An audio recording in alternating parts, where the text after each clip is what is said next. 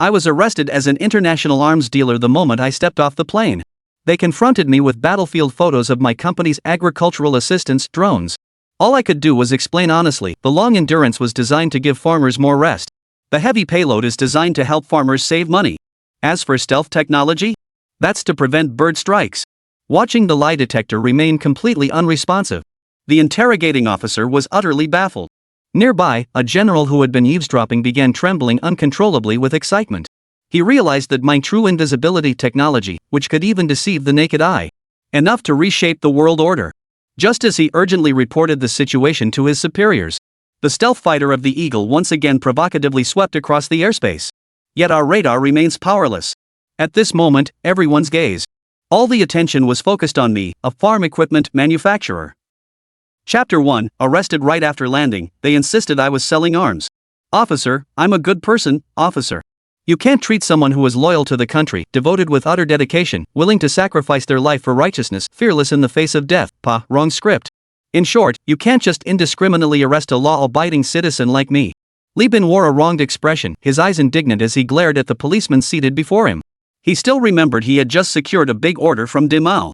The moment the client's deposit hit his account, he had rushed to catch a flight back home to start production arrangements. Who would have thought that he'd be arrested by the police right after getting off the plane? What's even more infuriating is that they didn't offer a single word of explanation when arresting him. Leading the operation was this thick-browed, big-eyed Officer Chen, who now sat facing him. He still remembered the only sentence Officer Chen had said to him upon their meeting. "That's him, take him away." Then 5 burly men suddenly sprang out from behind him, instantly grabbing hold of him from the back as a sack was thrown over his head. Before he could react, they forcefully shoved him into a specially modified police van. Then he was dragged to this godforsaken place. Li Bin looked somewhat nervous. He was originally a transmigrator who acquired a god-level scientific research system after crossing over. With the help of his system daddy, he achieved modest success in this parallel world. Now, he had already become the chairman of Xinghe Technology Company, Limited. The order secured at Dimao's place still requires him to oversee and manage it at the company. He couldn't afford to waste precious time here. At this moment, Officer Chen, sitting across from him, seemed to have just finished reviewing the files in hand, straightened up, and fixed a sharp gaze on him. "Explain your issues." Who would have thought that a renowned entrepreneur in Shihai City is actually an internationally notorious arms dealer? What irony. Upon hearing this, Li Bin's eyes widened in shock. "Since when have I become an arms dealer? Which dares to spread rumors about me?" You. Officer Chen saw Li Bin spewing vulgarities, a flicker of impatience flashing in his eyes. Bam! He slammed his hand on the table. He said coldly, "There's no use arguing now, facts speak louder than words. Confess your crimes now, and you might get a lighter sentence." Li Bin's eyes were bloodshot with anxiety as he hurriedly explained. "Officer, I swear I'm not an arms dealer. Our Stellar Tech Corporation has earned a stellar reputation throughout Shihai City. Our company has always conducted only legal business and earned reasonable profits. We wouldn't even dare underpay taxes by a single cent. How could we possibly dare to sell prohibited items like firearms?" Li Bin grew angrier the more he spoke. You could say anything else about him, but accusing him of arms dealing is just too much. He couldn't even stand watching chicken slaughter normally, and you dare frame him with a capital offense? Want to bet he'll faint right before your eyes? Watching Li Bin's stubborn refusal to admit defeat, Officer Chen remained completely unfazed. As if they'd truly uncovered Li Bin's evidence of international arms trafficking. He picked up a photo from the desk and handed it to Li Bin. "Take a look, is this your company's product? Such a prominent, produced by Xinghe label up there, you all are really something." When Officer Chen said this, he sounded almost like he was grinding his teeth in frustration. It's precisely the words made by Xinghe that have caused them countless troubles these past few days. These products bearing the production mark have unexpectedly appeared on the battlefields between Dimao and Ermao. This has thoroughly enraged the so-called peace advocates, who pounce like sharks smelling blood. They've been accusing the rabbit of meddling in the war and secretly supplying weapons to Dimao. Upon hearing this news, the top brass of the rabbit were also somewhat bewildered. When did they secretly supply weapons to Big Bear? Even they themselves had no idea. They immediately made a phone call, demanding a thorough investigation into the matter. To get to the bottom of this matter, the entire state apparatus was mobilized, and they quickly identified Li Bin and his affiliated Xinghe Technology Company, Limited. This is how the current scene came to be. And now, Li Bin felt completely baffled as he looked at the photo Detective Chen handed him. He raised his head, looking weakly at Officer Chen as he spoke. "Officer Chen, this is indeed our company's product. This stealth drone is our flagship product, independently developed and manufactured by our company. It measures 3 meters in length, stands 1.5 meters tall, with a maximum flight range of 4,000 kilometers and a payload capacity of up to 2 tons. And let me tell you, apart from the impressive specs I just mentioned, this drone has one most crucial feature. Li Bin stared at Officer Chen with a mysterious expression, pausing briefly before speaking again. That would be invisibility. Officer Chen furrowed his brows slightly as he watched Li Bin enthusiastically discussing his product. He tapped the table with a bent finger, saying impatiently, I asked you to explain your issues, not to mythologize your product. And invisibility? Why not say you can fly to the heavens? Hearing this, Li Bin glared at him defiantly. But it actually can fly to the heavens? Meanwhile, percent in an inconspicuous small room adjacent to the interrogation chamber, a live feed of the ongoing interrogation was displayed on a monitor. A middle-aged man with 2 stars on his shoulders had already stood up, staring intently at Li Bin on the monitor. His eyes were filled with shock. What had he just heard? 3 meters long and 1.5 meters high? Can fly 4,000 kilometers non-stop? Capable of carrying 2 tons? And it can even fling cloak? Suhai's mind was completely occupied by the parameters he had just heard from the surveillance footage. As military personnel, no one could understand better than them what this truly meant. Originally, the higher-ups sent him merely to express international concern over this matter. He too had thought it would just be a formality. But now, the fervor in Suhai's eyes could no longer be concealed. He couldn't even imagine what kind of role such a compact, long-endurance, heavy-lifting drone could play on the battlefield. After all, the range of conventional long-range missiles barely reaches around 4,000 kilometers, and their payload isn't necessarily even 2 tons. So what does that make this drone? Heavy-duty Oriental Express? There's also invisibility? Suhai only felt a sense of unreality. Just kidding, this challenge has stumped the entire rabid military academic community for decades. To this day, they still haven't been able to make fighter jets evade radar detection and achieve stealth. Yet a small-time arms dealer accomplished it? And even applied this technology to drones. If drones can use it, what about planes? If it were used on an aircraft? Hiss. I dare not even think about it. I simply dare not. Putting everything else aside, at the very least, the rabbits would no longer fear any country in the field of air defense, including Eagle. At this thought, Suhai, disregarding protocol and propriety, rushed out in a hurry. Chapter 2, Shocked General Su, Truly Invisible. Both Li Bin and Officer Chen were startled by Suhai, who suddenly barged in. Before the interrogation, the director of Shihai City's Public Security Bureau had informed Officer Chen, stating that this interrogation was of great importance and that the military would send a representative to oversee it. But Officer Chen never expected that the person who arrived would be a general with 2 stars on his shoulders. He quickly stood up and saluted Suhai. Hello, Chief. Suhai completely ignored Officer Chen, his eyes immediately locking onto Li Bin the moment he entered the room as if he had spotted some stunning beauty.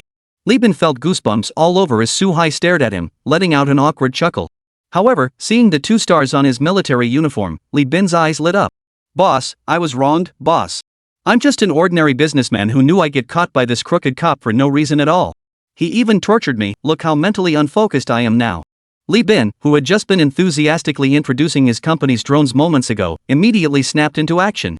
His face was deathly pale, devoid of any color, as he looked at Suhai with a deeply aggrieved expression. Captain Chen, standing nearby, almost popped a blood vessel watching Li Bin's Oscar-worthy acting performance. Fine, if that's how you want to play it. After the chief leaves, I'll let you experience what the hell torture really means. Officer Chen was worried that Suhai truly believed Li Bin's lies and was about to speak up to explain. Suhai waved his hand dismissively, having witnessed the entire interrogation process. He hadn't come here for such trivial matters. Suhai pointed at the photo in Li Bin's hand and asked sternly, looking at the somewhat frail Li Bin. Were the parameters you just mentioned based on real data? Hearing that Suhai actually inquired about their company's products, Li Bin immediately perked up. Of course. Officer, our data is based on at least thousands of experiments. Individual products may perform even more outstandingly. Seeing Li Bin so full of vigor at that moment, Officer Chen cursed silently in his heart. That guy's face changes faster than a dog's. At the mention of a certain product, he immediately changed his demeanor. But is this drone really as impressive as he claims? Officer Chen remained skeptical of what Li Bin had said. However, Suhai beside him did not doubt the veracity of Li Bin's statement. According to their intelligence, the combat effectiveness of the Russians had indeed inexplicably surged by a significant margin in recent days. Their Katyusha rockets had somehow silently appeared at the command center of the Ukrainian elite forces. It was later rumored that the Ukrainian commander at the time was so terrified that his soul almost left his body, kneeling on the ground begging for divine intervention. Afterward, Ermau couldn't figure out how Dumau's Katyusha had managed to penetrate their multi-layered anti-aircraft radar defenses. This even became a worldwide military equipment mystery. But now, Su-hai knew why. On the battlefield, a slight move in one part can affect the whole situation. Damo had acquired such powerful weapons from Li Bin, failing to pull off some major operation would truly be unworthy of their fighting nation reputation. As these thoughts became clear, Su Jirui's mouth nearly watered with anticipation. She shot Li Bin a somewhat resentful glance, feeling rather displeased. Why didn't this guy bring out such a good thing earlier? If it weren't for Damo becoming the center of this storm and Li Bin getting dragged into it, who knows how long this kid would have kept such a good thing hidden. Su-hai slightly furrowed his brows and asked with displeasure. You have such excellent military equipment, why didn't you contact the country first? With skills like yours, you could have made a fortune even domestically. Why take such huge risks as an arms dealer? Su-hai was puzzled. Hearing this, Li Bin realized Su-hai had misunderstood. He waved his hands repeatedly and said, Leader, you've misunderstood. The drone I designed isn't military equipment. This drone was specifically designed to support our farmers in response to the national call for rural revitalization. Its main function is to help farmers spray pesticides. Su-hai and Officer Chen were both enraged. This outrageous-sounding drone you claim was developed to help farmers spray pesticides. Who the hell would believe that? Do you take them for 3-year-old kids? Officer Chen let out a cold, mocking laugh. Why is the battery life so long? To reduce charging frequency, it allows farmers to rest more during the off-season. Then why is the load capacity set so high? Because it suits farmers with contiguous plots. This way, they only need to buy one unit, saving them money. Then why can it still turn invisible? Because some birds may attack drones flying in the sky, stealth capabilities can protect the drones as much as possible. Officer Chen was instantly rendered speechless. Vocal, his argument is so convincing that I have no grounds to refute. The polygraph beside them also never sounded an alarm. Everything Li Bin just said was true. Officer Chen immediately felt a headache coming on. What did all their hard work over these past few days even amount to? It proved the remarkable achievements of Star River Tech in aiding rural development. Meanwhile, Su-hai, standing to the side, trembled all over and stared at Li Bin in disbelief. Unable to conceal the fiery fervor in his eyes. The usually commanding General Su now resembled a child on the verge of having a wish fulfilled, gazing cautiously at Li Bin as he asked. You're saying this drone's stealth capability is invisible even to the naked eye? As a military man, Su-hai's sensitivity to military equipment far surpassed that of ordinary people like Officer Chen. After listening to Li Bin's words, he immediately realized something was wrong. Can a drone avoid birds by going invisible? How could it possibly prevent bird strikes? Birds aren't radar, they rely on actual visual sight. Even the most advanced military-equipped nation today, the Eagle State, cannot achieve complete invisibility for their stealth aircraft against naked eye detection. This was also their only means of detecting stealth fighter jets. If even the naked eye cannot detect the presence of stealth fighters. At this thought, Su-hai felt a chilling sweat break out down his back. Even Officer Chan's slowest nerves realized what this meant, staring wide-eyed at Li Bin. The previously noisy interrogation room instantly fell into silence, with only the increasingly heavy breathing of Su-hai and Officer Chen echoing in the space. Li Bin, however, looked at the two of them in confusion and asked with puzzlement in his voice. Right. Haven't I been emphasizing that my drone can turn invisible all along? If something can be detected by the naked eye, what kind of invisibility is that even? But the drone doesn't stay invisible during normal operation. You have to manually activate stealth mode. With that, he shook the photos in his hand and let out a scornful chuckle. Otherwise, thinking you could capture my drone with just a camera, keep dreaming. After hearing Li Bin's words, Su-hai and Police Officer Chen couldn't stop trembling. They exchanged a glance, realizing the gravity of the situation. Officer Chen picked up the interrogation record on the table directly, tore it into pieces, crumpled them up, and swallowed them in one bite. This is no longer just about arms trafficking. What arms dealer? Didn't you just hear our dear Li Bin say? They were selling agricultural drones.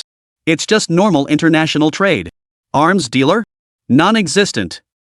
Chapter 3, My Apologies, Academician. General Su, who was known for his stern demeanor, now wore an expression of utter astonishment. He could find no words to describe his current state of mind. Shock, ecstasy, or perhaps both. It was no wonder Su-hai had lost his composure. The scene unfolding before him was simply too incredible to fathom. The military equipment dilemma that had plagued the entire Rabbit Nation for decades seemed so simple in the eyes of this shackled youth. It seemed less important than helping farmers spray pesticides. Only then did Officer Chen swallow the paper ball in his mouth, his face flushed as he looked at Su-hai. His face betrayed guilt as he asked. Ahem, sir. How should we proceed with today's case interrogation? Hearing Officer Chen's question, Su-hai snapped out of his daze. He shot him a disapproving glare and snapped. Interrogate? What rank do you hold that you dare interrogate our rabbit academician? If you dare show disrespect to our academician, you'd better ask if our rabbit army approves. Officer Chen froze in shock, his eyes widening. Commander! I never imagined you'd be this kind of commander.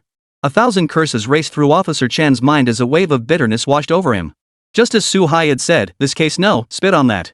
This incident was no longer something he could meddle in. Officer Chen pursed his lips and instinctively stepped aside, remaining silent. Li Bin watched their peculiar behavior with confusion. But the thought of his company waiting for him to return and take charge made Li Bin anxious. His expression turned urgent as he addressed them. Gentlemen, you've finished your questioning. I truly did not traffic in arms. Please, can I be allowed to return now? The orders I'm handling are truly urgent. If we breach the contract due to my personal circumstances, our company will have to pay a hefty penalty to the Demao side. Upon hearing this, Su Hai laughed heartily.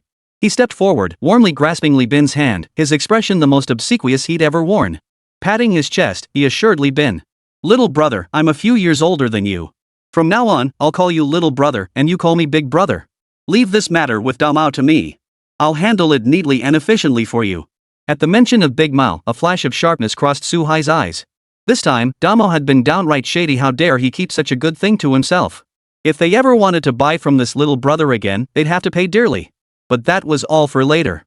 For now. Su Hai snapped back to reality and smiled at Li Bin again. Bro, just relax and stay here for a bit. It's not that I don't want you to leave, but today's events are too significant. I need to report this to the higher-ups. You don't want to keep getting hunted down as an arms dealer, do you? Li Bin found the reasoning sound, yet seeing Su Hai crouched beside him with that obsequious expression, he still couldn't shake a sense of unease. Just as he was about to speak, Su Hai cut him off. He had already risen to his feet, all trace of earlier obsequiousness vanished from his face. His expression turned stern as he glared at Officer Chen, who stood in the corner looking guilty. He ordered. I'll go report to headquarters first. You stay here and take good care of my little brother. If a single hair on my brother's head is harmed while he's under your care, I'll hold you personally responsible. Su Hai had now reclaimed the imposing authority of a general. Officer Chen nodded frantically. He was thoroughly intimidated by this formidable figure, a man who acted like a sycophant before Li Bin but barked orders at him. Seeing Officer Chen nod, Su Hai said no more. He gave Li Bin a nod and headed for the door. Today's events were simply too shocking. He needed to report to his superiors immediately. The mere thought of those drone specifications filled Su Hai with a burning passion. I wonder what expressions those old geezers will have when they find out. My country is finally getting its own stealth fighter and it's the real deal. Meanwhile, 1,000 kilometers away from Shihai City, several gray-haired men dressed in plain clothes sat around a round table. 3 of them wore military uniforms, their 3 stars gleaming in the direct sunlight. Those good-for-nothings. Do they think our funding just falls from the sky? How much research funding have we poured into them over the years? But where are the results? Where are the results? Just moments ago, Eagle's stealth fighter jet flew right over our rabbit territory, and we didn't even know it. We only found out because it was plastered all over someone else's newspapers. The elderly man seated at the head of the table now appeared visibly enraged, angrily slamming the documents he held onto the table. The other elders kept their heads bowed, afraid to cross the patriarch's displeasure. Observing the silent group, the patriarch suppressed his irritation and spoke in a deep voice. We can no longer. Before he could finish, the red telephone beside the patriarch suddenly rang. Every pair of eyes was instantly drawn to it, and the patriarch's expression turned grave. This was no ordinary call. The fact that it had reached this place signaled just how urgent the matter was. The moment the patriarch answered, an urgent voice rang out from the other end. Head of the clan, the Eagle's stealth fighters are here again. What? How did you detect their stealth fighters? We spotted them with the naked eye. If you saw them, why didn't you shoot them down? Those who violate our territory shall be punished, no matter how far they are. The patriarch slammed his fist on the table in fury, barking orders directly into the phone. There was a noticeable pause on the other end. Head of the family, while we can see them with our eyes, our radar systems simply cannot lock onto them. Our air defense systems are ineffective. The slow, measured voice from the other end of the line reached every ear present. The elders present all flushed with shame and indignation. Who would have thought that even today, they were still being held by the throat by the eagle? Nearly a century after founding the nation, they still hadn't fully escaped the fate of having their throats clamped by others. They still couldn't completely block these hostile forces from crossing their borders. They remained trapped in a situation where others could come and go as they pleased. How could these successors ever face the ancestors of the rabbit nation? The 3 elderly men in military uniforms were flushed with shame, one of them clenching his jaw with reddened eyes. As soldiers, they fought for the nation's honor. Yet now, as the nation suffers this profound humiliation, they could only sit here helplessly, a torment worse than death itself. Just then, the red telephone that had been hung up rang again.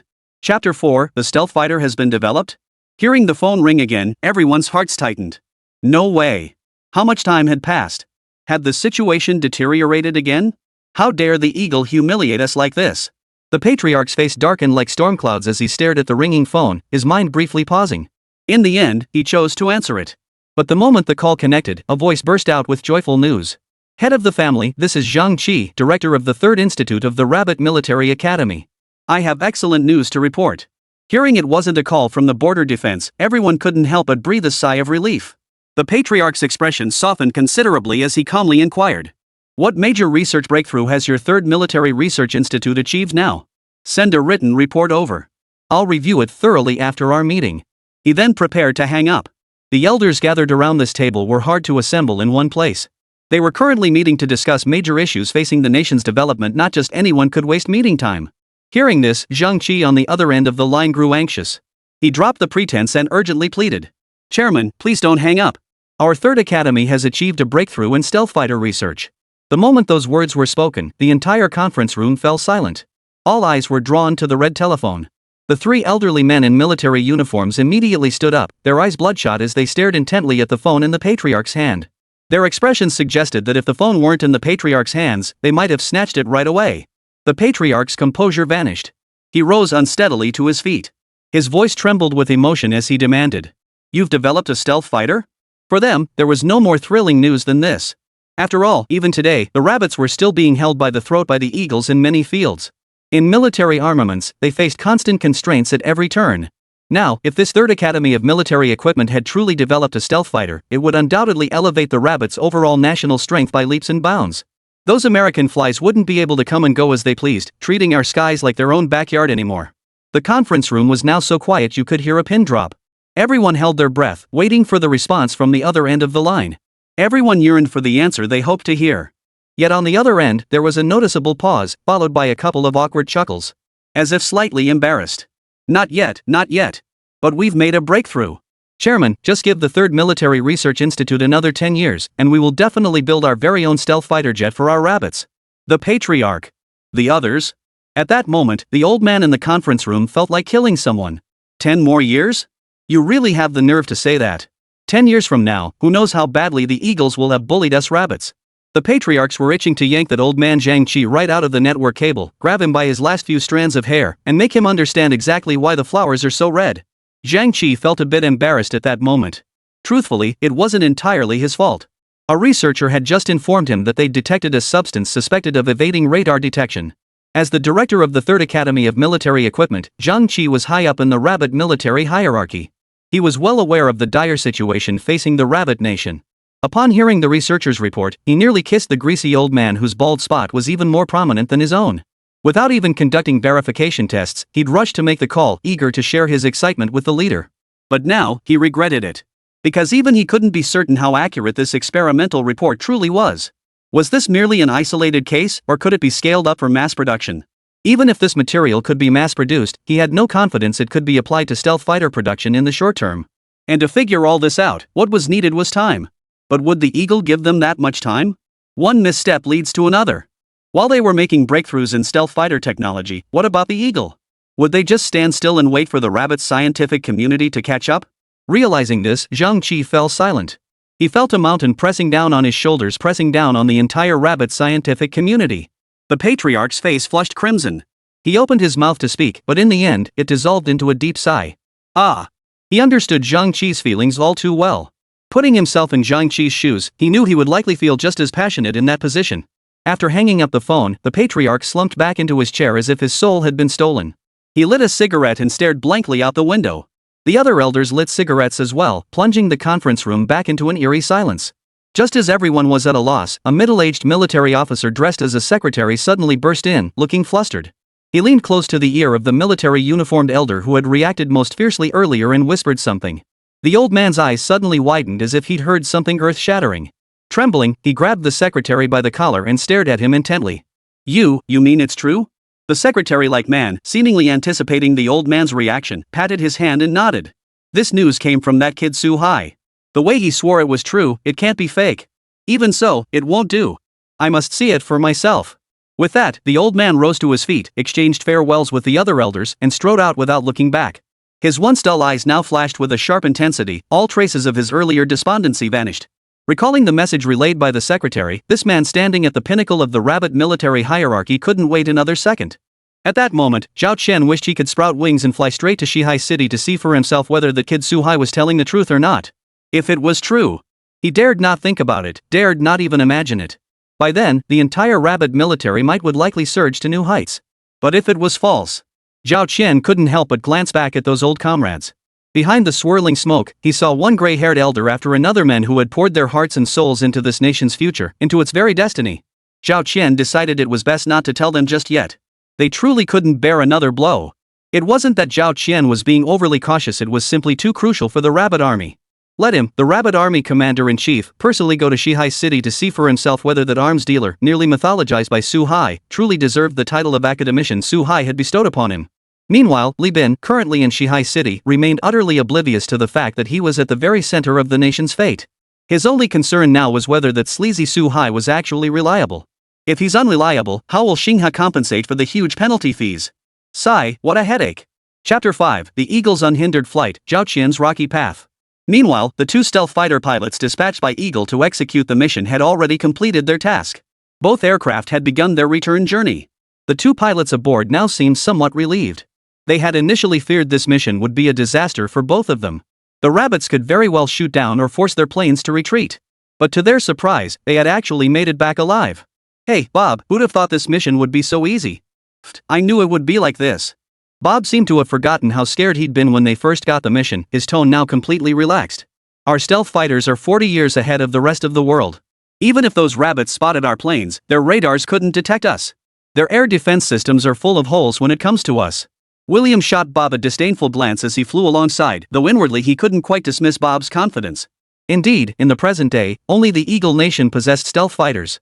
In today's increasingly modernized military landscape, this meant the Eagles consistently held the upper hand in air superiority during warfare. Even the mighty rabbits could do nothing against them. They could only watch as the Eagles moved freely through the skies. This left the two pilots feeling refreshed and invigorated. After all, until that moment, the cold sweat on their backs had never ceased. No one could remain calm flying over another nation's airspace, especially when that nation is the rabbit. Now, they could see the secret base below and had established contact with the control tower, preparing to land. Only then did they relax a little, trading boasts to boost each other's spirits. Even now, their legs were still shaking. The plane finally touched down. The base commander who ran over visibly relaxed upon seeing the two return safely. These two were the ace pilots of his secret base. If they had been lost inside, he would have been heartbroken for a long time. After all, who could be certain that ancient, mysterious nation wouldn't devise some method to counter their stealth fighters? Forget all that nonsense about technological superiority. Everyone knew those textbook military theories were utter rubbish when it came to that enigmatic rabbit nation. If not for opposing stances, Stephen would never have sent his aces on such pointless missions. William, Bob. Congratulations on completing the mission.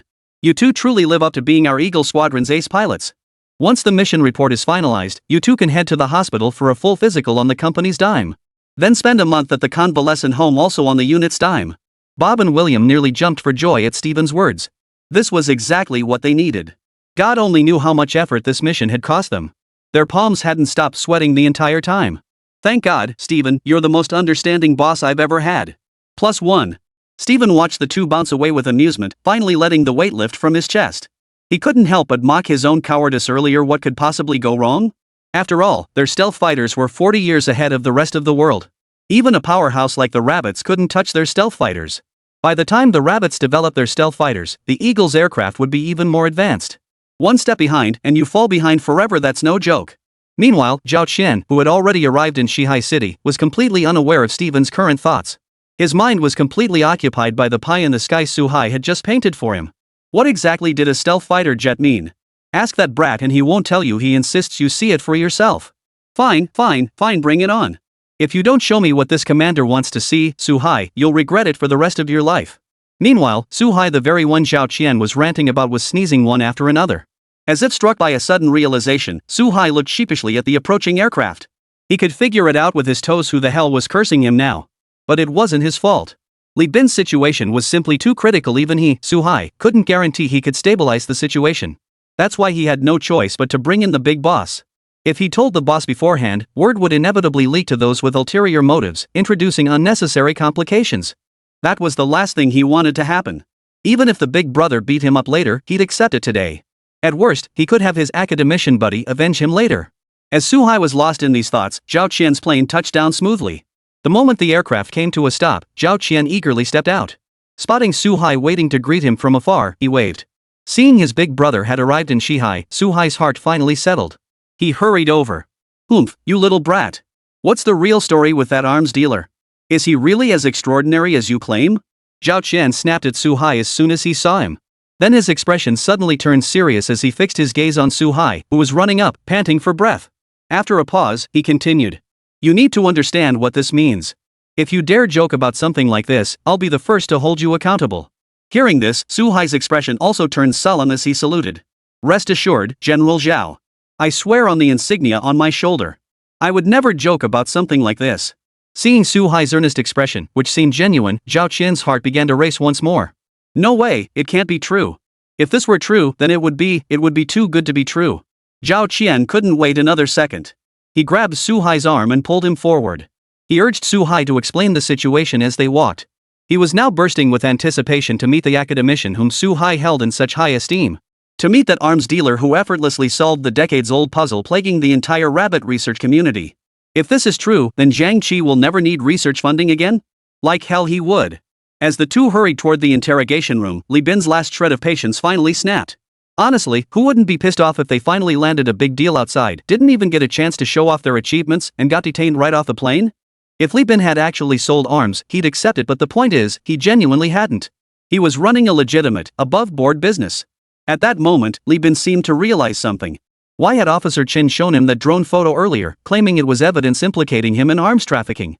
Could it be that thing was actually military equipment? But that drone model was genuinely designed to help farmers spray pesticides. Those specs were just to boost their Star River's core competitiveness. Was that a crime? Chapter 6, Misunderstanding. I'm a legitimate private enterprise. Half an hour later. Zhao Qian and Su Hai had already arrived at the interrogation room where the rabbit-like new academician was being held. At that moment, he was staring intently at Li Bin. On the way over, Su Hai had already briefed Zhao Qian on Li Bin and the specifics of his company, Galaxy Technology Company, Limited. As a general standing at the pinnacle of Rabbit's power pyramid, Zhao Qian naturally considered the implications more deeply. He immediately called the comrade in charge of intelligence work. He demanded they verify the information Su Hai had just provided at the fastest possible speed. He also ordered a detailed investigation into the recent battlefield activities of Big Mao and Second Mao. Upon receiving the order, the Rabbit intelligence personnel launched an even more detailed investigation into Big Mao's recent battlefield performance. After completing their mission, the intelligence officers were utterly stunned. Mao's battlefield performance during this period was nothing short of miraculous. Their supplies consistently bypassed Air Mao's defenses. No matter how many troops Air Mao deployed on the front lines, it was useless. The entire battlefield had become Mao's training ground. At press conferences, they declared that wherever Mao was targeted for bombing, it would inevitably happen. Even when Second Mao deployed the most advanced air defense systems there, they proved utterly useless. Not even a trace of these shells can be found. Moreover, Mao's entire military-industrial complex recently experienced an unprecedented upheaval. They secretly assembled all their military researchers, seemingly intent on cracking some mystery. These unusual activities immediately raised the suspicions of Rabbit intelligence operatives. They immediately compiled a report on these anomalies and submitted it to Zhao Qian. Zhao Qian stared at the contents of the report, his eyes widening as he drew a sharp breath. Damn it! He had thought Su Hai was exaggerating just to curry favor, but it turned out that was still holding back. Now standing before Li Bin, he trembled with excitement. He opened his mouth to speak, but his throat felt completely hoarse, unable to utter a single word. Li Bin watched Su Hai return, accompanied by another unfamiliar old man, and felt a surge of tension himself. Could these people really be suspecting him of being an arms dealer? Being a rabbit and an arms dealer would probably get you shot. He didn't want to end up here like this. He'd earned so much money after crossing over and hadn't even spent it yet. And what about that secretary in black stockings with a body to die for, who flirted with him every single day? And the huge company he'd worked so hard to build. The saddest tragedy in the world is dying with money left unspent. Zhao Qian had no idea what Li Bin was thinking. Suddenly it hit him the unusual behavior of the Mao military researchers in the report. What were they up to? Recalling that they sourced supplies from Li Bin, Zhao Qian instantly grew even more unsettled. He promptly nudged Su Hai beside him discreetly, then croaked out hesitantly. This. Academician Li. Oh, no, Mr. Li, right? Haha, since this is our first meeting, allow me to introduce myself. I'm Zhao Qian, in charge of military affairs for our rabbit group. Pleased to meet you. Zhao Qian walked over, grasped Li Bin's hand, and introduced himself warmly. Meanwhile, Officer Chen, who had been sitting in the corner, stood up, staring at Zhao Qian in utter shock. Vocal isn't that the guy who's always on TV? Even he had been stirred into action. He couldn't help but recall the initial scene of disrespect toward Li Bin, remembering the sackbag forced over Li Bin's head back then. He wanted to die right then and there, seriously. Li Bin quickly grabbed Zhao Qian's hand warmly. He'd seen it clearly. Even Su Hai lagged half a step behind this old man. Whether he could be saved depended entirely on today. Old Zhao, did you come here to sell arms for me? I must explain again, I truly did not sell any arms. You absolutely mustn't listen to those shameless people's baseless fabrications. This is damaging to us conscientious entrepreneurs. It's slander against those of us dedicated to contributing to rural revitalization. My equipment was genuinely designed to make life easier for our farmers. Seeing Li Bin's aggrieved expression, Zhao Qian smiled faintly. He patted Li Bin's hand, which was clasping his own, and countered. What arms dealer? Mr. Li says these were developed to support rural revitalization. That makes him a champion of agricultural products. He has absolutely nothing to do with arms. Rest assured, we'd never wrongly accuse an academician, a good person. Hearing Zhao Qian's assurance, Li Bin instantly relaxed. He genuinely feared they'd label him an arms dealer and lock him up. It nearly scared the life out of him. But then Zhao Qian's tone shifted abruptly. We believe in Mr. Li's innocence, but some people have raised doubts. After all, products from your company, Galaxy Technology Company, Limited, were indeed found on the battlefields of Big Mao and Second Mao. If someone were to insist he's an arms dealer, well, it wouldn't be entirely unfounded. Cold sweat instantly broke out on Li Bin's face. Mr. Zhao, what exactly do you mean by this? Zhao Qian's eyes flashed with sharpness, a surge of secret delight washing over him. Yet his expression remained one of feigned difficulty. Mr. Li, you know as well as I do that the military isn't something that can be decided by just one or two people. Even if we trust you, others might not. You must convince everyone that you're a good person, a conscientious entrepreneur, to avoid being branded an arms dealer. Li Bin pondered for a moment after hearing this. Old Zhao had a point. Even if he's willing to trust me, others might not. To shake off the arms dealer label, he must convince everyone that Star River Technology Company, Limited's products were developed for rural revitalization. It's all their fault they ended up on Damao's battlefield. They actually put their perfectly good drones to military use. What's even more infuriating is that they paid for damn agricultural drones. The thought alone sent a wave of anguish through Li Bin's chest. Noticing Li Bin's nod of agreement, Zhao Qian continued. It's not impossible to make everyone trust you and your company. Li Bin's face lit up. There was hope. He pressed for details. After persistent urging from Li Bin, Zhao Qian reluctantly relented. Unless. Meanwhile, at a secret military research facility in Rabbit Dragon City. After hanging up the phone, Zhang Qi slumped weakly into his office chair. The two young researchers beside him also had bloodshot eyes. They were well aware of the nation's current predicament. One of the female researchers, her eyes reddened, addressed Zhang Qi. Director Zhang, our third institute has done everything possible, but we still haven't found any clues about that radar-evading stealth fighter. It wasn't until today that we detected a material that might evade radar detection. Do we still have any hope? Chapter 7, Zhang Qi resolves, I need funding to build the gray machine. Zhang Qi's eyes reddened upon hearing the female researcher's words. Yes, they were already a step behind. It could be said that their stealth fighter development had only just taken its first steps. Meanwhile, this technology was no longer anything special for the eagle-eyed Americans. Even a fool could see they were undoubtedly researching more advanced fighters. If this continued, the rabbits would only fall further and further behind the eagles. At this thought, a flash of reluctance flickered in Zhang Qi's eyes. The rabbits had started from nothing, catching up step by step. From the very founding of their nation, they faced technological blockades imposed by those despicable hostile countries. Gritting their teeth, they built everything from scratch, step by step. Today, the Eastern Dragon had fully awakened, reclaiming its place at the forefront of the world in numerous fields. Yet now, the Eagle's aircraft could come and go as they pleased. Even when the rabbits see them with their own eyes, they lack the capability to shoot them down. Their air defenses, in certain areas, are as flimsy as paper. How can military researchers bear this? How can they face the nation and people who placed such high hopes in them? They refuse to accept it. They refuse to resign themselves to it. Even if thorns lie ahead, they will never falter. At this thought, Zhang Qi slammed his fist on the table. Thud! His eyes reddened as he swept his gaze across the two men seated before him, his voice thick with fury. We're already a step behind. We don't possess the most advanced technology. They've imposed a blockade on us, restricting our development from every possible angle. But we don't stand alone. Behind us stand tens of millions of lights. Our ancestors had far less in terms of hardware than we do now. They couldn't even ensure the most basic necessities of food and warmth. They forged paths through countless obstacles, so can we. Zhang Qi rose to his feet, overcome with emotion. The male researcher beside him listened, his face flushed. They may have been a step behind, but so what? Could their situation today possibly be worse than it was 60 years ago? What their predecessors achieved, they could achieve too. The female researcher gazed at Zhang Qi with admiration, her voice trembling with emotion. Director Zhang is right. We will overcome these challenges and never give up. Our nation needs us, our people need us. If conditions permit, we'll proceed. If they don't, we'll create the conditions to proceed. Zhang Qi watched as the gloom faded from the two young researchers' eyes, nodding with satisfaction. Get back to your research immediately. Determine the parameters of that material as quickly as possible. If it truly can evade radar detection and achieve stealth effects, submit a project proposal right away. I'll handle the funding. Hearing the director's assurance, the two young researchers sprang to their feet as if energized by adrenaline, turning and striding out the door. They needed to dive back into their work immediately, racing to develop our very own stealth fighter jet. Watching them disappear down the hallway, Zhang Qi sank back into his chair with a sigh, his eyes clouding over with worry. His words had been sincere, but the reality was far from the ease he had conveyed. Any military product that passes testing and enters mass production requires at least 5 to 6 years from start to finish. But did the rabbits really have that kind of time now? Would the eagle really give them that kind of time?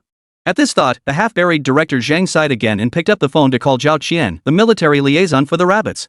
Just as he had said, they couldn't abandon their mission simply because of difficulties. That wasn't how the rabbits operated. As the director, he must lead by example, tackling the most fundamental and tedious tasks of the entire research effort. That is, securing funding. Zhao Qian, whom Zhang Qi had been thinking about, now stared expectantly at Li Bin, whose face was ashen. A wave of frustration washed over Li Bin. This kindly-looking old man had actually proposed that he participate in the research for the new rabbit fighter jet. And between the lines, there was even an implication that he should lead this national sword-forging project. Are you sure this won't cement my reputation as an arms dealer? Bitterness welled up inside Li Bin. Zhao Qian caught every flicker of his expression. As the saying goes, age brings wisdom. Zhao Qian instantly grasped what was troubling Li Bin. With a faint smile, he spoke calmly. Rest assured, Mr. Li. We'll remember your contributions to the nation. Then you'll be a legitimate military contractor, protected by the state. Who would dare call you an arms dealer? Listening to Zhao Qian's gentle persuasion, Li Bin found some logic in it, yet something still felt off. It suddenly hit him, he knew nothing about developing fighter jets. All those bizarre products his company made were based on blueprints provided by the system father. Asking him to lead fighter jet development? That was ridiculous. But if he refused now, what if this old man pinned the arms dealer label on him for good? His money, his secretary, his company. What about all the things he cared about? At that thought, Li Bin's resolve hardened. So what if it meant building an aircraft? Build it. With his resolve set, he quickly murmured in his mind. System Dad, what are my current development and adoption rates? The moment the words left his lips, a mechanical voice, seemingly devoid of emotion, echoed in his mind. Host request received. Currently detecting research development and adoption rate for stealth drone nut. Scan complete. Host stealth drone RD progress is 20%. Product adoption rate 10%. Both your product development progress and adoption rate are severely insufficient. We urge you to work diligently to elevate the stealth drone to 100% development and adoption. Upon achieving this milestone, the system will release the next product and reward you with massive research points. Li Bin stared at the two figures, both below 50%, a wave of bitterness washing over him. Product development level refers to the host's mastery of all technological aspects related to that product, essentially, their ability to proficiently apply these technologies in the present world. Only upon reaching 100% development will the system grant blueprints for the next research product. Product adoption rate measured how widely these technologies and their associated industrial products were used in society. The higher the adoption rate, the greater the research points earned. He could exchange these research points for other technological products in the system store, but these items were all single-use consumables that didn't grant him mastery of the underlying technology. It was precisely through the system-provided technological products, far surpassing modern capabilities, that he built the now-renowned Galaxy Technology Company, Limited, famous throughout the entire city of Shihai. Now, Zhao Qian wanted him to participate in developing a new fighter jet, a prospect that left him deeply troubled. Chapter 8, A Private Company Building Aircraft? Zhao Qian, you're leading me astray. If Zhao Qian insisted on making him help build the aircraft, it wasn't impossible. But it must utilize the technological products he had already acquired. Otherwise, he simply had no way to proceed. As this thought crossed his mind, Li Bin's eyes darted toward the kindly-looking old man before him. He tentatively asked, Old Zhao, could you elaborate on the aircraft you want me to help build? If it's beyond my capabilities, I simply can't do it. Zhao Qian smiled faintly and glanced sideways at him. Don't you know what kind of aircraft we're building, Mr. Li? It's that technology your company uses in drones, the one that enables stealth capabilities. At this point, even Zhao Qian's tone lost its feigned calm. There was no doubt that Damo had already begun attempting to crack the technology behind Li Bin's drone. If they gained the upper hand, he'd be devastated. Hearing Zhao Qian's request, Li Bin actually breathed a sigh of relief. Thankfully, he wasn't asking for something impossible. If it was merely adapting the technology from their current drone model to a fighter jet, he could certainly give it a shot. It might even boost the development and adoption of this technology. The thought warmed Li Bin's heart. Applying this technology to fighter jets was something he'd never even dared to imagine before. If he succeeded, he was confident the development level would reach at least 70%, maybe even higher. For that development level alone, it was worth Li Bin giving it a shot. With these thoughts clarified, Li Bin no longer felt resistance. He lowered his head in hesitation for a moment before saying, "If that's the case, then it's not impossible. But I can't guarantee success. To be honest, we haven't fully grasped this technology yet. It will take time." I'm just glad you agreed. I don't need you to make any solemn pledges, just do your best." Upon receiving Li Bin's affirmative response, Zhao Qian instantly relaxed and burst into hearty laughter. As for Li Bin's claim that they hadn't mastered the technology, Zhao Qian didn't give it a second thought. Come on. If he truly hadn't mastered it, how else could he have integrated these systems into the drones? Zhao Qian felt a heavy weight lift from his shoulders, leaving him refreshed and invigorated. His tone grew resolute. Then this task is yours. If you run into any difficulties, don't hesitate to come to me. What I can handle, I won't refuse. What I can't, I'll escalate. Rest assured, I'll provide your RD team with the best possible research conditions. No need. I'll compile a list of the materials we require shortly. I'd appreciate it if you could arrange for these materials to be delivered to our company, Mr. Zhao. I plan to stick with our company's original team, After all, we're all used to working together. Changing personnel might cause some adjustment issues. Zhao Qian found this reasonable and agreed to the request. Forget minor requests. If Li Bin asked for the moon now, Zhao Qian would try his best to deliver. Seeing Zhao Qian's agreement, Li Bin felt relieved. He didn't know anything about research. He'd still have to rely on his system dad when the time came. If Zhao Qian and his team ever found out, he'd have no way to explain it. He might even end up dissected for research. As for the people at their company, Li Bin wasn't worried about them. Because aside from a few select positions like the sexy secretary, everyone else in his company was obviously just a bionic human who only took orders from him. How else could he maintain his facade as a time traveler? The two then discussed some finer details, and by the end, they couldn't help but exchange a glance and burst into laughter. Even now, they both felt they'd gotten the better end of the deal. Meanwhile, thousands of miles away from Shihai City, in a secret military base, a group of gray-haired foreign old men sat together. They stared at a drone bearing the words Star River Production in bold letters, wringing their hair in agony. Oh my god, this is not scientific. How did he do it? We can't even analyze the materials used in this drone. Hesrif, seated among the group, pushed his glasses up his nose in confusion. Egiwa, standing nearby, shook her head in equal bewilderment. This is nothing short of a disgrace to our entire military-industrial complex. With all these scientists here, we can't even find a single clue to decipher this drone. What a waste. If we could apply this drone's technology to fighter jets, we could finally develop our own stealth fighter.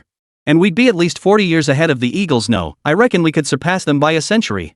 Hesrif wholeheartedly agreed with Egiwa's viewpoint and lamented their failure to apply this technology to fighter jets. Hey, wasn't this drone bought from the rabbits? We could just buy the technology from them. Right, this drone was bought from a small agricultural machinery company in Rabbit. The owner even said it was designed and developed to support rural revitalization. Everyone burst into laughter upon hearing this explanation. How could such a crucial, cutting-edge military-grade device possibly be developed by a tiny agricultural machinery shop? Haven't you seen all these scientists huddled together, unable to even crack this drone? Hesrif sneered. This was probably developed by some multinational arms conglomerate. They just found a farm machinery workshop in Rabbit Town to use as a cover. As he spoke, Hesrif radiated confidence, convinced he had uncovered the truth. The others nodded in agreement, clearly finding his theory closest to their own suspicions. But Elena, standing nearby, frowned. Are we really incapable of cracking the technology behind this drone? You must understand that our country is currently at war. Our military desperately needs this technology. The others rolled their eyes at Elena's remark. This woman belonged to the military. Despite her youth, she had risen to the rank of general through her own military achievements. With her graceful figure, she was indeed a legendary figure in the Great Mao military. But she knew nothing about military engineering. Such advanced technology, practically a sci-fi marvel, how could they possibly crack it? Seeing the expressions on these old men and women, Elena lost all hope. Her gaze fell upon the words Star River Production printed on the drone, and she stared blankly. Just how brilliant must one be to reach such divine heights? This was true stealth technology. Chapter 9, Big Mao, Galaxy Tech is truly terrifying. Seeing everyone at a loss, Elena couldn't help but sigh. Everyone, let's think of another solution. We still need to develop our own stealth fighter. Elena's right about that. We still need to consider what's best for the country. Hesrif chimed in. But we really don't have the capability to crack this drone's technology, do we? Exactly. We want to develop our own fighter jet too. Everyone wanted to crack this drone and apply its technology to their stealth fighters, but alas, it was beyond their reach. After a moment's thought, Ijiva spoke up. I do have an idea. All eyes turned to her. Since we truly can't solve the problem ourselves, let's go find the ones who created it. Though this technology is controlled by those greedy arms dealers, it comes with a price.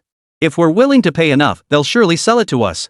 The others suddenly understood, feeling as though a light bulb had gone off in their heads. But we don't even know where they are. How can we find them? Hesrif asked in confusion. Everyone shot him a look of contempt, some even shifting their chairs as if embarrassed to be associated with him. Elena, who held the elder in some respect, explained helplessly. Of course we don't know where these arms dealers are, but Stellar Tech definitely does. Finding them means we'll find the people behind them. Hesrif finally understood upon hearing this. Right. They bought these drones from Galaxy Tech's agricultural machinery factory. They must have the arms dealer's contact information. Meanwhile, Li Bin remained unaware that Demao's crew had already labeled him a full-fledged arms dealer. If he knew, he'd be cursing them out for their lack of business ethics. He was currently accompanying Zhao Qian and Su Hai on a tour of their Star River Technology machinery factory. Mr. Li, we hope this sudden visit isn't disturbing the workers in the middle of production? Li Bin couldn't help but roll his eyes at this remark. Look at you talking like that. Why didn't you think of that when you arrived? By now, Zhao Qian, Su Hai, and their entourage were utterly stunned by the factory before them. They had never seen such a sci-fi-like factory before. The entire structure was encased in an unknown silver material, inlaid with blood-red symbols. Viewed from a distance, it resembled a spaceship straight out of a movie. One glance made you wonder if this was truly achievable with Earth's current technology? Li Bin watched Zhao Qian and the others, their faces drained of color, with a hint of smug satisfaction. This was the spaceship model he'd saved up for ages to redeem from the system store. Using it as a factory building was undoubtedly the best possible facade. Anyone who saw it would immediately think, Star River Tech must be a powerhouse. Their products must be expensive and high-end. Clearly, Zhao Qian and his group were now stunned by their own factory building. Li Bin felt a surge of pride as he declared. No problem, no problem. What could our little factory possibly achieve? It's an honor to have you here, Mr. Zhao. He had finally grasped the situation. Su Hai and Zhao Qian were here for the technology behind his stealth drones. It made perfect sense. Ever since awakening the system, Li Bin had understood this. After all, producing technology so far ahead of its time was bound to make waves. But the way their acquaintance began was something he never could have imagined. Ignoring Li Bin's tone, Zhao Qian looked inside expectantly. No wonder they developed and produced the stealth drone, but is the scene inside as breathtaking as its exterior? Li Bin chuckled heartily, leading Zhao Qian and the others into the factory. The moment they entered the factory grounds, the group already somewhat resistant to surprises was once again stunned by the sight before them. Before them, numerous robots traversed the factory floor, operating machinery. Others, like figures from a sci-fi film, wore silver eco-suits as they moved about. And those silver mechanical contraptions made of materials they couldn't identify, each scene pierced their nerves deeply. Such a scene was rare even in movies. The two scientists accompanying the group were particularly moved. What researcher wouldn't dream of working in a workshop like this, the kind only seen in big-budget movies? At that moment, two figures who had been waiting there approached them. One was Chen Meilin, the beautiful secretary Li Bin had been thinking about even in the interrogation room. She wore an executive-style suit, her straight trouser legs and shirt straining at the seams, showcasing her feminine charm. She swayed her hips as she approached the group. Good afternoon, Chairman Li, distinguished leaders. Welcome to our Galaxy Technology for your visit and guidance. She bowed slightly to the group, her every movement drawing everyone's attention.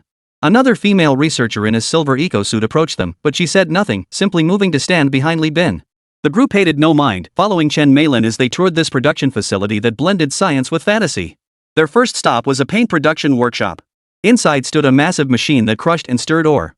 Once reduced to fine particles, the ore was immediately collected into barrels and transported to the next stage.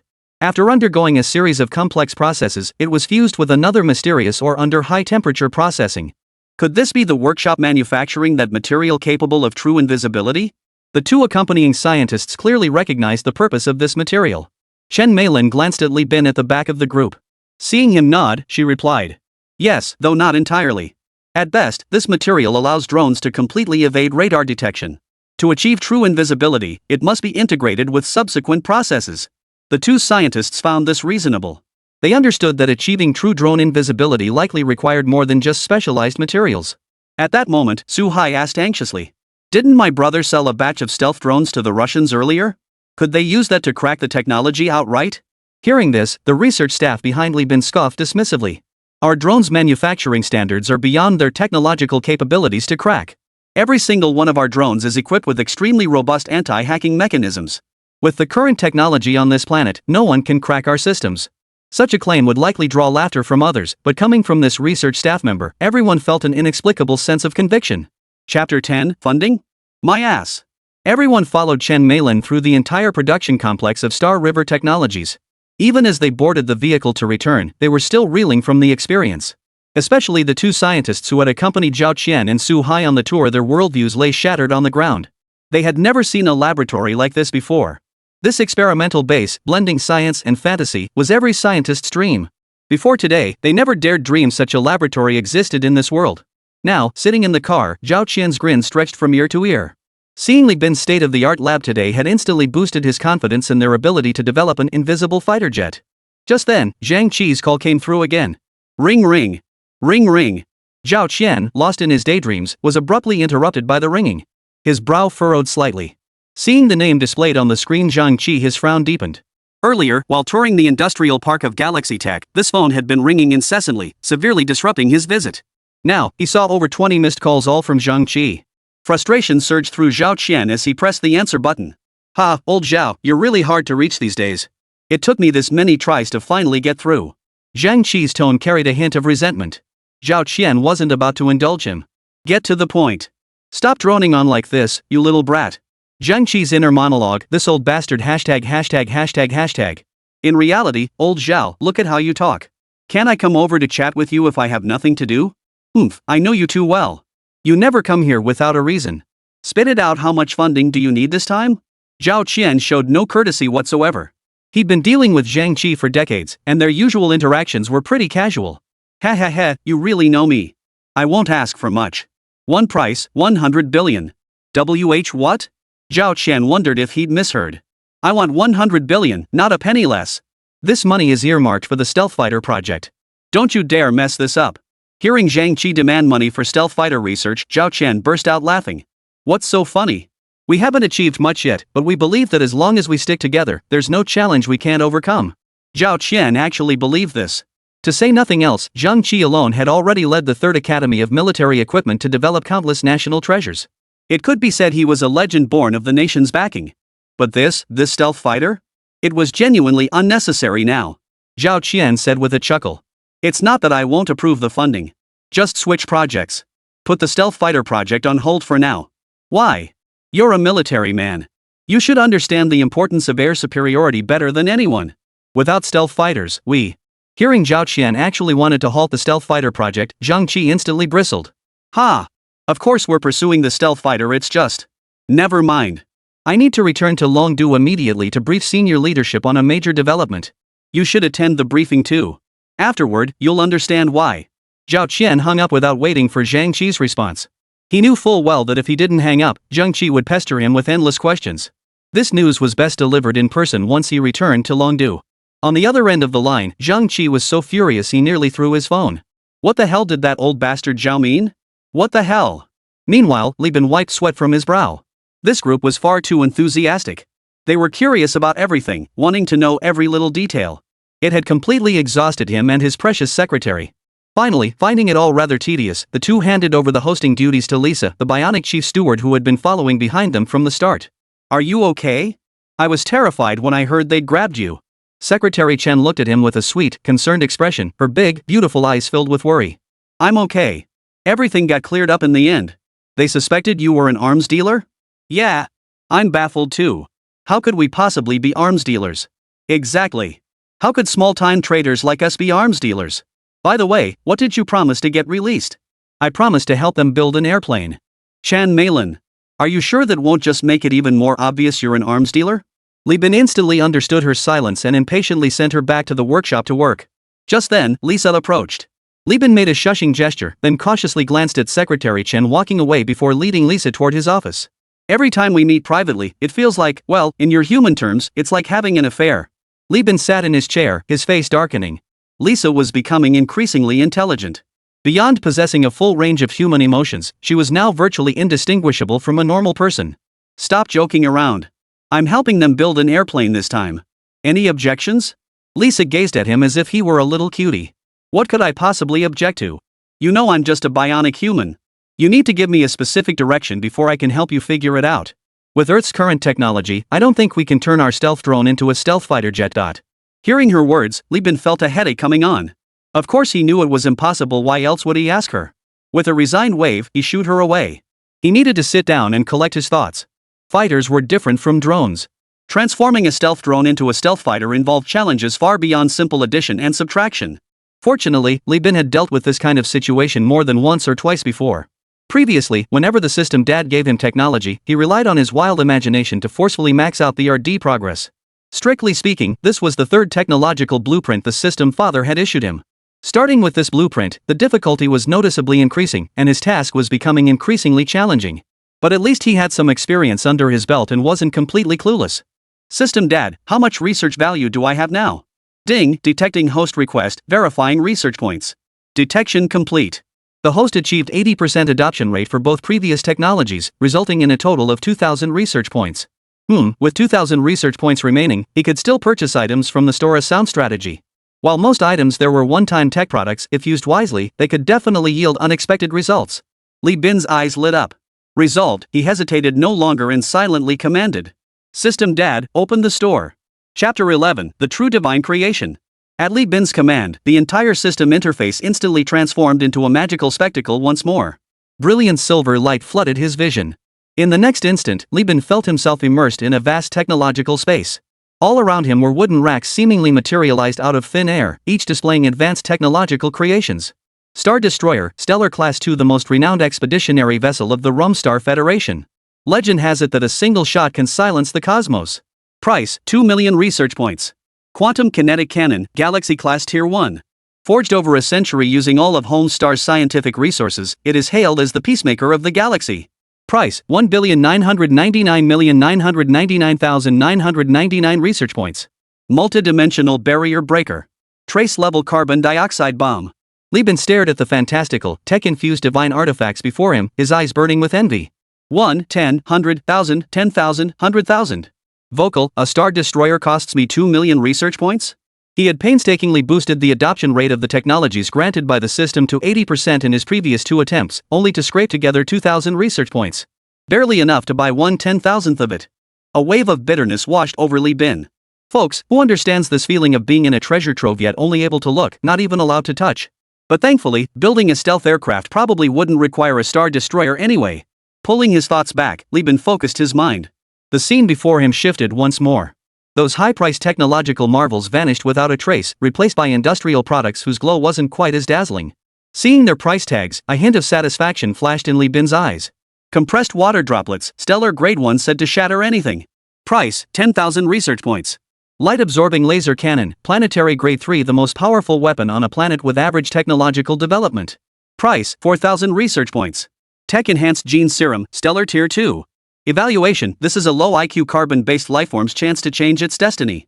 Price, 1,999 research points. System note, you need it. Trust me, poor host, you absolutely need it. Seeing the clever system note beneath the tech-enhanced gene serum, Li Bin's eye twitched.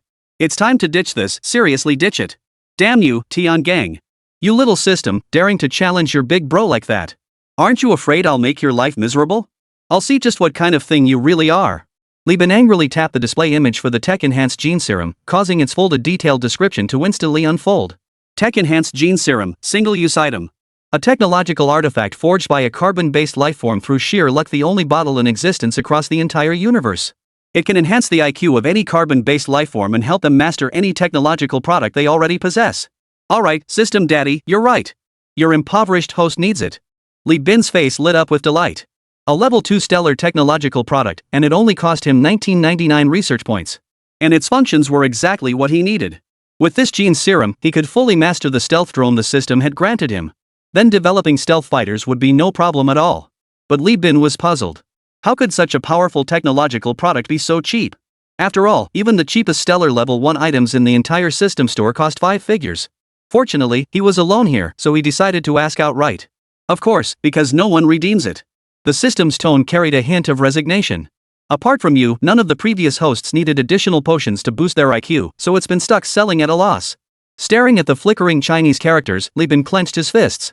Damn it, look down on again. Not long after, Li Bin sat in his office, staring at a vibrant vial of potion on his desk, his heart finally settling. Though that little system often mocked him, it was still reliable when it came to getting things done. Li Bin reassured himself inwardly. But the thought of having only 1 point of research value left made his heart clench. Without hesitation, he grabbed the tech-enhanced gene potion he'd exchanged from the system store and injected it into his arm. You can't catch a wolf without sacrificing the lamb. His only hope now was to wait until he fully mastered the stealth drone and then frantically grind its popularity to make up for it. After the injection, darkness engulfed his vision and he lost consciousness. Meanwhile, at Kyoto Airport, 1,000 miles away from Shihai City. The moment the plane came to a stop, a balding elderly man hurriedly disembarked. 2 young men followed behind him, their faces etched with concern. The man was none other than Zhang Qi, director of the 3rd Military Research Institute. Ever since Zhao Qian hung up on him, Zhang Qi couldn't wait a moment longer and immediately boarded a flight to Kyoto. He simply couldn't fathom why the stealth fighter project, which had been progressing smoothly, was suddenly being halted. Zhao Qian wasn't some greenhorn, he knew exactly what the stealth fighter meant. By now, Zhang Qi had already dialed other high-ranking officials. Hello, old Wu, it's Zhang Qi. What the hell is old Zhao up to now? Why did he suddenly shut down my project? Wu Weming on the other end was baffled. He too was a high-ranking official in the Rabbit military, serving as the overall commander of the Rabbit Air Force. He was well aware of what Zhang Qi was currently researching, which only deepened his confusion. Zhang, I know you're anxious, but hold on. Hold on, I'll find out what's going on. We have no clue what that old fox Zhao is up to either. He just called to convene a high-level meeting, saying there's a crucial matter to announce and discuss. It's probably related to this matter. I'll ask around for you when the time comes. Zhang Qi on the other end clearly wasn't convinced. I'm attending this meeting too. I need to confront him face to face. Why is he suddenly shutting down my project? Wu Weming saw no reason to object. As the director of the 3rd Academy of Military Equipment, Zhang Qi was technically a high-ranking military official and certainly qualified to attend. Meanwhile, Zhao Qian had already arrived in the capital. He was far from aware of the storm brewing around him. Right now, he and his secretary were busy organizing the materials at hand. Some were intelligence agency assessments and reports, others were product photos from Galaxy Tech, and there were even images captured inside their workshop. All of this was the evidence he intended to present at the upcoming meeting. This undoubtedly represented Rabbit's highest-level classified information, which is why every single attendee at the upcoming meeting was a high-ranking executive from Rabbit. Zhao Qian suddenly seemed struck by a thought and burst into laughter. Ha ha ha! I can just picture that old codger Zhang Qi cursing me out. The secretary standing nearby was speechless, though bickering between these two had become routine. President Zhang probably can't wait any longer. He's not the only one impatient. Zhao Qian suddenly grew serious. The whole Rabbit is beside themselves with impatience. Chapter 12, Mastery achieved the stealth drone. At this moment, Li Bin remained unaware that he, a mere agricultural machinery manufacturer, had already caused such a stir among the Rabbit's high-ranking officials. At this moment, the transformation wrought by the tech-enhanced gene serum had reached a critical stage. All he felt now was a tingling sensation throughout his body, as if something new had taken root deep within his blood. His entire skin began to flush crimson, even emitting wisps of steam. Suddenly, his mind cleared, as if all the heat in his body was converging into his brain. Ah! His mind felt like it was being torn apart by tens of thousands of ants, the agony forcing a scream from his throat. Fortunately, the pain came swiftly and faded just as quickly. Before long, he felt a sudden lightness throughout his body. Now! Immediately retrieve the invisible drone blueprints. The system's sudden alert made Li Bin act without delay. Gritting his teeth against the searing agony, he opened the hidden safe tucked into the corner of his desk and retrieved the original blueprints for the stealth drone the system had given him. In an instant, it felt as though a sudden flash of insight ignited within his mind. His comprehension seemed to skyrocket. The blueprints, which had previously seemed vague and unclear, suddenly made perfect sense. So this is why this material is placed here. Now I finally understand why this component must be crafted with such precision. So the secret to the stealth drone's invisibility isn't the paint, it's the assembly. The more Li Bin studied, the brighter his eyes grew. He now felt as if he had completely immersed himself in an ocean of knowledge, with formulas spontaneously forming in his mind. He was like a sponge, soaking up knowledge far beyond modern technology. After a long while, Li Bin reluctantly set down the blueprint in his hands. That moment of clarity had passed, but thankfully the system had alerted him just in time, otherwise he might have missed this golden opportunity. Now, he had fully mastered the divine creation known as the stealth drone. Every structural principle, every single screw. This is huge. This is huge. The stealth drone possessed far more than just its stealth technology, which already far surpassed current capabilities. Its lithium batteries, flight systems, and even material processing techniques were light years ahead of today's standards. Forget stealth fighters, Li Bin now felt that if he could properly apply the knowledge in his head, he could at least establish a high-tech industrial cluster for the rabbits. At the very least, propel rabbits' entire technological advancement forward by 50 years. A gleam of determination flashed in Li Bin's eyes. This advancement was comprehensive for him. From now on, he was no longer merely an agricultural machinery manufacturer, but a researcher wielding cutting-edge technology. His intelligence now ranked among the pinnacle of human civilization. Li Bin slowly sat down, recalling the entire sequence of events since he was captured and forced to agree to build the stealth fighter for Zhao Qian. In his mind, the entire picture had already been reconstructed. He surmised that what he had originally thought was an invisible drone for farmers had been imported by the Russians and deployed on the battlefield. Given the specifications of the stealth drone, its deployment on the battlefield would undoubtedly make it a formidable weapon, likely drawing the attention and scrutiny of nations worldwide in no time. That's how he got dragged into this mess. However, they likely hadn't seen the drone's stealth configuration, so their initial interest in him was minimal. It wasn't until later, upon learning the full specifications and capabilities of their own product, that the higher-ups were shocked, leading to the request for him to help build a stealth fighter. A flash of realization crossed Li Bin's eyes. Presumably, only the top brass in Russia and the US know he possesses such a game-changing weapon now. Otherwise, well, there'd be no peace left in the future. The prospect of helping the Rabbit Nation build a stealth fighter stirred something within Li Bin. Undoubtedly, building a stealth fighter posed no challenge whatsoever for him now. Moreover, having been a rabbit person before his transmigration, he was more than willing to help the rabbits enhance their national strength and technological prowess. Moreover, this would massively boost his popularity, granting him enormous benefits within the system. It was a win-win situation. With that thought, he sprang into action. Li Bin pulled out a sheet of paper and meticulously analyzed the materials required for building the stealth fighter, along with how to best adapt it to the environment of present-day Blue Star. Meanwhile, in a secluded conference room in the capital, a bustling crowd of elders took their seats. Among them were familiar faces often seen on television, and even some highly influential, secretive high-ranking officials had made an appearance. Many had traveled long distances to attend, their solemn expressions fixed on the middle-aged man standing at the conference's center.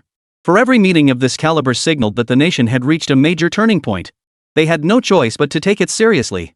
Standing at the center of the conference was none other than Zhao Qian's secretary, who was organizing the materials in his hands and presenting them in PowerPoint format. As the slides detailed the current battlefield situation in Damao, confusion began to stir among the attendees. Wu Yueming nudged Zhao Qian, who sat right beside him, with his elbow and asked, "Old Zhao, what the hell are you up to? Why all the secrecy? Can't you just come out and say it now?" Zhang Qi, however, wasn't so patient. He stood up abruptly, walked to the center of the meeting, and confronted Zhao Qian. "Zhao, why did you shut down my project? You must give me a reason right here in front of everyone today, or I won't let this go." The room erupted in an uproar at his words.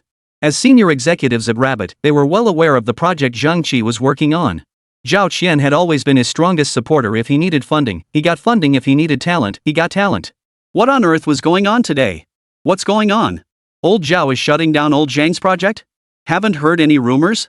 Aren't those two usually thick as thieves? We absolutely must support Director Zhang's project. If it's halted, where will we get our stealth fighter? Facing Zhang Qi's questioning and the puzzled looks around him, Zhao Qian simply stood up, smiled, and said, "Zhang Qi, I'm not necessarily set on halting your project. And everyone here, please let's review the entire presentation together before discussing. I guarantee you, Zhang Qi, that by the time we're done, you won't even want to continue your research."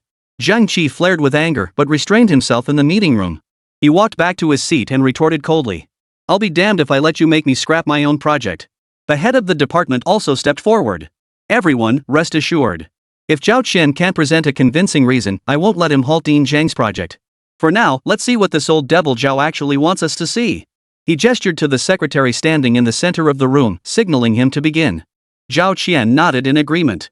The secretary then began playing the PowerPoint presentation on the screen, distributing printed copies to everyone present. Chapter 13, This stealth fighter, you won't even touch it if we ask you to. As the materials were flipped through at the beginning, everyone felt there was nothing unusual. They were mostly about Damao's battlefield performance, much of it publicly available data, and they didn't see anything unusual. That is, until the slide displayed images of the big Mao's Gachasha materializing out of thin air at the second Mao's base. Only then did the audience sit up and take notice. "Leaders, what you're seeing now is a holographic image of Russia's Galashka materializing out of thin air inside China's military base. You all have this photo in your materials. Yet our professional military researchers can find absolutely no clues in it. In other words, this high-yield bomb silently bypassed Mao's layered trench defenses, evaded the world's most advanced satellites, and even escaped detection by the naked eye only to materialize inside Mao's military base. Everyone here surely understands what this implies. Secretary Zhao Qian's words carried weight, and the previously noisy conference room fell silent as he continued. The expressions on everyone's faces grew serious. Some even directly asked Zhang Qi about the significance of this. It means that Big Mao's Gakushisha could just as easily appear silently in our rabbit capital. Zhang Qi explained, his face darkening. At these words, every face in the room turned pale. What did that mean? Big Mao's Gakushisha can appear in the capital without a sound? Even Eagle's stealth fighter couldn't achieve that. Amidst their shock and fear, doubt began to creep in. After all, in their eyes, the Eagle's stealth fighter was already considered world-leading.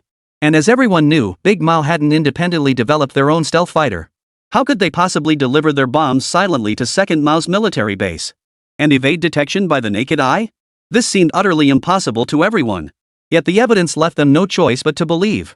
The secretary swiped down a slide in the presentation, revealing assessments from major global military research centers on this incident.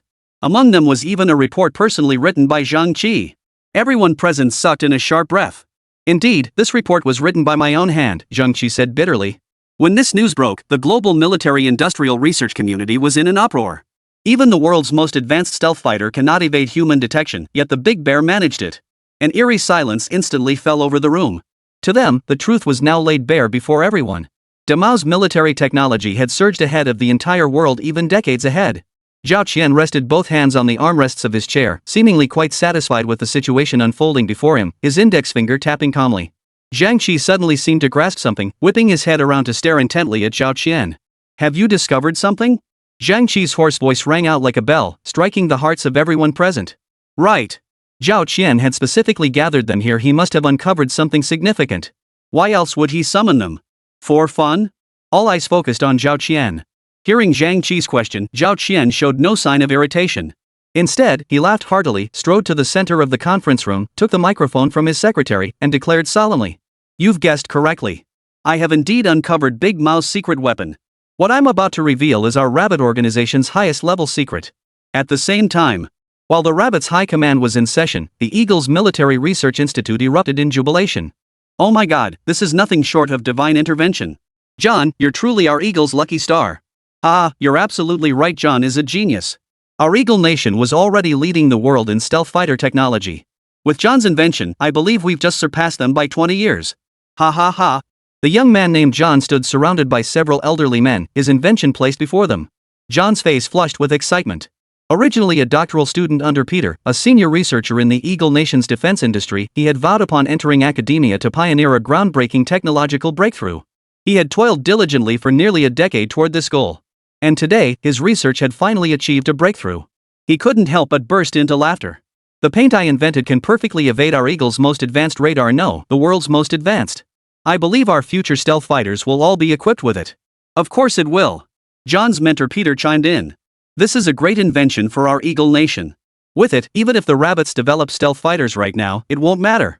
The most advanced technology will always belong to us Eagles. Everyone present nodded in agreement.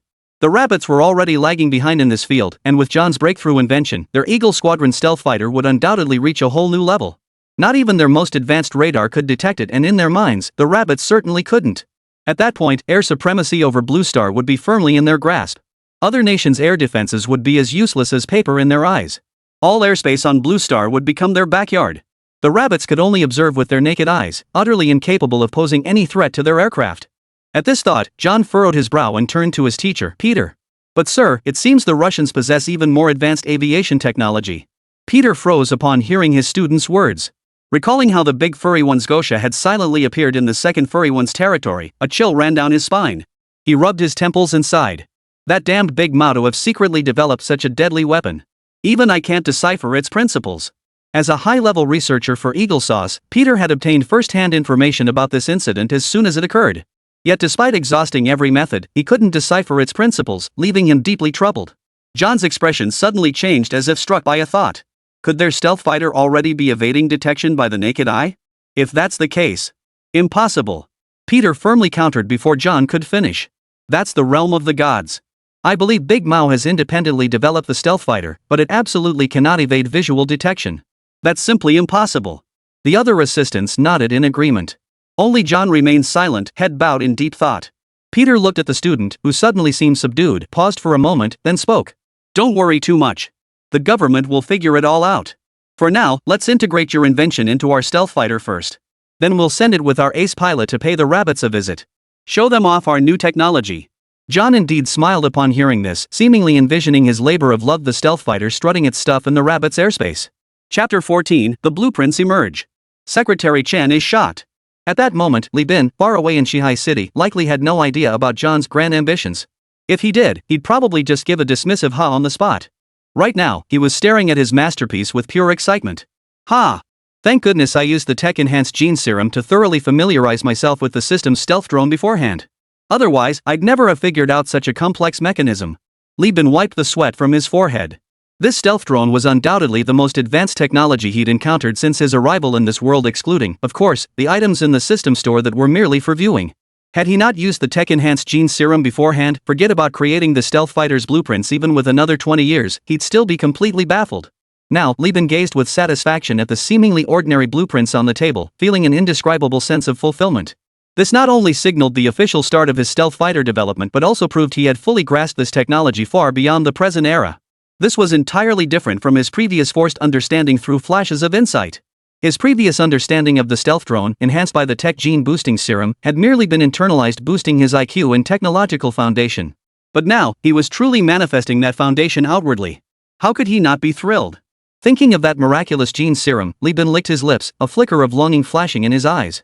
If he had a few more vials of this potion, he'd be able to walk all over the system. This little system would stop acting like it owns the place every single day. But alas, this vial is the only one in the entire universe. Li Bin sighed inwardly. For now, he still had to rely on the system for sustenance. But, folks, who else gets it? Whose common sense system constantly looks down on its host? Knock, knock. Just as Li Bin was silently cursing the system in his mind, a knock sounded at the door. Before Li Bin could respond, the visitor pushed the door open and walked right in. "You come back and immediately hide in your office like some big shot. Forget about running the company, huh?" Chen Meilin glared at her boss with a pout, her voice dripping with resentment. "Anyone watching would think Lisa and I are the company owners. This man. And to think I was so worried about him when he got arrested. And now he's holed up in his office the moment he gets back, calling it research." She knew him inside out. How could Chen Meilin, his secretary, not know exactly what kind of person her boss Li Bin was? If you told her Lisa was doing research, she might believe it. But if you tell her Li Bin is doing research and that he's studying the stealth fighter that stumped the entire Rabbit Research Institute? Well, she can only laugh sarcastically. Li Bin glanced at Secretary Chen, who was pouting, his eyes darting nervously as he retorted. "Ahem, I didn't, don't make things up. I'm just thinking about our company. If we don't solve the stealth fighter problem, that old man Zhao Qian will probably come looking for trouble again. How would our company keep producing? How would it grow?" Listening to Li Bin's excuses, Chen Meilin scoffed coldly, not believing a single word. "Then tell me, what exactly did you come up with while sitting in your office? Don't tell me you sat in your office for a while and came up with the entire concept for a stealth fighter?" Li Bin met Secretary Chen's mocking gaze but said nothing. Instead, he calmly retrieved the sketch of the stealth fighter from his slightly cluttered desk and handed it over. He gave a sheepish grin. "Nothing much, just a simple sketch." Chen Meilin took the sketch, her large eyes brimming with contempt. "Sketch? You don't even draft lies. Is a sketch something you can just whip up? Without precise parameters, what on earth would you base a sketch on? Your dreams?" Her boss was getting more and more outrageous, resorting to such vocal. Secretary Chen's eyes widened in disbelief as she stared at the seemingly ordinary blueprint in her hands. This really is the stealth fighter sketch. As the secretary to the chairman of a tech company, she naturally possessed formidable scientific expertise. She could tell at a glance whether it was a genuine design blueprint. Yet the one she now held in her hands featured specifications precise to the micrometer, with principles and construction clearly laid out. It seemed as though an actual stealth fighter had been dissected, its inner workings and outer appearance laid bare on the blueprint. This wasn't some rough sketch, okay? Even blueprints refined through countless experiments and verification couldn't surpass this level of detail. Chen Meilin lifted her head, her gaze fixed intently on the man seated before her. Suddenly, she felt as if a layer of mist shrouded Li Bin. As his secretary, she realized she knew nothing about him. She didn't even understand Star River at all. Designs this precise are invariably finalized only after hundreds, even thousands, of experiments. The time, money, and talent invested were simply immeasurable. Yet during this period, Star River Technologies hadn't invested significant funds into research. Moreover, in her understanding, even selling the entire company wouldn't have fetched that much money. Chen Meilin let out a bitter laugh. "Boss, you really are a hidden gem. Our group has been hiding such an incredible research institute, and as the chairman's secretary, I haven't heard a single whisper about it. Li Bin shot her a surprised look, but quickly understood. The young secretary had matured into a seasoned professional, learning to fill in the blanks herself. It saved him the trouble. Where do you think all these products came from over the years? Li Bin's expression turned mysterious. Our company's products are so competitive in the market, it's all thanks to this research institute. This research institute is our company's greatest asset. Chen Meilin gave a wry smile upon hearing this. She had assumed all those bizarre products were purchased from outside sources by Li Bin. Little did she know they were actually developed in-house by their company. To conduct research on such a massive scale without anyone noticing just how powerful must this research institute be? Chen Meilin's eyes lit up. As the company's chairman's secretary, she had long been deeply intertwined with the company. With such a powerful research institute backing it, how bright must Galaxy's future be? No wonder even that prominent figure frequently seen on television would secretly inspect their small agricultural machinery factory. They'd even entrusted them with researching national strategic assets like stealth fighters. At the time, Chen Meilin hadn't quite grasped it, even suspecting it was a test for their honest and upright conscientious enterprise. But now, she understood everything. Chapter 15, Boss, our company really hasn't sold any military equipment, right? Chen Meilin's eyes lit up. No wonder their company kept launching new products every so often. And the quality was incredibly high, almost impossible to find any comparable alternatives on the market. Back then, she'd been puzzled where did the company get the money to let Li Bin buy all this amazing tech. Now, it all made perfect sense. Suddenly, Chen Meilin felt a pang of worry. She glanced at Li Bin with a guilty look and asked anxiously, Boss, where did you get all this money to fund the research institute's projects? A research institute like this must be a money-guzzling monster. You're not secretly selling arms again, are you? Li Bin's face darkened. Damn it! This fierce, brainless woman, what the hell is she thinking? Was he, Li Bin, the kind of person who would dare to sell arms? If I were really selling arms, do you think I'd still have the chance to sit here talking to you? Li Bin snapped irritably. Stop overthinking things. Just focus on your own business. Don't ask questions you shouldn't be asking. Chen Meilin finally relaxed upon hearing this. She patted the towering bear in front of her, grabbed the stealth fighter blueprints Li Bin had drawn, and hurried off to find Lisa. Leave the technical stuff to the experts. With such detailed blueprints, Lisa and her team would surely build this stealth fighter. Watching Chen Meilin walk away, Li Bin breathed a sigh of relief. He'd been far too complacent. It had taken him until today to grasp the gravity of the situation. In the eyes of Rabbit's high-level executives, his Star River Corporation was merely an agricultural machinery manufacturer with exceptional research capabilities. In their eyes, Xinghua must possess a research institute of immense power. And this research institute would only grow in importance as Star River expanded. It might even attract global attention in the future. But Star River doesn't have such a research institute at all. All the technology in his hands was bestowed upon him by the system. And the system was his greatest secret. It must never be exposed. Li Bin's expression darkened. Fortunately, there was still time. He must deploy everything before all eyes were fully focused on Shihai City. Inside the conference room in the capital city, the bigwigs who frequently appeared on television were now visibly unsettled. What did you say?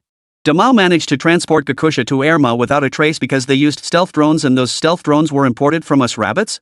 That agricultural machinery manufacturer called Galaxy Tech possesses military technology over a century ahead of the world? Come on, explain this to us. What exactly is true stealth? What does invisible to the naked eye even mean? Zhao Qian stood at the center of the meeting, surveying the chaotic crowd, feeling a surge of satisfaction. When he first heard this news, he'd been just as clueless. But why should he be the only one embarrassed? It was far more entertaining for everyone to be in the dark together. Zhang Qi, ever the hothead, leapt over the table, stormed toward Zhao Qian in the center, and grabbed him by the collar.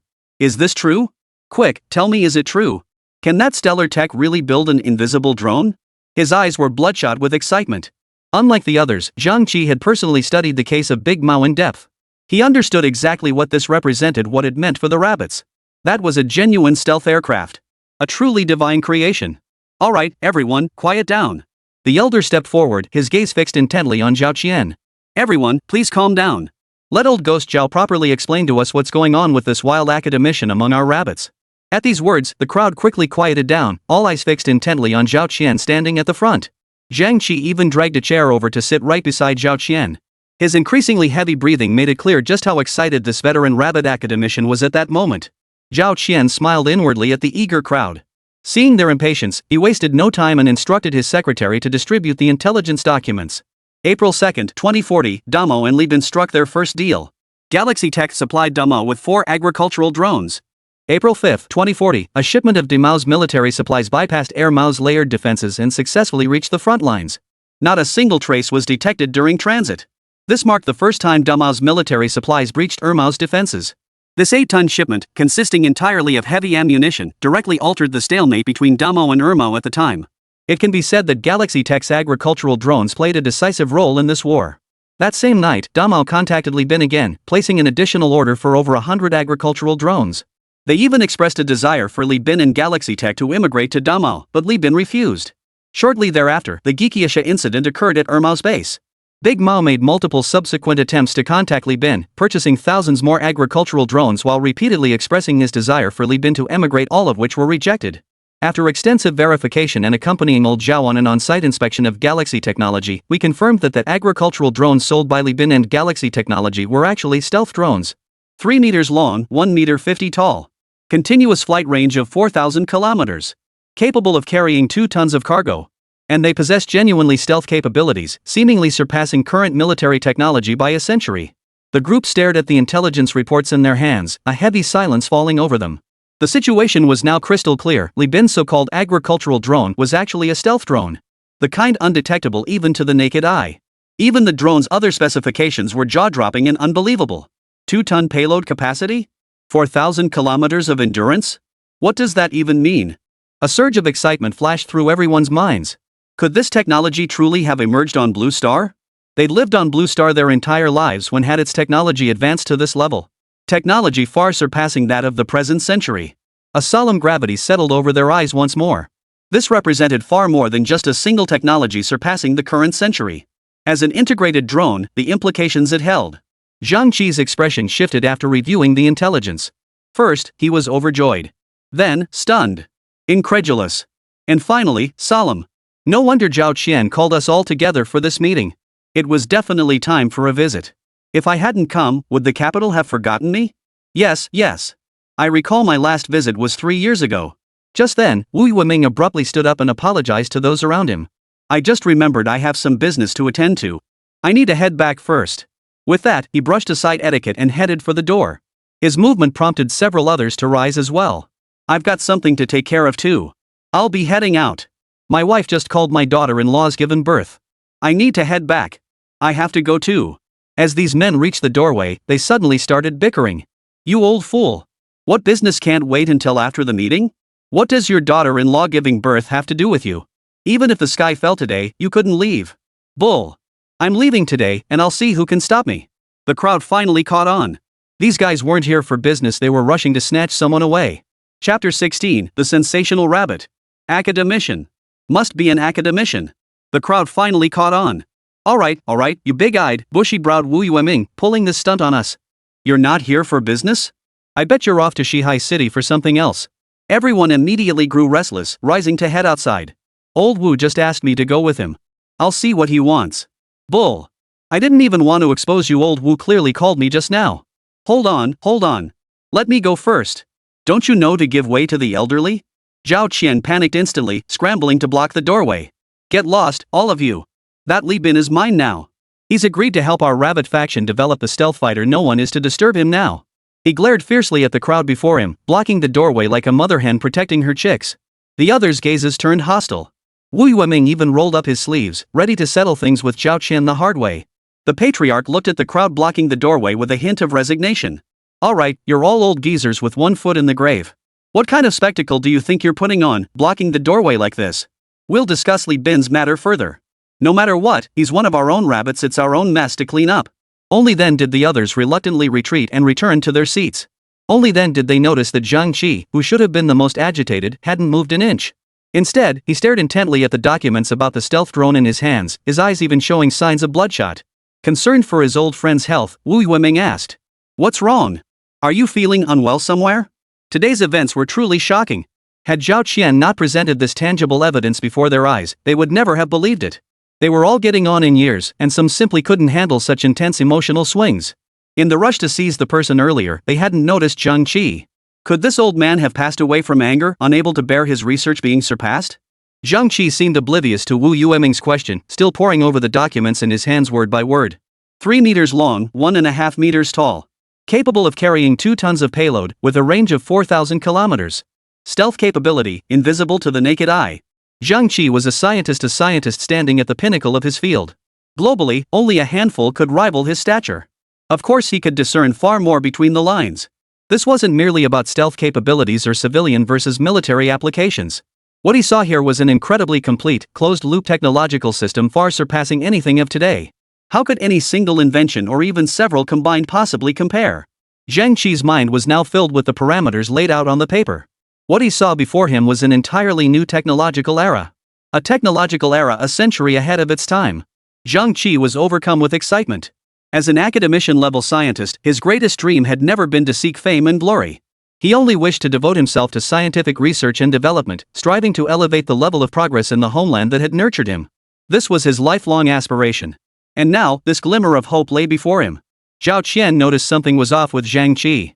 A thought struck him, and he asked, "Have you noticed something else?"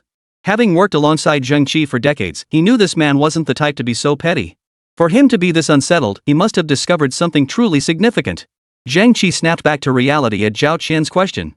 Turning to the patriarch, he declared solemnly, "I move to classify Li Bin as top secret rabbit." Meanwhile, at the War Zone Command Headquarters. "Elena, we've placed great expectations on you this time. We hope you'll complete the mission successfully. Upon your success, I will personally award you the Grand Mao National Medal of Honor and the rank of Lieutenant General." A slightly aged general gazed solemnly at Elena before him and instructed. Eileen gazed with reverence at the imposing 4-star insignia on the general's uniform. Rising to her feet, she replied solemnly, "Rest assured, Commander. I guarantee the mission will be accomplished. I have faith in your capabilities. Then depart immediately.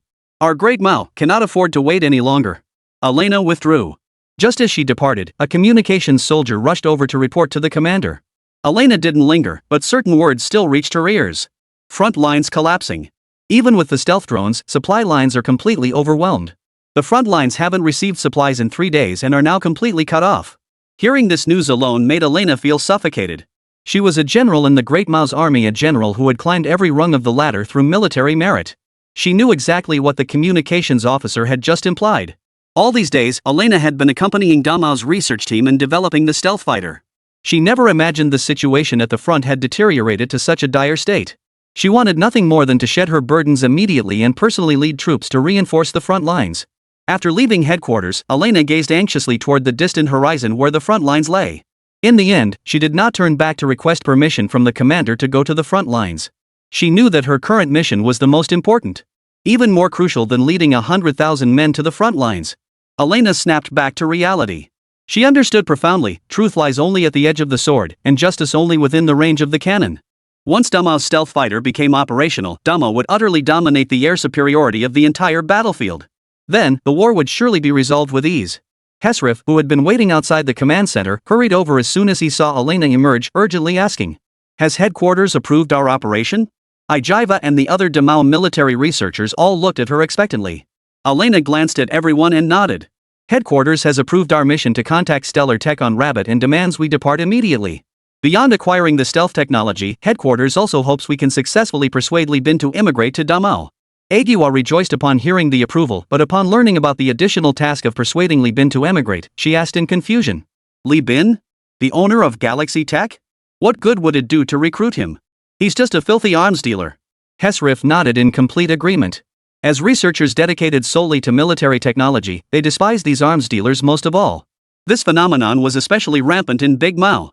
"We only need to acquire the technology, preferably by finding the scientists behind it. As for persuading Li Bin to emigrate, forget it. Why should we personally handle such trivial matters?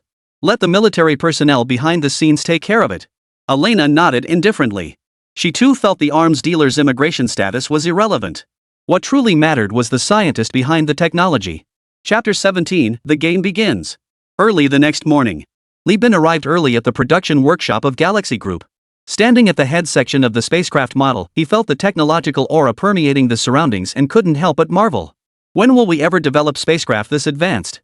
Lisa shot him a disdainful glance, dismissing his musings as yet another bout of pointless whining.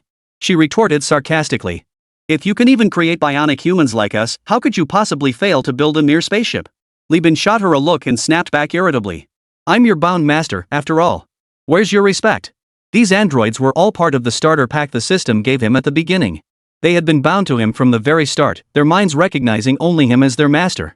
Lisa humanely swept her hair back, her beautiful eyes glistening as she gazed at him and cooed. Getting so worked up over a little joke, my master. Her cool voice suddenly shifted into a seductive, mature tone, melodious and captivating, yet tinged with a hint of mesmerizing dominance. That single word, master, made Li Bin's face flush slightly, his heart skipping a beat. Damn it, this woman's got me wrapped around her finger. Noticing Li Bin's reaction, Lisa's eyes flashed with a human-like glint of amusement. She swayed her hips as she moved closer, her full curves pressing against him. Her red lips brushed his ear as she whispered softly. What's wrong? Have you fallen for me? My master. Though Lisa was a bionic being, every part of her felt indistinguishable from a normal human. As she pressed against him, Li Bin felt the astonishing softness before him and the unique fragrance of a young girl, causing his face to flush instantly. Seeing this, Lisa quickly stepped back, covering her mouth and giggling. Haha, you rascal. Who knew you wouldn't even spare a bionic girl? Li Bin flushed with embarrassment and anger. I was just having a normal male reaction. What would you know, being a bionic being? Besides, I came here for business. He said, shoving the report in his hand into hers. Lisa finally stopped teasing him and looked seriously at the report in her hands. What was written there was none other than the supplement to yesterday's blueprint. It listed all the data for the entire stealth fighter project, along with the quantities of some unique materials. Lisa stared at the documents in her hands, then looked up at Li Bin in shock. You didn't actually dismantle a finished stealth fighter. Combined with the data Chen Meilin had given her yesterday, this report covered nearly every aspect of producing the stealth fighter. That's right. Production. Lisa pulled the blueprint from her pocket. Comparing the two documents, she realized this wasn't a research sketch at all, it was a production instruction diagram. Though Lisa was a bionic human, due to the era of production, she was indistinguishable from a normal person except for her inability to create life. Moreover, she could directly interface with modern technological networks, rapidly mastering all contemporary technologies across Blue Star. It could be said that Lisa was now the ultimate scientist, possessing the collective knowledge of all Blue Star's technology. From her current perspective, the parameters in her hands were absolutely unprecedented on Blue Star. They surpassed Blue Star's technological level by more than a century. Li Bin watched Lisa's stunned expression and felt a surge of satisfaction. Don't you remember who I am? When I get involved personally, this stealth fighter is a piece of cake. Lisa had often looked down on him, relying on her own knowledge. Now, he finally felt like a liberated serf singing his song. Lisa shot him a dramatic white eye and teased. You're my bound master, Lisa. Is getting an invisible fighter jet something to be proud of? Li Bin wanted to retort, but after a moment's thought, he swallowed his words. Compared to Lisa, his achievements were truly insignificant. If not for the limitations of the era, Lisa's accomplishments would undoubtedly be far greater than they are now. Lisa noticed Li Bin's hesitation, finding it both amusing and puzzling. She believed she understood Li Bin well enough. With her constant binding to Blue Star's network, no action of his could escape her notice. Of course, she never probed his privacy without cause. But today's events were simply too absurd. In her understanding, Li Bin should never have produced this sketch under any circumstances, yet here it was, right before her eyes. Still, she didn't press the matter. Instead, she offered a calm smile. Now that we have the production drawings, we can skip the R&D phase entirely and go straight into manufacturing. Li Bin shook his head. We still need to go through the motions. Oh, right. Mark off an area on our model for research facilities that'll be our cover institute. Lisa gave him a meaningful look and nodded. Got it. I understand what you mean. Rest assured, your secret will never be discovered. Hearing Lisa's assurance, Li Bin breathed a sigh of relief. In this world, aside from the system, these bionic humans were his greatest asset. Though indistinguishable from humans possessing their own bodies and rudimentary cognition, they would never betray him. Li Bin had no doubt about that. For the moment they came into being, they were bound to him, sworn to serve him as their master. Their very existence hung on his every whim. A smile touched Li Bin's lips as he remarked. That puts my mind at ease. Before he could finish, the door suddenly swung open. Chen Meilin hurried in, a hint of anxiety still visible in her eyes. But upon seeing him, a flicker of joy lit her face. I finally found you. Chen Meilin patted her chest, caught her breath, and continued. You should go take a look. That guy named Su Hai is here again, and he brought 2 others with him. He's back? Li Bin frowned, exchanging a glance with Lisa. Seeing her give an okay sign, he relaxed. Lisa, go handle your tasks. Shan and I will go out front to greet them. Meanwhile, Su Hai stared listlessly at the cup in his hand. He had originally planned to return to the capital with Zhao Qian, but just before boarding the plane, Zhao Qian suddenly asked him to stay.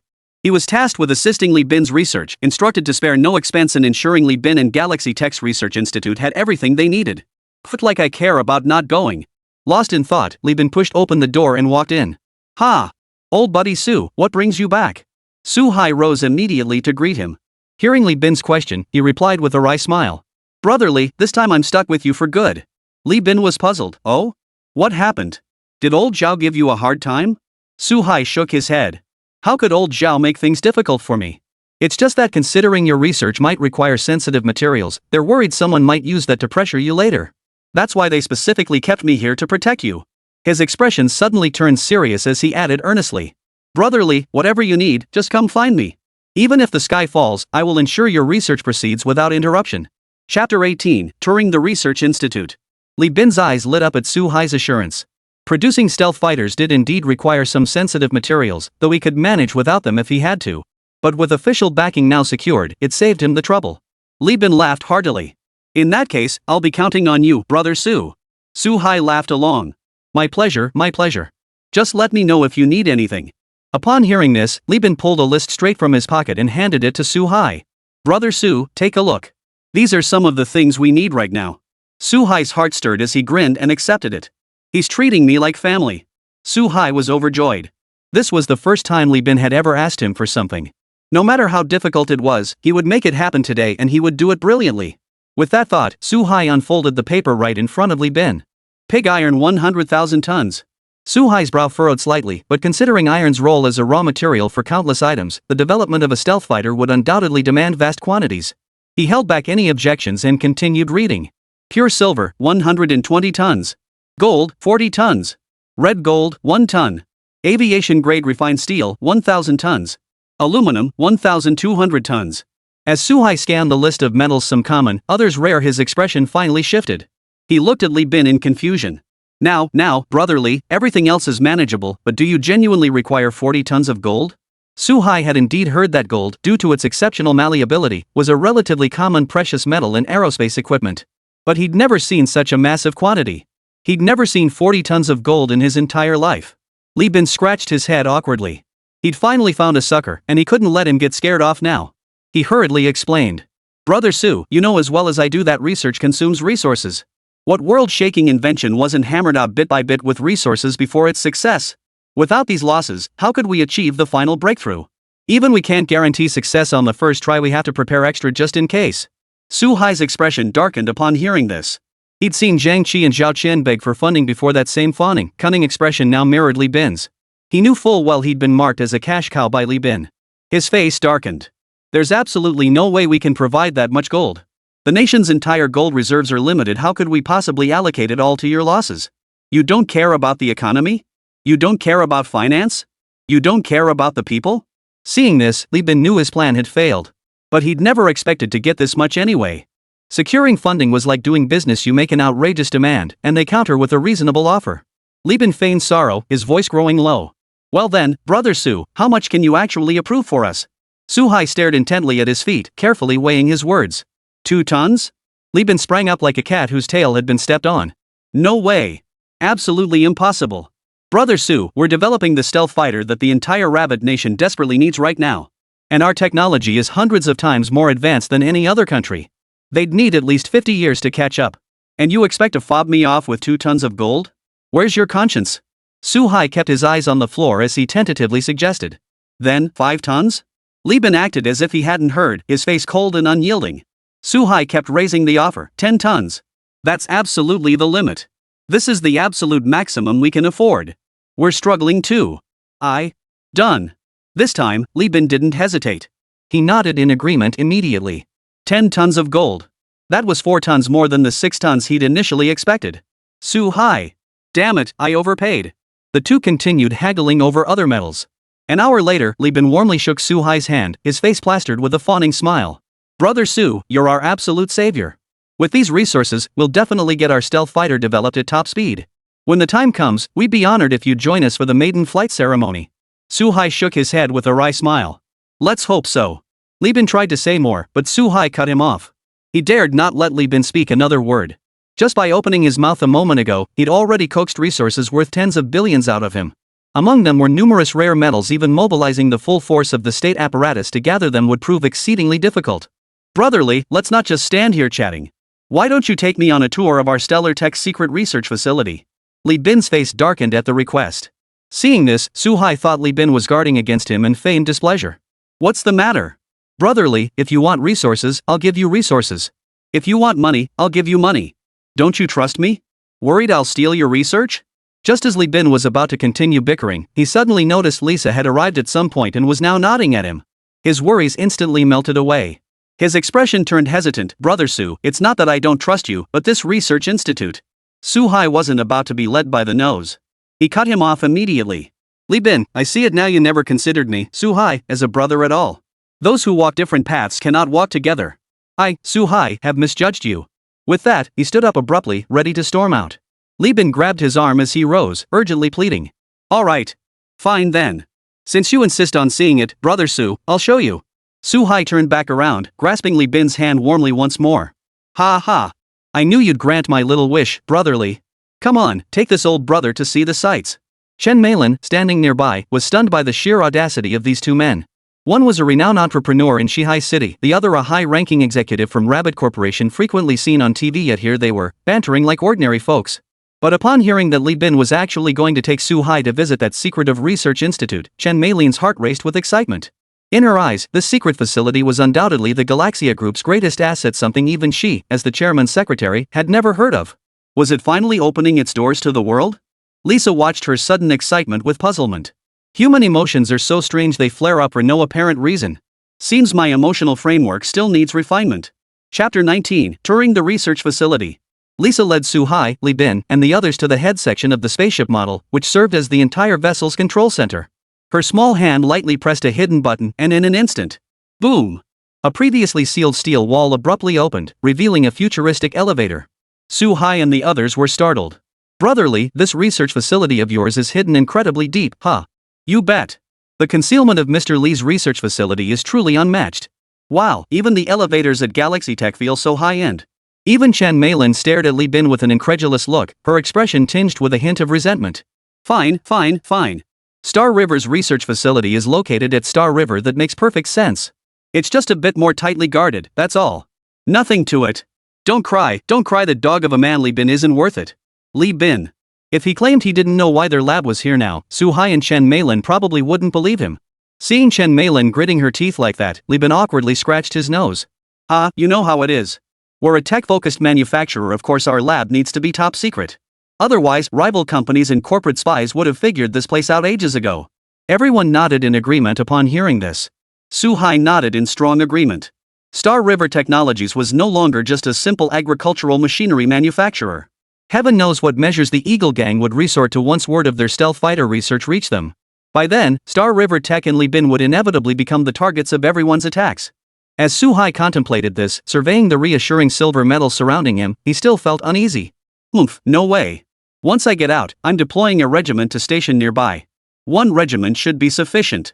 Li Bin had no idea Su Hai was already scheming a plan to overwhelm with concentrated firepower. Suddenly, he felt a chill run down his spine. He turned to find Chen Meilin glaring at him with hurt eyes. Her expression was like that of a woman betrayed by a scumbag who swindled her money and seduced her before callously discarding her. What does he mean? Worried about industrial espionage infiltration? Does he think I might be a corporate spy sent by someone else? Chen Meilin felt deeply wounded. Li Bin felt his scalp tingle as he met Chen Meilin's gaze, which was so full of resentment it seemed almost tangible. Let's go inside. This elevator will take us straight to the 36th basement level. That's where our research institute is located. Lisa, sensing the awkward tension, quickly interjected. Li Bin shot her a grateful glance before stepping inside first. The elevator was spacious, the six of them didn't even fill 2/3 of it. Before long, they arrived at the bottom, the location of the research institute. Is this truly the pinnacle of Earth's current technological capabilities? This is nothing short of a miracle. A miracle in the scientific world. At that moment, all six people who had descended except for Lisa were utterly stunned by the sight before them. The moment they stepped out of the elevator, they were met with the pinnacle of technological achievement. The entire space was filled with robotic assistants and various experimental apparatus. Researchers in tight-fitting protective suits worked intently on their experiments, oblivious to their surroundings. If Li Bin hadn't known these people were all bionic beings, he would have sworn this was the set of some sci-fi movie. Chen Meilin, too, forgot her resentment, her eyes wide as she took in the scene. She had always thought the production workshop above was already quite flashy, but never imagined that beneath it lay such an enormous underground space. Is this where our technology usually comes from? Chen Meilin leaned close to Li Bin and whispered. Li Bin remained composed, nodding calmly. Yes. This is the greatest asset of our galaxy technology. All our product development happens right here. Su Hai's eyes lit up. Since arriving, he hadn't blinked once. He had toured other research facilities before, including some highly classified institutes ranked among the world's best. But none had ever left him as awestruck as this one. It was like stepping straight into a scene from a movie. Upon hearing that this was the development site for the stealth drone, a surge of longing welled up within him. He tentatively inquired. Brother Li, would you be willing to give us a tour? Li Bin smiled faintly. Of course. Next, let Lisa guide us all on a tour. But please understand this is our Galaxy Tech's most closely guarded secret. Some of the more sensitive labs aren't open to the public. We appreciate your understanding. The group accepted this without objection, avoiding the melodramatic twists common in cliched novels. Li Bin felt a hint of disappointment. As for whether they might steal his technology, Li Bin wasn't worried. Not only was Lisa keeping a close eye on things, but even if they were allowed to look around freely, they wouldn't be able to steal anything. After all, this research institute had only been hastily cobbled together today. Chen Meilin didn't join Su Hai and the other two on their tour of the institute. Instead, she followed closely behind Li Bin, wandering aimlessly. Li Bin was puzzled. Aren't you curious about the research institute? Why bring me here if you won't look around? Chen Meilin shot him a reproachful glance and huffed. She added with a hint of hurt, I'm just worried someone might think I'm a corporate spy sent by another company. If I looked at all this stuff, how could you sleep at night? As she spoke, a wave of hurt washed over her, and her eyes reddened. She thought she was deeply committed to the company born a Star River person, dead a Star River person. Who knew this dog of a man would distrust her so much? Even getting into this research institute was only possible because someone else brought him along. No, she couldn't dwell on it. The more she thought about it, the more wrong she felt. Li Bin watched Chen Meilin on the verge of tears and felt a sharp pang in his heart. Damn it, he didn't want this either. The problem was, how could he possibly explain it to her? Tell her that their Star River Corporation research facility was built today, no, just moments ago? Li Bin looked around at the high-tech walls and felt utterly speechless. Who would believe that? If he couldn't constantly sense Lisa's movements in his mind, he'd suspect she'd secretly dug out a lab ages ago. Chen Meilin wore a tight-fitting white shirt today, paired with a perfectly tailored pencil skirt. Now, with her head bowed in hurt, Li Bin felt like punching himself. Why didn't you think to set up a research institute sooner? Seeing the tears glistening in Chen Meilin's eyes, her pitifully vulnerable expression, Li Bin couldn't help but feel a twinge of pity. He hesitated before saying, Meilin, it's not what you think. Actually, it's. Chapter 20, Secretary Chen, duped and left in the lurch.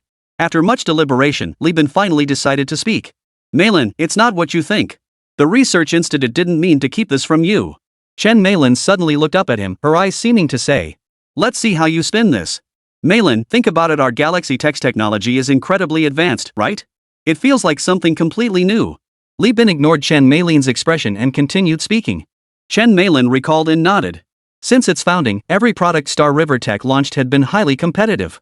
Almost every release quickly monopolized the market, capturing a massive share. Li Bin continued his pitch, so wouldn't our products be incredibly attractive to rival companies? Wouldn't they stop at nothing to get their hands on these products? Chen Meilin nodded again. Every time Galaxy launched a new product, the market share it captured came at the expense of other products. When one gains, another inevitably loses. Consequently, countless rival enterprises had their eyes fixed on the lucrative prize that was Star River. Beauty traps. Industrial espionage. Money blitzes. They'd even tried a handsome guy tactic on her, the chairman's secretary. These tactics kept coming, one after another. Li Bin's concerns were not unfounded, but every time Chen Meilin thought about it, she still felt it was hardly worth it. Li Bin pressed on, have you considered that they resort to these schemes not because they're effective, but because they're the only dirty tricks they possess? Chen Meilin frowned. Isn't that obvious? What else could they possibly use? Are they going to resort to murder and arson? Li Bin, true, these are the limits of those companies. But what if our product starts catching the attention of certain nations? Chen Meilin's eyes widened at his words. She wasn't some naive fool. She understood the implication of Li Bin's words instantly. Even rival companies coveting their product would resort to underhanded tactics to seize it. If unfriendly nations set their sights on it, wouldn't that mean? Chen Meilin broke out in a cold sweat. But then Li Bin continued. Take this recent incident. I was falsely accused of arms dealing because that batch of stealth drones we sold to Russia last time ended up being deployed on the battlefield. And they achieved tremendous success on the battlefield. Do you think they'll come after us? Chen Meilin was startled by his words. She no longer dwelled on the deception. At first, she thought Li Bin's arrest was a case of mistaken identity. Little did she know the truth lay in that batch of stealth drones they sold not long ago. Damo had actually deployed their product on the battlefield? Chen Meilin was suddenly overcome with panic. Grabbing Li Bin's arm in her distress, she worried. Then aren't we in grave danger now? Has Damao set his sights on our technology? Will they come after us? Li Bin patted her hand reassuringly. Don't worry about that. Why did I agree to help Rabbit build a stealth fighter? Besides genuinely wanting to strengthen our country, I also wanted to prove myself. No matter how powerful Big Mao is, there's no way they could snatch us away from Rabbit. But if we ever plan to go abroad again, we'll have to be extra careful. Chen Meilin relaxed upon hearing this. Recalling how Li Bin had kept the research institute a secret from her, she suddenly understood. He wasn't hiding things from her, he was protecting her. This way, even if certain countries had noticed them earlier, they wouldn't have paid attention to such an insignificant nobody who knew nothing. Chen Meilin instantly understood Li Bin's good intentions. He had concealed it to protect her then. But now, with Galaxy Tech having caught the Rabbit government's attention, they had leverage. There was no longer any need for secrecy. Realizing this, Chen Meilin felt a wave of emotion wash over her. Remembering her earlier sulky expression, her cheeks flushed crimson. She looked at Li Bin apologetically. I didn't understand back then. I even misunderstood that you were hiding it from me because you thought I might be a spy. I'm sorry. Li Bin watched as Chen Meilin had successfully won him over, letting out a sigh of relief. Finally got her back on track. Meanwhile, Su Hai and the two military researchers accompanying him stared in utter shock at a laboratory workbench. This construction is just too perfect. No wonder their stealth drones achieve such incredible results. You're telling me? I've never even seen steel refined to this level before. Su Hai's face flushed crimson as excitement surged through him. What a score! What a score! Today he'd witnessed so many advanced techniques and technologies. All of this will become the nation's foundation and wealth in the future. Su Hai was practically drooling with excitement. Beside him, Lisa lifted her chin proudly. These are all independently developed products from our Star River Group. Some haven't even been patented yet. As she spoke, she stole glances at Su Hai and the others' reactions. Upon hearing they hadn't applied for patents, Su Hai immediately grew anxious. How could you not have applied for patents? What if your interests are infringed upon? Without patents, how will you use legal weapons to protect your rights? This won't do. We must file for these patents immediately. I'll call right now and have them expedite the process for you. He pulled out his phone and dialed a number. He hadn't considered it that deeply. He only thought that these were products independently developed by Li Bin and his team. If someone else cracked them, they wouldn't even have a place to cry about it. As for countries brazenly claiming these products as their own, sorry, that never crossed my mind. The Rabbit people simply didn't have that kind of bandit mentality in their blood. Su Hai and others who dedicated themselves to the nation felt even more strongly about it. In their eyes, the more companies like Li Bin's and Galaxy Tech existed, the better. Only then can the Rabbit nation's strength flourish and grow. Lisa, observing the three from the sidelines, felt a deep sense of respect welling up within her. As a bionic human, she might still lack fully developed emotions, but that in no way diminished her admiration for these individuals. She had once asked Li Bin, what if the Rabbits discovered his technology and simply seized it? Li Bin had merely smiled and replied with unwavering certainty, they won't. Lisa, you don't understand the Rabbit people. What's in their blood determines everything. They'll only protect us, treating us like treasures. Just as I would only pass the principles of this technology to the Rabbits. It's in our blood. It's our culture. It is our legacy. Now, Su Hai's actions felt like a bullet piercing through time, striking Lisa right between the eyes. Lisa's gaze softened instantly, seeming a bit more human. Rabbits, huh? Oh my. Human emotions are the most complicated things. Chapter 21, The Abandoned Stealth Fighter Project. 2 hours later, the group reunited. This place is nothing short of a utopia for scientific research, exclaimed a military scientist accompanying Su Hai. You can't even imagine how a scientist feels when they see your research institute. Li Bin chuckled. No kidding. This was the spaceship model he'd obtained from the system. Except for the fact that it couldn't fly, everything else was nearly a one-to-one replica of a real spaceship. How far beyond Earth must a civilization be to build spaceships? 800 years? Or 1,000? Su Hai's face was flushed with excitement as he eagerly asked Li Bin.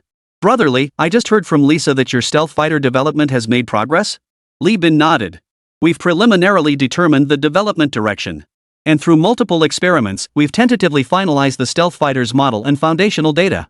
We expect to have good news soon. With that, he gave Su Hai a knowing wink. His expression practically screamed, see? We didn't take your donchi for nothing.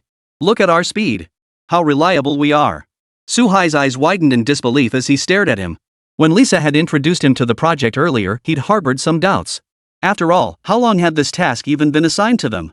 Barely 2 days at most? Progress? Give me a break. Su Hai had only brought up the topic to give himself some comfort. After all, they'd been suffering in the shadows for far too long. Now that there was finally hope, Su Hai naturally expected to see daily updates on the development progress bar. But now, Li Bin's words actually corroborated Lisa's. In just 2 days, they genuinely made progress on the stealth fighter, and it sounded like a breakthrough, no less. As for whether Li Bin and Lisa had coordinated their stories to deceive them, Su Hai never even considered it.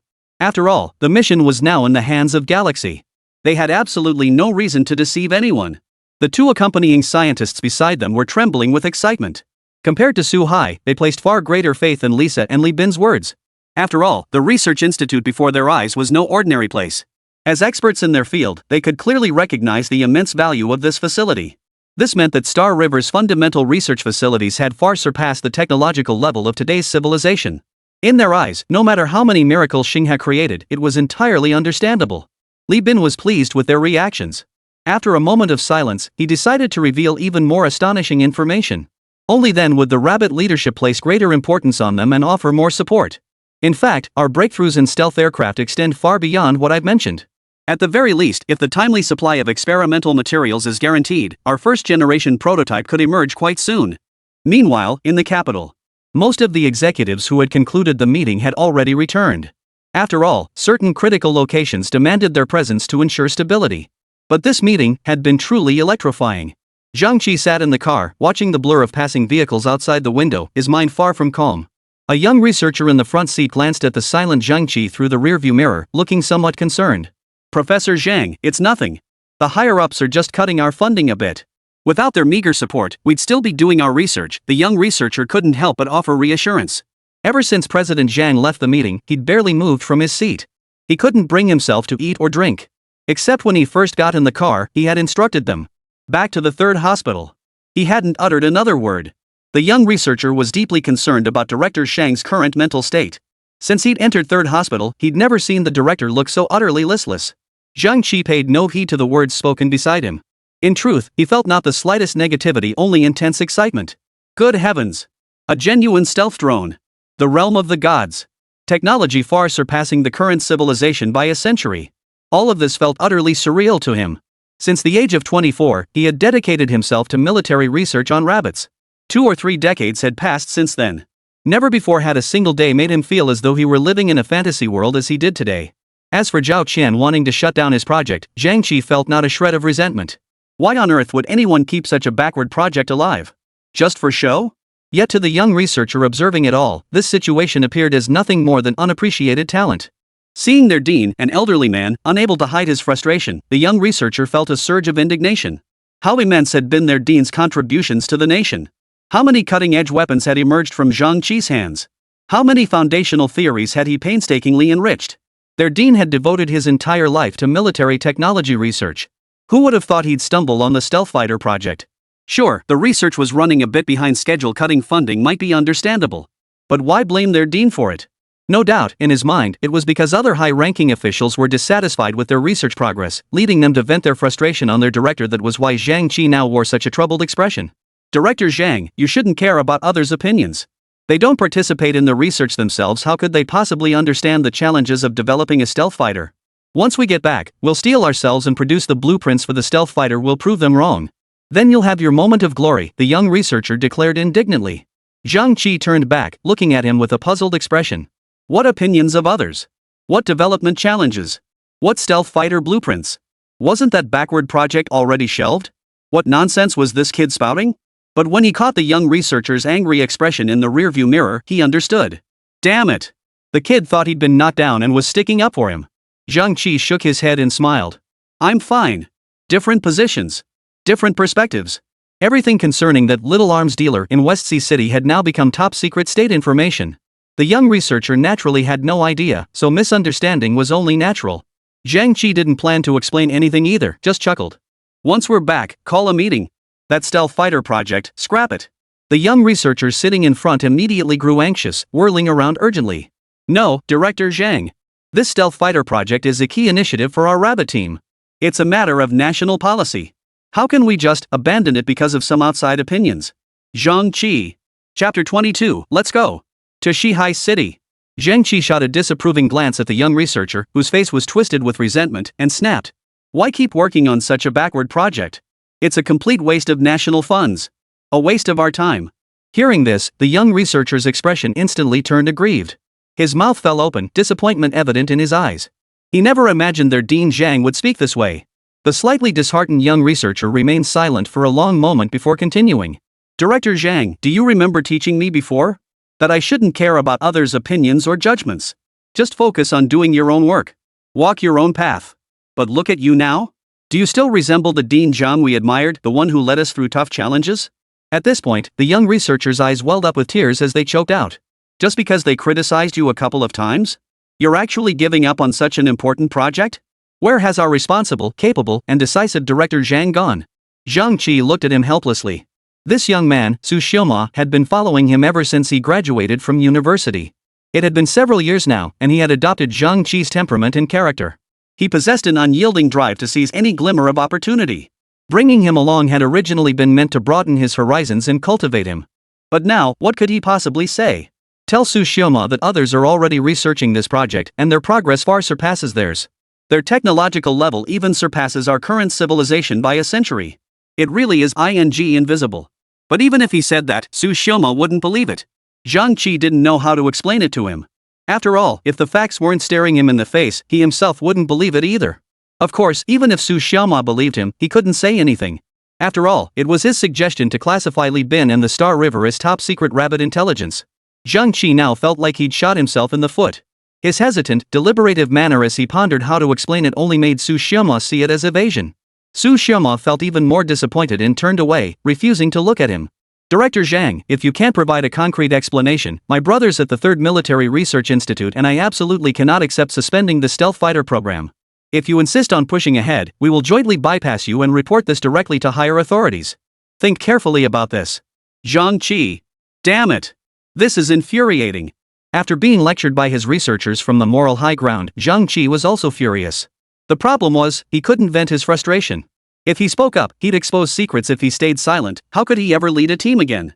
Now even the driver behind the wheel was giving him a look of utter bewilderment. Zhang Qi felt like his lungs were about to explode with rage. Just as he was at a loss for what to do, Shihai City suddenly came to mind. Zhang Qi's eyes lit up. Right. He could apply to lead a team to Shihai City, under the guise of learning. And while he was at it, he could check out that drool-worthy galaxy tech, see if he could steal, or learn a thing or two. Would Su Xiaoma, who'd seen the world, dare argue with him then?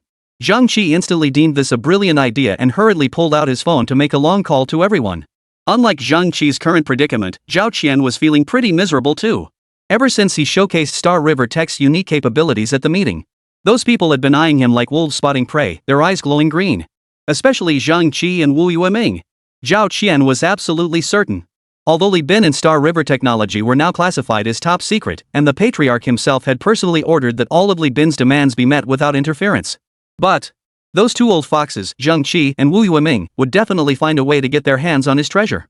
Who knows what devious schemes they were hatching right now. This thought made Zhao Qian even more anxious. Just then, his secretary approached. Commander, a call from Su Hai. Zhao Qian's eyes lit up. Get it over here immediately. It was like getting a pillow just when you needed one. He was about to call Su Hai himself when the old fox called him instead. Commander Zhao. Su Hai gave a respectful salute over the phone. Zhao Qian waved his hand dismissively. No need for formalities with me. Didn't I tell you to follow Li Bin? Is something wrong over there? As he asked, Zhao Qian felt a twinge of anxiety. Surely Zhang Qi and Wu Yueming wouldn't move so quickly? Little did he know. Commander Zhao. I have good news to report. Su Hai's excited voice came through the phone. Galaxy Tech has made breakthrough progress in developing the stealth fighter. They've already sketched out the blueprints, finalized the primary materials, and commenced experimental testing. Zhao Qian choked on his drink upon hearing this. He glanced at the calendar. No mistake, he'd only been gone 2 days. He distinctly remembered finalizing this project with Li Bin just 2 days ago. How could they be diving into research this quickly? Zhao Qian was different from Su Hai. He was the initiator of numerous military projects, and all military projects required his approval for funding. He was naturally well versed in the procedures for these projects. From establishing a military project file to formal experimentation, then to finalizing materials and sketches, there were several steps in between. He hadn't expected Li Bin to move this fast. But now Su Hai tells him they've already finalized the blueprints for a stealth fighter? Zhao Qian found it hard to believe. Did you mishear, you big oaf? How could they possibly have reached the sketch confirmation stage so quickly? Su-hai scratched his head and explained, I heard it straight from Li Bin himself. And he guaranteed that if we could ensure a stable supply of materials, the experiments could begin immediately. Hearing Su-hai's words, Zhao Qian's eyes widened on the other end of the line. Could things really move this fast? The project was only confirmed 2 days ago. And now, 2 days later, they've already drafted the design. Could they have had a draft ready all along? But recalling Zhang Qi and some of the academician's assessments of Li Bin and Galaxy Tech, Zhao Qian realized it wasn't entirely unbelievable. After all, Star River Technology possessed technology at least a century ahead of current civilization. What couldn't be possible? Realizing this, Zhao Qian's heart burned even hotter. They'd already completed the conceptual design in just 2 days. Verifying the principle within 10 days shouldn't be unreasonable. 30 days to build a prototype, that shouldn't be too much to ask. Finalizing the core blueprints within 2 months, that shouldn't be unreasonable. Within half a year, building a functional aircraft and conducting test flights, that can't be too much to ask. Zhao Qian felt as if he were floating on air. Since taking this position, few things had ever stirred such intense emotion within him. The thought of Su-hai's added remark experiments can commence immediately once materials are secured. Zhao Qian instantly lost his composure and barked orders at Su-hai. Ensure Star River Technology's experimental needs are met immediately. Fax me a list of their required materials immediately. I'll personally help source them. We absolutely cannot hold them back with material shortages. Chapter 23, The Arrival of the Inspection Delegation. 2 days passed. Time seemed to have paused for the rabbit. During these 2 days, Rabbit had been inexplicably low-key on the international stage. It had even proactively scaled back some of its influence. Yet observant parties noticed that the Rabbit, long celebrated for its vast territory and abundant resources, was systematically acquiring sensitive materials internationally through state-backed channels. This astonished many observers. Had the Rabbit's acquisitions not been relatively modest in scale, some parties might already be growing restless. At this moment, in Shihai City. At the International Grand Hotel, situated in the heart of Shihai City, Elena stood alone before the floor-to-ceiling windows of the presidential suite. Below the quiet hotel, traffic flowed like a river, and her expression was troubled. Beside her, an elderly couple argued. I don't think we should waste any more time here. We came here to use the Li Bin guy to get to the arms dealer behind him. Harrisif emphasized to Elena, who remained unmoved, and Ijiva, who seemed indifferent. He expressed his anger at their lack of cooperation. Ijiva snorted derisively, mocking him. Harrisif, since when did you become so hypocritical? Aren't you just eager to get your name on that big furry stealth fighter? Exposed, Harrisif flushed red, but he refused to show weakness before these two women. He stiffened his neck and retorted. Aren't you doing the same? Who here isn't? How did such an honorable thing become something shameful coming out of your old mouth? Ijiva stared at Harrisif in disbelief, demanding. Old geezer? Are you sure you're talking about me? You damn dog. Who else could it be? You wrinkled old hag. Harrisif sneered coldly. Ijiva, %at. Harrisif, at ### at. Elena listened to the bickering coming from behind her and sighed, pressing her hands to her temples. These two are major academic heavyweights in their field. Why did they seem so utterly ridiculous today? And they were using their lofty academic status to pay lip service to her orders as team leader these past 2 days. According to her original plan, she absolutely would not have checked into this 5-star hotel so conspicuously. Her fists clenched. Elena could barely contain her fury, about to turn and unleash a tirade, when a knock suddenly sounded at the door. Knock knock, knock. 2 short knocks followed by 1 long one. It was their field investigator returning. Elena could only swallow her anger toward the 2 men for the moment and invited their surveyor inside. With a cheerful come in. A rabbit man in a black suit entered, first saluting the 2 elders before paying his respects to her, the team leader. Elena frowned inwardly, but her face remained smiling as she looked kindly at this senior agent of the Big Fur and inquired. Dear Thorksov, what have you discovered? I circled the entrance to the Galaxy Group. They've clearly reinforced security, and I couldn't get inside to investigate, Thorksov reported. Elena frowned. So you didn't even see Li Bin himself? Yes, General Elena. Not just me, many of Galaxy Group's former partners were also stopped before reaching their office area, Thorksov emphasized. This shouldn't be happening. As a high-ranking commander, Elena's vigilance instantly heightened. Logically speaking, as an agricultural machinery manufacturer, how could Galaxy possibly block their partners? This unusual situation made Elena suspicious. But Harrisif, standing nearby, heard Torksov's report and blasted back. They're blocking you? You can't get through? Torksov, you're one of our bravest warriors.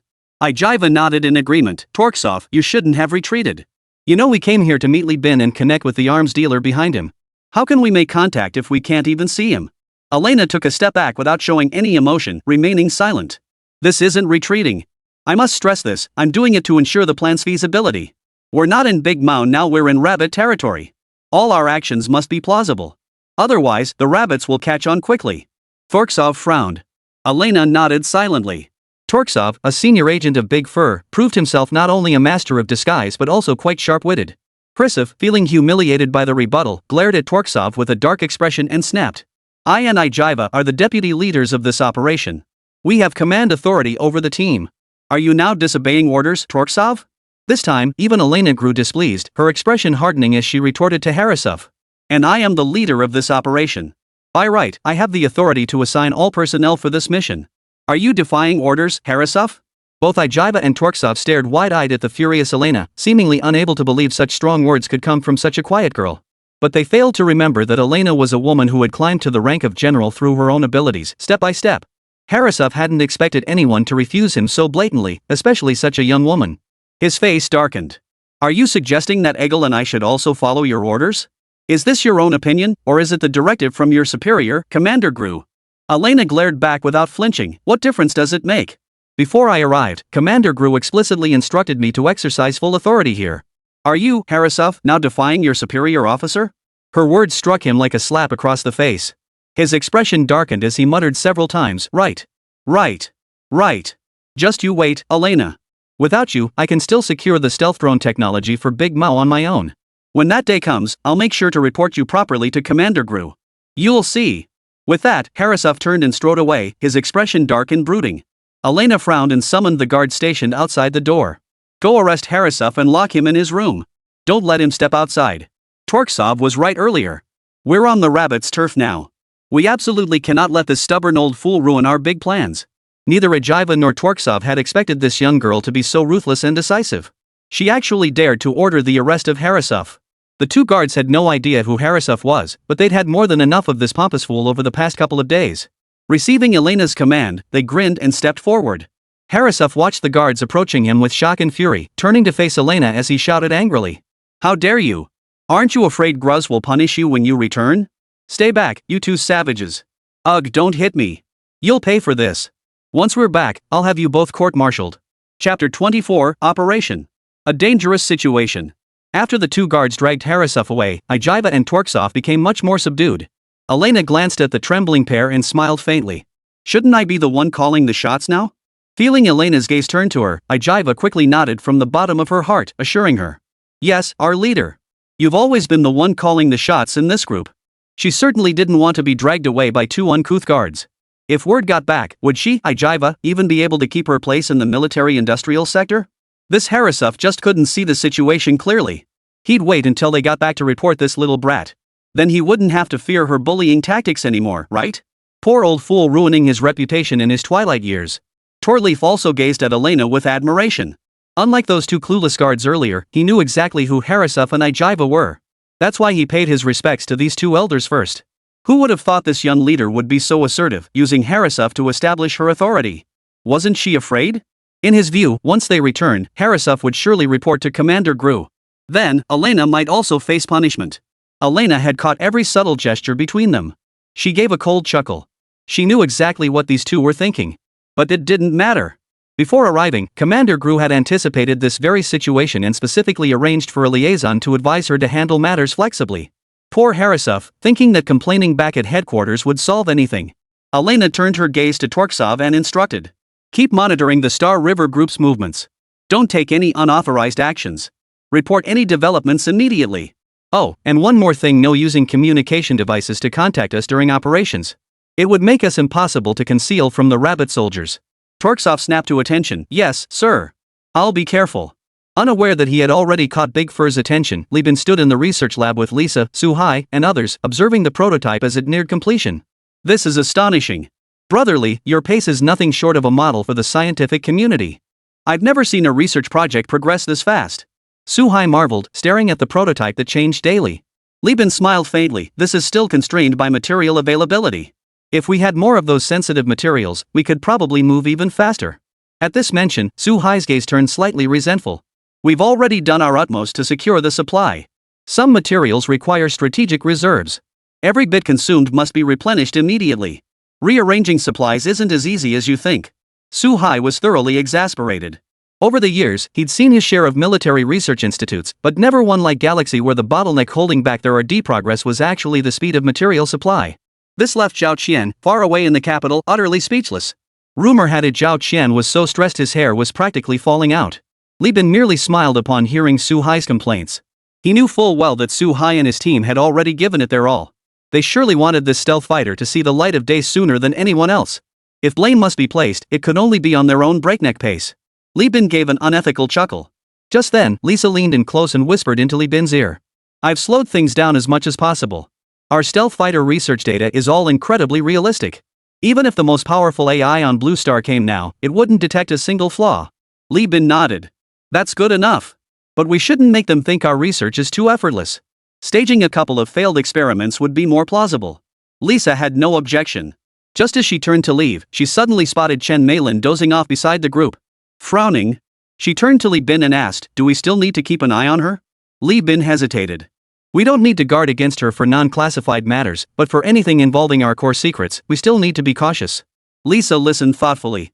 Chen Meilin, who had been dozing off, suddenly felt a chill wash over her from behind. She jolted awake, alertly scanning her surroundings. She felt as if something was watching her. Su Hai gazed at the prototype, now nearly half covered, his expression growing resolute. Their rabbit team was finally on the verge of possessing their very own stealth fighter. He had never doubted the possibility of Li Bin and Galaxy succeeding. After all, they had already successfully developed and mass-produced the stealth drone. He didn't think the stealth fighter could be much harder than the stealth drone. Brotherly, once we get this stealth fighter off the ground, you'll be our Rabbit Academy of Sciences member. Li Bin's eyes lit up. In this world, becoming an academician was just as prestigious as it had been in his previous life. It represented the highest recognition in the global scientific community. It was far more difficult to obtain than any foreign academician title. The status was on another level entirely. To put it simply, the top-tier academician stipend alone would ensure he never had to worry about food or clothing for the rest of his life. As an academician, he'd also have access to far greater resources. Of course, the most crucial point was that products endorsed by an academician seemed to sell better. Li Bin sensed a massive wave of popularity and scientific prestige surging toward him. Ahem! Li Bin wiped the tears from the corner of his mouth, ignoring Su Hai's puzzled gaze. Excitedly, he declared, rest assured, I'll get the stealth fighter built for you sooner rather than later. Then, as if remembering something, he turned to Su Hai and asked. Oh, right, I forgot to ask. Do you want our Galaxy's stealth drone? Su Hai's eyes widened. Damn it! Forgot. He'd been so focused on the stealth fighter. The stealth drones made by Star River were also weapons that were impossible to counter. Just think about Big Mao, how he'd been beaten into submission by Second Mao using this batch of agricultural equipment bought cheaply from Li Bin. Tears nearly welled up in Su Hai's eyes. He grabbed Li Bin's hand urgently and asked excitedly. Brotherly, how many more sets of stealth drones do you have left? Li Bin thought for a moment. There should be 5 sets left in stock. With what we've produced these past few days, we should have around 100 sets now. Hearing the number 100, Su Hai's eyes lit up. Brotherly, I'll take all 100 sets. Just name your price. Li Bin seemed taken aback by Su Hai's decisiveness. Hesitating slightly, he tentatively asked. How about 1 or 2 million per set? Su Hai did the math in his head. 2 million per set? 100 of these top-tier drones would only cost 200 million. That wasn't even enough for what Zhang Qi and his team could build in 3 days. Without a moment's hesitation, he sealed the deal. All right. I'll have our logistics team contact you immediately to sign the contract. Watching Su Hai agree without even haggling, Li Bin felt a surge of emotion. Damn! This was 200 million yuan. And he didn't even hesitate for a second? He remembered selling it to De Mao for only 800,000. Ouch! It hurt. It hurt so much he couldn't breathe. Chapter 25, Elena in action. Li Bin hasn't left the house all day. I've been stationed at the entrance of Galaxy all day and haven't seen him once. Torksov respectfully reported the first day's surveillance findings to Elena before him. After hearing Torksov's report, Elena furrowed her brow. You've been lurking outside the Xinghe Group headquarters all day? Hearing the concern in his superior's voice, Torksov hastened to assure him. Rest assured, sir. I changed my appearance at least 4 times today. There's absolutely no way I'll be spotted. Only then did Elena nod in relief, praising him. Excellent. Torksov, you've demonstrated the outstanding qualities of our elite agents. I'm delighted to see such high vigilance in you. Torksov was overjoyed at these words. Ever since witnessing the young commander's ruthless side yesterday, he had been trembling with fear. After returning yesterday, he had specifically tapped his connections to find out exactly who this commander was. Upon hearing phrases like De Mao's youngest general, risen through sheer merit, a jewel in De Mao's military, De Mao's most ruthless woman. Torksov abandoned all other thoughts. Likewise, he didn't believe that even if Harasov returned to Demao, he could gain any advantage over this woman. To rise to become the youngest general in Big Mao through sheer, unquestionable merit and as a woman that demanded both courage and wisdom in equal measure. He didn't believe this general would be foolish enough to leave herself vulnerable to trouble. Therefore, everything that happened yesterday must have been deliberate on her part. Having pieced it all together, Torksov shed all trace of underestimation toward Elena. What remained was nothing but awe. Your approval is the greatest encouragement to me, Torksov affirmed. Elena lifted her eyes to meet his, a hint of satisfaction flickering in her gaze. This was a clever man, he knew how to play the game. Yesterday is water under the bridge. I won't hold you accountable for past mistakes. As for how much you stand to gain from this operation, that depends entirely on your contribution to this operation. Elena chuckled softly. Torksov's eyes lit up. If he could truly use this operation to climb into her good graces, it would undoubtedly be a huge boon for his future advancement. He hastily assured her, "Rest assured, Commander. I will breach the Star River's outer shell. Make Li Bin willingly work for us." After dismissing her subordinate, Elena suddenly furrowed her brow deeply. This shouldn't be happening. According to the intelligence she had obtained, this Li Bin was an individual utterly obsessed with business. He was desperate to sell his products. How could he possibly be absent for an entire day? From these subtle shifts in detail, Elena sensed something unsettling. Her ability to reach this level was inseparable from her keen sensitivity to environmental shifts. She always found the most advantageous path by reading between the lines. This time would be no exception. Elena pondered carefully. There aren't many possible reasons for Li Bin's differing appearances before and after. First, he may have heard about our arrival in advance and planned to avoid us. But that clearly makes no sense. Second, it's likely that the stealth drone he sold to Big Mao was exposed, and he's been detained by American or other foreign intelligence agencies.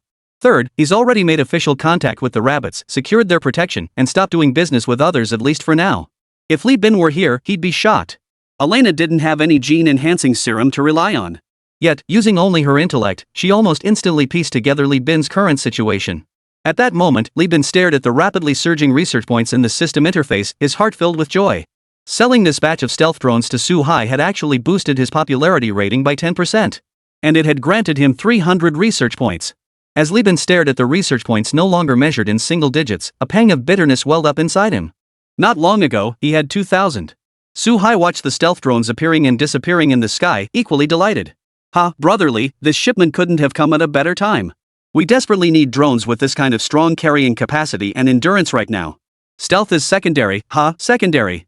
He recalled how excited Zhao Qian had been yesterday when he called to report the purchase of these stealth drones, slamming the table and jumping to his feet.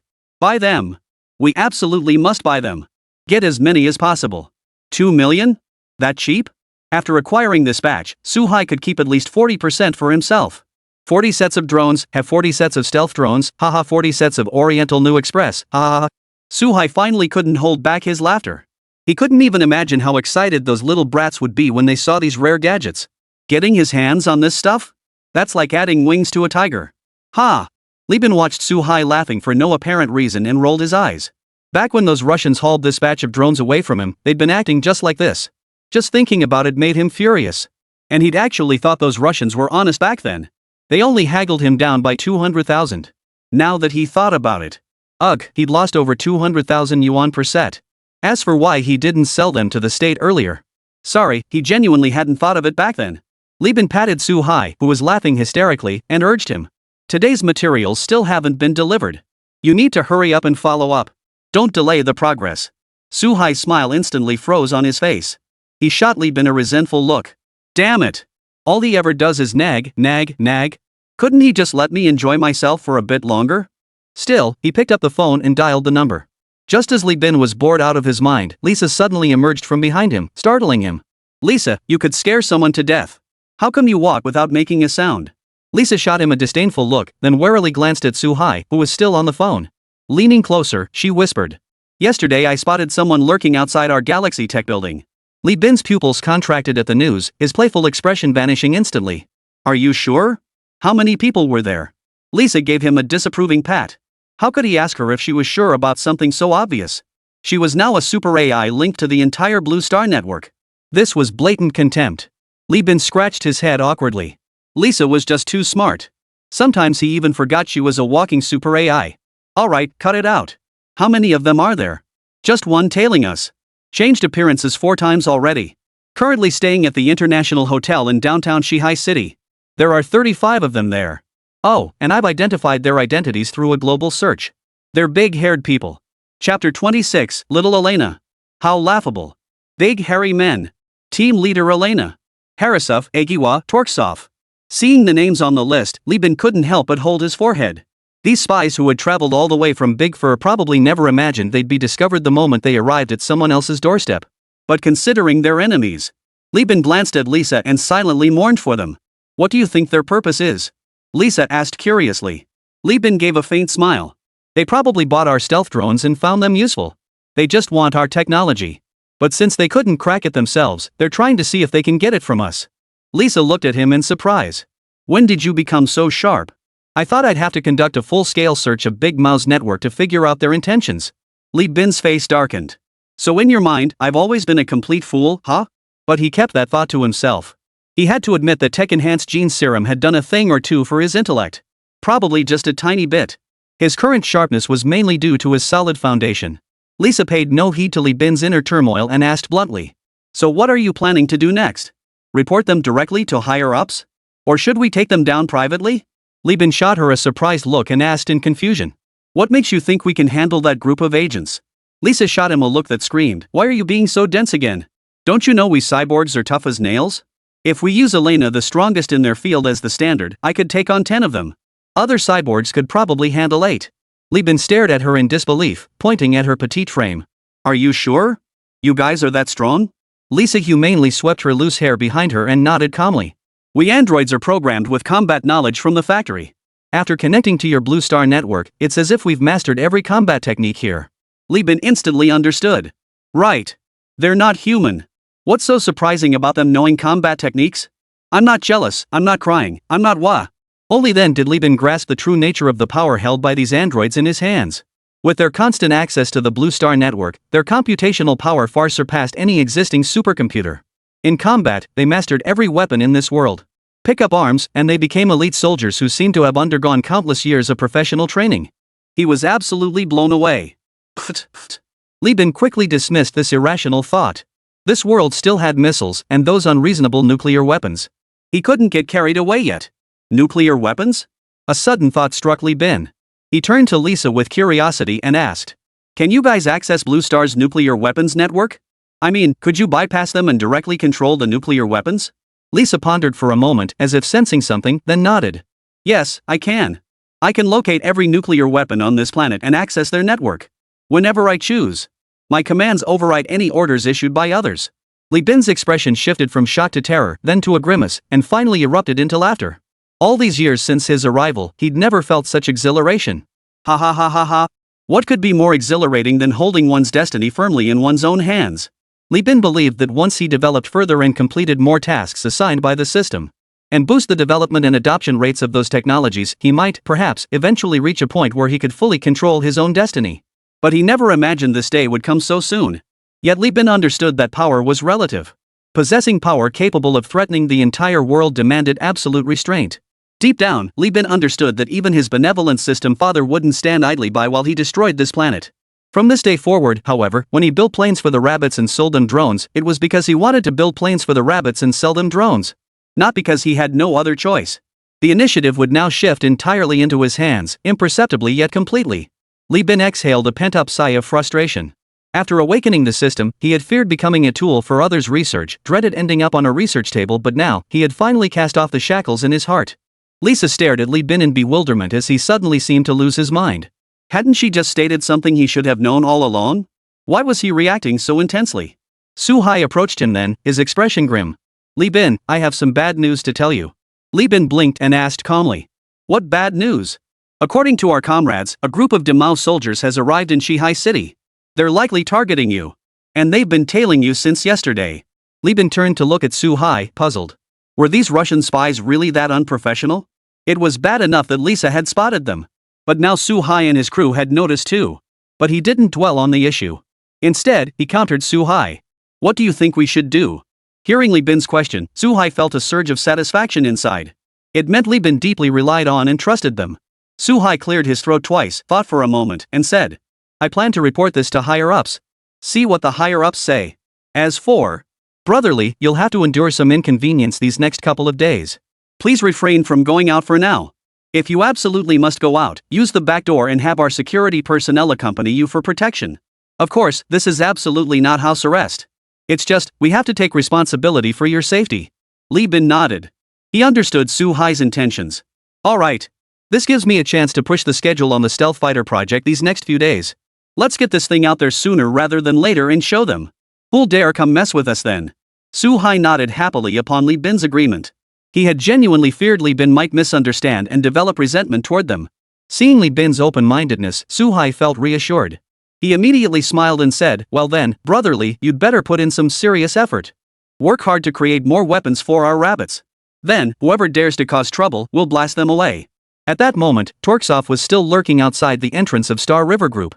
He'd probably never figure out how he got caught, even on his deathbed. Truth be told, it wasn't entirely his fault. After all, based on their pre-mission assessment, Li Bin and Galaxy hadn't yet drawn the attention of rabbits higher-ups. Naturally, they underestimated the hidden forces now surrounding Li Bin. They probably never imagined that besides an entire reinforced regiment, Li Bin also had a group of bionic operatives capable of handling nuclear weapons at his disposal. Chapter 27, Torksov, then I'm outta here? Achoo! Torksov, currently on surveillance duty, suddenly felt a chill and sneezed. He was sitting in a cafe near the entrance of Li Bin's Star River Group, his gaze drifting casually toward the main gate. Damn it, Li Bin! Making me wait this long. Torksov was getting annoyed now. Before coming, he had reviewed Li Bin's background. He knew full well that the chairman of Star River was an extremely business-minded individual. When he first received the assignment to meet Li Bin, Torshao had thought it would be easy. In his view, all he needed to do was pose as a partner of Star River Group, and he was certain he'd find an opportunity to meet with Li Bin alone. But now, he had been watching this place non-stop for 2 days. Not even a glimpse of Li Bin. Torksov's patience was slowly wearing thin. Damn it, when I get my chance, I'll make him pay dearly. Torksov vowed fiercely to himself. But for now, he knew he had to change locations. He'd been lurking here for an hour in his current disguise. If he lingered any longer, it would easily attract the attention of those with ulterior motives. This was clearly not a mistake an elite operative like him should make. Thorkov thought to himself. Unbeknownst to Torksov, in a corner he hadn't noticed, 2 middle-aged rabbit people guests watched him rise to pay the bill, feigning indifference. That old Russian is cunning. Changing identities every hour, the younger Liu remarked with disdain. Zhang Weiman nodded. Exactly. If our brothers hadn't been watching this place all along, we might never have spotted them. Hey, wait, where are the rest of them staying? Liu flipped through the menu in his hand and replied, still investigating. Keeping a close eye on this old Russian should turn up some leads. Zhang Weiman said nothing more, instead giving a subtle nod toward another direction. Ah, I understand. We must protect Li Bin's safety at all costs. Everything else comes second. Su Hai instructed after hearing Zhang Weiman's report. As for where those Russians are staying, I'll have another team handle that. You don't need to worry about it. Zhang Weiman's pupils contracted at Su Hai's words on the other end of the line. He was originally a covert operative for a special agency, reporting directly to Zhao Qian and the Patriarch. Yet just 2 days prior, the Patriarch himself had personally ordered them to maintain a 24-hour presence in Shihai City, safeguarding the security of Galaxy Tech and its CEO, Li Bin. He didn't understand the reasoning, but a soldier's duty was to obey orders. Since then, he and 12 teammates had been stationed here. Without them, Su Hai would never have discovered Torshao yesterday. It was precisely at that moment that Zhang Weiman grasped the critical importance of this mission. He had actually spotted the shadow of Damao's ace agent in the small city of Shihai. Zhang Weiman instantly grasped the implications. Galaxy Tech and Li Bin must be incredibly important. Important enough to attract high-level figures from both the rabbits and Big Mouse simultaneously. It might even be related to national policy. Realizing this, Zhang Weiman understood the mission's critical nature and remained stationed here day and night with his 12 teammates. Now, Su Hai's meaning was clear, another group of operatives like him was following them to execute subsequent actions. How could this not move him? Zhang Weiman took a deep breath, his gaze turning solemn as he looked toward the direction of Galaxy technology. Who would have thought that in the small city of Shihai, something capable of mobilizing the nation's most critical forces could exist? In that moment, Zhang Weiman completely abandoned any trace of underestimation. He pressed the satellite communication device on his ear. Effective immediately. Everyone stay on high alert. Team 1, Team 2 secure the entrance. Teams 3 and 4, stand by for rotation. The rest of you, change into civilian clothes immediately and blend in as regular customers walking the streets. Ensure you maintain constant awareness of every movement on the street. Roger that. Shihai City, International Grand Hotel. Elena was packing up the equipment in the room. Beside her, AG Eva looked at her with confusion. What's wrong, Elena? Did something happen? Why are you suddenly packing up? Seeing Ijiva getting in the way, Elena lost all desire to beat around the bush and blurted out. I suspect Thorksov has already been exposed to the rabbit officials.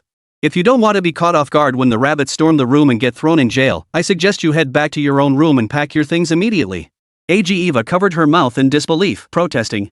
Impossible. Sure, Thorksov might be a bit timid. But he's still our greatest warrior. The core strength of our great fur. How could he possibly be discovered by the rabbits? Elena impatiently pushed her aside and continued packing. Have you considered what if elite rabbit forces of equal rank were also present?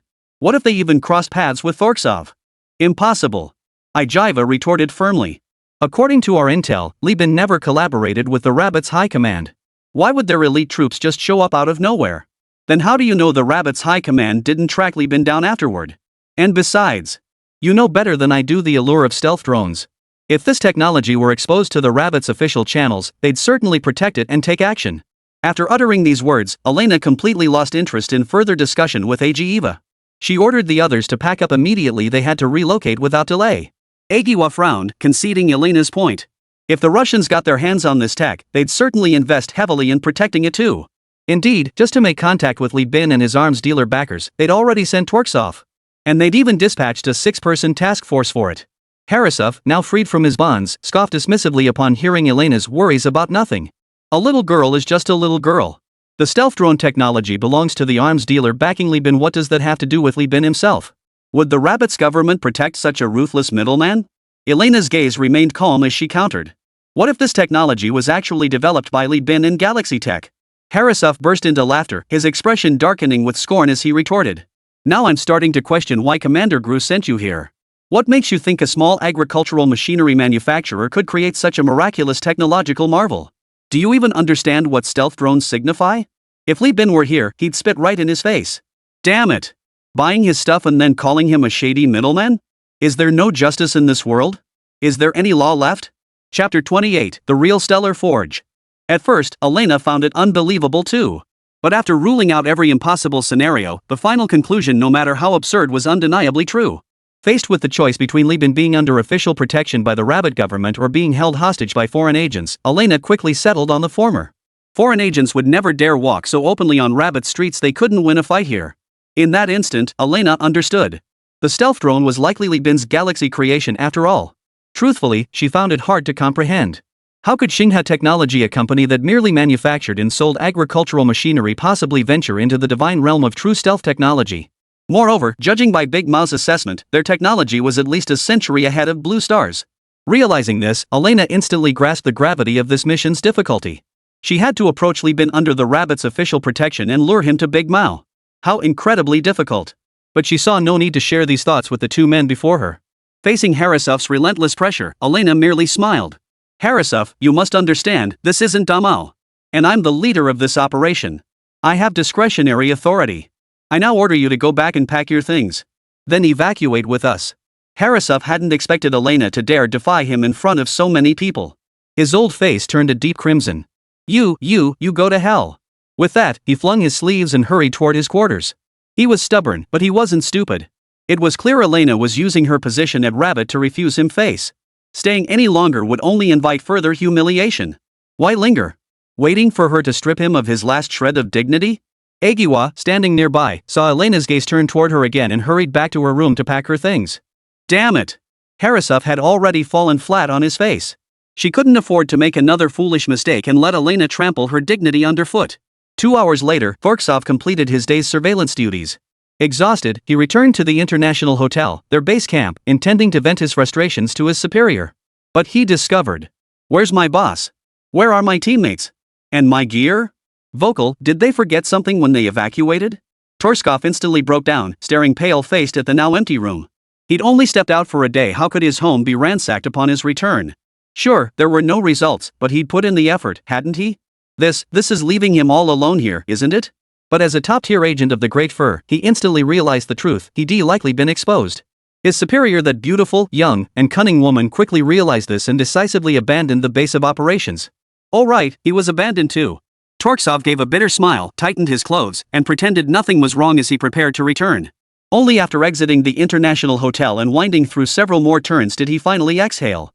Little did he know, two tails had been following him at a leisurely pace the entire time. Why didn't we just move in and capture him? We had such a golden opportunity inside the hotel. Suyi asked in confusion. Because, compared to capturing him, his escape clearly holds greater value, came the reply from the earpiece. Suyi nodded thoughtfully. After all, this Torsha was already caught in their net. Whether they captured him now or later made little difference. Still, recalling that empty suite at the International Hotel, Suyi couldn't help but feel a pang of regret. We were so close. We were so close to taking them all down at once. That woman really is cautious. Li Bin was now staring intently at the tablet in his hands. If Suyi and Zhang Weiman saw this, they'd be scared out of their wits because staring back at them from the screen were the figures of Elena and the others. This little girl is quite pretty. Just not very smart. All this running around, and she's still right under our surveillance. On the screen, Elena had already led all her teammates to an apartment building. Located in a bustling downtown area with heavy foot traffic, their foreign appearances wouldn't draw much attention here. Hearing Li Bin's words, Lisa shot him a look of contempt. How dare this man call others stupid? If it weren't for her ability to access the Blue Star network at any moment, how could he have tracked down these big-haired people? Just as Li Bin was engrossed in watching Elena navigate her way through the encircling crowd, he suddenly thought of something. He turned to Lisa and asked, "Can Su-hai and the others track down this group through the network and surveillance?" Lisa considered it. Probably not. Shihai City has extensive surveillance, and these big hairy guys are hiding in the bustling city center. Locating them this way would require massive computing power. Su-hai and the others probably don't have access to that level of processing capability. Li Bin nodded thoughtfully upon hearing this. What do you think they'll do next? Lisa shook her head. Frankly, at this point, they have no chance of succeeding. Unless you're willing to reach out to them proactively. Otherwise, even if we don't constantly monitor their movements, Su-hai won't let them succeed. Li Bin pondered for a moment. So you're saying Elena and her crew might resort to desperate measures? Yes. Based on the current situation, if Elena still wants to complete her mission, she'll have to make a desperate attempt. I've mentally simulated the outcome 721 times. The only scenario where she stands a chance is if Elena risks her life to force a breakthrough by force. Otherwise, she has no chance at all. Of course, even a violent breakthrough would ultimately be suppressed by a still no chance of success. Lisa's tone remained calm, as if discussing something entirely unrelated to her. Li Bin frowned. So he had to intervene, then. He knew full well how many people were surrounding Galaxy Tech right now. Even though Elena posed no threat to him no matter what she did, Li Bin still didn't want those little cuties protecting him to get hurt. At the very least, not in these trivial matters. Elena watched as the red dot representing Torksov on the map moved out of the International Hotel. Judging by his movements, he hadn't been taken hostage. Yet Elena felt not a shred of relief. This meant the person playing chess with her possessed far more patience than she had imagined. This time, Harasov beside her refrained from uttering any divisive remarks. He simply watched the red dot on the map grow distant, a sigh of relief escaping his chest. He certainly wasn't going to stand around offering his face for Elena to play with now. All he wanted was to finish the mission quickly and get back to Big Mao. Then, he would make Elena pay dearly. Chapter 29, The Indomitable Elena. After a long moment of contemplation, Elena finally turned her gaze to Torksov's successor, the deputy leader of the task force, Narisai. Narisai, what are your thoughts on the next operation? Narisai's face was flushed with excitement. After nearly a decade as Torksov's perpetual second in command, he finally had his chance to shine. Commander, your orders are my thoughts. Narisai flattered. Elena's expression darkened. I asked precisely because I have no thoughts of my own. What use are you if you just pass the buck back to me? Ijiva, standing nearby, clearly noticed this tension and was struggling to stifle her laughter. Damn it! I've been watching this little girl's mood swings for days. Seeing her get stumped now feels incredibly satisfying. Elena rubbed her temples. Never mind. Just share your thoughts. We need to assess your analytical skills on this issue. At the word assess, Narisai's eyes lit up. He turned his gaze to the online map dotted with scattered red markers, pondered for a long moment, then frowned and spoke. Reporting, Commander. I believe our current situation is extremely dire. Elena's expression brightened. Not optimistic? Good. I was actually afraid you'd start off saying everything was going swimmingly. That meant she'd have to reconsider whether she should still try to bring Torksov back. Seeing no displeasure in her commander's eyes, Nurich continued. Assuming we've been completely exposed to the rabbit leadership, Torksov absolutely should not have left the hotel under any circumstances. And yet he did. Elena's eyes lit up as she encouraged. What does that mean? It means the rabbits are playing the long game. They believe Torksov might have a way to contact us. Once he realizes he's cut off from the organization, he might try to reach out. Elena nodded in agreement, then continued with what Nierkris had said. It also shows the rabbit has absolute confidence. They're not the least bit worried Torksov will cause them trouble. Likewise, it shows they haven't pinpointed our location yet. Jiva frowned. But that assumes the rabbits haven't detected us yet. If they haven't detected us, does that mean we're flirting with danger? Lise nodded in agreement repeatedly. In his eyes, Elena was nothing but a waste of their precious time. All because of her inexplicable gut feeling, they were abandoning Torksov, who risked his life for them, and moving out of that comfortable hotel. To him, that was utterly unreasonable. But before Elena could speak, Narishti shook his head. The rabbits must have spotted us. Jiva frowned. Reason? Narisai stepped forward, took the tablet from Elena's hands, and pulled out the page containing Li Bin's intelligence. Pointing calmly at the screen, he stated, "Take a look at Li Bin's previous intelligence reports. This man was previously extremely enthusiastic about doing business with others, promoting his company's products. He didn't even mind taking losses for it." Having said that, he pulled up the report Torshov had compiled last night. But look at Li Bin now. He's holed up inside the Galaxy Group like a turtle. He won't even meet with people seeking business deals. This abnormal behavior clearly indicates that Li Bin is either being held hostage by other agents or has already gained official attention and protection. Harasov questioned, couldn't it be that he's been taken hostage by spies from another country? You must understand, if the stealth drone were exposed, I'm certain nations like the Eagle Nation would be absolutely interested. Narisai shot him a disbelieving look, clearly stunned that the task force contained someone even more foolish than their captain. But he wasn't Elena. He didn't have Commander Gru's protection behind him. He certainly wouldn't trample on Harasov's dignity like it was dirt. Narisai paused, weighing how to explain things clearly to Haras while preserving his dignity. Well, what I mean is, we're standing on rabbit territory right now. If Eagle's agents came, they probably wouldn't be so arrogant. Harasov instantly understood, feeling as if the entire situation had suddenly become crystal clear. Jiva nodded in agreement. Vocal, thank goodness Harasov asked that earlier. Otherwise, I'd be the one asking that stupid question later. Elena rubbed her temples. These two researchers were indeed masters in their field, but when it came to military strategy, they were as green as newborn calves. Still, at least she now had capable people to work with. Elena looked at Narisky with admiration and praised him. Excellent. Recognizing this means you're far more suited for this position than your captain. Once we complete this mission successfully, I'll petition higher-ups to make you captain. Narisai's eyes lit up. Wasn't this precisely why he had stepped forward? Through the terminal hacked by Lisa, Li Bin listened to the loud scheming of several geniuses on the other side of the screen. He found it rather amusing. Beside him, Chen Meilin watched Li Bin wearing headphones, occasionally chuckling to himself. A blush crept onto her cheeks as she wondered what he was thinking about. Just as she was about to sneak over and peek at what this shivering boss was watching, Li Bin noticed her. Chen Meilin shot Li Bin a resentful look as he placed the tablet face down on the table, pouting as she retorted. Put. Who cares? Ahem. Li Bin cleared his throat. Don't look at what you're not supposed to see. What do you want? Chen Meilin sneered at him with disdain. You've got some nerve saying that. All you do is sit around with your tablet, refusing to sign contracts, neglecting deadlines, and even needing me to bring you meals. Is this company yours or mine? Li Bin flushed red and tried to justify himself. I've been busy these past few days. I told you not to bother me unless it's urgent. You're getting paid a hefty salary as my assistant. What's wrong with putting in a little extra work? Chen Meilin rolled her eyes, dropping the playful tone. Pointing to a file on the desk, she said sternly. Lisa and I can handle everything else. But this one you need to make the call. Li Bin picked up the file and frowned. What was there that Lisa couldn't handle? But when he saw the title of the document, he sat up straight, his eyes widening in shock. Regarding Chapter 30, Eagle Sauce Sanctions? Great news. The report about Eagle Sauce classifying our company's exported steel cables as controlled goods. Li Bin stared at the name on the document, his eyes widening in shock. What the hell? Haven't these cables been selling like hotcakes in Eagle Land all along? How could they just impose controls like that? Li Bin rubbed his temples, utterly perplexed. Of course, their Star River Group's business wasn't limited to selling those controversial stealth drones that caused such a stir. In fact, besides some agricultural equipment, their company also produced gear with much broader applications. And this batch of steel cables subject to Eagle's restrictions falls squarely into that category. Frowning, Li Bin continued reading. The Eagle Swanside has randomly sampled products from numerous steel cable companies worldwide. Ultimately, they issued control sanctions against companies involved in aircraft carrier equipment. They restricted imports of these materials by their own country and allies, demanding increased imports of identical products from their own Mongolia-based company.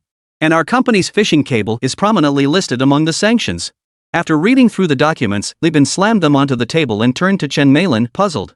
Why would the Eagle Chicken label our fishing cable developed to enhance rod tensile strength as aircraft carrier equipment? Chen Meilin shook her head. I have no idea. This document is utterly nonsensical. Li Bin suddenly realized this situation mirrored his previous arrest as an arms dealer, how eerily similar. He immediately asked Chen Meilin to call Lisa over and have her bring their product data along with some publicly available aircraft carrier arresting cable specifications. Half an hour later, Li Bin slumped in his chair, staring blankly at the materials on the table. Damn it! How could this be such a coincidence?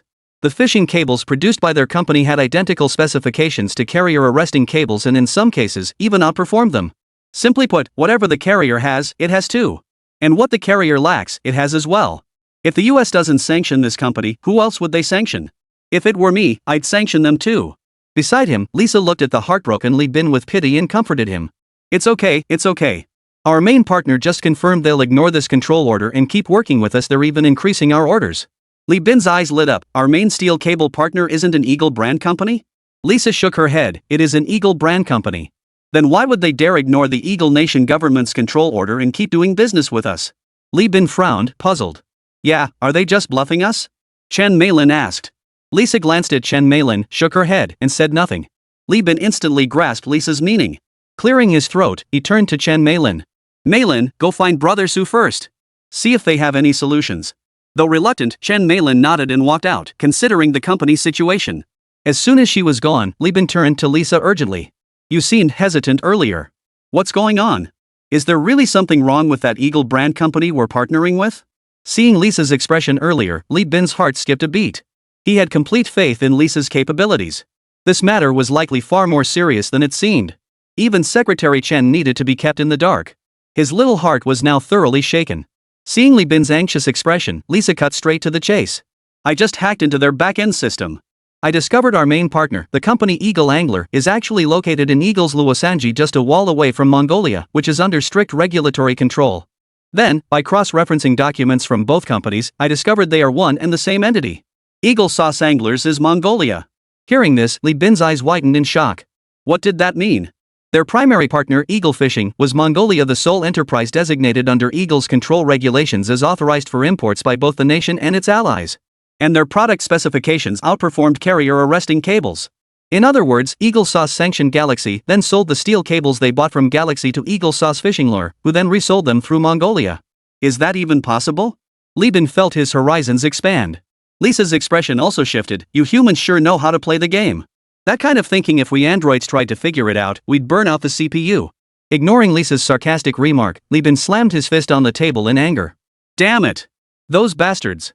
They take our products, impose sanctions on us, then resell them under a different name at inflated prices. They're raking in all the profits. Lisa nodded in agreement. Exactly. The eagle-fingered fishermen import steel cable from us at $9 a meter, but once they package it as aircraft carrier equipment, they can sell it for $900. Whoa! Li Bin sucked in a sharp breath. Damn it! Those Eagle-esque guys really have some nerve. 100-fold profit. Meanwhile, Su Hai was also stunned by Chen Meilin's words. What did she mean by sanctioned by the Eagle Bros? Are the Eagle Bros sanctioning you guys? Aren't they sanctioning aircraft carrier arresting wires? At that moment, Su Hai's mind was filled with a barrage of questions. Chen Meilin, however, paid no heed to his confusion and simply handed him the data she held. There, starkly displayed, was a comparison between their Galaxy-produced fishing cable and the aircraft carrier arresting cable. Fishing cable genuine Galaxy-made. 6 centimeters in diameter, 50 centimeters in height. Tested to hold 60 tons of high-speed, charging fish. Eagle brand aircraft carrier arresting cable. Diameter, 6.35 centimeters, height, 50 centimeters, tested to hold a 30-ton aircraft traveling at 140 kilometers per hour. Su Hai's eyes widened as he pointed at the Star River's fishing cable, nervously asking, "What's the speed range for this high-speed fish catch?" Chen Meilin pondered for a moment before replying, "It can't be slower than a tuna's top speed, right? At least 160 kilometers per hour. 160 kilometers per hour? At least?" Su Hai trembled with excitement. Damn it! Heaven help us! Their aircraft carrier arresting cables have always been imported from the eagle-eyed bastards, leaving them perpetually at their mercy. Every time they bought arresting wires from them, they had to give up a ton of benefits and get ripped off on the price. Now, Su Hai stared at the paper Chen Meilin handed him. The specifications for the fishing cable clearly outperformed the Eagle brand aircraft carrier arresting cable by a wide margin. Su Hai lost his composure. He grabbed Chen Meilin's sleeve and rushed toward Li Bin. As for the challenges Star River currently faced, Eagle sanctions? That's actually a blessing in disguise. You know what? This time, Eagle Sauce actually did something decent. If it weren't for Star River landing on their sanctions list, they probably wouldn't have discovered this gem. Chapter 31, Suhai was stunned yet again. Half an hour later, Suhai emerged from Li Bin's office. But this time, he was anything but calm. Fishing cable equals aircraft carrier arresting cable? Li Bin had just admitted it himself in front of him. The performance metrics of the fishing cable produced by their company, Galaxy, were in no way inferior to those of aircraft carrier arresting cables. In certain areas, they had even achieved complete superiority. This was precisely why the Eagle Nation would impose sanctions on them. Suhai felt like he was in a dream. When did the world become this insane? Even fishing cables are carrier arresting cable grade?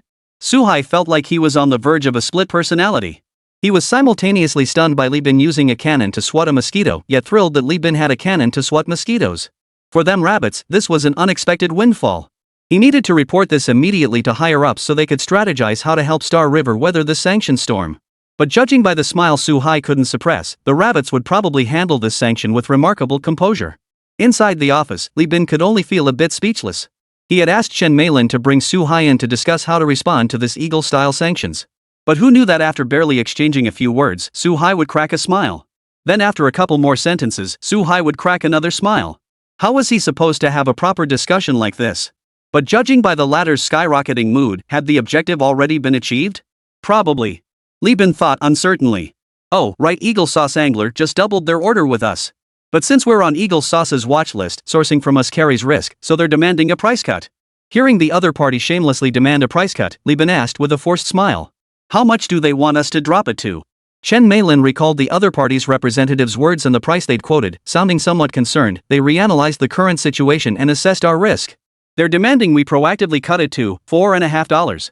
Li Bin felt a surge of anger welling up inside him. Fine, let's play this game. Not only do we have to source from them, but we also have to put them on our control list. And they even use this as an excuse to demand we lower our prices. These bastards sure have noble morals. They could have just robbed us outright, yet they're actually condescendingly tossing us a few pennies. Li Bin gritted his teeth in fury. Those bastards. Chen Meilin nodded in agreement, her voice filled with resentment. Those bastards are kicking us while we're down. But remembering that Galaxy now had only this one remaining supply channel, Chen Meilin hesitated before steeled herself to plead. So, should we lower the price? If we don't negotiate, I'm afraid we won't be able to sell it. Li Bin rolled his eyes. You want me to lower the price and let them take advantage? No way. Alright, Meilin, leave this to Suhai. Trust me, they can handle our shipment. Chen Meilin immediately grew anxious. But what do they need all that fishing cable for? Are they sending soldiers out to sea to fish? Li Bin widened his eyes and glanced at Lisa. His gaze seemed to ask, was I really that naive back then? Meanwhile, at a manor in Eagle Island, Luo Sanji. Alan sipped his red wine, glancing at the manager standing behind him and casually asked. Did that rabbit man agree to our terms? The manager shook his head. Sorry. I did my best to lower their expectations. But their attitude stinks like sewer rats. They flat out refused to accept our new price. Alan's expression remained unchanged. He merely snorted derisively, his tone still relaxed and casual. Those rats can be stubbornly infuriating at times. But it doesn't matter anyway. For us, $9 and $4.50 are practically the same thing. Because the government's price for them was $900. Alan chuckled softly. Logically speaking, $900 per meter wouldn't even buy an aircraft carrier arresting wire. For them at Eagle, the cost to produce just 1 meter of carrier arresting wire was at least $1,000. When this order landed on Mongolia's desk, Alan was honestly devastated. This was clearly a money-losing deal. But fortune favors the bold. Just as Alan was about to abandon the order, the rabbit people's fishing cable caught his eye. 6 centimeters in diameter, 50 centimeters in height. Tested to hold 60 tons of high-speed, charging fish. These specs outperformed even the arresting cables on their Eagle brand aircraft carriers. A sudden flash of inspiration struck Alan. He immediately shut down their Mongolia production line and became a middleman. From the rabbits, he could bulk purchase these at fishing tackle prices, then flip them to the military for $900 apiece. Over the past 2 years, he'd raked in at least hundreds of millions from this scheme alone. But just as Alan was basking in his delusions of success, he suddenly heard the one piece of news he never wanted to hear. Sorry, boss, that rabbit guy refuses to do business with us again. He's severing all business ties with us, citing unwillingness to bear the risk. At first, Alan didn't register the impact, casually replying, just give them a little incentive. Ha? What did you say? Alan leapt from his chair, glaring at the manager he'd hired at great expense. Say that again? The manager, seemingly anticipating the boss's outburst, pulled a handkerchief from his pocket to wipe the spittle from his face before steeled himself to continue. They said they'll never sell us a single meter of fishing cable again. Not hearing what he wanted to hear, Alan slammed his fist on the table in anger. What about their sense of contractual integrity? We'd already agreed on the price. How dare they disregard our interests and unilaterally cut off trade with us? Those greedy rabbit people. Half an hour later. Exhausted from ranting, Alan looked at the trembling manager before him, suppressed his anger, and gritted his teeth. Is it the price they're unhappy with? Go renegotiate. Raise the price, give them $10. No, make it 20. Just don't go over $100. Make sure they keep supplying us. Those greedy bastards. The manager cautiously glanced at him and muttered under his breath, but they've deleted all our contact information. We can't reach them at all. Alan exploded in anger. Then why aren't you doing something about it? Go talk to them yourself. If you don't secure that order, what good are you to me? Chapter 32, Rabbit's Outburst. Thousands of miles away in the capital, Zhao Qian stared blankly as he hung up the phone. Even now, he couldn't process the information Su Hai had just delivered over the phone. In truth, Rabbit had possessed the capability to independently develop aircraft carriers as early as 20 years ago. Yet even today, much of the equipment on its carriers still relied on imports. And the carrier arresting gear was among the most costly categories. Zhao Qian could barely contain his excitement. Over the years, the Rabbits had been repeatedly blackmailed by hawks like the United States and other Western nations over the import of carrier arresting gear. And now, that kid Su Hai was telling him that the Rabbits actually possessed the capability to independently develop aircraft carrier arresting gear. How could he not be thrilled? Zhao Qian rose and paced back and forth in his office. From his perspective, the challenges Li Bin and Galaxy were facing were actually a blessing in disguise. Since the Eagle had placed them on the control list, restricting their trade and development, why not sell all those surplus aircraft carriers to the Rabbits? Suddenly, a flash of insight struck Zhao Qian. He hurried to his desk and picked up the data sheet faxed over by Su Hai once more. The figures on the sheet confirmed his suspicions, leaving him utterly stunned. Holy crap! The Eagle actually pulled this stunt. When Zhao Qian first glanced at the data sheet, it had seemed vaguely familiar. But upon closer inspection, this ING thing was the carrier arresting gear Eagle Sauce had exported to them? A wave of frustration washed over Zhao Qian. He never imagined the Eagle would stoop so low. Importing fishing cables from their own companies, then pressuring them to extract concessions, only to resell the cables at inflated prices afterward. Is this even a scheme a human could conceive? Did they buy their mothers wholesale or something? A cold glint flashed in Zhao Qian's eyes. Thankfully, they'd uncovered this scheme now and wouldn't be taken advantage of by the Eagle bums again. But as he snapped back to reality, a sudden thought struck him: this intelligence was fundamentally flawed. What the hell were those staff members doing? They claimed to have thoroughly investigated Star River Technologies, yet how could such a major leak slip through? They only found out because Eagle told them. Suppressing his frustration, Zhao Qian picked up the red phone beside him and dialed. Yes, you heard correctly. Re-examine all files on Star River Tech and Li Bin. What? And you have the nerve to ask me why? Don't you even follow international news? You didn't know Eagle Lady sanctioned Star River? What fishing cable? Don't you guys check the data before investigating? You call the arresting cable used on aircraft carriers a fishing cable? Forcing a smile, Han Tong hung up the phone and rubbed his cheeks. He'd just been berated by his former superior, and he still felt baffled by it all. Li Bin and Star River Technologies had been thoroughly investigated. How could Zhao Qian imply there were still loose ends? Carrier arresting cables. Han Tong felt a surge of heat in his chest. He knew exactly what this implied. But he couldn't wrap his head around it. The sanctions imposed by the eagle-eyed American were clearly targeting fishing cables. What possible connection could they have to aircraft carrier arresting wires? Han Tong snapped back to reality, reopening a somewhat mysterious software program on his computer. He retrieved Li Bin and Star River Technologies files, intending to review them once more. He had personally attended that high-level meeting convened in the capital. In recent times, Galaxy Tech had stirred the hearts of countless people in Rabbit, and he believed he had already intensified his focus on the company. He had reviewed this file at least 5 times already. He was absolutely certain there was nothing wrong with it. So where the hell did this aircraft carrier arresting cable business come from? Han Tong was utterly baffled. Galaxy Tech isn't just making waves in the drone sector, they've carved out a significant presence across numerous international fields.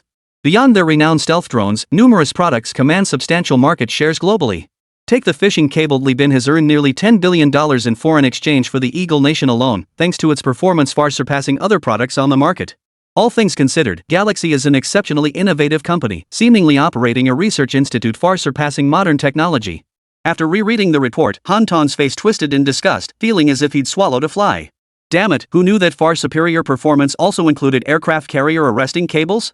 But, if even their fishing rod cable rivals carrier arresting cables, it's hardly surprising that Galaxy's other products might be a bit overhyped. Reading through the intelligence report, adaptive camouflage, high polymer carbon fiber, flash charger, and the suffix far surpassing the market's other products following each, Han Tong's heart burned with excitement. If they're all like the fishing steel cable, these products must be no ordinary feat either. Right. The boss already said to redo the intelligence investigation on Galaxy Tech, focusing on detailing those far superior performance compared to other similar products. As for the sanctions regulations against Galaxy Tech that Eagle Sauce had just sent over, Hanton curled his lip. Was he supposed to help these bandits target his own company? Shihai City, Star River Group. At this moment, Li Bin's attention was entirely elsewhere.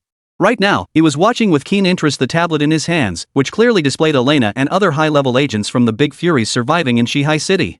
Ha! This big guy named Narisai is quite interesting, far smarter than that Herles Vanijiva. And this Elena. Even after Thorksov was exposed, she still won't give up? Lisa, standing behind him, rolled her eyes. Who do you think would be as bored as you, spying on people's private lives day in and day out? Li Bin awkwardly scratched his nose. You think I have that much free time? I'm just worried they'll figure out some scheme and then we'll be the ones caught in their trap. With that, he tucked away his tablet. He'd been acting a bit out of character lately, but you couldn't really blame him. Who among his family understood? When others were plotting against you and you could see their every move, who wouldn't be curious about that novel sensation? Lisa rolled her eyes, unwilling to argue with him. Oh, right.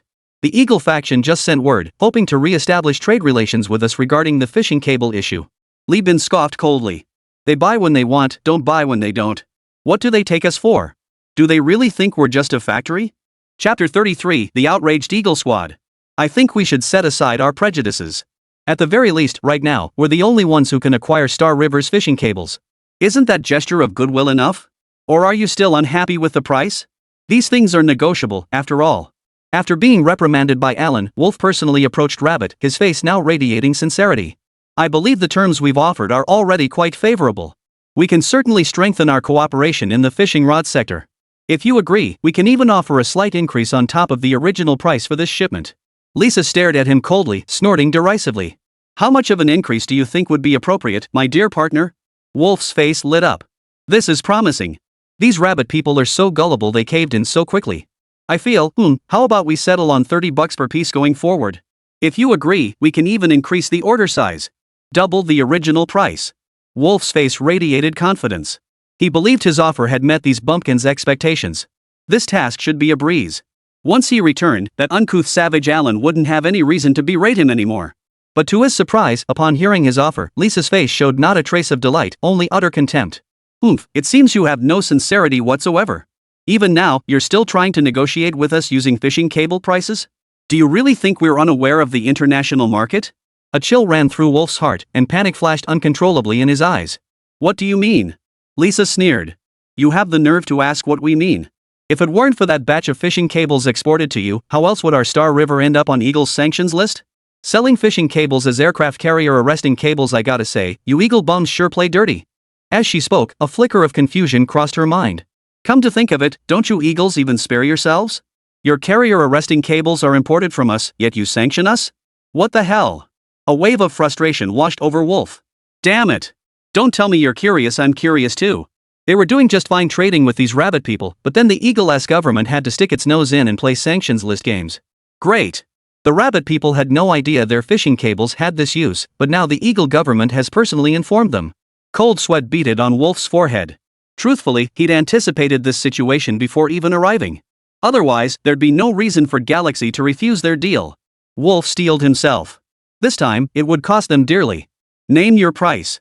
How much will it take to make this deal happen? To his surprise, Lisa shook her head flatly.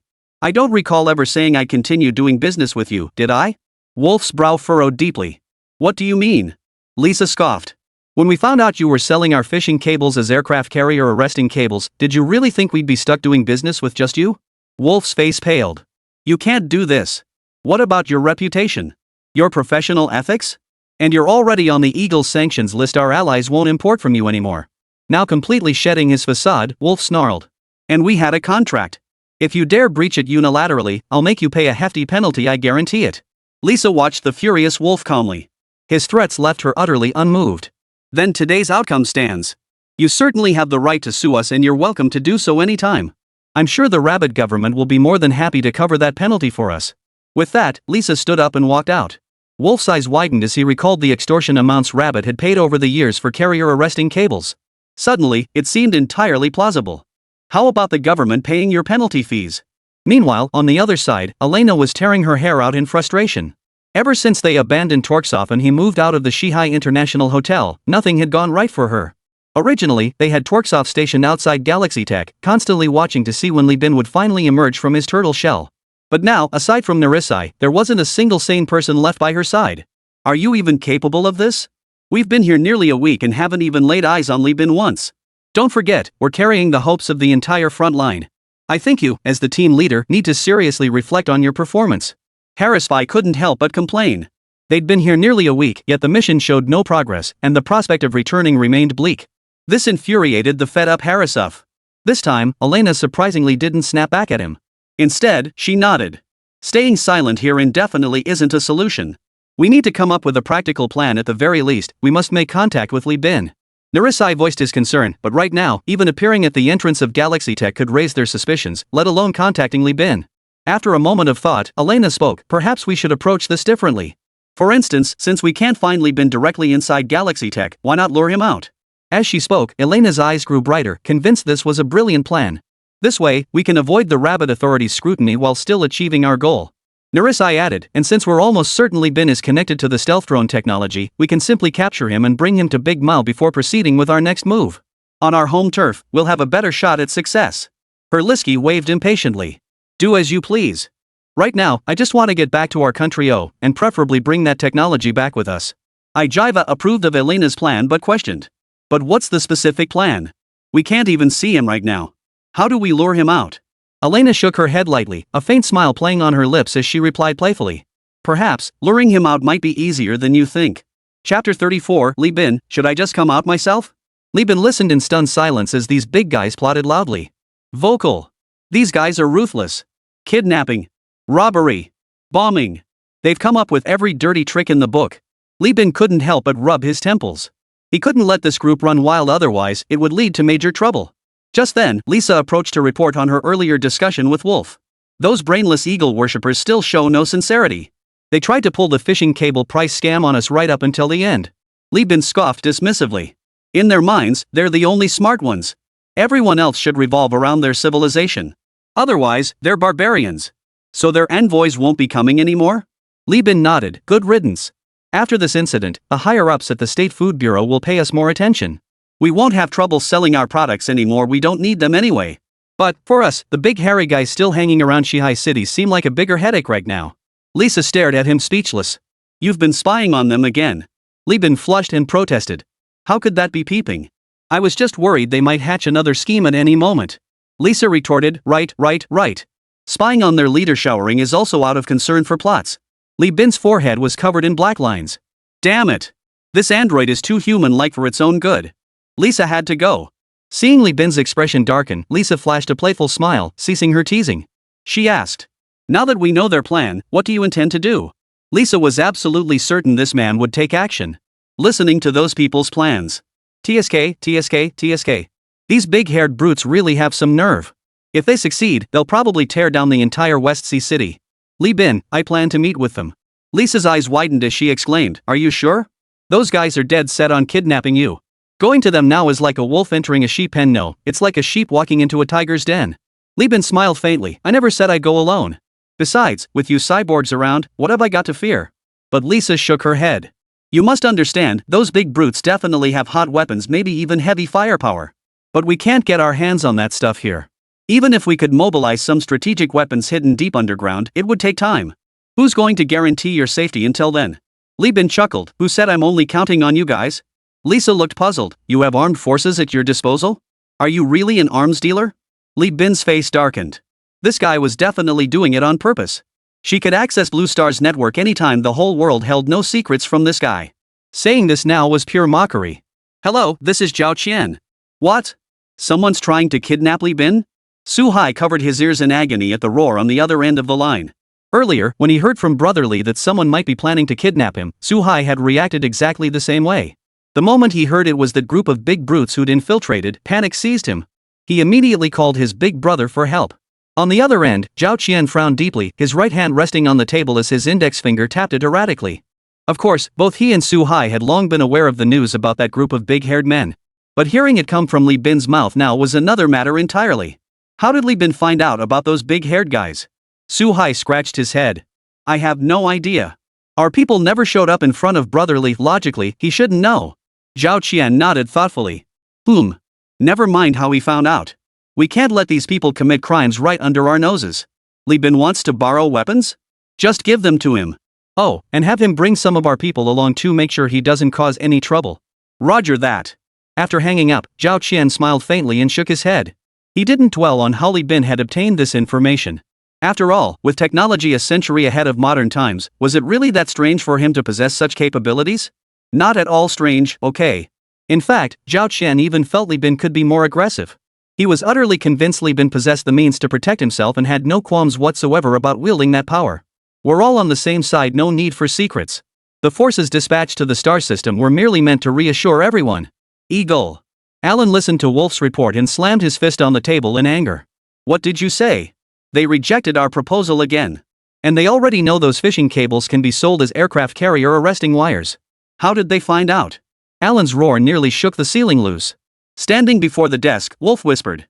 It's those useless politicians who do more harm than good. They put Star River on the sanctions list. They caught on immediately and refused to do business with us anymore. Gritting his teeth at the mention of those self-important politicians, Alan snarled. Those bastards. He was on the verge of losing his mind.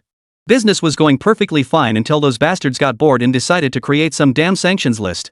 Now the rabbit people knew about it, and he could never again make 100-fold profit with just a few small cuts. Alan was absolutely seething with resentment over this. Thinking of the military order about to expire, Wolf couldn't help but worry. Boss, we have a military order that's about to expire. What should we do now? Alan plopped into his chair and waved his hand wearily. Have our production line cover it for now. Take the loss. Later, we'll negotiate with the rabbits to raise the price a bit. We'll figure out the rest later. Wolf frowned and cautioned. But we no longer have any production lines capable of manufacturing aircraft carrier arresting cables. We sold it off back when we first started working with the rabbits. Alan opened his mouth in anger, wanting to curse but finding there was too much to say, not knowing where to begin. Finally, he roared. Then what the hell are you standing around for? Standing here won't make carrier arresting cables appear, and it won't stop me from yelling at you. Get moving and find a solution. Without that military contract, this whole deal is dead in the water. Do you understand? This lucrative business that brings us hundreds of millions in profits every year is gone. Hearing this, Wolf felt as if he'd been granted a reprieve and bolted out the door in a flash, leaving Alan alone in the office to rage. Chapter 35, Alan's Raging Fury. After leaving Alan's office, Wolf wiped the sweat from his forehead. Recalling how he'd been berated by Alan like a grandson moments ago, he couldn't help but curse. Damn it, that lunatic! He felt utterly wronged. It was clearly his decision to dismantle the production line back then, yet now that it blew up, he was being made to take the fall. Xinghua refused to do business with them because they'd ripped them off too badly before. And before that, Wolf had actually tried to talk Alan out of it. At the time, Wolf believed that a research-oriented company like Star River, with its independent technology, was simply not worth antagonizing. They should have been willing to cede some profit margins. But greedy Alan refused to listen. Back then, he only saw the exorbitant profits in being a middleman, completely blinded by greed. You say everything today is his own doing, yet now that trouble has struck, it's Wolf who gets the blame. This infuriated Wolf to no end. Just then, a salesman hurried toward him. Spotting Wolf, he clung to his arm as if finding a savior, wailing. Manager, the military representatives just came again to pressure us about the order. They're demanding we deliver this shipment within 3 days. Otherwise, they'll terminate our partnership entirely and take us to the Eagle's military court. Wolf's expression darkened instantly. He demanded. What about Galaxy? What's their stance now? Have they agreed to the deal yet? The clerk grimaced and muttered. Those despicable rabbits at Star River are refusing to communicate with us at all. Our calls just bounce right back, we can't get through to those bumpkins at all. Wolf immediately snapped, we have to get in touch, even if it's impossible. Tell them we're willing to raise the current offer, everything is negotiable. Make sure they continue our cooperation. If necessary, we can even cede some of our interests. The clerk shook his head. This isn't just between us and Galaxy anymore. The rabbit government is paying close attention to this matter now. Their Ministry of Foreign Affairs has even lodged a protest with us, accusing the Eagle state government of imposing unreasonable sanctions on their companies. In retaliation, our government has imposed even stricter sanctions. All silversmiths are now prohibited from any further business dealings with Star River, including us. Wolf froze in place. How dare they ban trading with Star River? Damn it! Has the Eagle government lost its mind? Getting so aggressive they're even hitting their own people? Wolf erupted in fury. Those bastards. If they won't let us do business with Star River, let their carriers block their own production. With that, he stormed off to find Alan again. He was going to get his boss to pressure the government to have his boss talk some sense into those arrogant, big-nosed bastards and make them face reality. In Eagle Town, even the government couldn't ignore their interests. Meanwhile, Rabbit Liebin stood in the warehouse, eyeing the hot weapons before him with amusement. He smiled and said, "Brother Sue, getting us this batch of heavy-duty gear won't it cause you any trouble?" Sue Hai gave a slight smile and patted Liebin's arm. "Don't worry, brother. This batch of heavy-duty gear you got approved came with the green light from above. Rest assured, no one can say a word about it." After speaking, as if realizing his words sounded overly definitive, Sue Hai paused thoughtfully before adding, "But you still need to use them cautiously. Make sure not to harm civilians during deployment, that's the absolute bottom line." Liebin nodded solemnly. "You can count on me, brother. I've got it covered. Our weapons will never harm our own people." Receiving Liebin's assurance, Sue Hai nodded with relief. "With that assurance, I'm at ease. Oh, right, if you ever need more hands, just ask. We may not have much, but we've got plenty of people." Just as Sue Hai was about to leave, he seemed to remember something and turned back to smile at Liebin. "If they dare set their sights on my little brother, we'll fight tooth and nail to take a bite out of them." After seeing Sue Hai and the others off, Liebin examined the ID card Sue Hai had handed him before leaving with satisfaction. It was a gun ownership permit from the Rabbit Special Operations Division. With this document, explaining things to others would be a breeze. Lisa, standing nearby, also let a faint smile touch her lips. "With this batch of weapons, we can easily subdue those big brutes. Now you can proceed with whatever plans you have." Liebin nodded in agreement. "Then distribute these arms. Have the cyborgs prepare accordingly. Tonight's operation will involve a group of brothers from the Rabbit military. Everyone keep an eye out and make sure they don't get hurt." Lisa replied sternly, "You can count on us. With us here, even if they bring an entire division, they won't be able to harm you. But you should still be mindful of the attitude shown by Sue Hai and other Rabbit military leaders." Liebin nodded thoughtfully. In Rabbit, even if you were the king of kings, you wouldn't have the right to own guns. Yet today, his big brother Sue had actually approved a shipment of military-grade weapons for him, and word was it came straight from the top brass. That alone spoke volumes. They must be starting to take notice of him now, Liebin chuckled to himself. He never expected to fully satisfy these people anyway. After all, he operated right under their noses. While they couldn't probe everything inside the research institute, they'd surely already combed through everything else, hadn't they? Keeping things hidden from them was unrealistic. Liebin had long understood that. But now, the attitudes displayed by Sue Hai, Zhao Qian, and other high-ranking members of Rabbit who were currently interacting with him put his mind at ease. It seemed they didn't view him as a monster after all. Liebin hadn't miscalculated. The Rabbits here were just like those in his past life's memories. They shared the same deep love and unwavering faith in their people. When they discovered their technological prowess far surpassed the modern world, the first thought that crossed their minds was definitely not plunder. This was something ingrained in their very genes. Liebin referred to this as something far greater, faith. After receiving Liebin's promise, Sue Hai's face now radiated ease. He believed he hadn't misjudged the man. Though the technology Liebin wielded seemed almost fantastical to them, his roots remained firmly in the Rabbit clan. With this certainty, Sue Hai felt completely at ease. Because rabbits don't harm other rabbits.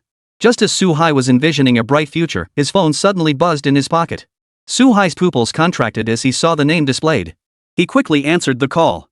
"Hello, little Sue. Commander, good day." Chapter 36, The Relieved Patriarch. Sue Hai stood at attention and saluted respectfully, "Commander, good day." Even through the screen, Sue Hai didn't want the Patriarch to think he was an unrefined person. The Patriarch on the other end chuckled indulgently. "Relax. This call is purely personal." Sue Hai quickly replied. "Yes, sir. I'm not nervous at all." "Haha, look at you, can't even speak properly now." Sue Hai felt embarrassed. This was the elder standing at the pinnacle of Rabbit authority. Every word and action represented the entire Rabbit community. How could one not feel nervous? The Patriarch clearly recognized this and took the initiative. "Young Sue, I called you today to ask about a few matters." Sue Hai immediately assured him, "Sir, I'll tell you everything I know." A chuckle came from the other end. "I'd like to ask, what are your thoughts on Comrade Liebin?" "Liebin?" "Yes, just share your personal thoughts about him." Sue Hai paused, deep in thought for a long moment before hesitantly replying. "It's hard for me to articulate my thoughts because I find Liebin to be a very contradictory person." "Oh? How so?" Sue Hai paused, gathering his thoughts before continuing. "I feel like Liebin carries at least two conflicting emotions within him. When he was doing arms deals with Dama, oh, wait, that was actually when he was working on agricultural drones. The Liebin I saw back then seemed timid. He seemed constantly worried about others stealing his technology. The first time I met him, I sensed a profound lack of security. But later, when we met again, the impression he gave me was one of confidence. Extreme confidence. confidence radiating from within. He seemed capable of solving any problem that came his way, as if all difficulties were insignificant in his eyes. That indescribable confidence, I wouldn't mistake it for anything else. The patriarch murmured in response, seemingly taken aback by his words. Seated in Rabbit's most secure office, the patriarch couldn't hide the interest in his eyes. He had called Su Hai today purely on impulse after Zhao Qian casually mentioned that Su Hai had supplied Li Bin with a batch of weapons. Little did he expect such an unexpected surprise. Su Hai was arguably the first high-ranking rabbit official Li Bin had interacted with, making his words highly valuable for reference and insight. The patriarch's interest was piqued. He encouraged him. Go on.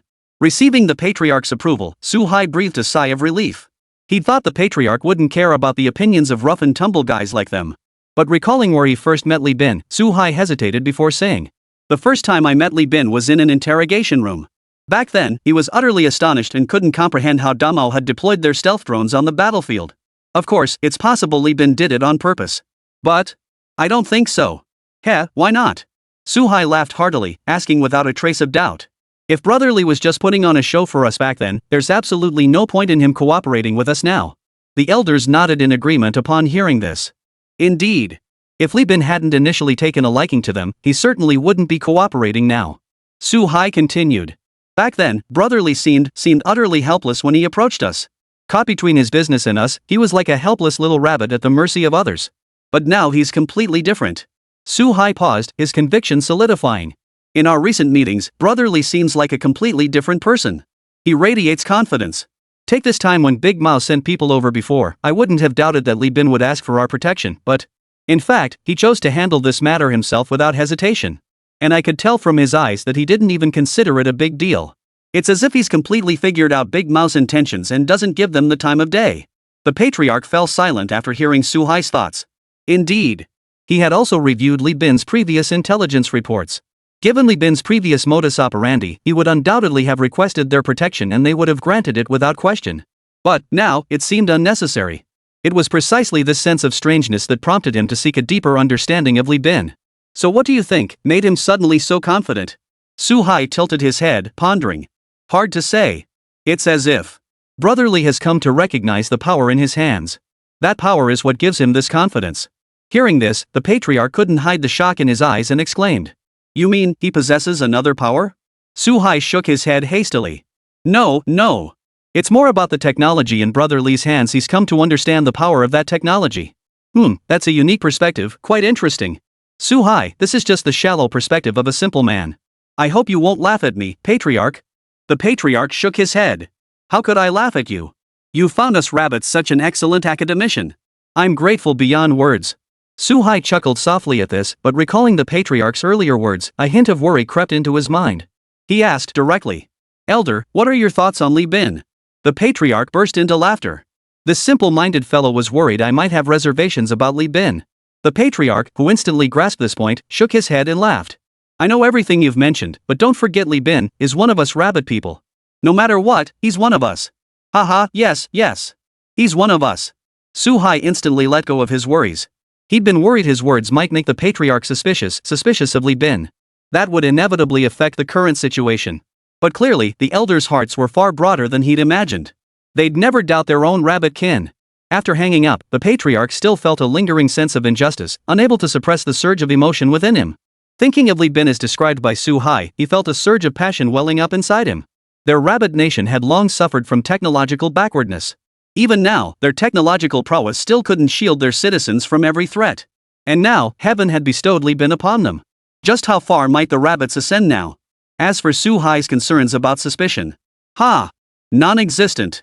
The stronger Li Bin becomes now, the greater the opportunity for them. The elders couldn't wish for him to be any stronger. As for suspicion, that has no place among us rabbits. They rabbits would never suspect their own kind. Chapter 37, Li Bin in peril? The next day, early morning. Li Bin stood at the office doorway, rubbing his sleep-heavy eyes. Today, he broke his usual routine. Instead of staying cooped up in his office, he strode out the door with Lisa and 4 researchers in tow. It's been ages since I stepped outside. I'd almost forgotten what our company entrance looks like. Li Bin stretched lazily, muttering to himself. Lisa shot him a withering look. "That's because you're lazy as hell. All you do is eat and sleep." "Lazy? I'm working for the greater good of society, for humanity's future." Li Bin protested. Passers-by on the street shot him disdainful glances. Young people these days have no shame, they'll say anything. Sigh, the pressure of society is just too much. It's driving this kid crazy. Working for the greater good of society and the future of humanity? Why not just say you're Superman saving the world? Poor girl standing next to him, so young and already blinded. And then, one person standing inconspicuously in the crowd. Upon seeing Lee Bin, their eyes lit up like a beacon. He's here. I've finally waited for this moment. Ha! That bastard Lee Bin finally crawled out of his turtle shell. Now that he's out in the open, how much longer before they haul him off to Damao? Thinking of these things, Torksov felt tears welling up in his eyes. He recalled how confident and spirited they had been when they marched here from Damao together. Back then, they were determined to complete their mission swiftly and embrace the technology. But reality always bites. Now, he had completely lost contact with the Damao team led by Elena. Who among his family could possibly understand? After returning from a mission, all his teammates had withdrawn? Torksov's eyes burned with venom. It's all that damn Lee Bin's fault, cowardly hiding away in the Star River group all this time. Otherwise, how could he have ended up in this predicament? But now he was cut off from the main force. Worse still, elite agents from the Rabbit faction could be watching his every move. Though he desperately wanted to strike immediately and take Lee Bin down, he knew it was utterly impossible. Don't be fooled by the few men seemingly accompanying that kid. According to his former superior, Elena's analysis, Lee Bin must now have the backing of high-ranking rabbits. He couldn't possibly be without protection. To strike now would be walking straight into a trap. Torksov endured the tremors coursing through his body, his eyes fixed intently on Lee Bin, unwilling to look away for even a moment. Lee Bin, who was bantering with Lisa, naturally noticed the tension. Lisa had just alerted him to an extremely intense wave of hostility. Lee Bin gave a seemingly casual glance. Have you identified who that person is? Confirmed. It's the Big Hairy one, Torksov. The squad leader from the Big Hairy operation. Lisa replied. 2 others are with him, likely allies. Beyond that, there shouldn't be any other big hair people. Lee Bin sneered. He dared to come alone? Oh no, he remembered. This Torksov guy is all alone now. His teammates have abandoned him. Lee Bin gave a slight nod behind him and whispered. Proceed as planned. Yes. Torksov watched as Lee Bin led 5 researchers in white lab coats, including Lisa, strutting confidently out the door and onto the street. To his eyes, they looked like country bumpkins, peering left and right. Half an hour later, they finally climbed into a black SUV. Torksov's eyes lit up. He quickly hailed a taxi and followed them from a distance. Enduring the taxi driver's pitying glances as if he were mentally challenged, Torksov's face darkened as he pulled out a wad of cash. Stop staring. Drive. Just keep up with that car up front, and all this is yours. The taxi driver swallowed hard at the sight of the stack of bills. Damn it. Time to show some real skill. I absolutely have to help this poor guy catch those adulterous scum up ahead today. Torksov had no idea the driver was already imagining a whole soap opera in his head. Sitting in the back seat, he trembled with excitement. Heaven help me. As a high-ranking agent of the Great Mao, he could clearly see this was a golden opportunity. Regardless of how many people were following Lee Bin, the 5 scientists currently with him were no match for Tor Shao. He could easily find an opening to seize Lee Bin.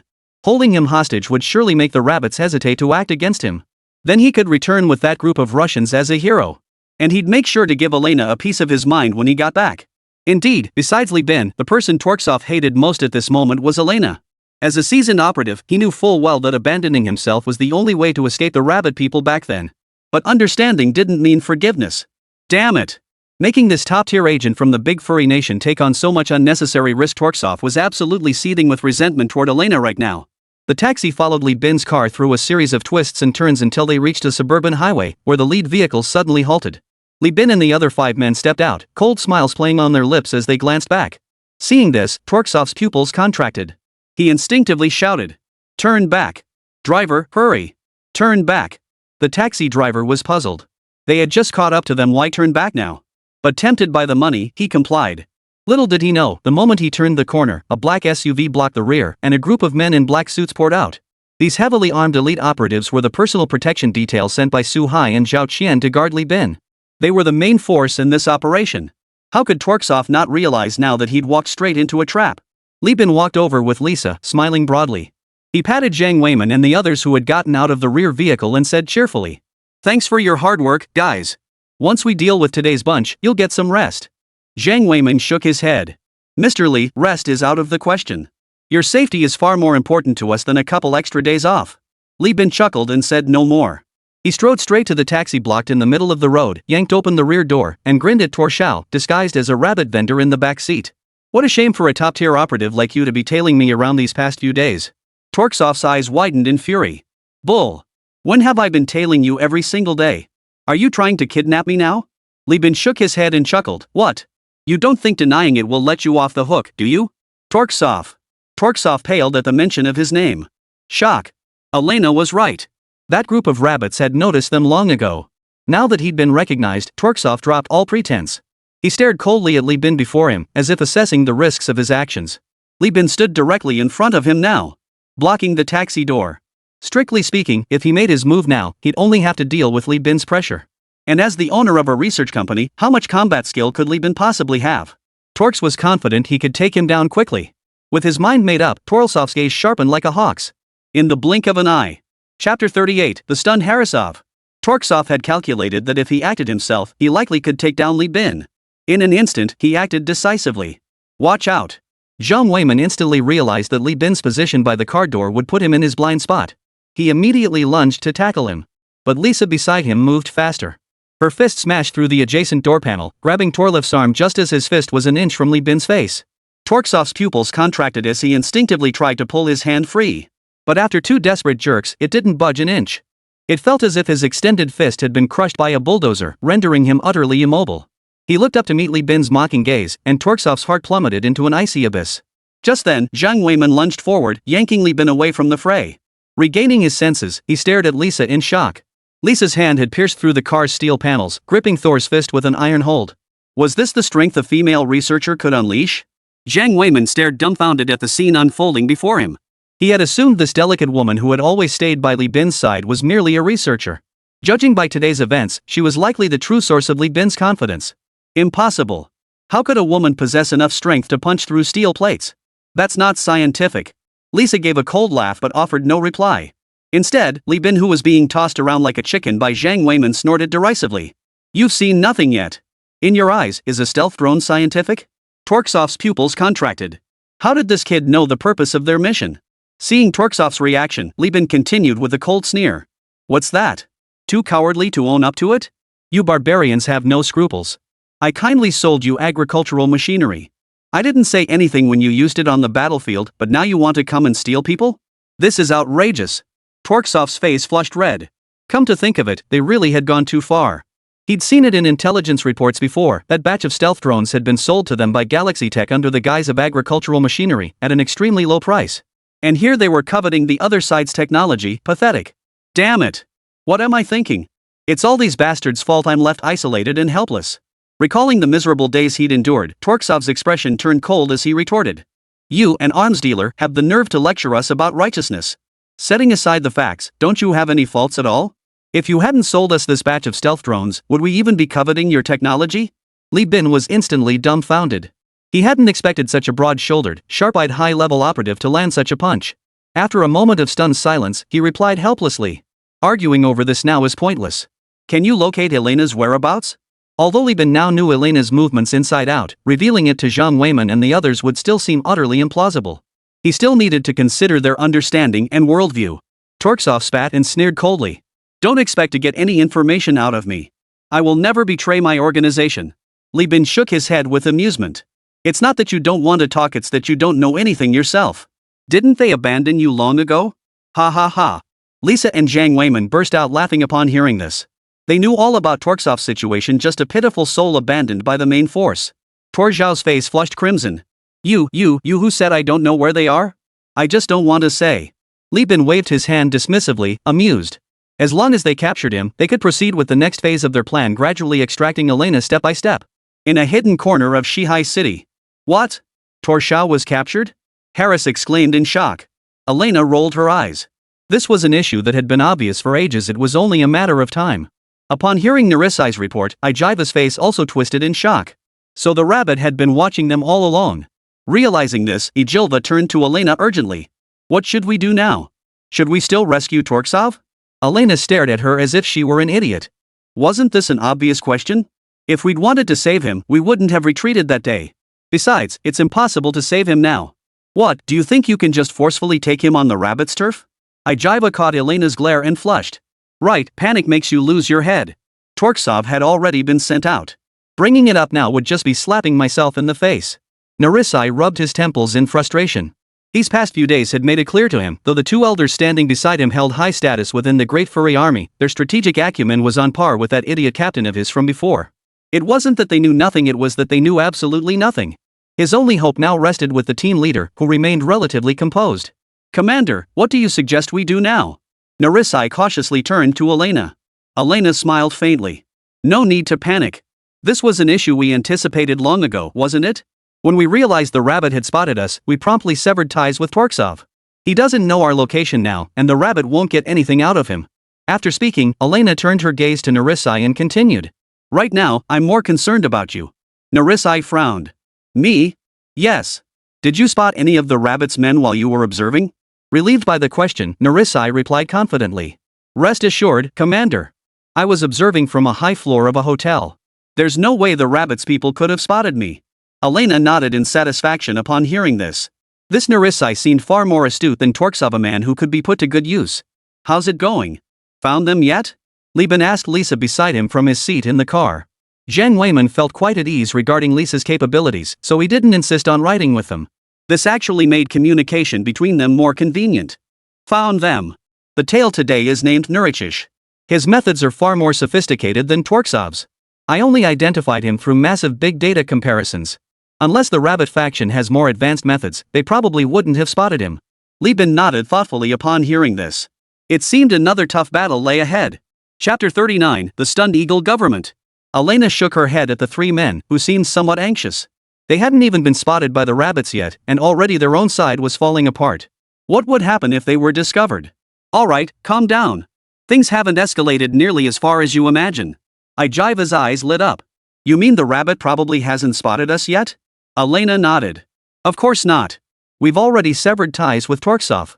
Even Torksov himself doesn't know our hiding place. How could the rabbit possibly know?" A wave of relief washed over the three of them. Exactly. If even Torksov doesn't know their current location, how could the rabbit possibly know? Ijiva exclaimed happily. "So even if rabbit captured Torksov, it would be pointless? It wouldn't affect us at all?" Elena gave a bitter smile and shook her head again. "I'm afraid not." "No?" Harasov was puzzled. "Could they have captured Torksov for some other purpose?" "It's inevitable." Elena nodded. "It's now proven that our initial assumption was correct. Rabbit's people have indeed discovered us and are already protecting Liban. They must have spotted Torksov long ago. Why didn't they act then?" Narisai suggested. "Perhaps they didn't want to act in public, fearing negative repercussions?" Elena dismissed the idea. "Impossible. They've had countless opportunities to seize Torksov these past days, yet they never did. Their decision to act now proves they must have devised a plan or have other uses for Torksov." The others were startled by this realization. "Does that mean we're not safe here either? Should we retreat again?" Elena's face darkened. "Do you think the rabbit people are stupid? Torksov was just captured, and we're moving out? Do you really think the rabbit people won't notice? You say this won't work, that won't work. What exactly do you suggest we do?" Harasov snapped impatiently. He was utterly sick of this constant hiding and fleeing. With his status and expertise, he should be treated with respect wherever he went. This whim to meet the genius behind the stealth drone in person had led to this mess. Elena shot him a weary glance. He had the nerve to complain. Given their current predicament, this Harasov bore at least half the blame. This level of mission should never have required a large team, yet he insisted on bringing along a whole contingent of military researchers. All under the guise of field study. Just thinking about it made Elena's chest feel like it would explode. If the situation weren't so dire, she'd have sent this guy packing on the spot. Noticing the awkward tension, Narisai quickly interjected. "Mr. Harris, please don't lose your temper. This isn't something that can be resolved overnight. We'll need to send more people to investigate later." Hearing they'd be stuck here much longer, Harris's face darkened further. "I don't care. I'm waiting for your results. If you're still as useless as today in 3 days, I'll recommend to General Gru that you be relieved of your duties." With that, he strode off without a second glance at the flustered Narisai and Elena. Seeing Elena on the verge of exploding with rage, Ijiva quickly interjected. "Don't pay attention to that old fool. He's just a brainless fool. Strategy is best left to you sharp-minded or sharp-eyed ones." Elena's mouth twitched as she frowned. "This isn't about strategy. What exactly do the rabbit people want by capturing Torksov? This is crucial for us right now." Narisai stepped forward immediately. "Commander, leave the reconnaissance to me. I'll find out what those rabbit people want with my captain as soon as possible." Elena nodded with relief. At least there were still smart people on her team. Unlike that little cutie. Thinking of Harris's, Elena's gaze turned cold. Didn't these fools realize they were all in the same boat now? Still scheming to return and complain to General Gru? Ha! Given the current situation, they would even be able to return? When Elena asked about his motives for probing, Li Bin smiled. What purpose could he possibly have? Merely to make these men panic and lose their composure. Since he couldn't directly reveal the location of these big hairy men to Su Hai and the others, he might as well let them discover it themselves. Later, he'd have Lisa play along. As soon as Elena and Narisai slipped up, he was sure Su Hai and the others would catch on immediately. By then, it wouldn't be his problem anymore. Watching Li Bin's sinister, inexplicable smile, Lisa shook her head. What should we do next? Ha? What? Li Bin wiped the corner of his mouth. Lisa's eye twitched. What the hell? And what the hell is with wiping your mouth like that? Ahem. Li Bin realized his behavior might seem a bit off. He quickly composed himself and said, what comes next is much simpler. Just cooperate properly. Lisa, how exactly should I cooperate? All you need to do is keep an eye on them. Thorksov's capture has, no matter how you look at it, stung their nerves to some degree. This will inevitably cause even greater problems within this already fractured group. All you need to do is wait for them to slip up, then guide Su Hai and the others with the right information. Let them discover Elena. Lisa looked puzzled, but didn't you say you'd go personally? Li Bin's lips curved slightly as he shook his head. Exactly. We can only go once Su Hai knows. If we get the news after they do, they might be surprised, but it won't be beyond belief. On the contrary, if we find out now, it could backfire. Lisa nodded in frustration after hearing this. Oh my. This is so complicated. I'm clearly the most advanced bionic human, yet why is my thinking still so different from humans? These scheming people are so dirty. But seeing Li Bin's confident and spirited expression at that moment, Lisa couldn't help but nod. There was no denying it in human terms, Li Bin was genuinely likable. Yes, among humans. Bionics don't count. Bionics have no emotions. Lisa's pretty face flushed slightly. Li Bin looked at her in utter disbelief. Is it really okay for androids to be this intelligent? And hey, why are you blushing? Eagle, drop the 3 bases. Alan was practically spitting fire into the phone in his hand. You heard me loud and clear. I demand access to the sanctions list against Galaxy Tech and their immediate removal from the watch list. President Allen, that's impossible. Besides, aren't they your competitors? Why would you speak up for them? Mentioning that only made Allen angrier. Damn it. You know their fishing cables can double as aircraft carrier arresting wires. Don't you know fishing cables are way cheaper than carrier arresting cables? Sanctions? Controls? Allen suppressed his anger and continued to persuade. They may be our competitors, but there's no denying their quality is truly excellent. For the sake of a healthy market, I believe they absolutely deserve to stay in the game. A scoff came from the other end of the line. For the sake of market health? President Allen, do you take us for naive children? Be a little more sincere.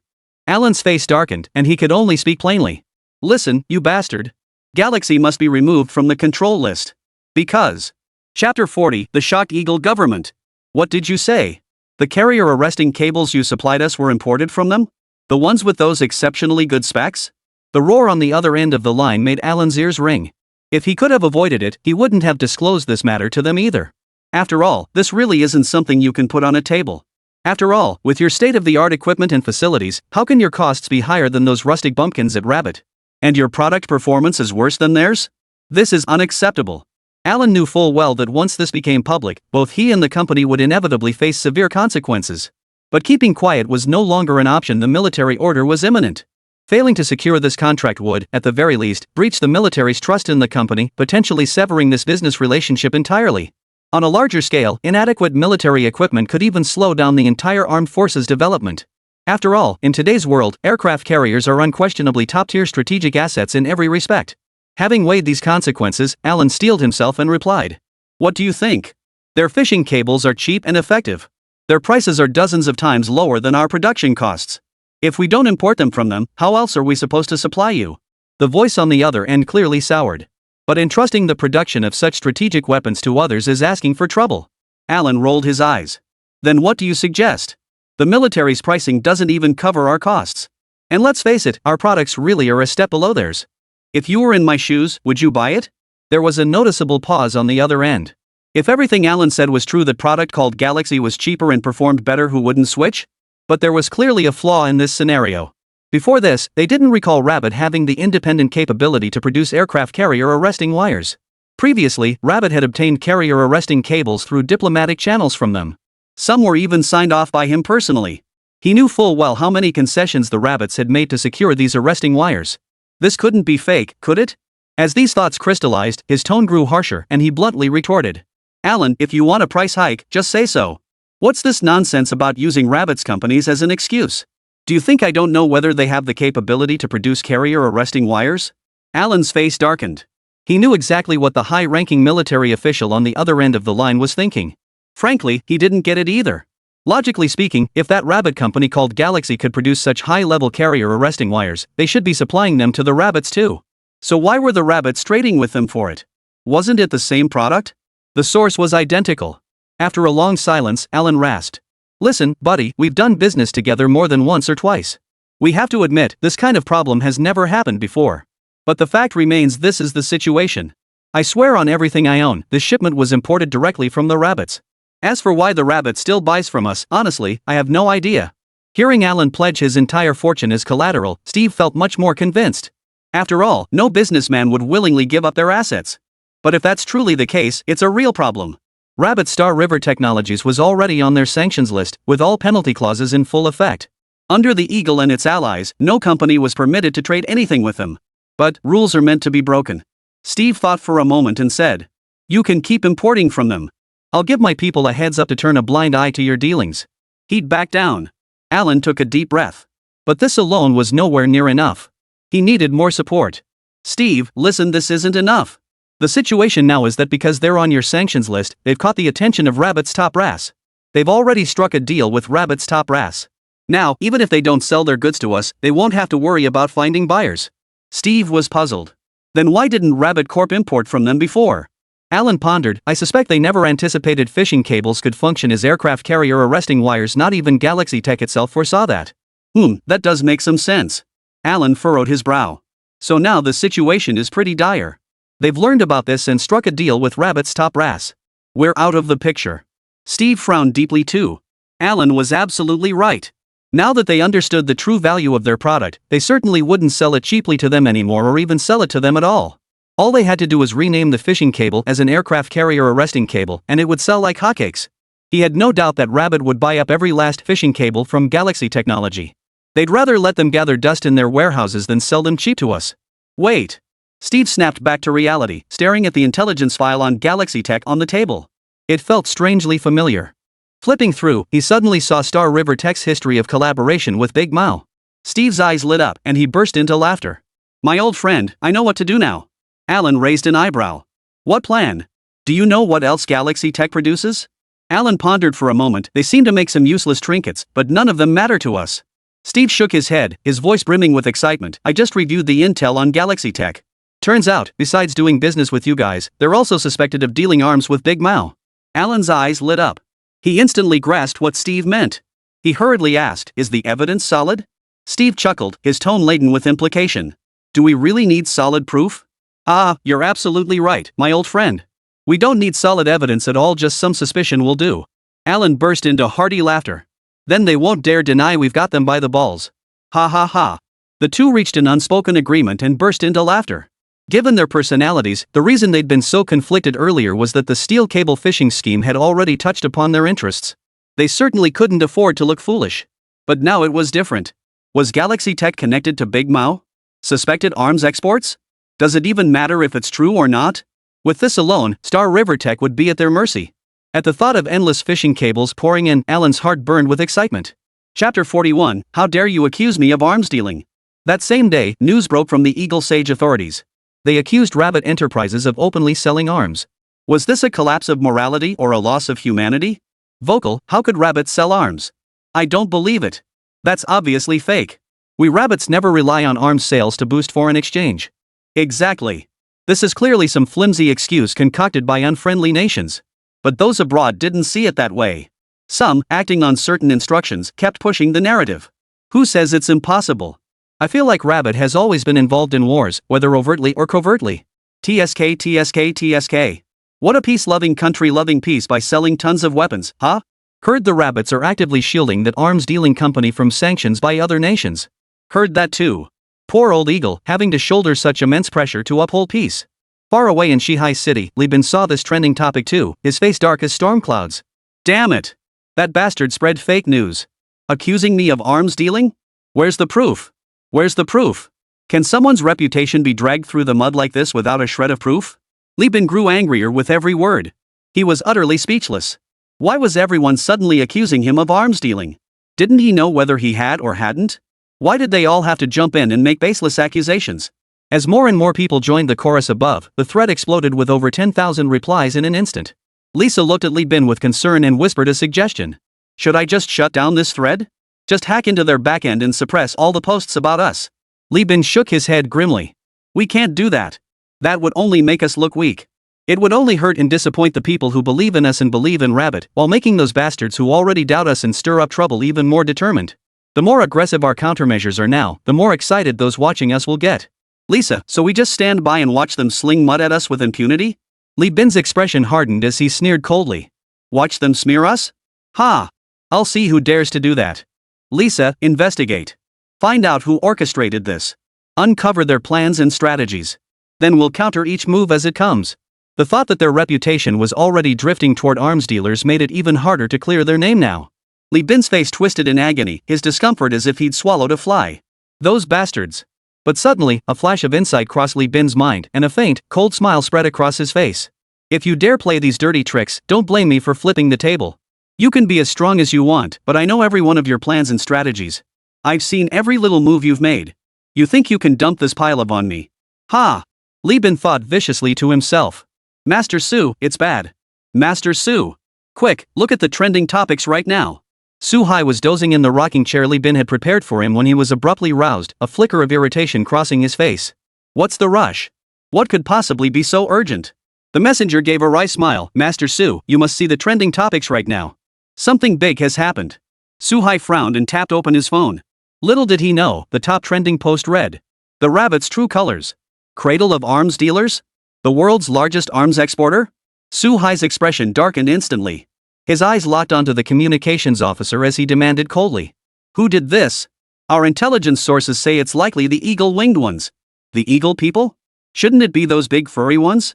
Su Hai was puzzled. The communications officer shook his head with a wry smile. Old Su, do you recall the incident on the Galaxy when Eagle Sauce placed us on their watch list? Su Hai frowned. Of course I remember. It seems to be because of that incident. Eagle Sauce resubmitted orders to Li Bin and Star River hoping to resume cooperation, but Li Bin and his team refused. Now it seems like they're exerting pressure and retaliating. Su Hai's expression darkened. Where is Brother Li now? He's still in his office, I believe. The liaison seemed to think of something, cautiously glancing at Su Hai and asking. What if we have Xingha export another batch of aircraft carrier arresting wires to them? Su Hai's face instantly turned cold. Since when did we rabbits need to achieve our goals by having our people sell out their interests? The liaison felt the pressure and quickly waved his hands. That's not what I meant. I was just thinking. Enough. Su Hai cut him off before he could finish. I'm going to find Brother Li now. We'll talk about this later. Elena, too, was watching this trending topic, her expression as calm as still water, betraying no emotion. Standing beside her, Agiwa exclaimed excitedly. Looks like we're not the only ones eyeing Li Bin now. Great, someone else can help shoulder the pressure. Narisai was also delighted. This will lighten our load considerably. Those watching us probably won't have the energy to keep tailing us so closely anymore. Just as they thought success was within reach, Elena shook her head. Her expression darkened slightly as she said coldly, I'm afraid it's not that simple. Narisai paused in surprise. Commander, it's obvious someone else is taking pressure off us now. How can it not be simple? Ijiva also expressed confusion. The news that Li Bin is an arms dealer has spread far and wide. They should be reeling from the international backlash by now. How could they still pose a threat to us? Elena rose and began pacing back and forth in the narrow living room. It's not that simple. Think about it. Who did Li Bin make deals with that led to him being mistaken for an arms dealer? Us, Nehurkish replied. Before he could finish, his pupils contracted as if he'd grasped something. Sir, are you suspecting they might use this opportunity to take us down too? Ijiva still couldn't grasp it. How could they possibly use this public opinion to affect us? Pressure of this magnitude would only impact Xingha and Li Bin himself at most. At worst, they might stop trading with me. But he hasn't supplied anything since last time. It shouldn't affect us, right? Elena frowned and shook her head. But have you considered why Li Bin caught the attention of the Eagle Squadron? He never sold them the stealth drones. Why would Eagle suddenly put Star River on their watch list? And why go to such lengths to disrupt him with public opinion? That's precisely what worries me. Hearing this, Agiwa's eyes widened in shock. How had she not considered this? The eagle-eyed ones wouldn't sanction someone for no reason. There must be something else about Star River Tech that's drawing their attention. And aside from the stealth drone technology, she couldn't fathom what else could possibly capture their attention. Narisai frowned. Commander, are you suspecting Eagle has sent people here too? Not suspecting. It's certain. Elena affirmed. They wouldn't go to such lengths for no reason. With the media storm already brewing, their people will inevitably get involved. As she spoke, Elena's face twisted in distress. The situation was already tough enough for them. If the Eagles showed up too, how could they possibly survive? And unlike with the rabbits, Elena would absolutely never let the Eagles get their hands on this technology. The rabbits? Fine. Their peaceful nature was well known.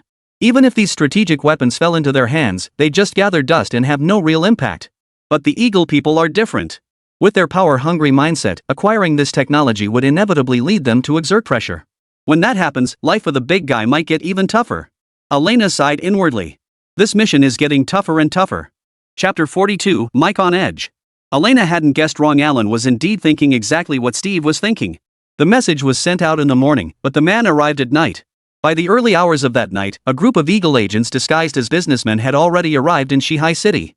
They checked into the same Shihai International Hotel where Elena had stayed.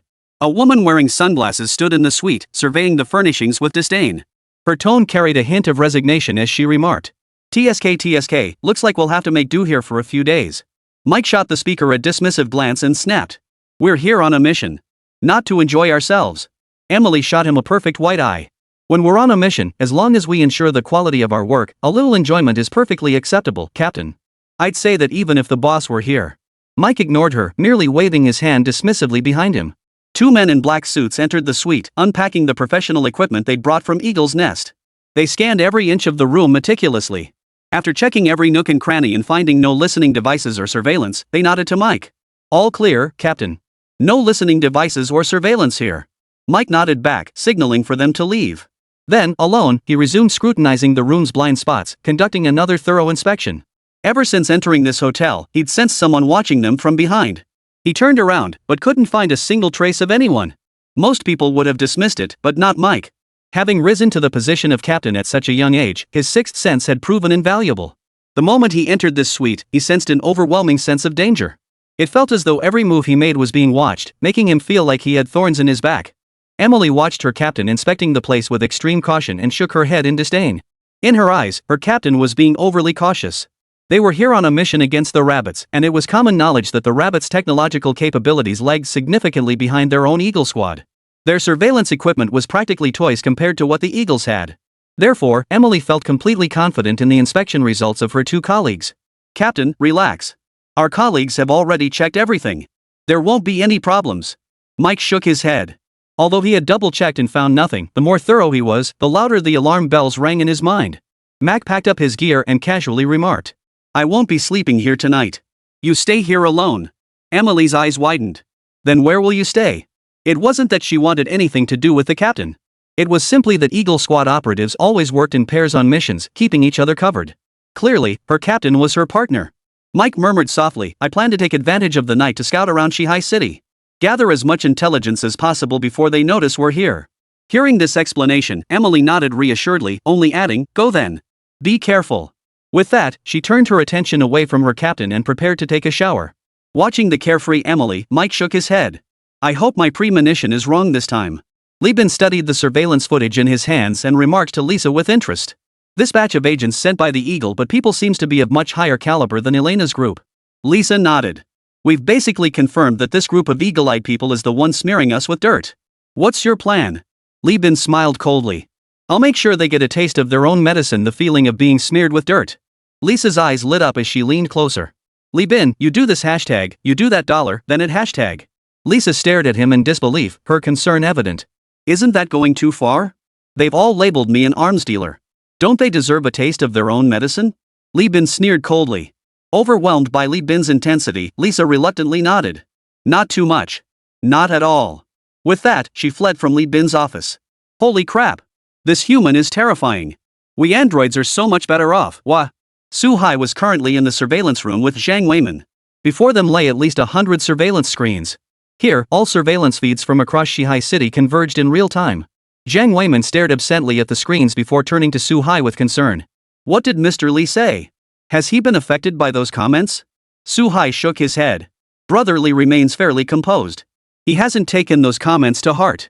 Zhang Weiman relaxed, but then, recalling the underhanded tactics employed by Eagle Sauce these past days, he slammed his fist on the table in anger and cursed. Those bastards. When they can't achieve their goals, they resort to these dirty tricks. They think they can force us to compromise with public opinion? No way. Su Hai nodded. Absolutely impossible. But we can't let our guard down lately. Knowing them, they'll definitely send agents over. We must trap these rats in their cages before they pose a threat. Just as Zhang Weiman was about to speak further, one of the screens suddenly seemed to receive interference. The image crackled and distorted into static. This change instantly alerted both men. What location is this? Su Hai asked a nearby staff member. After checking, the staff member hurriedly replied, "That's the Shihai International Hotel. Retrieve the surveillance footage from that area and analyze it frame by frame." Still uneasy, Zhang Weiman saluted Su Hai and requested permission. "Sir, let us investigate. I find this location highly suspicious." Su Hai considered it for a moment before nodding in agreement. An hour later, Mike stood 3 kilometers away, staring at the gates of Star River Group, feeling a chill run down his spine. He couldn't help but curse under his breath. Damn it! It's only the first day.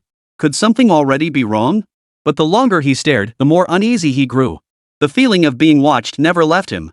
It felt as if someone had clutched his heart in their fist. That bone-chilling dread was undeniable.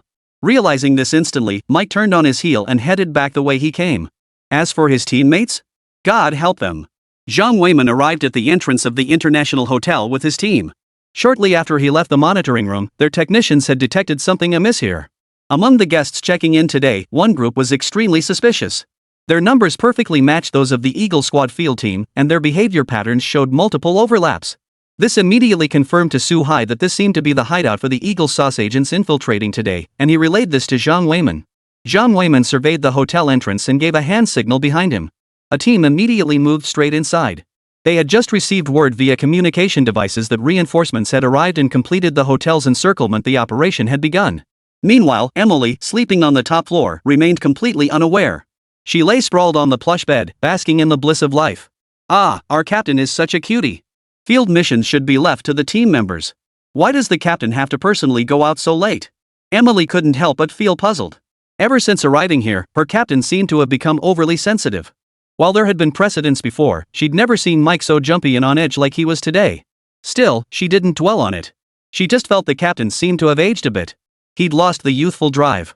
This was a field assignment. Why act like an ascetic, refusing to enjoy the finer things in life? Still, she couldn't help but feel slightly dissatisfied because today's bed wasn't as soft as the one at Luosanji. Chapter 43, Emily, don't come over here. Just as Emily was lamenting Mike's lack of appreciation for life's pleasures, the suite door burst open. Freeze. Hands behind your head. Don't move. Before she could comprehend what was happening, 4 armed officers in plainclothes burst in and cornered her against the wall. Emily stared blankly at the intruders, her mouth gaping wide enough to fit an egg. Vocal. I was just trying to sleep. What did I ever do to deserve this? Do I really need this many people? Before she could utter a word, her mouth was covered. Then, one by one, her teammates were brought in, restrained by these beasts in human skin. Their crazed eyes signaled. You got caught too? You couldn't escape either. What happened? I have no idea. Who the hell are these people? Watching the others frantically exchange glances, Zhang Weiman gave a cold laugh and walked over. Pulling the sock stuffed in Emily's mouth free, he demanded. Where's your leader? Emily feigned ignorance. What are you say? Seeing this, Zhang Weiman pulled up Emily's personal file and held it before her. His voice turned icy. Shall I read it to you word for word, Ms. Emily? Realizing her act was futile, Emily's eyes turned cold. How did you find us? We've been careful with our words and actions since we got off the plane. Logically, you shouldn't have been able to notice us. Zhang Weiman shook his head and chuckled lightly. Guess you just had some bad luck. The surveillance at Shihai City International Hotel suddenly went offline. We sensed something was off and came to investigate. Truth be told, Zhang Weiman was baffled too. He assumed these eagle-eyed individuals had deliberately cut the surveillance to avoid detection. Little did he know that after they later inspected it, they discovered that wasn't the case at all. These eagle-eyed individuals were far more sophisticated than that bunch of big-haired people. They were so afraid of arousing suspicion about their location that they didn't just cut the surveillance, they were even using local faces now. Emily gritted her teeth. If you've got me, you've got me. Why humiliate me like this? Who'd believe all this nonsense? Zhang Weiman shook his head, offering no explanation. Whether Emily believed him or not was irrelevant. But then he remembered the one Eagle Squad leader who wasn't here. Zhang Weiman frowned. Where's your captain? You think I'd tell you? Emily sneered. she felt utterly aggrieved inside. If only she'd gone with the captain to scout out intelligence back then. Back in Eagle Squad, she'd heard rumors that their leader, Mike, seemed to have superpowers, always dodging danger. If the higher-ups hadn't investigated him, they would have suspected Mike was a spy long ago. Back then, Emily had found it rather amusing. After all, who could accurately predict danger? But today, she believed it. Only, it was too late. Jiang Weiman merely smiled at Emily's refusal to cooperate, then instructed his teammates behind him. Take them to the secret interrogation room. Intensify their interrogation overnight. While their psychological defenses are still weak, see if we can get anything out of them. Yes, sir. Right. We've already captured their deputy leader Emily and the remaining team members. Only the leader, Mike, remains at large. Jiang Weiman reported to Su Hai on the other end of the line. Su Hai's eyes lit up. They actually caught them that easily? This seems a bit too easy. The moment these eagle-eyed guys got off the plane and found a place to stay, they were already under control. They probably haven't even memorized the intel yet, let alone caused any harm. But this Mike's still out there, he's got something special. Su Hai had heard of this man. He seemed to possess some kind of special ability, a premonition of impending danger. But that's all he can do, he can't foresee the net closing in on him. Su Hai issued a direct order, capture Mike at any cost. Wipe out every last one of these agents sent by the eagle-eyed bastards. Oh, right, any leads on that group of big hairy guys? Jiang Weiman nodded. We're getting somewhere now. Thanks to directly capturing Torksov, the big guys in Shihai City seem to be getting impatient. They've started showing some cracks. But pinpointing their exact location will likely take some time. Meanwhile, at the big hairy one's base. After hearing Narisai's report, Elena's expression turned grave. Who are you? Eagle's crew was taken down the moment they stepped off the plane by the rabbit people? Narisai nodded with a wry smile. Yes, sir. In fact, they've already found a place to stay. And they're far more meticulous than us, they maintain their local rabbit appearance even while sleeping. Elena frowned deeply, puzzled. Then how were the rabbits discovered? Do they have some kind of divine vision? Narisai, they might as well have it. Back then, Torksov merely lingered near the entrance of the Star River before the rabbits detected his trail and followed him straight to our hideout. Narisai now felt a tinge of relief. Fortunately, his team leader possessed some skill. The moment suspicion arose that the rabbit people had been detected, he immediately severed all ties with Torksov. They hid in plain sight, under the lamp, otherwise, it wouldn't be the Eagle Squadron members getting wiped out now. Elena, however, showed no sign of relaxation. If those rabbit people could find the Eagle Squad, they could certainly find them too. There was no doubt about it. At the thought of being captured, Ijiva beside her grew frantic. Elena, you have to think of a way. We can't fall into the rabbits' hands. We still need to bring Li Bin back. The front lines at Damao need us now. Elena shot her a disdainful look and coldly replied. I know that. But whether we get captured or not is completely out of our hands now. The situation has spiraled completely out of our control. All we can do now is wait for good news, there's almost nothing else we can do. Ijiva and Narisai's expressions darkened instantly. Elena was right. The situation had now surpassed everyone's expectations. They were now like fish on a cutting board, helplessly at the mercy of others. Thinking of their predicament, Ijiva burst into tears, her voice choked with sorrow. I should never have come. It's so dangerous, what are we going to do? She didn't have to come in the first place. But when she heard about the researchers working on that technology, Agiwa lost her head and came anyway. Who knew she'd end up in this mess after coming here? Agiva felt utterly wronged.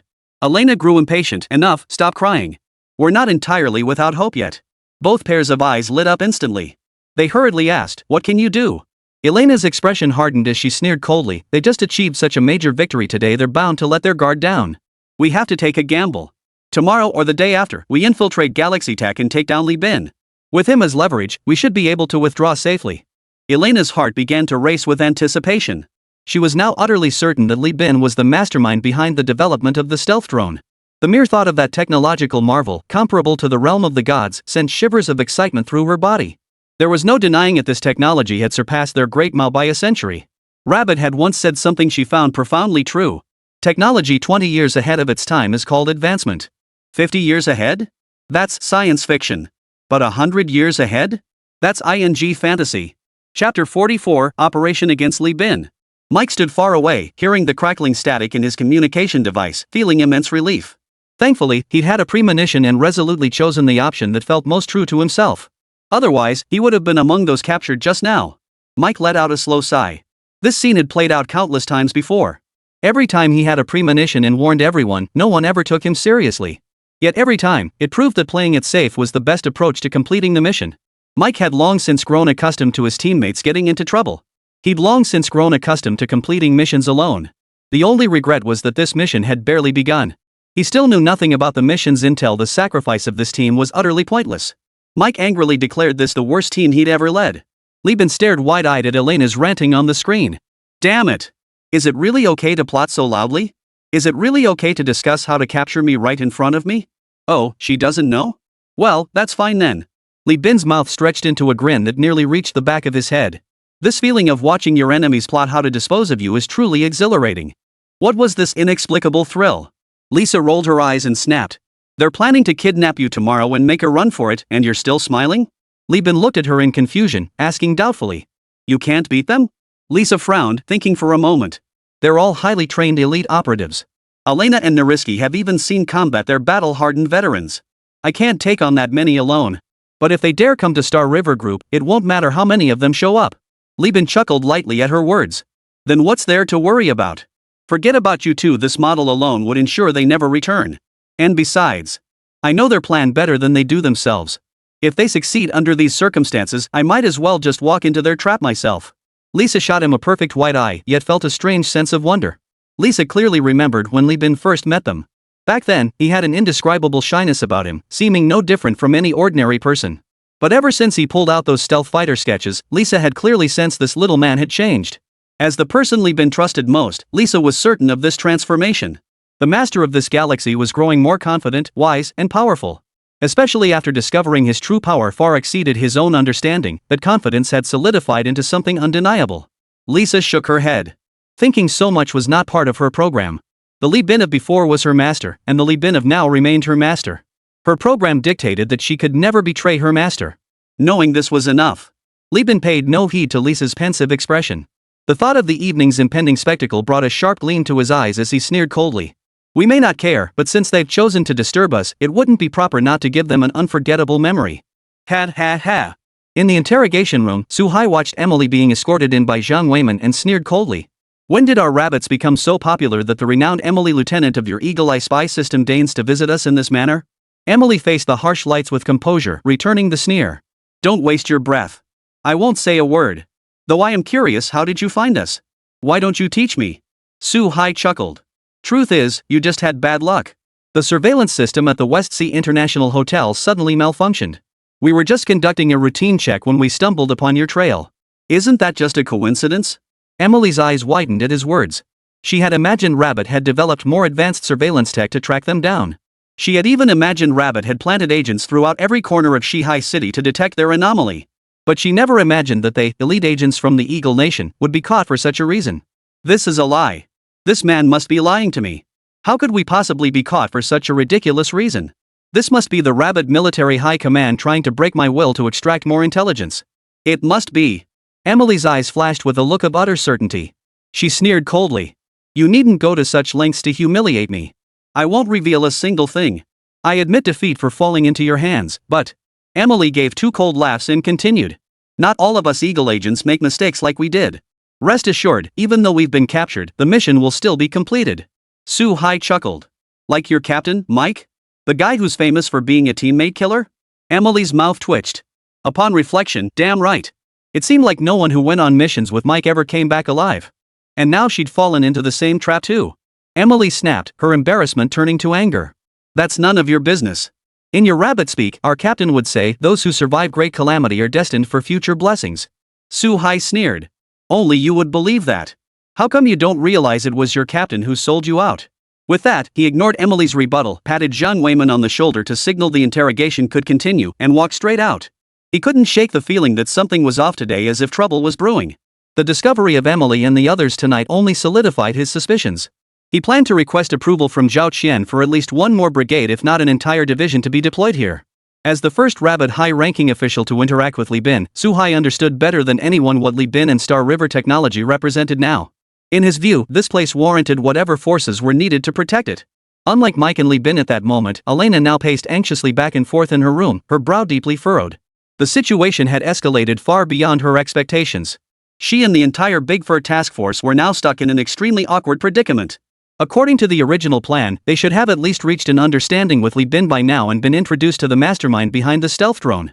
But now, all evidence pointed to Lee Bin and Xinghe being the developers of the stealth drone. Moreover, they were now suspected of assisting Rabbit in developing the stealth fighter. This wasn't mere speculation. If that weren't the case, Rabbit would have absolutely no reason to deploy such formidable forces in Shihai City. Elena had no doubt that Rabbit had deployed at least a regiment within Shihai City and the Star River Group. All of this was beyond the scope of the plan. Chapter 45, More Manpower? Elena was utterly distressed. This feeling of everything spiraling out of control was utterly infuriating.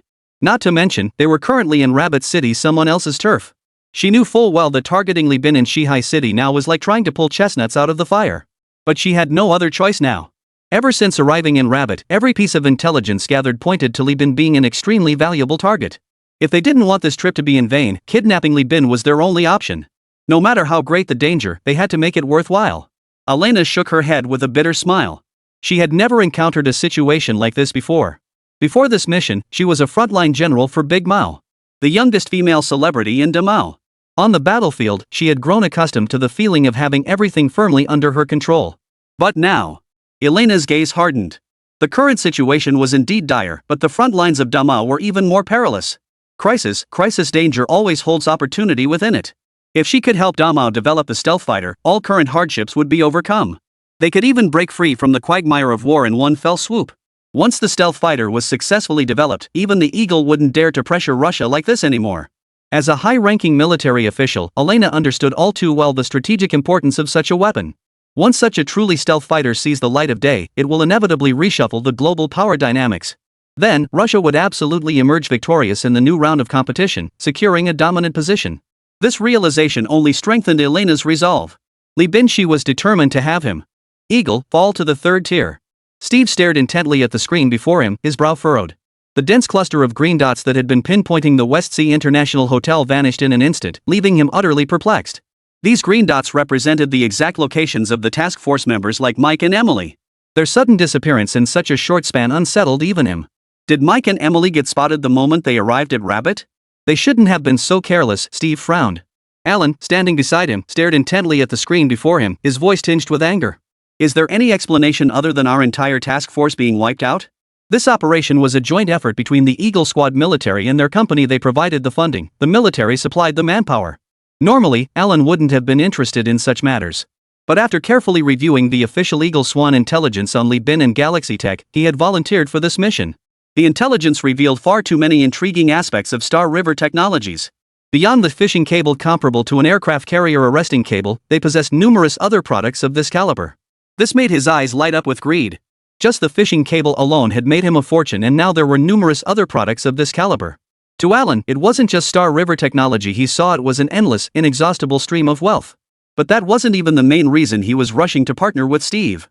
In the intelligence he'd gathered on Star River, it was clear that after they sold a batch of agricultural drones to the Big Mao people, the Big Mao gained an almost supernatural edge on the battlefield. Their military supplies could effortlessly bypass the second Mao's interceptors and be deployed to the front lines. Their bombs could ignore second Mao's air defenses, striking precisely at their military installations. Moreover, the military miracle that stunned the entire world occurred after this. This left Alan, who had been reverse engineering Star River's product capabilities by analyzing buyer data, utterly dumbfounded. He'd only intended to pull up a few products similar to the fishing cable to make a quick buck, but he never expected to stumble upon such a game changer. Alan, who had risen to this position, was no pushover. With his acute political instincts, he instantly confirmed in his mind, Galaxy Tech and Big Mao must be connected. Could it be that the miracle products created by Big Mao were actually imported from Galaxy Tech? Realizing this, Alan lost his composure. He knew full well that he couldn't handle such a massive deal on his own. That's why he immediately sought out Steve, who was utterly stunned after hearing his analysis. He stared at the two intelligence reports for a long time, then looked up with eyes burning with fervor. The two bandits instantly hit it off and immediately arranged this operation concerning Rabbit West Sea City. Little did they know what would cause their elite squad to be wiped out the moment they entered Rabbit. Alan stared at the lone green dot glowing on the screen, as if something occurred to him. He looked up and asked, "Who was the captain you sent this time?" Steve answered without hesitation, "It was Mike." It was Mike. Damn it. The moment the words left his mouth, Steve wanted to slap himself twice. How could he have sent that disaster magnet on such a crucial mission? Within the system, Mike was notorious for his completion rate. Teammates get wiped out, but he succeeds. Alan slapped his forehead in exasperation. Looks like we've found the reason this squad got exposed. Steve frowned. It can't be that unlucky, right? Alan shook his head. I don't care about supernatural stuff right now. All I want to know is, should we send more people, buddy? You know how important this is. Steve shook his head solemnly. I don't think it's necessary, buddy.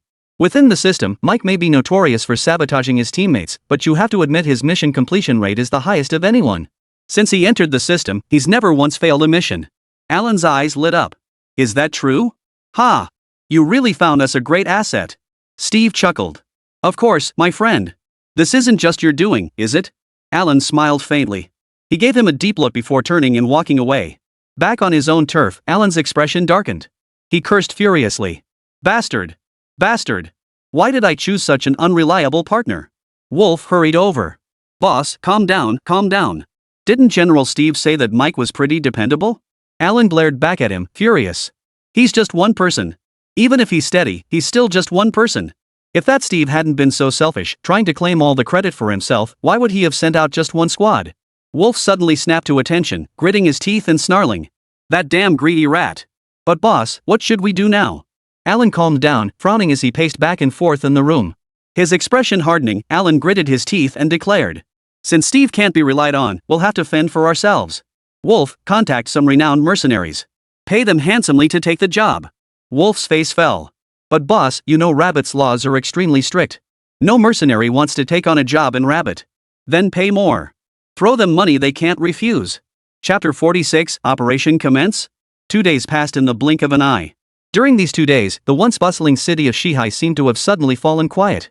But now, this fragile calm seemed poised to shatter. Are you ready? Elena asked calmly, watching Narisai organize his gear before her.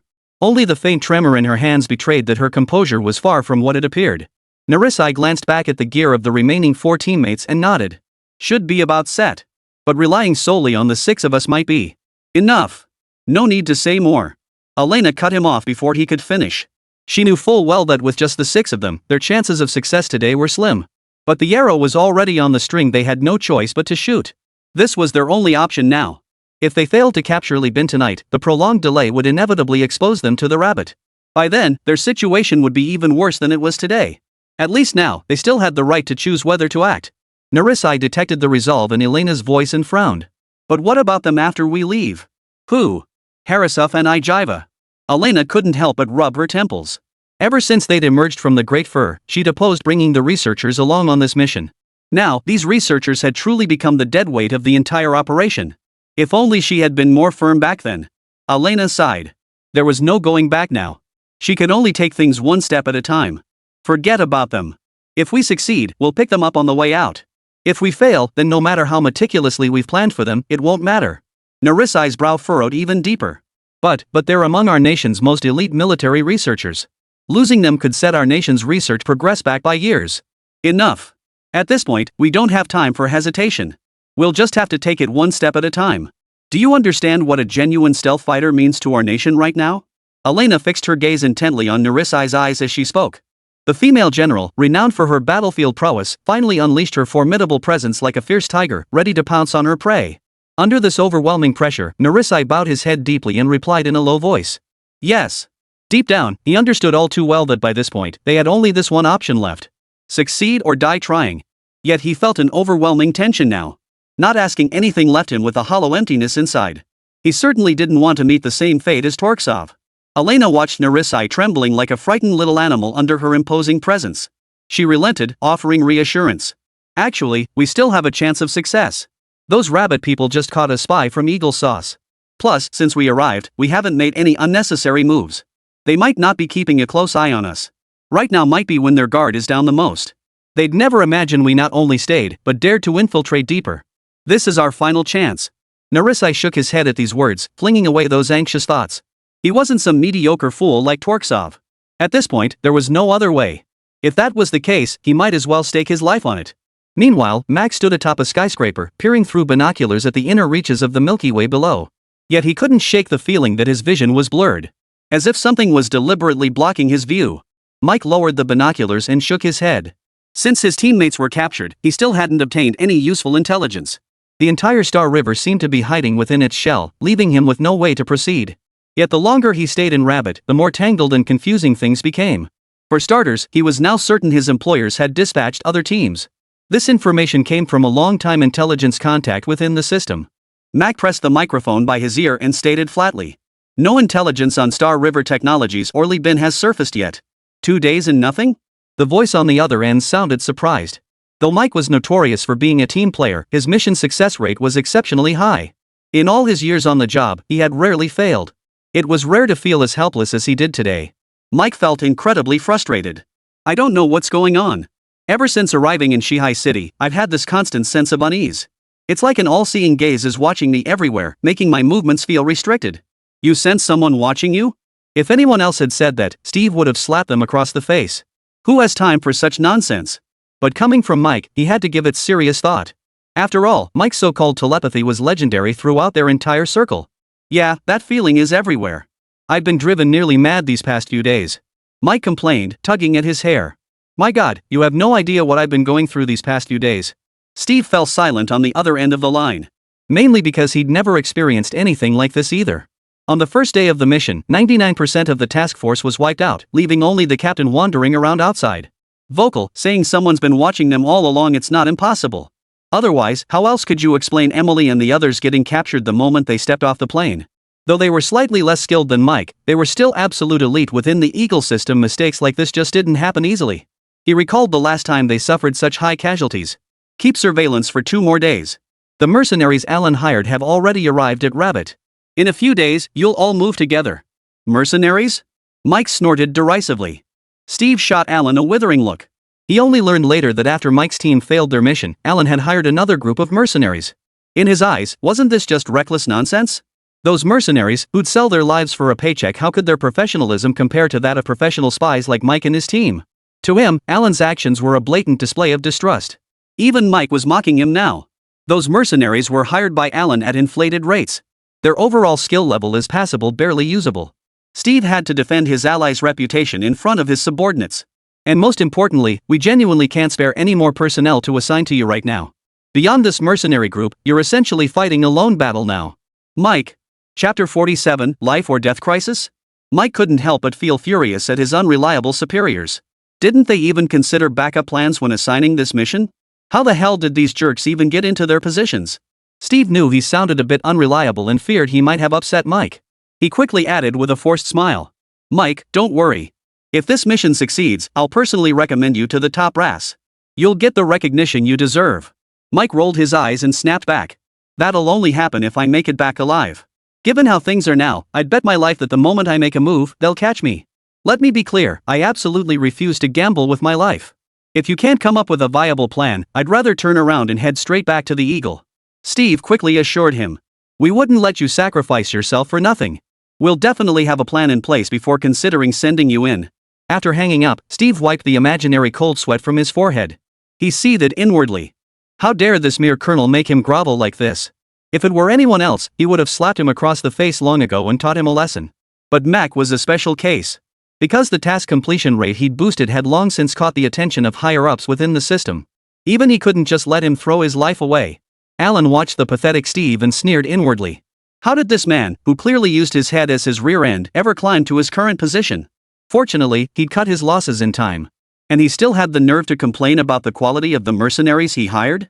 Even if they were subpar, he was the one who paid for them. They answer only to his command. Far better than that disobedient rabbit Mike back home.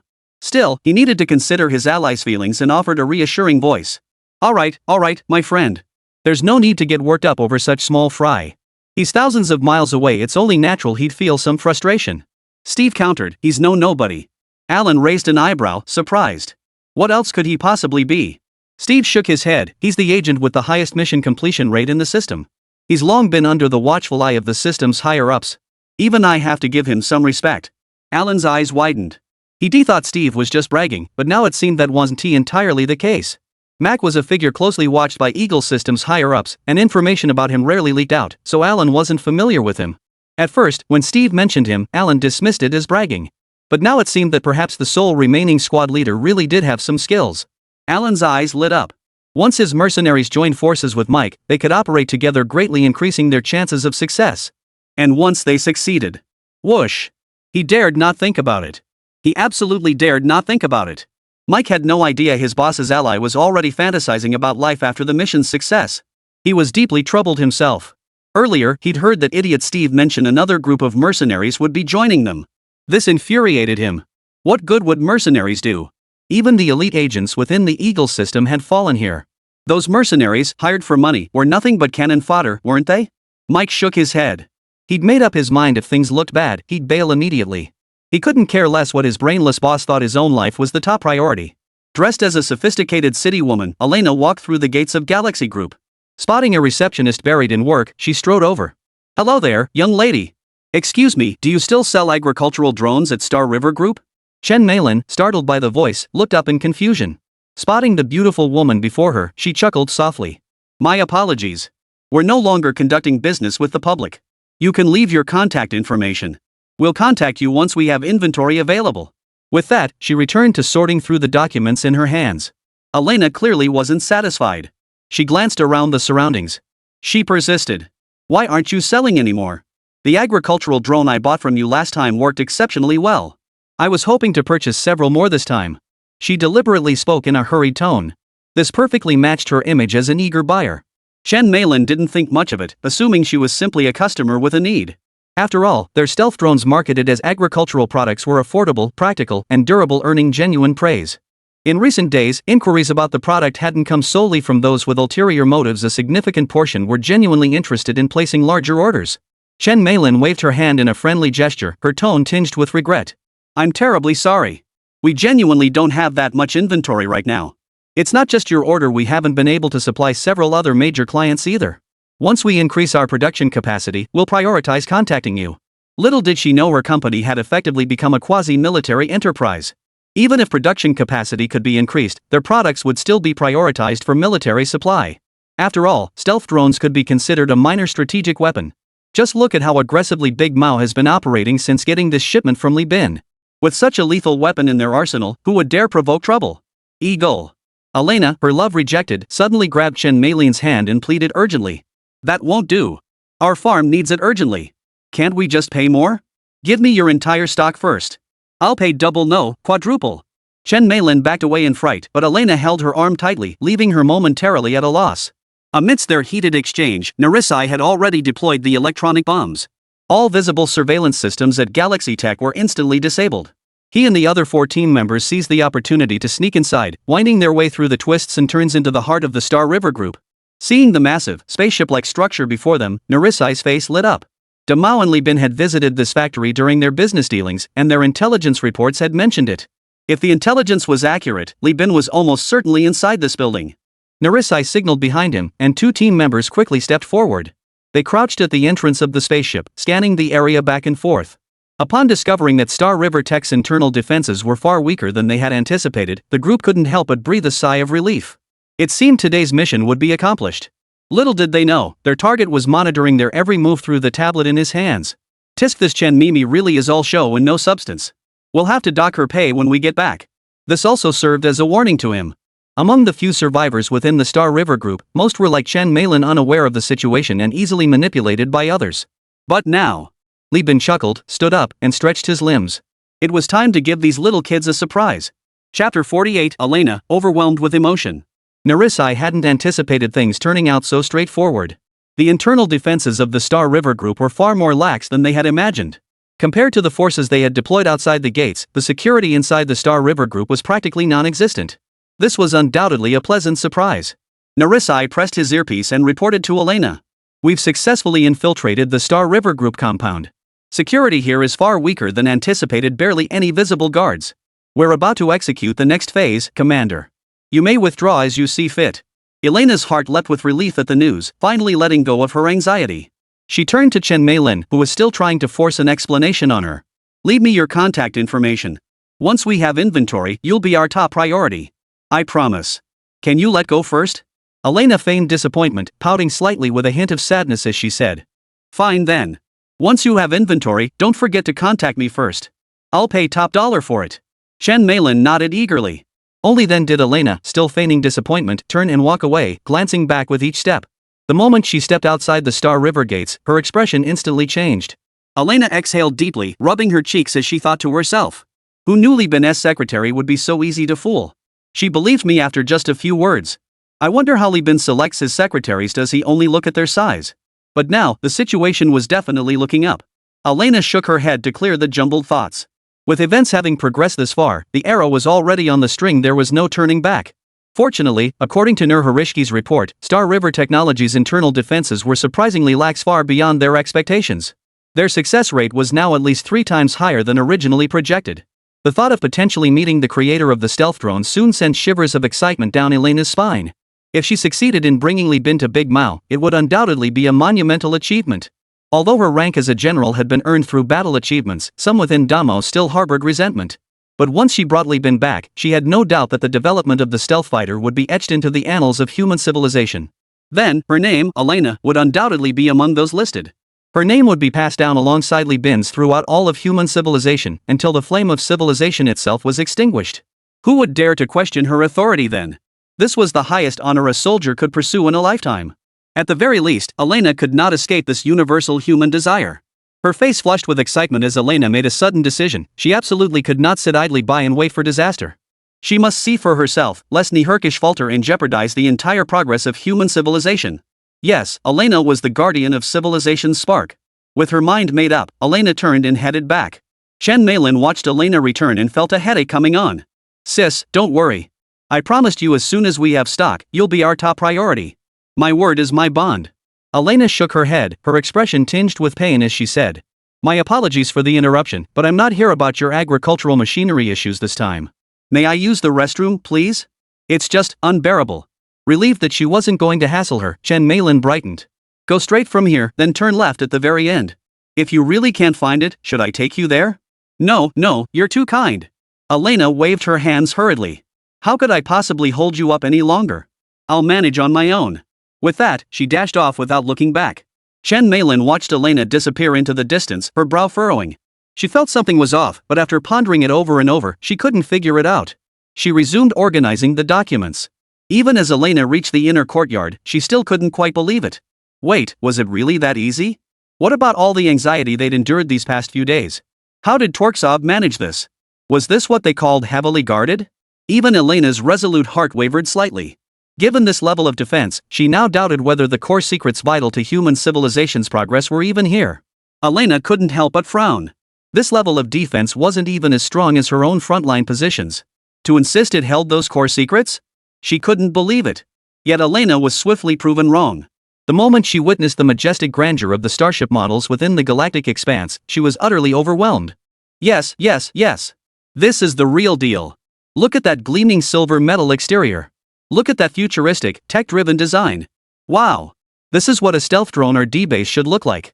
Elena looked around in delight, noticing the spacecraft's doors had already opened.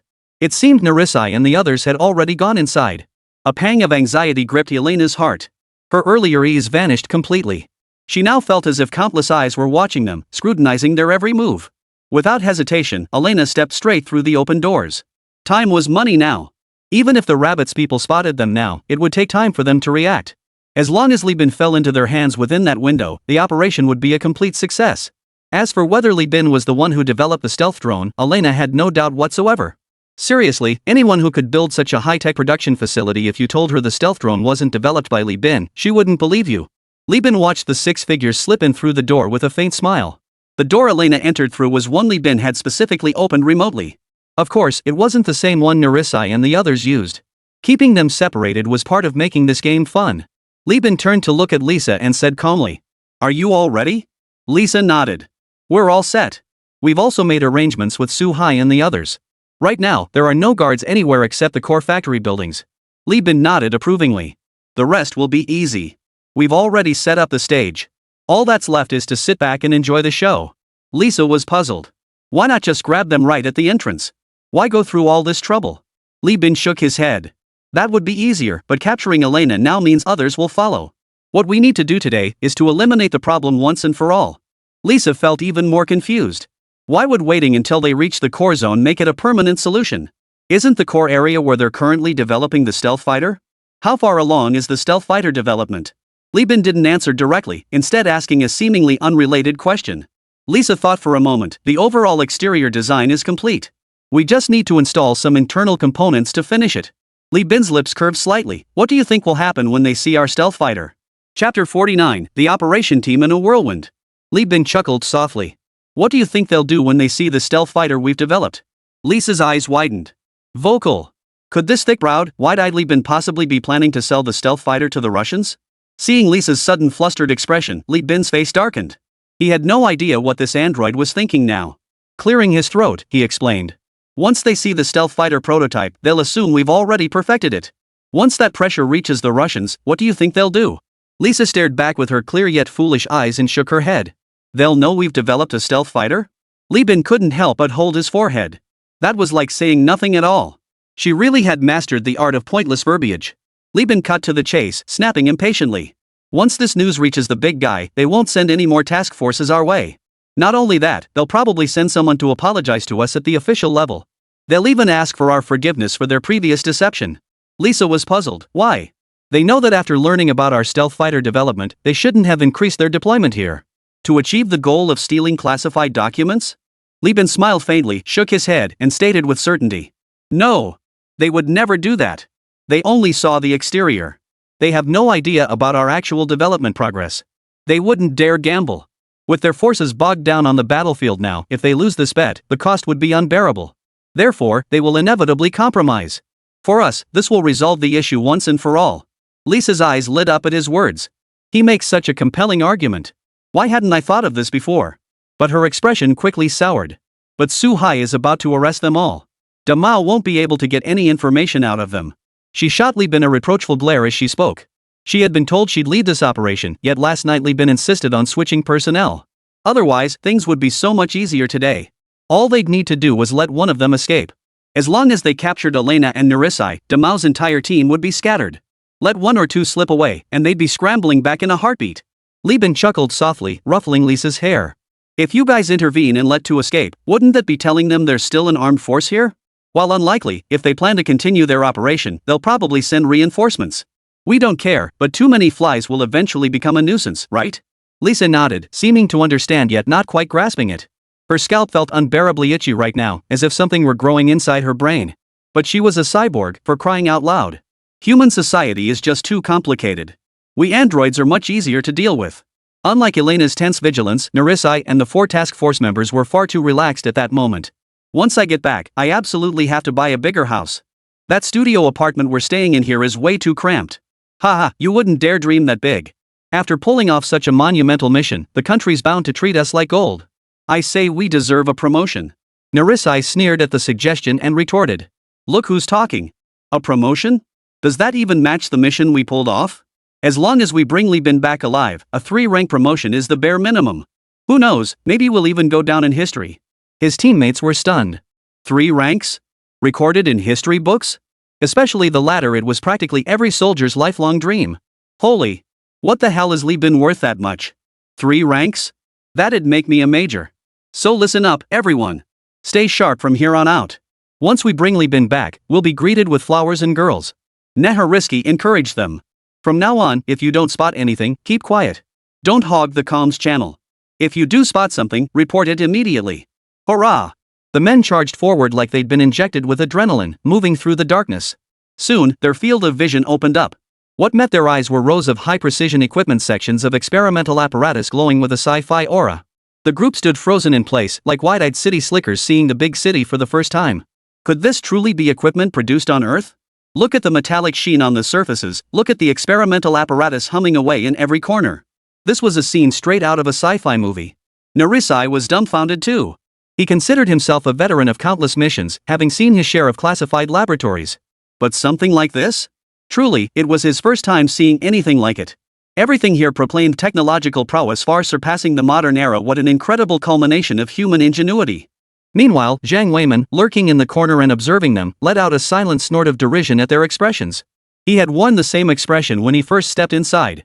Everything here was awe-inspiring, commanding respect and instilling a sense of insignificance. Without delay, Zhang Weiman murmured anxiously into his communication device. Is it really okay to let them tour freely like this? So much sophisticated scientific equipment, if they were to damage it, what a tragedy that would be. Su Hai smiled and shook his head. They won't damage anything. Zhang Weiman detected confidence in his superior's tone and frowned. Why not? Powerful scientific equipment owned by other countries has always been a top priority for agents during missions. Su Hai simply replied calmly. They won't do that. Because they've already internalized these as their own possessions. In truth, Narisai genuinely believed this. His eyes gleamed brightly as he surveyed the sophisticated equipment. If he could take these things back, he'd likely receive an even greater reward. As for how to get them back, well, that goes without saying. Li Bin had already gone with them. Bringing back a couple of souvenirs wouldn't be too much to ask. Elena walked through the dark workshop, nervously scanning her surroundings. Alarm bells were ringing loudly in her mind. It had been quite some time since she entered. Yet even now, she hadn't spotted a single teammate. Not even a single marker. Maybe it's just too dark to see, Elena reassured herself. Several times already, she'd wanted to quit. If not for the faint glimmer of light she'd spotted in the distance, she would have given up long ago. Damn it! Why is this workshop so damn long? Chapter 50, Elena shed tears of humiliation. At this moment, Elena hadn't yet noticed the sleek black barrels of guns lurking in the darkness. A hint of resentment stirred within her heart. Was Narisai really that fast? How far could they have gone in such a short time apart? She hadn't yet questioned whether she'd taken a wrong turn. Growing increasingly irritated, she couldn't contain herself any longer. She pressed the earpiece beside her and complained. Are you guys moving that fast? What about discipline? What about standards? Aren't you afraid of falling into the enemy's trap by moving so fast? The worst part is, you're not even waiting for your own superiors. The prideful Elena didn't voice the final thought, but Narisai already sensed the underlying discontent in her words. Scratching his head in confusion, he asked.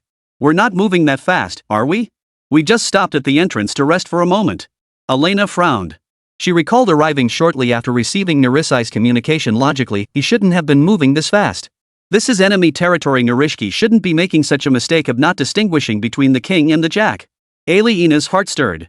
Is it dark over there? Can you observe your surroundings? Narisai grew even more puzzled. Our visibility here is excellent. We haven't detected any darkness around us. Judging by the furnishings around us, we must be in a laboratory. And this lab must be highly classified. It's filled with sophisticated scientific instruments. Some we've never even seen before. They must be exclusive to stellar tech. All these signs prove it, sir. We made the right bet. Narisai spoke with a hint of excitement in his voice. Their mission was extremely dangerous. One misstep could plunge them into an abyss of no return. If Li Bin wasn't the developer of the stealth drone technology, their entire operation would have been utterly ridiculous.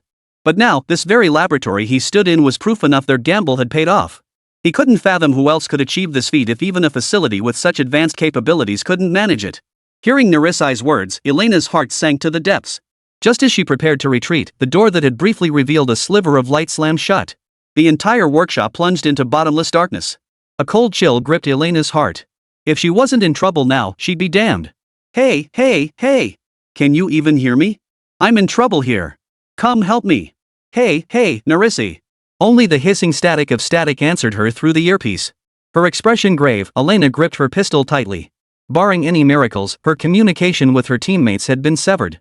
She was now completely cut off and isolated. Taking a deep breath, Elena steadied her trembling voice and spoke. This is General Elena of the Big Furry Ones. I apologize for the offense. Please give me a chance to return. I will repay you handsomely afterward. No one answered her in the air. The already dark survival zone fell into an even deeper silence. In the shadows, the hidden operative chuckled softly. Mr. Li really is prescient. Earlier that morning, Li Bin had approached them, warning that Big Mao might send men to raid Star River Group today. At the time, they'd been skeptical. After all, who could imagine a businessman having intelligence on Big Mao's operations? No sane person would believe such a thing. Yet here they were. Big Mao had indeed sent men. And it was this very general. The squad leader's expression was grave. He knew this was Damao's youngest female general, Elena, hailed as Damao's most promising young military talent yet to lead a full-scale campaign. That Damao would send even her here filled him with both alarm and quiet admiration. That even this round of intelligence was firmly in their grasp. It seemed this General Li wasn't as simple as he'd imagined. Elena, realizing she'd fallen into a trap, felt anything but at ease. Surveying the bottomless darkness surrounding her, she couldn't help but let out a bitter laugh. Now she understood why today's mission had felt so effortless. It turned out they'd been under someone else's watchful eye all along. They hadn't even realized they were the ones trapped. Come to think of it, it made perfect sense. How could such a crucial location not be heavily guarded? At least in Elena's estimation, deploying an entire division wouldn't have been excessive. A technology capable of achieving true invisibility. If this technology were to leak out, forget about the big bear. Even the eagle would be green with envy. With insufficient defensive forces, how could they possibly safeguard this divine creation? But they'd already fallen into the trap of living for death, which is why they hadn't noticed it yet. Elena took a deep breath. With events having reached this point, further words were pointless. But to think she would simply surrender? That was utterly impossible. If they wanted her to concede willingly, they'd have to earn it.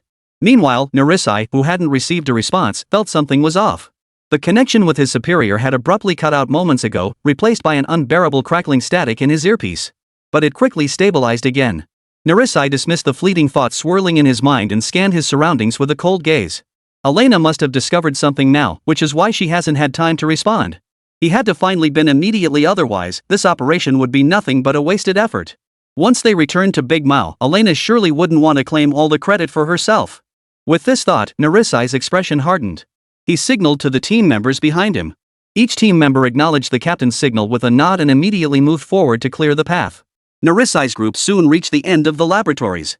Seeing the locked metal door, Narisai's eyes turned cold. He reached into his backpack for a bundle of demolition charges, ready to blast the door open. A teammate beside him hurriedly stopped him.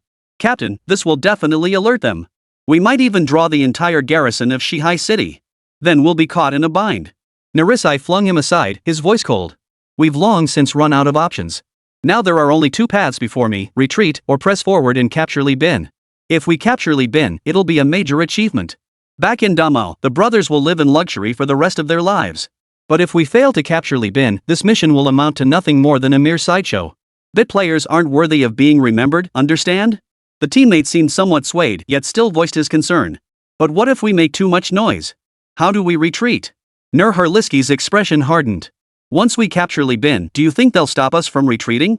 And don't forget to pack up everything in the lab when we leave." Chapter 51, Narisai played for fools. The team member found the captain's reasoning sound and ceased his obstruction. Just as Narisai was about to place the bundle of explosives by the door, Zhang Weiman, lurking in the shadows, suddenly snapped. "Damn it! Is this how these big-haired people do things?" This place was filled with high-precision instruments. If even one got destroyed, selling themselves wouldn't cover the damage. Zhang Weiman hesitated to act on his own, quickly reporting. "Commander! This is bad, Commander. Those bastards are trying to blow up the lab." Su Hai had been smiling as he watched Elena struggle for survival on the monitors. Hearing this, his eyes widened instantly. He had once toured the very lab where Zhang Weiman was lying in wait and remembered its sophisticated experimental equipment vividly. Those Russians actually dared to plant bombs in a place like this? Fine. Can't have it, so you destroy it, huh? Su Hai's expression turned urgent. Just as he was about to order Zhang Weiman to take down those little bastards, Li Bin's voice suddenly rang out. Brother Su, hold off on having Captain Zhang take them down just yet. Just watch, let me show you how I'll deal with these Russians." Su Hai looked at Li Bin approaching with surprise and delight. "Brother Li, why bother coming over for such a minor matter? Brother, I'll have them dealt with in no time." Li Bin smiled at the remark and waved to Lisa. In the lab, Zhang Weiman watched Narisai frantically trying to attach the bomb, nearly jumping out of his skin with frustration. His resolve hardened instantly. A commander in the field is not bound by orders. If no orders came soon, he, Zhang Weiman, would order his men to take these people down. Whatever the consequences, he would shoulder them alone. He couldn't just stand by and watch them ruin their rabbit stuff. Before the lab crew could react, the tightly sealed laboratory door suddenly swung open with a loud clack. Narisai stared in shock at the silver door that had opened of its own accord. Instantly, he engaged the safety on his gun. Several team members also scanned their surroundings with guarded expressions. The group, who had just been discussing how to blow the place up, instantly fell silent. "Damn it! Whose damn door just swings open like that?" Narisai's expression tightened. He wasn't some rookie just starting out on missions. How could a door of this caliber open so easily? Someone must be controlling it from behind the scenes. This thought made Narisai's expression grow even more tense. Could they have been spotted the moment they entered? But after maintaining vigilance for a long time without detecting anything, he finally relaxed his guard. After all, if they had truly been detected, they would have been taken down long ago. How could they have been allowed into such a critical location? Narisai eyed the sophisticated experimental equipment around him with envy. Unless someone was willing to sacrifice all this gear just to set them up. But that was impossible, Narisai thought to himself. Every piece of equipment in this laboratory today showcased world-leading technological prowess. It was possible that these were the only examples of their kind in the entire world. If they were careless enough to destroy them all, the mastermind behind this setup would be heartbroken. Narisai gave a faint smile. He must be overreacting. Ever since stepping through the gates of Star River Group, his nerves had been stretched taut. Now, they were essentially operating under the enemy's nose. The slightest misstep would spell utter ruin. How could he not be tense? Seeing the empty laboratory around him, even someone as sharp as Narisai couldn't help but relax his nerves. Their luck was truly holding out. Today just happened to be a day when Star River Group had no guards on duty. As long as they captured Li Bin soon. Narisai's eyes flashed with determination. Without further hesitation, he led the way into the already opened passageway. His team members followed closely behind, the atmosphere far more buoyant than when they'd first entered. Zhang Weiman, trailing behind, stared wide-eyed. Holy crap! You can actually pull this off. He'd feared they might blow the door open but opening it themselves? But knowing what lay ahead, Zhang Weiman grew even more anxious and immediately called out to Su Hai. Sir, can you let them proceed further?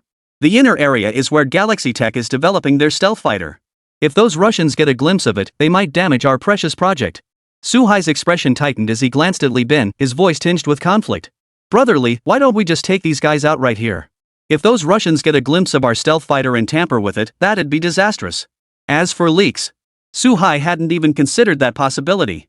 Heavy forces were deployed all around Galaxy Group now, and right behind them were Zhang Weiman and the others. If they managed to escape, that would be nothing short of miraculous. But to everyone's surprise, Li Bin laughed.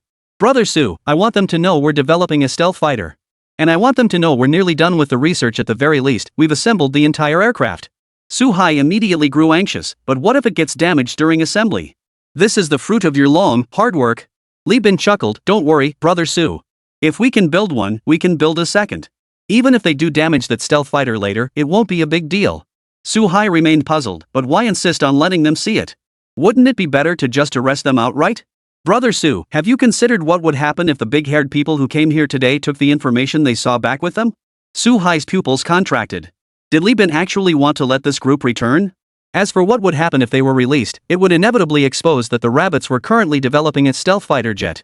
At that point, the rabbits would become the target of widespread criticism. Su Hai immediately protested, we absolutely cannot let them go back. If our stealth fighter research is exposed, we'll become the target of everyone's criticism. Haha, Brother Su, that's the worst case scenario. But what if they relay the news back while we've already built the stealth fighter? Li Bin chuckled lightly. Su Hai's eyes lit up instantly. Once the stealth fighter was built, possessing such a strategic weapon would make them fear nothing. The pressure they faced would inevitably become their greatest asset. They would swiftly capitalize on the strategic advantage of possessing this stealth fighter, fundamentally altering the entire landscape of Blue Star. But what astonished Su Hai even more was something else. The confidence Li Bin had just revealed in his words. Could it be? Su Hai felt his legs buckle beneath him, his voice trembling as he stammered. Brotherly, you've already developed the stealth fighter? Chapter 52, and you want to send one back? Su Hai stared at Li Bin in utter shock. Those who reach his position aren't pushovers. How could Su Hai fail to grasp the implication behind Li Bin's confident tone? But how many days had passed? Even the world's fastest research institute couldn't achieve this level of progress. They'd only been given the mission less than a week ago. In the past few days, Li Bin had even worked with them to capture spies from Big Mao and Eagle Sauce, yet he hadn't focused on development at all. Li Bin gave a faint smile. It's essentially complete. The stealth fighter's exterior structure is already assembled. All that's left is to install the instruments inside. You could say it's already been successfully developed. Li Bin's tone was calm and measured, as if recounting something utterly mundane. Beside him, Su Hai trembled with excitement, grabbing Li Bin's arm as his voice quivered. Li, is this real? You've actually developed the stealth fighter? That's been a problem plaguing us rabbits for nearly 20 years. Are you absolutely certain? Li Bin chuckled softly and explained, this isn't difficult for us. We've already grasped the core principles of stealth technology. It's just a matter of applying it to fighter jets. But the exact parameters will have to wait until we see the experimental results. That's simple? Su Hai's eyes widened in disbelief. He had heard Zhang Qi mutter before that developing a stealth fighter was incredibly difficult, with dozens of critical principles proving nearly impossible to overcome. Not a single piece of data could be found anywhere. Everything had to be independently researched and developed from scratch. Yet now Li Bin was telling him the core principles had been mastered and already applied to the stealth fighter. Su Hai was overcome with excitement. If anyone else had told him this, he would have been the first to doubt it. But coming from Brotherly, there was no room for doubt. Having spent the past few days at Galaxy, Su Hai knew firsthand just how advanced Li Bin's research institute truly was. As the saying goes, a craftsman who wants to do his job well must first sharpen his tools. With such cutting-edge R&D capabilities and resources, achieving this seemed hardly surprising. But the thought of Narisai and his crew about to infiltrate the institute's core facilities sent a wave of panic through Su Hai.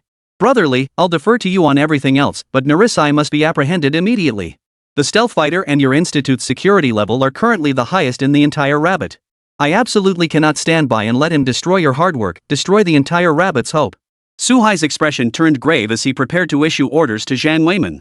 Li Bin quickly stepped in to stop him. Brother Su, hold your horses. Let them see the stealth fighter's design first before we take them down. Rest assured, within this institute, no one can damage our equipment without my approval. Li Bin declared confidently. As for whether the core technology of the stealth fighter will be exposed, you needn't worry about that either. Even if you handed them the aircraft itself, they wouldn't be able to crack it. Suhai was puzzled. Brother Li, why must they see the stealth fighter? Li Bin smiled faintly. You can't guard against thieves forever, but thieves can't steal forever either. Brother Su, tell me, what do you think they'll conclude once they see our stealth fighter? Suhai scratched his head, still unable to grasp Li Bin's true purpose. They would probably classify us as their top threat. They'll stop at nothing to relay this news back home if any of them manage to escape today. And what if they actually manage to get someone back? Li Bin continued, his tone still calm. Suhai's pupils contracted sharply. Then, that would probably send shockwaves through the entire Damo leadership. So, Brother Su, what do you think? Will they send people to sabotage our research, or will they completely abandon the idea of opposing us? Suhai's eyes lit up. As a high-ranking official in Rabbit himself, he could easily put himself in their shoes. If he learned that Big Mao had successfully developed the stealth fighter, he himself would absolutely oppose taking action against Big Mao. Not only would he not oppose them, but he might even strengthen cooperation. Because the stealth fighter Li Bin had built was genuinely invisible. This was the realm of the gods. It surpassed modern technology by at least a century. This was completely beyond human capability to catch up. At this level, it might as well have been fantasy to them. Even movies wouldn't dare depict something like this. So, Li Bin's plan is to make the big guy back down.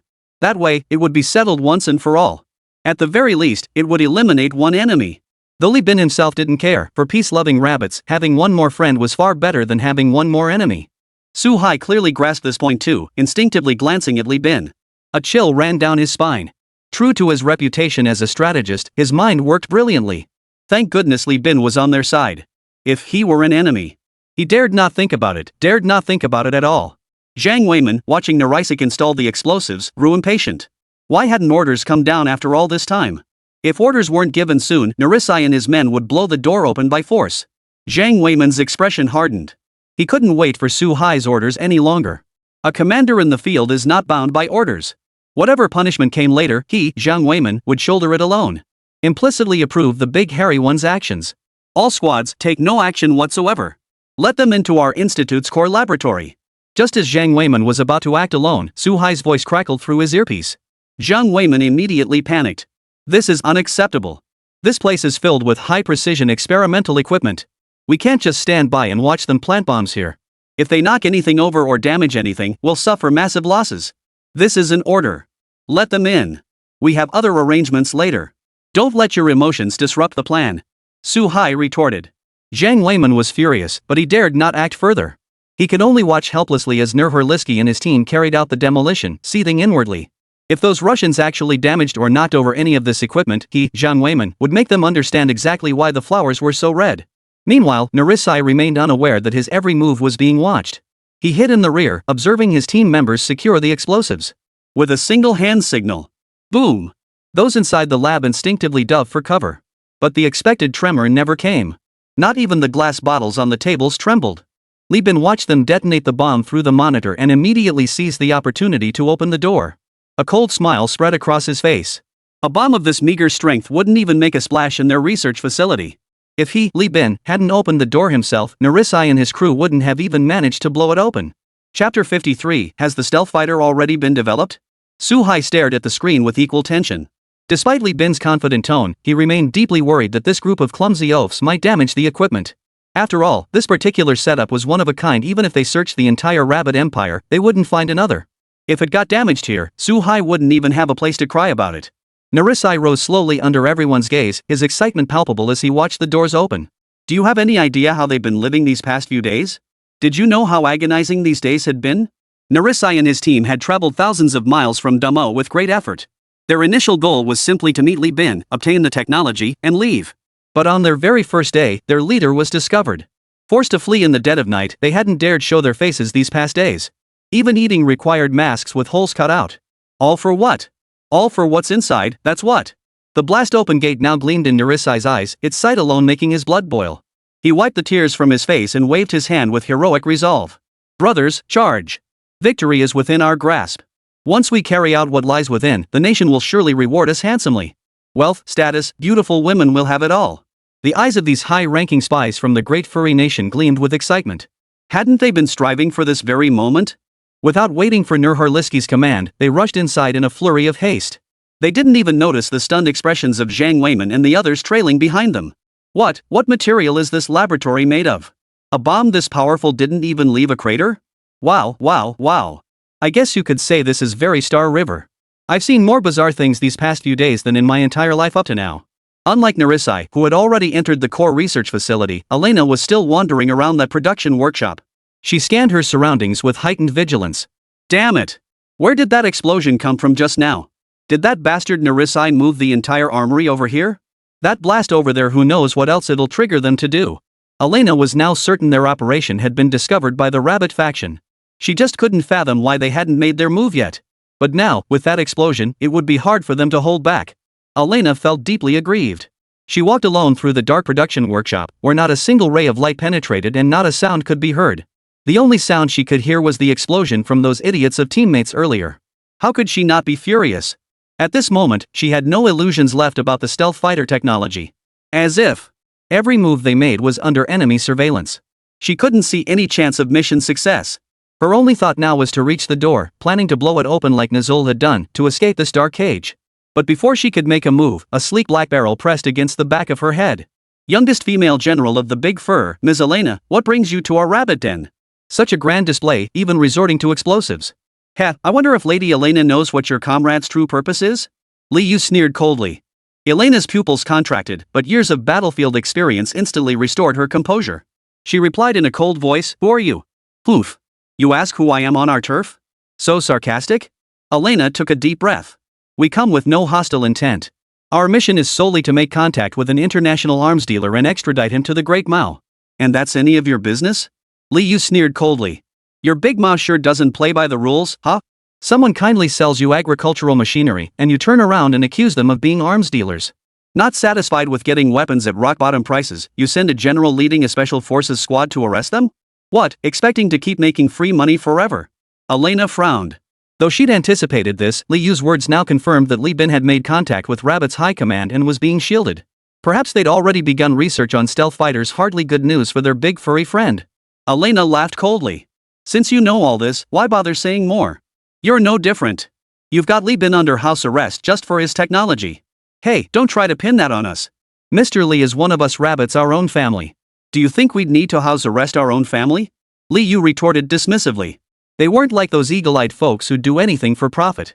Even if Li Bin were unwilling to build the stealth fighter for them now, they'd never confine him against his will like Elena suggested. Because this is Rabbit. Li Bin's veins flowed with rabbit blood. That's something Elena and her kind could never understand. Li Yu extended the gun in his hand slightly, signaling to his teammates behind him. Two men immediately stepped forward and seized Elena. "Enough talk.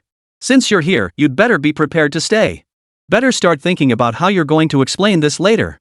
The moment Narisai stepped through the gate, he froze in place. Before him stood a gleaming silver aircraft, one unlike any he had ever seen. The paint job and model were nearly identical to the agricultural drone Li Bin had sold them. How could Narisai not realize that what stood before him was the stealth fighter Galaxy Tech had built for the rabbits? Precisely because he understood, he was dumbfounded. According to their plans, developing the stealth fighter should have taken a very long time. They had ample time to invite Li Bin to the great furry nation to develop it for them. But to everyone's utter astonishment, the stealth fighter had been successfully developed. The finished product was right before their eyes. There was no room for doubt. However, it seemed to have only just reached the prototype stage and hadn't undergone testing yet. Yet Narisai, well aware of Li Bin and Galaxy's capabilities, harbored no doubt about their achievement. Even if the stealth fighter couldn't reach current operational standards, it was undoubtedly very close.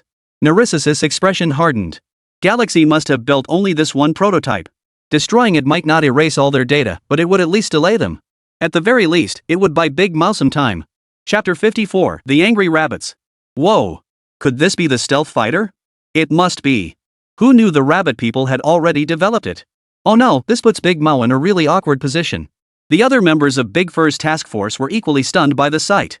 Hearing his teammates' words, Narisai's face darkened like storm clouds. His first thought upon seeing the aircraft was to destroy it. Only by destroying it could they buy some time for their Big Mao. Narisai's expression hardened, about to give the order to attack. But suddenly, a flying kick came from behind, sending him flying backward. Damn it! These Russians are reckless. Blowing up the gate is one thing, but they want to blow up our plane too. Do they really think we're just decorations? As he spoke, Zhang Weiman and his entire task force surged forward. Before the Russians could react, they swiftly subdued the group. The moment the main gate swung open, the leader of the Russians froze in place. Then came Su Hai's order to move. Zhang Weiman's eyes lit up. Without a word, he charged forward, kicking Nerherlisky flying with a single blow. He now glared menacingly at the men pinned to the ground. Speak! What were you doing here? Narisai sneered coldly. You've already built your aircraft. What else do you want us to say? Zhang Weiman froze at the words. As the leader of the task force, he had access to highly classified information at the highest levels. He certainly knew what Galaxy Tech was developing, but the specific progress of the project was beyond his purview. Not just him, even Su Hai had only just heard about it. Zhang Weiman stared blankly at the silver aircraft beside him. He had assumed it was merely a prototype for reference by Galaxy's researchers. But judging by what that Russian, Narisai, had just said, this goddamn thing was the stealth fighter Li Bin had built for them. Zhang Weiman felt a chill run down his spine. He knew all too well how desperately the current situation demanded this fighter jet. With it, air supremacy would no longer be the exclusive domain of the Eagles. The entire international landscape would undergo a seismic shift. And now, such a strategic-level fighter jet, a weapon of national importance, was right before his eyes. How could he not be thrilled? Zhang Weiman stared at the aircraft before him with fervent eyes. As a military man, he knew all too well the importance of air superiority. He also knew all too well how desperately the rabbits craved this aircraft under the current circumstances. Yet as calmness returned, cold sweat beaded on Zhang Weiman's forehead. Had they been even a moment slower, this fully assembled stealth fighter would have been destroyed by Nerherlisky and his men. If this delayed their progress, they wouldn't even have a place to cry about it. Zhang Weiman couldn't help but harbor resentment towards Su Hai. In his view, no matter how well-planned or crucial Su Hai's project was, it should never have jeopardized the stealth fighter. Didn't he understand what this aircraft meant to the rabbits? If those Russians really wrecked this plane, getting disciplinary action would be the least of their worries. If they actually corrupted certain data, how much more time would be wasted? Realizing this, Zhang Weiman kicked Narilas several more times in anger, shouting furiously. Beat you to death. Beat you to death. Damn it, beat the hell out of these bastards. We almost became the scapegoats for all of Rabbit because of them. Several teammates were still bewildered by their captain's sudden outburst. But hearing Zhang Weiman's words, they too grew furious. They stripped Narisai and his men of their gear and beat them senseless. I'll be damned if I let you use bombs. I'll be damned if I let you use bombs. No, don't hit my face. Beat you to death. Beat you to death. Why didn't you just stay in Dama? What the hell are you doing here? Stop hitting me. Still think you can blow up planes? Just wait till I hammer you into oblivion. Watching the scene through the screen, Li Bin could almost feel the pain himself. Su Hai scratched his head sheepishly and explained. They don't usually act like this. Our discipline is usually pretty good, we don't hit people during missions. This time, they must have been pissed off by those Russians, they actually tried to blow up our plane. Forget Zhang Weiman and the others, even Su Hai felt like kicking them a couple of times. Even though Li Bin assured him it was fine, Su Hai couldn't truly relax. When he saw Nerherlisky preparing to blow up the plane, cold sweat instantly broke out on Su Hai's forehead. Forgetting all about the plan, he immediately ordered Zhang Weiman to take Nerherlisky down. Li Bin rolled his eyes. Fine. You're all talk. I haven't heard you say a word to tell them to stop. Don't let them kill him. We still need to send one back later. Before the words had even finished echoing, a blood-curdling scream pierced his earpiece. Zhang Weiman had grown increasingly enraged, his blows growing more brutal by the moment, repeatedly targeting Narisai below the belt. Su Hai watched the blood trickling down Narisik's lower body and felt a chill between his own legs. Judging by that sound, Narisai was probably crippled. 10 minutes later, Li Bin and Su Hai finally arrived at the scene. Seeing Narisai's pitiful state, Su Hai put on a stern face and demanded in a serious tone. Who gave you the order to attack? Zhang Weiman stuck out his neck defiantly. I told them to go ahead and blow up our plane. If they actually did it, think how much time it would waste for us rabbits. But you shouldn't have been so brutal. How will others view us rabbits now? I take responsibility for my actions. I did this, and I'll take the fall. Zhang Weiman retorted defiantly. This time, Su Hai's face truly darkened. He'd only intended to have a quick chat and smooth things over, but now Zhang Weiman's stubborn streak had kicked in. But he was also puzzled. Zhang Weiman was a veteran of the action squad, known for his maturity and steadiness. Why was he so furious today? Then he saw Nerherlisky had already placed detonators under the aircraft. A chill instantly shot up to the crown of his head. Earlier, there had been blind spots in the surveillance feed, and it was only when he saw Nerherlisky and the others about to make their move that he gave the order. But he never imagined it would come so close, so very close to having their stealth fighter blown to bits by these Russians. Su Hai's rage boiled over. He wasn't Li Bin. He didn't know that as long as they had the blueprints, even if the first one was destroyed, they could quickly develop a second one. In his view, Li Bin and his team had painstakingly built the aircraft by trial and error. If these people destroyed it, they'd likely have to start from scratch. Wasting time would be the least of their problems. Losing crucial data and derailing the entire development process would be disastrous.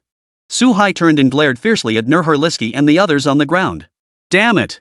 Zhang Weimin usually seemed so dependable, how could he be so clueless when it mattered? Such a light blow. Wasn't this just making things difficult for the leadership? Should he hit him or not? Not hitting them would leave me seething with anger, but hitting them would get me disciplined too. Chapter 55, Elena escaped? Su Hai was suddenly filled with hesitation. He really wanted to strike now.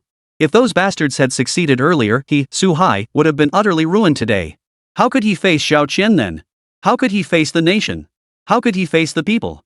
This wasn't like blowing up a plane, it was an attempt to kill him. Su Hai stared at Narisai lying on the ground, his eyes darkening with malice. He seemed to be contemplating how best to finish him off later. Li Bin watched Su Hai, who seemed eager to act, and shook his head with a smile. Enough, enough. They're already suffering terribly. Let's spare them. Hand them over to the people for judgment. If we really beat them to death, we won't be able to account for it. He patted Zhang Weimin's shoulder as he spoke. Zhang Weimin could only nod in resignation. He had been thinking of just finishing them off later to avoid the hassle of deciding whether to treat their injuries. But since Li Bin had spoken, the matter was settled. He might not give Su Hai face, but he absolutely wouldn't snub Li Bin. This was our rabbit's precious academician. How long had it been since he'd delivered such a huge surprise to them? Who knew how many more amazing things it would produce in the future? These things might seem insignificant sitting in a warehouse, but if deployed on the battlefield, who knows how many soldiers' lives they could save? In fact, just take that plane out for a spin. Who'd dare to mess with the rabbits then? The eagle? Sneak up on you with a stealth strike? Scared yet? What can you do against a stealth fighter invisible to the naked eye? This aircraft has the power to reshape the global landscape, no joke. Su Hai knew Li Bin had further plans in mind, so he could only grit his teeth and nod in agreement. He shot Zhang Weimin a disapproving look. What are you standing around for? You're the one who beat him up. If you don't get him a doctor soon, he'll really kick the bucket right here. Who's gonna take the blame then? This time, Zhang Weimin said nothing, turning away resentfully to find a doctor. Li Bin rolled his eyes at Nurhurlisky and the others lying on the ground, gasping for air. Now you think to find a doctor? What took you so long? In their current state, even if they managed to escape, they wouldn't make it alive to Damao. Li Bin couldn't help but feel speechless inside. He hadn't wanted to send Elena back in the first place. From what he'd observed during surveillance these past days, Elena seemed fairly sharp. If she got intelligence from him, she might just ruin his plans. If it were possible, the one who escaped today should have been one of those 4 Big Mao task force members. But now, Li Bin looked at the figures lying on the ground, their lower halves a bloody mess, and rubbed his head in resignation. He even felt a bit resentful. I was actually considering letting you off the hook, but you had to go and blow up that plane. The stealth fighter is that crucial. How could I not fight you tooth and nail? If Li Bin hadn't been able to casually build a second one, he would have been the one fighting the hardest just now. Pulling his scattered thoughts back together, Li Bin grabbed Su Hai's arm and steered him toward the door, lowering his voice. Now that Narisai's squad is crippled, even if we let them off, they'd never make it back to Russia. To pull off our plan, we have to release Elena. Su Hai frowned. Li Bin had a point. You can only hide forever, but you can't guard forever. This time, the Big Fury's men were discovered, but what about next time? If they kept sending men day after day, it wouldn't just be exhausting for them, it would also delay Li Bin and the others' progress, which wouldn't do. With that thought, Su Hai could only nod and say, theoretically feasible, but I'll need to report this up the chain. Elena is no ordinary soldier, her reputation on the battlefield is formidable. Returning her requires careful consideration of multiple factors. Li Bin had no objection. In his view, old Zhao would surely agree once he knew. After all, it was just Elena, utterly incomparable to his entire Star River. If it could truly be settled once and for all, he could focus better on his research and development, couldn't he? After all, Li Bin had no intention of revealing Lisa. What did you say? Damao's people infiltrated the Star River Institute and even saw the completed stealth fighter? Zhao Qian could scarcely believe Su Hai's words. How long had it been since he approached Li Bin? Was Li Bin that fast? That stealth fighter that had eluded the rabbit for nearly 2 decades, they just went ahead and developed it? How could Zhang Qi possibly bear this? Zhao Qian gave an unethical chuckle. But come to think of it, Zhang Qi probably wouldn't hold it against them. Instead, he'd be thrilled beyond measure. Because finally, the rabbits had their own stealth fighter. How dare the eagle's stealth fighter come prowling around our territory? Just wait till we fire one shot at them, see if they dare show their faces again. Dare? Then next time, who knows where that shot might land. Yes. Li Bin and his team have nearly completed the stealth fighter prototype. Test flights will commence shortly. Zhao Qian sneered, what did you say just now? Su Hai was baffled, what did I just say? Damao's men infiltrated the Galaxy Research Institute and nearly blew up the stealth fighter. Smack! Zhao Qian slammed his fist on the table and stood up. Want me to blow you up? What good are you then? You only notice now that they nearly blew up the plane? If those bastards had actually blown up the plane, you'd see if I'd blow you up or not. Zhao Qian cursed furiously. Deeper? Blow up the plane? I have no idea what you're even doing here, General Su Hai, with your bushy eyebrows and big eyes. Did you really think sending you there was a vacation? After the tirade, a thin sheen of cold sweat broke out on Zhao Qian's forehead. Fortunately, their plot had been thwarted in the end. If they'd succeeded, who knows how much more time would have been wasted. On the other end of the line, Su Hai sounded utterly aggrieved, muttering explanations to Zhao Qian for ages. Oh, so this was Li Bin's idea? After a long pause, Zhao Qian finally understood and asked. Yes. Brotherly said this way, Big Ma would think twice. Zhao Qian nodded. If he were in Li Bin's shoes, hearing about the development of a stealth fighter jet, one that was truly invisible, even to the naked eye, he'd be hesitant to act too aggressively too. This approach could indeed solve the problem once and for all. As for releasing Elena, Zhao Qian didn't mind either way. Their relationship with the rabbits and Big Ma was fairly good, so returning Elena wouldn't affect them. If trading one Elena could secure peace in Shihai City and allow Li Bin to focus solely on development, it would be well worth it. Having weighed these points, Zhao Qian immediately declared, I approve this plan. You'll work with Li Bin to play this part well.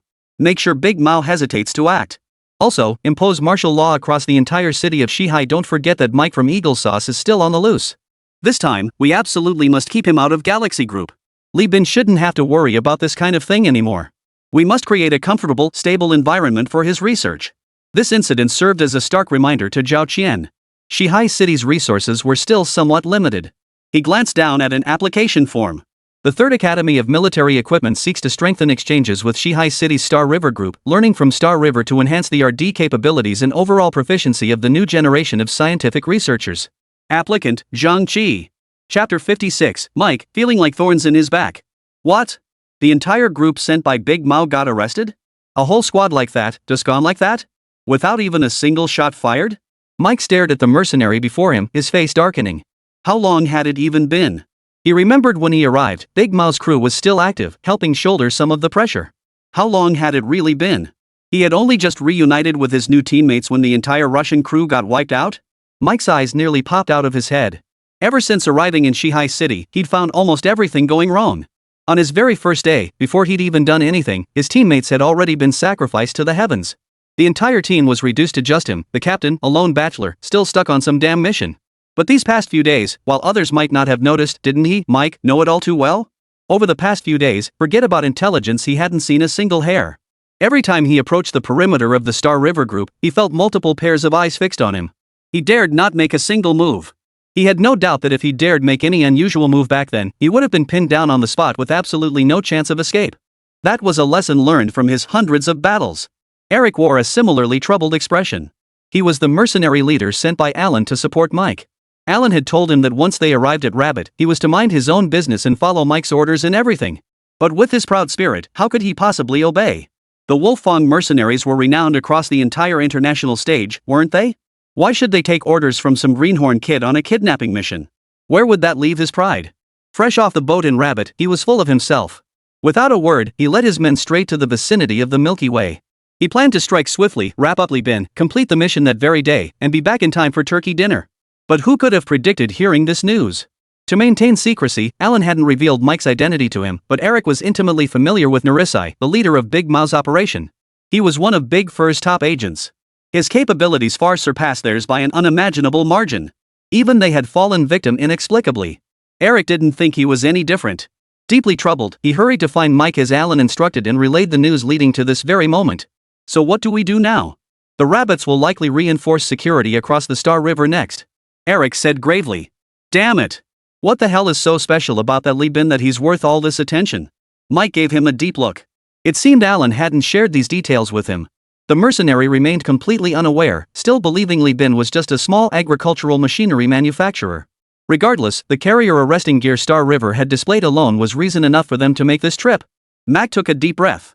Did any of the rabbits people notice you during the operation? Eric shook his head hastily. No, no. We have enough common sense for that. Who knew it was all done behind closed doors? The rabbits would never have spotted us. Mike snorted inwardly. They couldn't possibly have spotted you? What a joke. How did Emily get caught? Back then, they hadn't even taken any action yet. Today, they got caught the moment they stepped off the plane. Mike pondered for a moment. Based on what he'd sensed back then, Eric was now at least on Rabbit's radar, maybe even under surveillance. He gave Eric a long, searching look before rising to leave. Given the current situation, I think it's best we split up. That way, if one of us runs into trouble, the other can still provide backup. Eric had worked hard to find him and wasn't about to let him leave so easily. He quickly stepped in front of him.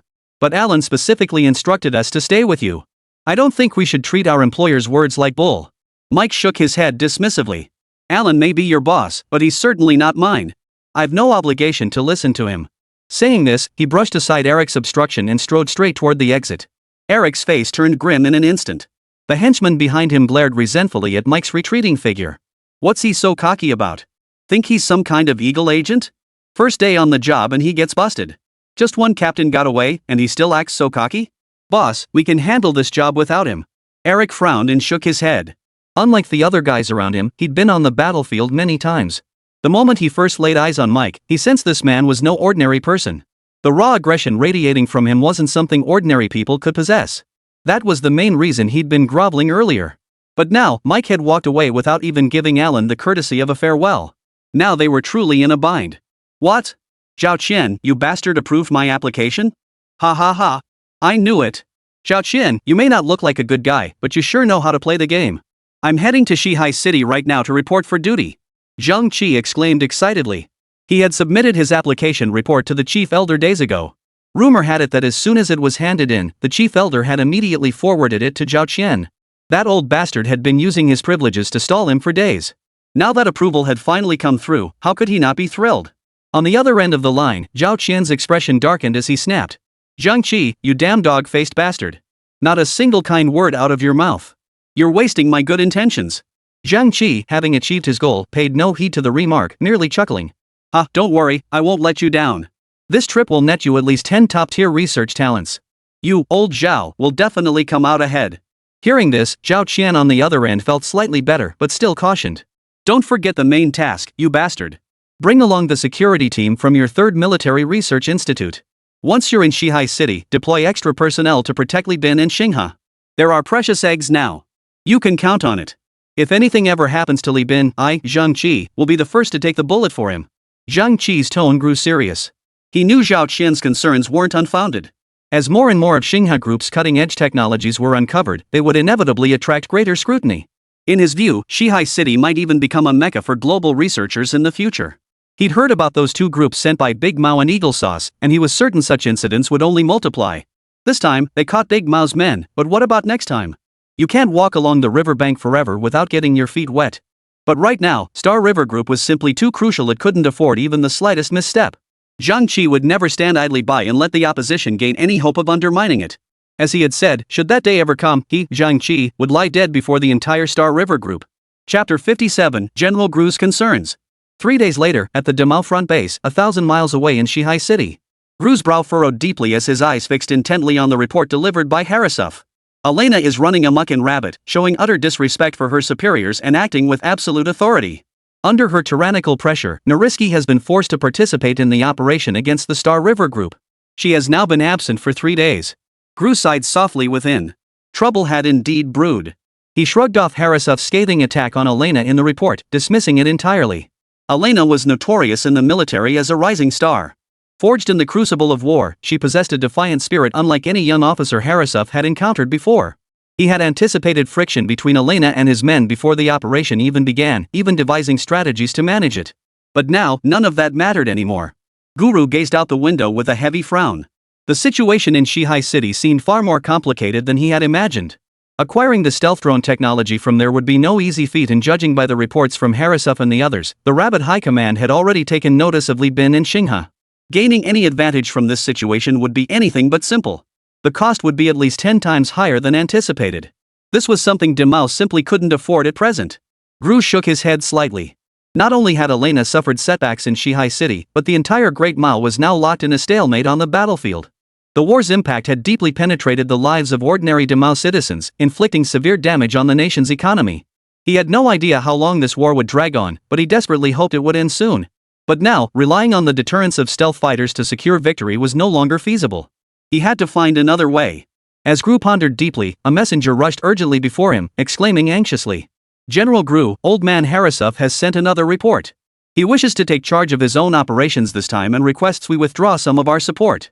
He's confident he can negotiate with Rabbit's high command and bring back the stealth drone technology." Gru shook his head.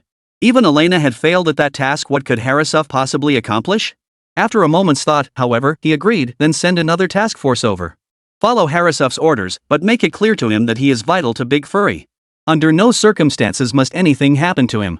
All operations must be conducted with absolute priority given to ensuring his personal safety and that of Ijiva." The messenger immediately went to make the arrangements. Gru shook his head and walked alone to the window. Watching the heavy snowfall outside, he sighed deeply. Sending Harasov to Big Mao was a mistake. His mindset had become rigid, utterly unsuited for such dangerous missions. But Gru knew Harasov well. He understood that even if he hadn't sent anyone to Rabbit, Harasov would still have gone alone. Given that, it would have been better to send a strong task force. At least that way, his safety could be ensured. Meanwhile, in Shihai City, at the Galaxy Group, Li Bin reclined leisurely in a lounge chair, savoring grapes peeled by Chen Malin, utterly content. Su Hai, watching from the side, couldn't help but feel envious. "Brotherly, this is what you call living." Brother Su, if you want it, you can have it too," Li Bin chuckled. Su Hai shook his head. He wasn't in Shihai City for leisure. With Xingha Group attracting increasing attention, his pressure was mounting. He dared not relax for even a moment now. A bitter smile crossed his face. "I guess I'm just destined to be a workaholic for life. But if I can protect all of you, it'll be worth it." Li Bin turned to look at him, seeing the sincerity in his eyes, not a trace of pretense, and felt deeply moved. This parallel world felt incredibly real to Li Bin, just as real as before his journey through time. The Rabbit people here were exactly as he had imagined. How could he not love a nation where officials and citizens were united as one? How could he not strive to uphold such a society where everyone pulls together? It only strengthened his resolve to use the technology granted by the system to make this nation even better and more powerful. "Oh, right, Brother Su, the internal structure of the stealth fighter should be assembled within the next couple of days. When it's ready, you can just take it to your military base to retrieve the data. Have Lisa accompany you then. With her there, you won't have to worry about any of the scientific details." Su Hai nodded excitedly. All right. Whatever else you need, just ask, we'll make it happen." Li Bin smiled. "What else could we possibly need? It's already built, just some experimental verification. These are our professional matters. You don't need to worry about them. Oh, and during the development of the stealth fighter, we also created several derivative products. Brother Su, you handle the arrangements. Let's test and launch them all together."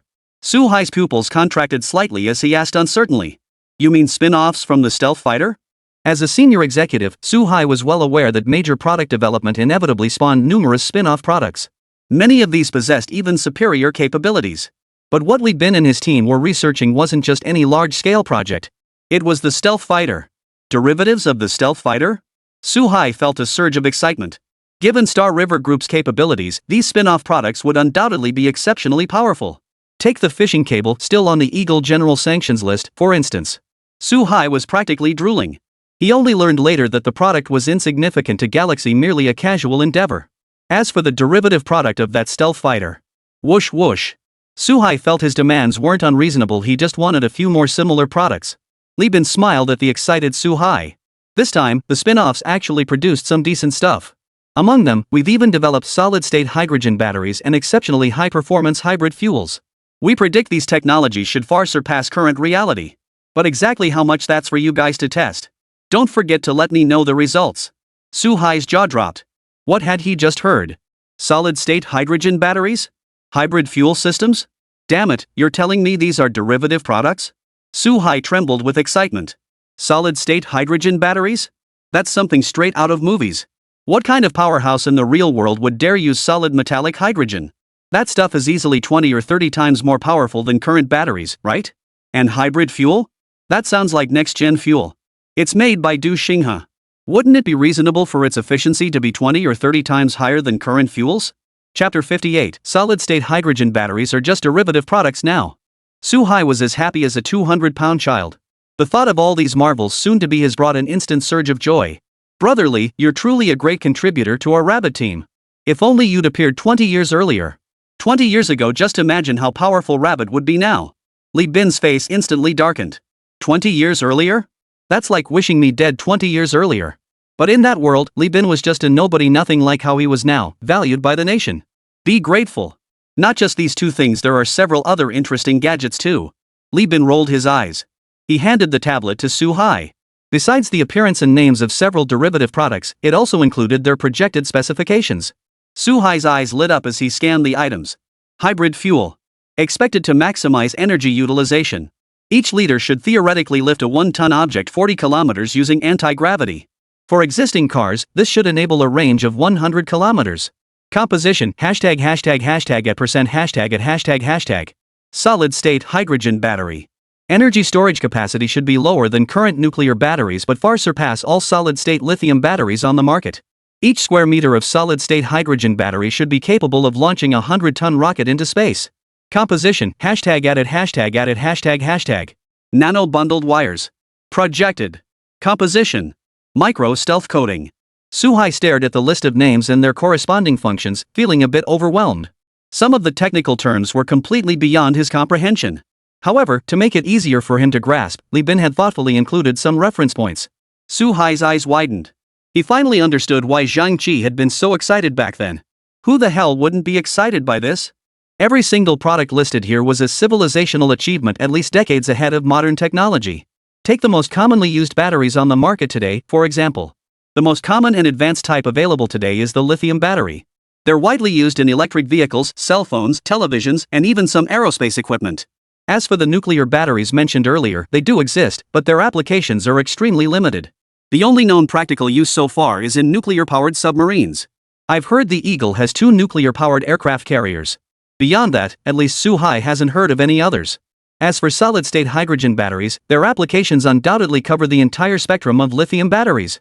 As described above, they offer smaller size, higher capacity, and superior energy conversion efficiency.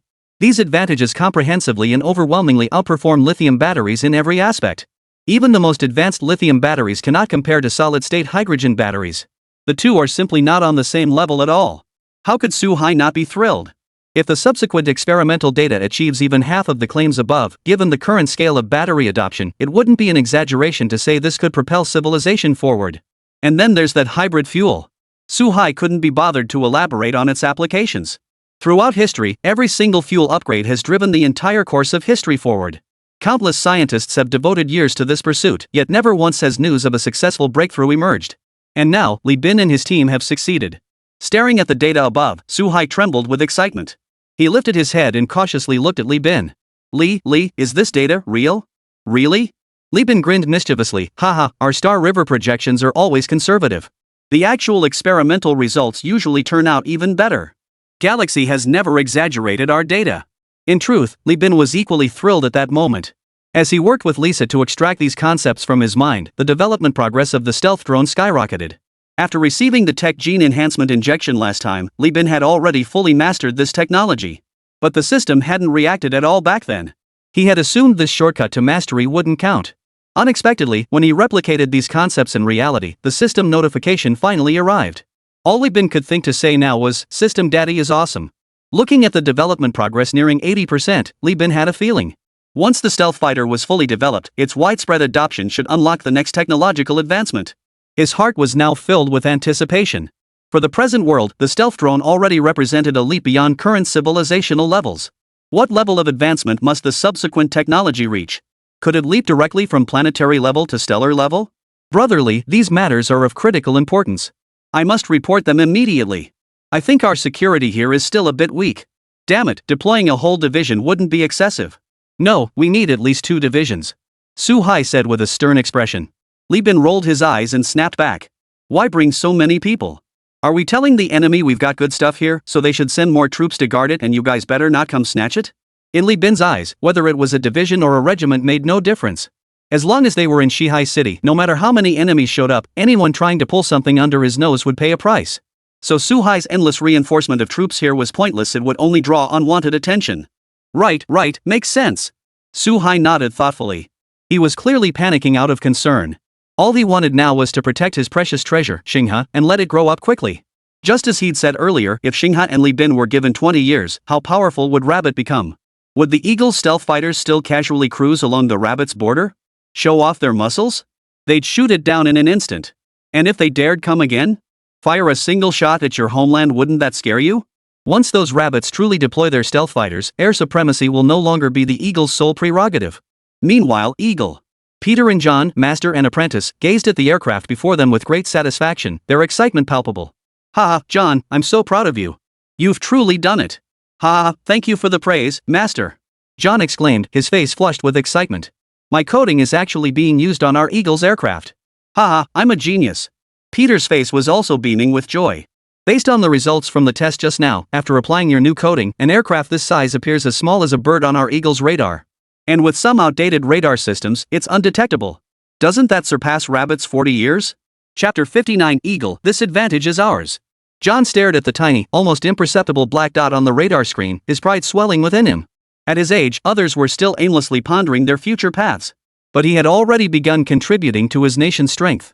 He was certain that once Eagle Sauce deployed the equipment he had developed, it would secure even greater advantages in both warfare and deterrence. Could anything be more thrilling than this? Steve, standing nearby, patted John on the shoulder with satisfaction. "John? I believe that's your name. You're a good kid, really good. If Eagle Squad had a few more geniuses like you, they'd be even stronger. This world belongs to Eagle." John was suddenly overwhelmed by the unexpected praise. The general before him was none other than Steve, the very same who had collaborated with Alan. These past few days, Rabbit's Star River had been driving him absolutely crazy. He had made clear arrangements with Mike. Once the mercenaries Alan had hired arrived at Rabbit, Mike would lead the team, making their operations much smoother. But who knew that on the very first day they met, Mike would ditch them? He flat out refused to continue working with them. Now he was even demanding to return home, abandoning the mission altogether. Alan had been complaining non-stop in his ear, and with the military's aircraft carrier arresting gear order looming, all this pressure had piled onto Steve, leaving him utterly drained. Today, he heard rumors of a teenage genius who invented a revolutionary coding for stealth fighters, which piqued his interest and drew him out for some distraction. Little did he expect that this John would actually deliver a surprise. He could tell this coding wasn't some half-baked attempt to pad credentials, it held genuine practical value. At the very least, even their most advanced radar couldn't fully detect its presence. It was even more undetectable than the Rabbit's radar. Steve stroked his chin thoughtfully. Why not take their stealth fighter back to Rabbit for another spin? They'd made it through unscathed last time. This time, they could push it even further. Head straight for the Rabbit's capital. Then snap some photos and post them online to really rub it in their faces. By then, the Rabbits would surely recognize the gap between us. They'd hand over the Star River willingly. A company with such innovative spirit and capability is beyond their grasp. The more Steve thought about it, the more feasible it seemed, and suddenly, all his recent fatigue vanished. He quickly pulled out his phone and dialed the top military official of the Eagle Nation. At Shihai City International Airport, a flight from Kyoto to Shihai City touched down smoothly. Zhang Qi slowly descended the stairs, taking a deep breath. Damn! The air in Shihai City is sweet as hell. The air here was thick with the scent of scientific discovery. The very essence of technology. The expressions of those disembarking around him were slightly off. That old man seemed perfectly normal just now. How did he go bonkers the moment he stepped off the plane? Su Xiaoma, trailing behind him, awkwardly covered her face and hurriedly signaled the other accompanying researchers to help usher Zhang Qi away. She had no idea what was wrong with the director lately. Any mention of Shihai City would send him into a frenzy. This time, he'd even brought the entire active force of the 3rd Military Research Institute here. He claimed it was for exchange cooperation and study tours. But what exactly was there to study here? Su Xiaoma was utterly baffled. Ever since the director mentioned halting the stealth fighter project last time, something had felt off about him. It seemed like he was desperately trying to accomplish something, to the point where the 3rd Military Research Institute had completely lost interest in doing anything. This had caused numerous projects to fall behind schedule. This seemed utterly unreasonable to Su Xiaoma. In his view, the priority now should be to concentrate all efforts on achieving a breakthrough in the stealth fighter project, a national key initiative. This was also what Rabbit urgently needed. This is what they, as researchers, should be doing, not running around aimlessly like today. Before departure, he had raised this very issue with Zhang Qi. At the time, Director Zhang had merely smiled without explaining why. He merely said everything would become clear once they arrived. Su Xiaoma shot a piercing glance to the side. If Dean Zhang's explanation here failed to convince him, then he would have to tie the man up and bring him back by force. Because they simply had no time left to waste. The Rabbits were already several steps behind the Eagles. If they dragged their feet any longer and the eagles developed even more advanced weapons, the current situation would undoubtedly worsen. It could even threaten the national security of the entire rabbit nation. This was something no ambitious scientist could tolerate. This was the absolute bottom line. Ha? Zhang Qi's here too? What's he doing here? He's not here to pick a fight with Brother Li, is he? Didn't you think about how sending him here might delay Brother Li's research progress? Su Hai complained to Zhao Qian on the phone, his voice tinged with displeasure. With Li Bin and Star River growing increasingly important, he started to feel a bit cocky. He voiced these grievances right in front of Zhao Qian. Zhao Qian's face darkened. Damn it! What did I ever do to deserve this? He'd been called an old fool by Zhang Qi.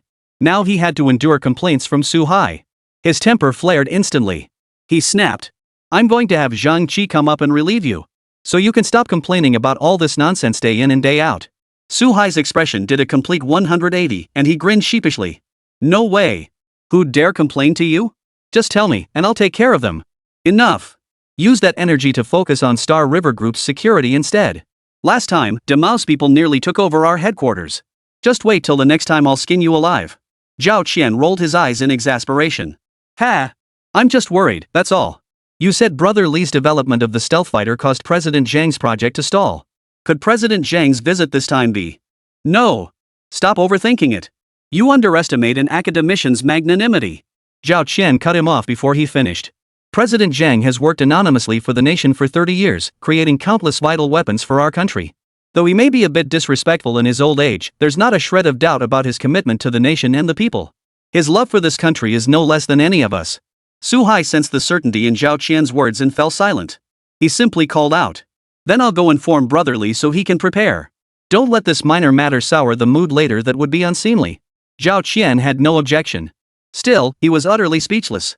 Su Hai, you're a rabbit's general. How come it seems like you've become Li Bin in both body and soul? Zhao Qian couldn't help but feel exasperated. Blast. Chapter 60, Steve, I'm a genius. Half an hour later, Li Bin and Su Hai stood together at the entrance of Star River Group, waiting. He was still muttering under his breath. Wasn't one enough? Why did they have to send another one? Su Hai chuckled awkwardly. Well, Eagle and Big Bear have both taken notice of you guys. The higher-ups are concerned about your safety, so they've temporarily dispatched an additional research team accompanied by armed personnel to bolster security for Shihai City and the Star River Group, to prevent such incidents from happening again in the future. Li Bin gave him a meaningful look. Then just beefing up security should suffice. Why send a research team too? Well, it's just that they're genuinely envious of your capabilities. Su Hai scratched his head awkwardly. Rest assured, they won't push for access to core technologies. Just let them observe your work for a while. Li Bin pursed his lips. Truthfully, he had no objection to such arrangements. As a rabbit man in 2 lifetimes, he was genuinely eager to help cultivate a cohort of high-level scientific talent for the rabbits. However, since Star River Group held many secrets involving him, he had to put on an act of extreme reluctance. Only then would Su Hai and the others understand how difficult it was to bring people here. Otherwise, if they started shoving people in here left and right, how would he avoid exposure? They didn't wait long before several large business buses approached. Zhang Qi, dressed in casual attire, stepped off first. Spotting the young man beside Su Hai, he immediately switched to a warm smile. He eagerly grasped Li Bin's hand and said warmly, "Ah, you must be Li Bin. You look even younger than your photos. With young talents like you in our company, how could we not thrive?" Li Bin responded warmly, "Welcome, sir, to my humble abode for your guidance. Our galaxy technology sincerely needs talents like Academician Zhang to guide our development. With Academician Zhang joining us, I'm confident our stealth fighter development will accelerate." Su Hai's expression darkened beside him. He knew full well that the very same Academician Zhang before him had once been developing the stealth fighter. It was precisely because of Li Bin and Galaxy's sudden emergence that Zhang Qi, who had been doggedly pursuing this project for years, had voluntarily abandoned it. Now that Li Bin brought this up in front of Zhang Qi, where would he stand if Zhang flew into a rage? To everyone's surprise, Zhang Qi showed no sign of offense whatsoever. Hearing Li Bin's words, he burst into hearty laughter. "Brother Li, I believe that's how Su Hai addresses you? Since I'm a few years older than you, I'll follow his lead. I've heard your stealth fighter research is nearing completion. This achievement belongs entirely to you." This old man wouldn't dare take credit for something he didn't do. Su Xiaoma's expression darkened upon hearing the dean's words. He was already displeased with Zhang Qi for halting the stealth fighter project. But now he learned it wasn't Zhang Qi's decision. Someone at Rabbit had already completed the stealth fighter's development. This infuriated Su Xiaoma. Come on, their third military research institute boasted the strongest scientific capabilities in the entire Rabbit Empire. Even they were stumped by the stealth fighter's development, with numerous core principles still undiscovered to this day. How could a tiny agricultural machinery factory tucked away in a small city possibly succeed in developing it? Su Xioma felt like he'd heard the biggest joke in the world. Her gaze toward Li Bin grew unmistakably hostile. But Li Bin's attention wasn't on him at all. He was gripping Zhang Qi's hand tightly, gazing at the snow-white hair of academician Zhang before him, and the gleam that flared in his eyes when he mentioned the stealth fighter. 1,000 emotions surged through Li Bin's heart. Throughout Rabbit's history, there had been several moments of peril that threatened the nation's very existence. Each time, it was precisely because of courageous individuals like President Zhang stepping forward one after another that the Rabbit nation could enjoy its current era of peace and prosperity. Having grown up under the red flag, Li Bin felt a deep connection to men like President Zhang. Each and every one of them is a hero of the Rabbit nation. This is the very backbone that allows Urban Rabbit to consistently defend its people's interests on the international stage. How could such individuals not be worthy of admiration? Li Bin took a deep breath to steady his emotions. He realized he had been too conservative. Now he had Lisa and the system. Across the entire Blue Star, no one could threaten his life. There was absolutely no need to be so timid and hesitant, even when deciding what to bring out. If anyone got greedy and tried to reach out, he'd just blast them with a cannon. At Blue Star's current technological level, no nation could withstand even a few shots from Li Bin. Realizing this, Li Bin chuckled softly as he led Zhang Qi and the others toward that spaceship model. Haha, let's not dwell on that. With Dean Zhang here, how could we not show him our signature structures? Tour? We absolutely must see it. Zhang Qi's eyes lit up. He hadn't expected Li Bin to be so generous. Right off the bat, he was taking them to tour the Star River RD base. He'd assumed he'd have to put in a lot of persuasion to achieve his goal. He'd even prepared to cede some of his interests. Little did he know Li Bin would be so straightforward. Su Xioma felt contempt in his heart. Pretend. Keep pretending. Given the professor's caliber, once he sees your makeshift lab, he'll inevitably question your research capabilities. Then, the ownership of the stealth fighter project would be a foregone conclusion. Brotherly, this is your RD lab? The moment Zhang Qi and his team approached the entrance of the spacecraft model, they were stunned. Huge. It was enormous. Look at that silvery white sheen. Look at that dazzling, futuristic tech. The researchers present couldn't help but whistle in admiration. No wonder Ranxing is so formidable. Working in a place like this must give every researcher a massive confidence boost. Li Bin smiled at the stunned crowd and remarked. Dean Zhang has misjudged this. This is our production workshop. Our classified research institute lies even deeper within the production facility.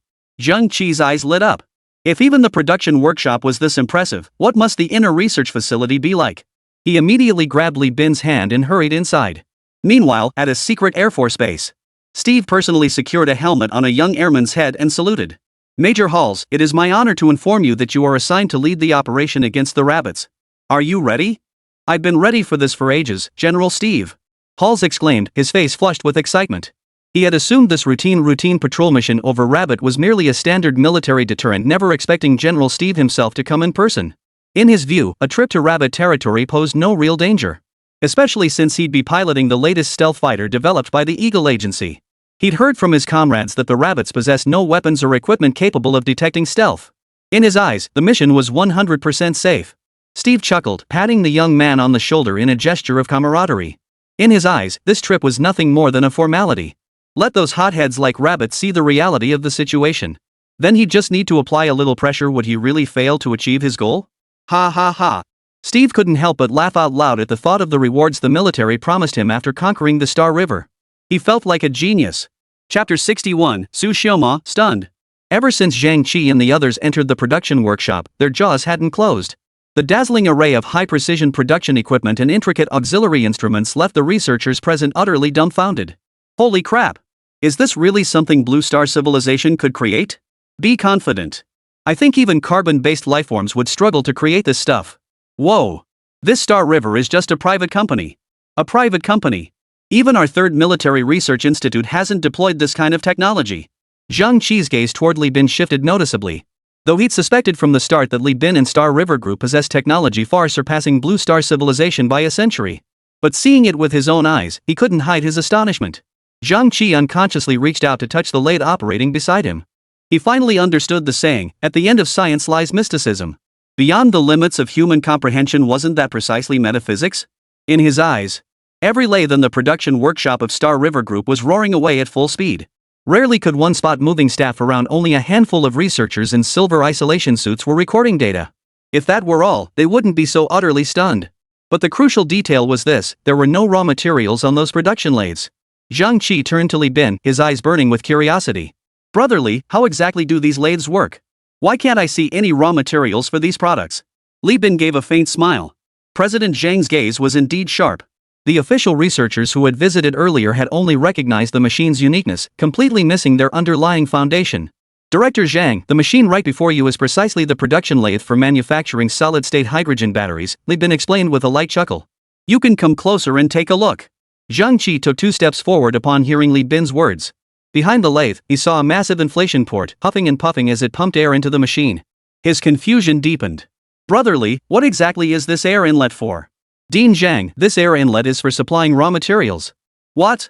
Are you saying this lathe can directly separate elements from the air? Zhang Qi was even more dumbfounded after hearing Li Bin's explanation. This revelation shocked him even more than the earlier absence of raw materials. The former was something they'd never seen before or even imagined, naturally shrouded in mystery. But the latter? They had some understanding of it and knew it was utterly impossible. That's precisely why it was so astonishing. Su Xiaoma, standing beside Zhang Qi, snorted derisively. Mr. Li, you'll say anything to deceive people. Do you really think we scientists are all naive little darlings? Is that it? Extracting production elements directly from the air with a lathe? Not even the Americans would dare make such a claim. Voicing her inner thoughts finally gave Su Xiaoma some relief. He'd been holding his breath the entire walk over. He planned to tag along on the tour just to expose their true colors. But who knew these guys were so thoroughly prepared, even setting up the production workshop to look this high-tech? He was left speechless. Now that he'd finally found an opening, he wasn't about to let it slip away. Li Bin frowned slightly, glancing at the junior researcher hiding behind Zhang Qi, feeling a bit displeased. Before he could even finish speaking, this junior researcher had already jumped in to show off his intelligence. How infuriating. Zhang Qi's expression darkened as well. He turned and shot Su Xiaoma a fierce glare. He hurriedly explained to Li Bin, Brother Li, don't take it personally. Xiao Mo meant no harm. Su Xiaoma didn't know anything, but he certainly did. Forget extracting production elements directly from the air. If Li Bin claimed he could get raw materials straight from the moon, he'd believe it. After all, if someone could achieve true invisibility, what else could they possibly not accomplish? Li Bin waved his hand dismissively. It's fine. People haven't seen this kind of production equipment before, so it's understandable if they don't believe it right away. He gestured for Lisa to step forward. Next, Lisa will open the machine's data sequence for everyone to see. This kind of thing can't be faked, right? Lisa shot him a surprised look. Shouldn't Li Bin be showing off and rubbing it in right now? Why was he being so magnanimous today? Showing them the data sequence? Wasn't he afraid of exposing core data? But since Li Bin had stated it so publicly, Lisa naturally couldn't object. She stepped forward, her fingers lightly tapping the machine screen. In moments, all the machine's data was displayed before everyone. Name, fully automated solid-state hydrogen battery production lathe. Status, all systems normal. Production parameters, filters 1 ton of air per hour, producing 60 liters of pure hydrogen. Or 2 kilograms of solid-state hydrogen fuel cells. Other parameters, at $at %. Su Xiaoma was stunned by these figures. These were the machine's core parameters, essentially revealing its precise operational status. He couldn't believe Li Bin could have tampered with these readings. Otherwise, what difference would it make if the machine simply filtered air to meet production targets? Su Xiaoma felt a bit lightheaded. A task deemed nearly impossible by all scientists had been accomplished by a private company? This was literally extracting production elements directly from the air. Wasn't this essentially a perpetual motion machine in theory? Su Xiaoma's face flushed slightly. But he also realized that this private company, Star River, was genuinely capable. If they could pull off something like this, was it really so unbelievable that they could develop a stealth fighter? Su Xiaoma turned to look at Zhang Qi, only to find him staring impassively at the lathe's data display. Impressed, Su couldn't help but admire him. Truly the Dean unflappable even if a mountain collapsed before him. It seemed the Dean had known all along, but perhaps the matter was too classified to share with him. Su Xiaoma understood. He walked up to Li Bin and bowed deeply. I apologize, Mr. Li. My limited understanding led me to misunderstand you. Your contributions to rabbits and all of human society deserve our deepest respect. Li Bin was taken aback. But seeing the sincerity on Su Xiaoma's face, he nodded inwardly. It's nothing. We were just having a chat. We'll still be working together these days, so don't dwell on this little thing. None of them noticed that Zhang Qi, standing nearby, was practically frozen in shock. Damn it! I didn't catch that clearly just now. This lathe produces solid-state hydrogen batteries. Solid-state hydrogen batteries. Zhang Qi froze in shock. As an academician in the military-industrial sector, he knew a thing or two about batteries, common materials in defense applications. Aren't lithium batteries the most advanced and technologically mature option on the market right now? When did we reach the point of synthesizing hydrogen batteries directly from hydrogen in the air? Chapter 62: The True Purpose of Solid-State Hydrogen Batteries. Zhang Qi was so excited he could barely contain himself. As a derivative of energy sources, batteries have been controversial since their inception. Many of today's cutting-edge scientific research devices rely on high-capacity battery reserves for power. This includes numerous strategic aerospace equipment, aircraft carriers, and fighter jets. As the director of the Third Academy of Military Equipment, Zhang Qi fully understood what a revolutionary new battery category truly signified. But in modern blue star civilization, weren't solid-state hydrogen batteries still just the pipe dreams of science fiction writers? When will they actually be built? And judging by Li Bin and his team's demeanor, this technology appears to be highly mature within the Star River. It had even been integrated into fighter jets. Zhang Qi turned to look at Li Bin with eager eyes. This is a battery. If this technology has strong potential for widespread adoption, it will undoubtedly propel the entire rabbit, meaning all of human civilization, forward. Take the most basic example. Traditional electric vehicles powered by lithium batteries could only travel under 400 kilometers. But if they switch to solid-state hydrogen batteries, they could potentially run 4,000 kilometers or more. So what about this excess range? If the technology supports it, wouldn't the next step be to consider the possibility of anti-gravity flying cars? Li Bin noticed Zhang Qi's eager gaze and knew exactly what he was thinking. He nodded and smiled. No need to be envious, Dean Zhang. This technology still has certain limitations at present. However, our machine tools have now gained the preliminary capability to manufacture such instruments. I believe it won't be long before solid-state hydrogen batteries become widely adopted nationwide. Zhang Qi grew even more excited, gripping Li Bin's hand tightly. Ha! My deepest gratitude to you, brotherly. With talents like you, brotherly, how could our rabbit not thrive? With that, he burst into hearty laughter. Today was undoubtedly the happiest day he'd had in weeks. Zhang Qi gazed at the precision production equipment before him, at the solid-state hydrogen battery production machine whose core data now lay laid bare before them. A hint of joy flickered in the depths of his eyes. Having lived through those arduous times, Zhang Qi understood profoundly. Lagging behind invites punishment. This was never an empty saying. Peace rests upon the edge of the sword, and truth exists only within the range of gunfire. Compared to the Western nations that had long since embarked on their industrial revolutions, their strength remained somewhat feeble. Many core technologies were deliberately blocked by their collective efforts. Just a few years ago, they couldn't even produce a single small chip. But now, having witnessed it firsthand in the Star River, Zhang Qi is utterly convinced. The future of Blue Star's civilization lies with the rabbits. Because the rabbits have young people likely been stepping forward. The fiery passion coursing through rabbit blood has never been extinguished by hardship. The future undoubtedly belongs to rabbit. Su Xiaoma, standing nearby, felt even more ashamed. Upon hearing Li Bin's explanation, he instantly grasped what his teacher was thinking. This is a battery. If this technology fell into Western hands, who knows what kind of treasure it would become. Even in rabbit, if Li Bin applied for a patent, it could absolutely fetch a sky-high price. But what did he say instead? Earlier, Li Bin had stated without reservation that this technology could be widely adopted. Su Xiaoma felt completely numb. Is he the fool, or is this world just insane?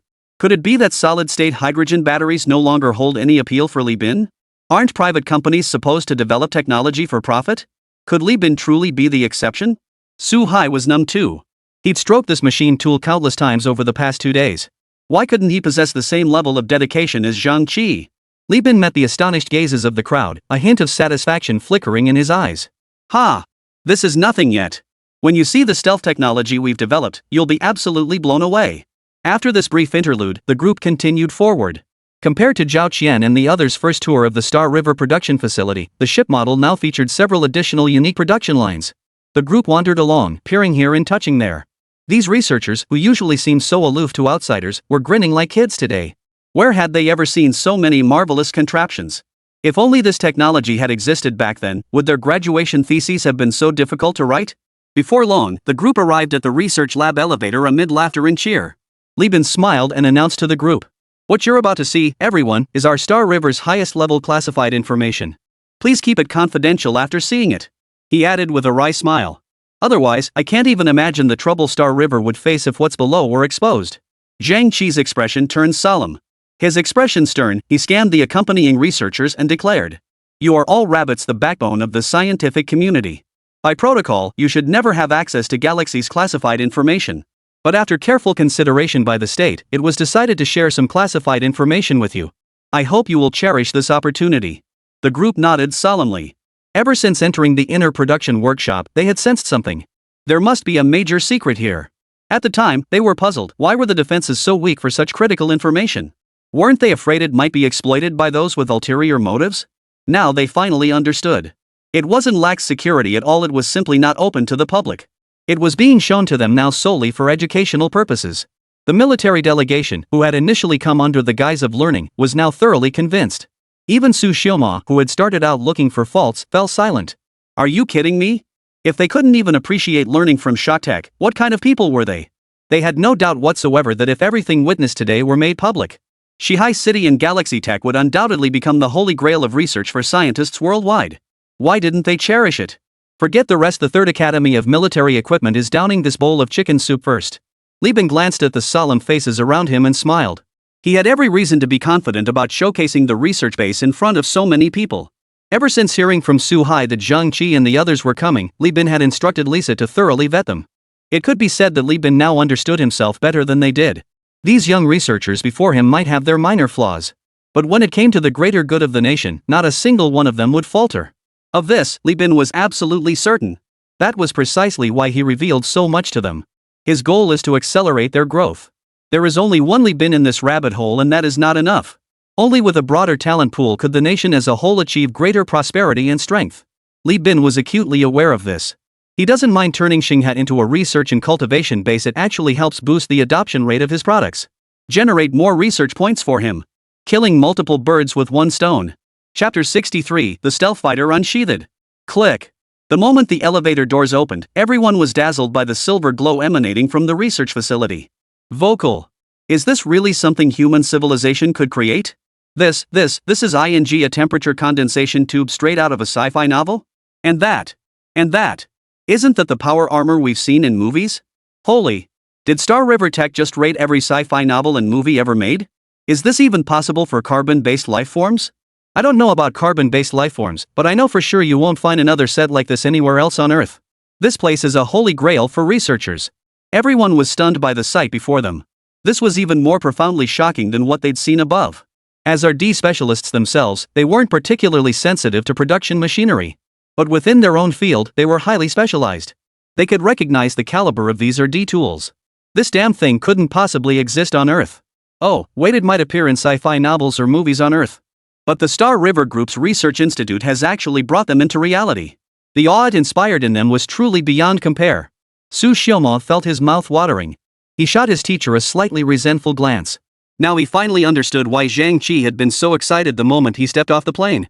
He now seriously suspected that Zhang Qi had known about this place all along. What researcher wouldn't go mad over this? What researcher wouldn't want to conduct research in a place like this? If someone had told him earlier that this was the kind of place it was, he'd fight tooth and nail against anyone who dared refuse him access. Stealth fighter? Didn't you hear what President Li said? They've already completed the development of the stealth fighter jet. What's the point of me researching it anymore? Su Xioma didn't see anything wrong with his own behavior at all. Could a scientist's work ever be considered shameful? That's called communication. Communication, got it? Zhang Qi's eyes lit up as he looked at these things too. Let's put it this way. The value of this research institute before us was beyond estimation. Even a novice could quickly get up to speed under these research conditions. Producing presentable results in R&D would be a breeze.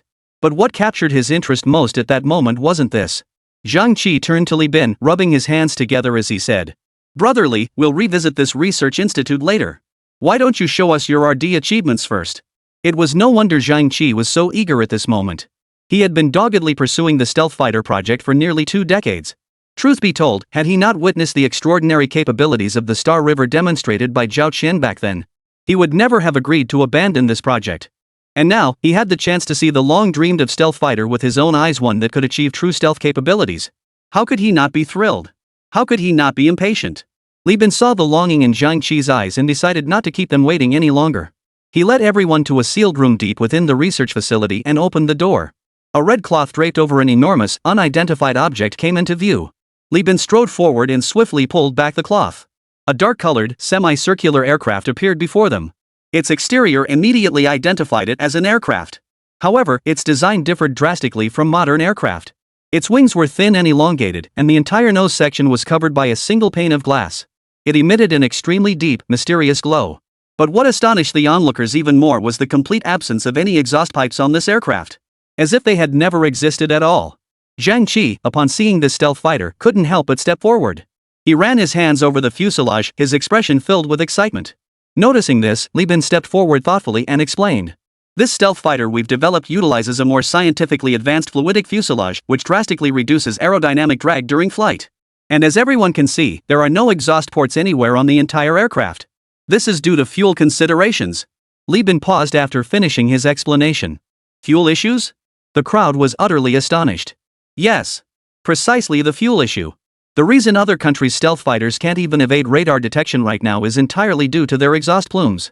And the truth is, unless we solve this problem, we simply cannot achieve true stealth for our aircraft. The others were even more perplexed. As stealth fighter developers themselves, they understood exactly what Li Bin was saying. That's precisely why they were even more perplexed. Because in their view, the exhaust plume problem was fundamentally unsolvable. Moreover, every stealth fighter model on Blue Star currently couldn't avoid exhaust plumes. Without the thrust from the exhaust plume, how could the aircraft even take off? Noticing the skepticism in their expressions, Li Bin gave a mysterious smile and continued. Does anyone recall the solid-state hydrogen battery we saw earlier? Yes, the solid-state hydrogen battery. Zhang Qi, who had been utterly baffled moments before, instantly caught on at the mention of it. Ha! Brotherly, you guys are absolute geniuses. The reason Li Bin and his team had no exhaust plume was because they'd completely replaced the fuel. They hadn't used fuel at all, so naturally there was no exhaust plume issue. But Zhang Qi still couldn't quite wrap his head around it. But even if solid-state hydrogen batteries have sufficient energy, their thrust probably can't meet the requirements, right? Long endurance but poor thrust has always been a common problem with batteries. Even solid-state hydrogen batteries are no exception. Li Bin smiled faintly.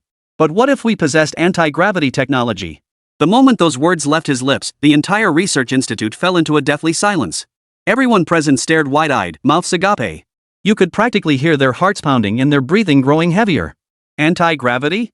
This is ridiculous. Even Zhang Qi, who had prepared himself mentally, couldn't hide his shock at that moment.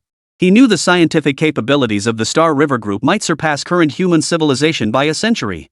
But the crucial question was, could carbon-based lifeforms truly advance this far in just a century? That's anti-gravity technology.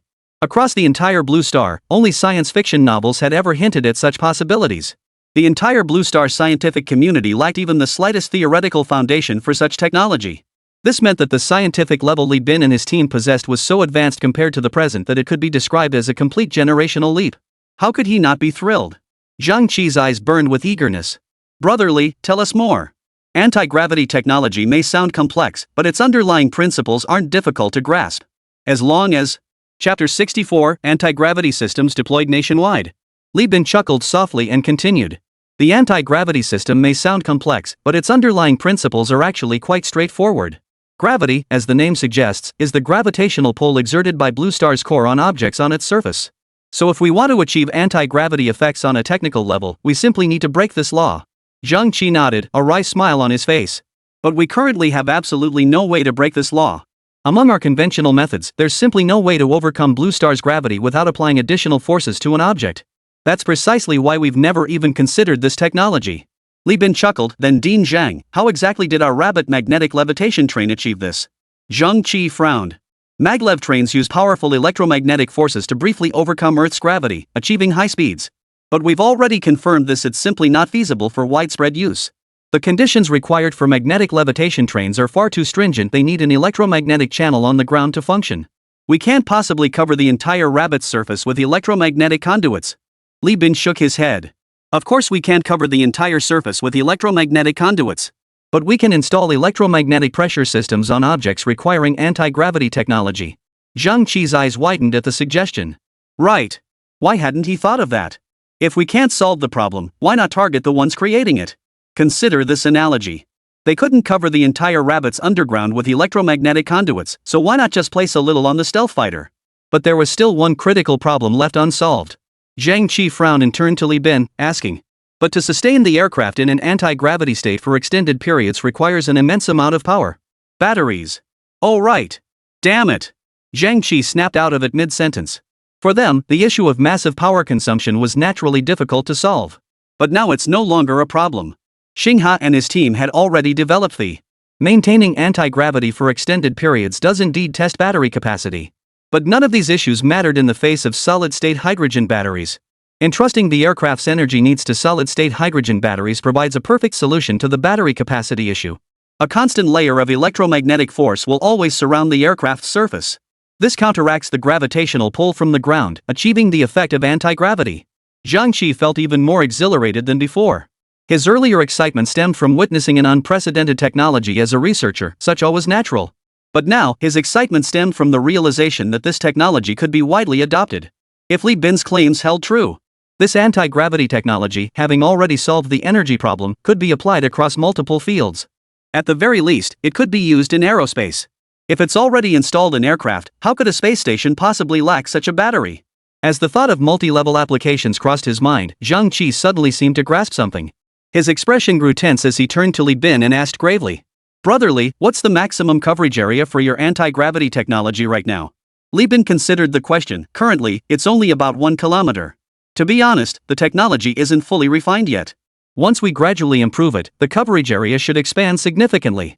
Zhang Qi's eyes lit up upon hearing just 1 kilometer. It might not be practical for an aircraft carrier, but it could be used on smaller vessels. But launching small warships into the sky wouldn't be very useful. If Li Bin and his team refine this technology further and send an aircraft carrier into the sky now, that would be something. Then it would be an entire war machine. Who wouldn't be terrified by that sight? Zhang Qi shared this idea with Li Bin. Li Bin's eyes lit up. Vocal, exactly. He'd been obsessed with building a spaceship every single day. Why not build a flying aircraft carrier to play around with first? As for how feasible it was, Li Bin pondered it carefully. The hairstyle idea was actually feasible. Their Star River Corporation had actually already fully mastered anti-gravity technology. The only thing holding back its full application was the battery. But with their current technology, they couldn't yet produce metal hydrogen batteries that were more heat-resistant, had greater energy storage capacity, and offered superior overall performance. Once he developed the metal hydrogen battery, he was confident he could extend the anti-gravity technology's range to over 30 kilometers. Wouldn't that allow them to arm a small aircraft carrier? Sending an aircraft carrier into space. Vocal. Then add stealth capabilities. Wow. That would be too bloody. I dare not imagine it. Truly, I dare not imagine it. Su Xiaoma beside him was utterly baffled. They were talking perfectly fine just a moment ago. Why did they suddenly start playing dumb? Su Xiaoma couldn't understand. Anti-gravity is anti-gravity, right? Invisibility is invisibility. What does that have to do with an aircraft carrier? After listening to Li Bin's explanation, he gazed at the formidable stealth fighter before him, growing more and more fond of it with every glance. But then he remembered why he was here today.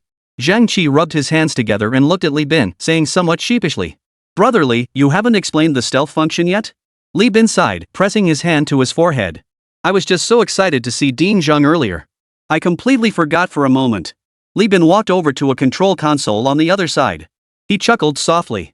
"I'm no pilot, so I won't be operating the controls myself. I'll just give a simple demonstration here for everyone to see." Su Xiaoma and the others looked on, puzzled.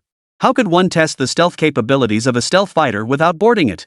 Only by taking it airborne could one determine its radar signature range. At what range is it safer? How could they test it while stationary here? And they were so close a single radar sweep would detect them instantly. Su Xiaoma no longer harbored any hostile thoughts toward Li Bin. Instead, he felt a growing admiration for this genius scientist. But he didn't want to see Li Bin embarrass himself later, so he quickly called out a warning. "Mr. Li, we don't need to rush to see the stealth function. Besides, Mr. Li, you're not a pilot, so you might not know this stealth fighter's cloaking isn't very effective before it's activated. Radar will detect it instantly. There's absolutely no need for testing. We should wait for the military's professional pilots to arrive. That will be the perfect time to test the aircraft's overall flight performance." Li Bin shot him a curious glance. Then he turned his gaze back to Zhang Qi. Zhang Qi shrugged at him. This indicated that these people were still unaware of Li Bin's stealth drone project. Li Bin shook his head with a smile, looking at Su Xiaoma and said, "My stealth fighter is different from others. Its stealth function can be tested even without taking off. Just wait and see." Chapter 65. What the heck is this out of nowhere invisibility? Everyone listened to Li Bin's words, utterly baffled. What does that even mean? Just watch? This big gray plane is just sitting here. You run a company doing R&D, but you can't even fly it. How are you going to show us the stealth fighter capabilities? But honestly, looking at the stealth fighter Xinghe and his team had built, just judging by its appearance, it had to be something special. Su Xioma had already made up his mind. Even if he saw Li Bin humiliated later, he'd pretend not to notice. Absolutely couldn't let the conscientious boss Li bleed and weep. Of course, Li Bin had no idea he'd already been labeled as stubborn by everyone. He had personally designed the entire aircraft and knew every single component inside out. With practiced ease, Li Bin walked over to the control panel beside the aircraft. He began tapping away in full view of everyone. Soon, a dazzling string of encrypted data appeared before everyone's eyes. Li Bin smiled inwardly as he spotted a particular symbol among them, and pressed the button in his hand. In an instant, before everyone's eyes, the stealth fighter jet, which had been neatly displayed moments before, shook violently. Then it vanished. Vocal, this disappearance is on a physical level. Su Xioma and the other researchers immediately stared in disbelief, their eyes wide with astonishment. Holy crap! Where's my big bird? My huge gray machine? It vanished right before everyone's eyes. Zhang Qi and Su Hai trembled with excitement beside them. Even though they'd anticipated this effect, witnessing it firsthand still felt utterly astonishing. This was true physical invisibility. An invisible sticky fighter of this caliber was something they had never even dared to imagine before. Who in today's Blue Star civilization could claim to shoot this fighter down? Zhang Qi rushed forward in excitement, making a gesture of embracing the empty air before everyone. He embraced the spot where the stealth fighter had just been placed. Anyone with eyes could see there was clearly something in Zhang Qi's embrace. Ha ha ha ha! Excellent! Excellent! Zhang Qi danced with excitement. Heaven bless my rabbit! Heaven bless my rabbit! As a scientist wholly devoted to his country, nothing could bring him greater joy than witnessing the deployment of his nation's cutting-edge weaponry with his own eyes. Based on the technology Li Bin just described and the performance this stealth fighter is demonstrating right now, it could absolutely be stockpiled as a strategic weapon for the rabbit. Who could possibly claim to have the confidence to shoot this aircraft down? Seeing everyone's excitement, Li Bin immediately shared another piece of good news. Beyond the features I've just described and its stealth capability, this stealth fighter possesses an even more extraordinary ability. The group gasped in surprise. Another? Good heavens! This isn't over yet? Then what's the point of keeping the planes displayed at the airport? Just pack them all up and sell them for scrap. Zhang Qi looked at Li Bin excitedly, urging him impatiently. Brotherly, stop beating around the bush. Spit it out already.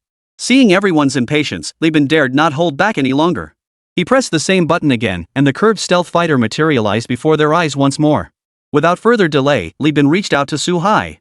Brother Su, lend me your sidearm. Without hesitation, Su Hai unholstered his service weapon and handed it over. Under the curious gazes of the others, Li Bin leisurely took 2 steps back, then smoothly disengaged the safety on the sidearm. Bang! Bang! 2 shots struck the stealth fighter. Seeing this, the crowd grew frantic. They rushed over, fearing Li Bin would wreck such a fine fighter jet. Anyone who's flown a plane knows. While aircraft are called aerial weapons, their actual protection is quite low. At the very least, they're far more fragile than tanks on the ground. Otherwise, where do you think those scenes in cheesy TV dramas where people shoot down planes with rifles get their inspiration?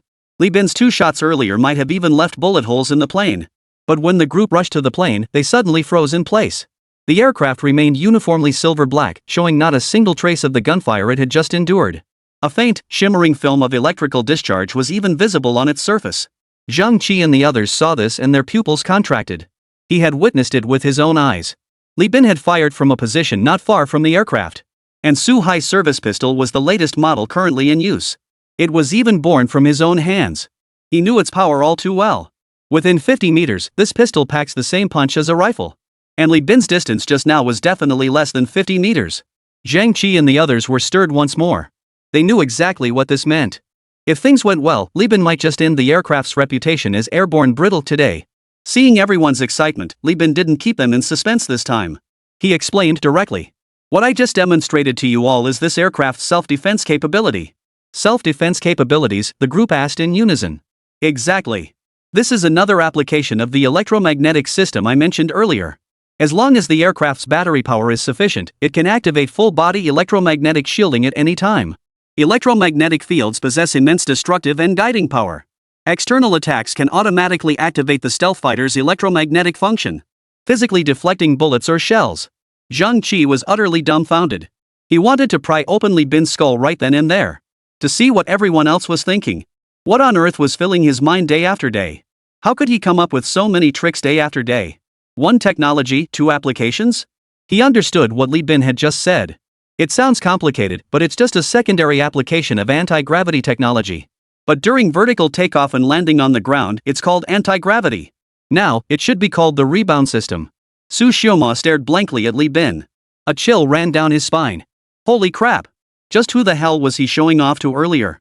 He wanted to slap himself twice right now. Who does he think he's messing with? Doesn't he realize this is someone he can't afford to offend? Su Xioma had no doubt.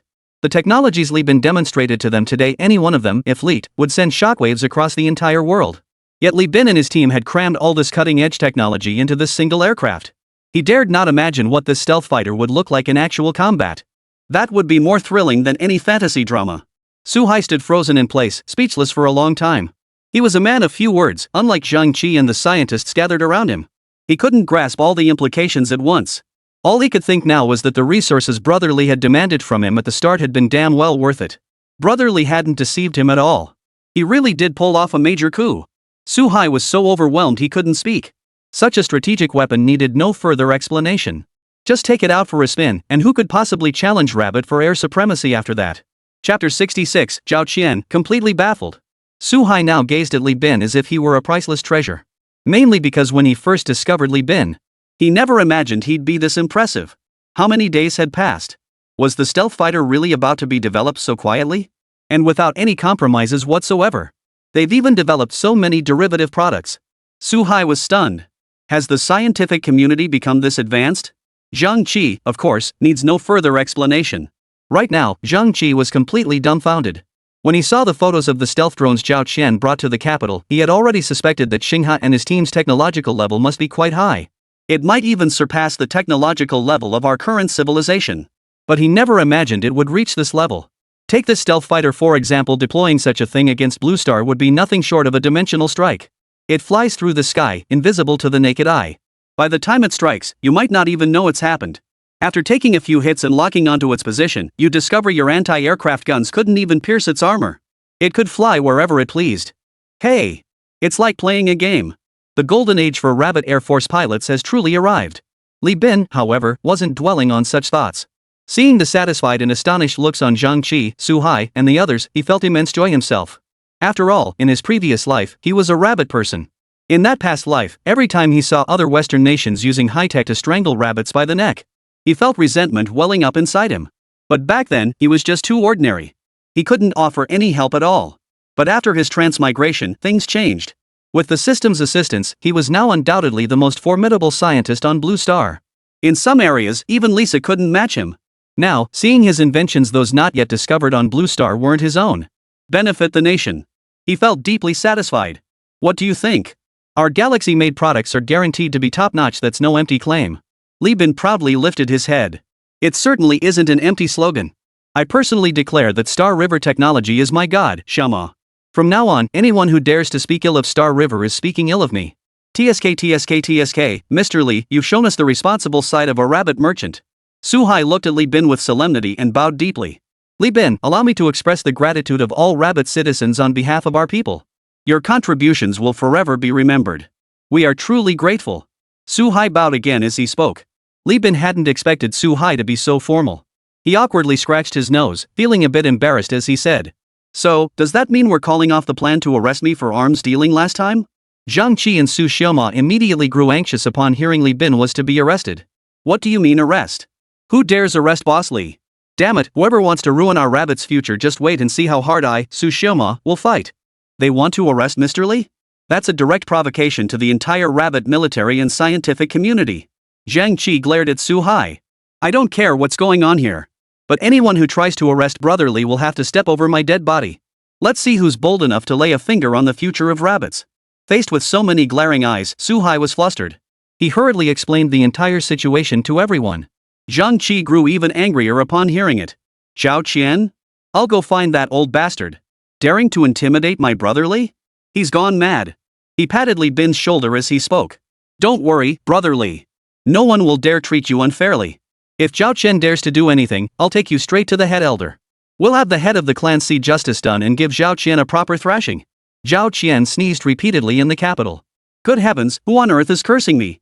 Must be from kicking off the covers last night and catching a chill. Zhao Qian muttered to himself. Just as he was about to dash out to grab some medicine, a call came in. Zhao Qian answered immediately. Hey, old Zhao, it's Zhang Qi. Can you sleep? I sure can't. Zhao Qian was baffled by Zhang Qi's abrupt, out-of-the-blue words. Frowning, he asked, "Aren't you in Shihai City? Why did you suddenly call me? Running low on funds?" Zhang Qi ignored Zhao Qian's sarcasm and replied softly. "Not exactly. It's just that Brother Li and the team have developed the stealth fighter.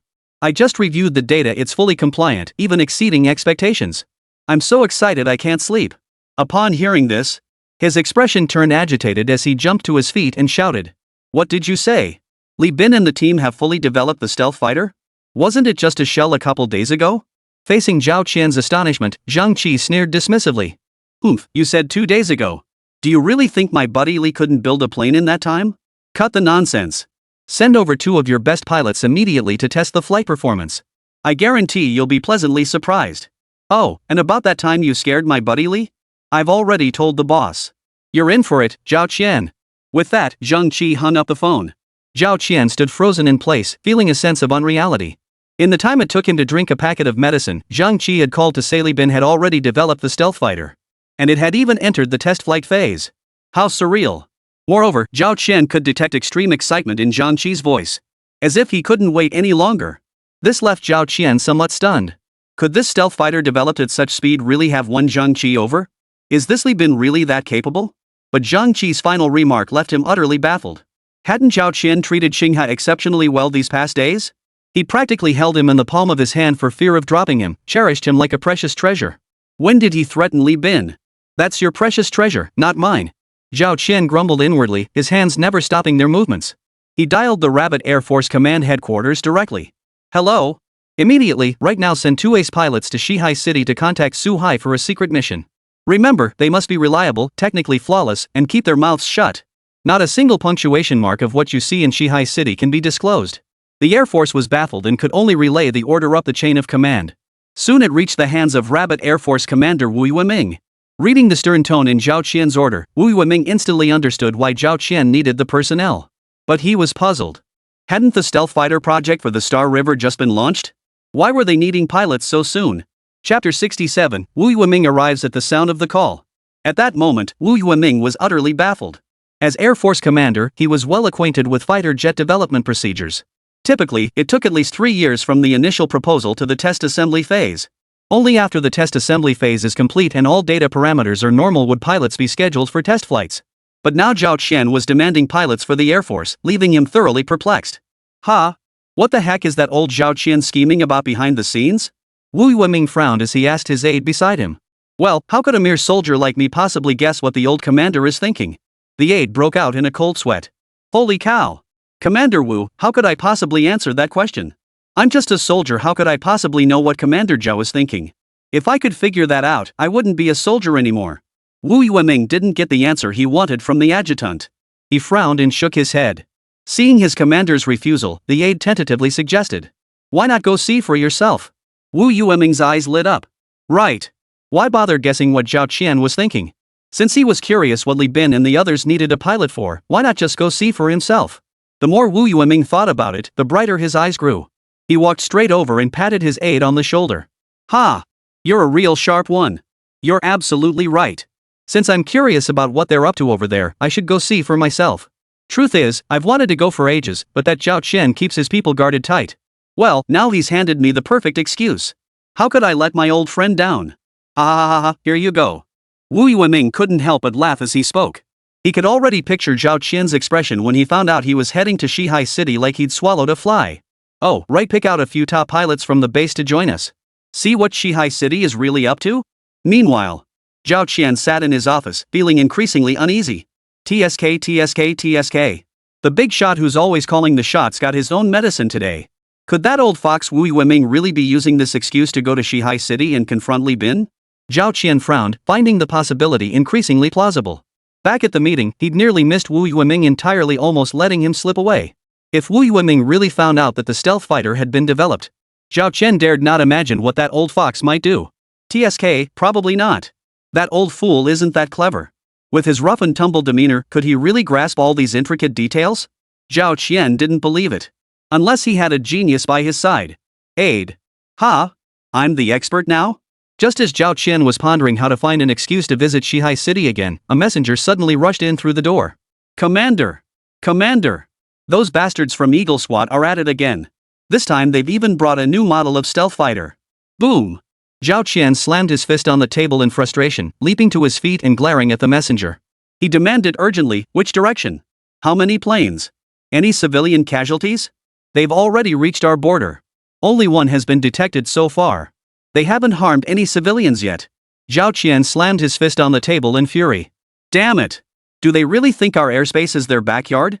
Just come and go as they please? Zhao Qian's eyes were bloodshot, veins bulging on his forehead. Tears welled up in his eyes. As a soldier, nothing could be more infuriating than this situation. He lacked the strength to protect his country. He could only watch helplessly as enemy fighter jets roamed his skies like they owned the place, coming and going as they pleased. And he was utterly powerless. Just then, a ringtone sounded nearby. Hello, Zhao Qian, this is the Patriarch. Elder, hello. Zhao Qian answered. I'm not okay. I'm not okay at all. It's not just me, tens of millions of rabbit people are suffering right now. The Patriarch's voice came through the phone, choked with emotion. As the leader of a nation, we still have no way to protect our people. Our nation isn't strong enough. Our government isn't strong enough. Our military isn't strong enough. Zhao Qian, we truly cannot go on like this any longer. Otherwise, you and I will have failed our nation, failed our people. The call was abruptly ended. Zhao Qian was now in tears. The leader was right. As the leaders of the rabbits, they had failed to protect their country and their people. They had failed to secure the peace and tranquility their people deserved. They were constantly threatened by enemy warplanes. This was their failure. Their dereliction of duty. Their shame. Just then, another communications soldier came running up, drenched in sweat. Commander Zhao. Commander Zhao. They're heading straight for our capital city. What? Zhao Qian clenched his jaw, forcing his voice to remain calm. But his trembling hands, his trembling legs, his trembling face, all betrayed the turmoil raging within Zhao Qian's heart. How dare they? Don't they fear starting a war? Do they think we won't dare? Zhao Qian roared. At this moment, Zhao Qian was no longer the amiable old man. He was a general, a seasoned commander who had led tens of thousands of warriors into battle. Now he was a lion, choosing whom to devour. Under this overwhelming pressure, the communications officer's lips trembled as he stammered. They demand we surrender the Star River. If we hand over the Star River, they promise to withdraw their aircraft immediately and guarantee they won't return for the foreseeable future. Poof. Zhao Qian leaned on the table, his face dark, laughing coldly. Hand over the Star River? Withdraw the aircraft? Not return for a short time? Tell them no need. We rabbits never need handouts. Since they dared to come, let them come. Expect us to betray our own kin for fleeting peace? Impossible. He dismissed both communications officers. Zhao Qian slumped alone in his chair, his mind heavy with frustration. What could possibly resolve their current predicament? Surrender the Star River? Zhao Qian gave a cold laugh. The Eagle's wolfish ambitions were plain for all to see. They don't want the Star River. They want to sever the roots of their rabbits. The carrier arresting gear is advanced, bring it over. The drones have advanced, bring them over. The aircraft have advanced, bring them over. That's their real objective. They aim to undermine the rabbit's very foundation. But this predicament we're in now. How to break it? The Milky Way? The Milky Way. Zhao Qianhui's dark eyes suddenly lit up. Right. Didn't the Star River also possess the stealth fighter? Chapter 68, The Stealth Fighter's First Battle. Zhao Qian's eyes lit up instantly. Didn't Galaxy already develop the stealth fighter and prepare for test flights? And from the tone Zhang Qi used back then, he seemed quite satisfied. Zhao Qian pondered. We have to test it anyway, so why not just take the plane out and spar with the Eagles? Zhao Qian immediately called Shihai City. To determine the feasibility of this plan, he needed to consult the person involved. Yes, that's exactly what I mean. Li Bin, see if this is doable. 10 minutes later, Zhao Qian had explained the situation to Su Hai, Zhang Qi, and Li Bin. At that moment, Su Hai's eyes were bloodshot. He opened his mouth, wanting to dissuade Li Bin. But then he remembered that Li Bin should make his own decisions on such a major matter. He shouldn't interfere with Li Bin's thoughts. So he held his tongue. Zhang Qi, however, wasn't one to hold back. Brotherly, I think Zhao Qian's plan is totally feasible. We're going to test it anyway, so why not take the plane out and give those arrogant eagle worshippers a proper lesson? Let those arrogant eagle snouts learn there's always someone better out there. Tears welled up in Zhang Qi's eyes as he looked at Li Bin and suggested. He wasn't Su Hai. Amateurs look for excitement, professionals look for substance. Though Zhang Qi hadn't personally developed the stealth fighter, he'd been locked in a battle with it for years and knew its capabilities inside out. Judging solely by the performance specifications Li Bin had shared with them, this stealth fighter was now fully combat ready. Whether it's the anti-gravity technology, the electromagnetic shield, or its core physical stealth technology, Each of these features would be a game changer on the battlefield. If they actually deployed the stealth fighter Li Bin and his team built, he was confident it would utterly annihilate the Eagle's new stealth fighter. Even if Li Bin's aircraft might have some minor flaws. But this is absolutely not something the Eagles can match. After all, they're simply not of the same era. In Zhang Qi's view, it was like the electrical age striking back at the Stone Age. That's why he suggested to Li Bin. Li Bin rested his chin on his hand, pondering for a moment. I also think Zhao Qian's plan is entirely feasible. He knew his own fighter jet better than Zhang Qi did. Li Bin knew full well that this fighter's performance would surpass even his own expectations. As for potential issues, those technologies were already thoroughly mastered by Li Bin. How could they go wrong? The only critical issue now is the lack of systematically trained personnel capable of flawlessly piloting the stealth fighter. To simply take to the skies like this felt somewhat regrettable. Under normal circumstances, Li Bin would have firmly opposed it. But under these circumstances, forget opposing it, Li Bin himself was itching to take the controls. I agree with old Zhao's proposal. I have complete confidence in the fighter jet I've built. I believe it possesses the capability to utterly destroy the Eagle's new fighter. There's just one problem. Li Bin frowned as he spoke. What problem? The three asked in unison. Well, I know my own fighter jet inside out. There might be a few minor issues, but it's more than capable of taking on Eagle's new fighter. But the real problem is, we simply don't have anyone capable of mastering this aircraft perfectly. Could this affect old Zhao's plan? Zhao Qian frowned. Your fighter employs an entirely new control system? No. Did your combat record involve some groundbreaking flight system? Something never seen internationally? No. Then perhaps your fighter uses a new writing system implementing an entirely novel encryption technology? Not that either. Li Bin was utterly baffled. Are you kidding me? Back then, to make it easier for carbon-based humans on the planet to pilot this aircraft, he, Li Bin, had specifically optimized it, hadn't he? He had deliberately avoided all the fundamental issues Zhao Qian had just mentioned. None of that applies? Then why are you worried our pilots can't fly it? Zhao Qian relaxed his brows and smiled faintly.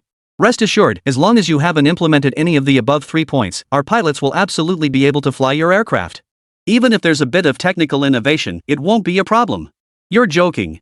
At least now we have you technicians to rely on, but back then we were flying blind, figuring things out mid-air. Li Bin couldn't help but hold his forehead. He felt like he'd asked an incredibly stupid question. At Rabbit, talent reserves are the least of our worries, okay? With millions of college graduates every year, what kind of tricks couldn't they pull off? Conditions are infinitely better than before. How could they be given a plane and still not be able to fly it? He'd been overthinking it. Then I have no further questions, old Zhao. Get a pilot over here ASAP.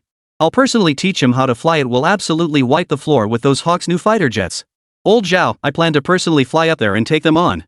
Wu Yueming received Zhao Qian's call at Air Force headquarters and volunteered for the mission. Those bastards. I'll risk my life to take them down. No need. Dispatch your pilots to Shihai City immediately. Hurry. Zhao Qian cut him off, barking orders. To Shihai City? Wu Yueming frowned. Shouldn't we first unite our forces to get through this crisis before discussing the future? Why Shihai City? Look, I'll put it plainly, Shihai City has already developed the stealth fighter, they just need 2 pilots to fly it. Zhao Qian explained urgently. What? You haven't been fooled, have you, Zhao Qian? How could that happen so quickly? Wu Yueming exclaimed in shock. I've seen their prototype and the data myself. Zhang Qi is there now too. Do you think he could have fooled all of us? Forget all that for now. Send people to Shihai City immediately. Leave all arrangements to Li Bin. This is an order. Beep, beep, beep. Zhao Qian hung up the phone immediately after speaking. At the Air Force Base, Wu Yueming stood frozen, phone still raised. Zhao Qian had seen the prototype and data. Zhang Qi was in Shihai City. Oh right, Su Hai was there too. Which meant that in just a few days, Shihai City had actually developed a stealth fighter jet. Wu Yueming was startled. But there was no time to waste now. He quickly made a phone call. 2 ace pilots from the Rabbit Squadron were deployed. The kind who could handle any aircraft. 2 of Rabbit's fastest fighter jets were dispatched, with all approvals expedited at breakneck speed. Arrangements were made for them to take him along, heading immediately toward Shihai City at full speed. Let's see what they're made of. Is it real? Does it work? You'll only know once you see it and use it. Chapter 69, Air superiority has always belonged to us eagles. At that moment, horses had already piloted the new stealth fighter built by John and his team from the Rabbit border. Their target? The Rabbit capital. Holmes couldn't help but feel a surge of excitement. Although our Eagle squadron frequently sent pilots to patrol these waters, this was the first time one had made it all the way to the capital. At least not in a fighter jet. Tower, this is Halls. We have now entered Rabbit territory and are on course for the Rabbit capital. Request tower to arrange satellite monitoring of rabbit movements at all times. Tower copy. Tower has deployed satellites monitoring the entire flight path. Rest assured, the rabbit side lacks the capability to engage stealth fighters. This mission should conclude flawlessly. Steve saw the exchange between the tower and Halls concluded, took the tower's microphone and addressed Hall's side. Halls, this is Steve. Slow down on the flight path and apply maximum pressure to the rabbit side. Our goal this time isn't to provoke rabbit completely, but to extract something from them. Roger that. Upon receiving Steve's orders, Halls immediately slowed down. Whether this might get them shot down by the rabbits wasn't part of his calculations. Halls was confident that with the support of Eagle's high-tech satellites, they could absolutely keep the rabbits' movements firmly under control. Of course. Deep down, Halls felt relatively at ease. Like most Eagle Sauce personnel, he didn't believe the rabbits possessed the capability to strike stealth fighters. After all, when it came to air superiority, the Eagle had the absolute upper hand. 2 hours later, 2 conventional fighters, pushed to their maximum speed of Mach 2, touched down smoothly at Shanghai City Airport. Wu Weiming and 2 ace pilots stepped out. Old Zhen, Little Sue, this must be Mr. Li Bin, the boss? Pleased to meet you. Wu Weiming spotted Li Bin and his group waiting by the airport as soon as he stepped off the plane. He greeted them. Old Wu, let's skip the pleasantries. Have Brother Li take you to see the stealth fighter right away. Let's see if you 2 comrades can fly it. Zheng Qi chimed in. Hello, Commander Wu. I'm Li Bin. Li Bin hurried forward, leading the group toward the other side of the airport. Follow me, everyone. I'll show you our research results first. Let's make this quick. Everyone understood the urgency and readily agreed. 2 minutes later, Wu Weiming and the 2 ace pilots, guided by Li Bin, had already laid eyes on the arc-shaped stealth fighter. This is what Mr. Li and his team developed? This is what a stealth fighter looks like. Wu Weiming's eyes widened. He had seen Eagle's stealth fighter before. He remembered it didn't look like this. But now, before him, stood this stealth fighter developed by Galaxy Research, its entire body a sleek silver black. From its overall appearance, it looked like a toy straight out of a sci-fi movie. It wasn't ugly, but it was simply too perfect. It radiated pure sci-fi vibes. Could such a plane actually fly? The 2 ace pilots standing beside him had eyes that were even sharper. They immediately spotted that this so-called stealth fighter had no exhaust ports at all. They immediately raised the question. Mr. Li, did you make a mistake? This plane can't fly, it doesn't even have a single exhaust vent. Li Bin smiled without responding, climbing aboard the fighter jet via the nearby ladder. The 2 pilots below waved. You 2 come up first. I'll give you a quick briefing once you're aboard. The 2 pilots couldn't help but frown. They were extremely reluctant to board this aircraft, which looked utterly unreliable from every angle. But having come all this way from the airbase, it felt awkward to just stand there below. They had no choice but to grit their teeth and climb aboard. Wu Weiming, seeing this, hurried after them. He was responsible for the safety of his soldiers. In his view, this bizarre aircraft before him was absolutely incapable of flight. If Li Bin insisted on having his soldiers test this contraption and send them out to confront the Eagle's new stealth fighter, he, Wu Weiming, would be the first to object. I know you have many questions, but time is far too urgent now. I simply don't have the time to explain everything step by step. I'll now outline the primary new features added to this aircraft. Pay close attention, everything else remains identical to previous models. Li Bin led the group aboard the aircraft, pointing to each piece of equipment as he explained. First, this aircraft pioneers anti-gravity technology, eliminating the need for runways. It can vertically ascend and descend directly from the airfield. Simply press this red button here. Li Bin gestured toward a panel below. Wu Weiming opened his mouth to protest, but Zheng Qi, standing behind him, quickly covered his mouth. She shot him a glare. Her gaze signaled, don't interrupt Li Bin now. Any questions can wait until later. Li Bin continued. Second, since this aircraft doesn't require a runway, and to enhance its stealth capabilities, we've innovatively redesigned the exhaust system and replaced the fuel. We're utilizing solid-state hydrogen batteries that surpass modern battery technology, capable of sustaining your flight for thousands of kilometers. And, over the next 20 minutes, Li Bin provided a detailed explanation of the aircraft's enhanced capabilities and operational procedures. Wu Weiming and the 2 pilots standing behind him grew increasingly astonished as they listened. Amateurs look for spectacle, professionals look for substance. They were professionals in this field, far more attuned to aircraft than the average person. Initially, they hadn't held high hopes for this aircraft. But as Li Bin delivered his meticulously detailed presentation, they realized this young boss named Li wasn't joking around. These technologies were genuinely present in the aircraft, and each one could be traced back to its source in core principles. This proved the aircraft genuinely incorporated these technologies, it wasn't just idle banter. This revelation made Wu Weiming's legs go weak. If not for Zhang Qi supporting him from behind, he would have collapsed to the ground. Holy cow! If you told him this aircraft before him was just a model, a toy, a joke. Commander Wu might not have reacted this strongly. But the crucial point was that this was a stealth fighter jet ready for test flights and immediate combat deployment. How could Wu Yueming, commander of the Rabbit Air Force, possibly stay calm? Compared to their previous aircraft, this one. It's like comparing the Stone Age to the modern era. Like comparing the mud on the ground to the bright moon in the sky. They were not even the same category of things. How could they possibly compare? Chapter 70, From now on, we rabbits rule the skies. At that moment, Wu Yueming and the two pilots beside him were all stunned. They had imagined that the stealth fighter developed by Xinghe might be incredibly advanced. But they never imagined it could be this advanced. This completely shattered their imagination. Without seeing the actual thing, they wouldn't even know what to think. This aircraft really belongs to us rabbits? Wu Yueming's eyes were bloodshot. Mr. Li, I'm a few years older than you, but from now on, I'll call you brother just like the others. Brother, do you realize what a huge favor you've done for me? You've done a huge favor for all of us rabbits, tens of millions of us rabbits. Wu Yueming was so overcome with emotion he could barely form coherent sentences.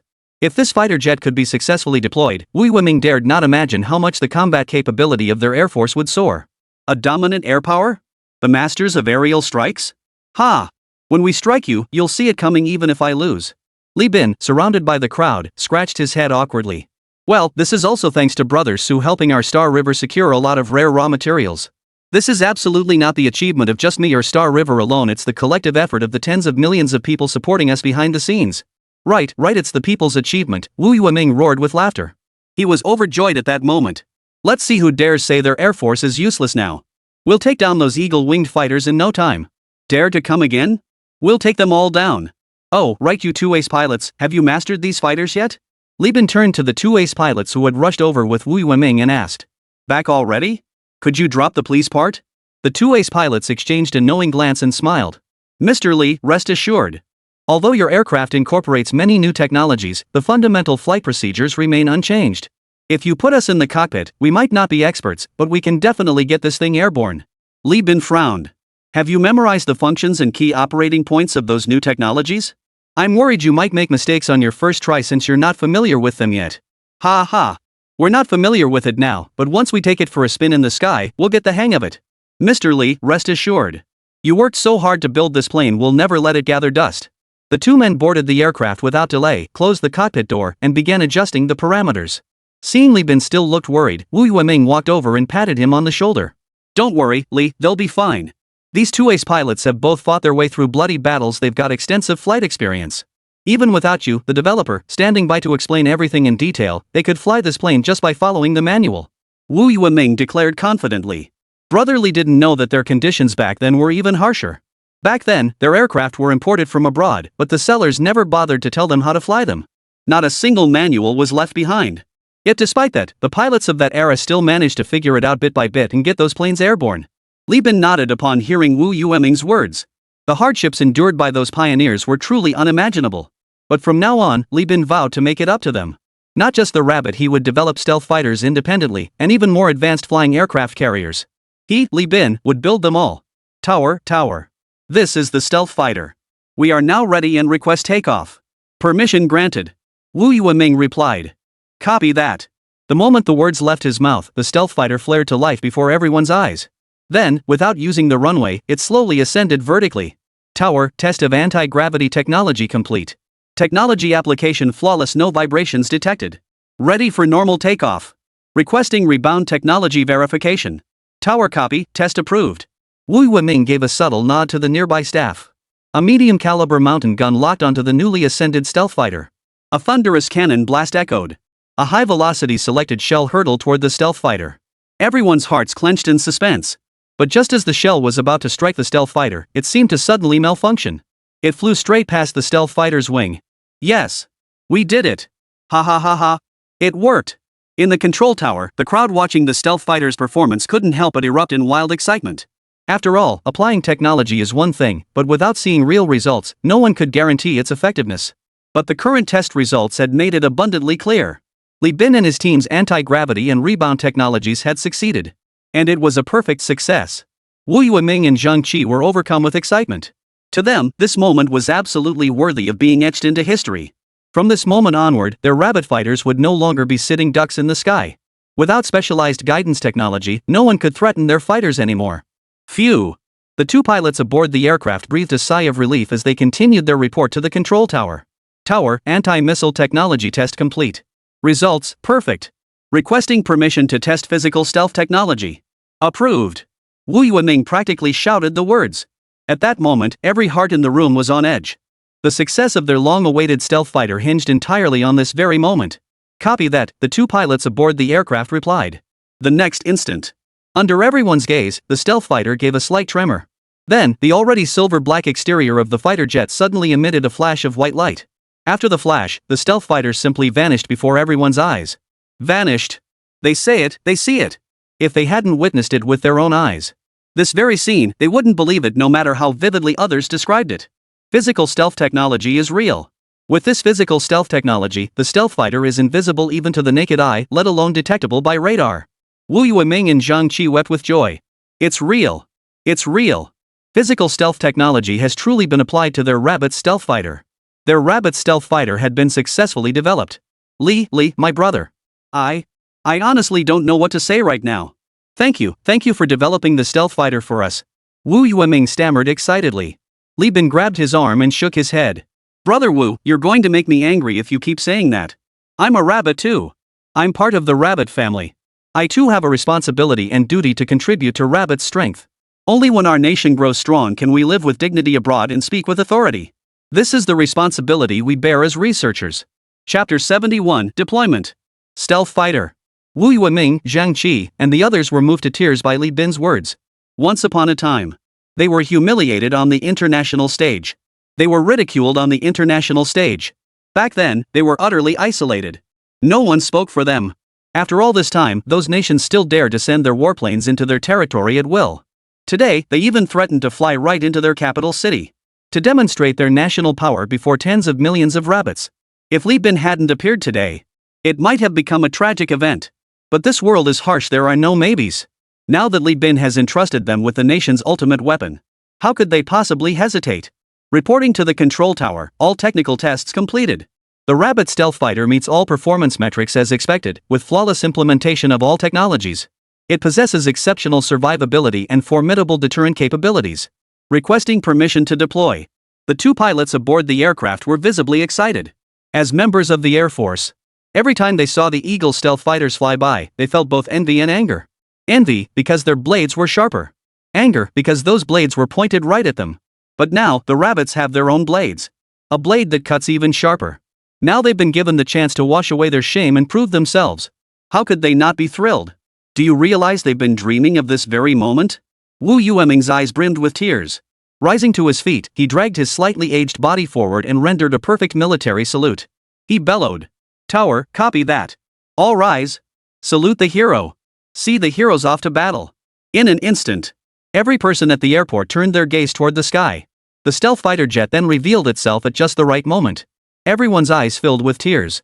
Their eyes burned with fervor as they gazed at the silver-black aircraft forming a semicircle in the sky. They rendered a solemn military salute from the depths of their hearts. They watched the heroes depart for battle. Seeing off the heroes. Seeing off the heroes. At this moment, Halls remained unaware that danger was already approaching. He was idly chatting with the control tower to pass the time. All systems normal here. No air forces deployed by the rabbits detected along the flight path. Our observations haven't detected anything either. Satellite imagery shows the entire flight path is completely clear. Halls replied casually, probably because they know they can't do anything to us and have given up resistance. Knowing the rabbits, that's impossible. You'd better stay alert. This environment is too quiet for you. The rabbits are likely plotting some deadly move. Halls scoffed. What kind of tricks could they possibly have? They can't touch our stealth fighters. Their radar can't even detect our fighters. The control tower on the other end of the line fell silent upon hearing this. He knew Halls was telling the truth. Was he overthinking this? But just then, his satellite issued an alert signal. He immediately checked and discovered the satellite had detected an oddly shaped silver-black aircraft traveling along the flight path Halls was currently on. He immediately relayed this discovery to Halls. Halls. An oddly shaped aircraft detected on your preset flight path. It's highly likely the Rabbit faction sent it to ram you down. Evade immediately. Halls' expression tightened. Copy that. After alerting Halls, the control tower kept a close watch on the aircraft's movements. They intended to notify Halls immediately if it made any threatening moves. But as they watched, the aircraft vanished right before their eyes. The control tower was stunned. They frantically pulled up all surrounding surveillance footage, searching for any trace of the aircraft. But the aircraft seemed to have vanished into thin air.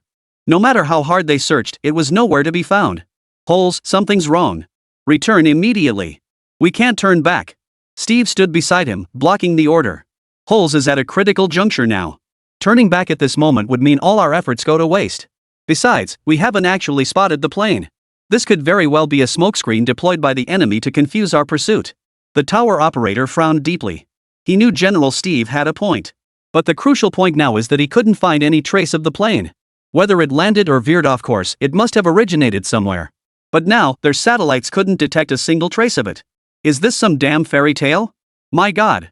How could it just vanish into thin air? The tower operator's eyes were bloodshot with strain as he earnestly advised Steve. General Steve, I strongly recommend terminating this operation. At the very least, we should locate that aircraft before allowing Halls to proceed. Otherwise, it's a gross irresponsibility toward our pilots. Steve waved his hand decisively. Let Halls proceed. I'll request additional resources for you from headquarters. Next, focus all your efforts on identifying potential hazards along Hall's flight path and surrounding areas. Ensure Halls arrives at Rabbit Capital on schedule without fail. While the tower operator argued with Steve, 2 Rabbit pilots had already initiated a communication request with Halls. Halls, this is Rabbit Air Force. I must formally warn you that your current actions constitute a serious violation of Rabbit territory and national interests. You are ordered to turn back immediately, or we will take necessary measures. The voice crackling through the communication device startled Halls. He hurriedly glanced at the radar scanner beside him. Yet he saw no other aircraft in the vicinity of his plane. Hello, Air Force, sir. I apologize, but our company is currently executing a specific mission that requires passage over Rabbit Capital. Please grant us passage. The 2 pilots aboard the stealth fighter heard this and their faces darkened instantly. What specific mission? Did they really need to spell it out? Even a fool could guess this special mission was meant to humiliate them. There was no way they'd let him have his way. Horses, this is our final warning. Return to your original route within 1 minute, and we will not pursue the matter further. Should you persist in defiance, we will be compelled to take coercive measures. Halls immediately contacted his tower communications officer. Tower, this is Halls. The Rabbit Air Force has located us and demands immediate return. Await tower clearance. Upon receiving the message, the tower operator turned to Steve. Steve frowned. Rabbit Air Force? How did they track us down? Chapter 72, Halls, terrified. Steve found it hard to believe. As their opponents, the Eagles knew exactly what the Rabbits were capable of. How could they not know the Rabbits Air Force possessed the capability to connect with stealth fighters? After all, the stealth fighter was no ordinary aircraft. During development, to enhance the stealth fighter's radar evasion capabilities, they typically install a certain amount of signal jamming equipment. Otherwise, if anyone could casually lock onto them via signals, what would be the point? Could Rabbit be deploying signals across the entire sector? Steve frowned, his voice laced with doubt. It's possible, the tower communicator replied. But as Hall's tower, we bear responsibility for his life. Per Air Force regulations, the pilot's safety must be prioritized in this situation. I request immediate recall of Halls and planning for the next operation. Request denied. Steve shook his head, his gaze unwavering. At this point, we have no second chance. Halls must succeed today. I don't believe the Rabbits possess the capability to track our stealth fighter in flight. If they had that level of technology, why didn't they use it earlier? What do the Rabbits call this tactic? Oh right, the empty fort strategy. We won't fall for their tricks. Steve's eyes flashed with a gleam of insight. The more he spoke, the more certain he became he was right. Given the Rabbits' cunning, that must be exactly what they were thinking. He couldn't just fall for their trick. But that's against the rules. Sir, the safety of our pilots takes precedence over any mission objective. Especially since Halls is our Air Force's ace pilot. If he really gets taken out by those Rabbits, we're both finished. The communications officer stared at Steve in utter despair. He could sense the unwavering resolve in Commander Steve's heart. But he dared not. Halls was their ace pilot, the pride and joy of their Air Force. He was even listed by name with the Air Force commander. If anything happened to him, Steve's fate was unknown, but his own was sealed. Even Hall's fellow pilots wouldn't let him off the hook. After all, what pilot would tolerate a radio operator who could betray him at any moment? Steve frowned at him, his eyes showing impatience. Shut up. Stop spreading alarmist nonsense here. The Rabbits don't have radar capable of detecting our stealth fighters. But what if they conduct a full area bombing run? The radio operator countered. A full area, no blind spot bombing run? Our planes wouldn't stand a chance. Then both us and Halls would be dead meat. Steve's pupils contracted. He knew the communications officer was right, but he was now backed into a corner.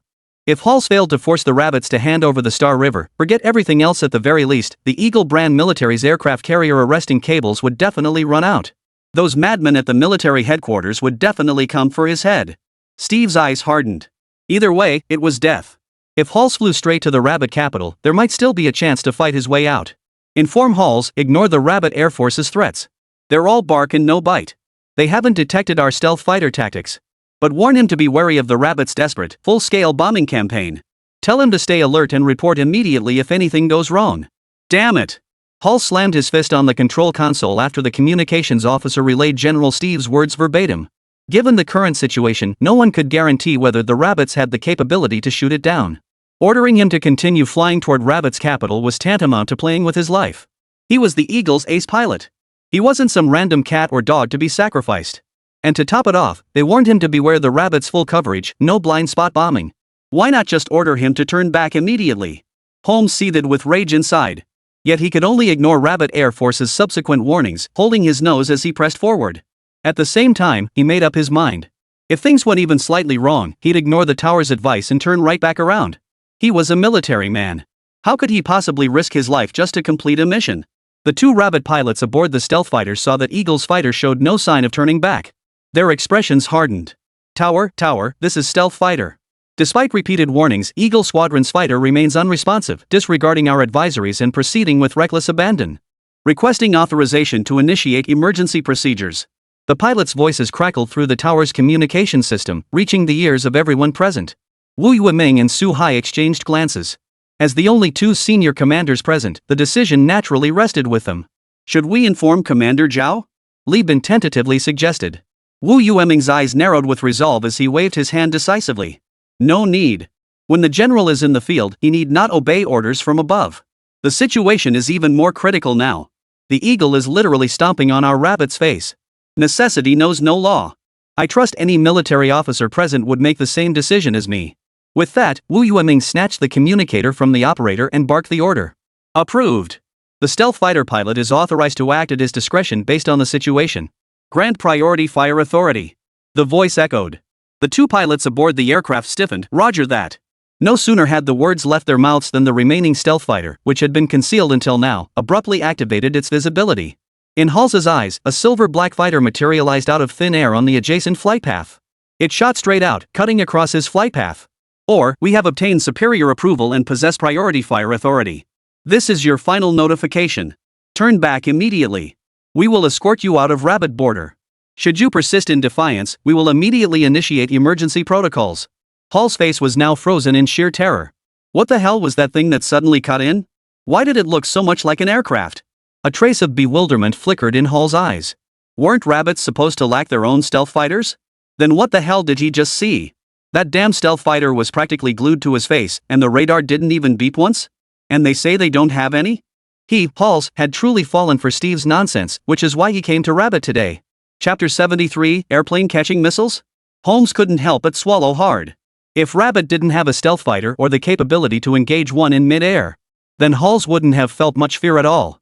Even when Steve had speculated that the rabbits might resort to area bombing earlier, Halls had dismissed the idea with contempt. What kind of force were the rabbits? Everyone knew the answer. Area bombing would inevitably scatter inaccurately delivered explosives below, potentially hitting the rabbits' own civilians. Perhaps the Eagles might resort to such tactics. But as far as he knew, the rabbit held civilian welfare in the highest regard and would never do something so self-defeating. Halls had no doubt about this. Otherwise, he would have ignored Steve's orders and returned to Eagle Squadron immediately. Why would he still be driving forward here? But now, Halls was genuinely panicking. He wanted to take the plane right now and blow up all the Eagle personnel responsible for intelligence. Who could be so certain that Rabbit didn't possess its own stealth fighter? What terrified Halls even more was that before the Rabbit stealth fighter revealed itself, his radar had shown absolutely no signs of it.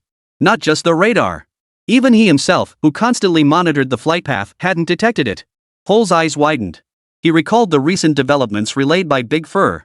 Big Mao was suspected of possessing genuine physical cloaking technology. Are you certain it's Big Mao who possesses physical cloaking technology? Halls' heart raced with dread. He was now certain that Rabbit was the one who truly possessed this technology. What Big Mao possessed was most likely stolen partial technical documentation from the Rabbit. As for why he wouldn't suspect Rabbit's involvement? Are you kidding me? Who in their right mind would lend such technology to an enemy?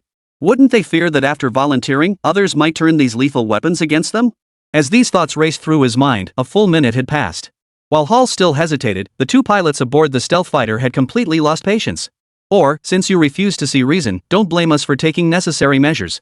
Or eyes widened in terror, and he opened his mouth to speak. But the signal had already been cut off. Finally the day has come for us rabbits to strike back. This mission entrusted to us two must be executed flawlessly. Mr. Lee and his team's stealth fighter is making its maiden flight, we can't let them down. The two pilots were visibly excited. They immediately reactivated the aircraft's stealth mode. Before Hall's eyes, the silver-black fuselage vanished in an instant. Then, right before Hall's horrified eyes, a truck slammed into the side of the Eagle fighter jet. Horstar had experienced such scenes before, but it was always their Eagle jets attacking other fighters. How could any other fighter possibly aim accurately at them? Caught off guard, Halls immediately panicked. Forgetting to signal the control tower, he frantically pressed the manual firing button. But the bombs hadn't traveled far before they seemed to lose all sense of direction, as if jammed by a powerful signal, and began tumbling wildly through the air. Seeing this, the two pilots of the stealth fighter immediately activated their countermeasure systems. Most of the bombs launched by Halls detonated mid-air. Yet one bomb remained, hurtling straight toward the crowd below. The two pilots' expressions changed instantly. Below them lay a shopping mall, and it was Saturday. Who knew how many people were inside? That bastard Halls. The two exchanged a glance inside the cockpit, and their decision was made instantly. The aircraft, which had been in stealth mode, suddenly materialized and dove straight downward. Before anyone could react, it collided with the bomb hurtling toward the ground. Zhao Qian and the chief were monitoring the stealth fighter's performance in real time via satellite. Seeing Li Bin's team's stealth fighter suppressing the Eagle's new aircraft, they couldn't help but breathe a huge sigh of relief. But before they could relax, the situation on the battlefield shifted dramatically. Zhao Qian and the Patriarch gaped in shock. When they saw that bomb hurtling downward, their hearts had both skipped a beat. Before they could react, the stealth fighter dove straight downward. A burst of flames erupted. Tears welled up in both their eyes. Truly worthy sons of our rabbit army. Their names shall be engraved upon our rabbit army's monument to heroes. The Patriarch's eyes brimmed with tears as he spoke with stirring passion. Exactly. This is the responsibility of my rabbit soldiers. This is the spirit of my rabbit soldiers. Zhao Qian's eyes were red as he chimed in. How I wish I had been aboard that plane. What a pity for these two fine sons of my rabbit. Everyone in the observation room in the capital who witnessed this scene rose to their feet. Prayers for the two heroes welled up in every heart. But before anyone could take further action, the situation on the field shifted abruptly. The stealth fighter developed by Galaxy Research, its signature silver-black fuselage, burst out of the flames. A faint blue electrical glow pulsed across its surface, densely packed, enveloping the entire aircraft. Wu Yueming and Zhang Qi in Shihai City couldn't help but breathe a sigh of relief. It worked. Ha ha ha ha. I knew it. Brother Li's stealth fighter wouldn't let us down. Ha ha ha. Practice truly is the sole criterion for testing truth. Now let's see who still doubts Brother Li and his team's technology. Zhang Qi exclaimed excitedly. Li Bin stood nearby, smiling faintly. To be honest, when he saw those two pilots charging forward in the stealth fighter just now, he was startled too. Vocal, theory is theory, testing is testing, and combat is combat. How much explosive power would the Eagle squad use? How fast would they move? Would they accelerate mid-flight? All these variables were impossible to predict in experiments or tests. Although Li Bin fully understood the power of this technology, he had never actually applied it in the real world. He couldn't guarantee how well these technologies would perform in the real world. But witnessing this scene before him, he couldn't help but breathe a sigh of relief. What's truly impressive isn't the aircraft, it's the people. Our soldiers are true heroes. If those two hadn't dubbed the plane straight down to shield the bomb, then... Li Bin's gaze turned icy.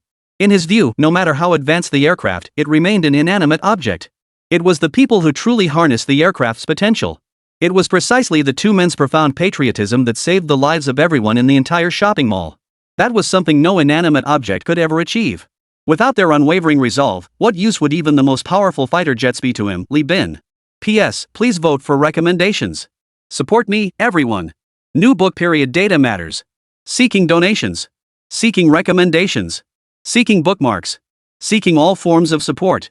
Chapter 74. Those who offend the Rabbit Nation shall be punished.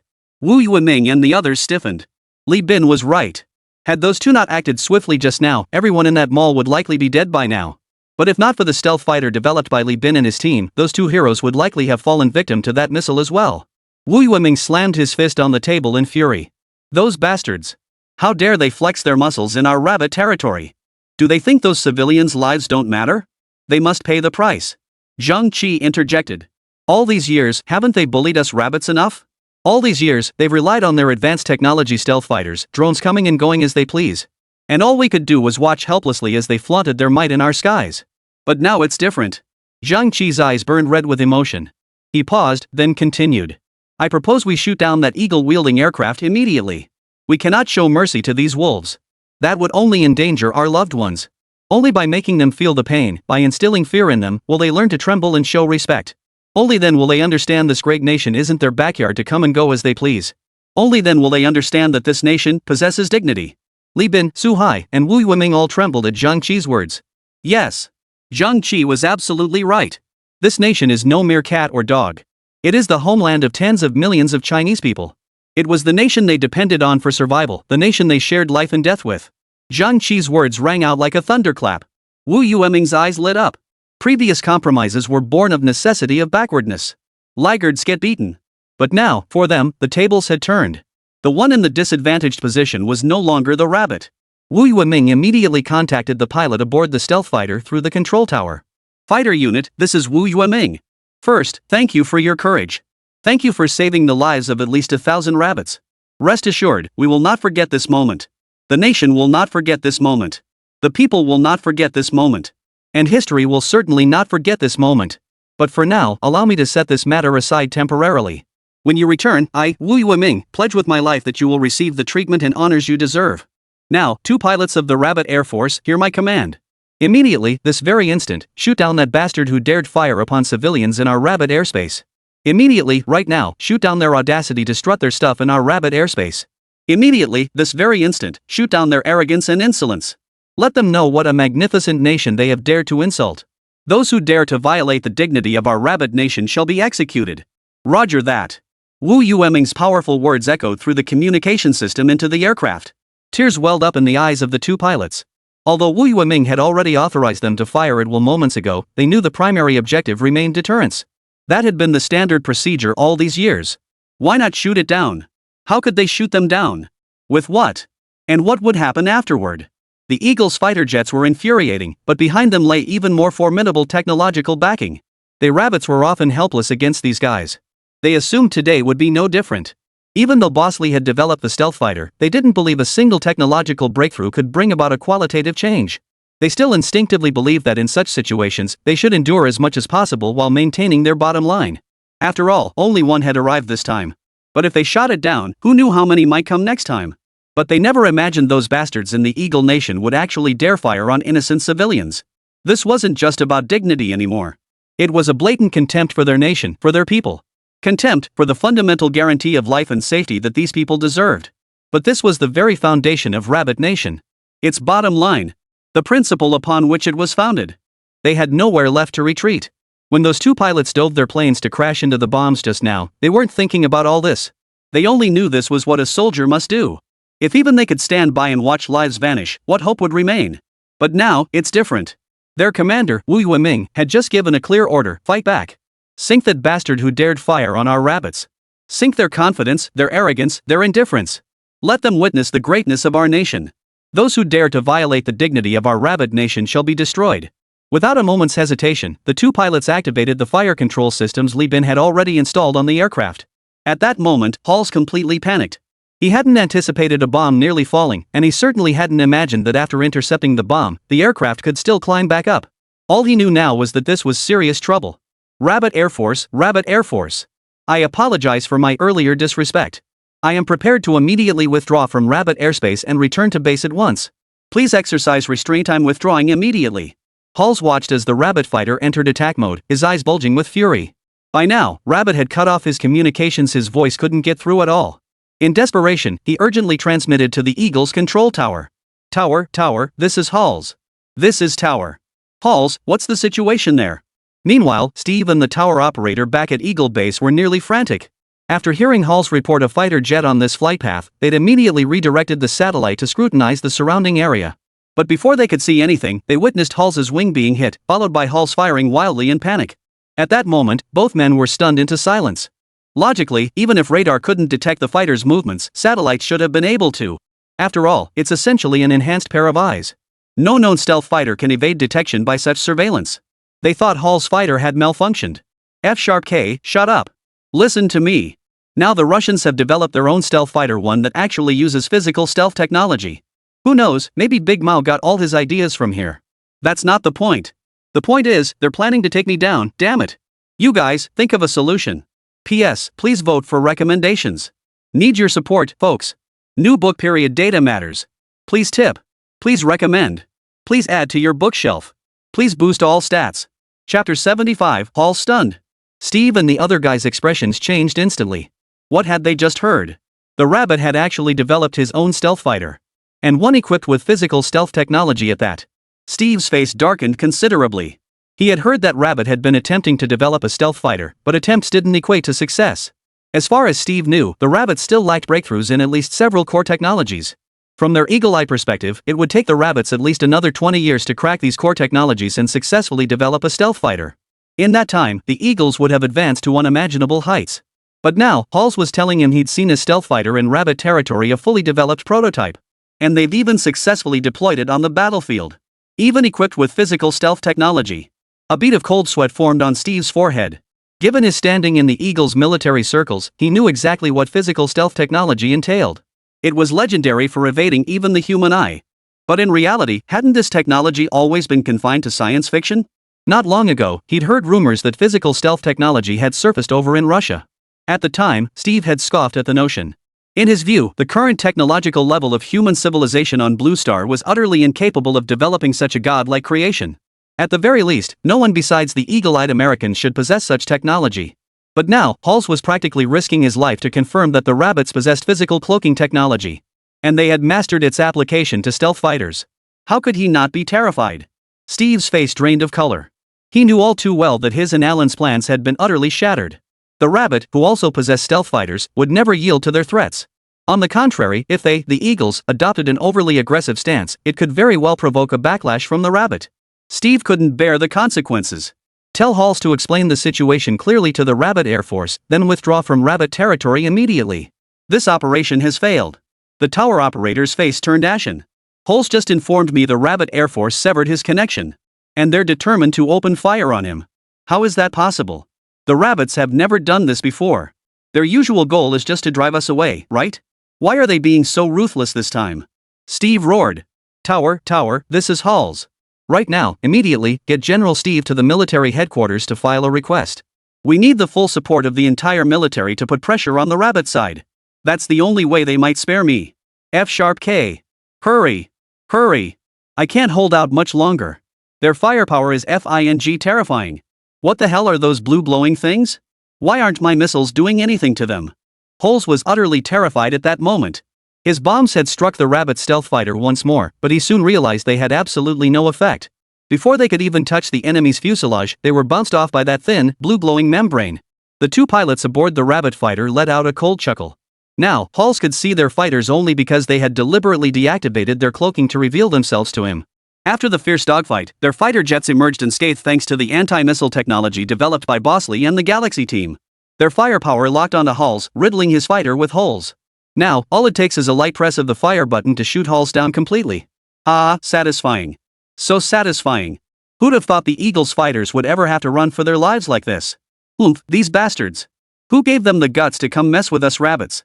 Let's hit them hard this time. Teach them a lesson, show them what happens when they come to rabbit territory. Just looking at them makes me sick. See if they dare come snooping around here again. You're right, haha. We'll take him down right now. The two pilots aboard the rabbit fighter were thrilled beyond belief. Truth be told, they never imagined they'd get to fly such an advanced aircraft. Their fighter's anti-gravity technology allowed vertical ascent and descent at will, granting them immense maneuverability in aerial combat and a decisive advantage. The physical cloaking technology was even more astonishing. They could choose to remain invisible or reveal themselves at will. If they wanted, they could make their fighter completely invisible to Halls, leaving him clueless about where the shells were even coming from. Their anti-missile technology was equally formidable. Thanks to this capability, their engagement with Halls was a one-sided rout. Their bombs effortlessly struck Eagle-class fighters, while the Eagle-class fighters' shells couldn't even graze their own aircraft. How could they possibly fight such a one-sided battle? Having tasted this sweet victory, both men were now eagerly anticipating the secret weapon Li Bin had promised was hidden within the aircraft's fire control system. Whoa! If every piece of tech Li Boss gave us is this awesome, just imagine how powerful that hidden secret weapon must be. Haha, we'll find out how powerful it is soon enough. Let's fire a shot at him and see what he's made of. Meanwhile, Halls was far from optimistic. He was nearly losing his mind. The enemy rabbit fighter flickered in and out of sight. Not only was his onboard radar useless, but even his naked eyes couldn't track the enemy's shadow. But that wasn't the most devastating part. He realized the enemy fighter was employing some unknown technology, capable of vertical ascent and descent. Some physics genius's coffin lid couldn't stay shut for long.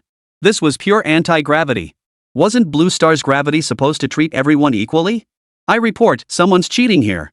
But that wasn't even the most infuriating part. In his eyes, the most hateful thing about the rabbit fighter was that blue glow emanating from its surface. What the hell was that thing? His missiles finally locked on and fired, but they bounced right off the rabbit fighter's hull, deflected by that blue light. What kind of bull is this? The enemy's maneuverable, stealthy, and his own shells can't even hit them. Are you sure this is a fair fight? Or felt a chill of dread? Fine, the rabbits sneakily developed their own stealth fighter, but how did they come up with all this advanced tech? As a pilot, he knew deep down this fighter was beyond anything Blue Star's current technology could produce. Bringing this thing to the battlefield would be like a dimensional strike. No fighter on Blue Star could stand against it. At least, not among the Eagles. To him, some of its technologies had reached an utterly unimaginable level. How on earth did they pull this off? By sheer imagination? P.S. Please vote for recommendations. Need your support, folks. New book period data matters. Need donations. Need recommendations. Need bookmarks. Need all data. Chapter 76, Pressuring the Rabbit. Or felt utterly wronged. In this situation, he couldn't escape, and he couldn't fight back. He genuinely had no idea what to do. During their training, the instructors never covered this scenario. Their eagle wing fighters were always the ones dishing out the punishment, never the ones being chased like rats today. Tower, are you done yet? I really can't hold out any longer. Horses roared furiously into the communication device. Horses, I know you're anxious, but hold your fire. General Steve is already in contact with the military headquarters. Your situation has been escalated all the way to the highest levels. It's caught the attention of the top brass. Pressure from the government should be hitting the rabbits soon. Things should turn around then. Then hurry thee up. Halls was losing his mind. That rabbit fighter behind him was glued to his tail. Its maneuverability far surpassed his own, yet it stalked him like a cat playing with a mouse. Occasionally firing a shot that made his heart leap. Don't you dare let me find out who designed this damn thing. Or I'll blast their family home to smithereens. Is this really the level of Blue Star's human civilization? Holmes' eyes nearly popped out of his head when he saw the cannon barrel suddenly appear beneath the enemy fighter. How could that cannon look so much like a planet killer cannon from a sci-fi movie? If this had been before, Halls would have laughed at the sight of such a cannon mounted on a plane. Such a hollow, showpiece weapon, nothing but a deterrent in name only. But now, facing the Star Destroyer cannon on the rabbit fighter, Halls was filled with dread. Vocal. With anti-gravity, anti-missile guidance, and physical stealth already in play, what the hell, adding a Star Destroyer cannon doesn't seem out of place at all. The crucial point was, the enemy was right there. That barrel was now aimed squarely at him. How could he not be terrified? He frantically tried to hail the opposing rabbit fighter. He'd never come back to these rabbits. He was leaving. Wasn't leaving enough? Meanwhile, the Eagle's top brass held the phone, his expression as dark as storm clouds. You're saying the rabbits have already developed a stealth fighter, and it's suspected to be equipped with anti-gravity and anti-guided missile technology? The Eagle's top brass couldn't contain his rage. Who had assured him that while the rabbits were pursuing stealth fighter development, they lacked critical core technologies, making success impossible for at least 2 decades?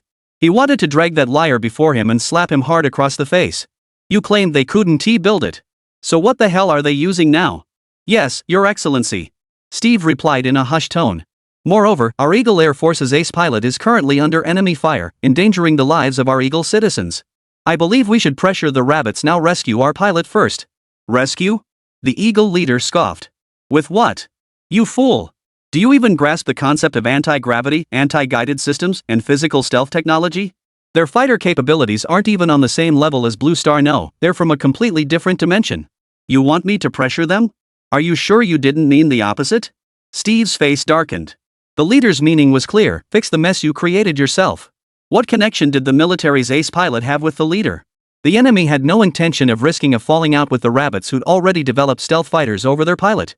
If that were the case, Steve was finished. The Eagle Squadron military wouldn't dare upset the leader over one ace pilot, but his career as an Eagle Squadron general would be utterly ruined. Steve couldn't help but blurt out.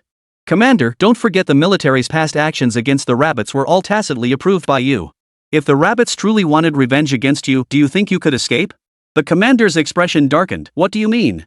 Commander, the rabbit stealth fighter isn't just our military's problem, it's a crisis facing the entire Eagle faction.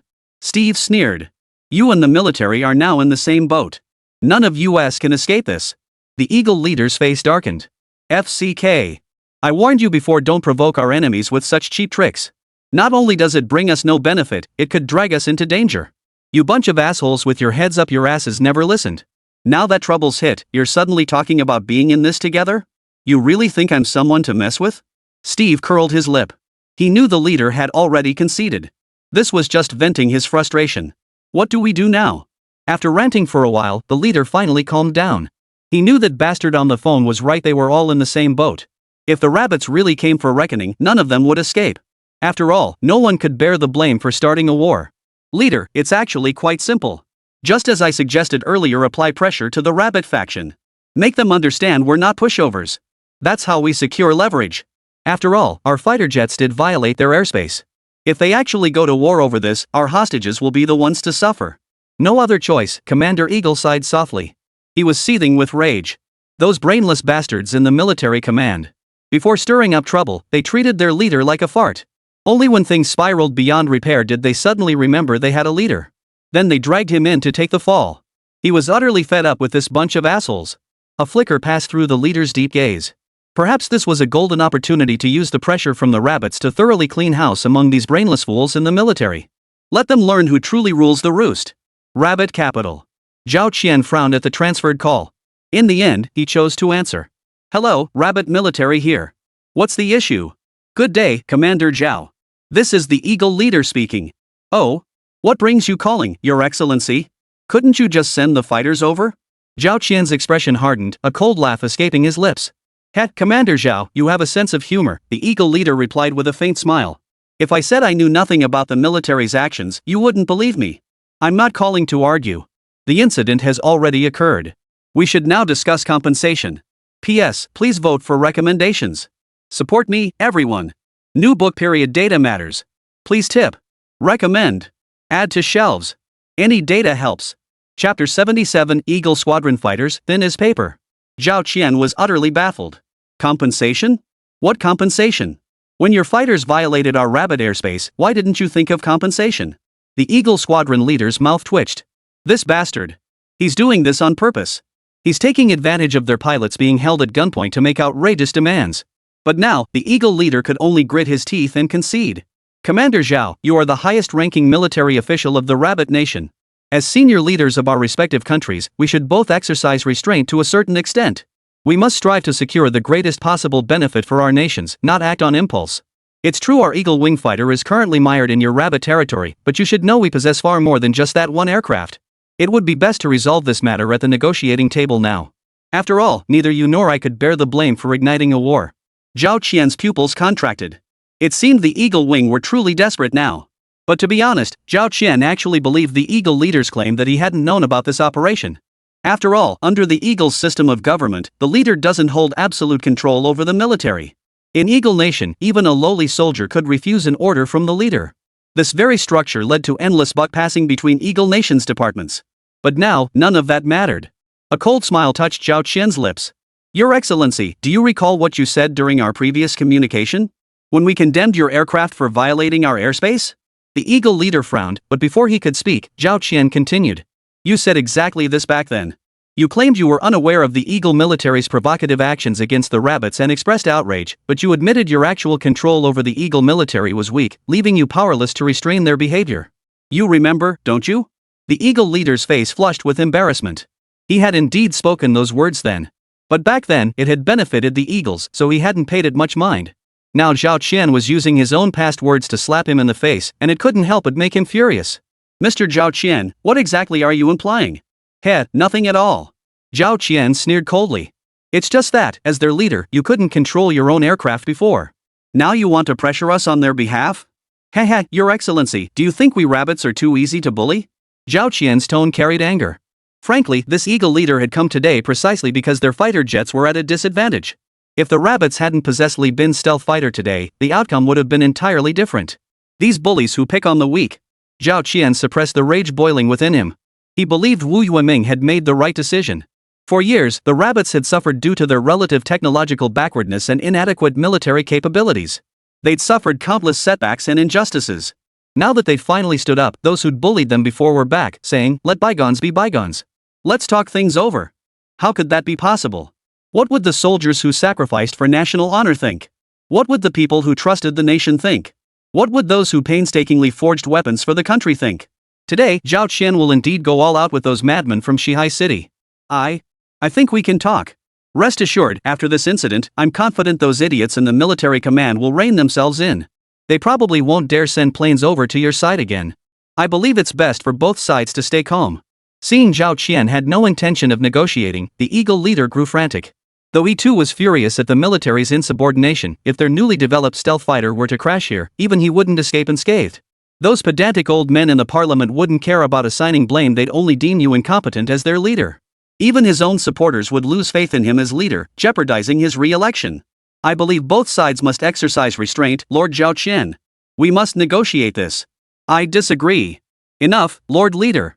Your Eagle squad still has plenty of fighters. If you're so angry, send them over. Those who dare challenge the might of our rabbit nation shall be annihilated. Meanwhile, in Shihai City, Wu Yueming watched the stealth fighter maneuvering effortlessly through the sky, his heart racing with excitement. He now understood why Zhang Qi had rushed here in such a frenzy. He had no doubts whatsoever. If footage of today's stealth fighter combat drills got out, what kind of shockwaves would it send through the world? Wu Yueming stole a glance at Li Bin, his resolve set. From now on, their Air Force headquarters would be in Shihai City, no more letting those old farts snatch away their talent. Su Hai, aren't you the one I'm talking about? Zhao Qian. Oh right, we need to build 2 more air bases in Shihai City. Wu Yueming's gaze sharpened. He dared not imagine how furious the enemies would become if Li Bin's presence in Shihai City were exposed. Forget everything else, if the Eagle's military headquarters learned of Shihai City's secret today, they'd at least send an entire fighter wing to plow this place to the ground. Li Bin smiled, watching the fighter jet he'd developed perform in the sky. Still not quite satisfied. It was only because current tech was limited, otherwise, he'd have to crack that metal hydrogen battery. Now that would be something. Ever seen a plane sizzling with blue light? But it was decent enough for now. Li Bin watched the exposed cannon barrel on the stealth fighter's screen and chuckled inwardly. Truthfully, compared to the stealth fighter itself, he valued this secret weapon far more. Strictly speaking, this was his first true gift to this world. Let this little thing deliver a taste of cyberpunk shockwaves to this parallel universe. Ready? Ready. We've completed weapon charging as instructed by Mr. Li. Haha, what are we waiting for? Boss Li hyped this weapon so much, I can barely contain my excitement. Fire it then? Fire. The 2 pilots aboard the rabbit fighter exchanged a knowing smile as they simultaneously pressed the red button Li Bin had specially installed beside them. In an instant, as they pressed the button, the entire sky seemed to darken. Every visible light source seemed to converge toward the cannon's muzzle. Soon, the Star Destroyer cannon reached its power threshold. A blue flame thunderbolt erupted with a thunderous boom, shooting forth. It felt like the majestic wrath of the heavens descending. In the blink of an eye, it struck the fuselage of the Eagle wing fighter. P.S. Please vote for recommendations. Support me, you guys. New book period data matters. Please tip. Recommend. Add to shelves. Any data helps. Chapter 78, How did Blue Star people build this thing? With the Star Destroyer cannon's thunderous roar, the entire sky dimmed beneath the blue-violet lightning. Orr's eyes widened with terror. In his panic, he frantically pressed the escape button beside him. Seated in his ejection seat, he was just propelled out of the aircraft when he saw the Eagle-S fighter below, struck by the blue celestial light. The famed Eagle-S stealth fighter, renowned across the entire Blue Star International, was rendered as thin as fragile paper under this single blast. The outer steel plating offered not even a shred of resistance, pierced clean through by the electric light. The entire aircraft vaporized in an instant, a thunderous boom reverberating across the sky. That intense beam of electricity exploded outward. Even Rabbit's stealth fighter was blasted away. Within a radius of dozens of kilometers centered on the Eagle fighter Halls had piloted, the sky instantly reached temperatures exceeding 1,000 degrees. The entire sky seemed transformed into a fiery inferno, vaporizing every ant daring to challenge his authority. Under this blast, all beings were equal. Holmes had already landed below, watching the scene with his jaw dropped. Holy!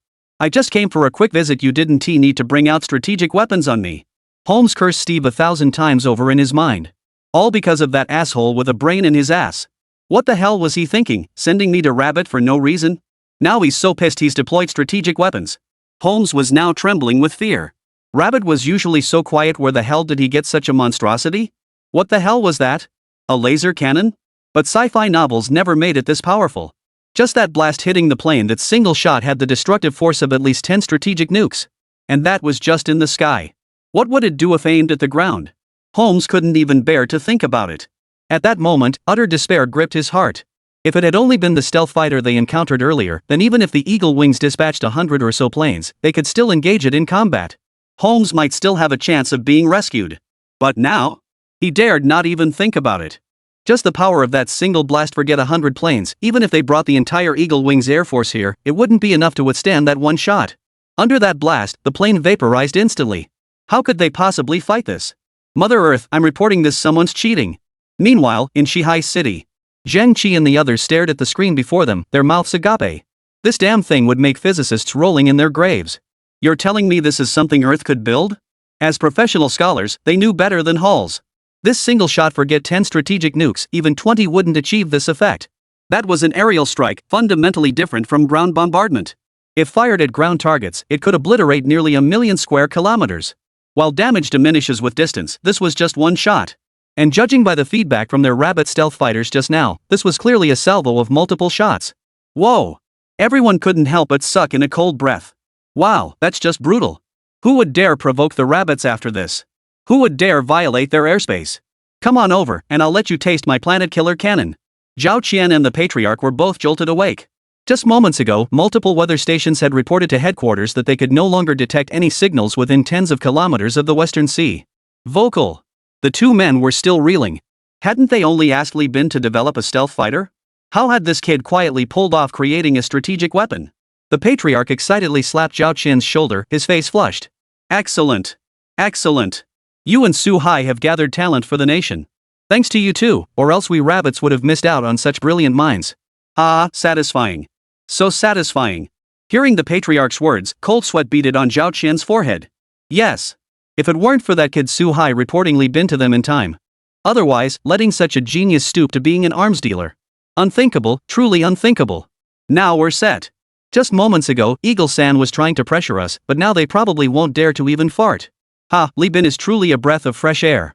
A breath of fresh air. Eagle-san. In stark contrast to the jubilant laughter echoing throughout Rabbit's upper and lower echelons. The Eagle leader's face was as dark as a pot bottom. Just as he finished his call with Su Hai, a video was relayed by his subordinate. After watching the footage, everyone fell silent. I demand an explanation. Why has Rabbit's weapons development progressed so rapidly, yet we Eagles haven't received a single intelligence report? The Eagle leader roared at the man responsible for intelligence operations below him. Your Excellency, this is gross negligence. I propose submitting a motion to the council to dismiss every single one of these incompetent individuals. Steve was equally furious. If you said the Rabbits secretly developed a fighter jet, well, that could be tolerated. After all, no one can keep a constant watch on them. Those cunning Rabbits always find ways to hide their products. But how do you explain this Star Destroyer cannon? Researching strategic weapons of any caliber requires mobilizing the entire nation's resources, securing precious materials internationally, planning test sites, and assembling research teams and theories. Conservatively, that takes over a decade. If the theory had to be built from scratch, it would take even longer. Yet now, the Rabbits have not only unveiled it but deployed it against their eagle-winged adversaries. And they hadn't caught a single whisper of it until the Rabbits hit them with a blast. Isn't that a bit outrageous? The man in charge of intelligence looked utterly aggrieved. I've always kept a close eye on Rabbit's military RD. But honestly, Commander, until today, I'd never even heard of such a thing. A laser cannon of this caliber? It's the kind of thing you'd only find in science fiction. How on earth did they build this thing? Is this really something Blue Star civilization could achieve? The Eagle commander took a deep breath. At this point, dwelling on it is useless. Better to focus on how we respond next. The reality is, their stealth fighters are light years ahead of ours. Their weaponry is light years ahead of ours. Our great Eagle has never faced such peril. Now, you two tell me what to do. And you, Steve, go tell those assholes in the military high command that no one's getting off the hook for this disaster. We're all in the same boat now. Steve just wanted to shake his head. Who says we're in the same boat? Everyone knows the Eagle leader and the military high command don't get along, okay? Don't go spreading rumors. P.S. Need votes. Need your support, folks. New book period data matters. Need tips. Need recommendations. Need bookmarks. Need all the stats. Chapter 79, The Terrified Eagle. Steve had long since forgotten any promises to Alan. All he wanted now was to escape this whirlpool. This wasn't just about the Rabbits developing a new strategic weapon. When did they research this? How did they research it? Why was there absolutely no word about its development? Who were the rabbits trying to intimidate by bringing this weapon out now? Every single question represented a bottomless pit. The waters here were far too deep for Steve to navigate. All he wanted now was to submit his report on the Hall's incident to the military headquarters and take a leave of absence for self-reflection.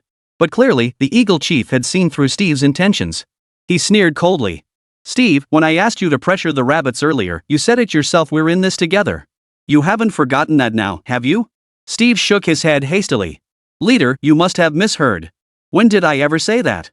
As everyone knows, there's some friction between our military and your leadership. I'll take my leave now." "Heh, only now realizing the friction? Too late.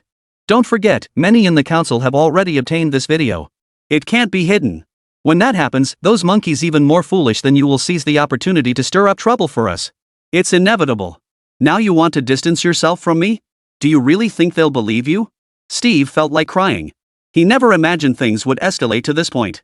He'd only intended to blackmail Rabbit for some carrier arresting wires that would have sufficed. He never expected Rabbit would deploy strategic weapons to shoot down their planes. Steve was seething with rage. That shell clearly cost a fortune. Wasn't he at a waste to use it on their planes? "Your Excellency, Mr. Steve surely understands the situation now. He won't abandon us." The Eagle Intelligence Chief, who'd been standing there taking the scolding moments ago, quickly chimed in as the leader's attention shifted to Steve.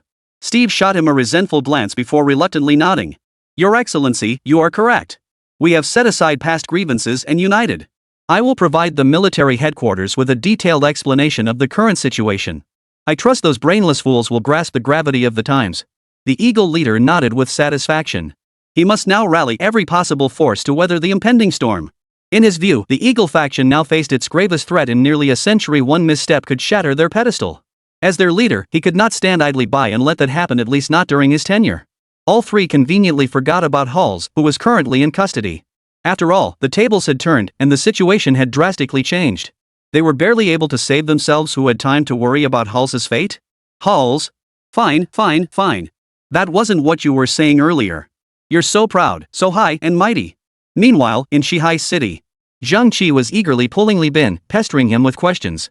"Brother Li, how did your Star River Corporation pull this off? What was the actual power of that last shot? How much energy did it consume? How much pollution did it cause?" At this moment, Zhang Qi was practically pacing with anticipation. Ever since witnessing Li Bin's secret weapon earlier, he now felt that all the previous weapons were nothing special. They lacked power, failed to reduce consumption, and couldn't minimize pollution. In his current view, concerns about pollution, energy consumption, or any other trivial requirements paled in comparison to sheer destructive power. Damn it! If such immense power could be guaranteed, then surely other parameters could be reduced too. Seeing Zhang Qi's eager curiosity, Li Bin felt a twinge of pity. "Director Zhang, there's no rush. Take a seat and rest. I'll explain everything to you shortly." Zhang Qi shook his head repeatedly. "Haha, no need for you to rest, Brother Li, hurry up and tell me. Right now, I'm itching to know everything about your secret weapon." "Dean Zhang, you really are passionate." Li Bin chuckled wryly. "But since you want to know, I'll certainly tell you everything, no holds barred. We at Galaxy have named this cannon the Star Destroyer Cannon. As for energy consumption, a solid-state hydrogen battery should power 2 or 3 shots, roughly. Pollution? None whatsoever. After all, this Star Destroyer cannon fires a highly compressed electric current that forms a powerful energy laser, vaporizing anything it encounters. Not only is there no pollution, it actually solves pollution. As for its power, well, you've seen it. It's just okay. Nothing to write home about." Mentioning its power, Li Bin gave a slightly regretful pout before continuing. "Actually, its power could be even stronger. If our foundational R&D capabilities were a bit higher, we could develop a metal hydrogen battery. That's when this Star Destroyer cannon would truly be unmatched." "That's enough. That's more than enough." Zhang Qi gaped, muttering under his breath. "Holy crap. What kind of god-tier weapon did Brother Li actually pull out for them? Its power is one thing, but its other performance aspects are beyond reproach. No pollution, low energy consumption, immense destructive force. It encompasses every single advantage of all firepower weapons. What use are those shells gathering dust in the warehouse now? Put. Trash. We'll toss you all out the moment we get back." Zhang Qi stared eagerly at Li Bin, rubbing his hands together. "Brother Li, this star-shattering cannon, is it reproducible? You mean mass-producible, right?" Li Bin interjected. "Exactly. Mass production." "Ha!" Zhang Qi scratched his head sheepishly. He realized he'd overstepped. Artillery this powerful usually had inherent limitations. In short, production involved inherent variability. Mass production was impossible. His greed was like a snake trying to swallow an elephant. This just embarrassed little Li. Just as Zhang Qi was about to apologize, Li Bin pondered thoughtfully before saying, "Mass production isn't impossible." "Brother Li, you mean mass production has some feasibility?" Zhang Qi was instantly energized.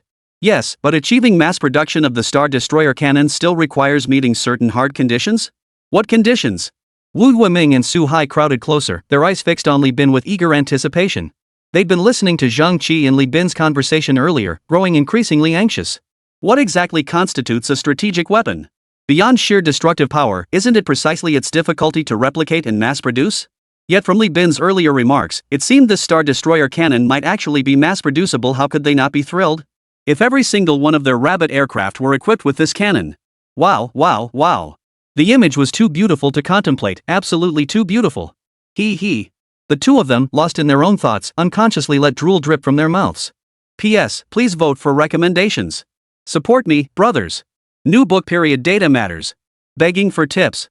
Begging for recommendations. Begging for bookmarks. Begging for all data. Chapter 80, The Lonely and Helpless Halls. Li Bin glanced at the curious crowd and chuckled softly. Honestly, the conditions aren't that different. It's just that this Star Destroyer cannon consumes a lot of battery power. To achieve mass production, we need to expand our solid-state hydrogen battery production. And to continuously increase the cannon's destructive scale, we'll also need to allocate resources to researching metal hydride batteries. Both of these require specific rare minerals and energy sources, some of which aren't available domestically. Upon hearing this, Su Hai immediately pounded his chest in assurance. "Brother Li, I'm no scholar and can't help much with other aspects, but gathering resources? That's right up my alley. Mark my words, anything available on the market, I'll get it for you. For international sources, I'll do my best to find a way." Li Bin shot him a sidelong glance and chuckled. "No haggling this time? Ha! Not a chance. Brother Li, just name what you need, I'll cover it all." Recalling past events, Su Hai scratched his head sheepishly. Zhang Qi shot him a disapproving look before turning to Li Bin and asking, "But Brother Li, you think gathering resources this time might be tricky?" "True. When Brother Su first collected resources, it already drew a lot of attention. Now that our aircraft and Star Destroyer cannons are exposed, getting these things again probably won't be so easy." Li Bin nodded. "Difficult or not, we must do it." Wu Yiming chimed in. "Our Air Force still has some resource reserves. I'll send the list to Brother Li shortly. See what you need, and I'll arrange for it all to be transferred. For acquisitions, our Air Force also has some channels. Small-scale collections might not necessarily draw attention from those people." Hearing this, everyone's eyes lit up. Right. Their own units' warehouses held resources gathering dust for years and used day in and day out. Rather than letting them rot in storage, why not haul them all to Shihai City for Li Bin and his team to put to wasteful use? "Brother Li, just list whatever resources you need. If we can't gather them, there are higher-ups who can. Rest assured, we'll mobilize every available resource to ensure your research proceeds smoothly." Li Bin looked at everyone with deep emotion. "Thank you all. I will repay your support with even more powerful research results." Tears welled up in Li Bin's eyes once more. This was the rabbit he had always longed for. Whenever faced with problems or difficulties, they could always unite every possible force, binding the strength of hundreds of millions of people nationwide into one powerful rope. Before such a magnificent nation, what challenge could possibly halt his progress? Meanwhile, hundreds of miles away at the rabbit border, Hall struggled to crawl out of the escape pod, feeling a surge of relief. Thank goodness the Eagle Squadron had installed escape pods in every fighter jet to protect their precious pilots. Otherwise, he couldn't even imagine surviving the terrifying laser blast. No time to waste. Before the rabbits spot me, I must report these findings to General Steve. The rabbits secretly developed such terrifying weaponry? Looks like it's time for us Eagles to launch a new arms race. Eagle Leader. Thanks for the high opinion. Result, Halls painfully flexed his wrists, suppressing the searing agony radiating from his body as he sat down on the nearby path. He began mapping out his next steps. First, he needed to find a phone to contact the outside world. He'd call the Eagle Ambassador's office, request assistance, and relay the news back. But he also needed medical attention immediately. Hawks glanced at the desolate path around him, a bitter smile touching his lips. "It'll be fine." The instructor taught us, if a plane crashes during a mission, prioritize contacting the embassy after ensuring your own safety. In Eagle Land, every pilot is invaluable. Ace pilots are the absolute priority. Once we contact the embassy, Eagle Nation will never abandon any ace pilot. 3 hours later, Holmes was seated in the car sent by the Eagle Nation embassy to retrieve him. He now glared defiantly at the bearded Eagle Nation official before him. "Stick, why didn't the ambassador come personally? I see arrogance in you. I am an ace pilot of the Eagle Air Force. By protocol, an Eagle Ace pilot stranded in a foreign country should be personally received by that country's Eagle ambassador. The man called Stick remained utterly calm, clearly unperturbed by Hall's words. Instead, he proactively apologized. My apologies, Mr. Halls. You understand, due to your current mission, relations between the rabbits and us eagles have become somewhat delicate. At present, His Excellency the Ambassador is negotiating with the rabbit faction under the leader's guidance. Otherwise, he would certainly have come to receive you personally. Hals's expression finally eased slightly. Very well. Since His Excellency has given orders, I can't say much more. Oh, and you must ensure the follow-up details of this incident are promptly relayed to the Eagle Chow military headquarters and His Excellency. Oh? Is there more to this incident? Mr. Halls, you know we don't have detailed knowledge of this matter.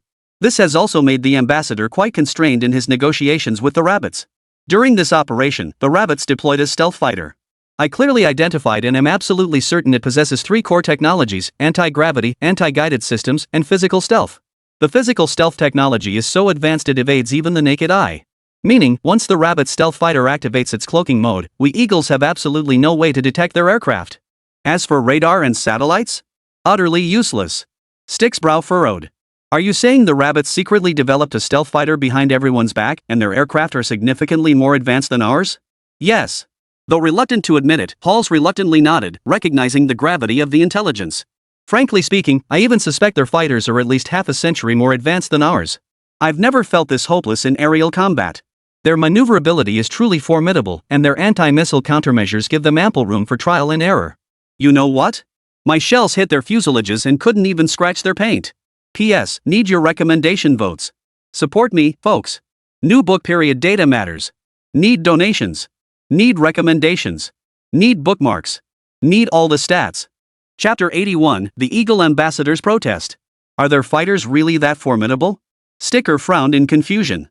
Honestly, he now doubted Hall's claims. He suspected Halls was exaggerating the combat capabilities of the rabbit stealth fighter purely out of fear of returning empty-handed after failing the mission and losing a plane, dreading the punishment that would surely follow. As if that were possible. Strategic weapons of this caliber, how could the rabbits have developed and produced them without any leaks whatsoever? Stick certainly didn't buy it. What, you don't believe me? Hall saw Stick's expression and knew exactly what he was thinking. But whether Stick believed him or not was none of his concern. He was barely keeping his own head above water. Who had time to waste on such nonsense? Whether you believe it or not is irrelevant. This intelligence cost me my life to gather. Much of it was analyzed by satellites and my tower communicator during the battle just now. All you need to do is relay my words exactly as I said them to Eagle-san, who will pass them on to the military and the leader. They'll sort out the credibility themselves. Halls added. My apologies, Lord Halls. Unexpectedly, Stick rejected his proposal. As the Eagle ambassador to the Rabbit Embassy, the intelligence we relay to the Eagle carries significant weight. As an embassy member, I cannot permit exaggerated reports to be transmitted through our channels. Therefore, I must request that Your Excellency, Mr. Halls, rephrase your message, minimizing any exaggerated rhetoric. Rest assured, I will personally moderate the wording when reporting your mission failure to the military headquarters. Stick spoke with confidence, his gaze calm as he looked at Halls, as if he had already seized his vital point. After all, in his view, he had been sufficiently courteous to this ace pilot who had failed his mission, even agreeing to conceal part of the failure. Halls might not be drowning in gratitude, but he should at least acknowledge this favor. Veins bulged on Hall's forehead as he fought the urge to punch him. You're so sure I'm not telling the truth? Absolutely. In my years as deputy ambassador, I've seen plenty of pilots like you, Halls, exaggerating mission details and enemy strength after a failure. But every single time, the military and the leader never believed a word of it. Just now, some guy named Mike showed up at the embassy. He claimed General Steve gave him a secret mission, but the enemy was too strong for him to complete it. He asked us to extradite him back to his country. Ha! Stick couldn't help but chuckle at the mention of Mike. That Mike was even more over the top than Halls. He claimed General Steve from headquarters sent him on a secret mission, but on the very first day, his squad got completely surrounded and wiped out, leaving only him, the squad leader, to escape. When asked how the mission turned out, the guy just scoffed. He claimed Steve's mission was impossible to complete. Every time he prepared to act, a chill would run down his spine. He even said it was a warning from above, forcing the mission wouldn't just fail, it'd likely cost him his life. This supernatural nonsense had Stick and his colleagues laughing out loud at the time. They all thought this spy from the motherland was a complete nutcase. They'd never heard of God having the time to warn them about mission success. Still, they contacted General Steve as requested to inquire about the specifics. Stick smirked inwardly. He could already picture General Steve exposing that spy fraud upon their return. The thought alone was amusing. An hour later, Halls and Stick arrived at the Eagle ambassador's residence at the Rabbit Embassy. Stick still wore a sincere expression as he advised Halls. Your Excellency Halls, I sincerely advise you to explain the entire situation clearly and concisely. That way, I can help exonerate you later. Otherwise, you'll end up like that Mac fellow reporting the situation to the military headquarters yourself. After all, we can't take the risk of you saying the wrong thing. Halls suppressed his urge to explode, forcing a strained smile. Thank you for your concern, Mr. Stick, but I believe it would be best if I personally report this operation to the military and the leader. Stick pursed his lips. Originally, he had hoped to use this incident to offer some assistance to this ace pilot, thereby building connections for himself. After all, he couldn't remain a deputy ambassador forever. But now it seemed this arrogant pilot wasn't grateful. Did he really expect his superiors to bail him out after failing his mission? Stick's attitude turned sour instantly. If that's the case, then I hope Mr. Halls won't get chewed out too badly by his superiors. With that, he turned and walked away, signaling an embassy staff member beside him to take over hosting Halls. General Steve, I'm out of this mission you assigned me. The moment I got near Star River Group, I sensed danger. I'll tell you straight, if I'd actually gone in, I'd probably end up like the other team members. Mike lounged lazily in a recliner, speaking into his phone to General Steve back in Eagle Town. But Steve was already overwhelmed with problems. He had no time for this. Hearing Mike's words, Steve frowned and hesitated briefly before replying. Fine. If you can't complete the mission, so be it. Get yourself out of there quickly. Have our embassy on Rabbit find a way to extradite you back. Nothing else? Alright then. I'm busy here. I'll hang up now. Before he could hang up, another voice cut in. General Steve, this is Halls. I have critical intelligence to report. Halls? Steve froze like he'd been struck by lightning, his jaw dropping in utter shock. Halls? What the hell? Wasn't he blown to bits just now? Is this guy made of steel? That single shot fired by the Rabbit fighter just now, Steve had no doubt that even if Halls had been piloting an aircraft carrier, it would have been vaporized. But who the hell is on the other end of this call? Terror gripped Steve's eyes. P.S. Need your recommendation votes. Need your support, folks. New book period data matters. Need donations. Need recommendations. Need bookmarks. Need all the data. Chapter 82, Stealth Fighter Mission Accomplished. You're really Halls? Weren't you just blown to bits? Steve gasped in horror. Hall's face darkened. Disappointed I didn't get blown to bits? Haha, not at all. Steve chuckled awkwardly. What the hell happened over there? Our satellites only caught the moment your fighter fired what looked like a lightning-charged shell. Then, with you at the center, the air vaporized for miles around. And you survived that? Mentioning it still sent a chill down Steve's spine. Honestly, if he hadn't seen the satellite footage with his own eyes, he'd never have believed such terrifying weaponry existed in this world. A single shot vaporized steel in the sky over a dozen kilometers. He dared not imagine the devastation if that blast had struck land instead. Under that kind of firepower, no one would have thought Halls could survive. But the voice on the other end was definitely Halls. He was absolutely certain of that. After all, just hours ago, they'd been talking on the plane. Steve couldn't wrap his head around how Halls had survived under such a terrifying strategic-level weapon. Holmes' face was equally bitter. To be honest, I don't really know what happened back then. Strictly speaking, we know about as much as you do. What I could see, the satellites could see too. All I remember is the enemy fighter suddenly deactivating its physical cloaking, deliberately revealing itself. It seemed like they used that cannon specifically to intimidate us. To intimidate us? Steve frowned. Couldn't it be that you made them feel threatened, forcing them to reveal their new strategic weapon? Absolutely impossible. Halls replied with absolute certainty. A wry smile involuntarily touched his lips. Sir, are you joking? How could you possibly think my fighter could pose a threat when theirs is equipped with anti-gravity technology, anti-guidance technology, and physical cloaking technology? Any one of those technologies alone could utterly destroy every known aircraft on Blue Star right now. Not to mention they've integrated all three technologies into a single aircraft. Steve's frown deepened. So you're saying even overwhelming numbers couldn't hurt them? Numbers mean nothing against absolute superiority. Hall shook his head. Let's put it this way, their stealth fighter and our aircraft aren't even from the same era. Purely in terms of technology, their technical prowess is at least half a century ahead of ours, if not more. Your satellites should have captured footage of my dogfight with the Rabbit stealth fighter. Have our Eagle experts analyze that footage. I suspect their conclusions will be remarkably similar. Shihai City, International Airport. Wu Yiming personally led the group here to welcome their Rabbit heroes. 5 minutes later, a silver-black fighter jet appeared overhead, descending vertically without using the runway. 2 pilots stepped out of the aircraft. Wu Yiming hurried forward, executing a standard military salute. Congratulations! You've accomplished the mission flawlessly. You successfully shot down the enemy fighter sent to humiliate our rabbit nation, defending our national dignity and the honor of rabbits hundreds of millions of people. Rest assured, your achievements will not be forgotten. Your names will be engraved on the monument of heroes in Rabbit Nation, where your deeds will be revered by future generations. Hearing this, the two pilots' faces flushed with emotion. Even in the most perilous moments in the air, they had never shed tears yet. Now their eyes welled up. This was the greatest honor a soldier could receive in a lifetime. For them, this honor meant far more than any money or property. Yet they weren't swept away by this tremendous surprise. Exchanging a glance, they addressed Wu Yueming in unison. Reporting to the commander. We believe the greatest credit for completing this mission doesn't belong to us. Oh? Then whose do you think deserves the most credit? Wu Yueming was taken aback, clearly not expecting these two to decline. Sir, I believe the greatest credit for today's success goes to Li Bin. Mr. Li. Without hesitation, they attributed the day's achievement entirely to Li Bin. Hearing his name mentioned, Li Bin was also taken aback. He waved his hands repeatedly in refusal. I dare not take such credit. It was you who piloted the aircraft into the sky and engaged the enemy, not me, Li Bin. You are the ones truly worthy of admiration. It was you who, when the people faced humiliation, set aside your own comfort and resolutely piloted a fighter jet that had never been tested before.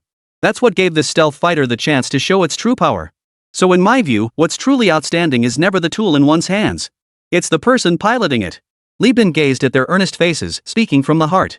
In his view, without these two pilots' selfless courage volunteering to fly what seemed like a toy fighter, what good would even the most advanced aircraft he developed be? Thus, the true greatness never lay in the aircraft he created, but in the two men piloting it before him. Wu Yueming watched the three men politely deflecting credit, smiling knowingly. Patting the two young pilots on the shoulder, he declared heartily. Take what's yours. Do you two little monkeys really need to worry about my brother Li's credit? Rest assured, we've got it covered. I'll personally call Zhao Qian and the chief right now to request commendations for all three of you. Trust me, we rabbits never shortchange any of our meritorious servants. Meanwhile, in the capital, the patriarch stared at the report in his hands, overcome with emotion. Zhao Qian. Zhao Qian. Did you see this? Our rabbits shot down the stealth fighter the Eagle Empire sent. Ha ha ha. I saw it, patriarch. Zhao Qian's eyes were also reddened. Su Hai and Wu Yueming have truly made a name for themselves this time. With the help of Brother Li's aircraft, they've made such a huge splash. This spotlight belongs to them. I couldn't be happier if they stole even more of it. The head's face was flushed crimson. That was a stealth fighter. Our rabbits have our own stealth fighter now. P.S. Please vote for recommendations. Support us, brothers. New book period data matters. Seeking rewards. Seeking recommendations. Seeking bookmarks. Seeking all data. Chapter 83, Naming, Galaxy 1. And our rabbit stealth fighter is equipped with anti-gravity technology, anti-guidance technology, and physical stealth technology. Technologically speaking, our stealth fighter is far more advanced than those of the Eagle Wings. Zhao Qian looked at the patriarch with equal excitement, like a child showing off his prized toy. The patriarch frowned after hearing this. Our old stealth fighter sounds terrible. Makes us look like nouveau riche. Send a report to Shihai City and ask Mr. Li, the developer of the stealth fighter, to name our rabbit's first stealth fighter. Oh, and about that cannon that just appeared. While you're at it, ask Mr. Li about that cannon. What's the deal with it? Can it be mass-produced? The patriarch silently wiped the drool from his mouth. Slurp. When that cannon fired earlier, it had made his mouth water. Holy cow! He couldn't believe this cannon actually belonged to the rabbits. When did the rabbits acquire such a powerful weapon? How could they have kept this even from him, the patriarch? Hearing the patriarch mention the cannon, Zhao Qian's eyes lit up. Right.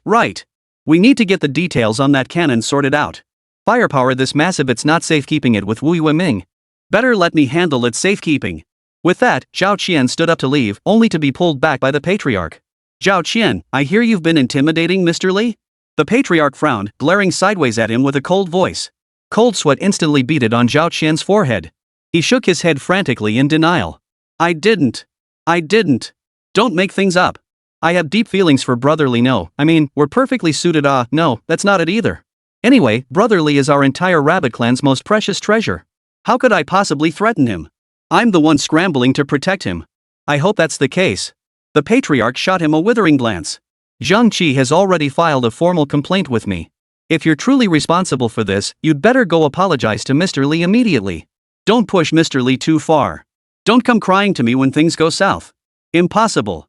Zhao Qian sprang up like a cat whose tail had been stepped on. Who the hell is spreading these rumors about me? Zhang Qi? That's it. It must be that old bastard who doesn't know his place. I'm heading to Shihai City right now.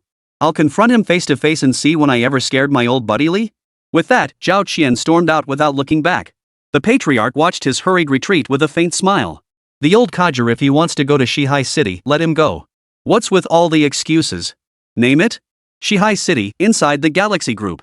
Li Bin looked at Wu Yueming in confusion and asked. Yes, the patriarch specifically mentioned it. He wants you, the great developer, to name this stealth fighter. To commemorate your team's contributions to rabbit research. Wu Yueming replied with a smile. But I feel this isn't proper protocol. How is it improper? Brotherly, you must understand this stealth fighter developed by your Star River team is truly epic, making across the entire Blue Star. Many of its technologies are unprecedented on Blue Star. How could such a significant product not be named by you personally? Wu Yueming looked at Li Bin sincerely. These words reflected his genuine thoughts. After all, the three technologies anti-gravity, anti-guidance, and physical stealth were unique across the entire Blue Star. Li Bin and Star River had made monumental contributions to researching these technologies. In his view, no one was more deserving of naming this fighter than Li Bin. Zhang Qi also chimed in from the side. It's actually quite common for researchers to name products. Brotherly, you really shouldn't make such a big deal out of this. But this is a national defense product. How could I, Li Bin, possibly be worthy? Oh, this man is far too modest. While the stealth fighter is a national defense product, it was ultimately developed independently by your team. Without you, we rabbits wouldn't have seen stealth fighters in our arsenal for who knows how long. If you ask us, the naming rights for this fighter absolutely belong to you. Su Hai chimed in from the side. Exactly. Exactly. Li Bin looked at the three men before him. Seeing their sincere expressions, devoid of pretense, he felt touched yet also troubled. Even if they asked him to name it, he wouldn't know how. This was the first stealth fighter in Rabbit's history. How incredibly important. If he came up with a name that was too corny, Li Bin would be the laughingstock for years to come. This thought inevitably weighed heavily on Li Bin. He racked his brain, but no respectable name came to mind. Just as he was about to decline, his gaze fell on the Galaxy signboard by the door. A flash of inspiration struck and the words burst out. Then let's call it Galaxy 1. Galaxy 1? Yes. Galaxy 1. I get the galaxy part, but what's the significance of 1? Zhang Qi questioned doubtfully. Of course it has. Naming it Galaxy 1, the galaxy naturally refers to our Galaxy Group. It signifies that the stealth fighter originates from Galaxy, while also embodying the meaning of venturing into the vastness of the starry seas. As for the 1 part, it's simply a serial designation. It signifies that our Star River Group will persistently advance stealth fighter development, driving the evolution of our rabbit fighters. Li Bin's eyes sparkled with excitement, growing increasingly convinced he'd chosen a brilliant name. Excellent. Brotherly, your ambition is commendable. We firmly believe the rabbit research community will thrive under your leadership. Zhang Qi gazed at Li Bin, his face radiating enthusiasm. Brotherly, I have a favor to ask. I hope you'll agree. Go ahead, Director Zhang, Li Bin replied with a smile. I want to station the entire 3rd Military Research Institute here with you. On one hand, I hope your formidable research capabilities and advanced expertise can teach those young researchers a thing or two. On the other hand, I see your upcoming research projects piling up. Staffing issues could become a real headache. While our 3rd Military Research Institute's young researchers can't match your team's scientific prowess, they're perfectly capable of fetching tea and running errands. With that, Zhang Qi fixed Li Bin with expectant eyes, hoping for his approval. Li Bin smiled faintly. If this had been earlier, he likely wouldn't have agreed. Not because he doubted the 3rd Military Research Institute's reliability, but because he harbored many things best kept hidden. Having their people around would inevitably mean more eyes and ears, risking exposure of his secrets, something he couldn't afford.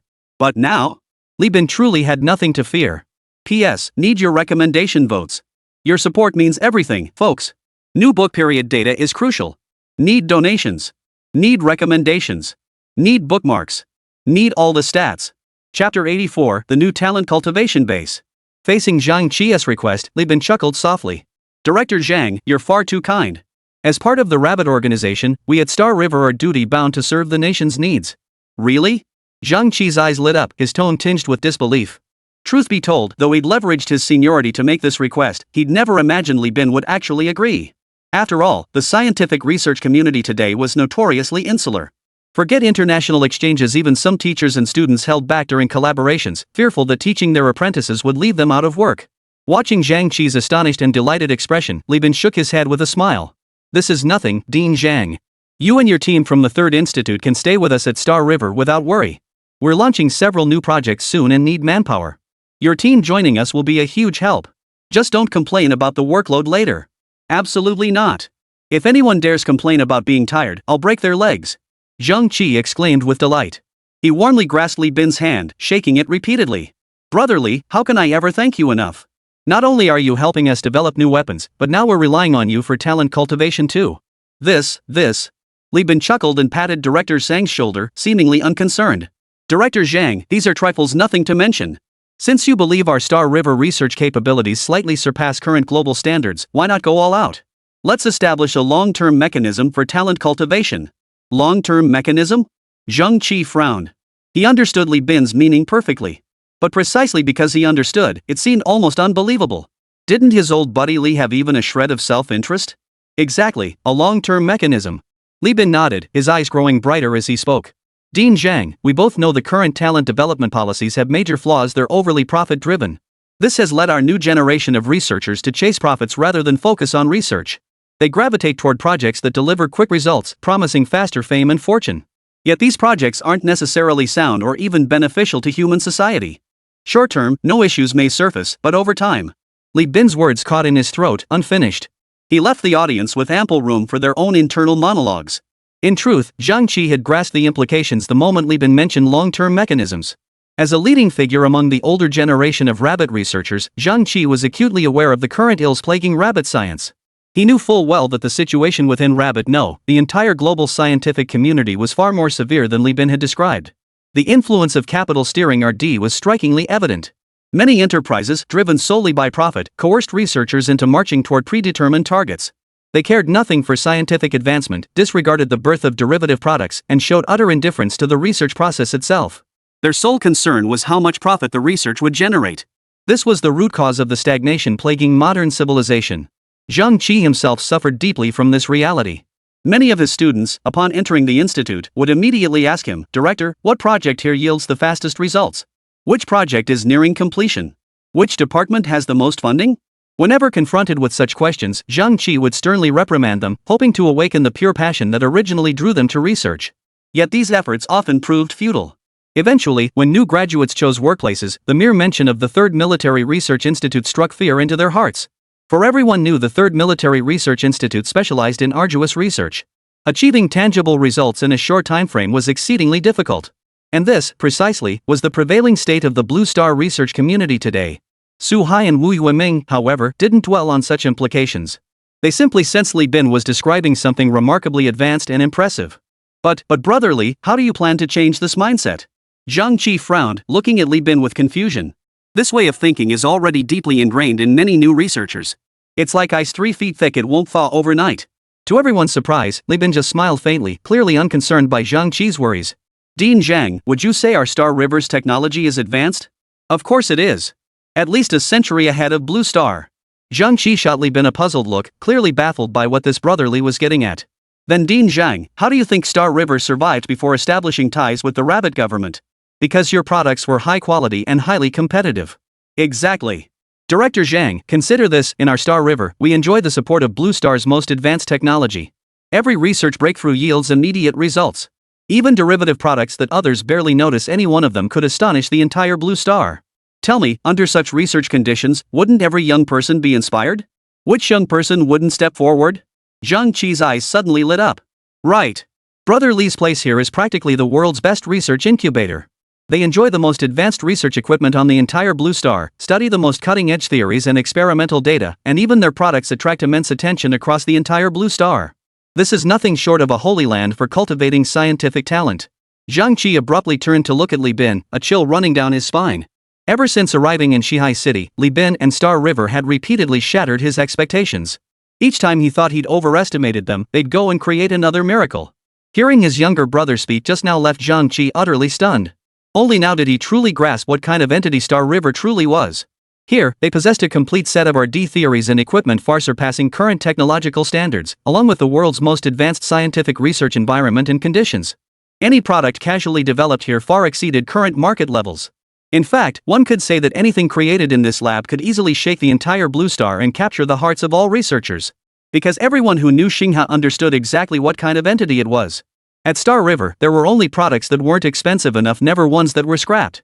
Just the thought of such news leaking out was terrifying to Zhang Qi. How utterly mad were these young upstarts nowadays? They'd probably bend over backwards just to squeeze through Star River's doors. If Li Bin so desired, he could wave his hand and recruit the world's top scientific talent at any moment. What a commanding presence. P.S. Please vote for recommendations. Need your support, folks. New book period data matters. Please donate. Please recommend. Please add to shelves. Please boost all metrics. Chapter 85 The Weight of the Name Stellar River. Zhang Qi's pupils contracted. This made the weight of the name Stellar River feel overwhelming. But considering the current state of research across the entire scientific community, he could only bow his head and smile bitterly. Forget others, even Su Xioma, who had initially opposed Star River right by his side, now held Star River and Li Bin in the highest regard. Zhang Qi harbored not a shred of doubt. If given the choice between returning to the Third Military Research Institute or staying with Star River, Su Xioma would choose the latter without hesitation.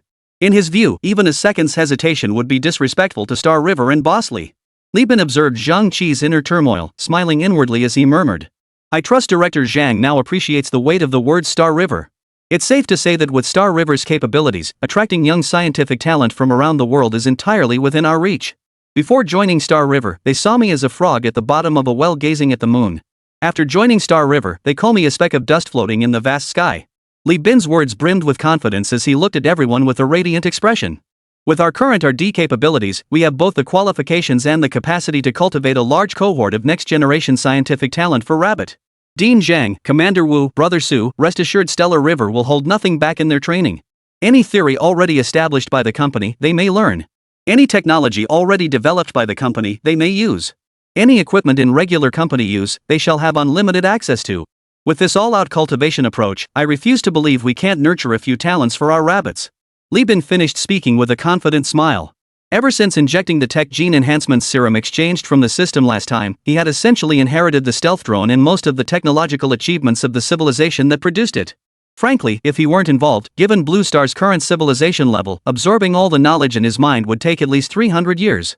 Therefore, their Star River had more than enough capacity to support the research and innovation of these new generation talents. At the very least, they could nurture them until they were fully fledged, ready to soar freely even when released into the world. Then, the rabbit research community would see a constant stream of new generation leaders, each as formidable as a dragon. What a magnificent sight that would be! Wu Yueming, fired up by Li Bin's words, excitedly slapped him on the shoulder. Well said. Absolutely well said. Brother Li, you truly are the man who developed the stealth fighter Galaxy 1. That level of responsibility and awareness alone would make countless others feel ashamed. Exactly. Su Hai chimed in. I've met many scientists before, even collaborated closely with some, but none have ever been like Brother Li, never hoarding knowledge, always pouring their heart out for us. Honestly, even a rough and tumble guy like me is often moved by Brother Li's sincere patriotism. Brother Li truly embodies the spirit of the great knight-errant dedicated to nation and people. Zhang Qi shot him a disgruntled look. You said everything, what's left for me to add? His expression immediately turned solemn as he bowed deeply to Li Bin. Li Bin couldn't bear to see old Zhang pay him such respect and rushed forward to stop him. But Zhang Lao held him fast, forcing him to accept the gesture. You deserve this. What's there to fear? Mr. Li Bin, I salute you on behalf of every scientist in Rabbit. It's precisely because Rabbit still has steadfast individuals like you that this nation has never lost hope. You deserve this salute from me, and you deserve the salute of all Rabbit. It is precisely because you forged swords for our nation without regard for cost that we are spared humiliation today. And it is precisely because you abandoned personal gain that you gave all who dream of forging swords for our nation a chance. This is the gratitude of all researchers. Li Bin stood before them, so awkward his toes nearly dug a 3-bedroom apartment into the ground. Seeing Zhang Qi finally finish, he hurriedly helped him up. Dean Zhang, you're putting me on the spot. My achievements are something I might boast about to others, but how could I possibly speak of them in your presence? You've spent your entire life willingly living in obscurity, forging swords for our nation, crafting one national treasure after another for us rabbits. Without you, where would I have found the chance to apply my talents? Wu Yueming, standing nearby, saw the two getting all cozy in front of him and quickly separated them. Stop bickering. You're both treasures to the rabbit's angels sent by heaven to protect us. We couldn't do without either of you. Exactly. Director Zhang is our veteran angel, while Brother Li is our new angel. You two are both guardians of our rabbit. Su Hai chuckled. Li Bin and Zhang Qi both shot him a withering glance. Veteran angel, new angel. How insulting. Meanwhile, at the Rabbit Foreign Affairs Office. I solemnly warn you, Rabbit. Your actions have severely infringed upon Eagle's interests. Immediately issue a formal apology and compensate us for our losses. Only then will this matter be settled. Otherwise, the Eagle Embassy in Rabbit will not let this rest. At that moment, Ambassador Eric of the Eagle Embassy in Rabbit was still voicing his protest at the Rabbit Foreign Affairs Office. He was seething inside. How dare the rabbits attack their stealth fighter? What gave them the right? And how did they even manage it? Eric furrowed his brow, utterly perplexed. After all, in his view, the rabbits simply lacked the capability to shoot down their Eagle Sand stealth fighter. Their aircraft were so advanced that radar could barely detect them. You could only distinguish them with the naked eye. Had the rabbits gone mad and used full-spectrum bombing? A flash of insight struck Eric's mind. His pupils contracted as the possibility grew clearer. You rabbits wouldn't have gone mad and used full-spectrum bombing against us, would you? This is on your own territory. There are civilians down there, how dare you gamble like this? Eric slammed his fist on the table, his voice boiling with fury. Across from him, Li Gang, the rabbit foreign affairs official, remained utterly composed in the face of Eric's accusations, as if the matter had nothing to do with him. He watched Eric's outburst in silence.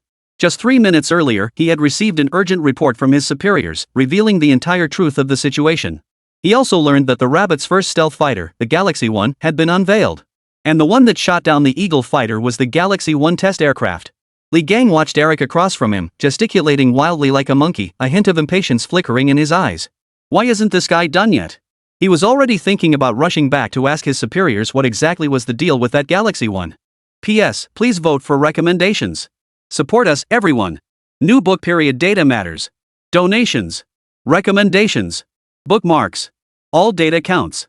Chapter 86, The Terrified Eagle Ambassador. We utterly condemn the rabbits' inhumane actions. We pledge to gather evidence and bring them to justice before the International Court. If your compensation fails to satisfy us, this matter will not end here. At this moment, Ambassador Eric of Eagle Nation still stood on the moral high ground, lambasting Li Gang and the other rabbit foreign affairs personnel with fiery rhetoric. Li Gang inwardly sneered.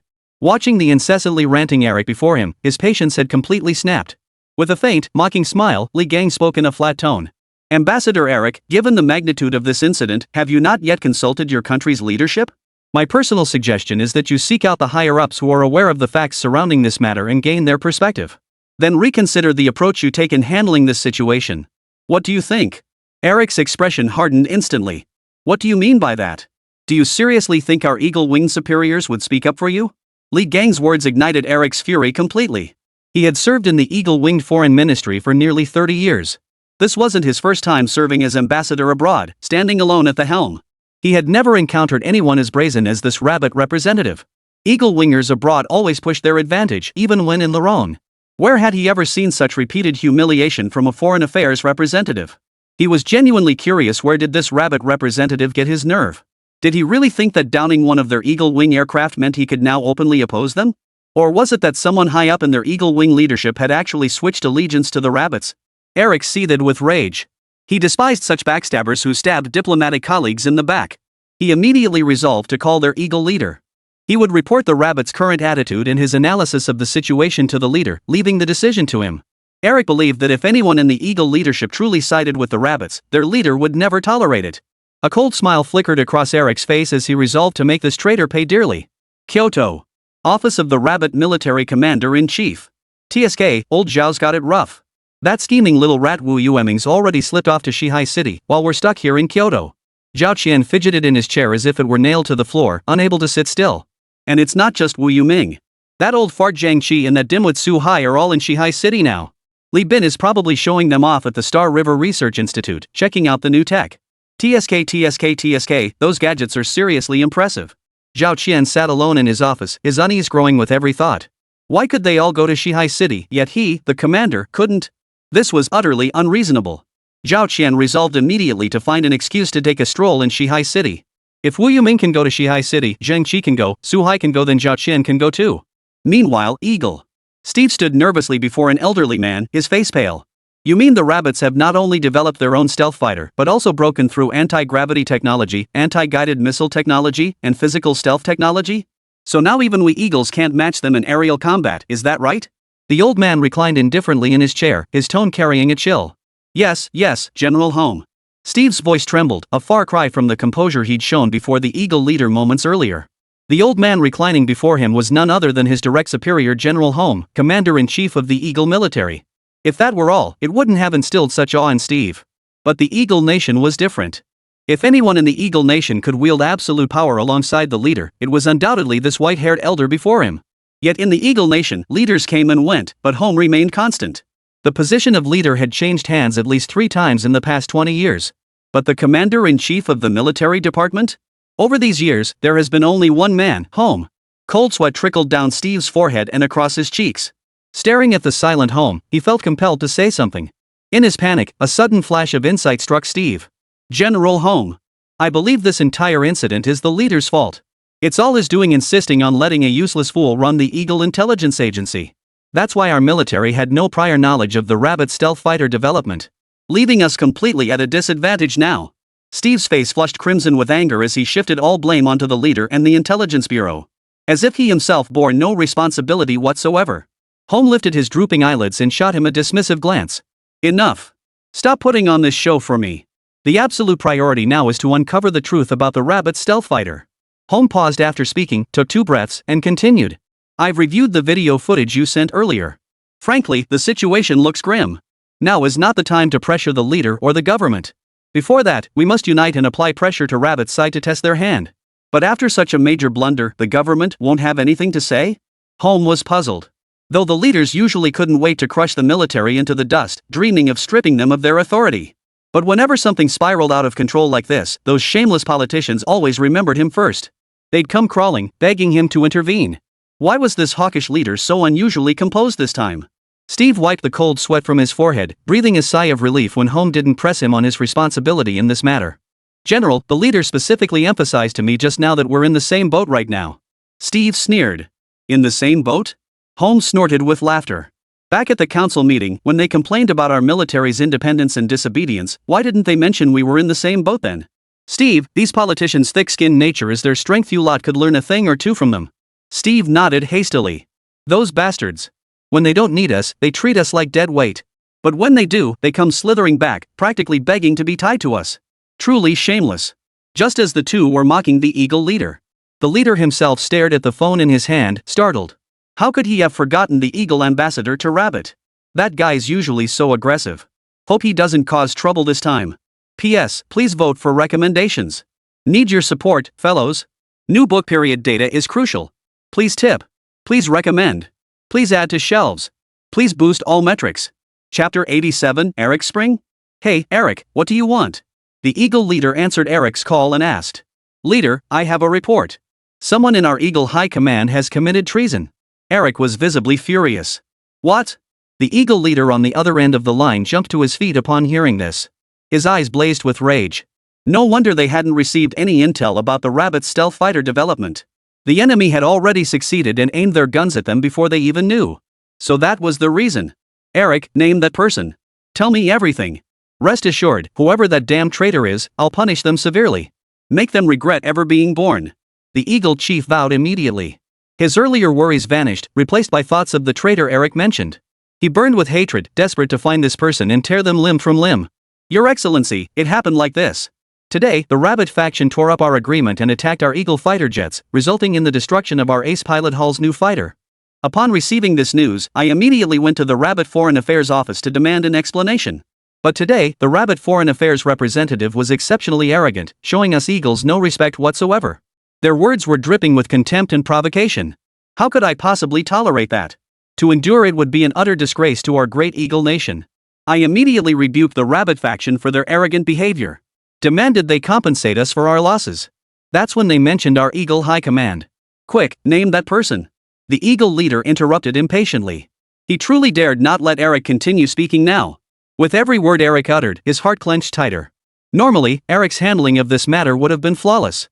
He fulfilled a diplomat's duty to protect his nation's image and secure its interests. But today was different. The Rabbits had hidden for so long, only to unveil their stealth fighter for the first time today along with that devastating laser cannon. The Eagle squad still hadn't grasped the enemy's objectives. Provoking them was unwise. After all, those were 2 strategic weapons. Whether it was that stealth fighter or that laser cannon, their homeland couldn't withstand either. If Eric provokes them further, they might just take their plane and cannon for a joyride over Eagle territory. That would be quite entertaining.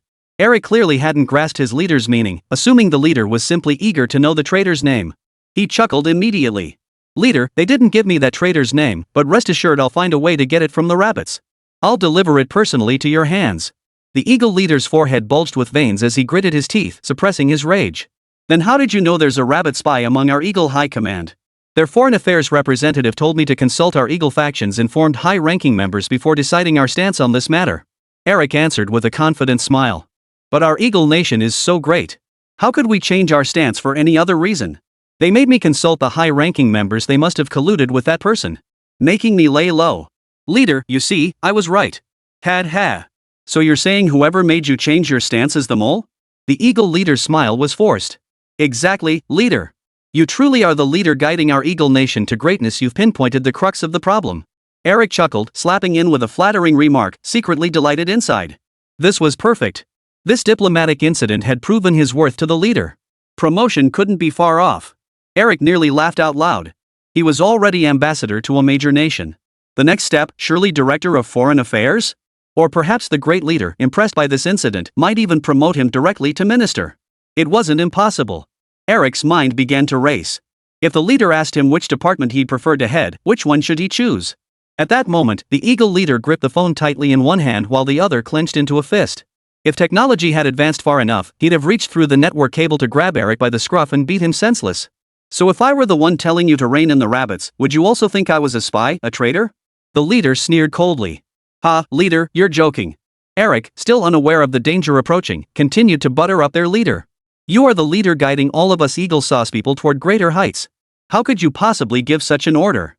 Only the most despicable, shameless, and deranged traitor among us Eagle people would allow diplomats to grovel before the rabbit people. How could that person be you? My great leader, I refuse to let you tarnish your reputation like this. To my eyes, you are the purest light. Eric felt he'd exhausted every word he'd learned in compulsory education, and he was thoroughly pleased with his description. He was certain the leader would be moved by his loyalty and praise, making him a trusted confidant. Now Eric was ready to return home at any moment, fully confident his generous leader would never disappoint such a devoted talent. Little did he know, this talent-appreciating leader's fists were clenching. Damn it! This Eric couldn't stay. Keeping him around would disgust him to death sooner or later. The Eagle leader made up his mind, utterly losing any desire to continue talking with Eric. That damn bastard only knew how to use his twisted vocabulary to insult him as much as possible. Eric, return to the embassy immediately and hand over your duties to your deputy ambassador. Effective today, the deputy ambassador will assume the role of Eagle ambassador to Rabbit. As for you, return to Eagle at once. You are forbidden to linger in Rabbit any longer. And you are absolutely forbidden to utter another word to Rabbit's foreign affairs representative. Do you hear me? Get the hell back to Eagle immediately. The Eagle leader hung up the phone in a rage. He felt that saying one more word to this Eric would shatter his resolve. Meanwhile, Eric was so overcome with emotion he could barely contain himself, his mouth agape in disbelief. The leader acts this swiftly? Just moments after showing favor to this outstanding subordinate, he's already rushing him back to Eagle Land. What? Told him to get lost? This must be his great leader lashing out after being enraged by that traitor. A man of great deeds doesn't sweat the small stuff. Eric's mind was now filled with the names of various ministers. He was thinking his great leader would surely make one of those ministers vacate their position for him. P.S. Please vote for recommendations. Need your support, brothers. New book period data is crucial. Please donate. Please recommend. Please add to shelf. Please boost all stats.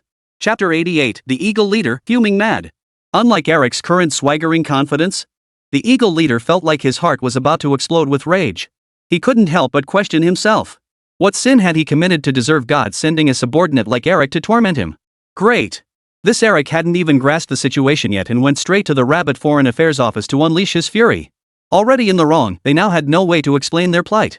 Those devious bastards from Rabbit were just waiting to mock them. All because of that brainless Eric. The Eagle leader pinched his temples in agony, instructing his secretary to call Stick at the Eagle Embassy in Rabbit. Hello, this is the Eagle Embassy in Rabbit. I'm Deputy Ambassador Stick. The line connected quickly, Stick's steady voice coming through. Hello Stick, this is the Eagle leader's office. I'm His Excellency's secretary. The leader wishes to speak with you now. Please keep the line open. Hearing this from afar in Rabbit territory, Stick's pupils contracted. Vocal. The leader calling him personally? Seriously? Yet amidst his excitement, Stick remained wary. Normally, the leader would call Ambassador Eric directly at the embassy. Why was he calling Stick personally today? Though suspicious, Stick dared not relax. Just as he was about to speak, a commanding voice came through the line. Stick, hello. This is the Eagle leader. Your Excellency, the leader.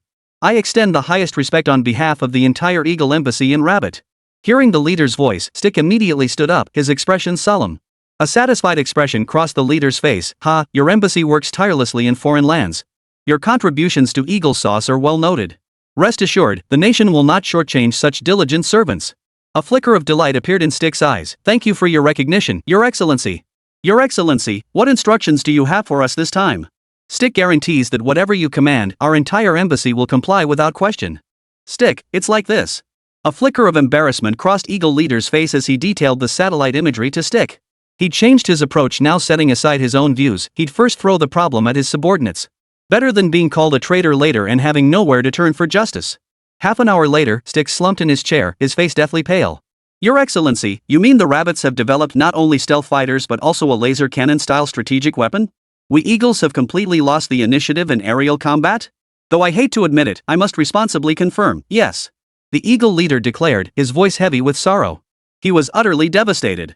Regardless of the circumstances, the rabbits had undeniably developed a stealth fighter equipped with anti-gravity technology, anti-guidance technology, and physical cloaking technology. Add to that the debut of the laser cannon. The Eagles had utterly lost their advantage in aerial combat. And this advantage was lost during his tenure. How would history record this Eagle Leader after this? Stick suddenly seemed to recall something, his expression changing. Right, Your Excellency, I must report that pilot Halls, who was on the rabbits mission, is still alive. With the embassy's assistance, he's already boarded a flight back to his country. Halls is still alive? The Eagle Leader was startled. How could Halls possibly be alive? The satellite footage clearly showed the laser cannon vaporizing the aircraft's steel hull. How could a living man like Halls have survived that? The Eagle Leader's gaze grew intense as his fingers unconsciously tapped the table. If Halls could survive, did that mean the rabbit's laser cannon wasn't as powerful as he'd imagined? At the very least, it wasn't as exaggerated as the satellite footage made it seem. Or perhaps it was merely a show of force, with little actual destructive capability. It was also possible the weapon wasn't fully developed just to mock up the rabbits used to intimidate them. The Eagle Leader's furrowed brow relaxed. After so much bad news, this was finally a piece of good information. Still, the exact situation would require sending out reconnaissance to confirm. Stick, you truly are a lucky charm for the Eagle Squad. Thank you for sharing such crucial information. The news that Halls survived is vital. It is my honor to inform you, from now on, you, Stick, will be the Eagle Squad ambassador to the Rabbit Embassy. If you continue to excel, I wouldn't mind our Eagle Squad having another young minister. Hearing this, Stick's heart leapt with excitement. So that battered pilot had been telling the truth. The Eagle Nation truly held the disadvantage in their clash with the rabbits. Stick's eyes lit up. While this might be bad news for others, for the newly appointed Eagle Nation ambassador to the Rabbit Embassy, it presented an extraordinary opportunity. If he could now demonstrate exceptional diplomatic acumen in the clash between these two great powers, extracting more intelligence and securing greater benefits for his nation, that minister position the leader mentioned earlier might just become a reality. Stick's eyes gradually burned with fervor. At his current age, becoming a minister would be an unprecedented achievement in Eagle Chan's history. If he could eventually build up his credentials and secure backing from a conglomerate, that position wasn't entirely out of reach. Stick's ambition swelled to unprecedented heights. He expressed profound gratitude for the leader's appointment. Thank you for your esteemed recognition, Your Excellency. The embassy will now unite more closely around you, serving Your Excellency faithfully. Excellent, Stick. You truly possess sufficient political acumen. The Eagle Leader was pleased with Stick's understanding. Now then, at this most perilous hour in Eagle's history, I urge you to harness your talents and demonstrate your ambitions. Oh, and first provide me with all flight details for Hall's journey. We cannot let the military take him away first. I still have questions to ask. Meanwhile, within the Star River Group, Li Bin gazed at the gleaming treasure before him, his heart brimming with delight. All those days of hard work had finally borne fruit. Just imagine how thrilled old Zhang and the others would be when he showed them this. P.S. Please vote for recommendations. Support me, brothers. New book period data matters. Please tip. Recommend. Add to shelves. Any data helps. Chapter 89, A Solution for the Metal Hydrogen Battery?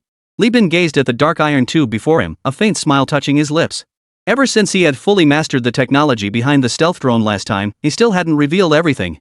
After all, that was the culmination of an entire era's technological civilization. How could he possibly exhaust all his resources just by creating one stealth fighter? Especially when that stealth fighter turned out so unsatisfactory. Li Bin chuckled softly. His mind held countless technological marvels far surpassing modern Blue Star human civilization. Though most remained beyond reach due to Blue Star's current material limitations, preventing their development. But he could take it step by step. Take, for instance, the seemingly ordinary black tube he now held in his hand. Li Bin's eyes lit up. Though the tube in his grasp emitted a deep metallic sheen. Readers would know that anything bearing the Galaxy brand was guaranteed excellence. The metal used to forge this black tube was called high-pressure carbon. As the name suggested, it was entirely a carbon product. However, it was entirely different from any carbon products currently found on Blue Star. At least in terms of performance, it was worlds apart. Li Bin placed the black tube onto a classified instrument in the laboratory. A few taps here, a few clicks there, and soon its various data points were displayed. Name: high-pressure carbon. According to Star River's supercomputer simulations, this is a technological product far beyond the reach of Blue Star's current civilization.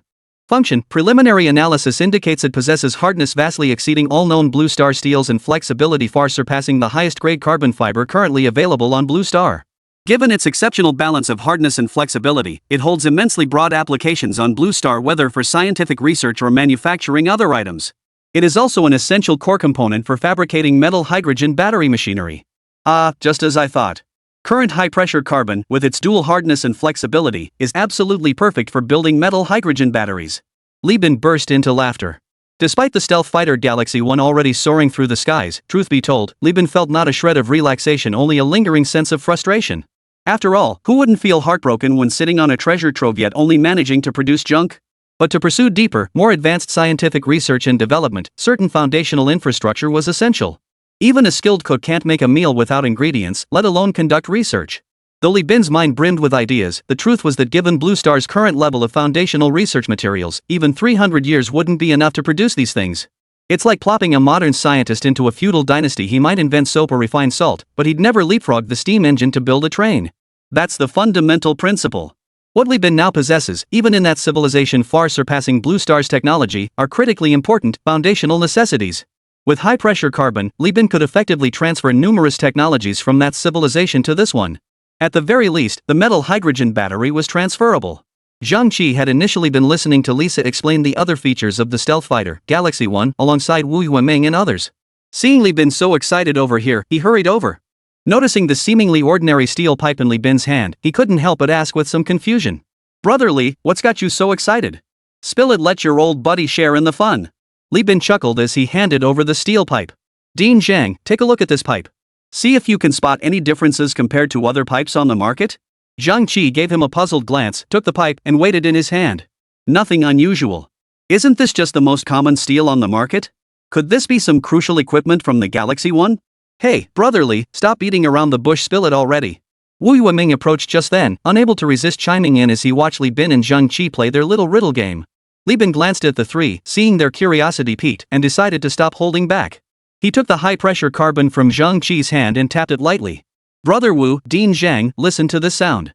With Blue Star's current level of civilization, it's still difficult to produce steel with such a deep, resonant sound. In fact, it's not steel at all, it's carbon. I've named it high-pressure carbon." "High-pressure carbon?" the three asked in unison. But with Blue Star's current level of civilization, how could they possibly create carbon this hard? Zhang Qi's curiosity deepened. As the director of the Third Academy of the Rabbit Military Research Institute, he was a true titan in the field of RD. He could instantly discern the nature of most materials and their parameters. Earlier, when he saw Li Bin handling the object, he instantly recognized the extreme hardness of this steel pipe and its vast, widespread potential applications. Otherwise, he wouldn't have initially speculated whether it was the core material of the Galaxy 1. Li Bin smiled and led everyone directly to the supercomputer from earlier. He retrieved the data once more and displayed it to the three without reservation. In fact, this high-pressure carbon not only possesses extraordinary hardness but also exceptional flexibility. If we were to find an equivalent on Blue Star, its hardness would rival that of diamond, made from the same element. Its flexibility, however, surpasses all known carbon fiber composites. To put it plainly, carbon fiber can withstand less than 10,000 newtons of tensile force, but this high-pressure carbon film can endure at least 100,000 newtons. And because it combines exceptional hardness with outstanding flexibility, it holds immense strategic significance even on the entire Blue Star. It's more than that. Zhang Qi's eyes lit up as he stared at the high-pressure carbon in Li Bin's hand. This high-pressure carbon is a godsend for researchers. With it, we rabbits can restart at least 3 strategic weapon projects shelved due to lack of experimental equipment. And I believe it will have incredibly broad applications in aerospace too. Zhang Qi was now genuinely excited. He never imagined that the steel pipe Li Bin casually pulled out would deliver such a massive surprise. Scanning the simulated experimental parameters detailed on the Galaxy supercomputer, he could practically taste the potential. Hardness matching diamond, 10 times the flexibility of carbon fiber. What kind of divine carbon is this? P.S. Please vote for recommendations. Support me, brothers. New book period data matters. Seeking donations. Seeking recommendations. Seeking bookmarks. Seeking all data. Chapter 90, Galaxy 1 shocks the nations. Zhang Qi's face was etched with longing. Turning to Li Bin, who stood arms crossed, he pleaded. Brotherly, could you entrust this high-pressure carbon to me? I don't mean to claim this great invention is my own. Rest assured, I'll report it to higher-ups immediately. I want to revive those long-dormant strategic weapon research projects. Seeing President Zhang's eagerness, Li Bin's lips curved upward. Ha! That's exactly what I had in mind, President Zhang. If these technologies were invented only to lie dormant in labs or warehouses, they might as well never have been created. Their sole purpose and value lies in driving our RD forward. Wu Yueming pointed at Zhang Qi's anxious expression, amused. Old man, you seem to be getting younger with age. With Brother Li's understanding, how could he possibly reject your legitimate research proposal? Rest assured we rabbits need more scientists and entrepreneurs like you and Brother Li. In stark contrast to the excitement within Rabbit, the entire Blue Star now knew, thanks to Eagle's promotion, that Rabbit had successfully developed its own stealth fighter. And not just any stealth fighter, one equipped with anti-gravity, anti-guidance, and physical cloaking technologies far surpassing current global standards. The entire Blue Star was now in an uproar. After all, most nations had always viewed the Rabbits as unambitious and uncompetitive. For years, they'd been seen as perpetually playing catch-up in technology. Who could have imagined they'd quietly dropped a bombshell like this? Meanwhile, Damao. Frontline Command Headquarters. General Gru frowned, his hands clenched tightly around the report before him. His eyes betrayed utter disbelief. We had some suspicions, but never imagined the Rabbits would actually develop a stealth fighter. An elderly man with graying hair beside him interjected. It's far worse than that. Their stealth fighter is more terrifying than we imagined. When we purchased stealth drones from the Star River faction, we suspected the Rabbits, but deep down, we never truly believed they'd mastered physical cloaking technology. But now, the Rabbits have proven to us with cold, hard facts that they not only possess physical stealth technology, but an entire suite of advanced technologies far surpassing Blue Star's current civilization level. Oh? What exactly does that mean? Hearing the old man's words, General Gru's frown deepened. It's simple. Gru, you weren't involved in the development process, so you don't understand. Hearing Gru's question, the old man continued. When developing high-tech products, our researchers simultaneously require higher-level development equipment and facilities, not to mention the underlying theories and methodologies. If the Rabbits could only produce one physical cloaking technology, how could it possibly be that their researchers just got lucky and stumbled upon the results by accident? But the fact that they've unveiled so many high-level technologies at once clearly demonstrates that they already possess the capability to engage in even higher-level research and development. And that, my friend, is what matters most to us. Gru took a deep breath. He understood the old man's meaning perfectly.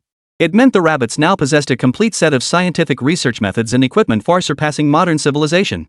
This alone proved their current reserves were far greater and more advanced than what they'd revealed.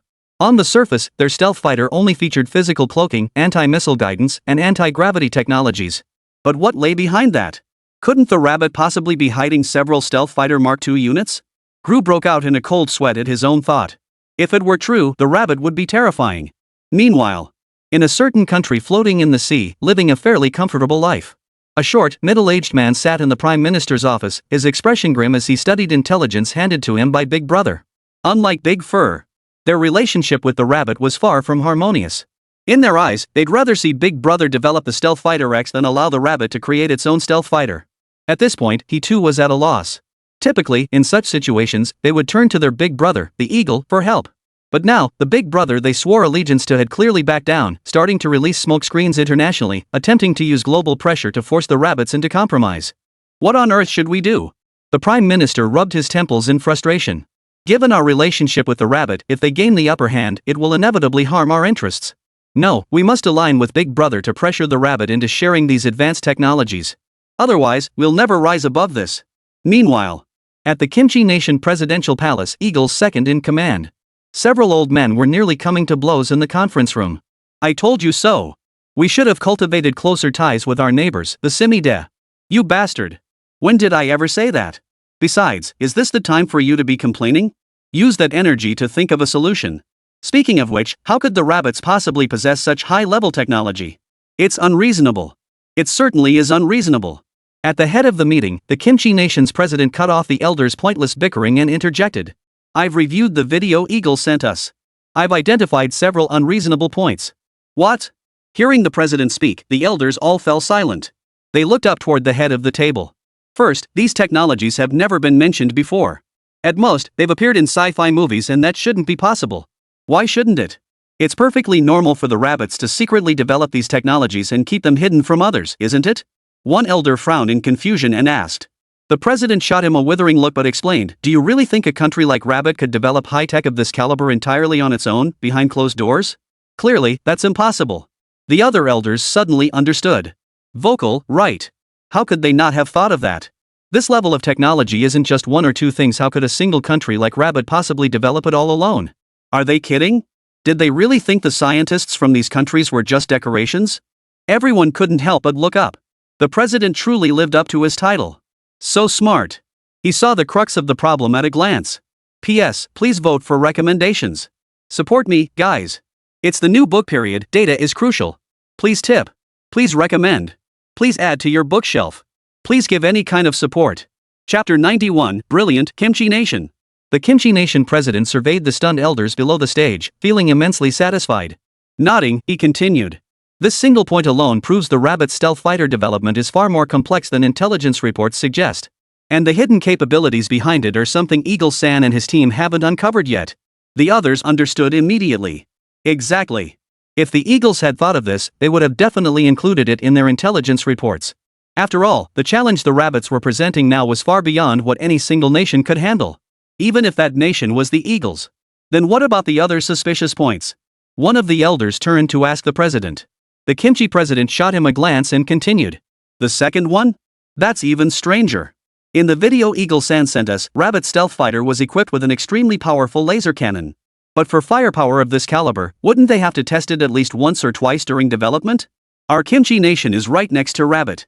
If Rabbit were conducting sci-fi level firepower research, our security systems would absolutely have picked up the signals. Yet, right up until Eagle and the others alerted us, our Ministry of National Defense hadn't received a single danger warning. Does that make sense? It doesn't make any sense. Whoa. Apart from the president, the elderly gentlemen present were stunned into silence. He had a point. Every person present at this meeting was a chaebol tycoon from Korea. They controlled the nation's vast wealth, their influence reaching every corner of Kimchi land. Including those core laboratories. Each of them had some familiarity with the product development process. They knew full well that firepower like Rabbit's laser cannon couldn't possibly succeed without at least one or two test runs. Back when their big brother Eagle was developing the big mushroom cloud, they had to test it several times. How come with Rabbit, not a single hair has been seen? This is unscientific. So, Mr. President, what do you think these discrepancies indicate about Rabbit? Hearing the question, the Kimchi Nation president slowly rose, his sharp gaze sweeping across the room. In this internet age, especially before nations like ours, secrets are practically non-existent. For the rabbits to undertake such a massive R&D project, it's impossible for it to happen silently, without leaving a single trace. Therefore, I can directly conclude that the stealth fighter the rabbits are developing is not entirely their own independent creation. Moreover, the development site might not even be on rabbit soil. They likely chose a relatively secluded island to evade our detection. This is my only possible conclusion. The Kimchi president's eyes grew increasingly bright. He felt he had uncovered the rabbit's secret. The other elders at the table felt a chill run down their spines, as if their brains were about to explode. They only caught the gist of the president's words.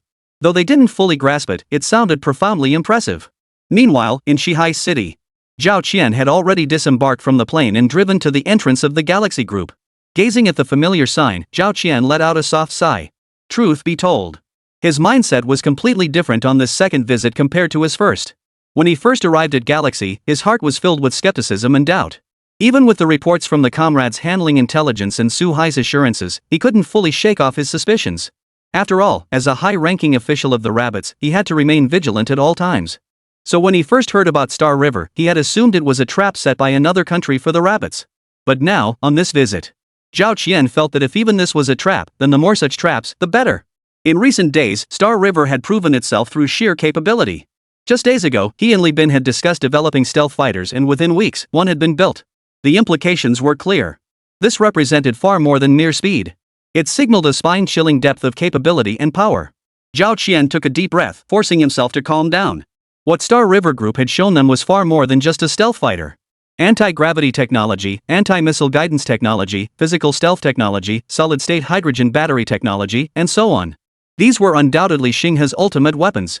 After all, if these technologies were already deployed in fighter jets, wouldn't it be equally plausible for them to be deployed in tanks and aircraft carriers? Zhao Qian shook his head and stepped through Xinghe's gates. He felt it necessary to have a serious talk with Li Bin. Let's see who was spreading rumors about him last time. Had Zhao Qian ever intimidated Brother Li? Could you please stop talking nonsense? What if he really scared Brother Li away? Then the elders would tear him apart. Not long after, Li Bin met Zhao Qian at the research institute alongside Su Hai, Zhang Qi, and others. Commander, you're not here to scare me again, are you? Li Bin chuckled, watching Zhao Qian survey the surroundings. Truthfully, he hadn't given the previous incident a second thought. Bringing it up now was merely to lighten the mood. Little did he know, Zhao Qian nearly leaped to his feet upon hearing those words. He hurried to Li Bin's side, clasping one of his hands with both of his, and pleaded pitifully. Oh my, Brother Li, how could you say that about your big bro? Whoever spread those rumors about me, I'm the one who cares about you most. How could I ever scare you? He patted his chest emphatically, assuring Li Bin. Rest easy, little bro. Not only will I never scare you, but if anyone dares to bully you, just tell your big bro.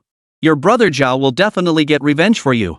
With that, he shot a fierce glare at the other three, as if warning them not to speak out of turn in the future. No offense, but if old Ghost Wu came, that's one thing. But you, Zhao Qian, as commander-in-chief, why are you here too? Abandoning the army's affairs? Zhang Qi wasn't about to coddle this old codger and shot back directly. I just figured we're all getting old. It's time to train up the younger generation. Zhao Qian didn't get angry at Zhang Qi's retort. He grinned and changed the subject. He even patted Wu Yueming's shoulder, right, Wu? Under Zhao Qian's threatening gaze, Wu Yueming could only nod reluctantly. Old Zhao makes a good point. We old-timers are past our prime. It's time to hand the reins to the younger generation, and this is the perfect chance to train them. Better than waiting until they're on their own and messing things up. P.S. Please vote for recommendations. Need your support, folks. New book period data matters. Please donate. Please recommend. Please add to shelves. Please boost all metrics. Chapter 92, Zhao Qian's shock. Zhang Qi watched the two men spouting nonsense in broad daylight, his lips twitching slightly. These two dimwits were so desperate to stay they'd completely lost all sense of shame. Honestly, you two, one's the head of the military department, the other the Air Force chief. Where do you get the nerve to camp out here at Brother Li's place like this? Someone walking by might think you two old farts run some secret research lab. Zhang Qi's tone dripped with sarcasm. Fine, he was the director of the 3rd Academy of the Rabbit Military Research Institute. Leading young researchers like Su Xiaoma to stay behind was one thing. Even if they couldn't keep up with Li Bin's development progress, they could at least do odd jobs. But Wu Yueming and Zhao Qian were taking it too far. These two were freeloaders at Galaxy. Even asking them to fetch tea or water usually resulted in complaints about their sluggish pace. Zhao Qian shot him a disdainful glance and nudged Su Hai, who stood nearby watching the show. His eyes signaled for Su Hai to retaliate. Su Hai's face fell. He was just here to watch the drama unfold. No matter how they argued, he was determined to stick around at Star River. But Zhao Qian, his big brother, had now singled him out. Watching the show was off the table today. If he kept watching, he'd be the next one in the crosshairs. Li Bin observed the scene with a quiet chuckle. These figures, who always wore stern expressions when speaking on TV, were surprisingly lively in private, something he never would have believed without seeing it firsthand. As the tension escalated to the brink of a physical altercation, Li Bin felt awkward continuing to watch. He stepped between them and interjected. Come on. Everyone, stop arguing. Stop arguing. Our Star River place is big enough for all of us anyway. Dean Zhang, don't take it personally with those two old Zhao. Dean Zhang just got carried away in the heat of the moment. Don't hold it against him. If you ask me, we should all just hang out at Star River. That way, if I ever need anything, it'll be easy to reach everyone. The group, who had nearly come to blows moments ago, instantly dispersed upon hearing Li Bin's words. Su Hai even took the initiative to smooth out the wrinkles in Zhao Qian and Zhang Qi's clothes. The four were suddenly as friendly as if they'd been playing together moments before. Seeing this scene, Li Bin's lips twitched slightly. How could he not understand now? These few were putting on a show just for him. Probably because they felt too many high-level officials had arrived, worried he might misunderstand. That's why they were acting out this scene. Li Bin smiled faintly. He felt the deep goodwill this nation held for its people. He was fortunate indeed. On this blue star, rabbits were likely the only ones who wouldn't covet Star River's products. Had Li Bin visited another country, TSK, he'd probably be fleeced down to the bone. I recall when Elder Zhao visited last time, he left in such haste that we didn't get the chance to show him around Star River's core research facility. So, how about it? This time, old Zhao graces us with his presence and comes along to offer some guidance. Li Bin laughed, shifting the topic, and turned to suggest to Zhao Qian. Zhao Qian's eyes lit up. Wasn't this precisely the purpose of his visit? He'd been fretting over how to broach the subject later, but Li Bin's promptness was unexpected. Great. Guests follow the host's lead. Brother Li, you handle the arrangements. Zhao Qian grinned, appearing remarkably indecisive at that moment. Zhang Qi shot him a disapproving glance but said nothing more. Since Brother Li didn't mind, he certainly had no objections. Half an hour later, Li Bin had already led the group down to the core laboratories of Star River. Returning here, Zhang Qi and Su Hai appeared much more composed. After all, they'd spent the past 2 days immersed here with Li Bin and the Star River research team. Much of this was familiar territory, so the initial awe had faded. But for Wu Yueming and Zhao Qian, this was their first time down. Stepping out of the elevator, they were greeted by a vast research facility divided into several smaller labs. Each lab resembled scenes straight out of a sci-fi movie they'd seen before. Silver-white steel walls separated them, while precision instruments on each lab bench emitted a sci-fi glow. Robotic arms even stood by, recording experimental data around the clock. Their eyes widened in astonishment. Whoa! Before arriving, they had imagined Xingha's core research facility might be advanced. Su Hai had mentioned it in his reports. But they never imagined it would be this advanced. No wonder Zhang Qi was so excited when he first arrived. He'd practically emptied the 3rd Military Research Institute's entire inventory, abandoning his home base entirely. Zhao Qian and Wu Yueming exchanged glances. Both saw the profound shock reflected in each other's eyes. Though they weren't professional researchers, that didn't mean they were unfamiliar with such technology. In fact, both had served in non-core research projects. They understood the entire R&D process and procedures quite well. That's precisely why they knew exactly what these precision instruments and environments at the Galaxy Research Institute represented. No wonder Zhang Qi kept emphasizing Galaxy Tech's advanced technology, exceptional R&D capabilities, and cutting-edge theoretical expertise. They laughed. With experimental conditions and facilities like these, it would be hard for Galaxy Tech not to possess cutting-edge technology. Gazing at the rows of sophisticated equipment and automated machinery before them, the two couldn't help but drool with envy. If this setup were utilized properly, it could benefit their rabbit research for generations to come. To say nothing of applying this to basic experimental cultivation, it could easily produce several core research talents like Zhang Qi or Ding Zhang. The two instantly lost their composure. Zhang Qi and Su Hai stood to the side, observing every flicker of their expressions. A hint of contempt stirred within them. Look at these two, so lacking in perspective. Not a bit like them. Look at them standing there now, not a hint of shock. They're just used to it, okay? If they stayed here for a while, after seeing the R&D level at Star River, they'd probably end up just like those two. New tech every 3 days, major breakthroughs every 5, new iterations every 7. Damn it, who wouldn't be dazed by that? The two couldn't help but feel a bit of schadenfreude. Perfect. Now they'd have company for their amazement. They could already picture Zhao Qian and Wu Yueming utterly crushed by Xingha and Li Bin. Hee. These two were the ones who insisted on staying, not them.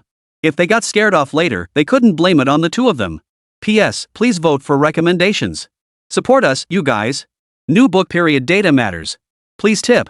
Please recommend. Please add to shelf. Please boost all metrics. Chapter 93, Showtime the Star Destroyer Canon. After a long while, Zhao Qian and Wu Yueming finally snapped back to reality, their eyes burning with eagerness as they turned to Li Bin. Before they could speak, Su Hai, standing nearby, cut in. These experimental devices in the research institutes are all one-offs. Their construction involved significant serendipity, and many materials are beyond our current Blue Star civilization's processing capabilities. Forget about replicating them. Hearing this, the two couldn't help but feel a pang of disappointment. But suddenly, a flash of insight struck Zhao Qian. He turned back to Li Bin. This time, Zhang Qi answered. Regarding dispatching talent to the Star River for cultivation, we've already discussed it with Brother Li. Brother Li fully agrees and supports our plan. However, when screening candidates, we must prioritize background checks. Otherwise, exposing our own foundations to enemy spies would be laughable. Don't cause trouble for Brother Li and us. Zhao Qian's face froze in confusion as he looked at Zhang Qi and Su Hai. When did these two become our mind readers? How do they know what we're thinking? Su Hai watched the slightly dazed pair with amusement, chuckling. If you can think of it, after arriving here, we've been here much longer, of course we've considered it. Brother Li has already provided solutions for these issues. Rest assured. Zhao Qian's mouth twitched. So what if you arrived a few days earlier? Suddenly, I think your suggestion makes sense, Su Hai. Su Hai was a bit baffled. What proposal? I now agree we need to beef up security for Shihai City and Xingha. Sending a division isn't excessive, not in the slightest. When Zhao Qian first arrived, Xingha hadn't had time to arrange this research facility. Naturally, he hadn't had the chance to tour it. His understanding of Xingha had been based entirely on guesswork and projections. Nothing felt real. Without seeing it firsthand, without tangible proof, the impact remained limited. But today was different. After touring the research facility with Wu Yueming, Zhao Qian witnessed the genuine precision equipment, the fully automated power systems. The priceless technologies, the cutting-edge theories and environments. Only then did they truly grasp what Xinghe truly represented. This was absolutely not just an aircraft or a cannon. Zhao Qian's eyes shone brightly. Everything he had seen, heard, and encountered here coalesced into a single, overriding thought in his mind. The future. Zhao Qian was overcome with excitement. Indeed, as the pinnacle of the Rabbit Pyramid, the supreme leader of the military. What Zhao Qian saw here at Star River was the future of their rabbits. Star River, or rather, Li Bin, was no longer a subject of conjecture or simulation. What he now demonstrated practically proved that Star River possessed technological prowess a century beyond Blue Star's civilization. Their advanced R&D capabilities and theoretical frameworks continuously supplied cutting-edge technology. Their precision equipment and automated development infrastructure provided an unending stream of fresh innovations. And these ever-evolving products and advanced theories, in turn, propel Star River to continuously upgrade and transform, pushing them farther and faster. Now even Zhao Qian couldn't help but feel doubt. The exterior of their Star River production workshop resembled a spaceship from a sci-fi movie. Could they really make it fly? Zhao Qian shuddered, his expression turning increasingly alarmed as he looked at Li Bin. Zhang Qi, noticing his expression, smirked and reminded him. That spaceship outside probably can't fly yet. The current propulsion system still lacks sufficient power. But as old Li mentioned, once the metal hydrogen battery or even more advanced battery technologies are developed, it should be feasible. We can still hold out hope. Zhao Qian, stung by the remark, glared at him. How did you know? That's what I wanted to ask. Zhang Qi chuckled. When Brother Li demonstrated the anti-gravity technology to us, we asked that exact question. Right now, Brother Li and his team are limited by their R&D conditions. They've only just developed solid-state hydrogen batteries. While solid-state hydrogen batteries completely outclass all current commercial batteries, they still aren't powerful enough to handle such an intense energy load. Zhao Qian. Li Bin watched the two men at a loss, smiling inwardly. Under his guidance, the group approached the entrance of a sealed laboratory. This lab was entirely different from any they'd seen before. Even the surrounding steel walls separating it from adjacent areas were silver black. Su Hai and Zhang Qi couldn't help but stare wide-eyed. They'd never seen this laboratory before either. Brother Li, why haven't we seen this lab before? Is it newly built? Su Hai asked, puzzled. He was the earliest among them to arrive. If he had to say, he'd toured nearly every lab in this research institute, familiar with some of them more intimately than his own bedroom. Yet this silver-black gleaming lab before them was genuinely unfamiliar. Li Bin chuckled softly, pointing at the lab's door. Doesn't this color remind you of the Stellar River one? The others looked over at his prompt. Upon Li Bin's reminder, they noticed the entire exterior of the lab was encased in solidified steel, uniformly silver-black, exactly matching the color of the Stellar River one's hull. Zhang Qi's pupils contracted. Li, are you saying you used physical cloaking technology to hide this lab? Li Bin nodded. Dean Zhang is correct. Until today, we maintained this lab's cloaked state. Only now have we revealed it. Why? Could anything here be more secretive than stealth fighter research? Not exactly, but the subject here is rather unique. What are you researching? The four asked in unison. By now, Li Bin had completely piqued their curiosity. Even the research on the Galaxy One had been almost entirely disclosed to everyone by Li Bin, with no hint of concealment. Yet this lab was protected by so many layers of security, leaving the group intensely curious. Seeing their puzzled expressions, Li Bin chuckled softly and decided to stop with the secrecy. He stepped forward and pushed open the door. Inside here is the development base for the Star Destroyer cannon. What? The group paled in shock. Not a trace of excitement crossed their faces. Had Li Bin lost his mind? How dare he install a weapon of mass destruction like the Star Destroyer cannon in their core Star River research facility? Didn't he know fear? What if this thing malfunctioned or went off accidentally? P.S. Please vote for recommendations. Support me, everyone. New book period. Data matters. Seeking tips. Seeking recommendations. Seeking bookmarks. Seeking all data. Chapter 94, Shock. Star Destroyer Pit.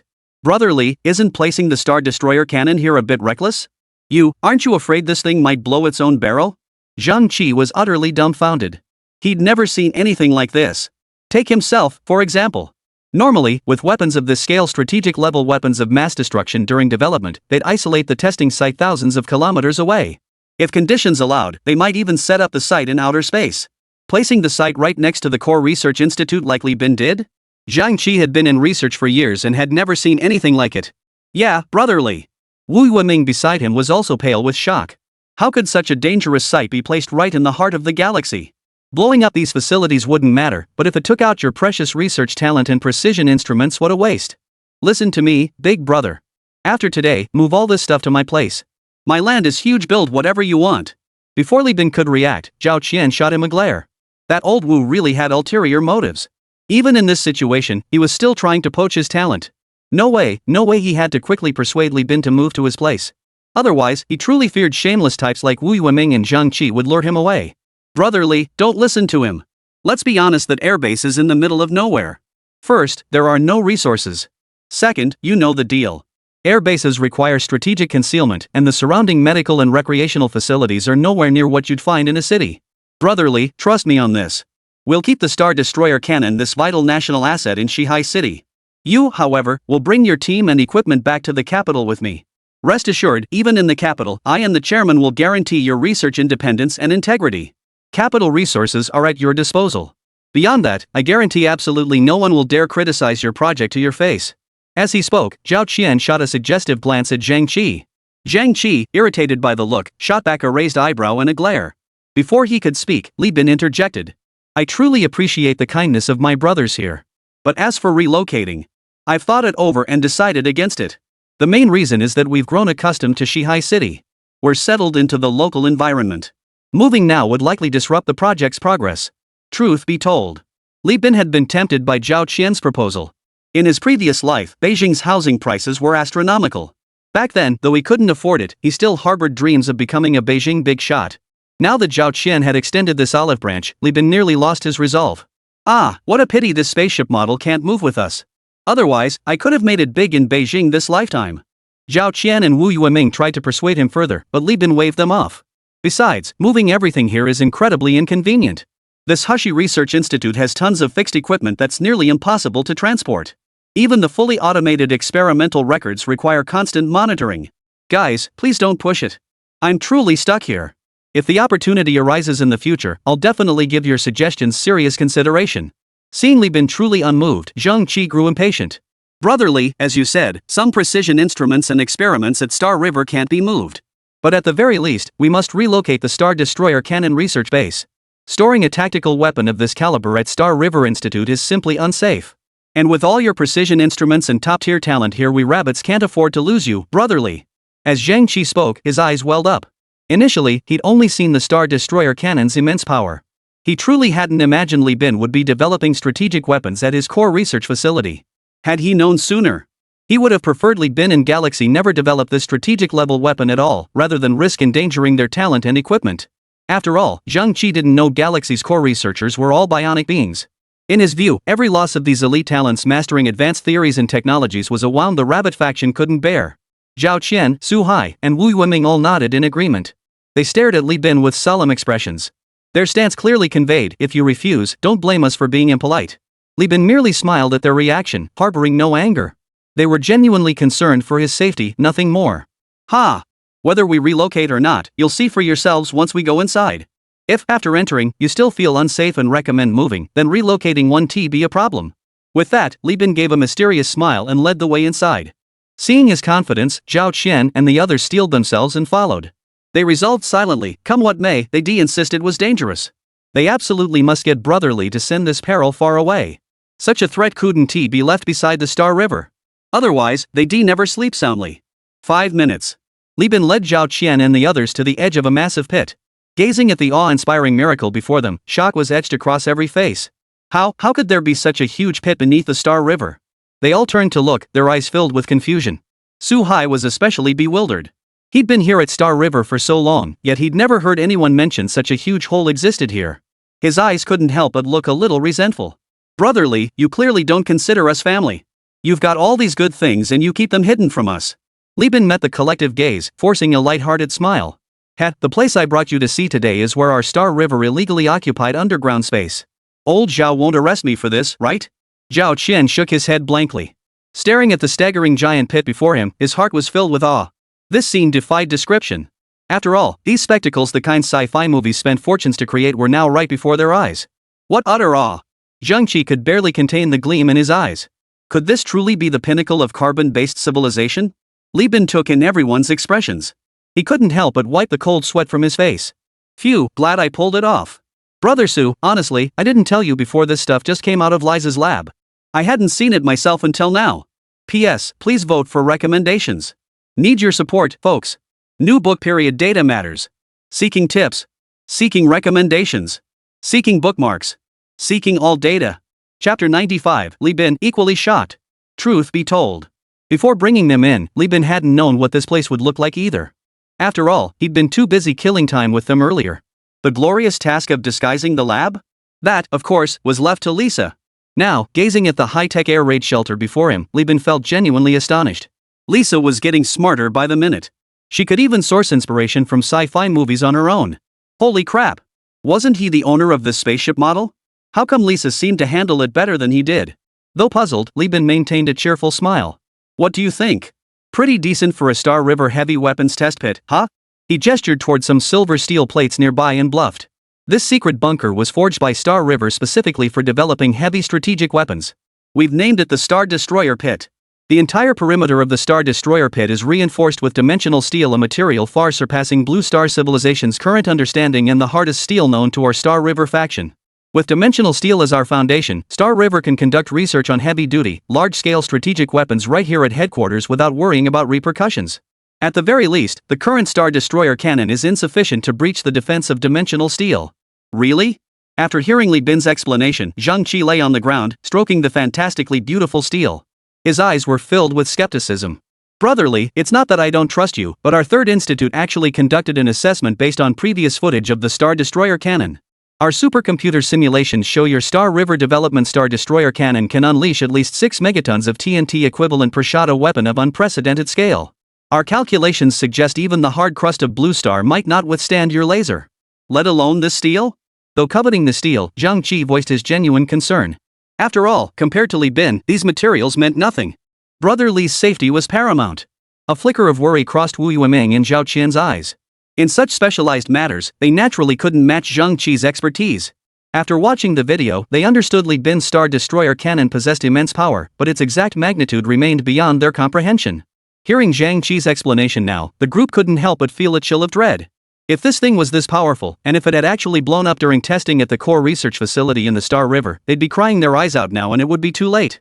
At this thought, Wu Yueming and Zhao Qian exchanged glances and nodded. This only strengthened their resolve. They didn't care about some so-called dimensional steel. All they knew was that the Star Destroyer cannon was powerful. And incredibly so. No matter how much Li Bin hyped up this Star Destroyer pit, they would never allow Star River to continue research in such a dangerous environment. Seeing their reactions, Li Bin realized he'd need to show them something substantial to convince them. In that case, let's all take a tour inside the Star Destroyer pit first. If safety issues truly arise later, we'll consider evacuation. With that, he led the group into an elevator, descending deep underground. Honestly, regardless of how effective this dimensional steel protection was, or whether the Star Destroyer pit was built to last, its appearance was truly impressive. Zhao Qian, Wu Yueming, Su Hai, Zhang Qi, and the others descended in the elevator, utterly stunned by the intricate structure within. Holy crap! If you could imagine it, beyond the Star Destroyer cannon development lab at the very bottom, the entire Star Destroyer pit was built around the Star Destroyer cannon's development. Steel refining factories, robotic arms machining components, data monitoring surveillance systems, machines producing solid-state hydrogen batteries. The technology here, no exaggeration, any single piece could propel human civilization forward. Yet here, in this galaxy's Star Destroyer pit, these marvels that could command the winds and rains in the outside world were casually tossed aside here. Not a shred of the dignity befitting high-tech products. Zhang Qi pressed his face against the elevator glass, drooling with envy at the equipment. Swoosh swoosh. All this stuff belongs to Brother Li. What's Brother Li's is mine. It's all mine. Ha ha ha. Zhao Qian, who usually bickered with Zhang Qi, didn't mock his rudeness this time. Simply because his attention was completely divided. Right now, his eyes had to watch the fully automated robotic arms machining parts, observe the steps of machines producing solid-state hydrogen batteries, and still spare some vision to survey other critical products around him. There was simply no vision left for Zhang Qi. Simultaneously, he became acutely aware of the vital importance of Galaxy and Li Bin. Relocation, it must happen. Such a strategically crucial enterprise absolutely had to operate under his watchful eye. He, Zhao Qian, was willing to guard it for a lifetime, protecting it as it set sail. To let it shine its rightful brilliance across the entire world. No, relocation, it must happen. Before their thoughts could fully form, the elevator trembled lightly as it brought them to the very bottom of the Star Crusher pit. The entrance to the Xinghe Strategic Weapons Research Laboratory. Lisa stood waiting at the doorway. Seeing the elevator arrive, she hurried forward. Welcome, leaders, to our Galaxy Strategic Weapons Laboratory. This is the deepest hidden lab within Galaxy. You are the first outsiders to ever set foot here. After speaking, Lisa playfully winked at Li Bin and flashed an OK sign. Li Bin nodded reassuredly. Truthfully, the moment he saw the exterior of the Star Destroyer pit, he'd already felt confident. Given Lisa's temperament, if she did something, she'd make it the best. Now even he himself was filled with anticipation for this deepest hidden laboratory. After all, even as the owner of Star River, this was his first time stepping inside. 20 minutes later. The group stood before a massive screen. The screen displayed an intricate network of circuits, undoubtedly the control interface for all heavy strategic weapons like the Star Destroyer cannon. These RD personnel could directly issue commands from this screen, regulating the entire production status of the Star Destroyer pit. Zhang Qi found this scene fascinating. He looked left and right, trying to grasp its operational principles. Seeing this, Li Bin chuckled softly and waved to Lisa. Lisa, these leaders are visiting for the first time and aren't familiar with any of this. Could you give them a rundown? Truth be told, Li Bin himself was curious too. P.S. Need recommendation votes. Need your support, folks. New book period data matters. Need donations. Need recommendations. Need bookmarks. Need all data. Chapter 96, Star River Products, Guaranteed Excellence. Li Bin looked at Lisa expectantly. By now, she had completely piqued his curiosity too. He wanted to know how Lisa had managed to make such dramatic changes to this spaceship model in such a short time. Lisa gave a playful wink and chuckled softly. Well then, as Star River's chief scientist, I'll give you all a tour of our most deeply hidden research facility. With that, Lisa stepped forward and lightly swiped her face across the screen. Swish! The previously complex display instantly transformed. It even began to simplify. A flat map of the entire Star Destroyer pit appeared on the screen. It started to become clear and easy to understand. As you can see from the current display, the entire star-shattering pit is actually divided into 4 distinct sections. The screen's layout shifted accordingly, dividing the complex into 4 major blocks. The first block, naturally, houses our infrastructure production workshop. Here resides Blue Star's most technologically advanced and fully automated production facility. At the very least, it has achieved complete automation.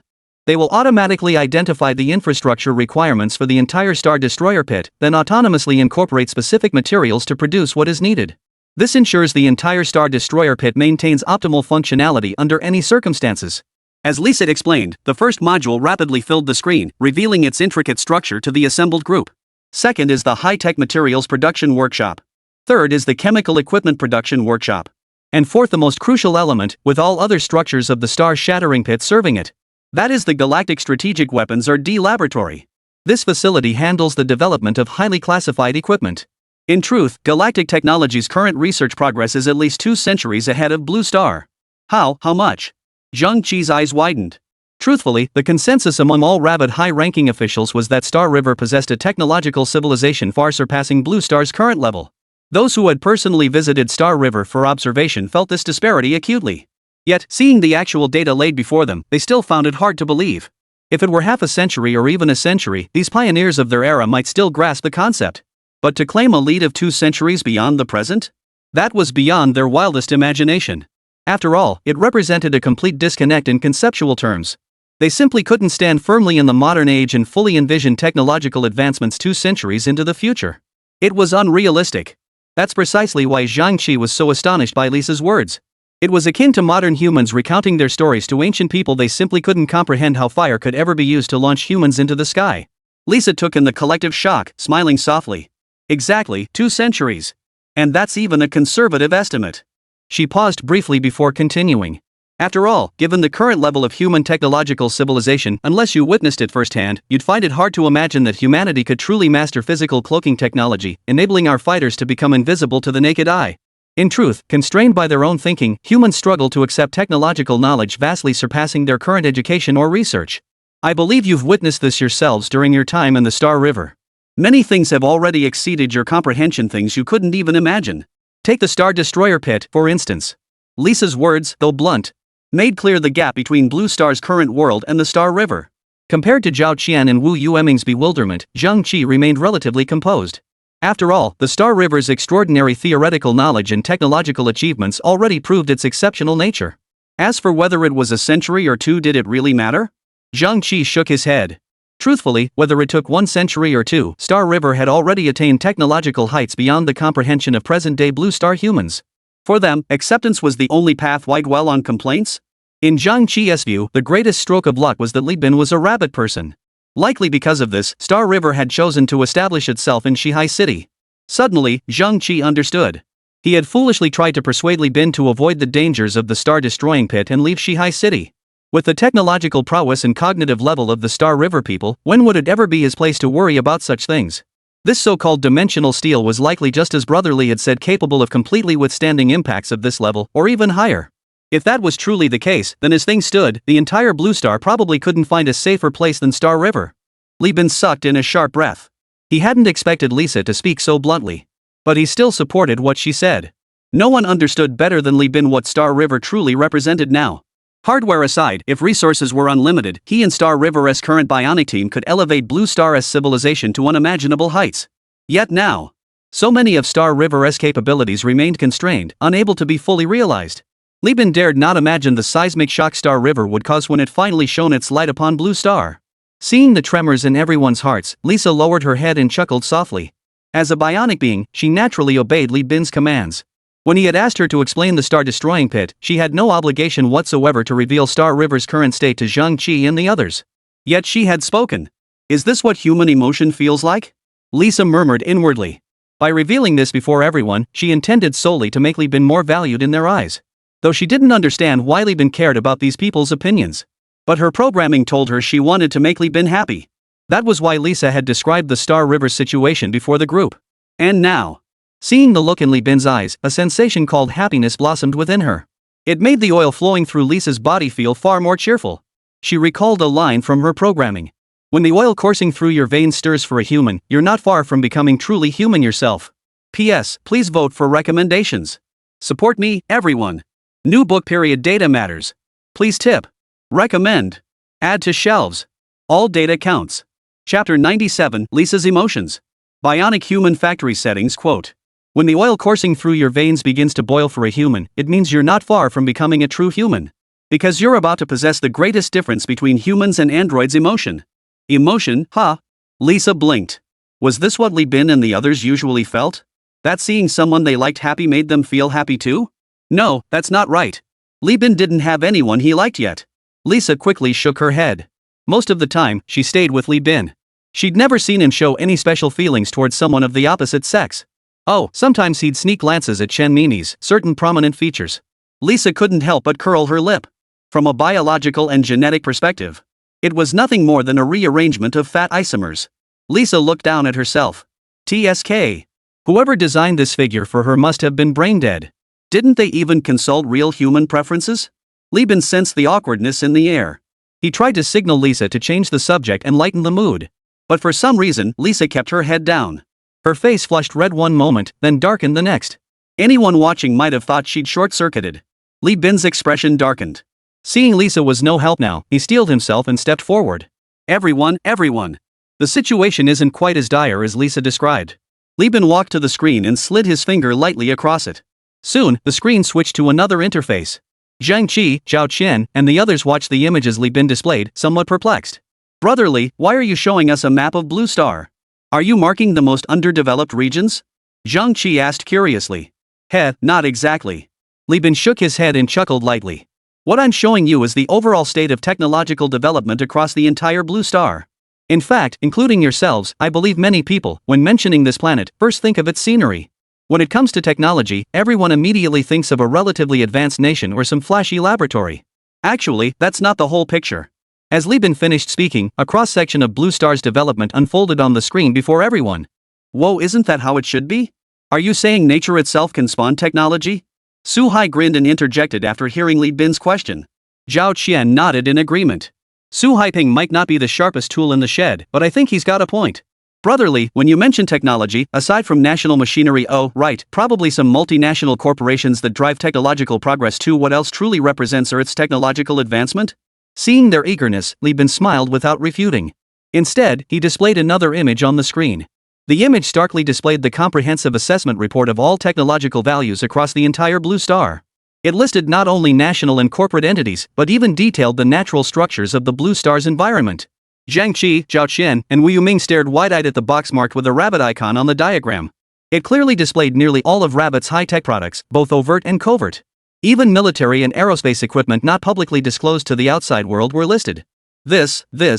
Brother Li, did you hack into every classified website in the entire world? All the data here represents the metrics of every nation? Zhang Qi's trembling finger pointed at the screen as he asked. Li Bin took in everyone's expressions and chuckled softly. President Zhang is correct. What you see before you now is the technological development index of every nation on Blue Star. Every single piece of data is authentic. Every single entry can be verified. The entire room fell instantly silent. Only the gradually deepening breaths of a few individuals echoed in the ears of those still speaking. Zhao Qian's eyes widened in disbelief. He almost wanted to press his face against the screen, committing every single piece of data to memory. You see, the technological blockade against rabbits by other nations was growing ever stricter. Even their own government couldn't possibly produce such precise data. How much blood and effort from intelligence operatives would it cost them to obtain this information? But now, right here in Star River, before Li Bin, it was also readily available. Zhao Qian's eyes welled up with tears. Brother Li, could you give me a copy of this data? If our rabbits had this data, we'd never fear the Eagle's tech blockade again. We could build all this stuff ourselves. But unexpectedly, facing Zhao Qian's plea, Li Bin shook his head. Old Zhao, copying this data is no problem. The key question is, where do you intend to use it? I plan to send a copy to each of our core research labs. Many of these products are precisely the projects they're currently tackling. This data in their hands will undoubtedly prove immensely valuable. Zhao Qian's expression lit up with excitement at Li Bin's agreement. But these devices, all the data and products on them to us at Galaxy, they represent outdated technology. They're utterly worthless. This time, Li Bin showed no courtesy. He had understood the meaning behind Lisa's earlier words. Since Lisa had started the conversation, why not let him, Li Bin, deliver another bombshell? In truth, these things are practically nothing to us. Lisa was correct earlier. Our technology surpasses Blue Star's by at least 2 centuries. So seeing these toys feels as unbelievable to us as you'd find certain artifacts from 2,000 years ago. In fact, some aspects are downright incomprehensible. After speaking, Li Bin immediately presented the gap between Blue Star and Star River in a data-driven format. If all technological advancements were quantified, say, current lithium batteries as 1 point and newly developed nuclear tech as 10 points, the entire Blue Star, encompassing all nations, corporations, and even those baffling yet technologically advanced entities formed by nature's might, would total a mere 1325 points. This figure includes a significant portion of military industrial products. Now, consider the Star River side. Staring at those dizzying numbers, the group momentarily lost their bearings. P.S. Please vote for recommendations. Support us, everyone. New book period data matters. Please tip. Recommend. Add to shelves. Any support helps. Chapter 98, A Hundredfold Gap. Everyone stared at the screen displaying the Milky Way's technological level. Their eyes widened in shock. 1, 10, 100,000, 10,000, 100,000. 123,500. Star River's tech value stood at over 120,000. Zhang Qi rubbed his eyes, strained from excessive focus. It felt utterly unbelievable. Though they'd anticipated Star River's technological lead, this figure contrasted against the entire Blue Star's level. This wasn't just a region, a company, a nation, or an international organization. This represented the actual global technological level of Blue Star. And yet, Star River surpassed it by a 100-fold margin. How was this possible? Zhao Qian was so stunned his jaw nearly dropped. Honestly, if he hadn't just seen all those real technologies and products displayed on the screen, right now, he would have thought Li Bin was a lunatic. How could a single company compare to an entire planet? On what grounds? And crucially, they dared to claim a 100-fold gap. 100-fold. This wasn't something that could be expressed with mere words. A 100-fold gap? Didn't that mean, in Star River's eyes, Blue Star was nothing more than a toy? Zhao Qian instinctively wanted to retort. But then he thought of that Stellar River one. The words on the tip of Zhao Qian's tongue were swallowed back. If you compared the Stellar River one to every known fighter jet currently on Blue Star, wouldn't that be a 100-fold gap? Anti-gravity technology, anti-missile guidance technology, physical stealth technology. Which of these could modern technology possibly counter? Not to mention that Star Destroyer cannon that sent shivers down their own spines. Zhao Qian swallowed hard. So, it's not impossible for Galaxy to hold a slight technological edge, huh? Li Bin took in the expressions of everyone present. He watched their eyes shift from skepticism to astonishment, then into silence. Li Bin knew they had accepted his assessment. Each of them stood at the pinnacle of Rabbit Pyramid's hierarchy, true rabbit elites. Earlier, he'd shown them a portion of Blue Star's advanced technological achievements. Zhao Qian and Zhang Qi had some prior knowledge or had speculated about such things. Now, presenting them with quantified data made it undeniably more persuasive. To be honest, when comparing Blue Star's quantified metrics to Star River's current figures, the gap was absolutely more than 100-fold. The current figures were actually refined by Li Bin. To name just one example, the complete stealth drone technology fully assimilated in Li Bin's mind. That alone could outpace Blue Star by 100-fold. Without exaggeration. If we add the products previously rewarded by the system, Galaxy might have already unilaterally reached the level of a Tier 2 civilization in the cosmos. Zhang Qi didn't realize this was already Li Bin's more diplomatic phrasing.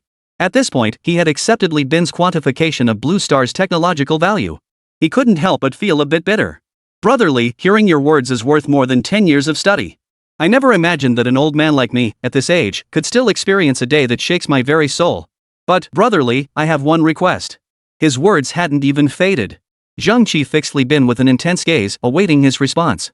Li Bin smiled faintly. When did Dean Zhang become so formal? Just tell me what you need. If possible, I'd like to examine Star River's core database. Zhang Qi's eyes burned with fervor. I understand your meaning, brotherly. Star River's current theories are already sufficiently advanced, even 100 times ahead of Blue Star. Oh, and backed by even more advanced research facilities. In the entire Blue Star scientific community today, I doubt any entity could match Star River's R&D capabilities. At this point, Zhang Qi scratched his cheek slightly, looking a bit embarrassed. I figured it'd be a waste to just let these theories sit idle. So, why not let me represent the rabbit government and collaborate with you? We'll provide full support for critical R&D equipment and raw materials. If needed, we'll deploy our top-tier researchers to swiftly turn these theories and resources into tangible products. If successful, Rabbit's research capabilities know its overall national strength will likely surge at an astonishing pace in the near future. Zhang Qi's eyes grew brighter with each word, as if he'd already glimpsed a radiant future. Zhao Qian's excitement flared upon hearing the terms overall national strength and growth. Right. How many times greater was Xingha's technological value compared to Blue Star's? After all, Xingha belonged to Rabbit. So naturally, this extraordinary research value belonged to Rabbit too. As for the collaboration Zhang Qi mentioned earlier, Zhao Qian thought it was feasible. Zhang Qi was being surprisingly smart for once. Thinking about those fantastical devices he'd seen on the spec sheets, soon to become reality in Rabbit, Zhao Qian felt a surge of excitement. Li Bin's eyes also lit up upon hearing this. Right. Why hadn't he thought of this earlier? The cutting-edge theories he currently possessed could absolutely be collaborated on with the official Rabbit organization. In his mind, so many of these high-end products and technologies all belong to the stealth drone category. If they were reproduced on Blue Star right now, how much research value would that be worth? If these high-quality Stellar River products flooded the market. Wow. He dared not even imagine it. The sheer scale of adoption would be staggering. It would likely crash the entire system. The research value alone would be astronomical. Li Bin grew increasingly excited, nearly wanting to grab Zhang Qi's face and kiss it. His previous actions had been far too timid. Fear of discovery, of being hauled onto an experimental table for dissection and study. He'd been timid and hesitant in so many situations, unable to act freely. Only after realizing Lisa had the power to protect him did he gradually grow bolder. Looking back now, he'd still been overly cautious. The idea Zhang Qi just proposed was completely achievable. His previous self was utterly empty-headed. But now it's different. He'd injected himself with tech gene enhancement serum and fully mastered every technology from the stealth drone. He was now a walking database. One man could lead the entire Blue Star for 100 years. A godsend. Li Bin was thrilled too. This was a triple win. Handing the tech to Rabbit win. Galaxy gains prestige win. The system rewards him with another wave of research points win again.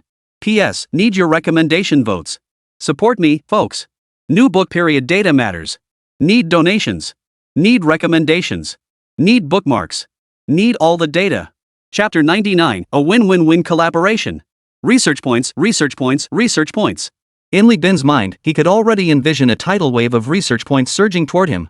Even the slightly balding Zhang Qi standing beside him suddenly seemed endearing. Dean Zhang, this idea of yours is brilliant. Why didn't I think of this sooner? Li Bin jogged over, warmly clasping Zhang Qi's hand as he exclaimed. I had the same thought. Given our current situation. Here at Star River, we possess advanced technologies, theories, and robust basic research facilities. But compared to the entire nation, our manpower falls far short. Take the nation's leading research institutes alone, each employs hundreds. Yet Star River's total workforce doesn't match that. And keep in mind, a portion of those are logistics staff. Zhang Qi felt a twinge of embarrassment at this point. Yet the light in his eyes didn't dim, it only grew brighter. He'd initially thought Li Bin might agree. But surely he'd impose all sorts of restrictions. After all, if they truly wanted to collaborate, they could have contacted the nation directly long ago. What role would he possibly play? Truthfully, Zhang Qi understood this perspective. Put simply, Li Bin was still an entrepreneur. A businessman. When doing business, profit and advantage naturally became the top priorities. This point, Zhang Qi understood completely. He had even prepared to make concessions. Unexpectedly, Li Bin seemed even more excited than he was. Brother Li, you mean you agree? Zhang Qi found it hard to believe. Dean Zhang, with such a generous proposal from you, how could I possibly refuse? If you encounter any difficulties, just bring them up. I'll see what I can do to help resolve them. Li Bin declared excitedly. At this moment, he wasn't thinking as deeply as Zhang Qi imagined. As for why he hadn't contacted the authorities initially? How should I know? The decisions Li Bin made back then, what do they have to do with the Li Bin of the present? Brother Li, you really won't mention any conditions? Zhang Qi, seeing Li Bin didn't seem to be putting on an act, tentatively asked. From his perspective, he preferred to iron out all the messy details before formalizing the partnership. That way, they could avoid back and forth haggling once the collaboration began. Li Bin was a bit baffled. Conditions? What conditions? Director Zhang, I'm afraid you won't like what I'm about to say. Realizing something, Li Bin suddenly stiffened his expression and declared with righteous indignation. I, Li Bin, am part of our rabbit family, no matter how you slice it. All these years, I've always considered myself a rabbit person. What? Now that Director Zhang sees our Star River's technological prowess is a bit advanced, you don't consider us rabbit people anymore? Treating us like outsiders? Li Bin was genuinely furious now. All these days had passed. Couldn't they see his unwavering loyalty to us rabbits? When they asked us to build a stealth fighter, we didn't just deliver, we equipped it with the most advanced anti-gravity technology, anti-guidance systems, and physical stealth capabilities achievable under Star River's current research capabilities. He even managed to mount the Star Destroyer cannon. And still they doubt him? Li Bin was genuinely furious. As for the conditions, he never once considered using them to pressure the rabbits. After all, whatever he deserved, the system wouldn't shortchange him. Why would he need to ask Zhang Qi and the others for anything? Seeing Li Bin genuinely lose his temper, Zhang Qi couldn't help but be taken aback. Li Bin truly had no intention of using this to make demands of the state. As a businessman, didn't he know that at this moment, whatever he asked for, the state would grant him? Power, wealth, status. For Li Bin, these were all within easy reach. He wouldn't even need to speak, a subtle nod to Zhao Qian and the others would suffice. But he didn't. Zhang Qi found himself somewhat bewildered. He had certainly reviewed Li Bin's background. He knew exactly how Su Hai had uncovered this arms dealer. Precisely because of that, he was proposing this now. After all, in his view, talent like Li Bin's was an absolute treasure of the highest order. Absolutely worth these concessions. Yet he never imagined Li Bin would hesitate, not even once, when faced with such an opportunity. Instead, he turned around and accused him of needlessly hurting his feelings. Had he misjudged the situation? Su Hai, who'd been listening nearby, finally understood and burst out laughing. Dean Zhang, you shouldn't test Brother Li's patriotism. Everything you just mentioned, I've already discussed with Brother Li. He gave me quite the scolding back then. Rest assured, Brother Li's level of awareness is way higher than you think. Zhao Qian, standing nearby, nodded with a grin. Su Hai is telling the truth. I mentioned it to Brother Li during our last call too. Our Brother Li, you see, cares deeply only about supporting national development. Everything else? He couldn't care less. Well. Zhang Qi was momentarily speechless. He'd wanted to ask about that arms-dealing business, but held back, fearing he might hit a nerve with Li Bin.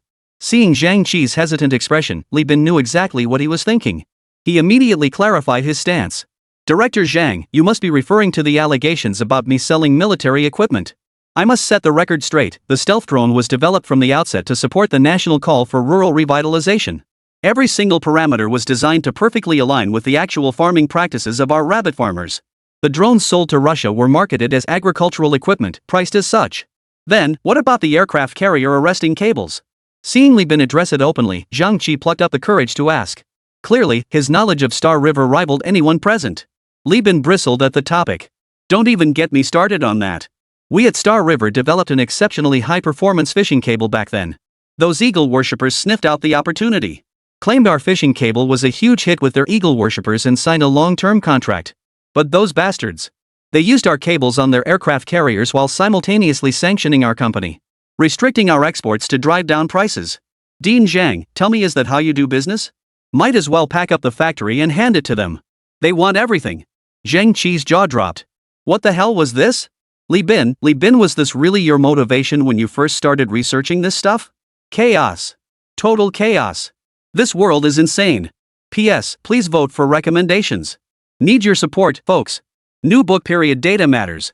Need donations. Need recommendations. Need bookmarks. Need all data. Chapter 100, The Madness of the Research World. Zhang Qi's eyes widened after hearing Li Bin's words. Holy crap! What kind of statement is this from a top-tier researcher? Developing drones using physical cloaking technology just to support rural revitalization? Inventing aircraft carrier arresting cables solely to satisfy anglers' thrill of battling giant fish? Then what's the solid-state hydrogen battery for? Solving the global problem of flashlights running out of juice? Zhang Qi's mouth twitched. Is this world just a little too crazy? A bunch of scientists with all the fancy titles crammed together, trying to crack some world-class research problem. Often burning the midnight oil for several nights just to tentatively pin down a research direction. Achieving tangible results? The time investment required is unimaginable. 3 years? 5 years? Aren't decade-long, even 2-decade-long research projects a dime a dozen? But now Li Bin was telling him that all these technologies, the ones that had stumped Blue Star scientists for a century, or even several centuries, were developed by the Star River folks just for this? Zhang Qi found this world utterly absurd. Not that using stealth drones for rural revitalization in rabbit country was unreasonable. But the scale was simply too grand. Deploying drones with physical cloaking tech to spray pesticides. Good heavens, rabbit farmers are way too lucky. Zhang Qi absolutely refused to admit rabbit researchers were drooling with envy. Zhao Qian, empathizing, patted Zhang Qi's shoulder sympathetically and consoled him. Everyone goes through this phase. When I first learned the truth about stealth drones and aircraft carrier arresting wires, I was pretty devastated too. In the Star River, you just have to get used to it. Get used to it. Maybe their development is just too fast and we can't keep up. Zhang Qi. This is just rubbing salt in the wound. How despicable. So what if his stealth fighter took a bit longer to develop and required more resources? He hasn't produced anything groundbreaking yet. Is this really necessary? Zhang Qi shot Li Bin an innocent look. He was momentarily at a loss for words. Mainly because there was nothing to say to this guy. RD? We can't compete. Theory? We can't compete. Speed? We're left in the dust by a mile. Seeing Zhang Qi's constipated expression, Li Bin felt a twinge of pity. Unwilling to further provoke this man past 50, he could only pull up another chart on the screen. Pointing, he said, "Everyone, take a look at this table. This chart shows the overlapping RD projects between Rabbit's core research institutes and our galaxy theory." Overlapping? What does that mean? Li Bin redirected everyone's attention back to the screen. There, a map of Rabbit's facilities was displayed, thoughtfully marked with some of their more secretive core laboratories. Zhao Qian gasped at the sight. Many of the security protocols depicted here were personally established by him. Logically, aside from the Rabbit Patriarch and himself, no third party on Blue Star should possess this information. Yet here it was, undeniable proof. Li Bin was displaying the very distribution map of Rabbit's core research facilities. Even their ongoing RD projects were recorded in crystal clear detail. If this chart fell into enemy hands, unthinkable. Utterly unthinkable. This would undoubtedly deal a devastating blow to the entire Rabbit organization. As a high-ranking Rabbit official, he absolutely could not allow such a thing to happen. Zhao Qian's gaze grew complex as he considered warning Li Bin to rein himself in. Earlier, while some of those diagrams belonged to Rabbit, most were from Eagle Sauce and certain Western nations. He, Zhao Qian, could tolerate that. But this chart was simply too damning. He had to warn Li Bin turn back while there's still time. Li Bin saw Zhao Qian and Zhang Qi looking at each other, clearly wanting to speak but unsure what to say. He knew exactly what they were thinking. Everyone relax.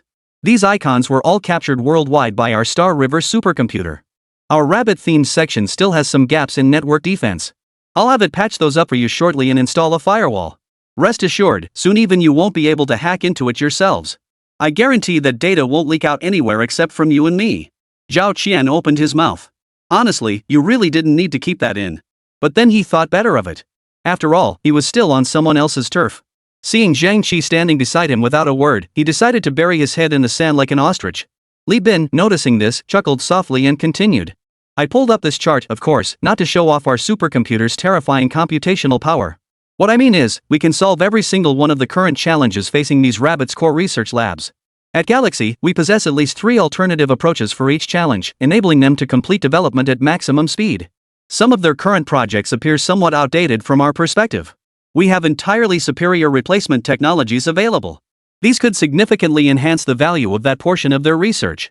After speaking, Li Bin silently observed the expressions of those present, saying nothing more. Zhang Qi was utterly stunned. He had only just conceived a plan for the official collaboration with Star River. He hadn't even drafted a proposal yet. He believed that for such a major undertaking, they'd need to gather numerous authorities and bigwigs for at least 3 days and nights of discussion. Only then could they deliberate further. How could things move this swiftly? The moment the topic was raised, the discussion concluded. The other party had already analyzed the optimal solution for your proposal. You could just copy the answers. Zhang Qi blinked in bewilderment. Was this really how research was conducted? Something felt terribly off. This completely contradicted his decades of experience. Zhao Qian hadn't anticipated this turn of events. He'd initially had reservations about Li Bin accessing data from these classified labs. What? Accessing the data was to directly complete the research? Some could even be upgraded? Then no problem. Is your data complete enough? Do you need me to refine it with access permissions? Wu Yueming's gaze toward Li Bin now burned even hotter. This guy is pure gold. No way, no way. Talent this exceptional absolutely has to be lured over to the Air Force. Then wouldn't they get to fly new planes every day? Whoa. Wipe that drool off your mouth, dude. Li Bin's mouth twitched. Looks like he's completely won them over. Yeah. This collaboration should be a sure thing. Research value skyrocketing research value. I, Li Bin, am here. P.S. Please vote for recommendations. Need your support, folks. New book period data matters. Please donate. Please recommend. Please add to shelf. Please boost all metrics. Chapter 101, Official Partnership Eagles Countermeasure. Zhao Qian's face flushed crimson as he approached, warmly grasping Li Bin's hand. His grin stretched so wide it threatened to crack. Brotherly, how can we possibly thank you? Rest assured, we'll never forget your contributions to our rabbit nation. If you need anything else, have Su Hai make a list for you later. I'll submit it directly during the briefing. Trust me, whatever happens with Galaxy now is the whole rabbit nation's business. With our entire nation pulling together, we can absolutely drive progress for both Galaxy and our rabbit nation. When that time comes, you'll be the founding father of our rabbit nation's new technological society. Zhao Qian grew increasingly passionate as he spoke. The perfect blueprint he just painted for Li Bin was, in truth, a vision he'd long cherished in his heart. A century ago. On this very land, the great nation of rabbits had learned through blood and tears the harsh truth. Laggards get beaten. Today, the rabbit nation had gradually risen again. Yet some nations still didn't take them seriously. They sent their fighter jets recklessly, treating the rabbit nation's airspace like their own backyard. Coming and going as they pleased. Even recently, hadn't Eagles Halls flown over in their latest fighter jet? But thankfully, heaven still favors the rabbits, bestowing upon them a talent like Li Bin. Through Li Bin's hands, they received their own stealth fighter, the Galaxy One. At that moment, forget Zhao Qian and Wu Yu. The entire military spirit of the rabbits surged with excitement. They couldn't wait to fire. They tore off the enemy's claws and fangs, making them understand that this territory was sacred, inviolable, and belonged to their nation and its people. That was also the first time they shot down the Eagle's stealth fighter over rabbit territory. No, it was the first time in the entire world.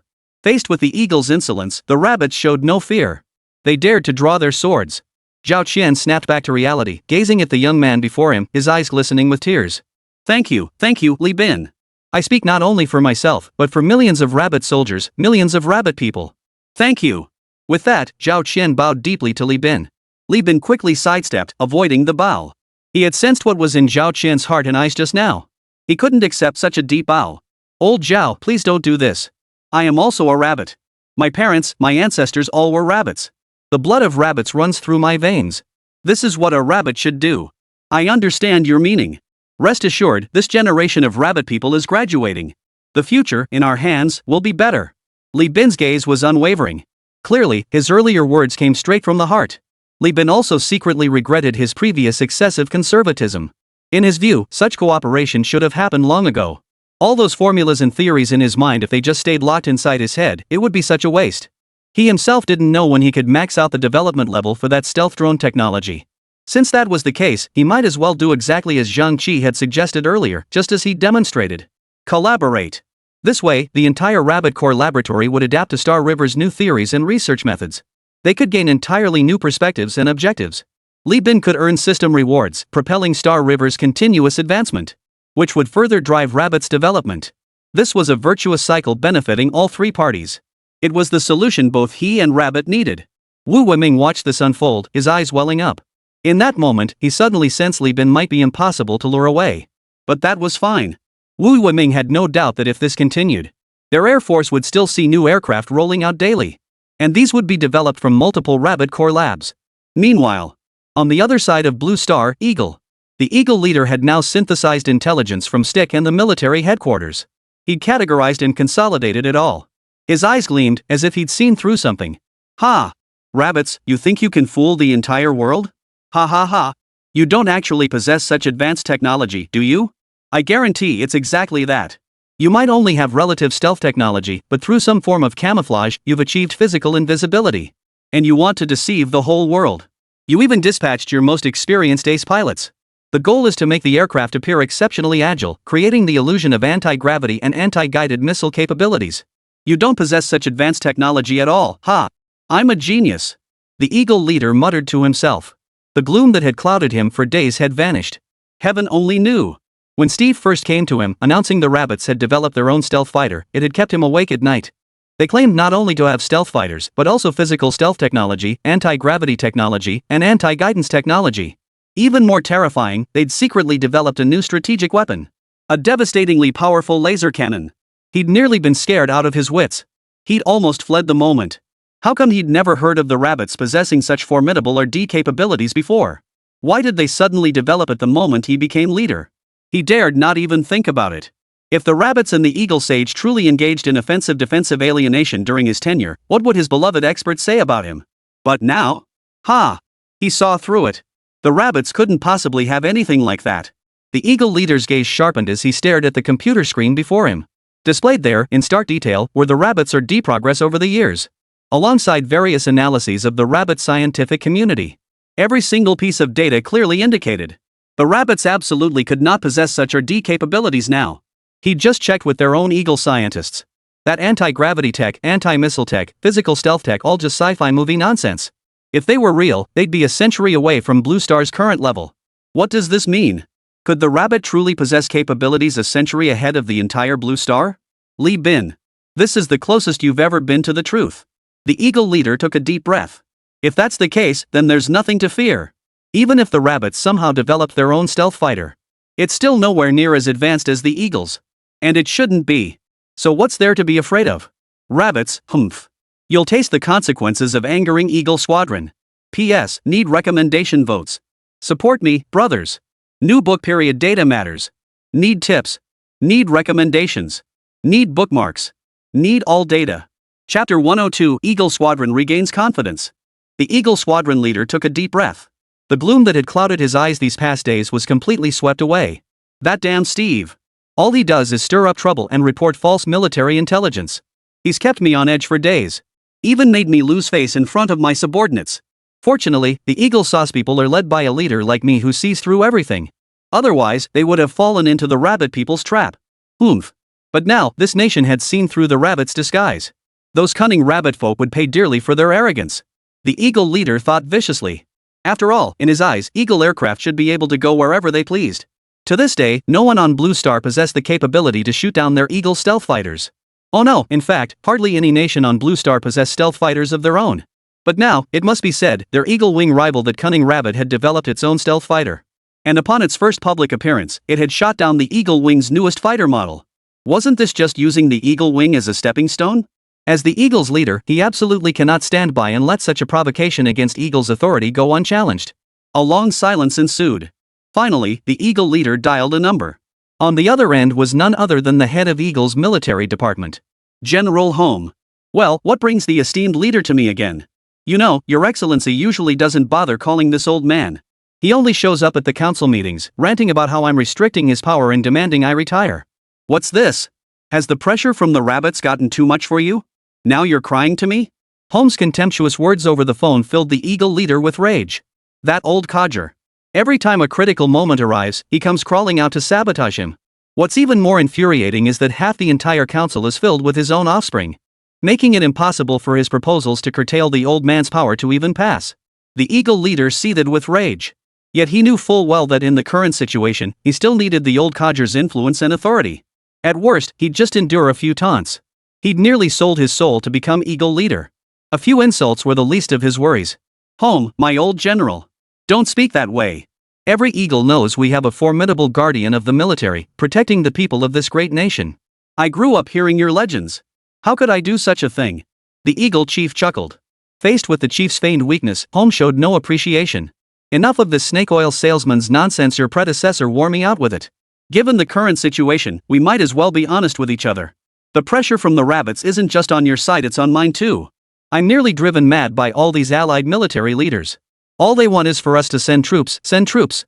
Don't they realize how tense the situation is? If we deploy all our Eagle Squad forces, what about our homeland? Those bastards are just like you. Normally they complain about our garrisons, claiming we're infringing on their sovereignty. But when it matters, they condemn me for not sending more. Endure. I endure. I endure again. All for the Eagle. The Eagle leader's face darkened like storm clouds. This old codger, does he never speak normally? Doesn't he know to consult before making statements? And to dare compare those second-rate politicians to this great Eagle leader? Pure provocation. Just you wait. Once this fiasco blows over, his reputation will soar to new heights. Then he'll push Parliament to fire you. Lord Home, you're right, we should be more direct. Though cursing inwardly, the Eagle leader's tone remains submissive. Actually, I have good news, I've uncovered the rabbits conspiracy. Half an hour later. Home finally grasped what the Eagle leader was trying to convey. Yet he remained skeptical. You mean the rabbits never actually mastered anti-gravity tech, anti-missile tech, or physical stealth tech? They merely developed their own stealth fighters, and even those aren't as advanced as ours. So it's just that their pilots are exceptionally skilled, creating these illusions to deceive us? Yes, Lord Home. The Eagle leader wiped sweat from his brow. He hadn't expected Home's comprehension to be so poor. It took him repeating himself multiple times before Home grasped it. But how do you explain their unprecedented strategic weapon, that laser cannon from the video? Home asked, puzzled. The Eagle leader smiled faintly. I believe that very laser cannon is part of the deception. A strategic weapon of that caliber would require at least several test explosions for the rabbits to develop successfully. Yet our satellites and allies have never detected any such activity. Home, do you understand what this implies? It implies the rabbits may have concealed their test facility? The Eagle chief's face darkened. It means there are only two possibilities. Either our allies and satellites have gone over to the rabbits, conspiring with them to deceive us. Or they never tested this weapon at all. Home scratched what little hair remained on his head over the phone. Hiss. That actually makes sense. So you're saying our satellite and allies have betrayed us? Joined forces with the rabbit people to keep this from us? Bastards! How dare they humiliate us Eagle-chone like this? I'm sending troops right now to teach them a lesson. The Eagle-chone leader froze. He seemed unable to grasp the reason behind Home's words. After a long pause, he muttered. Home, tell me, weren't the previous leaders all driven from office by you?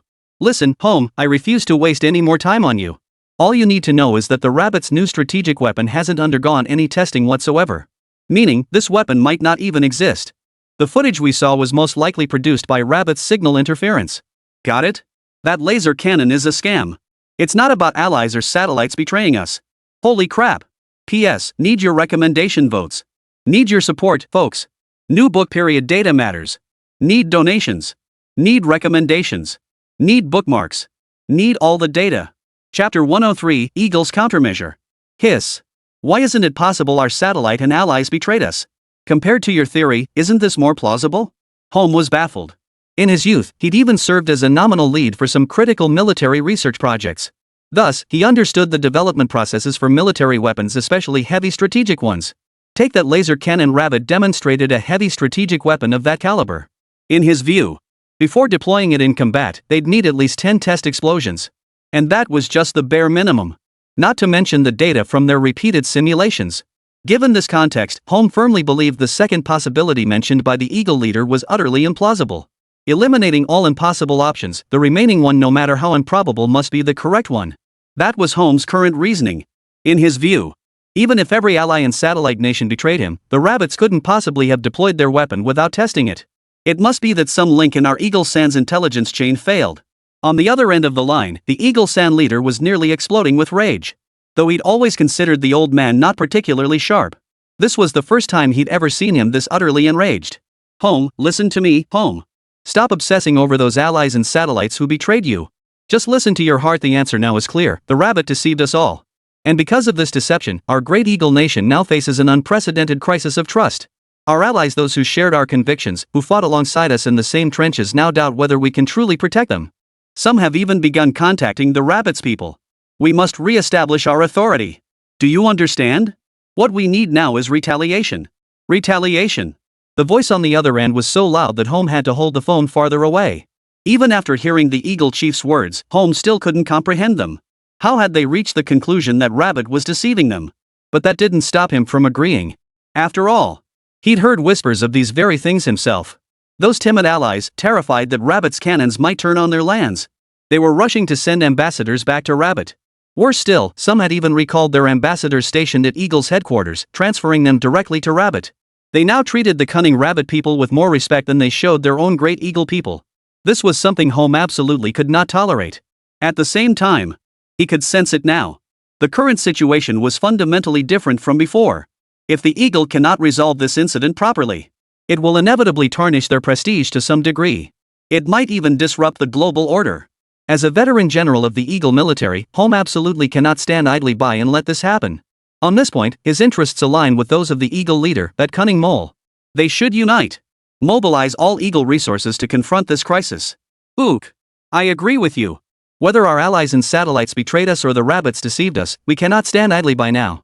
At the very least, we must declare to the world that Eagle remains the mighty Eagle. Only one sovereign can reign supreme on Blue Star. Hearing this, the Eagle leader exhaled a long breath. This is too hard. It's really too hard. He no longer even wanted to correct the statement about allies and satellites betraying them. Those satellites were all launched with Home's own approval. Didn't they know their own capabilities? On this Blue Star, the Eagle leader truly couldn't think of any satellite capable of threatening the Eagle Empire. At least, none existed now. What must we do now? Home's passion was ignited by the Eagle leader's words. All he wanted now was to howl and fight the Rabbits, to show those unreliable allies teetering on the edge of betrayal. Who truly ruled this Blue Star? A smile spread across Eagle leader's face. That's more like it. We should have gotten to this point ages ago. Right now, we should hashtag #et, then #et, and finally, hashtag. After hearing the leader's plan, Home furrowed his brow. We shouldn't just go and fight the Rabbits head on. We Eagles are absolutely unmatched. That fighter jet was just an accident. If it's true, like you said, that the Rabbits don't actually have that laser cannon, then we Eagles have absolutely nothing to fear from them. It's high time we taught these upstarts who dare challenge our authority a little lesson. The Eagle leader shook his head and chuckled softly. Home, my old friend. Many things in this world cannot be solved by war. If we Eagles keep pushing for war, I believe we'll ultimately be crushed by it. Look at those war-worshipping leaders, what a miserable end they met. We must learn from their mistakes. Home nodded, seeming to understand yet not quite grasping the full meaning.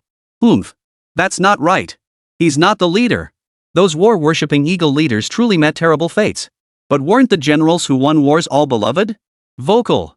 This leader's heart is so dark, even deceiving the elderly. Meanwhile, Rabbit. Shihai City. Within the current Star River group, besides the original group of bionic humans who followed Li Bin, many new faces had appeared. Many of them, young and old alike, gathered together, watching the scene unfolding on the screen before them. Their expressions were stunned. Holy crap! Is this really something humans on Blue Star could come up with? Everyone always said the most advanced satellite tech on Blue Star was from the Eagle Wings. Now I think it's time to change that statement. This satellite tech from Star River completely blows the Eagle Wings out of the water. What nonsense are you spouting? Comparing Eagle's satellite tech to Star River's? That's just plain disgusting. Star River's tech is light years ahead of the entire Blue Star. What does Eagle even have to compare? Their head? Li Bin stood at a distance, observing the murmuring crowd and letting out a soft chuckle. This group represented the first batch of research talent brought over through the long-term mechanism he'd established with the Rabbit government. They were the core research institute responsible for developing all of Rabbit's high-precision, cutting-edge satellites. Wahahaha. These were all his future research points. P.S. Need your recommendation votes. Need your support, folks. New book period data matters. Need tips. Need recommendations. Need bookmarks. Need all the data. Chapter 104, Boss, our satellite really defected.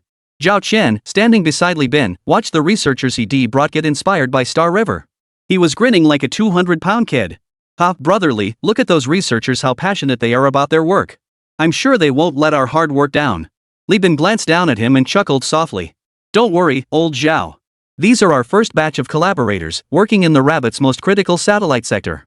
Even if they wanted to let us down, they couldn't manage it. Does our Star River have no pride? Ha ha ha. Zhang Qi, standing nearby, laughed along at this remark. This time, he patted Zhao Qian's shoulder and joked half-heartedly. Old Zhao, if you've got nothing better to do, go find somewhere else to play. Even if you don't trust us researchers, you should trust Brotherly. With Galaxy's capabilities, leading those young guys on the satellite project is more than enough. But honestly, I'm genuinely curious now, do they have the skills to produce the diagrams Brotherly and Galaxy drew up? If they actually pull it off. A flicker of intensity lit Zhang Qi's eyes. He'd seen that blueprint Li Bin gave them. Holy crap. Honestly.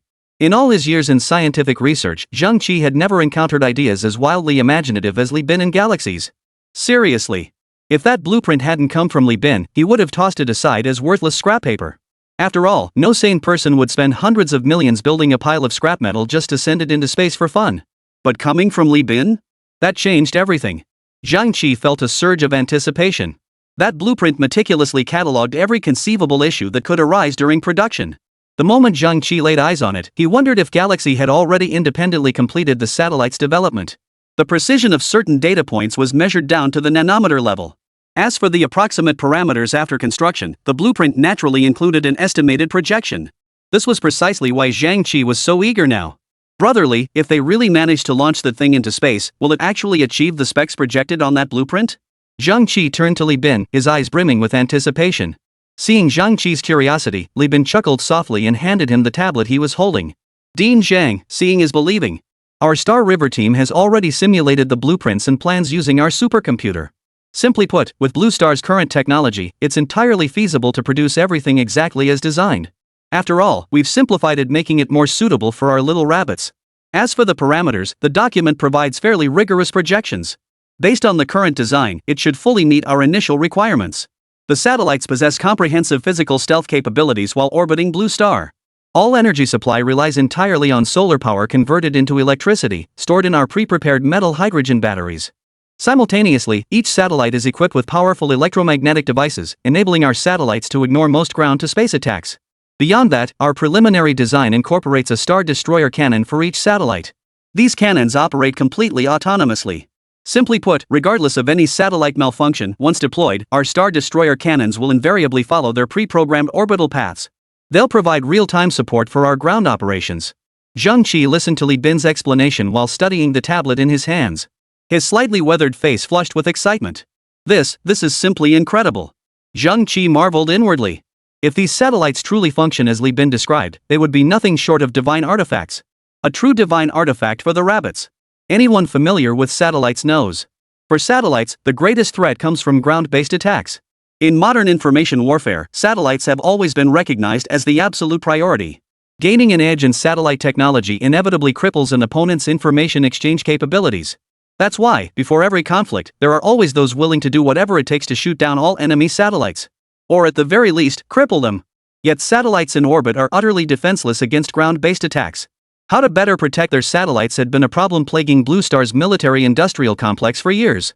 But the design blueprints provided by Galaxy perfectly resolved this issue. They first opted to equip satellites with physical stealth technology. Leveraging the robust energy supply capabilities of solar power and metal hydrogen batteries, the satellites could maintain a continuous 24-hour stealth state. Simultaneously, they incorporated powerful electromagnetic countermeasures to thwart guidance systems. Such satellites would be invincible on Blue Star. Zhang Qi's eyes grew brighter the more he thought about it. A satellite possessing these technologies alone would give the rabbits a decisive advantage in modern warfare. But Xinghe's masterpiece didn't stop there. They innovatively proposed mounting the Star Destroyer cannon onto the satellite. This was what truly thrilled Zhang Qi the most. In truth, while mounting strategic weapons on satellites had long been depicted in sci-fi films. But realistically, Blue Star's current technological level was nowhere near capable of achieving this. At least, in all his years in the military industry, Zhang Qi had never heard of such a thing. A satellite or a strategic weapon either alone wouldn't seem particularly terrifying. But put the two together, and then... ha. The rabbits' enemies were in for a rough time. When war breaks out, they'll first deploy a wave of stealth fighters. Impressed? Not impressed? Then they'll activate the satellite's powerful electromagnetic system, harnessing the intense electromagnetic force generated by its metal hydrogen batteries, to instantly disable all enemy satellites in orbit. Impressed? Still not impressed? Then don't blame the rabbits for abandoning all military ethics. Those 24/7 stealth satellites? We'll blast them with our Star Destroyer cannons. One shot from that thing. You won't even know where it came from. Just feel the massive impact and get hit. Tell me, does that piss you off? Gotcha? He. The scene is just too beautiful to imagine, dare not imagine, absolutely dare not imagine. Ha. From now on, before any fight, the rabbits can just unilaterally declare full control over the enemy's satellites and air superiority. When have we ever fought such a lavish war? P.S. Please vote for recommendations. Support me, brothers. New book period data matters. Please tip. Please recommend. Please add to shelf. Please boost all metrics. Chapter 105, feeling much better. Zhao Qian was thrilled too. As the top military commander of the Rabbit faction, he knew modern information warfare inside out. Calling him a master of the field wouldn't be an exaggeration. That's precisely why Zhao Qian understood better than anyone else how crucial a satellite that could deliver in critical moments truly was. Swish swish. Zhao Qian craned his neck, straining to see the satellite model and estimated report on the tablet. Honestly, such a game-changing weapon, given Blue Star's current technological level, was practically illegal. Seriously, before this game-changer was exposed, which enemy could have imagined a stealth satellite hovering overhead, aiming its Star Destroyer cannon right at them? Lost in thought, Zhao Qian suddenly realized something. His brow furrowed, and he hissed. Brotherly, this satellite is great in every way, but there's one thing I don't quite get. It's just that this satellite maintains constant stealth while orbiting Blue Star. What if satellites launched by other nations in the future collide with ours? If our satellite collides with theirs during a mission, that would be disastrous. Zhang Qi raised an eyebrow at this. He looked at Zhao Qian with surprise, as if seeing him in a new light. Zhao Qian felt uncomfortable under Zhang Qi's gaze and blared back. What are you looking at? I'm just saying it's unavoidable, right? Not exactly. Zhang Qi shook his head. The issue you've raised this time is very much worth discussing. In fact, I also believe this will become a problem in the future. In the early stages, our satellites, with their outstanding endurance capabilities, can completely avoid this issue. At the very least, they won't collide with other countries' satellites in orbit. But as time goes on, the number of satellites launched by everyone will only increase. This problem will inevitably plague us. At this point, Zhang Qi paused. He turned to look at Li Bin and continued. Of course, brotherly, while working on these satellite blueprints, we're far from facing that concern. After all, with our current technology, our satellites are still relatively easy to detect. Collisions between two satellites in orbit are generally unlikely. But since Brotherly has creatively proposed applying physical stealth technology comprehensively to satellites, I think it's wise to consider this issue proactively. Li Bin chuckled softly. He could clearly see Zhang Qi was trying to absolve him of responsibility. But given his and Star River's current capabilities, how could such an obvious flaw even arise? To name just one example, the orbital collision issue raised by Zhao Qian earlier? Star River's supercomputer had already flagged this problem during the satellite's design phase. It had even calculated 3 avoidance solutions. Dean Zhang and Old Zhao, rest assured. How could we possibly overlook such an obvious issue? Facing their concerns, Li Bin chuckled lightly and walked straight to a larger screen. He displayed the meticulously prepared data. Observe. This depicts the current operational status of Blue Star's near-Earth orbit. Zhang Qi and Zhao Qian exchanged glances. Both saw astonishment in each other's eyes. They hadn't anticipated Li Bin's team being this thoroughly prepared. They'd even considered a scenario that might only impact operations in 4 or 5 decades. Now, gazing at the 3-dimensional Blue Star map before them, both men nodded to Li Bin. What you're seeing now is the precise scan of every satellite currently orbiting Blue Star, conducted by our Star River superconducting radar. Li Bin spoke deliberately, emphasizing each point. To be honest, the current state of Blue Star's orbital satellites has long been far from optimistic. Humans on Blue Star have already developed the near-Earth orbit region quite thoroughly. Based on our supercomputer's estimates, if the people of Blue Star fail to recover the useless satellites already launched, within the next 20 years, there will be nowhere left to launch. Because every identified safe orbital slot will be occupied by satellites. Any newly launched satellites will face the risk of collision with others. Hearing Li Bin's words, Zhang Qi turned his probing gaze toward Zhao Qian. Zhao Qian understood his thoughts and nodded grimly. Brotherly is absolutely right. Truthfully, there are very few unoccupied orbits left around Blue Star. In my estimation, we'll face this crisis in less than 20 years. Zhang Qi's expression changed instantly. He had heard whispers of this situation before. But he never imagined the crisis had reached such critical levels. Didn't this mean the rabbit now had only a 20-year window left? A bitter taste filled Zhang Qi's mouth. 20 years? It sounded long, but realistically, given the current state of affairs, they could barely launch any truly valuable satellites. This was essentially forcing spacefaring powers like them to rush into satellite launches regardless of utility just to secure orbital positions first. Only after more advanced satellites were invented and Blue Star developed the capability to recover these useless satellites from the ground, could they attempt to retrieve them? The enormous economic gap created by this back and forth would be staggering. This was absolutely not what the rapidly developing rabbit nation wanted to see. Zhang Qi looked to Li Bin with pleading eyes, his voice filled with hope. Brotherly, since you've identified this problem, you must have thought of a solution, right? Zhao Qian also looked at him expectantly. After all, they had already exhausted all feasible options. Given Blue Star's current state of scientific research, this predicament seemed utterly unavoidable.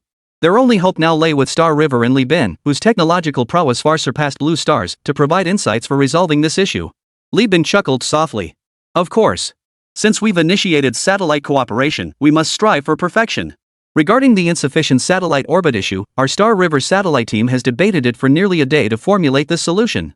In our view, since current conditions no longer permit satellite launches in low Earth orbit, why not pioneer a new orbital path? A new orbit? Zhao Qian furrowed his brow, mulling over the three words. What exactly is a new orbit?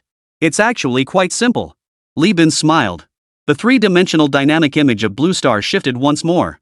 The reason we launched satellites into the current orbit is purely because this region, or rather, this distance is optimal for Blue Star. Our satellites function most effectively within this range. But what if our satellites could adapt to greater distances? Then this problem would be solved effortlessly. P.S. Please vote for recommendations. Support us, everyone. New book period data matters. Please tip. Recommend. Add to shelves. Every bit of data helps. Chapter 106. From now on, the satellites in the sky will be under Rabbit's control. Adapt to greater distances? Zhang Qi furrowed his brow deeply, pondering Li Bin's words. Brotherly, what you're saying is, since we can't stop the increasing number of satellites in the sky, we might as well just set our satellites to operate at greater distances, right? Li Bin nodded at Zhang Qi. That's precisely my point, Dean Zhang. Given the current situation, as old Zhao mentioned, within 20 years, all known orbits around Blue Star will be occupied by various nations. Therefore, I believe that rather than competing with them now, we should proactively pursue transformation. This way, no matter how the situation unfolds, our rabbit will remain unbeatable. But this theory has already been tested. With current Blue Star technology, satellite launch distances are limited. Beyond that threshold, ground control over orbiting satellites becomes virtually impossible, let alone utilizing them to support ground operations. Zhao Qian added. In fact, when this problem first surfaced, world-class research teams had already been tackling it. They were the first to conceive this approach. Yet after countless simulations and failed experiments, they were forced to abandon it prematurely. The reason? Blue Star's current technology remains too underdeveloped, far from mastering the cosmos. Control weakens the moment satellites venture beyond Blue Star's partial range. Forget about satellites functioning properly, even getting them to their intended locations accurately was difficult. Maintenance afterward was out of the question. With that much effort, they could build an entire space station. Seeing Zhao Qian's confusion, Li Bin grinned mischievously. Look at you asking, Zhao Lao. Didn't Lisa mention it before? Our galaxy's technology is at least 100 times more advanced than Blue Star's. What Blue Star currently can't achieve due to technological limitations isn't necessarily impossible for us. Zhao Qian's eyes lit up. So you mean Galaxy can extend the distance satellites can operate? Allowing Blue Star's ground control to maintain command over satellites at extreme ranges? Absolutely. Li Bin nodded with a smile. Actually, we can do even more than that. As he spoke, Li Bin flicked his finger. The 3D model of Blue Star instantly transformed into a 3D model of the moon. Li Bin pointed to several marked locations and explained with a smile. These are all critical nodes identified by our Galaxy team using superconducting radar. Based on current capabilities, Galaxy can seamlessly connect Blue Star and the moon. To be honest, the moment we learned our first collaboration would be the satellite program, we compiled all technologies relevant to off-world applications. On our blueprint for the future, we plan to establish humanity's first space station on the moon and relocate all Rabbit satellites into orbit. The optimal relocation point lies precisely along the line connecting Blue Star and the moon. Within the next 7 years, we can even achieve a fully integrated Blue Star satellite moon triple-loop monitoring system. This will enable Rabbits to monitor Blue Star with absolutely no blind spots. This is the first 7-year plan for the Star River. Li Bin finished with radiant enthusiasm, his gaze fixed intently on the two men. This is also the first 7-year plan for Star River and Rabbits to advance hand in hand. Are you even aware of what you're saying? Zhao Qian and Zhang Qi gaped in disbelief. No way, sir.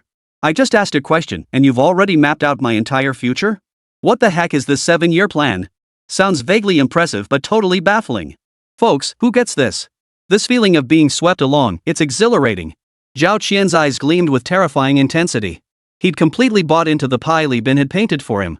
He said it, manned satellites could be launched between Blue Star and the moon, and achieve the same effect as Blue Star's low Earth orbit. He even said he could help Rabbit build the first lunar space station for Blue Star people. The first one. A lunar space station. Zhao Qian felt completely dazed. Zhang Qi's old eyes were also wide as saucers. Though he wasn't a professional aerospace researcher, he knew a thing or two about the field. Is building satellites this easy now? Just place it wherever you want? Aren't satellites supposed to lose signal if they're too far away? And what the heck is this moon space station nonsense? Holy crap! The first Blue Star moon space station. This plane builder is thrilled beyond belief. But after the initial shock, Zhang Qi realized this was actually quite normal. This was Star River for you. After all this time here, he'd learned to accept it. Here, Earth's limitations no longer exist. Their Star River empire feels like it belongs on another planet entirely. It's on a completely different level from Earth. A wry smile touched Zhang Qi's lips. No wonder those sci-fi writers always complained about running out of material. He finally understood that feeling. Technological advancements not too far from the present? They could still imagine those with their minds. But when it surpasses that by 100-fold? That's beyond even imagination. Meanwhile, Eagle Squad. Commander's office. Commander, are you certain this is wise? The rabbits are a military powerhouse. If we truly provoke them, we won't come out unscathed. Steve looked worriedly at the leader sitting before him, offering cautious advice. What's there to fear? They shot down our Eagle shooter fighter jets and didn't bat an eye. What's taking down 2 of their satellites? The Eagle shooter leader scoffed at Steve's concerns. This guy had sent their Eagle brand new fighter jets into rabbit territory before. Where was his worry back then? Now he's scared? Too late. Chief, you know the rabbits shot down our fighter because ours entered their airspace first. Under those circumstances, their retaliation was justified. But if we shoot down rabbit satellites without so much as a warning, how is that any different from declaring war? Steve's expression darkened. If he could, he'd rather not have anything to do with rabbits' affairs anymore. Oh, and he'd also like to keep his distance from this leader. Steve seethed inwardly. He had no idea what kind of mind-numbing potion this cunning bastard had fed to the esteemed General Home. How could he possibly agree to such a mad plan? And then send him here to cooperate? Good heavens! Don't these people know fear? They're treating the Rabbits Galaxy 1 like a mere ornament. P.S. Please vote for recommendations. Need your support, fellow readers. New book period data matters. Please donate. Please recommend. Please add to shelves. Please boost all metrics. Chapter 107, 2 Rabbit Satellites Down? Steve now wore a deeply troubled expression. He'd assumed that after the Holmes fiasco, the Eagles would at least lie low for a while to mend fences with the rabbits. At the very least, they'd wait until the Eagles had cracked the rabbits' anti-gravity and physical cloaking technologies. Otherwise, their Eagle brand fighters would be practically useless compared to the rabbits. Who knew? Their leader had always been so confident, hadn't he? What gave him the nerve to order continued provocations against the rabbits? Was it those stealth fighters sitting idle on the airfield? Don't be ridiculous. Steve's face darkened. As a high-ranking officer in the Eagle Squadron military, he knew exactly what those stealth fighters were really like. If it weren't for the Rabbits Galaxy 1 and similar technologies, it must be said that their Eagle Squadron fighters truly would be the rulers of the skies. With their unique anti-radar capabilities, they could completely evade the vast majority of counter-aircraft weapons, allowing their fighters to appear anywhere in the world they desired. But now, things were different. The Rabbits had developed their own stealth fighters. Crucially, compared to Eagle squadrons, their stealth fighters were from an entirely different era. Anti-gravity technology, anti-missile guidance systems, physical cloaking technology. Even laser cannons had emerged. These were things only seen in sci-fi movies. Steve didn't believe for a second that the scrap metal sitting on their Eagle San airfields could stand a chance against these revolutionary technological marvels. Their Eagle San leader, number 2 Home, must be well aware of this too.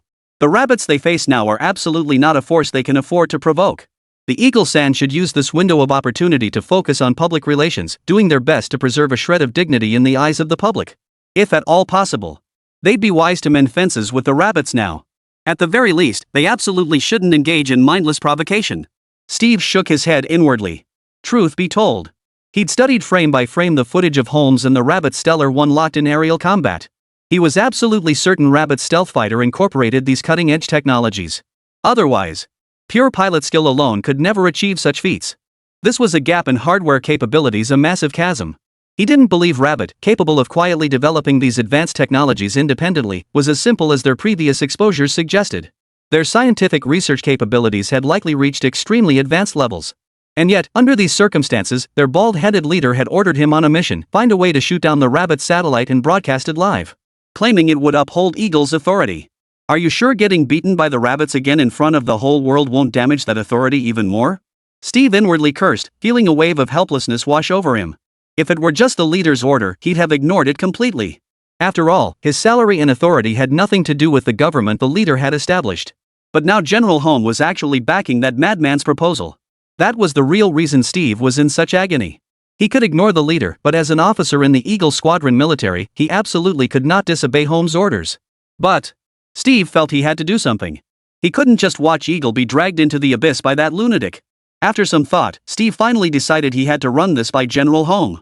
At the very least, having a big shot share the blame when disobeying the leader's orders was definitely a good option. 5 minutes later. Steve's expression darkened further. Still, he explained as clearly as possible to the voice on the other end. General Home, trust me, the leader's madman's proposal will drag us straight into the abyss. We might all end up in the grave, dragged down by that arrogant old fool. Silence hung on the line. Holmes' aged voice finally returned after a long pause. But our Eagle-san allies are already questioning the might and resolve of this great nation. The situation is rapidly spiraling out of control. Given the current circumstances, restoring some of Eagle-san's reputation at minimal cost is absolutely essential. But you know the rabbit's stealth fighter far surpasses ours. If the situation worsens because of this, we Eagles will face utter ruin. Therefore, we have no choice but to gamble. Bet that the rabbits haven't successfully developed those technologies. Bet that they still hold some respect for us. Bet that they lack the courage to wage war. Isn't this a bit insane? General, we have. Enough, Steve. No more discussion. This is the consensus reached after my consultation with the leader. You simply accept the order. Oh, and when selecting satellites, prioritize less critical ones, or better yet, choose severely aged satellites. Who knows? Maybe those rabbits will even thank us for helping them clean up their junk in the end. Steve opened his mouth, wanting to say something more. But Home hung up the phone without another word. Damn it! Was this about whether the satellite's function was important or not? Live broadcast. Destroying someone else's satellite in front of the entire world, did the satellite's function even matter? Steve was utterly devastated. Their current actions were like dragging the rabbit's dignity through the mud and then stomping on it. Under these circumstances, even if the rabbits were trying to save face internationally for their people, they absolutely wouldn't ignore this. Who knows? On the day of the broadcast, their rabbit stealth fighters might just show up with laser cannons blazing at us Eagles. Holy crap! They're mad, all of them mad. Meanwhile, Shihai City. Within the Galaxy Star Destroyer pit, Liban led Jiangqi, Zhao Qian, and others to stand before a launch silo. Excitement flashed across their faces. Who would have thought, with Galaxy's assistance, this satellite's development would progress so swiftly? Indeed. The project was only approved days ago, and already we have tangible results. And that's just the beginning. The quality of this satellite, it's beyond imagination, truly unimaginable. Inside the launch silo now, besides Li Bin's group, several new faces were present. They were the ones brought by Zhao Qian just 2 days ago, the team from Rabbit Core Research Institute, Xinghe's first collaborative partners. And what was being prepared inside the silo at this moment was none other than the very satellite described on the tablet screen. First step, activation. P.S. Please vote for recommendations. Support us, everyone. New book period data matters. Please tip. Recommend. Add to shelves. Every bit of data counts. Chapter 108, Satellite, Launch. Zhang Weidong still found it hard to believe. Just 2 days ago, Zhao Qian, the head of the military department, suddenly approached him, proposing a collaboration with a mysterious tech company to build a satellite. Honestly, at first, Zhang Weidong had absolutely no desire to participate. What a joke! They were the professionals at Rabbit's Core Satellite or D-Base. Virtually all of Rabbit's satellite-related talent and equipment were concentrated here. What kind of collaboration? What kind of exchange? This was nothing but poverty alleviation in plain terms. When Zhang Weidong first arrived, he was full of complaints. Satellite specialists like them were swamped. They had to constantly monitor the operations of satellites already orbiting in outer space. Who had time to babysit these rookies as they fumbled around? But after staying here for 2 days, actually, the moment he stepped into Star River, he knew this trip wouldn't be wasted. Zhang Weidong still vividly remembers the look on the faces of the Star River Core Research Institute staff when he met them. Now that was a research institute. This was where satellite experts like them truly belonged. The subsequent exchanges left him utterly dumbfounded. It unfolded exactly as he'd initially feared: pure poverty alleviation. One side dumped advanced theories and methods onto the other, who could only passively absorb them. During discussions, they couldn't even interject. Except when asking questions. But was the direction of this poverty alleviation a bit off? Zhang Weidong was momentarily baffled. These were the very experts, the most specialized talent in satellite and aerospace fields. Usually, their gaze was fixed skyward. In their eyes, aside from the Eagle Nation and a handful of others who could match them in knowledge, the rest of the satellite folks were simply second-rate. But where the heck did this Star River come from? Holy cow! They'd only been here a few days? Many previous designs and theories had been scrapped. Conversely, on other fronts, the team felt immensely enriched. Especially at Xinghe, they could clearly sense that these researchers, always clad in silver isolation suits, were truly versatile experts, deeply proficient across multiple disciplines. They constantly integrated concepts utterly unrelated to satellites or aerospace. At first, Zhang Weidong dismissed it all with disdain. Countless people had proposed these theories before, but without exception, they were nothing but wild flights of fancy. Until he witnessed physical stealth technology, anti-gravity technology, and anti-missile countermeasures. Good heavens! This was nothing short of perfection. No, this was precisely what they'd been researching for aerospace satellite launches. These cutting-edge technologies perfectly aligned with the satellites they'd been developing. This revelation astonished not just him, but the other elders as well. Jiren even quietly asked Zhao Qian, "Who exactly are these Star River people? How do they master so many advanced technologies and theories? Especially their satellite expertise, they seem at least a century ahead of us." At the time, Zhao Qian merely chuckled. Their theories are indeed a century ahead. That much is undeniable. As for their origins, you needn't delve deeper. Just remember this. You're here to exchange knowledge. Do your utmost to absorb as much advanced learning as possible within this limited time, in this mysterious place. Everything else is irrelevant. Had Zhao Qian spoken like this before, they would have drowned him in a torrent of criticism. But this time was different. Zhang Weidong, like the other elders, sensed something extraordinary here. They had even speculated whether this might be an extraterrestrial base supporting Blue Star's human civilization. After all, everything here seemed straight out of science fiction. They possessed advanced theories and fundamental research facilities centuries beyond their own. At times, you could even see a hint of resignation in their eyes. That resignation seemed to stem from the limitations of their current infrastructure, which prevented their talents from being fully unleashed. And now, staring at the satellite in the launch silo, Zhang Weidong felt an overwhelming certainty about this feeling. He was almost certain now, no matter what this Star River was, technologically speaking, they were at least a century ahead of them. If that was the case, why dwell on it? Perhaps, in their eyes, all of human civilization was as insignificant as a tiny ant. All they could do was learn as much as possible from them and, with their help, better realize their dreams. Meanwhile, at the other end of the Galaxy Research Institute, Zhao Qian stared in astonishment at the launch pit's real-time readings on the screen. Brother Li, has your efficiency always been this blazing fast?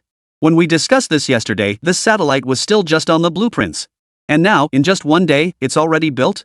During the development of the stealth fighter Galaxy 1, Zhao Qian hadn't been in Shihai City. This was his first time witnessing such speed. At this point, he couldn't help but glance at Zhang Weidong beside him. Normally, when these people built a satellite, they'd need to hold countless meetings, finalize plans and materials, and it would take at least half a year to complete. This contrast only highlighted Galaxy's capabilities. Producing these things is actually quite simple for Galaxy. This time, Zhang Qi answered. For Galaxy, as long as we know a part's blueprint, function, and raw materials, we can completely replicate it in just a minute or two, often with even greater precision and finesse than the original. Zhang Qi explained while observing the lathe beside him churning out parts non-stop. His eyes were gleaming with excitement. As the director of Rabbit's Third Military Research Institute, he was the nation's foremost defense technology expert. In certain fields, he understood things at a glance. He now grasped why Star River could develop stealth fighters so rapidly. They had fully mastered multidimensional printing technology.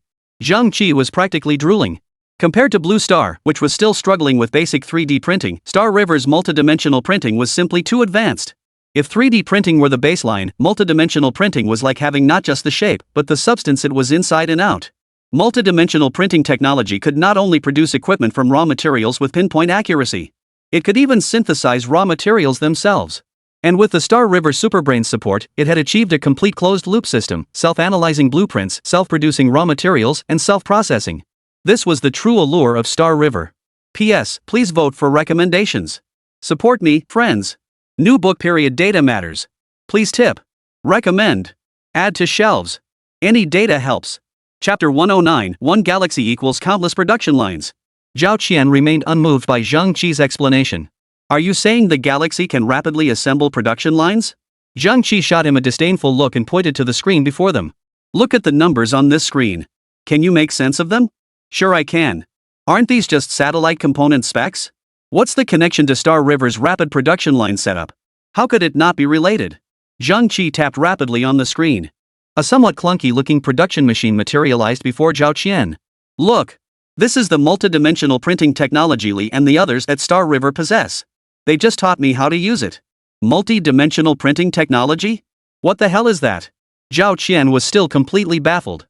He couldn't see how some printing technology could possibly relate to these precision instruments. After all, he knew all about the much-hyped 3D printing technology currently popular on Blue Star. That stuff was pure nonsense. They claimed it could print anything, as long as you provided the raw materials. But in reality, it was practically useless.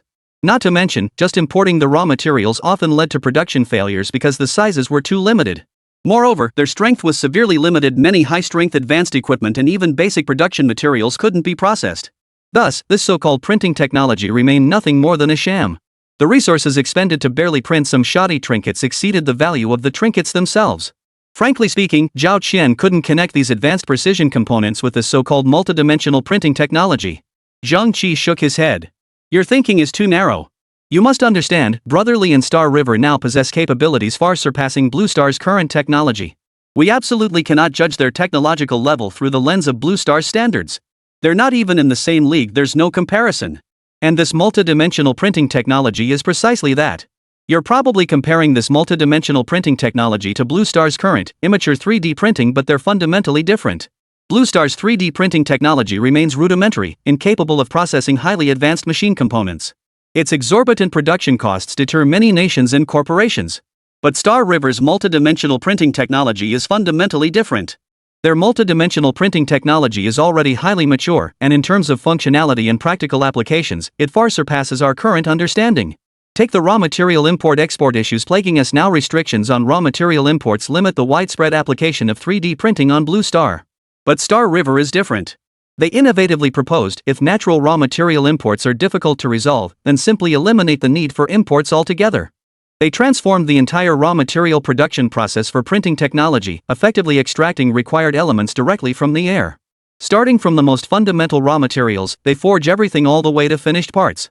Moreover, leveraging their unique technological prowess, they've fully maxed out the tech tree for multidimensional printing machines. These machines can autonomously adjust themselves based on design blueprints to achieve production goals. That's why Galaxy could complete the design and production of Galaxy 1 and this satellite in such a short time.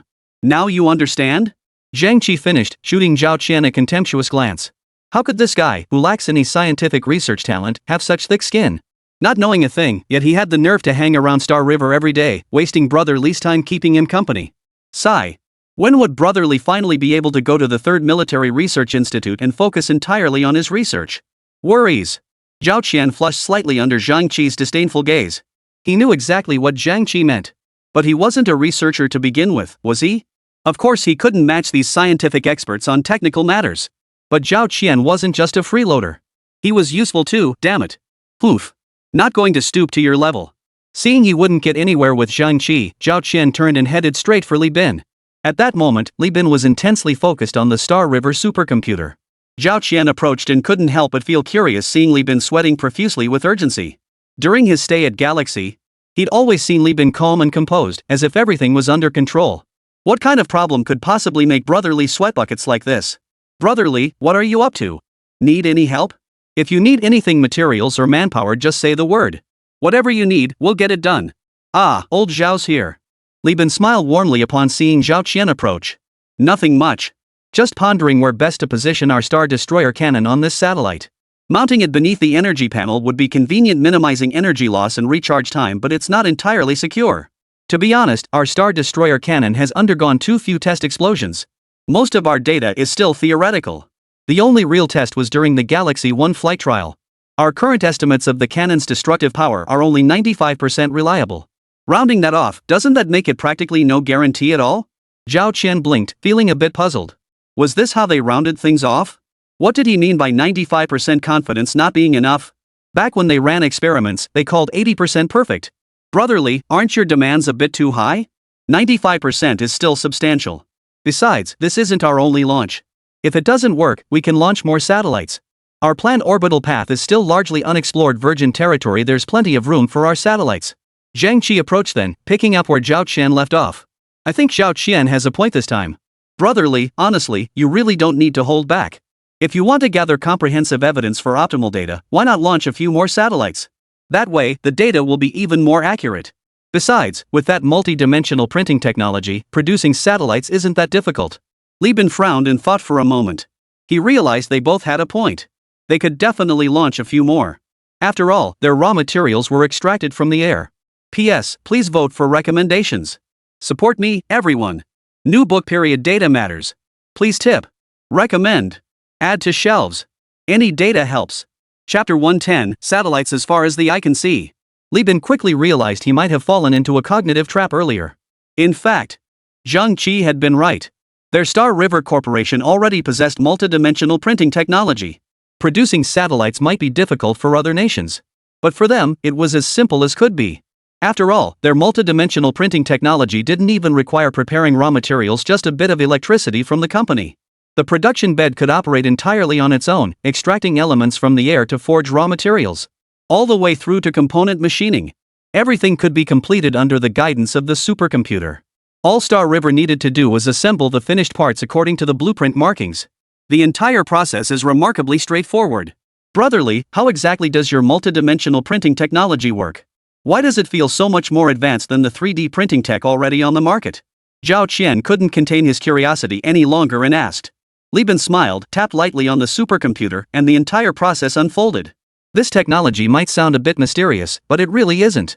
The entire process is actually incredibly straightforward. Take current 3D printing technology, for example. Frankly, humans on Blue Star haven't fully grasped what this invention can truly achieve. They lack direction, so naturally, they struggle to produce effective results. Our galaxy's multidimensional printing technology is the complete opposite. From the very start of development, we mapped out this machine's purpose to replace manual labor and complex production steps, directly linking finished products to raw materials. In fact, that's exactly how we're doing it. Once you grasp this technology's purpose, the rest is incredibly straightforward. We just need to tackle the challenges of raw material importation and integrating various production steps. Solve those, and this multidimensional printing technology is complete. Zhao Qian listened, but it all sounded like gibberish. He sensed Li Bin was discussing something profoundly complex, something connected to Star River's own R&D philosophy. But Zhao Qian himself had no experience leading independent R&D efforts, so naturally, he couldn't grasp the deeper meaning behind Li Bin's words. Zhang Qi, however, was different. At that moment, Zhang Qi was trembling with excitement. As a fellow researcher, he understood exactly what Li Bin had just explained. It was the experimental approach and problem-solving methodology Star River employed for such high-level scientific research. On a deeper level, Zhang Qi even suspected this might be the ultimate reason Star River currently led the world. Set a goal. While tackling that goal, you'll naturally encounter various problems. You just need to solve them step by step, and you'll naturally reach the final objective. Complete the experiment. And along the path to solving these problems, you'll naturally achieve one breakthrough after another. This is the true source of Xinghe's comprehensive breakthroughs. Zhang Qi's eyes grew increasingly bright. He felt a sudden clarity dawn within him. No wonder their previous R&D efforts often faltered or lacked steadfastness. These issues were entirely preventable. Simply put, their objectives were fundamentally unclear. Once their goals were clearly defined, they could predict the approximate outcomes of their experiments. Naturally, they could then work backward to find solutions for current problems. This is the spirit of Xinghe? No wonder Xinghe's researchers seemed so vibrant and energetic the next day, even after working late into the night on experiments. Every day, they journeyed along the path of unraveling mysteries and exploring the unknown. Wasn't this the ultimate fuel station for these scientific minds? Zhang Qi had it. For a moment, he completely forgot why he'd come in the first place. He rushed forward and grabbed Li Bin's hand. Li, my brother, thank you. You actually shared such crucial research insights and this scientific spirit with us. And I was actually suspicious of you before, thinking you were doing this research for profit. I'm so sorry, Li. Li Bin blinked. He just made up some nonsense to fool Zhao Qian earlier. Why was Zhang Qi reacting so strongly? Research approach? Their Star River researchers were all cyborgs. What approach? As for the spirit of research, that was even more ridiculous.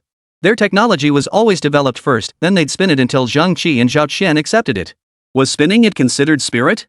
But seeing Zhang Qi now, tears streaming down his face, so moved, Li Bin decided it was best not to reveal the truth. Otherwise, both of them would be awkward. So what should we do now, brotherly? If you need anything from me, just say the word. From now on, I, Zhang Qi, am following you. If you tell me to go east, I won't even think about turning west. If you ask me to count to 1, I won't hesitate to go west. Zhang Qi wiped the tears from his face and looked at Li Bin with renewed vigor. At that moment, Director Zhang no longer seemed like the slightly balding old man. He felt like he had rediscovered the young Zhang who had first thrown himself into scientific research. Li Bin quietly withdrew his hand and cleared his throat twice. I think our top priority now is to adjust the blueprints and get the multidimensional printer operational. Do whatever it takes to avoid delaying tomorrow's launch. Got it, brotherly. I'll input the compliance specifications from those blueprints right away. Our supercomputer can handle the allocation itself, right? Zhang Qi spoke, then snatched Li Bin's input terminal and began hammering away at the keyboard. Zhao Qian watched his old friend's excited state with some concern. Li, is he okay being so worked up? Hard to say, but it should be fine. Hearing this, Zhao Qian's heart settled. He turned his gaze toward the launch pit. Seeing the satellite's silver glow, he couldn't help but feel a surge of excitement. Though he wasn't a professional satellite or aerospace scholar, nor a jack of all trades like Zhang Qi and Li Bin, he could still understand the fundamental data. The very data he'd seen on the tablet just yesterday. My goodness! He dared not imagine it. Truly dared not imagine it. If this stealth satellite designed by Li Bin and the others actually launched successfully, the shockwaves it would send out would be immense. If this satellite succeeded, wouldn't that mean all those things Li Bin had mentioned before weren't just empty words after all? Add in that multidimensional printing technology, wow wow wow. Ha ha ha ha. It was just too wonderful. I couldn't even think about it. P.S. Need recommendation votes. Need your support, folks. New book period data matters. Need tips. Need recommendations. Need bookmarks. Need all kinds of data. Chapter 111, The Age of Satellites. The satellite now positioned in the launch pit was unlike any Zhao Qian or any other blue star inhabitant had ever seen. It had no launchers, no rocket engines for propulsion. All it possessed was its satellite-like form. At most, beneath its energy panels, it carried a large cargo bay. If anyone else had built something like this and claimed it could reach space, Zhao Qian would have laughed them off as spouting nonsense. After all, above blue star's atmosphere, there exists a protective layer of gas. Any spacecraft wishing to break through blue star's gravity and that protective layer must achieve a certain acceleration. Under such immense acceleration, the gravitational force on any object multiplies exponentially. Moreover, the object's surface must endure temperatures nearing 2000 degrees. Yet the satellite sitting in the launch pit looked nothing like something capable of achieving the acceleration needed to break free of gravity. Not to mention enduring temperatures nearing 2000 degrees afterward. If launching satellites were truly that simple, near-Earth orbit wouldn't be so densely occupied by them. Yet Li Bin knew all this and assured him with absolute certainty. This satellite would definitely ascend. Zhao Qian believed him. By now, Xinghai had already created too many miracles before their very eyes. In fact, Zhao Qian now believed nothing on Blue Star could trouble Star River anymore. If Li Bin said this satellite could ascend, then it absolutely would. Not just Zhao Qian, even Zhang Qi held this conviction unwaveringly. In truth, Li Bin had explained how this satellite could overcome Blue Star's gravitational constraints. Only Zhao Qian hadn't remembered it at the time. The satellite's outer layer was entirely composed of a 2 cm thick carbon fiber composite. This was the most heat-resistant and stable material Star River had discovered to date. It could absolutely withstand the 2000-degree heat outside while the satellite underwent high acceleration. Beneath the satellite's solar panels was a small compartment. That was where Star River had pre-installed the metal hydrogen battery. In that compartment, they would pre-install a metal hydrogen battery weighing nearly 200 kilograms. Fully charged. Powered by the saturated energy supply of the metal hydrogen battery, this satellite forged by their Star River team and capable of launching into outer space without a rocket already possessed the ability to break through Blue Star's protective atmosphere. Its maximum acceleration could even briefly reach the speed of sound. It could reach outer space within 2 minutes. In outer space, it would receive higher intensity light energy replenishment, projected to reach the boundary between Blue Star and the Moon within 5 hours. This was precisely the settlement site Li Bin had initially identified for the Rabbit's new satellite. The entire plan was flawless. What followed was even simpler. All that remained was to await the Galaxy supercomputer completing the subsequent allocation according to pre-provided parameters. Then reassemble several satellites. Each satellite would carry the Star Destroyer cannon developed by Star River, testing its explosive power in outer space. Generating a series of data points transmitted back via satellite Earth communication. This would enable Star River to further optimize the current Star Destroyer cannon and satellites. This will accelerate Star River's technological advancement. We Rabbits will also cultivate talent capable of operating parts of Star River's supercomputer and utilizing multidimensional printing technology to produce specific components. This will also enhance our synergy with Star River. Gaining higher international standing goes without saying. Star River will also receive the recognition and stronger support it deserves. Li Bin would instantly max out his R&D progress, raking in tech points from the system. This was a win-win scenario where everyone came out smiling. Every party stood to gain their fair share of benefits. Except, of course, for those hostile nations like Eagle-chan. Eagle-chan. Are you being polite? Meanwhile, Eagle-san. Steve's office. Steve's already aged face looked even more withered. Alan, sitting across from him, wore an equally grim expression. This is it. I've lost everything. My suppliers are gone, my orders are gone, and now even my company is gone. The social standing I maintained through these riches and contracts is now hanging by a thread. Steve, you can't just abandon me. You have to come up with a solution. Alan wore a slightly wrinkled suit, his tie askew with no time to adjust it. His bloodshot eyes, like those of a vengeful specter, fixed a deathly glare on Steve before him. Steve was utterly speechless. It was all this weirdo's fault. From the very start, he'd underestimated the rabbit and never deployed significant forces against Galaxy. Only after the mission had completely failed did he finally muster some bravery. He actually sent fighter jets to intimidate the rabbit. What was even more infuriating was that the fighter sent to confront Rabbit had been shot down by Rabbit. This had ignited the fury of the entire Air Force contingent. They collectively terminated their contract with Alan on the spot. They had intended to discipline Steve, but just as they were about to act, Home intervened with a warning. That was why Steve hadn't been kicked out of this office. Steve stared at Alan across the desk, his face as dark as storm clouds. What choice did I have? The Air Force has already lost one new fighter jet. They absolutely won't allow a second one to take off from Eagle Base targeting the rabbits. Now I have to clean up this mess. They ordered me to shoot down the rabbit satellite to broadcast the destruction live. Do you understand? What? They're not worried this will enrage the rabbits? Alan gasped in shock. He'd been right there when Steve ordered hauls on that mission. He'd even witnessed the entire process of the rabbits shooting down their Eagle fighter. That laser cannon had left a deep impression on him. Even today, he sometimes had nightmares about it. I have no idea what those lunatics are thinking. After the rabbit exposed 2 strategic weapons in a single day, they still dare to provoke it. Sometimes I genuinely worry those fools think live streaming the destruction of the rabbit satellite will earn them some kind of face. Have they considered that if the rabbit stealth fighter, armed with that laser cannon, shows up at our Eagle base, wouldn't that be even more humiliating? Did General Home tacitly approve the leader's reckless actions? Alan questioned doubtfully. General Home authorized this operation. Steve covered his face in agony. He genuinely had no idea what to do now. P.S. Please vote for recommendations. Need your support, folks. New book period data matters. Need donations. Need recommendations. Need bookmarks. Need all data. Chapter 112, just 2 satellites? Easy. Steve's office finally fell silent. Only the cigarettes in their hands occasionally crackled with sparks. Alan now shared his anxiety. He had lost everything. Most of his former connections had vanished along with his fortune.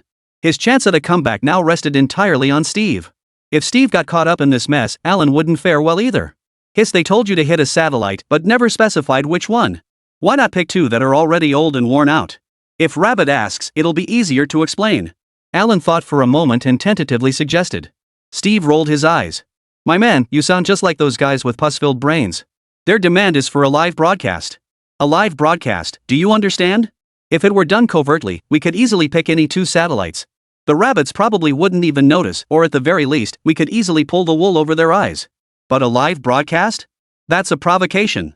That's a declaration of war. My God. I have no idea what those guys are thinking. Do they really think Rabbit, with his stealth fighters, is still as easy to push around as before? They're seriously not afraid of Rabbit's stealth fighters coming after them. Steve grew more and more agitated as he spoke. By now, his emotions were completely ignited. He was utterly baffled. Why on earth would they assign such a dangerous mission to him? If the rabbits really got enraged by this and the situation escalated, no matter how it played out, he, Steve, would definitely suffer. Suffer big time. Worse yet, he might even get carved into the pillar of shame in history by those bastards. That was precisely why Steve was so conflicted. Well, what if we don't take down the rabbit satellite during the live broadcast? What do you mean? Steve took a deep drag on his cigarette. He frowned. I mean, since their mission is to broadcast taking down Rabbit's satellite, you could totally rig the targeting. Like, say our satellite interference shells were meant to launch and hit Rabbit's satellite, but after launch, the coordinates went haywire and accidentally hit one of our less than cooperative allies. That accident wouldn't be your fault either. At least your intent was to take down the Rabbit satellite, not deliberately target our allies. Isn't that a standard military tactic? Steve, this plan is totally feasible.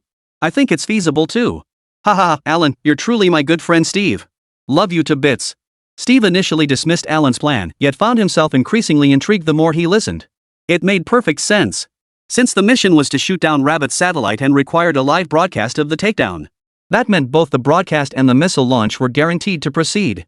This had been confirmed by the leader and Home together.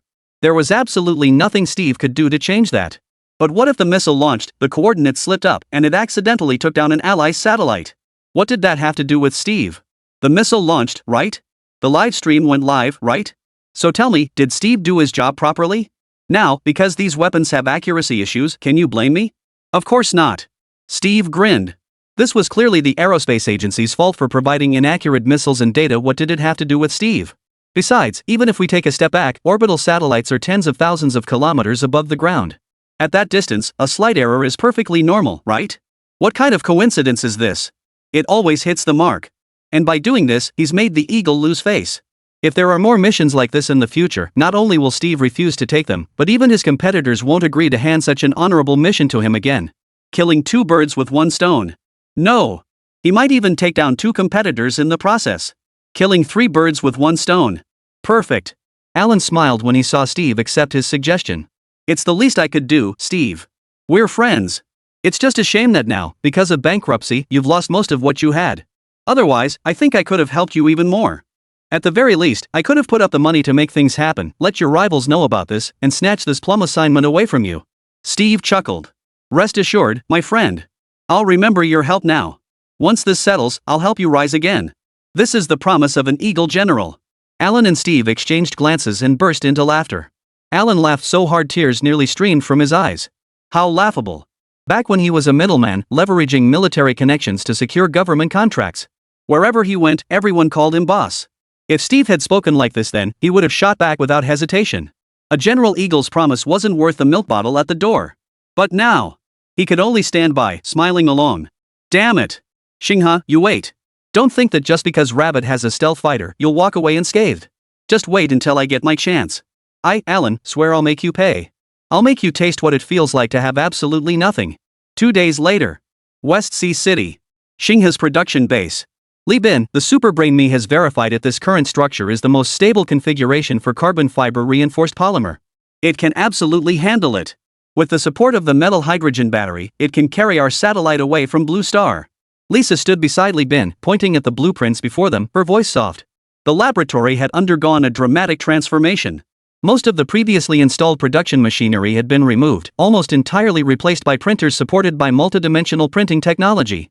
At this moment, Star River had taken another giant leap forward on the path to automation. That's excellent. Li Bin looked at the results of Lisa's long hard work and nodded with satisfaction. How are the other systems checking out? Can we guarantee the satellite will enter our preset orbit normally? Once it's in orbit, will we still be able to operate it normally? Has the ground control over the orbital satellite been enhanced? Also, has our Star Destroyer cannon been installed properly? P.S. Please vote for recommendations. Support me, everyone. New book period data is crucial. Seeking tips. Seeking recommendations. Seeking bookmarks. Seeking all data. Chapter 113, Satellite Project, officially launched. He. Faced with Li Bin's barrage of questions, Lisa covered her mouth and giggled softly. You really think we're just a regular research institute? Lisa shot Li Bin a mischievous sideways glance. Ah. Only then did Li Bin realize he'd gotten a bit too deep into his role as the research institute director. The questions he'd just asked were, of course, things any normal research institute would constantly monitor, fearing even the slightest mishap. But Galaxy was different. At Galaxy, the ones truly executing the research missions were the bionic humans like Lisa. They were Galaxy's real scientific pioneers. With their level of expertise and meticulousness, how could they possibly make such a basic mistake? Watching Li Bin's face grow redder, Lisa chuckled softly and replied. Rest assured, these inspection tasks are handled by us bionic humans, absolutely reliable. Our pre-programmed margin for error or carelessness is less than 0.01%. Moreover, I've thoroughly reviewed this entire process, absolutely no issues can arise. Very good. Li Bin suppressed his inner awkwardness and nodded, feigning composure. This is precisely the rigorous work ethic expected of our Star River chief administrator. Keep up the excellent work, and later, I'll give you a raise. With that, Li Bin fled the scene, practically escaping from Lisa. No. He couldn't keep spending time with this android.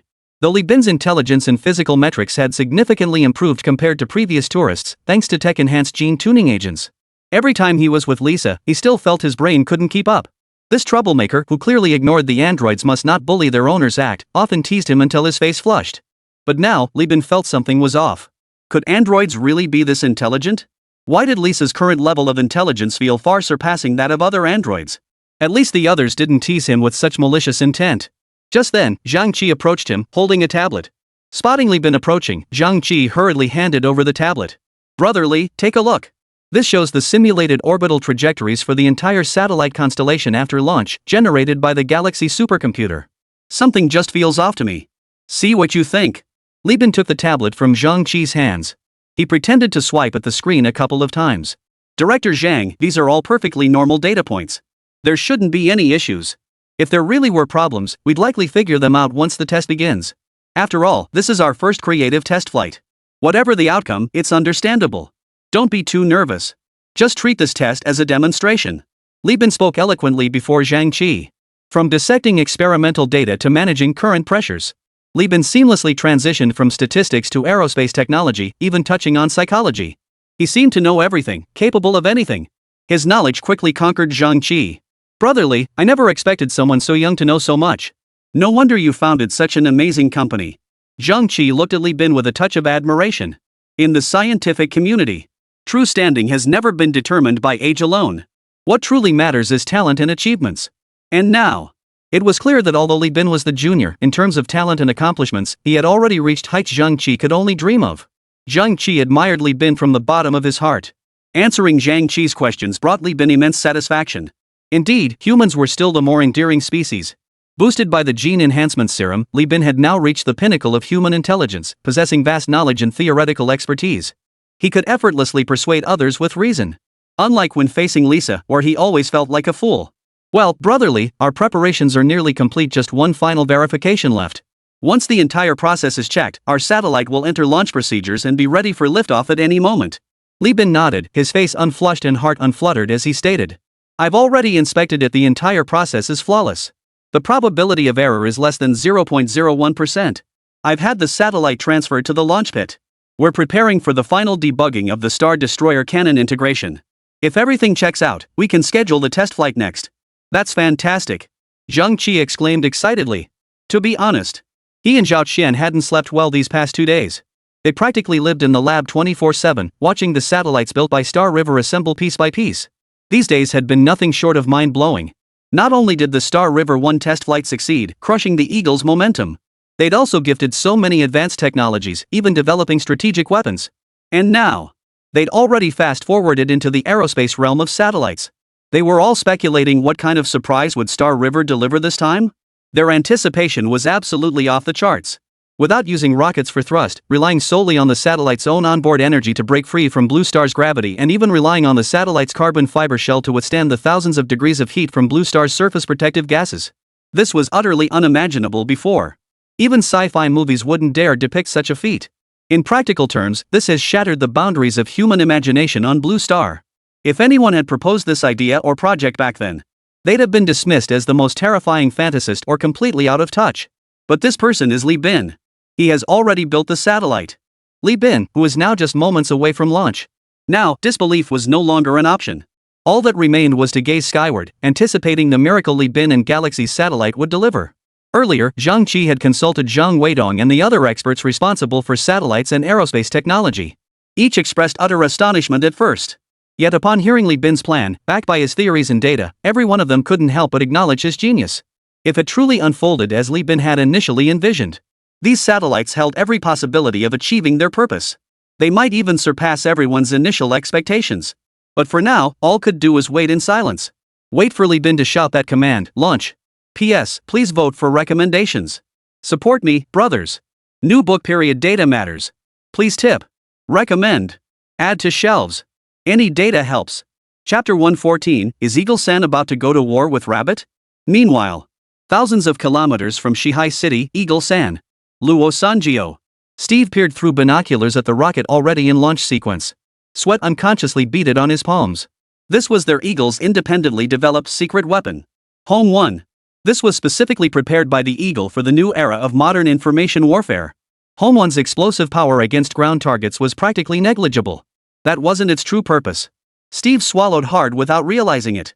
Had it not been for the current leader in Home demanding he disable Rabbit's 2 satellites in orbit, even Steve himself might never have had the chance to witness the legendary Home 1. This ultimate weapon, engineered by the Eagle wings specifically to disable orbital satellites. The launchers mounted beneath Home 1 are rockets custom built by the Eagle wings for their space station. These rockets boast extreme payload capacity and blazing speed, the fastest vehicles currently mastered by the Eagle wings. They can deliver confirmed payloads to space at lightning speed, whether it's supplies or ammunition. And now, it's precisely this rocket tasked with carrying Home 1 into space. Steve sighed inwardly. He'd originally thought he could just muddle through this situation. But now it seemed it wouldn't be that easy.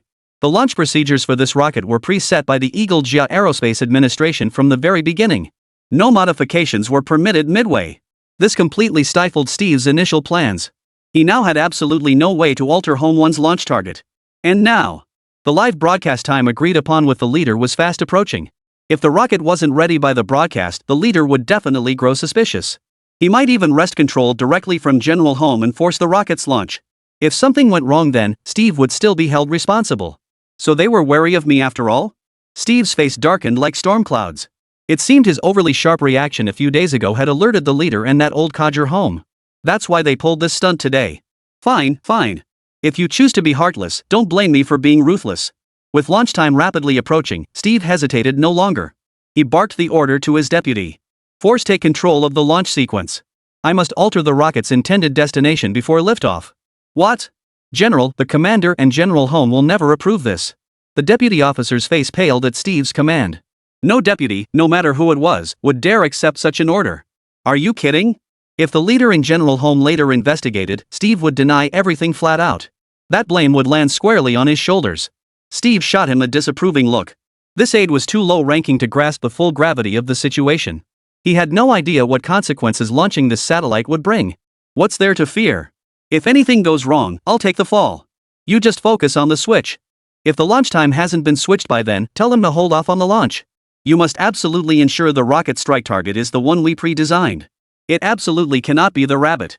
Seeing Steve's resolute stance, the aide could only grimace and head to the control room to issue the order. Here's hoping Steve really can live up to his words and shoulder the blame when the leader and General Home come asking for answers later. Half an hour later. Steve, you better know what you're doing. Taking down the rabbit's satellite and restoring our Eagle's prestige, that was a joint decision between me and Home. And you, Steve, you're just some minor general in the military. What gives you the right to change the rocket's target without authorization? The Eagle leader's roaring voice came through the network line. It reverberated so loudly it made Steve's ears hurt. Half an hour earlier, when his aide went to the control room to alter the rocket's target, it triggered a protective program pre-set by the leader within the rocket system. Thus, his attempt to alter the missile's target had already reached the leader and General Home. Now both Home and the leader were furious. Home had even demanded to board a special aircraft immediately, flying over to give him a taste of his own medicine. Steve ignored the leader's roar, chuckling softly. Your Excellency, I believe my actions are entirely justified. I am saving this nation through my own methods. Your orders would bring unimaginable disaster upon our country, so I cannot obey. Bull. The Eagle leader exploded in rage. Do you realize this operation could restore our pride after the rabbits shot down our Eagle fighter jets? It could make our allies believe in our strength again. Moreover, this is the only way to regain our honor without resorting to war. Do you think you have a better plan? Of course. I believe we should immediately cease all provocative actions against the rabbits and have the council reassess our approach toward them. Leader, you know full well if the rabbits deploy their stealth fighters armed with laser cannons, I doubt our Eagle chicks would look any better than they do now. The leader was absolutely furious at this point. He couldn't stand anyone questioning his decisions. Not even Home could get away with it. Who the hell did Steve think he was? Steve, this is your final warning. Carry out the order. We've analyzed the video footage of that incident. All evidence points to it being a rabbit hoax. Holmes is now under the protection of the Rabbit Embassy. Before this, I already knew the rabbit laser cannons weren't nearly that powerful. Otherwise, Holmes would never have survived under that kind of firepower. As for their so-called anti-gravity tech, anti-missile tech, and physical stealth tech, utter nonsense. It's just their pilots' superior flying skills. All of this is their disguise. A scam they've orchestrated against us Eagles. They want to use this to make us back down, to strip us of the power and standing we've already secured. So now, Steve, for the sake of your country, obey orders. Have the rocket's target reset. I'll overlook what happened earlier. Otherwise. P.S. Please vote for recommendations. Need your support, brothers. New book period data matters. Please donate. Please recommend. Please add to shelf. Please boost all metrics. Chapter 115, A Farce of a Live Broadcast. Steve's mind was now filled with question marks. What was going on? Judging by the leader's tone, he should have established contact with Halls too. Logically, shouldn't this make him even more aware of the terrifying nature of those two strategic weapons the rabbit had exposed? Those were fighter jets equipped with anti-gravity technology, anti-guided missile technology, and physical stealth technology. Plus a laser cannon capable of obliterating any city at will. But from the leader's tone, it seemed Halls hadn't described them that way? The same person, yet telling different stories? If things were truly as the leader described, then he could pull off today's operation. As a general of the Eagle Nation, he was well aware of the pressure they faced.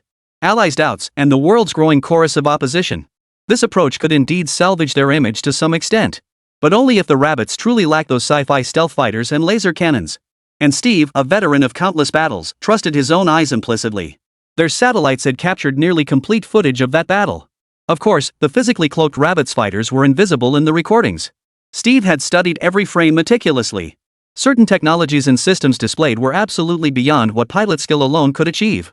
Forget everything else. No matter how skilled a pilot might be, could they truly cloak themselves completely under naked eye observation, rendering themselves invisible to everyone else? That sounds utterly impossible, right? Then there's the anti-gravity tech, the anti-guidance tech. Those shells fired themselves, no telling if they even hit their targets, right? No way could all that be dismissed as just a pilot being skilled. Otherwise, their Eagle brand fighters wouldn't need development at all. Just train pilots to fly planes and take shells head on, done. Why bother with anything else? It's obvious. The current Eagle commander clearly knows nothing himself and has been completely duped by his subordinates. He hasn't even thought through these simple, straightforward questions. That's why we have this misjudgment now. Steve let out a long sigh of relief. No matter what, at least we know where the problem lies. He was about to explain directly to the commander why they assessed the rabbits fighters as possessing these technologies. But before he could, the other side impatiently cut in. Enough, Steve. I've said all I need to say. It's time for the live broadcast. Order your damn adjutant to stop altering our designated strike targets immediately. And you should be out there entertaining our allies. Oh, and rest assured, if I say I won't pursue this matter, I won't. Just shift the blame onto your adjutant later. Aide. Why is this world so cruel to aides? Steve stared at the figure standing by the door, eyes brimming with tears. His mouth twitched slightly. No wonder the aide had opposed his orders earlier. He'd known all along this would be the outcome. Ahem, Commander. Sorry, but after thorough assessment, I can confirm with absolute certainty that the rabbits possess these technologies and laser cannons. I can't just stand by and watch you do this. I'll take full responsibility for everything. With that, Steve hung up the phone. He gave the adjutant a meaningful look. See, kid? I didn't lie to you. I said you wouldn't bear the blame, and you won't. You won't find a leader as good as me again, so get moving and give it your all. Once Rabbit's fighter is exposed one last time, we'll ride that wave to glory together. Meanwhile, Eagle's national level livestream. All heads of state or foreign affairs officials from Eagle's allied nations appeared in this livestream. What is Big Brother up to? Yeah, why the sudden livestream? Did they develop a stealth fighter with physical cloaking tech too? Doubtful. That kind of tech isn't something you just stumble upon. Then why make us watch? Flexing muscles? What could be more powerful than a fighter with physical cloaking, anti-missile tech, and anti-gravity tech? And laser cannons. After the call was hung up, Eagle leader's face darkened like storm clouds. Now, watching the live stream's bullet comments, his blood pressure shot straight up. Damn it! These bastards are still Eagle leader's allies. Does idolizing Rabbit no longer carry consequences? Their Eagle leader's child is right here. And they dare speak like this. If it were private, who knows how they'd be flirting with Rabbit. Meanwhile, the foreign minister of the football chicken nation spotted the Eagle leader in the livestream chat and immediately tagged him. Your Excellency, what is the purpose of this live-streamed meeting? Could it be that the great Eagle nation has successfully developed a new strategic weapon? The Eagle leader's face darkened upon seeing this. He was about to snap back at him. But upon recognizing the representative from Footbase and Chicken Nation, he immediately softened his tone. Ha, not exactly. It's just that our fighter jet got shot down by the rabbits. Now, we're looking to settle the score. After speaking, the Eagle leader wiped the sweat from his brow. He looked at the Footbase and Chicken representative with a hint of reluctance. TSK, TSK, TSK. Before Steve fully took over Home 1, he had already received the order. Steve simply switched the strike targets to 2 of Chicken Basin's satellites. Wonder if Home has made it to the scene yet. Damn, Steve. After this incident, I'll make you pay dearly. Oh? Could it be that the great Eagle nation is preparing to attack the rabbits? Chicken Basin's eyes lit up as they asked. The Eagle leader's mouth twitched slightly as he forced out a response. Ha, we intend to retaliate in kind. Those rabbits dared shoot down our Eagle fighter jets, so we must take down their satellites. Let them know the Eagle nation is not to be trifled with. Dare to provoke us, and they will pay the price. The Eagle leader spoke with righteous indignation. But seeing the adoring look on the Chicken Nation representative's face, his conscience still twinged slightly. Sorry, Chicken Nation. The live stream is already underway. Even if it's wrong, they have no choice but to keep going now. If they can't successfully organize Steve later, they'll just explain it as an accident. They believe the Chicken Nation will forgive the Eagle Nation. And at that moment, the Eagle leader's words exploded like a torpedo hitting the water, instantly ramping up the live stream's intensity to a whole new level. The Eagle leader's meaning. This This means they're preparing to go to war with the rabbits? P.S. Please vote for recommendations. Need your support, everyone. New book period data is crucial. Please tip. Please recommend. Please add to your bookshelf. Please boost all metrics. Chapter 116, All Eyes on the East. The live stream exploded with comments in an instant. Holy crap! Has Eagle finally snapped? Are they about to take action against Rabbit? Looks like it. After all, Rabbit didn't hold back then they shot down their fighter jet outright, showing Eagle zero mercy. That was Eagle-san's newest stealth fighter, no wonder they're furious. But Rabbit-san isn't the same powerhouse they used to be. Word is they've developed their own stealth fighter now, equipped with advanced tech like physical cloaking, anti-gravity, and anti-missile system stuff even Eagle-san doesn't have. Rumor has it they've even perfected a laser cannon. TSK, your intel is outdated. I watched every frame of that video showing the Rabbit downing Eagle's fighter. The Rabbit's fighter capabilities now surpass Eagle's by several times. In military strength, Eagle is now far inferior to the Rabbit. If they actually fought. I can't even imagine it, I really can't. Watching the stream of comments flash before his eyes, Eagle leader's face darkened by the second. And this is before the fight even started. These guys are already planning how to crawl back under the Rabbit's tail after the battle? Are these even the same allies who were in the same boat as Eagle back then? What happened to united in attack and defense? I'm watching right here. At least hide when you're talking. Just as Eagle leader, his face dark with fury, was about to confront the crowd in the livestream, a faintly glowing bullet chat flashed into view. Rabbit Foreign Minister joins livestream. Rabbit Military Chief joins livestream. Rabbit Air Force Chief joins livestream. Weren't we supposed to take down Rabbit's satellites? This livestream was supposed to be all about our own Eagle Squad. How did Rabbit's high-ranking officials sneak in? Holy crap! The Eagle Squad leader's face darkened with anger. Simultaneously, a wave of bitter disappointment washed over him. Though he'd anticipated this outcome, seeing it unfold still stung like hell. These so-called allies, when the Eagles were strong, they feasted on our resources and support. Sometimes we even sent troops to stabilize their local situations. And now, before our Eagles have even shown weakness, some are already sounding the trumpet of betrayal. How could this not break our hearts? But let's be clear. When the Eagles sent troops to those allies, it didn't ask for their consent. This outcome today is hardly surprising. Meanwhile, Zhao Qian and Wu Yiming, who had already entered the livestream, briefly scanned the chat logs of these Eagle-san allies. They felt somewhat puzzled. The footage should have been transmitted to Eagle-san back then. What? They've already figured out how to counter the stealth fighter equipped with physical cloaking, anti-gravity, and anti-missile guidance systems? And they dare retaliate? Aren't they worried our Rabbit fighters might swing by their homeland with Star Destroyer cannons? And another thing. Why do they think they don't have a clue about why their fighter was shot down? Their own fighter entered our Rabbit airspace first, and we gave them multiple chances. They just assumed the Rabbits didn't have stealth fighters of their own, so they didn't care. That's why this happened. What, you really think you're in the right? Ooh la la, our big brother Eagle-san is having another little meeting? Why didn't he invite us Rabbits? Old Zhang, listen to yourself. Eagle-san only calls his own allies those he can casually drag in front of him to take bullets in war. We Rabbits aren't like that, so of course he wouldn't invite us. Yeah, fine, if they don't invite us, that's their call. But I just don't get it, they skip us when dividing the spoils, yet drag us into their messes? Think our stealth fighters ran out of fuel? Or our Star Destroyer cannons lost power? After reading the comments, Zhao Qian and the others fired back without hesitation. What a temper! How dare they? Have they grown accustomed to bullying us? Only your fighters get to roam freely around our territory? Can't we shoot down a couple to inspect their components? Do you really think we're pushovers? Meanwhile, the Eagle leader stared at the specially highlighted Rabbit comments on the screen, his face turning purple. Ha! Who are you trying to fool? You really think we Eagles are as gullible as those little countries? Whatever tricks you Rabbits are playing, I see right through them. Today, we Eagles will avenge that fighter jet we lost. Oh? How exactly do you plan to avenge it? Send our fighters over to give you a couple cannon shots, or have your fighters keep coming over to feed us? Zhao Qian didn't quite grasp the Eagle leader's meaning, but he fired back anyway. We'll see about that. The Eagle leader sent this message and immediately went offline. Arguing with this bunch of roughnecks was practically pointless.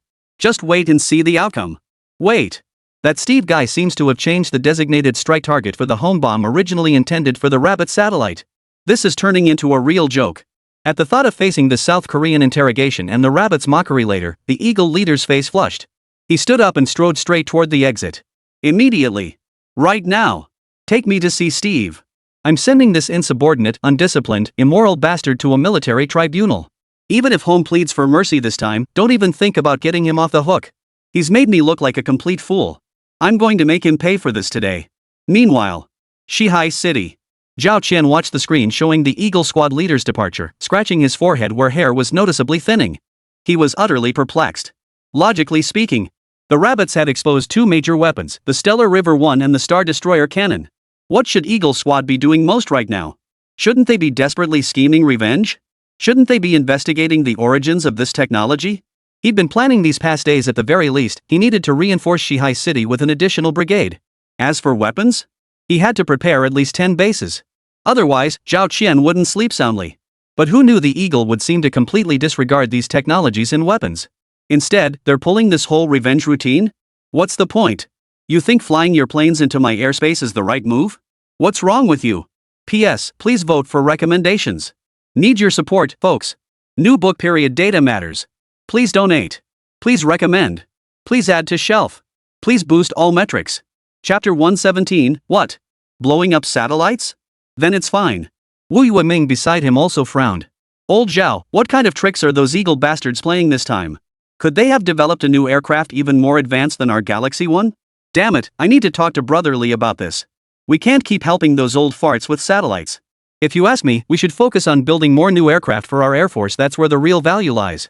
And if each plane came equipped with a Star Destroyer cannon? That'd be even better, right? Zhao Qian chimed in. Wu Yueming's eyes lit up. He nodded repeatedly. That's possible. That's possible. Ha ha ha, I can't even imagine it, can't imagine it. Enough, enough. Wipe that drool off your face. Zhao Qian rolled his eyes at him in exasperation. Don't you think about it? Before Brotherly brought these technologies out, had you ever seen them? Wu Yueming shook his head. Then you've never even heard of these technologies, have you? Wu Yueming nodded. Exactly. A talent like Brotherly? Even if old Zhao, searched through the entire history of the world, I wouldn't find a second example.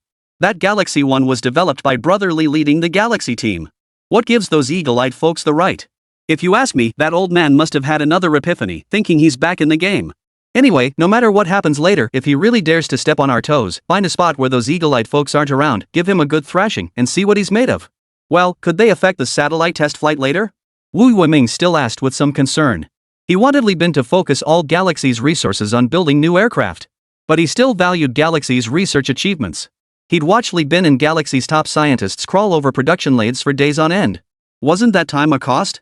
Zhao Qian saw him spacing out, seemingly recalling this guy's usual demeanor. Wu Yueming, feeling his gaze make him uneasy, snapped back angrily. What are you staring at? What's the matter? Am I worried about Brother Li's research results, is that it? Worried my ass. Those satellites are equipped with Star Destroyer cannons and metal hydrogen batteries. With the metal hydrogen batteries, the destructive power of these satellites in outer space is at least 100 times greater than previous test models. What's Eagle-chan gonna use to blow up our satellites? Dreams? Meanwhile, Li Bin stared at the data Lisa had calculated using brain on the screen. He exhaled deeply. After all these days of hard work, we finally successfully installed the last batch of Star Destroyer cannons onto the satellites. Now both the experimental and control groups are set. Once the satellite launch completes, we'll know the optimal placement for both the Star Destroyer cannons and the metal hydrogen batteries. Actually, I've already calculated. Lisa pursed her lips. Just as she was about to declare she'd determined the ideal positions, Li Bin chuckled softly. Of course I know you could calculate these objects' positions. He turned to glance at several young researchers still busy on the production line, those who had come with Zhang Qi in the Satellite Research Institute. These youngsters haven't seen our RD methods yet. And they certainly don't possess brains powerful enough for such calculations. So for most of them, experimentation and exploration remain primary, with supercomputer assistance as a supplement. We're now helping them absorb our advanced theories. Every little bit helps. Lisa nodded, but immediately sensed something and turned to Li Bin. My scans indicate the Eagle-san faction seems suspicious about the authenticity of our Galaxy 1 and Star Destroyer cannon. They've decided to launch a round of probing and retaliation against the rabbits. Oh? How do they plan to probe and retaliate? Judging by the Eagle leader's orders, they plan to shoot down 2 rabbit satellites and deploy their own satellites to occupy those near-Earth orbits. They'll broadcast the entire process live to their global alliance to salvage the face they lost last time. However, that Eagle general named Steve saw our footage of shooting down the Hall's fighter last time. He's now absolutely certain the rabbits have mastered multiple advanced technologies including physical cloaking, anti-missile guidance, and anti-gravity systems. He fears that disrespecting the rabbits could provoke retaliation, which might jeopardize his own career prospects. That's why he secretly altered the strike targets originally designated by the Eagle commander. Li Bin turned his head, blinking in disbelief. So the Eagles have smart people too, not all of them are idiots. But to dare question my technology. Lisa instantly grasped Li Bin's thoughts and whispered softly.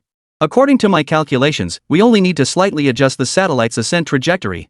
It will perfectly pass over Eagle's live streaming location in space, ensuring our satellite appears before everyone during this broadcast. Exposing the leader of Eagle's self-deceptive lies once and for all. Li Bin's eyes lit up. He scooped up Lisa's little face and planted a kiss on it. Lisa, you're a genius. Once our satellite passes through Eagle's broadcast and is shown to Eagle's allies, all the lies will inevitably collapse on their own. If all else fails, let our Star Destroyer cannon give it a good hug later. Li Bin grew increasingly convinced of the plan's potential. He immediately stood up and went to find Zhao Qian. He intended to discuss the plan with him. As for how Li Bin knew about Eagle's live stream and plans. With Star River's advanced tech, having 1 or 2 devices with intel gathering capabilities wasn't unreasonable, right? Meanwhile, Lisa's face was flushed a terrifying crimson. She felt the oil coursing through her mechanical conduits was boiling over. Even more violently than before. She felt like her entire body was about to be cooked alive. Li Bin just kissed me? According to human customs, men aren't supposed to kiss women casually. But bionic women are still women, right?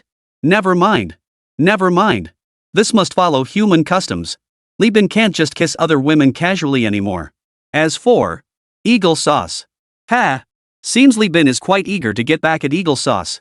He found his weakness, ha! Sorry, Eagle-chan, you'll just have to put up with it for now. This Star Destroyer cannon still isn't powerful enough. It can't even fully encompass Eagle-chan. What if he regains the ability to resist later and hurts Li Bin? Lisa was troubled. Li Bin probably wouldn't even think of that. Lisa also suffers from firepower insufficiency claustrophobia. P.S. Please vote for recommendations. Need your support, folks. New book period data matters. Seeking tips. Seeking recommendations. Seeking bookmarks.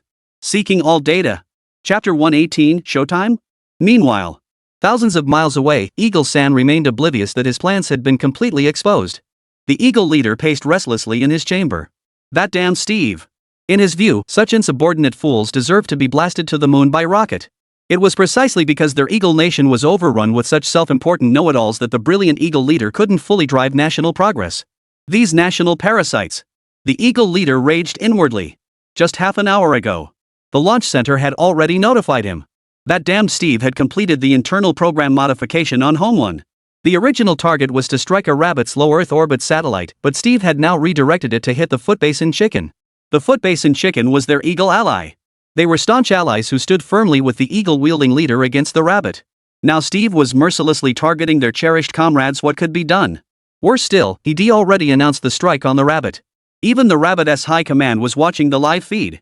If they bombed the wrong target in full view of the world, it would deal a devastating blow to the Eagle-wielding leader's authority. Worse still, those fence-sitting allies might think Eagle General is genuinely scared of rabbit now. This completely contradicts his original plan and objectives.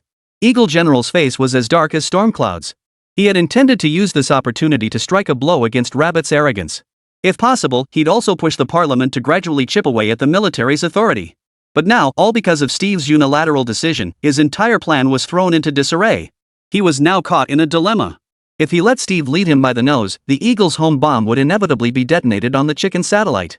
This would undoubtedly further destabilize already wavering allies. If he resisted fiercely, it would completely expose the rift between him and the military. The rabbits might exploit the opening. Those old fogies in the parliament wouldn't let him off easily either. Bang! The Eagle leader slammed his fist into the wall in fury, angrily summoning his secretary. Prepare the aircraft immediately. Fly to the launch center now. I've been relying on Home. How do you plan to cover for this obedient general this time? The program has been modified as per your instructions, General. Beyond that, I've also targeted Home 1 at 2 of the Footbasin Chicken's more critical satellites, per the original settings. This makes it seem more authentic. The aide cautiously glanced at Steve before reporting. Steve waved impatiently. Blow up whatever satellites of those bastards, just make sure it hits their WeChat. They've always bragged about being loyal lapdogs to the sound-called leader, right? Well, now's their chance. I'm sure they won't refuse. At this point, Steve paused before continuing solemnly. Our fates are now intertwined. We must launch the modified rocket before the leader or Home arrives. If those 2 idiots show up, we'll have absolutely no chance.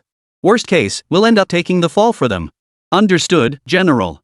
I'll arrange the launch procedures immediately. The adjutant gave a bitter smile upon hearing Steve's words. Truthfully, he genuinely didn't want to get entangled in this clash of titans. But as an adjutant, he had no choice. At this point, he could only hope Steve wouldn't abandon him when things spiraled out of control. But honestly, if Steve's prediction proved accurate, he and General Steve would become the greatest heroes of the Eagle Nation. By then, even the military headquarters and parliament wouldn't dare criticize them. They might even be rewarded for their monumental achievements. With this thought, the aide's hesitation vanished instantly. His only choice now was to trust Steve. The rocket launch sequence commenced, following the pre-programmed countdown. As per prior instructions, they had already activated the live broadcast channel to the skies an hour earlier. The rocket launch process and Holmes' detonation of the bomb targeting the Chicken Basin nation's near-Earth satellite would all be streamed live in that very broadcast room. Sigh. Wasn't it a bit cruel to let the Chicken Basin nation watch their own satellite get blown up? The adjutant shook his head. Given their current predicament, they were barely saving themselves who had time to worry about others' affairs? South Korea? A staunch ally? Sorry, but we're blowing up a staunch ally. Meanwhile, the Galaxy satellite had already entered the launch channel. Li Bin grinned as he watched the countdown numbers on the screen. This timing was specifically chosen based on the Eagle's speed. Originally, Li Bin had planned to use the satellite Star Destroyer cannon to shoot down the Eagle's bomb while still in the rocket's trajectory. But their target was actually the chicken in the foot basin? Forget it then. Li Bin suddenly thought firing the Star Destroyer cannon later wouldn't be so bad.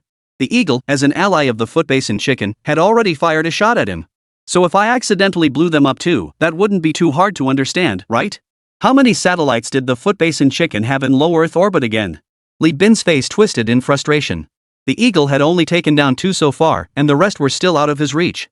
Meanwhile, Zhao Qian, standing nearby, was also getting worked up. Brotherly, are you absolutely certain your plan is foolproof? Old Zhao, rest easy. We didn't do this on purpose. The South Koreans can even forgive their own leader what's a little incident like this to them. Right? That's true in theory, but I just can't quite wrap my head around it. What exactly are you unsure about? Zhao Qian looked somewhat sheepish, as if struggling to voice his concern. Brotherly, not that I'm prying into your secrets, but none of our comrades here have received any news yet. Even the livestream was only included because other countries traded favors with our rabbit nation. How did you find out about Eagle San's plan to blow up rabbit satellites? And you know it in such detail even that Eagle San's side altered the original rocket specifications? How do you know about such classified matters? After speaking, Zhao Qian feared Li Bin might misinterpret his intentions and quickly added. If it's inconvenient, brotherly, you don't have to say anything. I'm not really that curious. P.S. Please vote for recommendations. Support me, brothers. New book period data matters. Seeking donations. Seeking recommendations. Seeking bookmarks. Seeking all data. Chapter 119, How Could I Lose? I really wasn't that curious. Zhao Qian, terrified Li Bin might genuinely suspect his motives, hastily gave a solemn assurance. Li Bin observed the tension on Zhao Qian's face, chuckled lightly, and waved it off casually. Old Zhao, no need to worry. I don't give a damn about such trifles. As for why our Star River faction learned these Blue Star secrets ahead of time, there's really nothing to hide. This is promising. Zhao Qian's eyes lit up at Li Bin's words. Primarily because Zhao Qian was responsible for Rabbit's intelligence operations. And these intelligence operatives were diligent and tireless, constantly compiling information for Zhao Chang. Therefore, in Zhao Qian's view, Star River's intelligence capabilities should be no match for Rabbit's. But the reality was completely the opposite. It wasn't just today. Zhao Qian had actually wanted to ask Li Bin this question days ago. Back when Li Bin was demonstrating other nations' core weapons to Zhao Qian, Zhang Qi, and the others on screen, he'd been itching to ask. Some of these weapons, they didn't even know the names of. How did Li Bin and Star River know about them? And with such detailed knowledge? Judging from the photos and intelligence from last time, it seemed as if Li Bin and Star River had personally participated in these projects. Remember, Zhao Qian had the entire Rabbit Corporation behind him. How could a private enterprise possibly know intelligence that even the state hadn't gathered? If it were just 1 or 2 pieces of information by chance, that might be forgivable. But knowing so much in such detail? Zhao Qian couldn't help but wonder. If this person weren't Li Bin and Star River, Zhao Qian might have already had them arrested. But now, Li Bin and Xinghe were aligned with Rabbit. Zhao Qian neither wanted nor dared to create friction with them over such a minor matter. Today, he simply couldn't hold back any longer and had to grit his teeth and ask. Seeing Zhao Qian's tense expression, Li Bin immediately stopped hiding anything. He clicked several other buttons on the adjacent display screen. The original display instantly transformed. A gleaming silver machine materialized on the screen. Zhao Qian and Zhang Qi, standing beside him, stared wide-eyed. Brotherly, this is. The screen before them seemed to have transformed into a centralized information processor. Information like currents streamed in from all directions, ceaselessly flowing into the central machine. What you see before you is our Star River Intelligence Hub, the central information processor. Li Bin explained with a light chuckle. This is one of our earlier prototypes. Its core principle leverages the Star River Superbrain's computational power, which far surpasses Blue Star's current capabilities, adapting it to Blue Star's existing networks. Thus, it effortlessly captures all surveillance footage across Blue Star and any information from networked electronic devices. The Superbrain integrates this data to analyze the truth behind events. In this era, the entire Blue Star holds no secrets from us.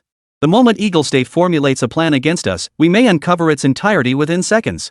Even variables the planners themselves overlooked would be filtered out, allowing us to devise more targeted countermeasures. Of course, though we've possessed this technology for some time, we've never had a use for it until the first test flight of Stellar River 1 during our last experiment.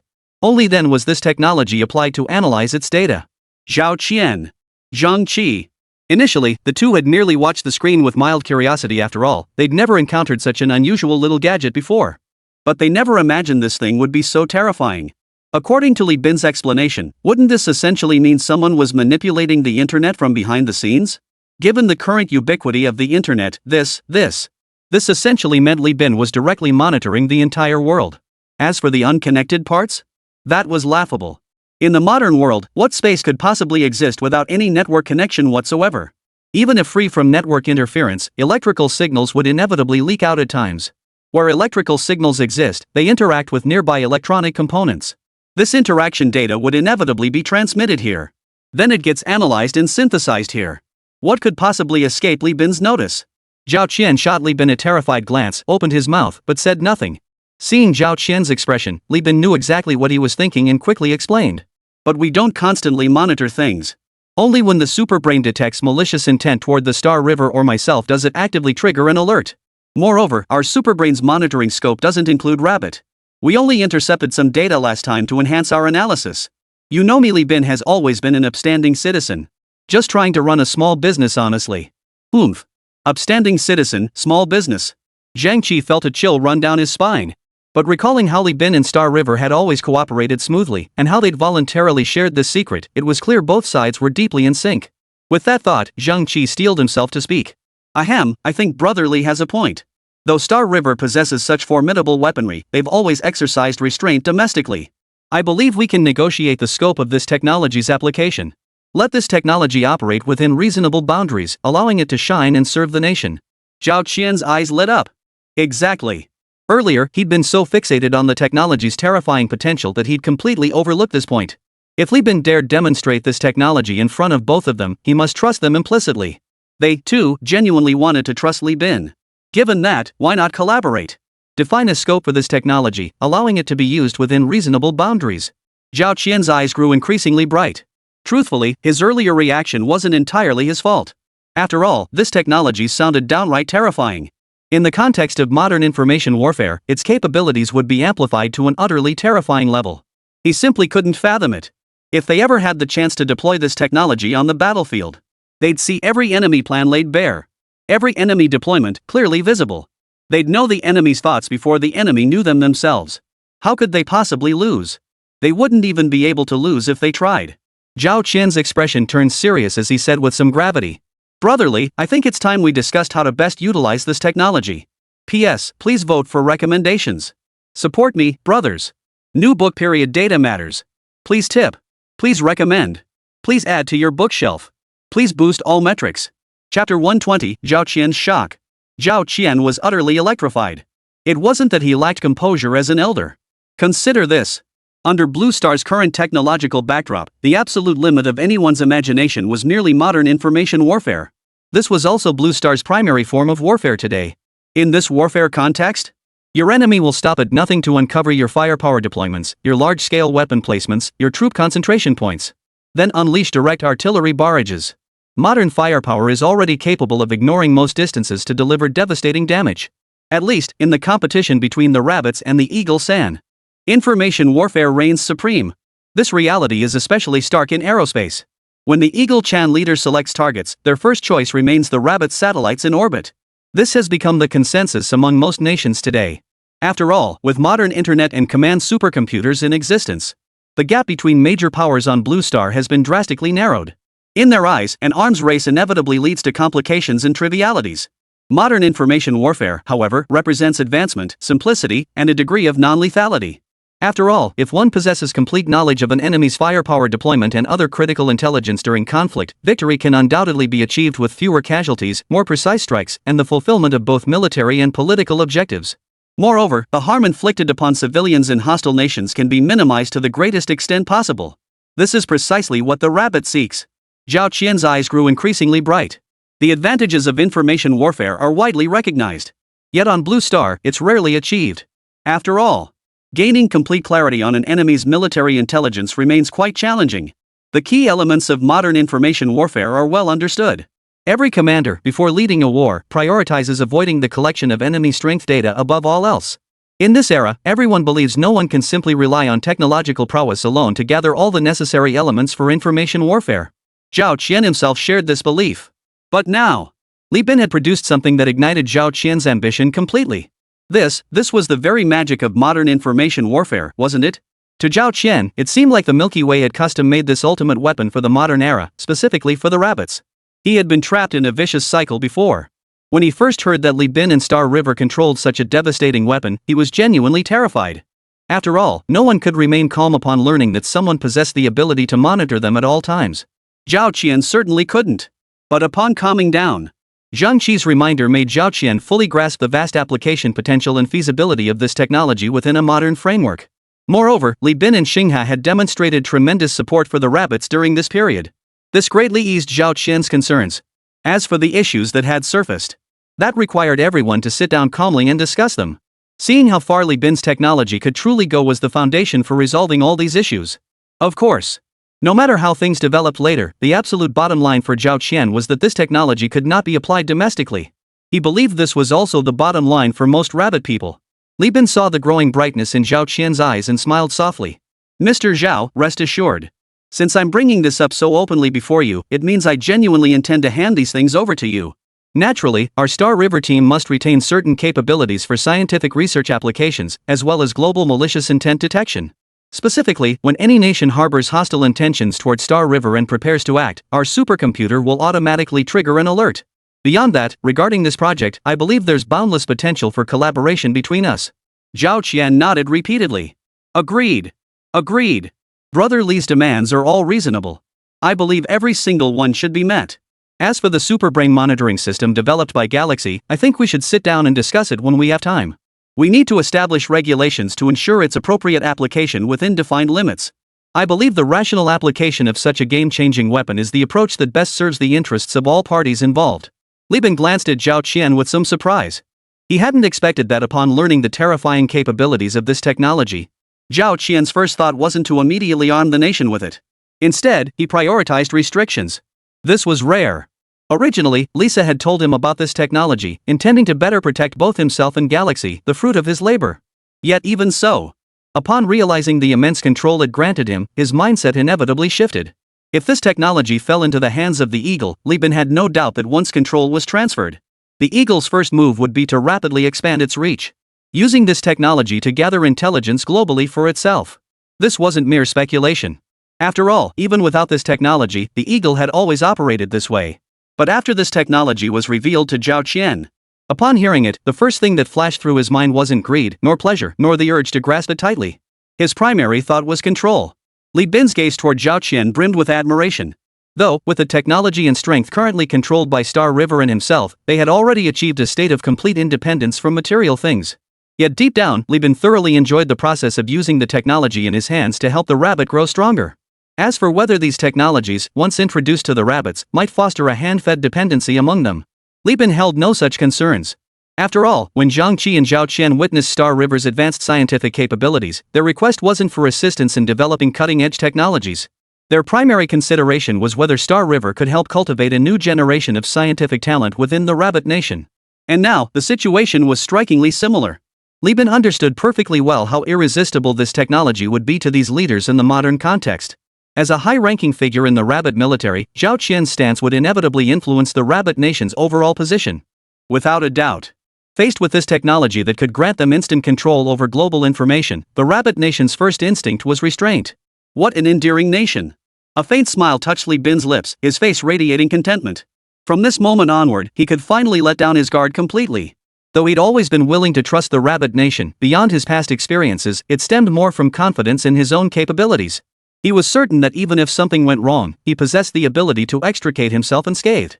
But now it was different. This nation, even when handling potentially harmful technology, prioritized restraint. How could they possibly shortchange her children? P.S. Please vote for recommendations. Need your support, folks. New book period data matters. Seeking donations. Seeking recommendations. Seeking bookmarks. Seeking all data. Chapter 121, Prepare. Ignition. At this moment, both Zhao Qian and Li Bin experienced shifts in their mental states. Zhang Qi cast an envious glance at Zhao Qian. Old foxes. He'd witnessed every word and expression exchanged between them. Though they appeared stiff and reserved just now, behind the scenes, they'd already forged a tacit understanding. Vocal. Li Bin was clearly a researcher, and the Star River was sacred ground for scholars like them. That shameless old Zhao Qian. He'd been freeloading here day after day. If Brother Li hadn't kicked him out, would he really have stayed? Zhang Qi's expression betrayed his resentment. No way. He had to keep a close eye on this. He absolutely couldn't let Zhao Qian trick Li Bin. If Li Bin really got lured off to the capital, Zhang Qi feared he'd never be able to conduct research here so freely again. No. Absolutely not. The more Zhang Qi thought about it, the more uneasy he felt. Just as he was about to speak up, suddenly, a cold notification tone rang out from the tablet in Li Bin's hands. Analysis confirms the satellite in the Galaxy launch silo has reached optimal launch window. Launching now will allow our satellite to fully infiltrate Eagle's live broadcast. By the time they accidentally shoot down the Footbasin Chicken satellite, our satellite will have entered orbit and gained strike capability against near-Earth orbits. This will perfectly execute the planned mission, shoot down Eagle's newly launched satellite while accidentally taking out several Footbasin Chicken satellites. The moment the alert sounded, all eyes instantly turned toward the tablet. Li Bin stared at the prompt appearing on the screen. Confirm satellite launch countdown. Yes, no. Without hesitation, Li Bin tapped yes. In an instant, the entire Star River Star Destroyer pit seemed to come alive. Machines whose functions had been unknown before now lit up with brilliance. The sight made the young researchers nearby feel a tightening in their hearts. Those unaware might have thought an attack on Star River was underway.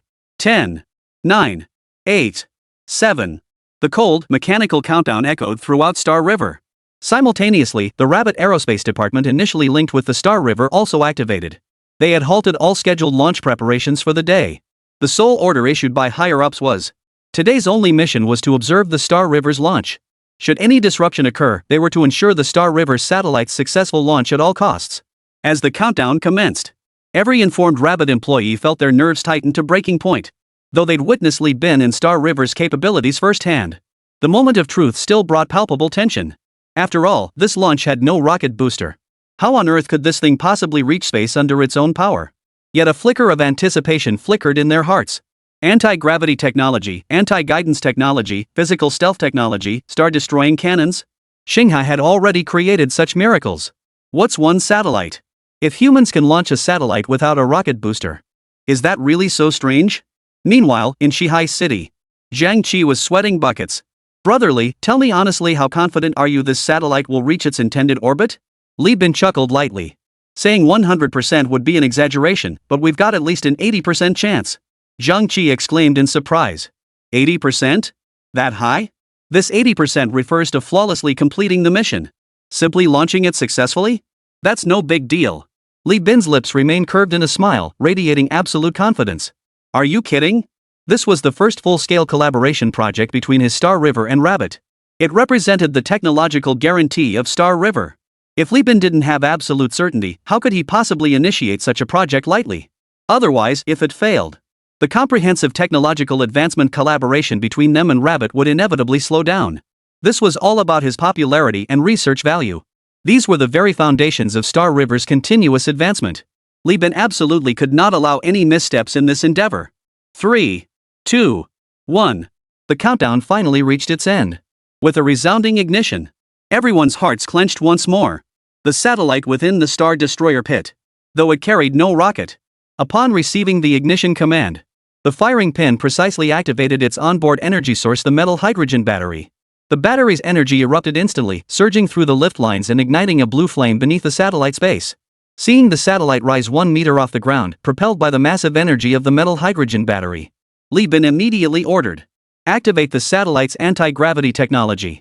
Supercomputer, track the satellite's metrics and report constantly. At Li Bin's command, the satellite's exterior, previously gleaming with silver metallic luster, was now enveloped in a layer of energized blue electric light. The anti-gravity technology activated instantly. Several satellites ignited within the Star Destroyer pit completely broke free from Blue Star's gravitational constraints. Propelled by immense thrust, they shot out with a whoosh. This scene left the watching crowd frozen in place. It worked. It really worked. This is nothing short of a miracle, the perfect application of anti-gravity technology in aerospace. And that energy source. It's ingeniously designed. What kind of energy could achieve such intensity with such a compact payload? Zhao Qian and Zhang Qi beside Li Bin also wore expressions of exhilaration.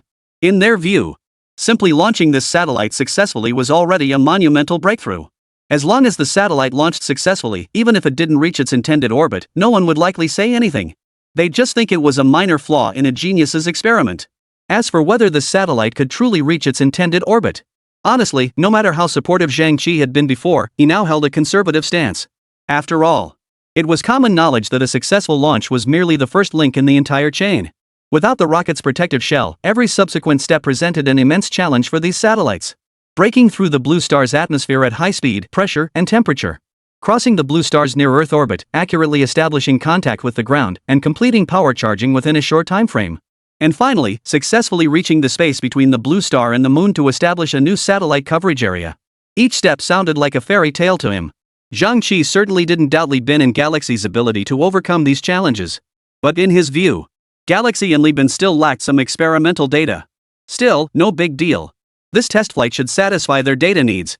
All that remained was incremental breakthroughs. They would ultimately master this astonishing technology. Zhang Qi harbored. Absolutely no doubt about this. P.S. Need your recommendation votes. Your support is crucial, everyone. New book period data matters. Need donations. Need recommendations. Need bookmarks. Need all data. Chapter 122, Attempting to Break Through the Atmospheric Layer. Though Zhang Qi remained cautiously optimistic about this test flight's success. At this very moment, the electrifying atmosphere pulsing around them surged through every nerve. Ask yourselves?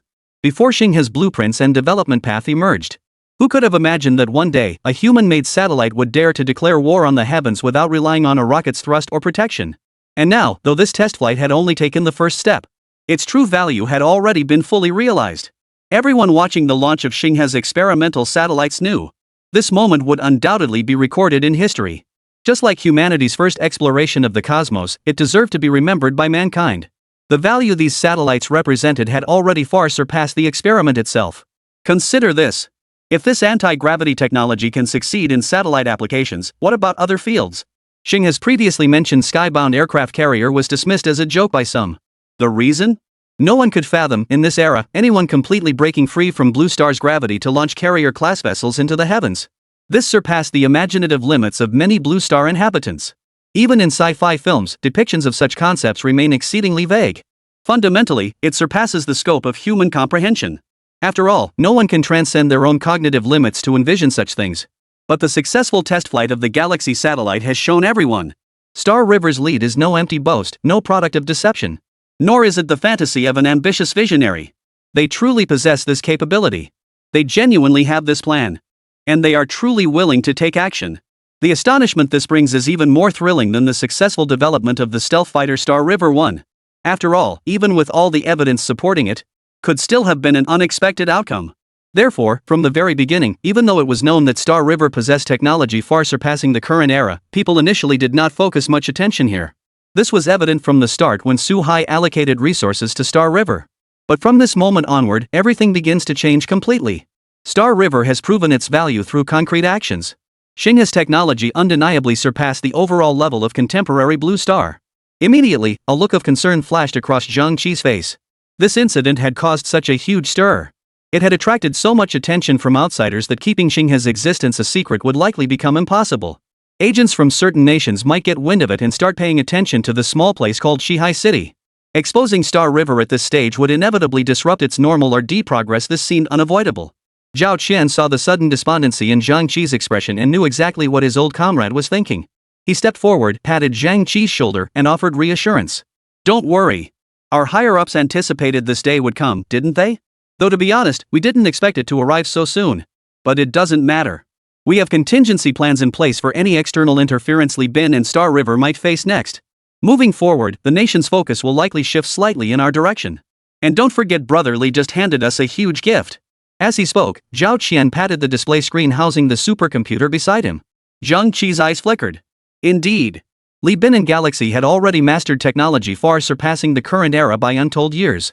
Any single piece they unveiled could overwhelm the entire Blue Star. With Galaxy's assistance, they were fully capable of protecting both Galaxy and Li Bin. Besides, if things really came down to it, would they really treat Brother Li like a mere ornament? If he dared to bring out these things, perhaps he didn't even regard these challenges as threats. Only people like themselves, standing within the context of modern Blue Star, would worry about these challenges. If Brother Li were truly provoked, who knows who might end up suffering the consequences? At this moment, Li Bin remained oblivious to the subtle maneuvers of the two elders beside him. His full attention was fixed on the satellite's orbital path. Though he had confidence in himself and Star River. This was, after all, his first object launched into outer space. To claim he wasn't excited would be a lie. And now, the satellite, its anti-gravity system activated, propelled by the immense energy of its metal hydrogen batteries. Its velocity had reached terrifying levels. At least, aside from Star River's supercomputer, no other satellite could track the test satellite's trajectory. And Star River's current control merely followed the pre-programmed path laid out from the start. Only by leveraging this advantage could it barely capture operational data during the satellite's test flight. And right at that moment, the Xinghe supercomputer beside it suddenly flashed a red alert. Alert! Alert! The first batch of test satellites has reached the position less than 10 kilometers from Blue Star's atmospheric protective layer as expected. Immediately breaching the atmosphere at the planned velocity. The satellite's carbon fiber gel membrane has been fully charged. Satellite status detected as optimal. Breakthrough countdown. 10, 9, 8, 7. At this moment, everyone's hearts clenched once more. Though a significant number believed it laughable that Galaxy's satellites could breach Blue Star's atmospheric shield at high speed with just some so-called gel layer. Yet, deep down, a faint hope lingered. What if the Star River satellite actually succeeded? Li Bin's expression remained calm and composed. Yet his tightly clenched hands trembled slightly. These subtle signs revealed the tension gripping his heart. Truthfully, regarding this membrane, Li Bin had a superior solution in mind. The fundamental research capabilities on Blue Star were simply too backward. If he had to wait for the materials to be developed, who knew how many years it would take? That was precisely why he was taking such a risk. Opting for the relatively easier to produce carbon fiber colloid from the start. According to the Superbrain and Lisa's calculations, while this colloid was still far from meeting his ideal specifications, it should be sufficient for breaking through Blue Star's atmospheric barrier. That said, Li Bin couldn't help but feel a twinge of anxiety. With the Superbrain's assistance, neither the subsequent ground docking and power charging phases nor the final orbital insertion would pose problems for the Galaxy. The sole uncertainty now lay in the extreme temperatures the satellite would endure during its high-speed penetration of Blue Star's atmospheric shield. P.S. Please vote for recommendations. Support me, everyone. New book period data matters. Please tip. Recommend. Add to shelves. Any data helps. Chapter 123, Successful Atmospheric Breakthrough. As tension mounted among the crew, the countdown reached its final moments. 3, 2, 1. Alert! Alert! The first batch of Galaxy test flight satellites has entered Blue Star's atmospheric layer at high speed. Alert! Alert! Satellite surface temperature has reached 3000 C. Alert! Alert! Satellite surface temperature has reached 5000 C. Li Bin's heart tightened completely with each alarm blaring from the supercomputer beside him. His eyes fixed intently on the satellite's trajectory captured by the supercomputer. Meanwhile, within Blue Star's atmosphere, as the Galaxy satellites surged forward, the atmospheric protective layer in this small region seemed to boil. Before these spacecraft arrived, no one on Blue Star had ever reached such speeds. And certainly no one dared to plunge completely unprotected into Blue Star's atmospheric shield at such speeds. Typically, they would remain shielded within the rocket's propulsion system. Only after fully breaking through the protective layer would they be released from the rocket. At this moment, the surface temperature of the satellite had already reached 6000 C. This was the absolute limit of what current human technology could withstand. The entire satellite glowed red hot. Within the already blurred influence of the supercomputer, it even began to teeter on the brink of collapse. Witnessing this scene, Zhang Qi couldn't help but sigh. At this point, this batch of satellite test flights could essentially be declared a failure. Amidst the blurred transition, it was clear the satellite's surface had reached its absolute limit. Yet it was estimated they still needed nearly 10 kilometers to fully break through Blue Star's atmospheric protective layer.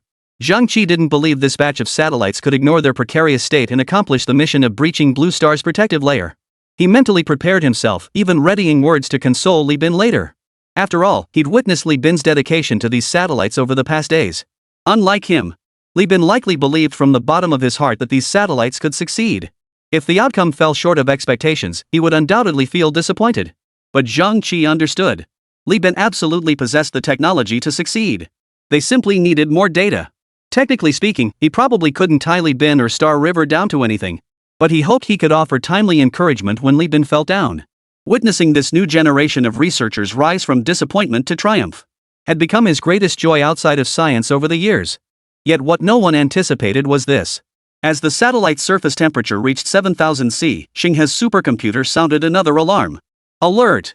Alert! Satellite surface temperature has reached 7,231 C, approaching the critical melting point of the carbon fiber gel membrane. Initiating emergency backup protocol. Request authorization. Li Bin immediately responded. Authorized. Activate Phase 2 emergency protocol for the Xinghe satellite project. Release the secondary processed carbon gel membrane. Copy that. The cold mechanical voice fell silent. The blurred screen rapidly transformed. The satellite, already teetering on the brink of collapse from the extreme heat, shed its carbon fiber gel film in an instant. The detached membrane was swiftly flung behind it, igniting instantly upon contact with the atmosphere. Though the satellite's surface remained red after shedding the film, it now appeared far more stable within Blue Star's atmosphere. At least, there were no signs of its internal components melting. Zhang Qi's eyes widened at the sight. He looked at Li Bin in disbelief. Brotherly, you anticipated that the satellite's carbon fiber gelatinous membrane might fail during high-speed atmospheric re-entry? You even prepared a backup emergency plan for this? Having said that, Zhang Qi fixed his gaze intently on Li Bin's face, hoping to glean some answer from his expression. But to his surprise, Li Bin wore a look of disappointment. As if deeply disheartened by the current situation. I was indeed concerned that the current carbon fiber gel technology wasn't mature enough to withstand the extreme heat during the satellite's high-speed atmospheric re-entry. Therefore, later on, to ensure the first batch of satellites could successfully reach their intended orbits, I equipped them with emergency measures.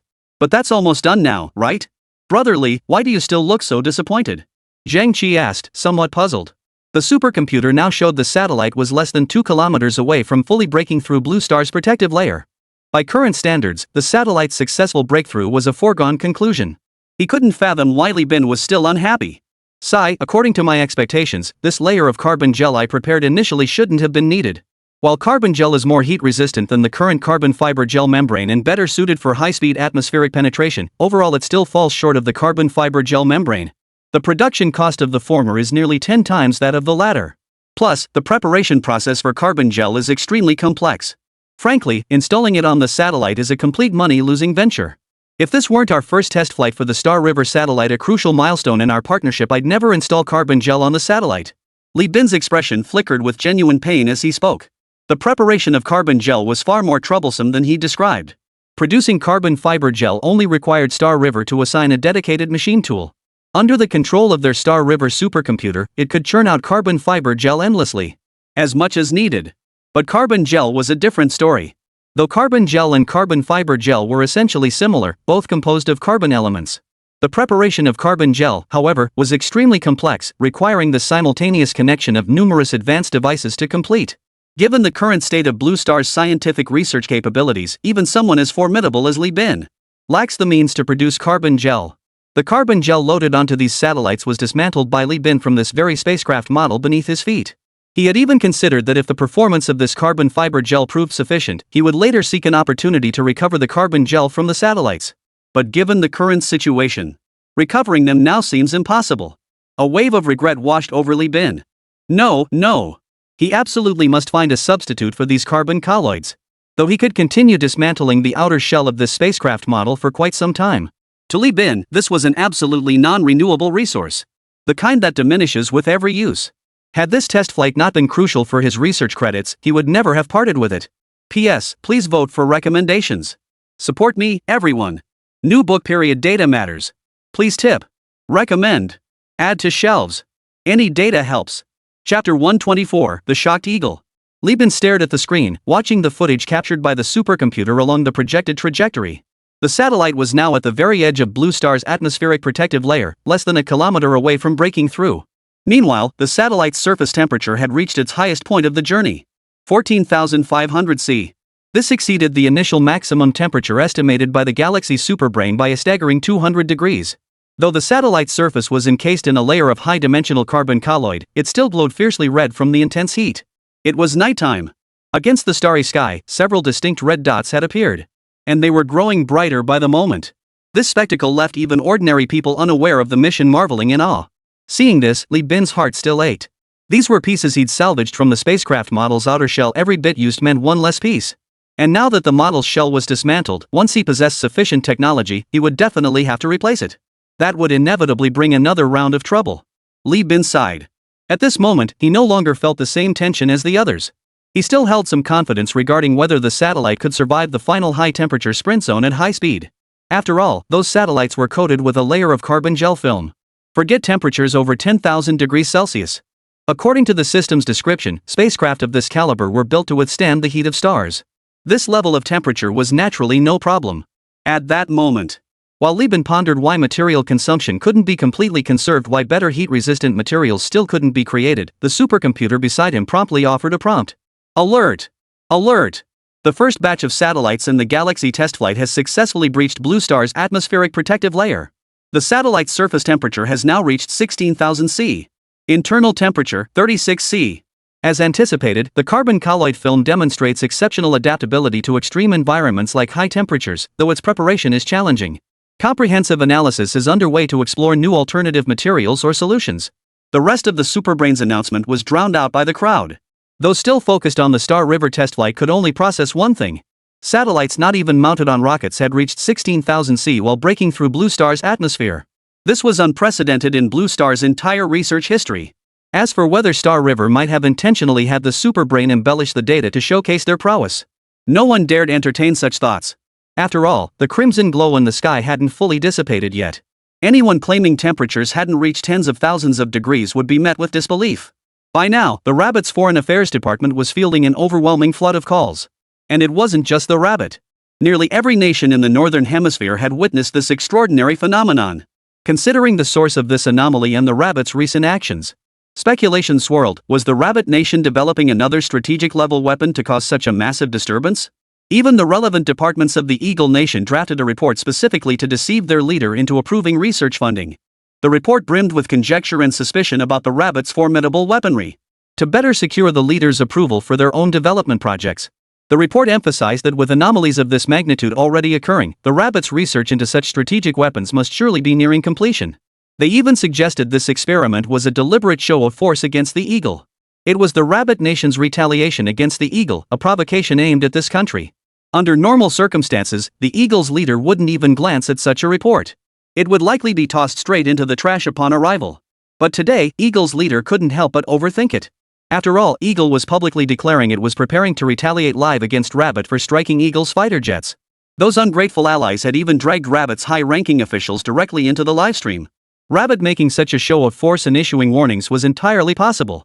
But how could the Rabbits possibly control such powerful weapons? Their physical stealth technology, anti-gravity technology, anti-missile technology, and star-destroying cannons?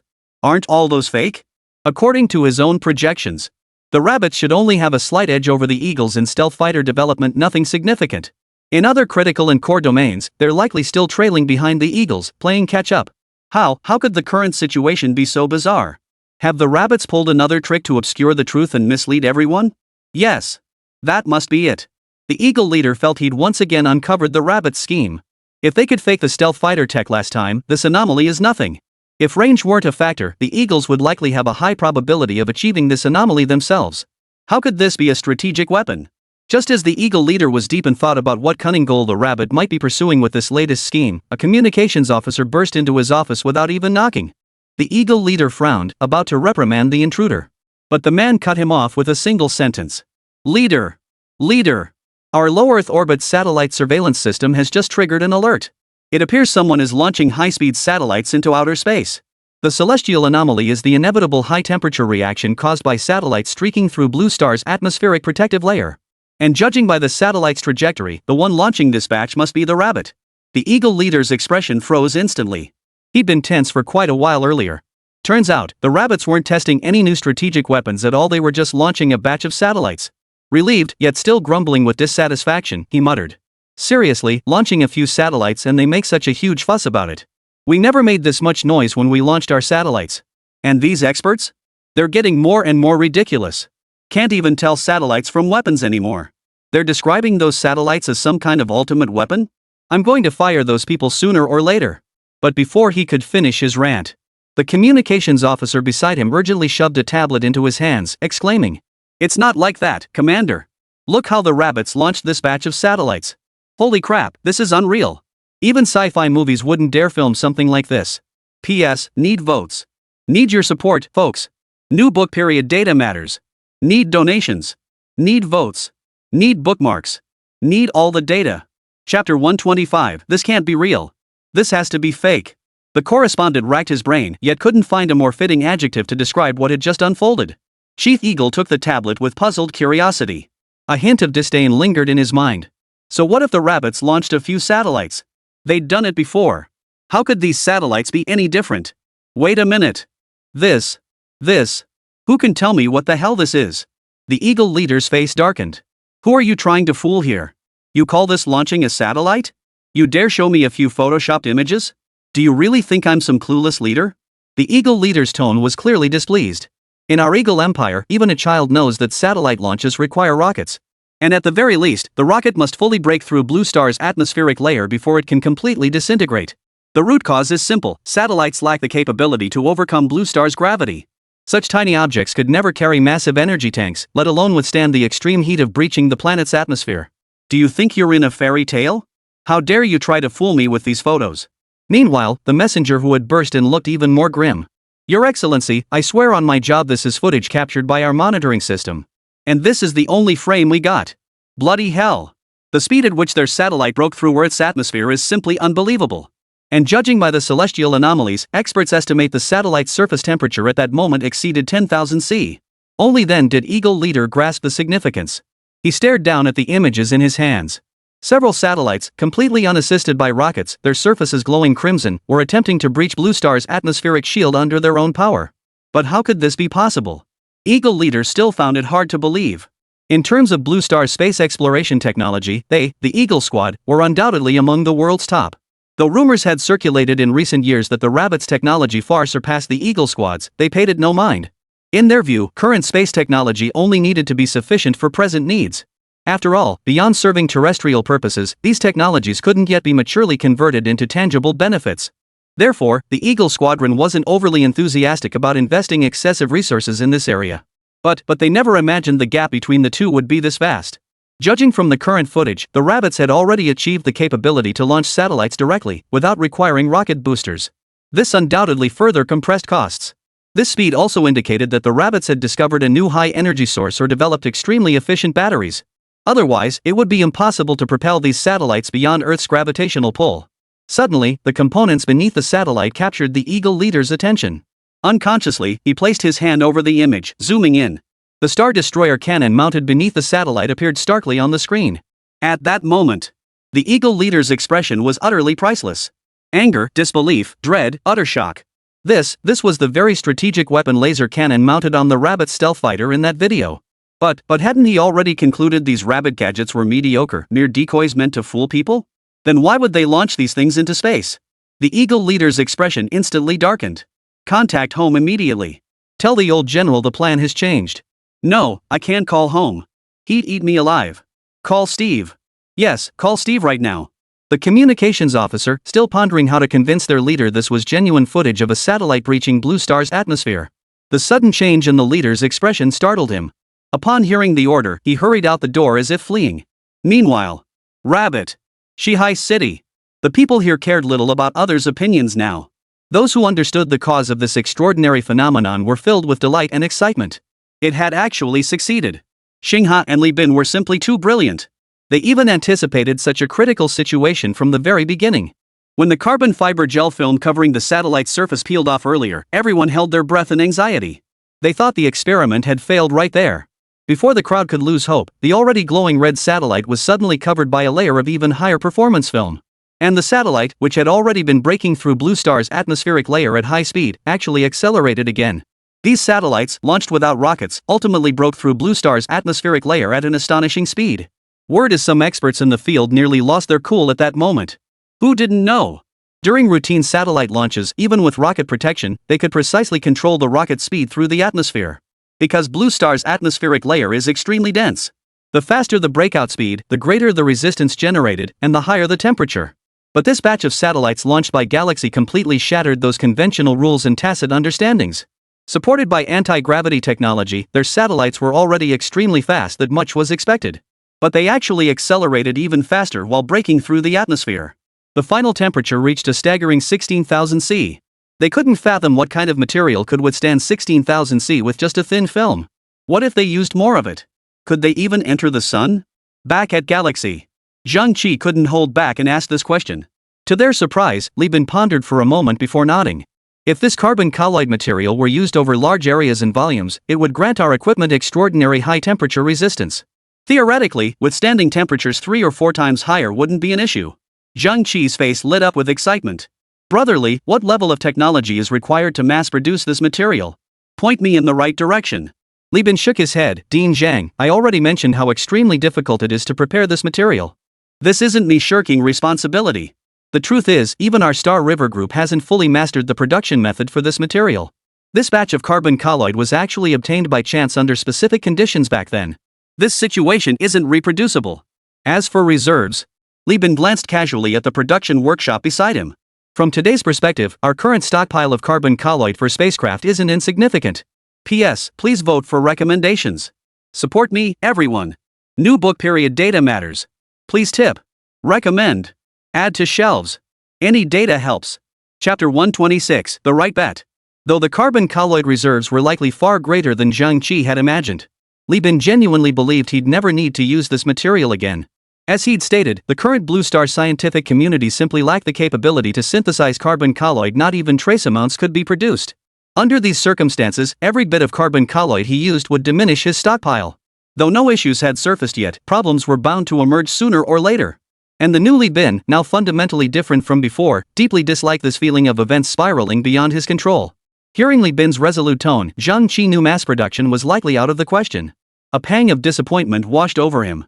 He recalled the satellite test flight. The carbon fiber gel membrane they'd originally planned hadn't delivered the desired results. Success had only been possible thanks to the carbon gel membrane Li Bin had prepared in advance. If mass-producing carbon gel was now impossible, how could they proceed with subsequent experiments? Zhang Qi furrowed his brow slightly and voiced his concerns. Since carbon colloids are currently unattainable and carbon fiber colloids simply can't achieve our desired experimental results, brotherly, where should we focus our efforts next? Do we need to develop an entirely new material to replace the role carbon colloids played in this test flight? Absolutely. Li Bin wholeheartedly agreed with Zhang Qi's perspective. In fact, it's not just about material selection. We need to implement partial upgrades. We must pay equal attention to other areas as well. But Dean Zhang, rest assured. At Galaxy, besides our staff, our supercomputer will also analyze the failed experimental data to draw lessons. It will provide more precise assistance for our next planned experiments. As he spoke, Li Bin directly commanded the nearby supercomputer. Immediately retrieve and analyze the reasons for the failure of Test Flight Plan 1 and derive solutions within our current capabilities. Beep. Command received. Commencing comprehensive analysis of the specific causes for the failure of Test Flight Plan 1 and deriving solutions within Star River's existing technological capabilities. Reason identified. First, during this experiment, we lacked experience in high-speed ground-to-space satellite launches on Blue Star and in penetrating the atmospheric protective layer. This stems primarily from the fact that no nation or individual on Blue Star had previously attempted such experiments. We miscalculated the data, thus failing to fully grasp the launch rhythm. Second, we simultaneously underestimated that at certain high speeds, the relative density of the atmospheric protective layer is remarkably high. During the compression process with the satellite, it could release such immense energy, something not anticipated in our Plan 1.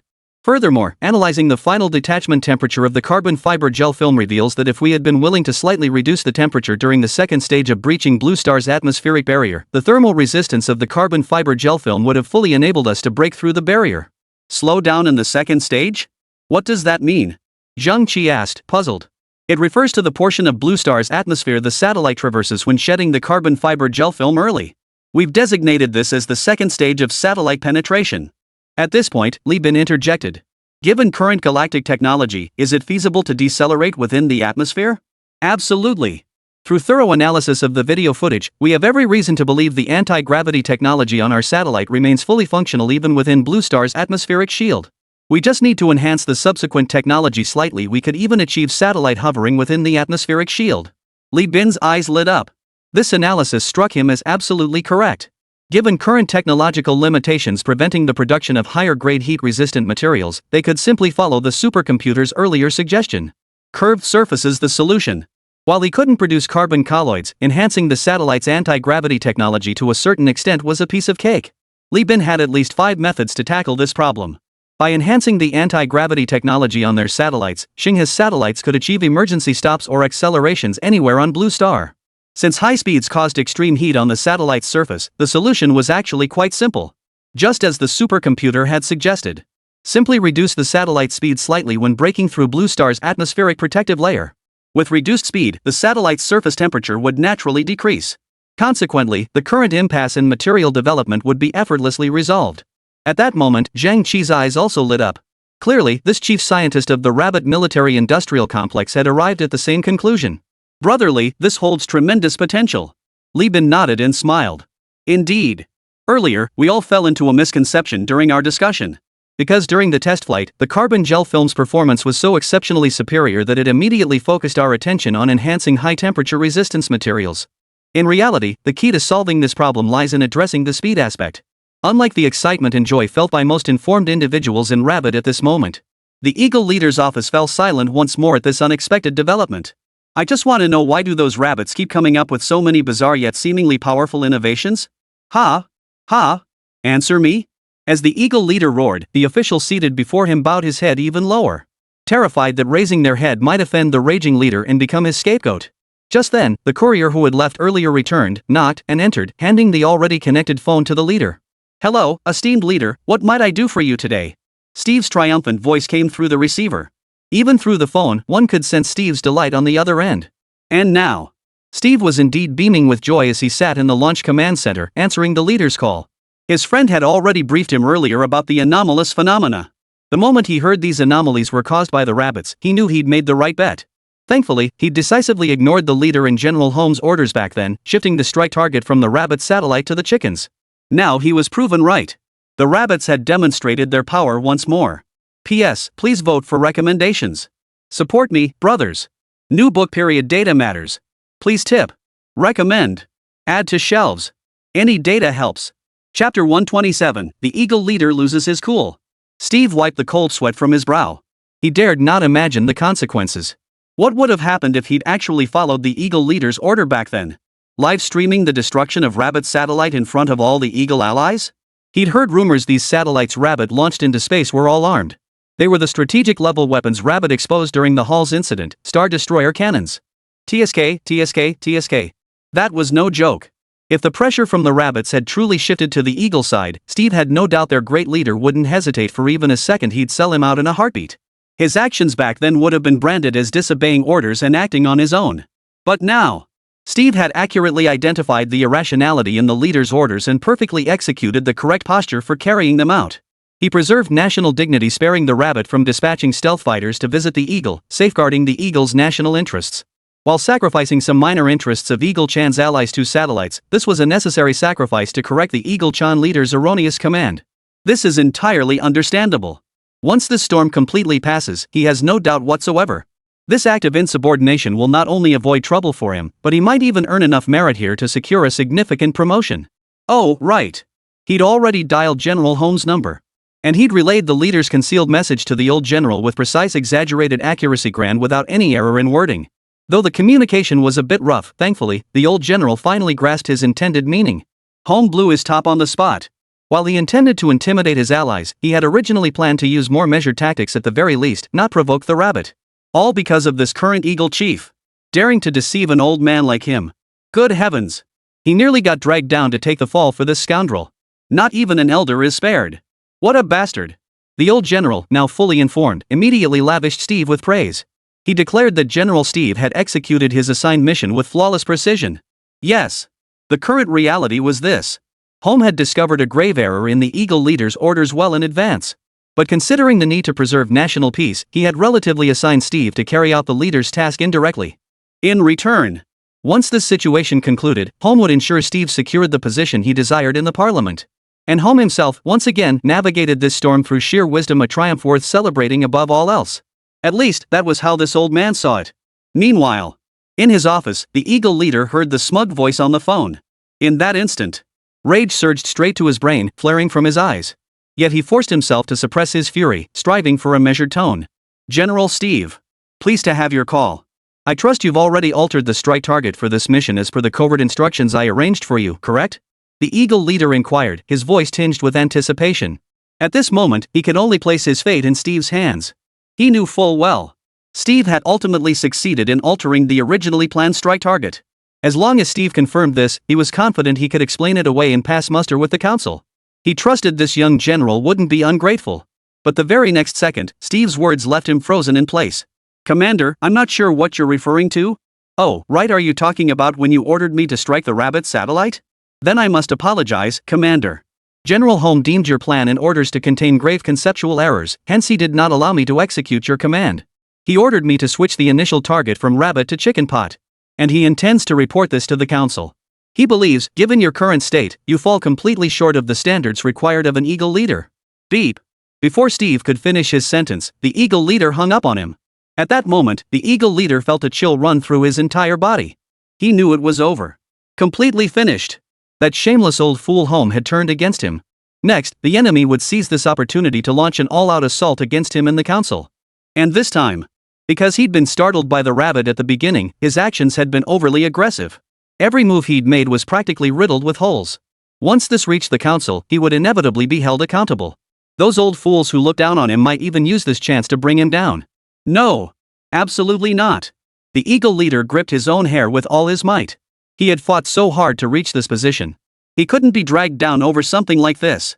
He had to save himself. What could he do now? Think. Think fast. The Eagle leader's eyes were now bloodshot and a sickly smile twisted his lips. Fake. It's all fake. Home and Steve, since you two bastards think the rabbits have this in the bag, I'll bet against it. I bet the rabbits don't have this stuff. I bet it's all a scam. Ha ha ha ha. Now we'll see who wins. The Eagle leader had completely lost his mind. He was now in an extremely dangerous position. If Rabbit's technological prowess was proven, he would inevitably face accountability from the council. Given that, he might as well go all in. He was convinced Rabbit's technologies were nothing but a sham. What country developed technology like this? Did he think he was watching a movie? And if Rabbit's technologies were all fake, the situation would instantly reverse. As the Eagle leader, he would certainly denounce Home fiercely in Parliament. At that point, Parliament might even strip Home of his military authority. Then, he would become the most powerful leader in Eagle history. His story and wisdom would surely be recorded in the annals of history, to be widely passed down to future generations. Blot. A flicker of madness danced in the Eagle chief's eyes. Holding such a high position, he certainly never lacked the courage to take a gamble. Now, it was time to see who had the clearer vision, him, Steve, or Home. He'd see. Did the rabbits truly possess so much advanced technology? P.S. Please vote for recommendations. Support me, brothers. New book period data matters. Seeking donations. Seeking recommendations. Seeking bookmarks. Seeking all data. Chapter 128, The Mad Eagle Leader. At this very moment, the Eagle leader was completely ensnared in the grand illusion he despun for himself. From here on out, all of Rabbit's technology would be fake, utterly non-existent. As long as Rabbit's strategic weapons were all bluffs, fabricated out of thin air. Then, as the Eagle leader, he was certain to emerge victorious from this political storm. He could even use it to further consolidate his power. A cold smile curled at the Eagle leader's lips. He and Home had been locked in open and covert struggles for years. Home's control over the independent authority of the Education Commission had always been a thorn in the side of every Eagle leader. But previous leaders, lacking sufficient capability, had all been forced to submit to Home's power. Some had even been placed in their positions by Home himself. If he could truly use this incident to consolidate the previously fragmented power under his control, he would undoubtedly shine brilliantly in the eyes of those historians. Moreover, if he could elevate the Eagle's international standing even further. A sickly grin reappeared on the Eagle leader's previously ominously grim face. Unthinkable. Utterly unthinkable. If he could leverage the Rabbit incident to accomplish these feats, he would undoubtedly become one of the most exceptional Eagle leaders in history. Future Eagle history textbooks would likely still extol his greatness. Immediately. Right now. Contact the Rabbits and condemn their deception of the world. Demand they restore the truth at once and disclose their deceptive technology. The eagle leader snapped out of his trance, regaining his usual sharpness. He began issuing orders relentlessly. Also, announce immediately that General Steve has violated Eagle Nation law. As a soldier, he dared to openly disobey orders. Have our spokesperson clarify that any actions by Steve and Home represent only themselves. Their conduct has nothing to do with Eagle Nation. What are you still sitting here for? Waiting for me to arrange your lunch? Get moving. The few seated individuals immediately felt as if they'd been granted a pardon. They scrambled to their feet and began shoving and jostling their way out. Terrified they might be too slow. Seeing their panicked expressions, a cold smile reappeared at the corner of Eagle Leader's mouth. He was still the leader of Eagle Squad, still holding the reins of power in this nation. Truth be told, the feeling of wielding such power was truly exhilarating. News from the Eagle Leader's office swiftly reached the Eagle Launch Command Center. Steve stared at the intelligence his friend had risked his life to send, rubbing his eyes in disbelief. He feared he was seeing things. But since the paper contained only a few words, Steve couldn't find anything unusual no matter how many times he examined it. No way? Has the leader lost his mind? But doing this is absolutely brilliant. Steve saw no trace of a joke in the paper. He couldn't help but burst out laughing. He'd imagined their leader might resort to desperate measures later. But he never dreamed the old bastard would be so ruthless he'd even sell himself out. That old bastard must be truly cornered now. His aide beside him grinned and joined in the jest.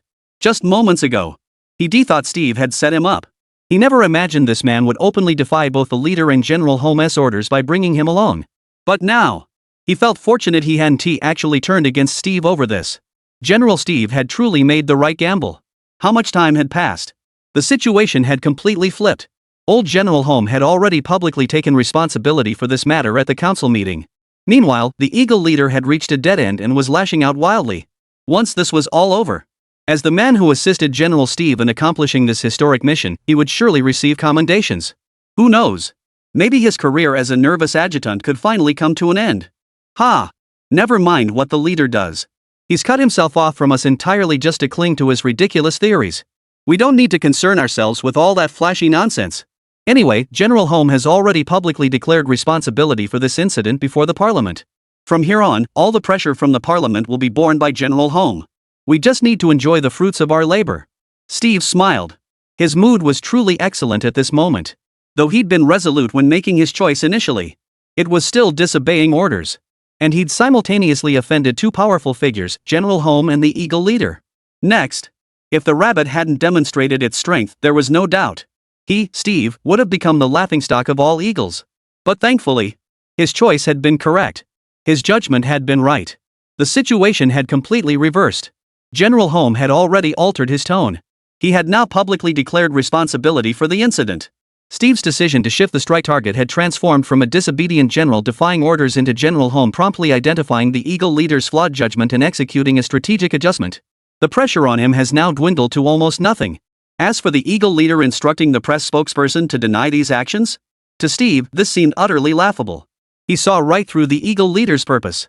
He was merely thinking of making one final gamble, betting that all this rabbit technology was just a bluff. But was that even possible? The traces of satellites launched into the sky hadn't completely vanished yet. You call this spectacle visible across half the blue planet a deception? Is that even possible? A cold smile touched Steve's lips. But now, the pressure wasn't on him anymore. This wave of pressure had completely shifted onto that self-important leader. As for him, all he needed to do was wait for the rabbit to prove it, then bask in the hero's treatment. And at this moment, the live stream continued. Allies of the Eagle worshippers had witnessed the spectacle and were now engaged in heated debate. Holy crap! The rabbits are looking more and more like the real deal. Did you catch that? They're launching satellites without rocket boosters? Seriously, is this even technology Blue Star humans could develop? How come we South Koreans don't have this level of tech? Seriously, those rabbits. They never leak a whisper about these powerful technologies. Now look, they drop a global bombshell out of nowhere. At that moment, the official account of the rabbit military commander reappeared in the livestream, patting the Korean commenter who'd just spoken. What? Want us to leak some hints about our weapons to you? P.S. Please vote for recommendations. Need your support, brothers. New book period data matters. Please donate. Please recommend. Please add to shelf. Please boost all metrics. Chapter 129, Utter Shock. The Korean leader instantly perked up. He hurriedly replied in the comments below the Rabbit-S post. Really, Rabbit-san? Zhao Qian, Just give us a plot of land and we'll run an experiment. Then you'll see the true power of our weapons firsthand. Korean. Chicken. Meanwhile, Eagle Leader, peeking through the screen, felt his teeth grinding to dust. He was still here, yet these so-called allies were already cozying up to Rabbit. He dared not imagine. What would happen if he wasn't around? Wouldn't this alliance turn sour from now on? The Eagle Leader's face darkened completely. Fine, very fine. Once I've dealt with Rabbit and Home, I won't spare a single one of you bastards. I won't rest until I've drained every last drop of your blood. Meanwhile, the ever-well-informed Foot-Basin Chicken had clearly detected the turmoil brewing within the Eagle camp. He tagged the Eagle Leader in the group chat, inquiring with feigned concern. Big brother, was your house robbed? Isn't that Steve the general you assigned to execute the mission? And isn't that Home the head of your Eagle Leader military department? You unilaterally declared they disobeyed orders, isn't that a bit problematic? Seeing these words, the Eagle Leader grimaced slightly in embarrassment. This approach was indeed a bit problematic. They'd merely shifted their strike target from rabbits to you footbasket chickens. Ha! Eagle Leader, thanks for the concern. But what they're doing now definitely isn't my order, it absolutely doesn't represent us eagles. This is purely their own stance. So if they do anything, please don't pin it on us eagles. The Foot-Basin Chickens saw this statement. They understood immediately. This must mean Eagle Leader had arranged for those two troublemakers to cause mischief. He was just being extra careful not to get blamed later. Recalling the purpose of Eagle Leader's live stream today, the Foot-Basin Chicken suddenly felt enlightened. As the Eagle's most obedient subordinate, he promptly chimed in. Of course. Since the Eagle's spokesperson has explicitly stated that Steve and Holmes' actions were entirely personal, we absolutely cannot pin these matters on the Eagle. Having said that, he thoughtfully helped the Eagle Leader by tagging Zhao Qian. Zhao Qian was in Shihai City. Witnessing this flamboyant spectacle, he raised an eyebrow, puzzled. He'd already heard the details from Li Bin. The Eagle's original target was the rabbit. But Steve, fearing the rabbit might seek retribution afterward, had arbitrarily switched the strike target from the rabbit to the Foot-Basin Chicken. And now the Foot-Basin Chicken was pulling this stunt. What? Were they worried that after their satellite got shot down, they'd have grounds to demand compensation from Eagle Squad? Had the Football Chickens become this generous? Well then, once Li Bin had already launched his satellite into orbit, accidentally firing a couple of shots, surely the Football Chickens would understand, right? Thinking this, Zhao Qian immediately replied to the Football Chickens. Rest assured. We deeply respect Eagle's decision. Since they deem Steve's actions purely personal, we have nothing further to say. Just don't come crying later, trying to deny it. Seeing Rabbit take the bait, Chicken immediately replied. Don't worry, Rabbit. That absolutely won't happen. Watching this dramatic exchange on screen, Eagle's leader found it rather amusing. No. Foot-Basin Chicken, if Steve really shoots down your satellite later, you won't be able to make a fuss. You said it yourself. Meanwhile, Shihai City. Zhao Qian shared the information on the screen with Li Bin. Li Bin chuckled at this. When Eagle Lady actually shoots down Foot-Basin Chicken's satellite, Foot-Basin Chicken will still be able to speak so calmly with everyone. Alright. The chicken bowl matter is settled. Next, we just need to wait for our satellite to reach position. No sooner had Li Bin finished speaking. The Galaxy supercomputer beside him sounded the alarm again. Alert! Alert! The satellite has completed charging by collecting solar energy and is ready to launch toward its target orbit at any moment. Li Bin immediately ordered. Establish full communication between the satellite and Blue Star's ground satellite control system immediately. Optimize the satellite ground data exchange system. Ensure constant communication between the satellite and ground control until it reaches its designated orbit. Roger. Beep Satellite Blue Star Ground Interaction Platform established. Beep Satellite has established a stable communication channel with Blue Star Ground Control. Beep Satellite transmits first accurate data to Blue Star Ground. Beep Ground Satellite calibration complete. Awaiting next instructions. Immediately adjust satellite trajectory.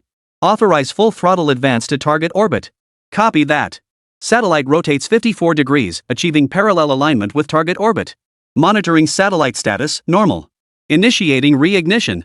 With the satellite ground interaction platform established, the satellite status was now fully displayed on the Superbrain screen. Following the command to reignite the satellite. The satellite's fully charged metal hydrogen batteries once again supplied power to the high-performance engines. In an instant, the first satellite launched by Star River into Blue Star's outer space erupted with a blue flame trail once more. The anti-gravity system, previously active, shut down as outer space inherently lacks gravity. Now, the satellite hurtled toward its intended orbit at full speed. Its velocity instantly surged to maximum. Every rabbit monitoring the Star River satellite launch couldn't help but breathe a collective sigh of relief. Gazing at the satellite's elegant trail on the screen, joy mingled with astonishment in their hearts. Had Xinghe actually succeeded?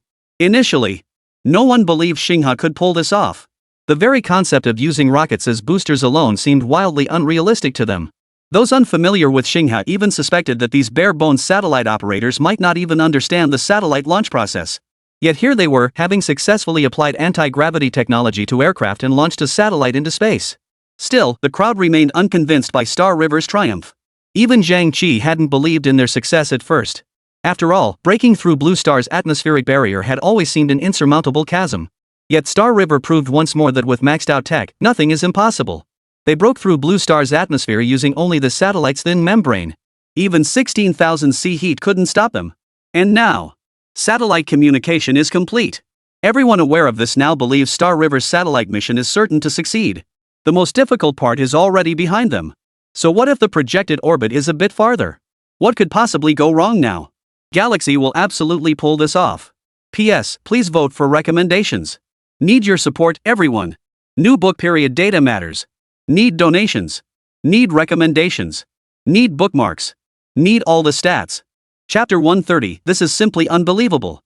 The satellite launched by Star River has smoothly completed the first 3 steps. Now only the final phase remains. Successfully placing the satellite into its intended orbit. If this were before, people might still harbor concerns about this phase. After all, prior to today, no nation exploring space from Blue Star had ever attempted to position a satellite in such a location. That's right between Blue Star and the Moon. The distance from Earth far exceeded that of low Earth orbit. At such a distance, by all logic, Earth's ability to maintain long-term control over the satellite would drastically diminish. Signal interference could even occur during prolonged communication between ground control and the satellite, rendering the established satellite ground communication platform utterly useless. At that point, the satellite would become a space drifter, adrift above the blue planet. But clearly, Galaxy would never allow such an outcome.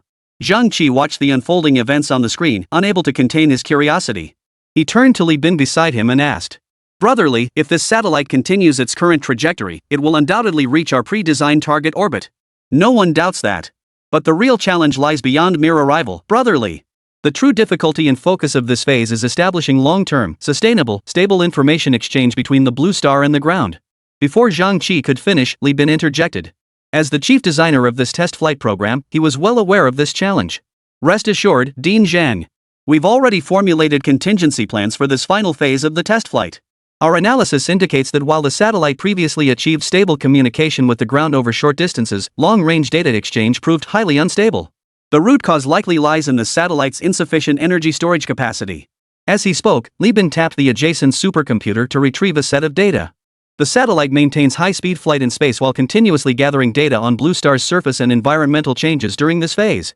Simultaneously, it must persistently exchange collected information with the ground. The challenges for long-range satellites boil down to 2 key points.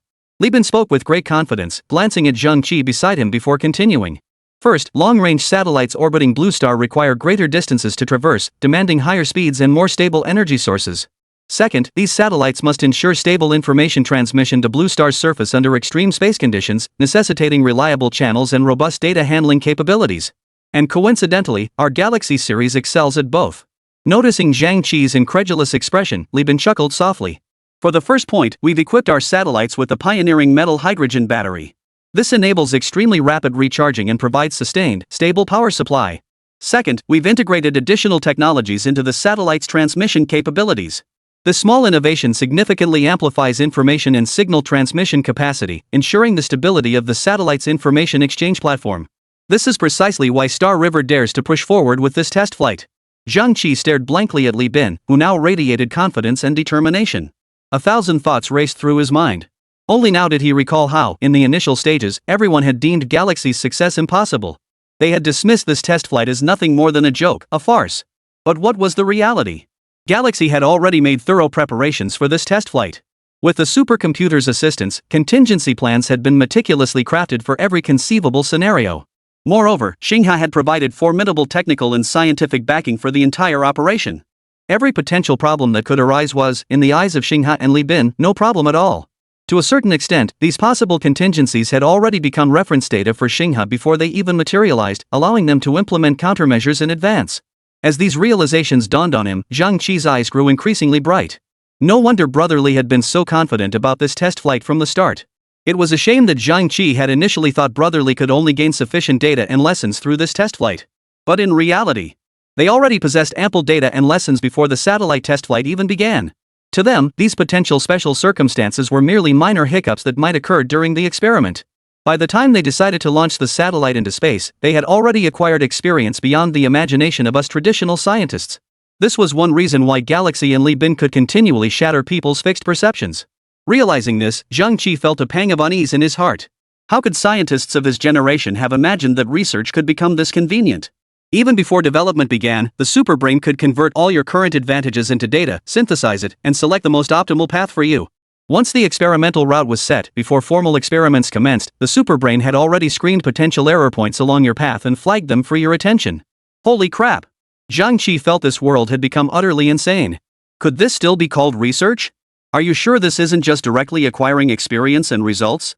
Li Bin instantly grasped what the veteran scientist was thinking upon seeing Zhang Qi's expression shift. Director Zhang, what do you think? Have you grasped the charm of conducting research in our star river? Zhang Qi opened his mouth, his voice slightly hoarse. This process of conducting research is simply too fantastical. In our era, this was unimaginable. We could only gather data through repeated failed experiments, enriching our databases to learn from each setback and find the right path. Every theory had to be explored and discovered by us. In the toughest times, we didn't even have a single computer. We did everything by hand. As he spoke, Zhang Qi glanced at Li Bin with a hint of concern and asked, "Brotherly, having the superbrain assist your research at Star River is certainly advantageous. But might this lead to Star River's researchers becoming overly reliant on the superbrain simulations, causing some to lose their practical skills? Brotherly, this could be a rather fatal mistake. You absolutely must be mindful of it. P.S. Please vote for recommendations. Need your support, folks. New book period data matters. Seeking donations. Seeking recommendations. Seeking bookmarks. Seeking all data." Chapter 131, Entering Projected Orbit. Worry flickered in Zhang Qi's eyes. He'd been the scientist most closely involved with Galaxy and Li Bin these past days. Thus, he held some authority on Galaxy-S affairs. Xinghe's current RD approach truly demonstrated formidable scientific capability and efficiency. Following Xinghe's research model, with the superbrain's assistance, their scientific prowess would skyrocket dramatically. They might even surge far ahead of the entire Blue Star. But at the same time, Zhang Qi harbors some apprehensions about Xinghe's research approach. After all, with the superbrain simulating data and analyzing experiments, most development errors can be virtually eliminated. If this continues indefinitely, who would still diligently conduct research with their feet firmly on the ground? Who would still face up to mistakes caused by oversights in their experiments? Could this foster an undesirable trend within Rabbit's scientific community? Could it lead scientists to become overly reliant on the supercomputer during development? These were all serious concerns. Li Bin observed Zhang Qi's worried expression and chuckled softly. "Dean Zhang, how do you think Star River developed the supercomputer in the first place, before we had one?" Zhang Qi paused, then shook his head. "Before we had the superbrain, we also achieved our current status through repeated experiments, continuously learning from failures, gathering vast amounts of data through massive trials, and through everyone's relentless efforts." Li Bin bluffed. Truthfully, the concerns Zhang Qi now voiced had already crossed Li Bin's mind when he first considered collaborating with Rabbit. After all, with Star River's superbrain now possessing sufficient computational power, gradually opening up some basic functions to Rabbit's scientists was an inevitable trend. He himself agreed with this approach. But how to open it up, and under what conditions, that was the major issue. Just as Zhang Qi feared, if all superbrain functions were made accessible, it would undoubtedly deepen researchers' dependence on the system. After all, the supercomputer could help them eliminate errors in experiments. Why would they want to struggle through experiments alone? On the other hand, as artificial intelligence gradually grows more powerful, this would soon become inevitable. Even without the Star River supercomputer, other supercomputers might emerge like the Stellar supercomputer, the Milky Way supercomputer. In short, with the advancement of AI and the gradual liberation of social productivity, this issue would inevitably confront everyone. It was merely a matter of time. Li Bin also fell deep in thought. Truthfully, regarding how best to utilize AI to assist scientific research or daily production, he currently lacked sufficient insights. The specifics of implementation would require him to exchange some experience points with the system and thoroughly discuss it with Lisa before making a decision. But one thing was absolutely certain. No matter how events unfolded, he would always help Rabbit chart the best possible course. Meanwhile, during Li Bin's communication with Zhang Qi, the first batch of satellites from the Galaxy test flight had already reached the boundary between Blue Star and the Moon. The Galaxy supercomputer nearby issued an alert. Alert! Alert! The first batch of Galaxy test flight satellites has reached the pre-designated position. Preparing for calibration. Awaiting your command. Calibrate immediately and establish a long-term connection with the ground. Li Bin ordered promptly. Roger. Satellite pivoting right at a 45-degree angle, speed 36 kilometers per minute. Initiating estimated orbit calibration. Calibration progress, 60%. Satellite distance from Blue Star now equals distance from Moon. Alert! Blue Star's gravity and Moon's gravity simultaneously tugging its satellite, causing speed to decrease again. Calibration progress, 85%. Amidst the superbrain's repeated alarms, this satellite test flight led by Star River had reached its most critical phase. And at this moment, the satellite-to-ground communication platform had been successfully established. The supercomputer could now exercise precise control over the satellite. Simply put, every adjustment the satellite made in space was now the result of the supercomputer selecting the optimal solution before transmitting commands. At this moment, all eyes refocused on the satellite, hearts clenching with tension. This was the final step. Success was imperative. Simultaneously, the satellite in space simultaneously received gravitational pulls from both Blue Star and the Moon. Such gravitational fields would inevitably pull ordinary mechanical devices toward one body or tear them apart entirely. At this moment, the disruptive factors in space reached their peak. The satellite endured constant assault from extreme conditions throughout the cosmos. The supercomputer of the Star River had already reported this situation. Li Bin paused only briefly to consider before making his decision and issuing the command directly. Proceed with the contingency plan. Abandon the objective of reaching the target orbit via relative static movement. Implement Plan B. Maintain the satellite's high-speed relative dynamic movement to successfully reach the target orbit. Roger.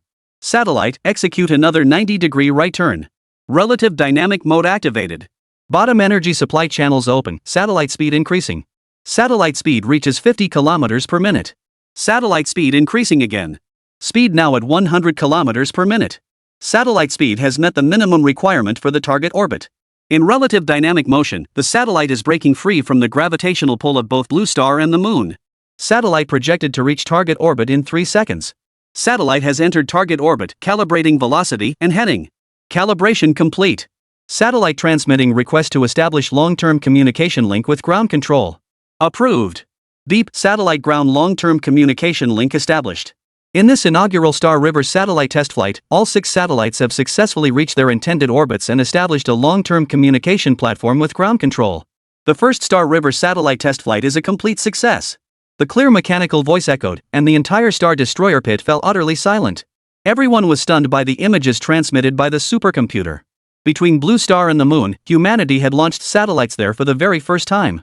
6 satellites mirrored each other, drifting in their intended orbits. This batch of Xinghe test satellites demonstrated superior performance across all metrics. Their signal stability even surpassed that of near-Earth orbits. The transmitted images were exceptionally clear. From this moment onward, both Rabbit and Star River took a solid stride into space. Rabbit became the nation with the greatest satellite control in history. And armed with the Star Destroyer cannons aboard these satellites, Rabbit became Blue Star's first nation possessing space strike capabilities. Star River also gained the capacity for space development. The impact of this test flight proved far more powerful than anyone had ever imagined. P.S. Please vote for recommendations. Need your support, everyone. New book period data matters. Seeking donations. Seeking recommendations. Seeking bookmarks. Seeking all data. Chapter 132, Test Flight Success. Li Bin watched the footage captured by the superbrain. Between the surface of Blue Star and the Moon, 6 satellites were clearly visible, each following its designated orbit. Due to their extreme velocity, even in space, the supercomputer could capture the dazzling trails left by all 6 satellites. This was something previously unimaginable. In fact, the capabilities of this first batch of satellites from the Galaxy test flight were far more numerous and powerful than Li Bin had just described. After all, this marked Li Bin's first official collaboration between Galaxy and the Rabbit government. The previous stealth fighter development project, Galaxy 1, simply didn't count. Precisely because of this. Over the past days, Li Bin and Lisa had poured immense effort into these satellites. Countless newly launched technologies and projects, once their theoretical validity and practical utility were proven, were integrated by Li Bin into these 6 satellites. These technologies ensured the satellites could maintain stability in virtually any extreme space environment. Among them was even an auxiliary targeting space scope. Should the day ever come when the Rabbits had no choice but to deploy these 6 satellites, each armed with a Star Destroyer cannon, to achieve some strategic objective, that would be the moment for this space scope to shine. They would swiftly assist ground forces in locating optimal targets, synchronizing the satellite's orbits with those positions, until the Star Destroyer cannons successfully struck the surface. And this iteration of the Star Destroyer cannon, powered by metal hydrogen batteries, undoubtedly possessed even greater destructive force. If these behemoths were unleashed at full power, Lieben doubted even the current Blue Star could withstand just a few salvos. If, during the Star Destroyer cannon's initial development, the Rabbit faction's leadership hadn't yet classified it as a strategic-level weapon, then now, equipped with metal hydrogen batteries and possessing devastating destructive power, the Star Destroyer cannon has fully established itself as a strategic-level weapon stored beyond Blue Star by the Rabbit faction. Only now did Zhao Qian realize the immense advantage of deploying the Star Destroyer cannon in space during this test flight. First, as a heavy weapon, the Star Destroyer consumes relatively little energy. By mounting it on satellites and launching it into space, its metal hydrogen batteries can fully harness the ubiquitous light energy in space for replenishment. Meaning as long as the light in space remains, these weapons orbiting between the Moon and Blue Star retain their ability to strike the surface indefinitely. Second, these Star Destroyer cannons drift alongside satellites in orbit. No nation on Blue Star possesses the capability to silently and completely evade Rabbit's detection to destroy them. After all, no other nation's satellites save for the Rabbits have ever reached this altitude. And should any nation launch projectiles to destroy these Star Destroyer cannons, the cannons themselves possess the capability to detect the threat in advance and neutralize it. This is the confidence born of absolute supremacy. All that remains is to proceed as Li Bin and his team originally planned. At the opportune moment, let these Star Destroyer cannons fire a couple of shots. Show off some muscle. Those hostile Rabbit folks should know what to do from now on. As for the right timing, that definitely has to be after Steve shows off his stuff, then he can make his move. Otherwise, wouldn't all that time Steve spent preparing be for nothing? Li Bin watched the satellite reach its intended orbit and gradually stabilize, finally letting out a sigh of relief. These past days, he hadn't slept well at all because of these satellites. He kept thinking about what else to equip them with during their rare trip into space and how to install it. Truthfully, with Star River's current capabilities, Li Bin shouldn't have to handle all this alone. With its supercomputer, Star River had long possessed comprehensive automation capabilities. Even if Li Bin hadn't worried about these matters, their supercomputer would still have devised a thoroughly reliable plan for this test flight. But psychologically, Li Bin had been raised from childhood with the aspiration to become an astronaut when I grow up. Therefore, he paid slightly more attention to everything related to space. Moreover, this test flight marked Star River's first foray into space exploration. Before, he'd only seen it in sci-fi movies. Those powerful satellites doing this and that, those mighty spaceships darting across the sky. What young boy wouldn't be captivated? Previously lacking the means to reach that realm was one thing. But now, with this opportunity finally within grasp, Li Bin wouldn't let it slip away. Don't forget. Right now, the production workshop at Star River was still using the spaceship model the system had given him at the very beginning. Just thinking about that spaceship model made Li Bin's heart burn with excitement. This was the kind of pursuit a real man should have. Truth be told, calling this spacecraft a model was a bit of an understatement. In terms of technology and materials, it was practically identical to the real thing. The carbon gel film covering the satellite's surface? That was peeled right off the hull of this very spacecraft. The only reason it was still considered a model? Simply because Li Bin currently lacked the power to make it fly. But Li Bin was certain. Sooner or later, he would turn this model into a real spacecraft. That day will mark the moment our Rabbit Nation officially enters the interstellar age. At that moment, Zhao Qian, having fully grasped the situation, turned to Li Bin with solemn expression. He spoke with great gravity. Brotherly, on behalf of all the people of Rabbit Nation, I thank you. I know that compared to your contribution to the nation, any words now seem pale and inadequate. But rest assured, the nation will never let you down. Though your achievements cannot yet be publicly acknowledged, rest assured. When the time comes, we will make sure every citizen knows who the true heroes of this nation are. Li Bin was startled by Zhao Qian's solemn demeanor. He then realized Zhao Qian might have grasped the true purpose of this test flight, mounting the Star Destroyer cannon onto a satellite. Li Bin smiled. Senior Zhao, this is what I should do.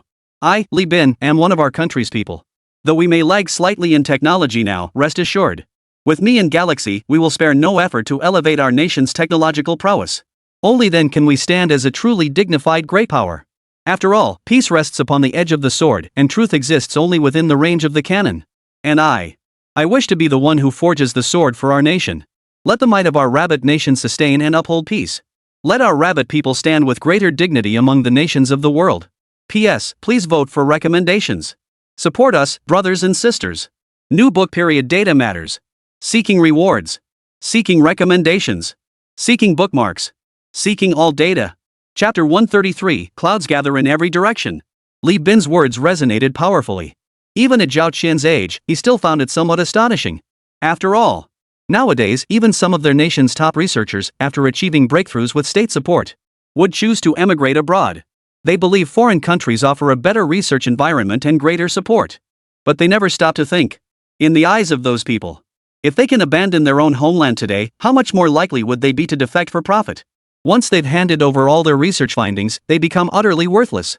At that point, TSK. The fate awaiting such individuals is too grim to contemplate. Yet Li Bin's words, spoken at this very moment, shine like a beacon, igniting a fiery resolve within every scientist present.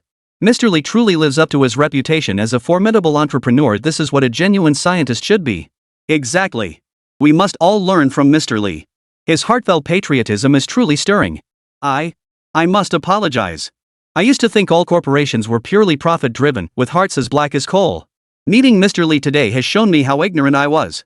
If Mr. Li's heart were truly black, then everyone here wouldn't even recognize their own blood. These young researchers, some brought by Zhang Qi, represented the reserve talent pool of the 3rd Military Research Institute. Others were young talents directly from the department conducting Rabbit's joint test flights with Star River. Beyond their exceptional expertise in their respective fields, they shared one defining trait: loyalty. After all, the projects they worked on at Star River seemed unremarkable here. Yet, if revealed externally, any single one would send shockwaves through Blue Star's entire academic community. Among them, the next phase of development for critical components of metal hydrogen batteries, replacement of core components for the Star Destroyer cannon, and the newly launched of carbon fiber colloids. If these projects were exposed externally, without exaggeration, it wouldn't be an overstatement to say they could spark a world-class war. Therefore, within Rabbit at this moment, all those in the know share a single consensus. Collaboration with Star River is acceptable. But every single researcher must be trustworthy. Although the recent actions have been a bit excessive, those who've kept their eyes on us won't overlook these suspicious points. Sooner or later, they'll follow the trail back to us. That much is certain. Everyone's resigned to it now, but delaying it even a day helps. Even if they notice something off about Star River, they probably won't connect the dots to its true nature. Of course, they've also prepared for the worst-case scenario. Now that they possess the stealth fighter Stellar River 1 and the custom laser cannon Stellar Destroyer forged by Stellar River, the Rabbits feared no one. And what's more, their Stellar Destroyer had already taken to the skies. They now possessed full capability for space-to-ground strikes. Judging by the destructive power Li Bin had demonstrated back then, if the Rabbits so desired, these 6-star destroyer cannons floating in the heavens would deliver a massive surprise to any enemy daring to cause trouble. The Rabbits. They are no longer that sleeping lion of a rogue. This dragon has fully awakened. At this moment, in Eagle San's Dearest Ally livestream, the chat comments flooded the screen once more. Hey, my old rabbit buddy, we won't say anything about your satellite causing such a ruckus. But how come we hear your satellite is actually armed? Exactly. If it weren't for that final screenshot analysis, we'd still be kept in the dark. Bro Rabbit, gotta call you out on this. That's not how you do things. You're putting weapons on your satellite? You should have at least given us a heads up. This move puts our dear Eagle San in such an awkward position. With that, this amiable Eagle San ally affectionately tagged the Eagle San leader. The Eagle leader had regained his composure by now. Seeing he'd been tagged in the livestream, he barely restrained himself from cursing. What were these people thinking? Hadn't they noticed anything from the Eagle's recent shifts? And they dared tag him. Was this some kind of public humiliation? Veins bulged on the Eagle leader's forehead. Though he still harbored some madness, his stance remained firmly rooted in opposing Rabbit. But what if? What if Rabbit truly possessed this advanced technology? If he incited the crowd to provoke Rabbit again, it could very well escalate the situation further. Therefore, in the Eagle leader's current perspective, whether Rabbit actually held this high-tech capability wasn't entirely crucial. At least, that was his view. As long as Rabbit didn't demonstrate these advanced technologies, who could know? Then Home and Steve's actions would be entirely unnecessary. This principle applied equally within Parliament. He could still leverage his connections there to manage the situation awkwardly. Truthfully, the Eagle leader, now calmer, had long since regretted his actions. The home aircraft project was fundamentally a military matter. Initially, it hadn't even been his concern. They hadn't even submitted a report to him when they took action. But later, he'd lost his composure. His subsequent actions had been nothing short of extreme.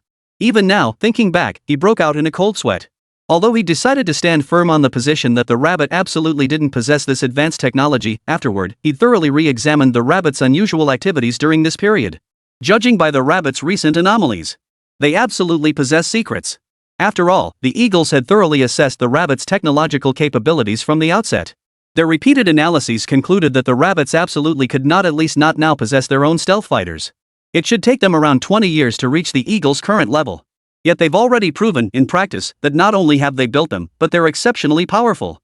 Even without advanced technologies like anti-gravity, anti-guidance, or physical stealth, this achievement remains utterly impossible. He once questioned the scientists obsessed with this field. Given such circumstances, how much could the rabbits possibly be concealing? Upon hearing this question, they burst into laughter. These scientists, deeply immersed in stealth fighter development, unanimously stated, if the rabbits truly intended to independently develop a fully operational aircraft from scratch without any prior foundation, they would have had to conceal an entire production line for heavy machinery. And that would require at least 20 factories, plus at least 3 large-scale secret research institutes, along with the coordination of personnel and resources. If they could conceal such a massive undertaking, the true extent of the rabbits' technological prowess was truly beyond estimation. P.S. Please vote for recommendations. Support me, brothers. New book period data matters. Seeking donations. Seeking recommendations. Seeking bookmarks. Seeking all data. Chapter 134, The Day's Chicken. So, the eagle leader had now completely cooled down. After all, for the rabbits, given their current technological capabilities, they shouldn't even be able to build stealth fighters. But in reality, they'd already flown their fighters and shot down the eagle's new model. Developing and producing a stealth fighter, a strategic weapon of this caliber, is absolutely no easy feat. As the eagle leader, he oversees countless similar projects requiring his approval. Thus, he understands the processes involved quite well. Just as those experts stated, to completely conceal the development, the rabbits would need to independently develop every single component of the stealth fighter. Achieving this is no simple feat, because large-scale machinery like aircraft, every single component demands extreme precision. Each part requires its own dedicated production line. The costs and resources consumed are unimaginable. If the rabbits could conceal an operation this massive, he didn't believe they'd reveal their stealth fighter and Star Destroyer cannon without keeping a trump card up their sleeve. The eagle leader pondered briefly, even putting himself in Rabbit's shoes if he were at that stage. While revealing the stealth fighter, he'd undoubtedly be secretly developing even more powerful weapons. Unless his own stealth fighter could achieve unparalleled superiority. But was that possible? The eagle leader's pupils contracted. By any normal logic, it was certainly impossible. But the current situation was this. When Rabbit shot down the new fighter piloted by Hulls, it had displayed similar technologies: anti-gravity, anti-guided missile systems, and physical stealth.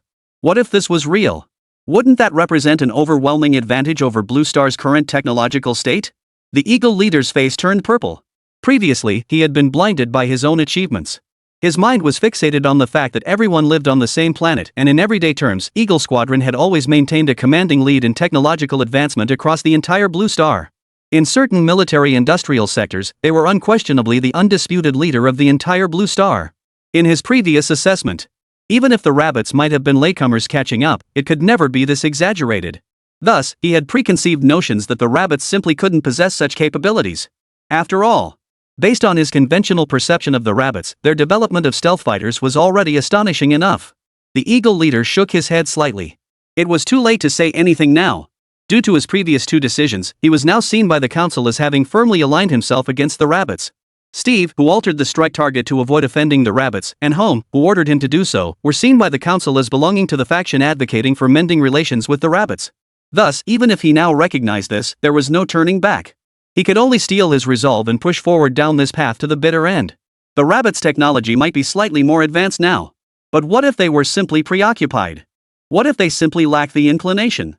As long as that batch of truly advanced technology remains unshown, as long as that Star Destroyer cannon doesn't fire, he still has a chance.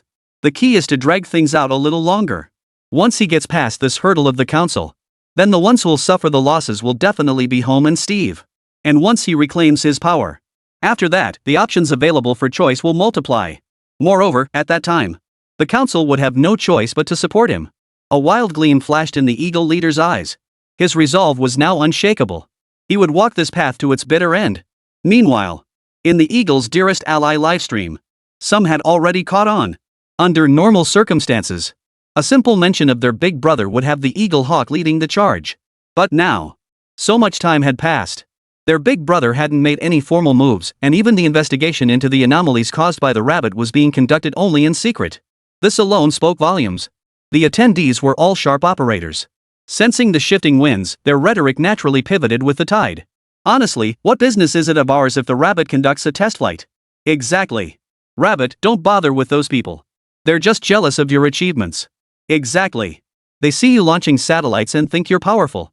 They feel threatened by your capabilities, which is why they're pressuring you. Rabbit brother, let's ignore them. We all believe in you. Whatever experiments you want to run, we'll support you. Me too. At that moment, the South Korean representative felt his vision go dark. He too had sensed something amiss from the slightly sinister undertones in the livestream. Their big brother, Eagle-san. This time, he seemed genuinely scared of Rabbit, no longer someone they could rely on. So what now? Usually, the South Koreans were heavily influenced by Eagle-san. Whenever Eagle-san imposed sanctions on Rabbit, they'd charge into the front lines as loyal underlings. But now, even if Rabbit claimed not to care about these actions, they wouldn't believe it. So, seeing Eagle-san's leader adopt this slightly ambiguous stance, he panicked. Watching the allies in the livestream who moments ago had been verbally intimidating Rabbit, now subtly criticizing Eagle's bullying tactics, he had to step in to divert some fire. Who knows where Rabbit got all this tech? Could be right from our big brother. Anyway, I think Rabbit's testing of major strategic weapons must be reported globally. Otherwise, it's disrespectful to us all. We must unite to counter it, sanction it. Following the chicken's impassioned speech, the entire livestream fell silent for several seconds. Then, Eagle's former allies finally found their moment to strike, launching a barrage of verbal attacks against the chicken. When criticizing Eagle, they dared not speak plainly, only resorting to veiled insults. But what are you, chicken? Do you even belong in this high-level game? Everyone jumped on the bandwagon. Because this was a high-stakes livestream. A significant portion of the representatives were national leaders, determined to sever all ties between the Eagle and the Footbasin chicken. Some immediately announced sanctions against the Footbasin chicken. The Footbasin chicken representative watched the livestream, now the target of all firepower. He was momentarily stunned. Wait. What the hell are you all so worked up about? Wasn't this supposed to be about Eagle-chan? Keep talking. Finally, the Footbasin chicken representative, clutching a list of sanctions from over a dozen countries, angrily dialed Eagle-chan's leader. Meanwhile, the rocket Steve had arranged had already broken through Blue Star's atmospheric layer and entered its projected orbit. P.S. Please vote for recommendations. Need your support, folks. New book period data matters. Need donations. Need recommendations. Need bookmarks. Need all the stats. Chapter 135, the chicken's satellite got shot down. At that moment, Steve stood in the Eagle's launch command center, watching the screen as the rocket had fully separated. Only the home bomb capable of damaging satellites remained, entering its intended orbit. According to Eagle leader's original plan, they intended to go live with the launch, openly showcasing their retaliation to allies, a much-needed shot in the arm for this crumbling alliance. But the satellite launch itself had to be covert, completed without drawing any attention. That way, even if the rabbits later pursued the matter, they'd still have room to wriggle. It would leave room for negotiation on both sides. But now, the Rabbit satellite test launch had caused too much commotion on Blue Star. All eyes were drawn to the Rabbit. Their launch, naturally, went completely unnoticed. Reporting to the general, our bomb has entered its projected orbit. With the home bomb's current yield, it's sufficient to simultaneously destroy 2 chicken Footbasin satellites in adjacent orbits. The adjutant finished compiling the data and reported to Steve beside him. Steve gave a slight nod. Proceed according to the original plan. Right now, our leader is busy haggling with those fence-sitters. Soon, we'll present this grand gift to the leader in front of everyone. As he spoke, Steve felt a bit puzzled. Logically speaking, their Eagle leader hadn't yet reached the point of being backed into a corner. The other side could easily terminate the livestream and forcibly intercept this bomb they were launching. Doing so would at least spare them this awkwardness later. Even with Home currently jumping around frantically, the other side wasn't entirely helpless. But now, apart from reportedly throwing a fit in his office, the Eagle chief hadn't made a single move. This was highly unusual. The Eagle chief's abnormal behavior instantly set off Steve's alarm bells. After all, these veteran politicians were all shady characters. He didn't believe the chief hadn't prepared any countermeasures. Even if the leader hadn't come up with something immediately, he still had his advisors. How could they just sit back and let the leader suffer such a huge loss? Steve narrowed his eyes slightly. As things stood now, their home bomb had successfully entered the anticipated trajectory over the chicken coop, and it would likely detonate within a minute. Near-Earth orbit remained relatively quiet at this moment. Aside from the Rabbit satellite streaking past earlier, there was no other activity. The Rabbit had no reason to assist their leader. So, did their leader actually hope to take down the chicken satellite? But why? Unlike the heated arguments in the livestream chat, the Eagle leader saw the call from the chicken pot representative and hung up immediately. Are you kidding me? The spy over there had already delivered the message. The bomb Steve arranged had entered its projected trajectory. It was about to blow up 2 of the chicken pot's satellites. 2. How many did the chicken pot have left? There was no way he could take the chicken pot representative's call at this moment. A faint smile touched the eagle leader's lips. Truthfully, based on the current situation, the rabbits remain unaware of the standoff unfolding here on eagle leader's home turf. As long as the eagle leader's subsequent actions cause no impact on the rabbits, naturally, won't say a word. This way, the rabbits won't have the chance to deploy their Star Destroyer cannons mounted on satellites. As long as strategic weapons weren't deployed, everything could be negotiated. The council would surely grant him a chance to explain. And during his 2-year term, he'd just play it safe. He had no intention of clashing with the rabbits anymore. Forget going down in history. As long as he survived these 2 years, let whoever wants the chieftain role take it. He wasn't staying. It was far too dangerous. The current situation. Forget going down in history. One wrong move, and those bastards will carve his name into the Hall of Shame. He took the leadership role to build his reputation, not to earn infamy. It's just a pity for their allies. Sigh. These are all understandable sacrifices. The council and allies should surely understand him. Oh, wait. Should say former allies. In the live stream, those former allies still didn't know Eagle had already abandoned them unilaterally. The few were still sanctioning each other in the live stream.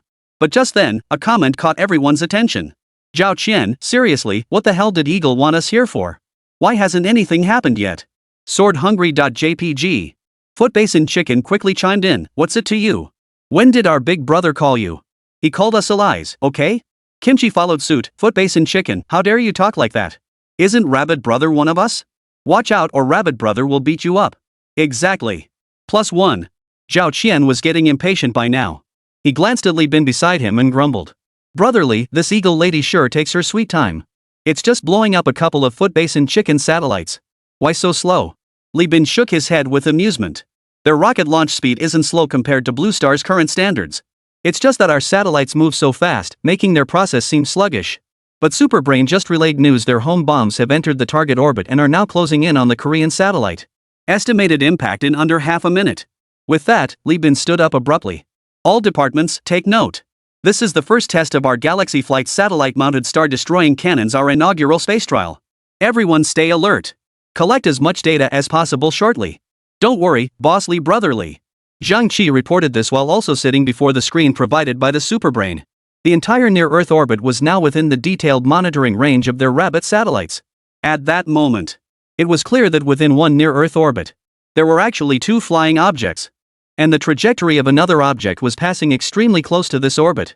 Now, in the Star River supercomputer's live broadcast, these 3 objects were drawing ever closer. Almost about to collide. Alert! An imminent explosion detected in low Earth orbit. That home bomb launched by Eagle Chan, equipped with explosives specifically designed to target satellites. The impending detonation could potentially endanger over half of Blue Star's entire low Earth orbit, including 2 of our Rabbit's aging satellites. The Superbrain also sounded the alarm at this moment. Upon hearing this, Zhao Qian exchanged a glance with Li Bin. They'd been lacking a solid reason. Their previous justification had been somewhat flimsy. But now, here was the perfect excuse. Threatening their Rabbit satellites? That was unacceptable. P.S. Please vote for recommendations. Support us, everyone. New book period data matters. Donations.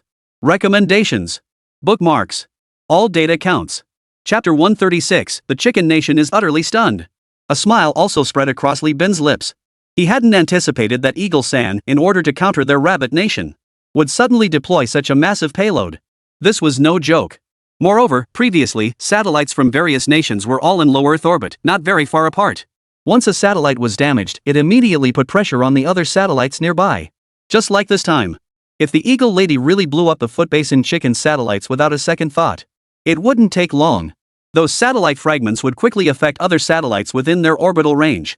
Or even more extreme, that entire area could potentially evolve into a satellite graveyard. This is no alarmist talk. But for the current Rabbits, naturally, they're unafraid. They've already made their plans. Next, they intend to replace all their previous satellites. They'll relaunch those satellites that are relatively outdated. They aim to re-establish a complete satellite chain between Blue Star and the Moon within less than a year. And given Blue Star's current technological level, the Rabbits have no doubt it will take those nations decades to even reach this distance and compete for orbital space. By then, who knows how advanced the Rabbit satellites will be. So they're not worried at all. That said, Those old satellites haven't been replaced yet, right? The explosion of the chicken satellite has severely compromised the safety of the rabbit's batch of satellites. The rabbits had no choice but to use the Star Destroyer cannon for reasonable clearance within a certain range. That's perfectly reasonable, right? What?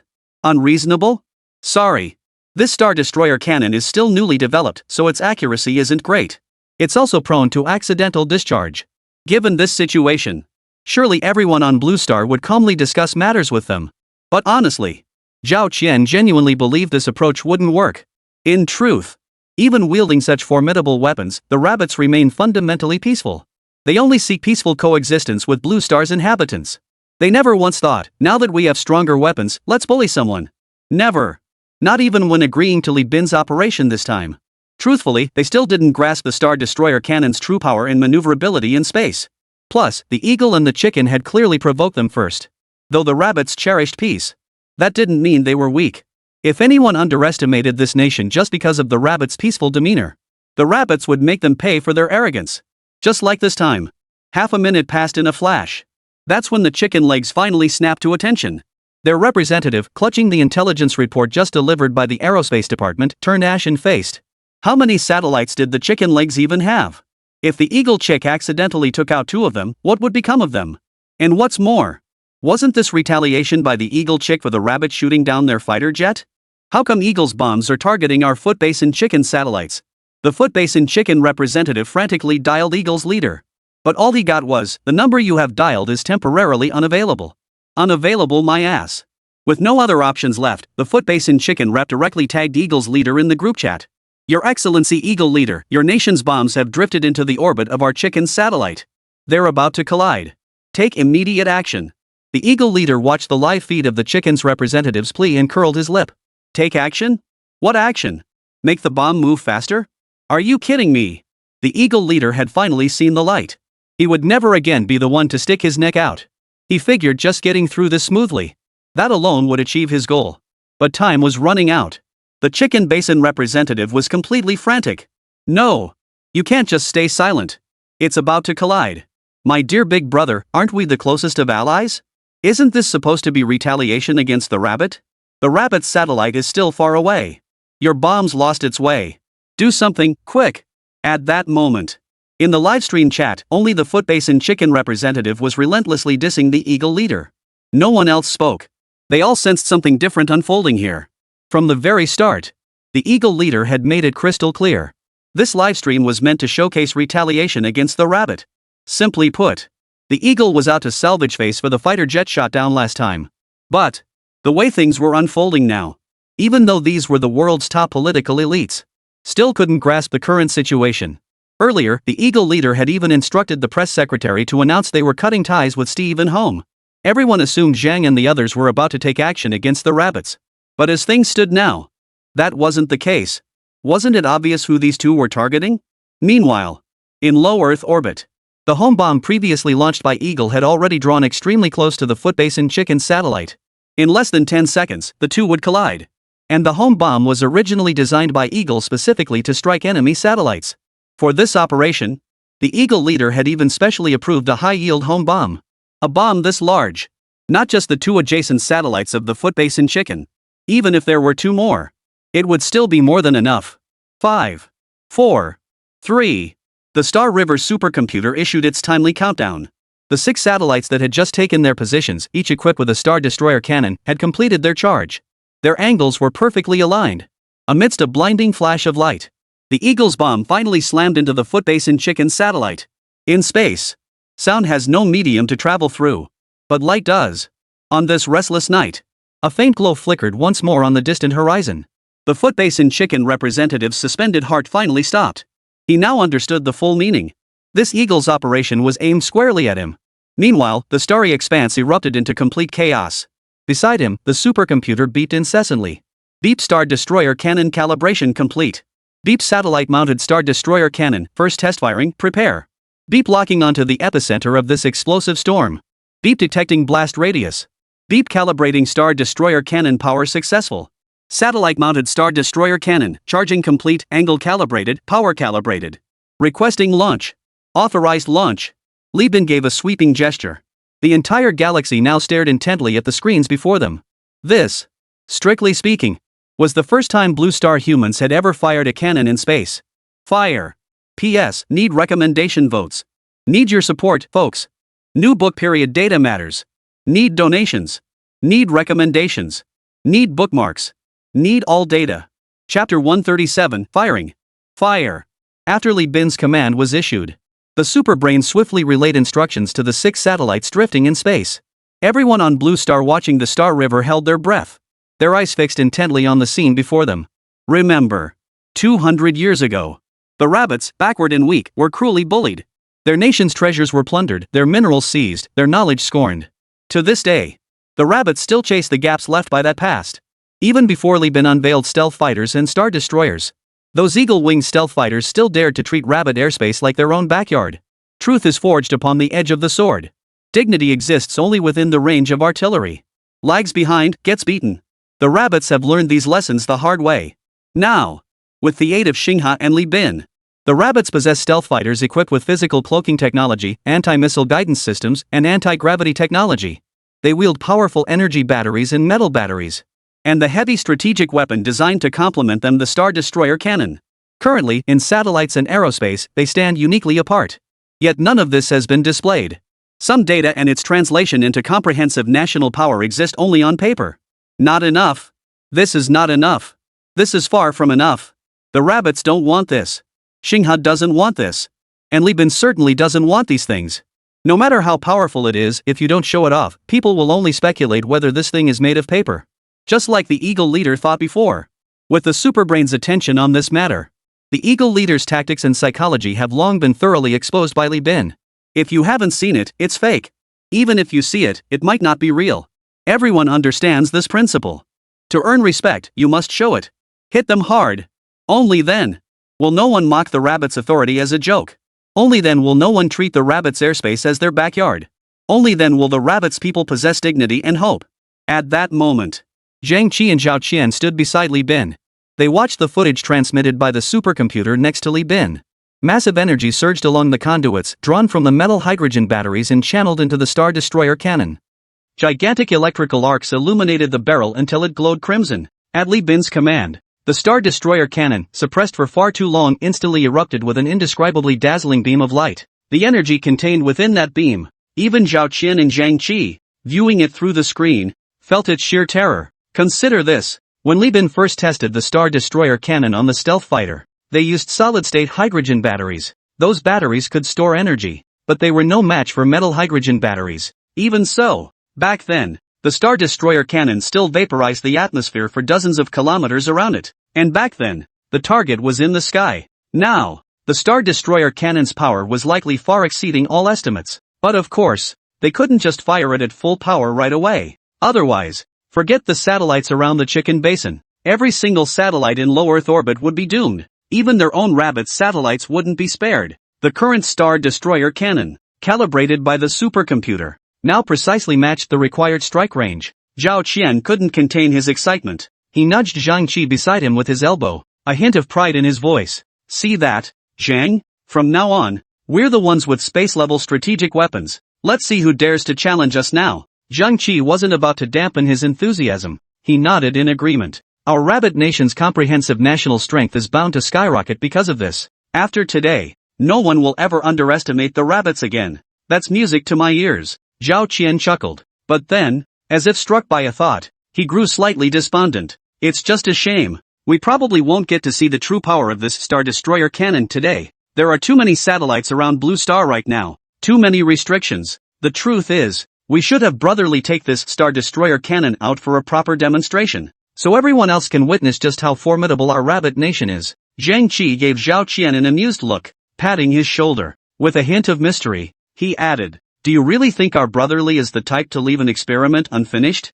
Zhao Qian raised an eyebrow. What do you mean? Ha ha, that's none of your business. Anyway, knowing scientists like I do, after finally inventing such a powerful cannon, Brotherly will definitely find an excuse to fire it a couple of times soon, just to test its flavor, right? Zhao Qian's eyes lit up instantly. Meanwhile, the once bustling Eagle's Dearest Ally livestream channel had fallen deathly silent. All the representatives had received statements from their respective nations. Some even came with a tablet attached. Displayed on the screen was the live feed of 2 South Korean satellites exploding. Watching the 2 satellites, symbols of Blue Star's civilization, get blown to smithereens. A collective gasp of horror escaped their throats. In modern warfare on Blue Star today, information was an absolutely critical factor. And based on the current situation, satellites were their most vital channel for obtaining intelligence. Previously, rumors had circulated across Blue Star about one nation beginning to develop satellite weapons, about another nation possessing weapons capable of threatening satellites, but no one had ever actually seen them. Now, Eagle-san had lifted the veil for them. They had genuinely developed weapons capable of threatening satellites, and with such devastating power. Just as the representatives were reeling from the shock, the tablets in their hands sounded alarms once more. All eyes darted toward the screens. They witnessed the Korean satellite, shattered into countless fragments by the explosion, and these fragments were drifting toward their own satellite orbits. The onlookers, who had been watching the spectacle moments ago, suddenly changed their expressions. The kimchi representative's eyes nearly popped out of his head. The 2 satellites blown up by the Chickenfoot Nation were extremely close to their own satellite orbits. And now, 2 pieces of debris were hurtling straight toward their kimchi satellites. This time, the representatives instantly lost their composure. They immediately tagged Eagle Leader in the livestream chat. Wait, big brother, what the hell is going on here? Weren't you supposed to retaliate against the rabbits? Why are you attacking your own allies? And, you can't just ignore these debris fragments you blew apart. They're heading straight for us.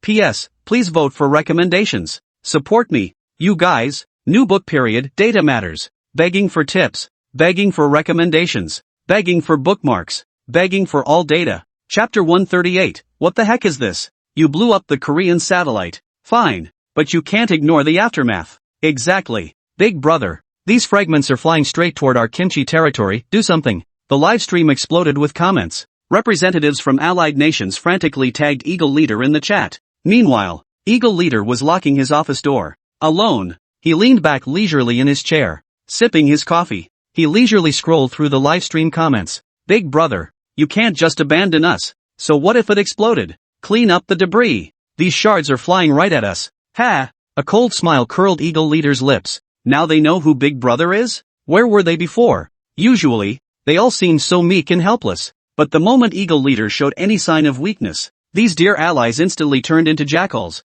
each one eyeing the few things the Eagle Squad held. They'd love to just snatch them right out. At that moment, a frantic knocking sounded at his door. Judging by the bustling noise outside, quite a crowd had likely gathered. Through the door monitor, the Eagle Squad leader spotted many familiar figures, allies, ambassadors, officials involved in the matter. The Eagle leader blew on the steaming coffee in his hand. For now, these people were behaving themselves. Though the knocking shook the door violently, not a single one dared suggest breaking it down. A thought struck him, and a sharp gleam flashed in the Eagle leader's eyes. He was biding his time. As long as the rabbit didn't intervene, they hadn't tested their Star Destroyer cannon, then he was confident he could bluff his way through Parliament. Once this incident blew over, he would thoroughly clean house among these fellows, Home and Steve included. Understand this, while they had indeed made the right choice to some extent, that didn't hold water with the council. As long as the rabbit didn't draw its sword, the council could completely refute their arguments, and he could use this as leverage to gradually chip away at Home's authority.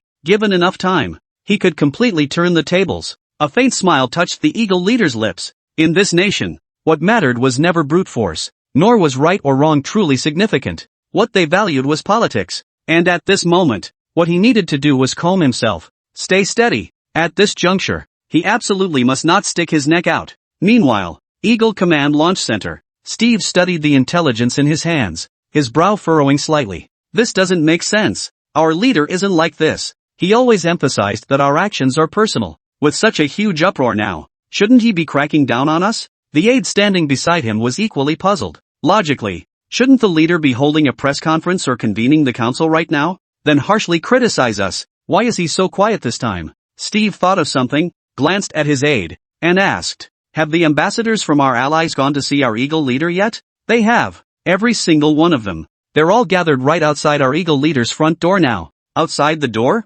What do you mean? Steve looked somewhat surprised. Those ambassadors didn't even get past the office door this time. Word is the leader locked it up ahead of time. Oh, and a few council members are stuck outside too. These council members have close business ties with the allies. Our Eagle leader has shut them all out as well. Steve's expression changed instantly. He'd been counting on these MPs and ambassadors causing a scene, thinking the leader would seize the opportunity to criticize him and Home. He'd even expected the leader to call a parliamentary session, to demand the revocation of Home's powers, or even to push for their immediate arrest. Anything was possible, but he hadn't anticipated this. Their leader was keeping his cool. This didn't make sense. Hadn't their eagle chief orchestrated everything up to this point just to make one final gamble? Now that the opportunity was here, why wasn't he striking? Was he really this disciplined? He didn't know if Home had already gone to cause a scene at the parliament. If this continued, more and more council members would surely choose to support Home. Originally, this old general held a rather special status among the Eagle Wings.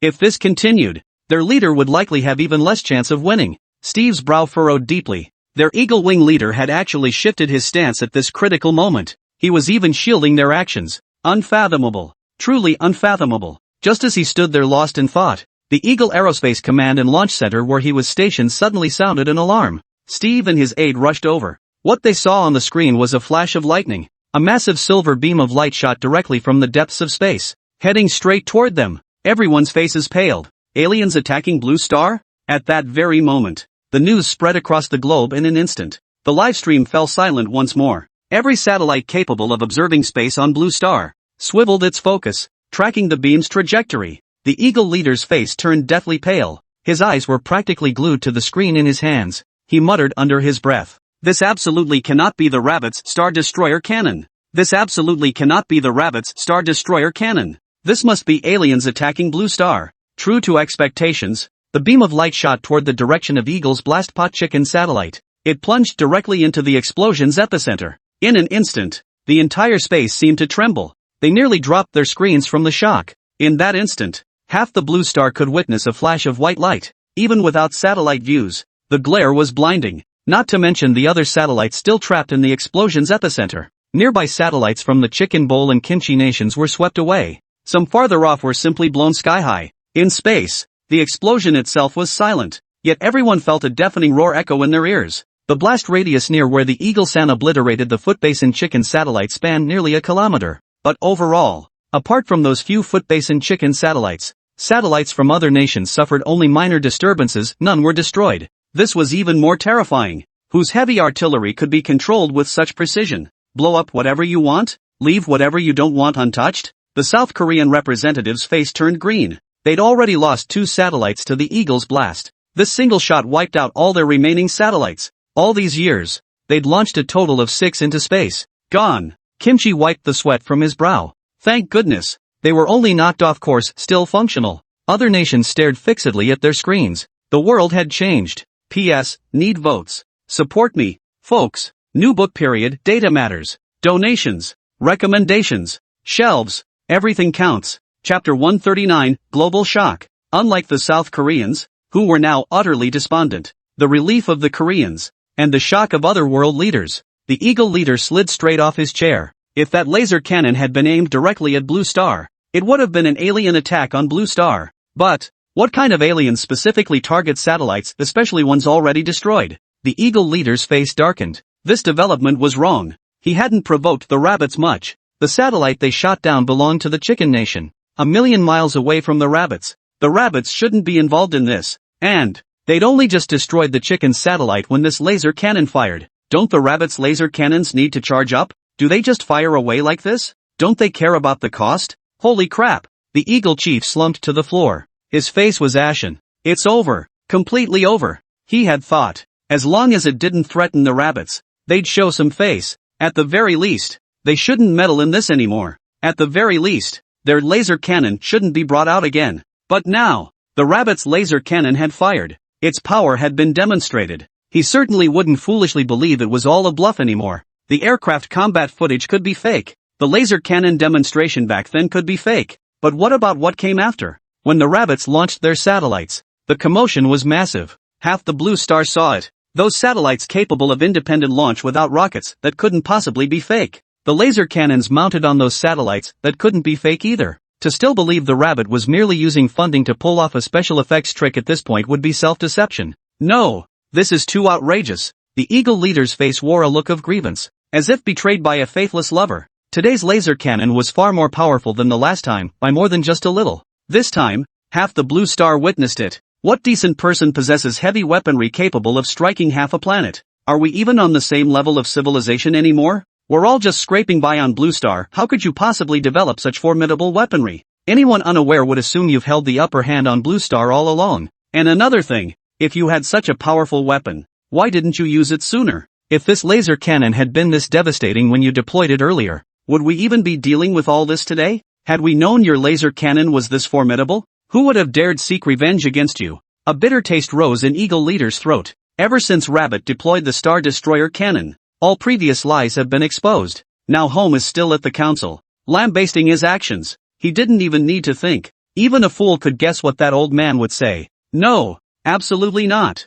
He'd fought tooth and nail to reach this position. He absolutely couldn't just surrender like this. The Eagle Leader frantically scratched his sparse hair. He had to come up with a plan immediately. At the very least, he needed to distract Home and those two old farts in the council. Only then could he find an opportunity, buy himself time, slowly search for a solution. And just then, the door he had locked earlier suddenly echoed with bang bang bang sounds. The Eagle Chief frowned and looked over. On the monitor, several old parliament members were directing people to ram his door. Before he could get a clear look, the door, which had been tightly shut moments ago, was suddenly smashed open. Several people rushed in, immediately pinning him down on the desk. Your Excellency, we apologize for meeting you this way. First off, Home has already reported to the council that you no longer qualify as Eagle Leader. Your decisions are childish and laughable. Take this situation. For instance, if we'd actually followed your plan, who knows what kind of trouble it would have caused for the Eagles. The moment Tom entered, he slammed a document down in front of him.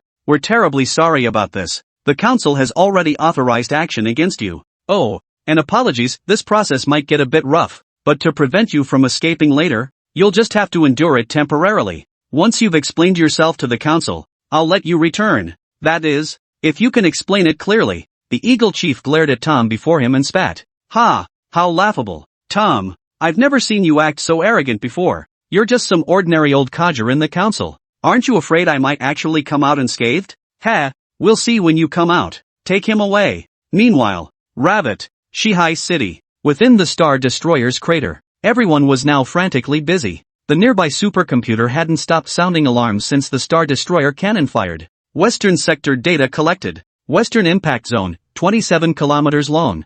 Width. Eastern Sector data collected. Eastern Impact Zone is extensive, data still being optimized. The atmosphere has also been affected. The atmosphere near the impact trajectory shows significant inward concavity. Specific data is still being analyzed. The full impact is still being assessed. At this moment, nearly everyone in the Star River had their hands full with urgent tasks. Firing the Star Destroyer cannon wasn't the end of it. This was the first space test of their Star River Star Destroyer cannon. Though not fired at full power, the data and parameters gathered were still worth analyzing. At the very least, it was better than relying solely on the superbrain's speculative analysis. At that moment, Zhao Qian and Zhang Qi were also busy transcribing data. Old Zhao, don't slack off. Hand me that report over there. Hurry up. Why is this superbrain reading the data so fast? I can't keep up. Zhao Qian was already drenched in sweat. Hearing Zhang Qi's urgent demands, he frantically grabbed a handful of reports and rushed over. Zhang Qi snatched them, glanced, and shoved them back. Not this one. The one next to it. Zhao Qian immediately protested. Not this one? You didn't even specify which one when you asked me to get it. Now I bring it back, and you want me to put it back? I'm getting on in years, and here I am running errands for you. Zhang Qi was also sweating profusely with anxiety. Stop complaining for now. Just go get it quickly. This supercomputer data is flying by at lightning speed. It'll be hard to remember later. Zhang Qi spoke while furiously scribbling. Even if a set or two of data was missing, it could be filled in later. But there was simply too much data now. Just sorting and categorizing it would be a struggle later. Who'd have time to think about which data sets were missing? When it came time to use it, they'd have to start searching all over again. That would be trouble all over again. P.S. Please vote for recommendations. Support me, folks. New book period. Data is crucial. Please donate. Please recommend. Please add to shelves. Please give any data. Chapter 140, Shocking the World. Li Bin wasn't idle either. Both hands furiously transcribed data.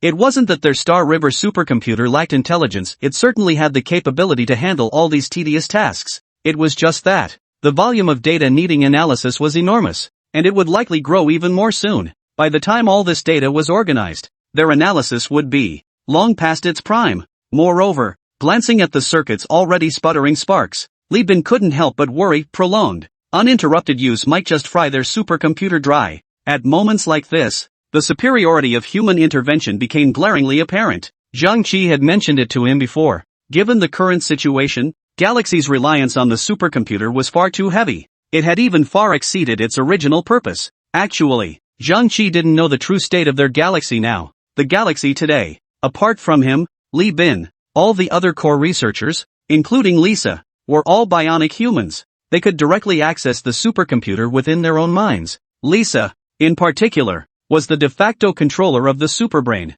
Thus, within Star River, their reliance on the superbrain's computational power was entirely normal. After all, you couldn't expect every android to possess human-like emotions like Lisa did. To them, the superbrain's calculations were indistinguishable from their own. But this very point doesn't work for others. If other researchers relied on the superbrain's computing power as heavily as those in their star system, the problem Zhang Qi mentioned would inevitably arise. That is, excessive dependence. This would foster a habit among these young researchers, the vital new blood in other labs, of relying on the superbrain to plan their research, design their studies, and predict outcomes. This situation isn't necessarily bad. At the very least, it would comprehensively enhance these young researchers' R&D capabilities. But in the long run, this remains detrimental to civilization's progress. After all, if this continues indefinitely, these young researchers will only learn to constantly extract from the supercomputer, without developing the capacity to reinvigorate it with fresh vitality. This will inevitably lead to stagnation later on.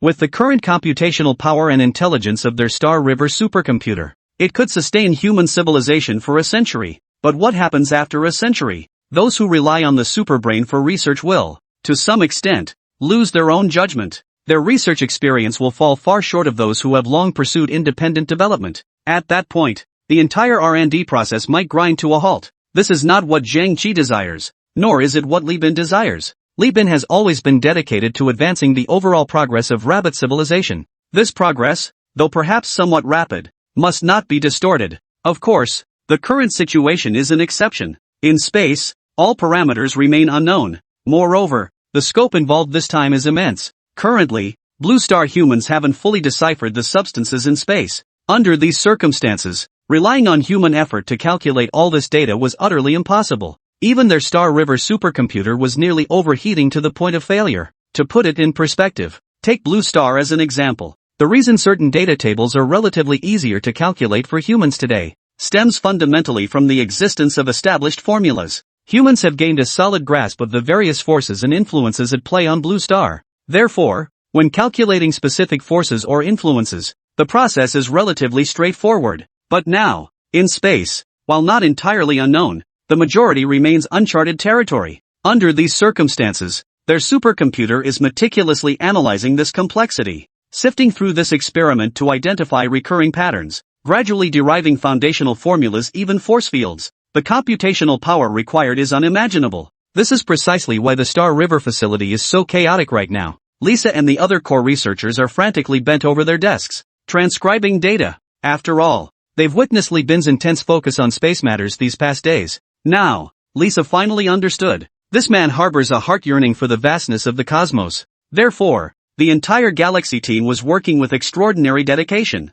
In their eyes, they were determined to follow Li Bin. Since Li Bin's dream was the vastness of the cosmos, they naturally had to pay special attention. And now, they had nearly mastered all the data and knowledge concerning Blue Star. However, regarding certain aspects of space, their galaxy knowledge repository was severely lacking. Therefore, everyone was frantically transcribing these data points. With each entry copied, they shared it across the cluster, effectively ensuring every android mastered this knowledge. Li Bin shook his slightly numb right hand, surveying the now chaotic Star River. He couldn't hide the joy in his heart. Though it was tiring, Star River had finally taken its first step. Their Star River had now fully mastered the Star Destroyer cannon as a weapon. Not only that, though exhaustion lingered now, he could sense it. Their Star River's supercomputer processed space data far more smoothly than before. This signified their Star River was acquiring ever greater knowledge of space. And this knowledge wasn't a system reward. It was hard-earned knowledge they had calculated themselves. A faint smile touched Li Bin's lips. Star River had now truly entered the realm of space exploration. Anti-gravity technology and Star Destroyer cannon technology were maturing rapidly. This data would prove invaluable in the future when Star River set out to conquer the vastness of the cosmos. Meanwhile, in stark contrast to the fervent activity within the Star River, Other nations on Blue Star were also gathering data about this event from space. As their leaders and scientists examined the steadily growing data, their hearts sank deeper with each new revelation. No way! Has the rabbit already reached this level? Examining the data in their hands. This time, the rabbit's laser cannon had effectively fired over hundreds of kilometers. And these hundreds of kilometers weren't just flat, linear distance. They were three-dimensional hundreds of kilometers, equivalent to nearly enveloping half of Blue Star within the confines of space. Moreover, judging by the fact that the rabbit only destroyed some of the Chicken Basin satellites, while satellites from other nations remained largely undamaged, the rabbit was clearly holding back. At the very least, that's how Kimchi sees it. Their Kimchi Nation satellites were so close to chickens. When rabbit fired, they were terrified at first, thought it was all over, thought their Kimchi satellites were toast this time, but then they looked back. Those satellites were merely knocked away. Not a single scratch. What does that even mean? P.S. Please vote for recommendations. Need your support. Brothers, new book period, data matters. Please tip, please recommend, please add to shelf, please boost all metrics. Chapter 141, Clouds Gather Over All Factions. This proves, the rabbit caused such a massive disturbance yet still held back. Holy crap, the rabbit genuinely possesses the capability to strike the entire hemisphere now. What does that even mean? The Kimchi politicians were sweating buckets right now. They were all thinking, had they gotten too cozy with the eagle dog? All these years, with the eagle dog's backing, Kimchi had been taking advantage of its position next to our rabbit. They hadn't stopped doing nasty things to us. If it weren't for our rabbit consistently maintaining a friendly neighborly attitude, they'd have been hit with a cannon blast long ago. And now, the Kimchi folks, alerted by the Star Destroyer cannon, have deeply realized their issues. They now believe that the rabbit's consistent stance of friendly neighborliness is what truly suits them best. What? The eagle disagrees? Then have the eagle come say it himself? If the eagle dares speak like that in front of our rabbit brother, I'll give him credit for courage. Laser cannons are nothing like those old heavy weapons. Those heavy weapons were highly polluting, but Star Destroyer cannons aren't. Not only are they non-polluting, strictly speaking, they even possess some purifying capabilities. Moreover, judging from the rabbit's two demonstrations, the power of this weapon is completely controllable. Which means, when rabbit deploys this weapon for strikes, they can precisely regulate its power to achieve specific strategic objectives. And what's more, rabbit's laser cannons are mounted on satellites, and rabbit's satellites orbit between Blue Star and the moon. Seeing this, the fear in their hearts deepened. These individuals had all, to varying degrees, participated in their own country's satellite programs.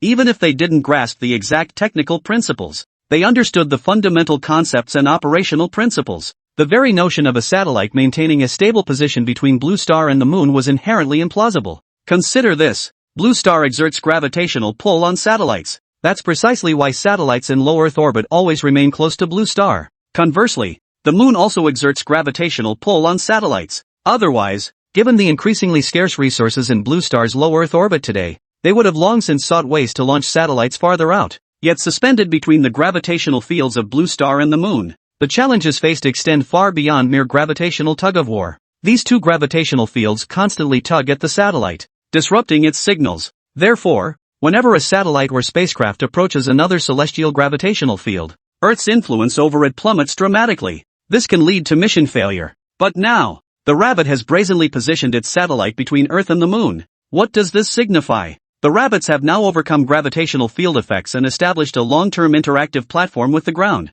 This point is beyond doubt. It was evident from the laser cannons firing on this satellite, its power yet so precise. The rabbits on the ground can still transmit commands with extreme precision to a satellite far between Blue Star and the moon. This is what truly terrifies everyone. After all, launching a satellite into that position isn't difficult. At least a dozen nations on Blue Star possess the capability to place their satellites there. But what good is launching it? Can your satellite escape the gravitational field's influence? Can your satellite establish a long-term interactive platform with the ground? Could your satellite still relay accurate ground monitoring data back to you? No? Then what's the point of launching it there? Just for decoration? Against this backdrop, Rabbit's technological prowess stood out even more starkly. After all, Rabbit had already mastered physical cloaking technology, anti-gravity technology, anti-missile guidance technology, and star-destroying cannons. In their view, they would absolutely never launch a satellite just to sit there and watch. Recalling the uproar caused by the Rabbit satellite launch back then, even these politicians couldn't help but utter a low tisk.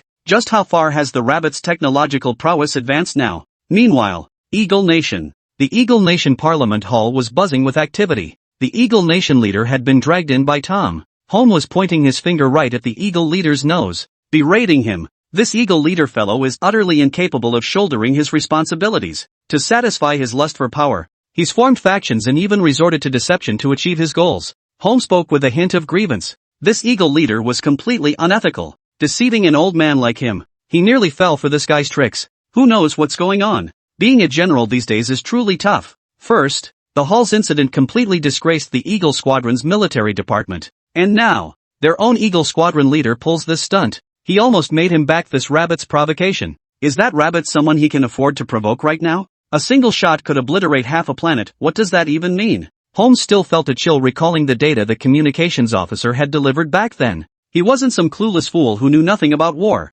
His current standing was earned through every bullet and shell he'd fired himself. That's precisely why. He understood all too well what that rabbit's laser cannon truly represented. A laser cannon capable of taking down enemy satellites at any moment. With adjustable power levels, and positioned at an absolute strategic high ground, it was an absolute nightmare for the rabbit's enemies. And the rabbit currently possessed 6 such laser cannons, all floating in space, positioned precisely between the gravitational fields of Blue Star and the Moon. Even if they attempted to target the rabbit's satellites, the enemy would detect it in advance. How could we possibly fight this? If they were truly ruthless, they could simply disable all our satellites in space, leaving us completely blind. And they could utterly overwhelm us with their positional advantage, leaving us utterly defenseless. That's why. This is the true terror of the rabbits today. As for the technological prowess the rabbits have demonstrated, it was never even within Holmes' scope of consideration. He hadn't anticipated all this. All he knew was this. Had Steve not stubbornly defied orders,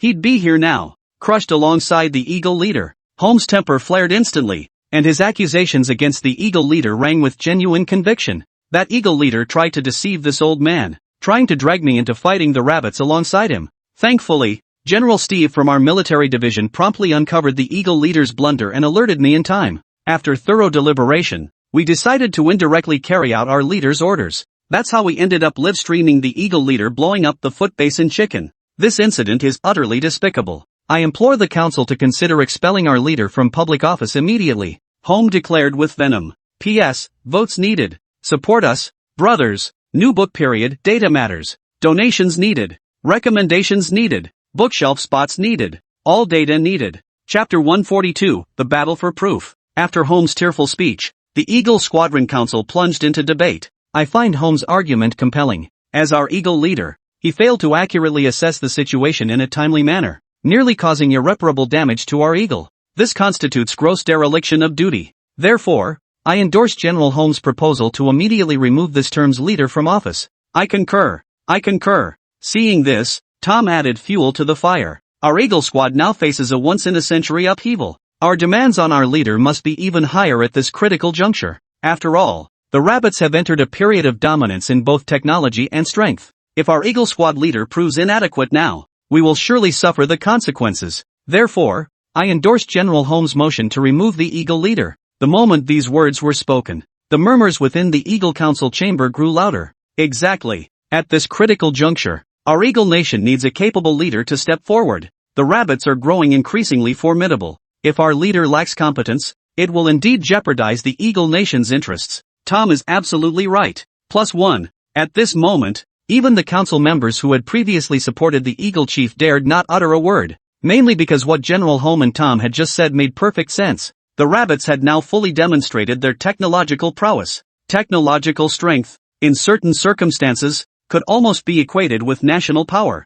and the rabbits possessed formidable national power. This would inevitably impact the current international landscape, and this, inevitably, would affect the current Eagle faction. Therefore, they needed a stronger, more capable leader to guide them, at the very least, to steer them onto the right path. But now, their current leader was clearly inadequate. He couldn't even correctly assess the most basic situation. He nearly offended the rabbits over this minor issue. At this moment, some members of the Eagle Nation's parliament had completely forgotten the fury they felt when they first heard about the downing of the Hall's aircraft. The Eagle Nation leader watched as those familiar parliament members now looked at him with expressions of utter disgust. He knew he could no longer remain silent. He couldn't let the current parliament fall completely into Holmes' rhythm. Otherwise, soon he would truly become the first leader in Eagle's history to be forcibly removed from power. And what's more, Given the current impact of Rabbit's technological prowess on Blue Star's existing order, these individuals would undoubtedly pin all the blame squarely on him. Then, these hypocritical figures would nail him to the pillar of shame in history. No, absolutely not. He couldn't just stand by and be captured. His mind raced, and suddenly, a brilliant idea struck the Eagle Chief. While the assembly members were still debating who should succeed him as leader, he wrenched free from the security guard's grip and dashed to the center of the assembly hall. Listen, even if you're going to judge me, you must hear me out. The Eagle leader waved away the security personnel closing in again while shouting at the old men seated in the council chamber. An elderly man at the head of the table waved impatiently. Let him speak. See what he has to say. The Eagle leader shot him a grateful glance, but the old man didn't even look up. He remained silent, sipping his coffee. First off, my initial actions regarding Rabbit were authorized by this very council. The moment these words left his mouth, objections erupted from the assembly, but the Eagle leader pressed on. Of course, I'm not saying this to shirk responsibility. In truth, a significant portion of this misjudgment stems from Rabbit's deliberate efforts to conceal the truth. Do you realize? To develop such an advanced strategic weapon and technology, Rabbit had to rely entirely on their own production lines, because if they used another country's production lines, we would have been notified. Logically, Rabbit should have been impossible to deceive in this regard. But they did it. They succeeded. They hid at least an entire production line and equipment. What does this imply? What does it mean? Someone frowned and asked below. The Rabbit prepared for this day long ago. All these years, the Rabbit has positioned itself as a follower. We were deceived by their seemingly honest facade. Therefore, when the Rabbit unveiled this set of technological products beyond our wildest imagination, my first thought was, this is a deception. It's a deception. The Rabbits absolutely cannot possess technology surpassing our Eagle Nation. But in fact, I was wrong. So far, the Rabbits have exposed anti-gravity technology, anti-guidance technology, physical stealth technology, star-destroying cannons, and energy sources. That's just what they've revealed. Who knows how much remains hidden? I consulted scientists in related fields, asking how far ahead their technological capabilities must be to achieve this level. That scientist assured me they possess at least a century's worth of technological lead over us. A century. The assembly members were startled by this figure. After all, this revelation was fresh. They hadn't yet conducted assessments in this area. Hearing this number now, shock was inevitable. They, the Eagle Nation, had always believed they led the entire Blue Star in technological prowess. Yet, unexpectedly, they had been quietly surpassed by a century. The elder who had spoken earlier frowned deeply. It wasn't that he doubted the Eagle Nation leader's figure. It was simply hard to fathom. He had witnessed Rabbit's technological capabilities firsthand. As a member of one of Eagle's major conglomerates, he had collaborated with Rabbit in numerous core sectors. Rabbit's people possessed an undeniably intense demand for technology. That sense of urgency felt genuine. It couldn't be faked. But now, where on earth had Rabbit acquired all this advanced technology? It seemed utterly unrealistic.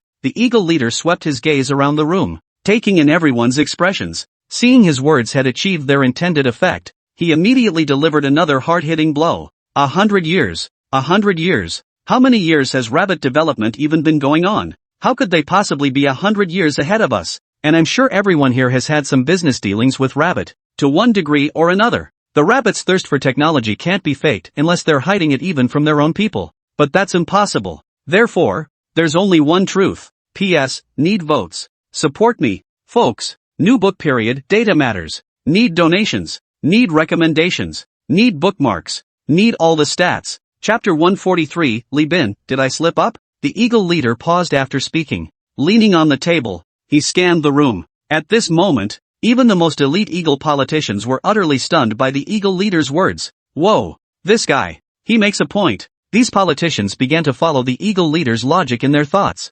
Logically speaking, the Rabbits really shouldn't possess this level of technological capability. Mainly because everyone lived on Blue Star day to day. Though there were occasional rivalries, overall they knew each other's strengths and weaknesses. Before the Rabbits unveiled their anti-gravity technology, anti-missile technology, and Star Destroyer cannons, these massive weapons, even though the Eagle brothers always considered themselves Blue Star's strongest, they never slacked off analyzing other second-tier nations. The moment any of those countries made a powerful new invention or discovery, sometimes, the Eagle brothers knew about it before those countries' own leaders did, though the Rabbits had always cracked down hard on this, leaving the Eagle brothers' influence over them pretty weak. But if the Rabbits launched a large-scale operation, they should still pick up some wind. But this time? Forget wind. Until the rabbit's stealth fighter took down the one Holmes was piloting. They never imagined such powerful technology existed on Blue Star. This was simply unbelievable. At least, from the perspective of these elite eagle wings, it was absolutely impossible. But now, this scene was unfolding right before everyone's eyes. So real it was almost frightening. At this moment, even Holmes couldn't bring himself to continue attacking the eagle wing leader. He followed the eagle wing leader's train of thought, pondering deeply. Holmes was a staunch eagle wing supremacist. Over the years, his position within the Eagle Sang military had granted him every conceivable advantage. That's why he reacted so fiercely whenever Eagle Sang's dignity was challenged. After all, previously, whenever Eagle Sang's allies arrived, they never forgot to bring him gifts. But after Rabbit demonstrated its stealth fighters and planet killer cannons, those allies now visited Eagle with an air of scrutiny and spectator-like curiosity. In their view, Rabbit had showcased such formidable technological prowess Eagle must keep pace. But was that even possible? Where on earth would Eagle procure physical stealth technology, anti-gravity systems, and anti-missile countermeasures from these guys? And then there was that Star Destroyer cannon. It was clearly not a product of the current era. How on earth had the Rabbits managed to develop it? How could the Eagles possibly keep up? Now, prompted by the Eagle leader's reminder, these questions surged back to the forefront of their minds. Holmes, no longer preoccupied with bombarding the leader, asked doubtfully, "So you're saying none of these powerful technologies the Rabbits possess were developed by them?" The Eagle chief shook his head. Not exactly. While these technologies clearly don't resemble anything from Blue Star, to claim they have absolutely no connection to the Rabbits is impossible. Then what exactly are you implying? It's simple, the Eagle chief replied. The Rabbits couldn't have independently developed these technologies. While their mobilization capabilities are formidable, such an extensive and resource-intensive effort would never escape our notice. According to intelligence from our operations, the Rabbits only began gradually shifting resources a month ago. Moreover, they've been acquiring scarce resources internationally. From that point, we suspected they were developing something extraordinary. Evidently, that's where the Rabbits initiated their stealth fighter and Star Destroyer cannon research. Impossible, Holmes retorted immediately. As the head of the Eagle Squadron Military Department, numerous military projects required his approval. Therefore, he possessed considerable familiarity with the development to production processes of military technology. The development of any military technology inevitably requires project initiation, approval, research and discussion, development, production, these 5 stages. And developing a technology with absolutely no existing data is even more difficult. Just the research and discussion phase alone could easily waste 4 or 5 years, especially for strategic weapons of the caliber of stealth fighters and planet-killing cannons. You say the Rabbits researched for 50 years, and they'd believe it. But, is that even plausible? What kind of economy could the Rabbits sustain for 50 years? Understand this. Developing such powerful technological creations relies heavily on economic resources. Even mobilizing the entire nation's strength would make such a massive military project extremely difficult. How could it possibly be completed in a single month? The Eagle leader knew full well someone would raise this point.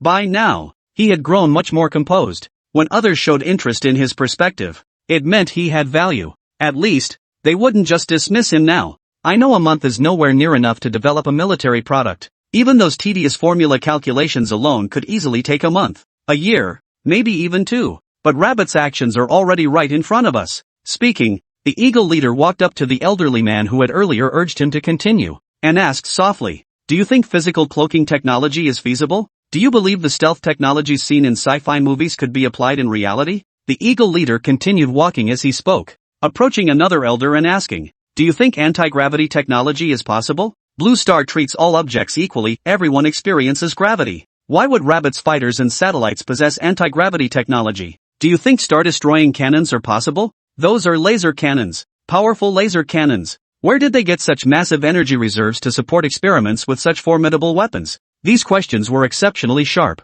After the Eagle leader finished, the entire assembly hall fell deathly silent. Everyone was pondering these questions in their hearts. Indeed, each of these Rabbit technologies simply couldn't be products of Blue Star. When had Blue Star humans ever advanced to this level? Moreover, some of these technologies weren't even achievable in sci-fi movies. How on earth did the Rabbits turn these concepts into reality? Consider this. Even the Eagle squad couldn't achieve these technological feats. The Eagle leader, sensing the moment was ripe, paused briefly before voicing his true thoughts. Therefore, these signs clearly indicate, such formidable technology absolutely could not have been independently developed by the Rabbits. Not just the Rabbits, no nation on Blue Star. Indeed no nation on the entire planet. should possess the capability to create this. Then how do we explain the rabbit's technology? Simple. The eagle leader had now regained his composure, his usual confidence fully restored, as he answered. The rabbit's technology must have been developed with help from someone else. P.S. Please vote for recommendations.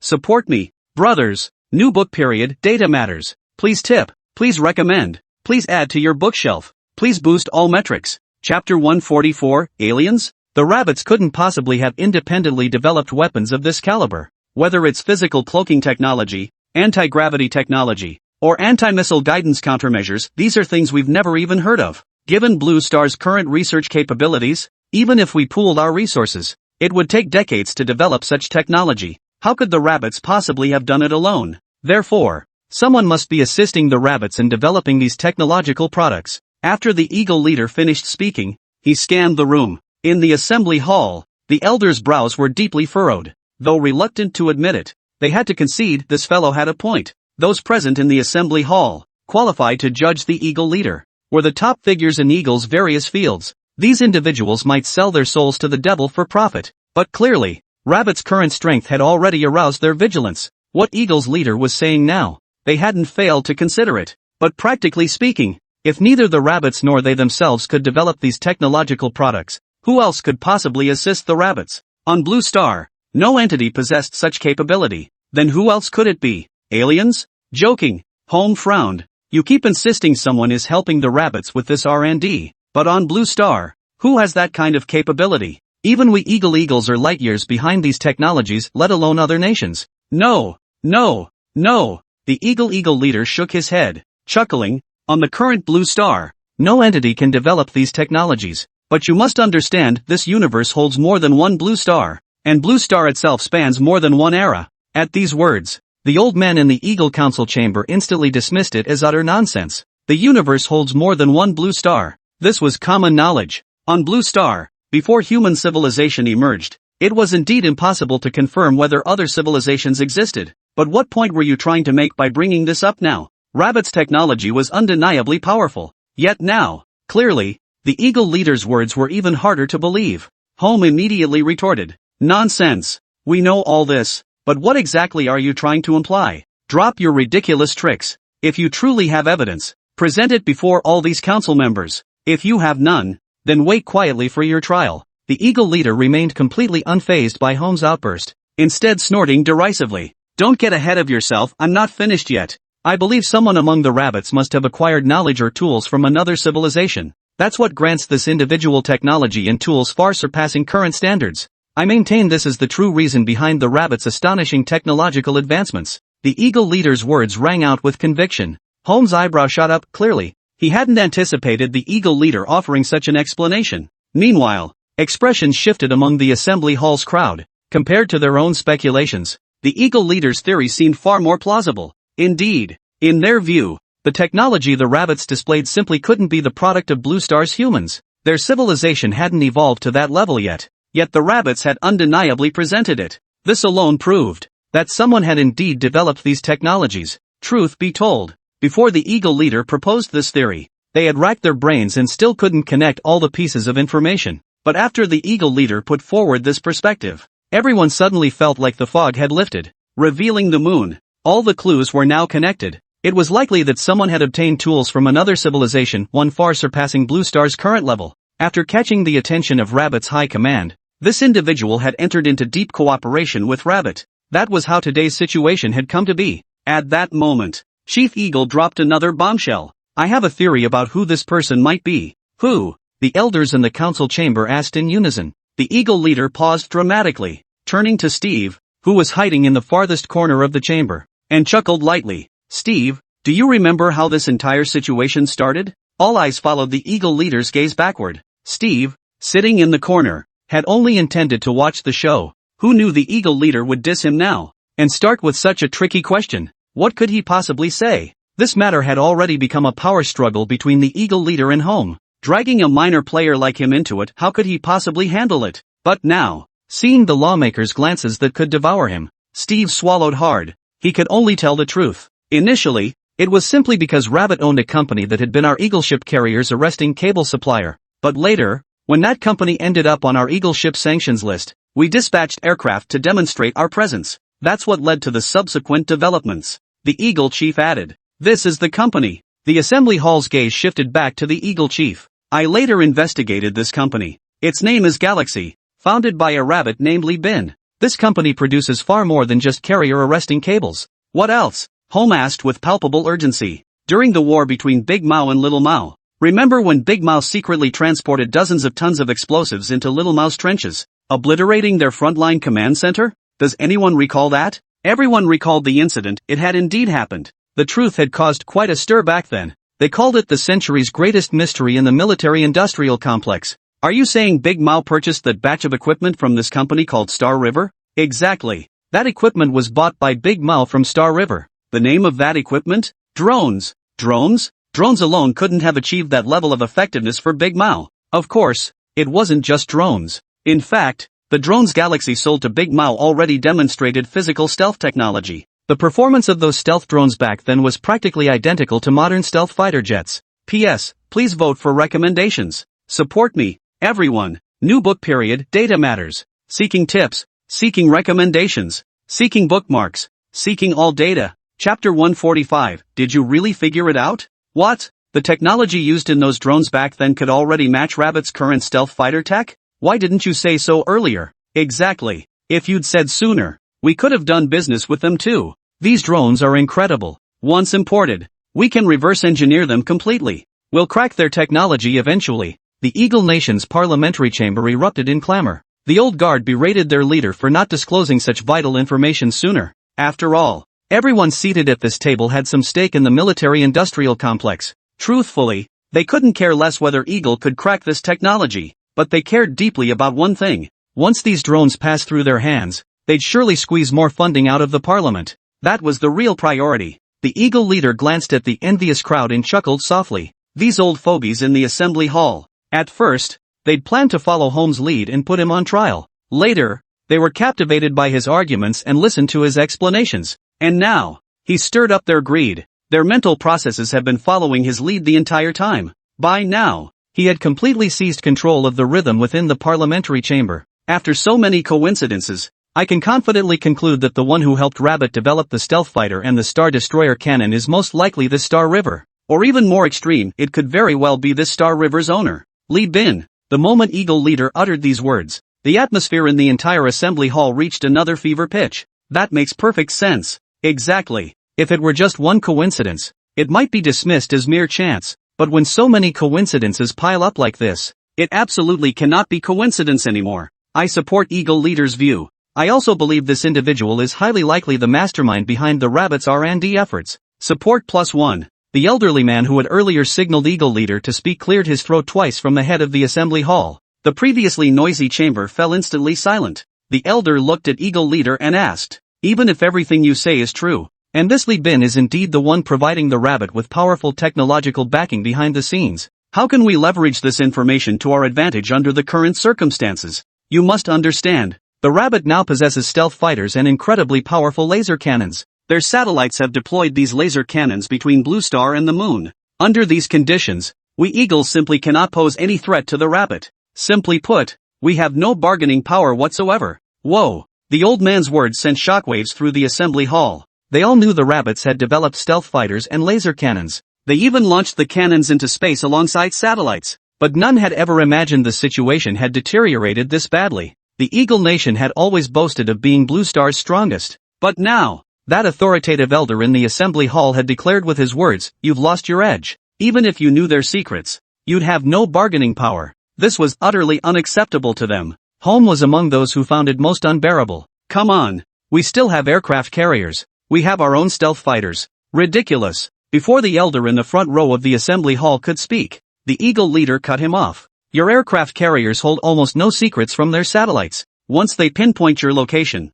they can easily use satellite-mounted laser cannons to strike your carriers directly in space. And your stealth fighters? They're in a completely different league compared to theirs. Once their stealth fighters activate physical cloaking, they can strike you and you won't even know who hit you. Holmes was rendered speechless, yet he refused to accept this undeniable reality staring him in the face. His face flushed as he protested. Then we can use firepower saturation. That's even more laughable. The Eagle leader sneered. Those rabbits have already developed anti-missile countermeasures. I've studied their previous footage. Their anti-missile tech is nothing like the radar band jamming currently used on Blue Star. They've physically coated their aircraft with a supercurrent membrane. None of our Eagle missiles can penetrate that membrane to hit their planes. The Eagle leader's tone held not a shred of politeness. He and Home had already severed ties the moment they entered the council chamber, so he felt no need to spare him any face. Still, he glanced at the elderly man who had spoken earlier with some surprise. He hadn't expected the Eagle Nation to still harbor such a clear-sighted individual. Unblinded by the nation's false prosperity,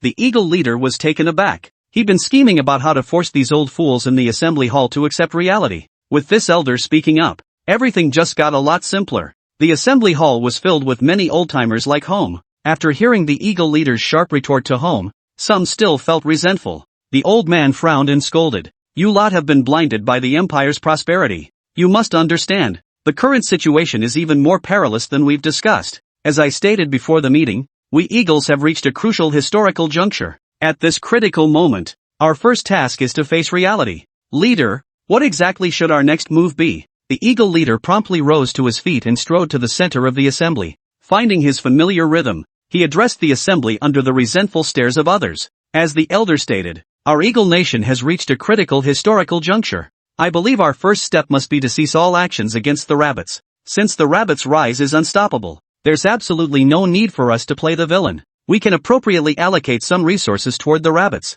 Simultaneously, we Eagles must ensure we maintain a competitive edge during the impending technological explosion on Blue Star. We can establish joint R&D bases with the rabbits. When necessary, we can share partial or full access to our core technologies. Most crucially, we must arrange for personnel to make contact with Li Bin either covertly or directly. He holds vital importance for our Eagles' upcoming operations. P.S. Please vote for recommendations. Support us, brothers. New book period. Data matters. Seeking donations. Seeking recommendations. Seeking bookmarks. Seeking all data. Chapter 146. Cooperation. Must cooperate. Conclusion. This man is crucial to our Eagles' upcoming plans. To put it dramatically, this individual could potentially drive the entire development of Blue Star. Whoosh. Whoosh. The moment these words were spoken, the entire council chamber erupted in uproar once more. What? This Li Bin is that important? Impossible. A talent like that must belong to us Eagles. Oh my god. Check immediately.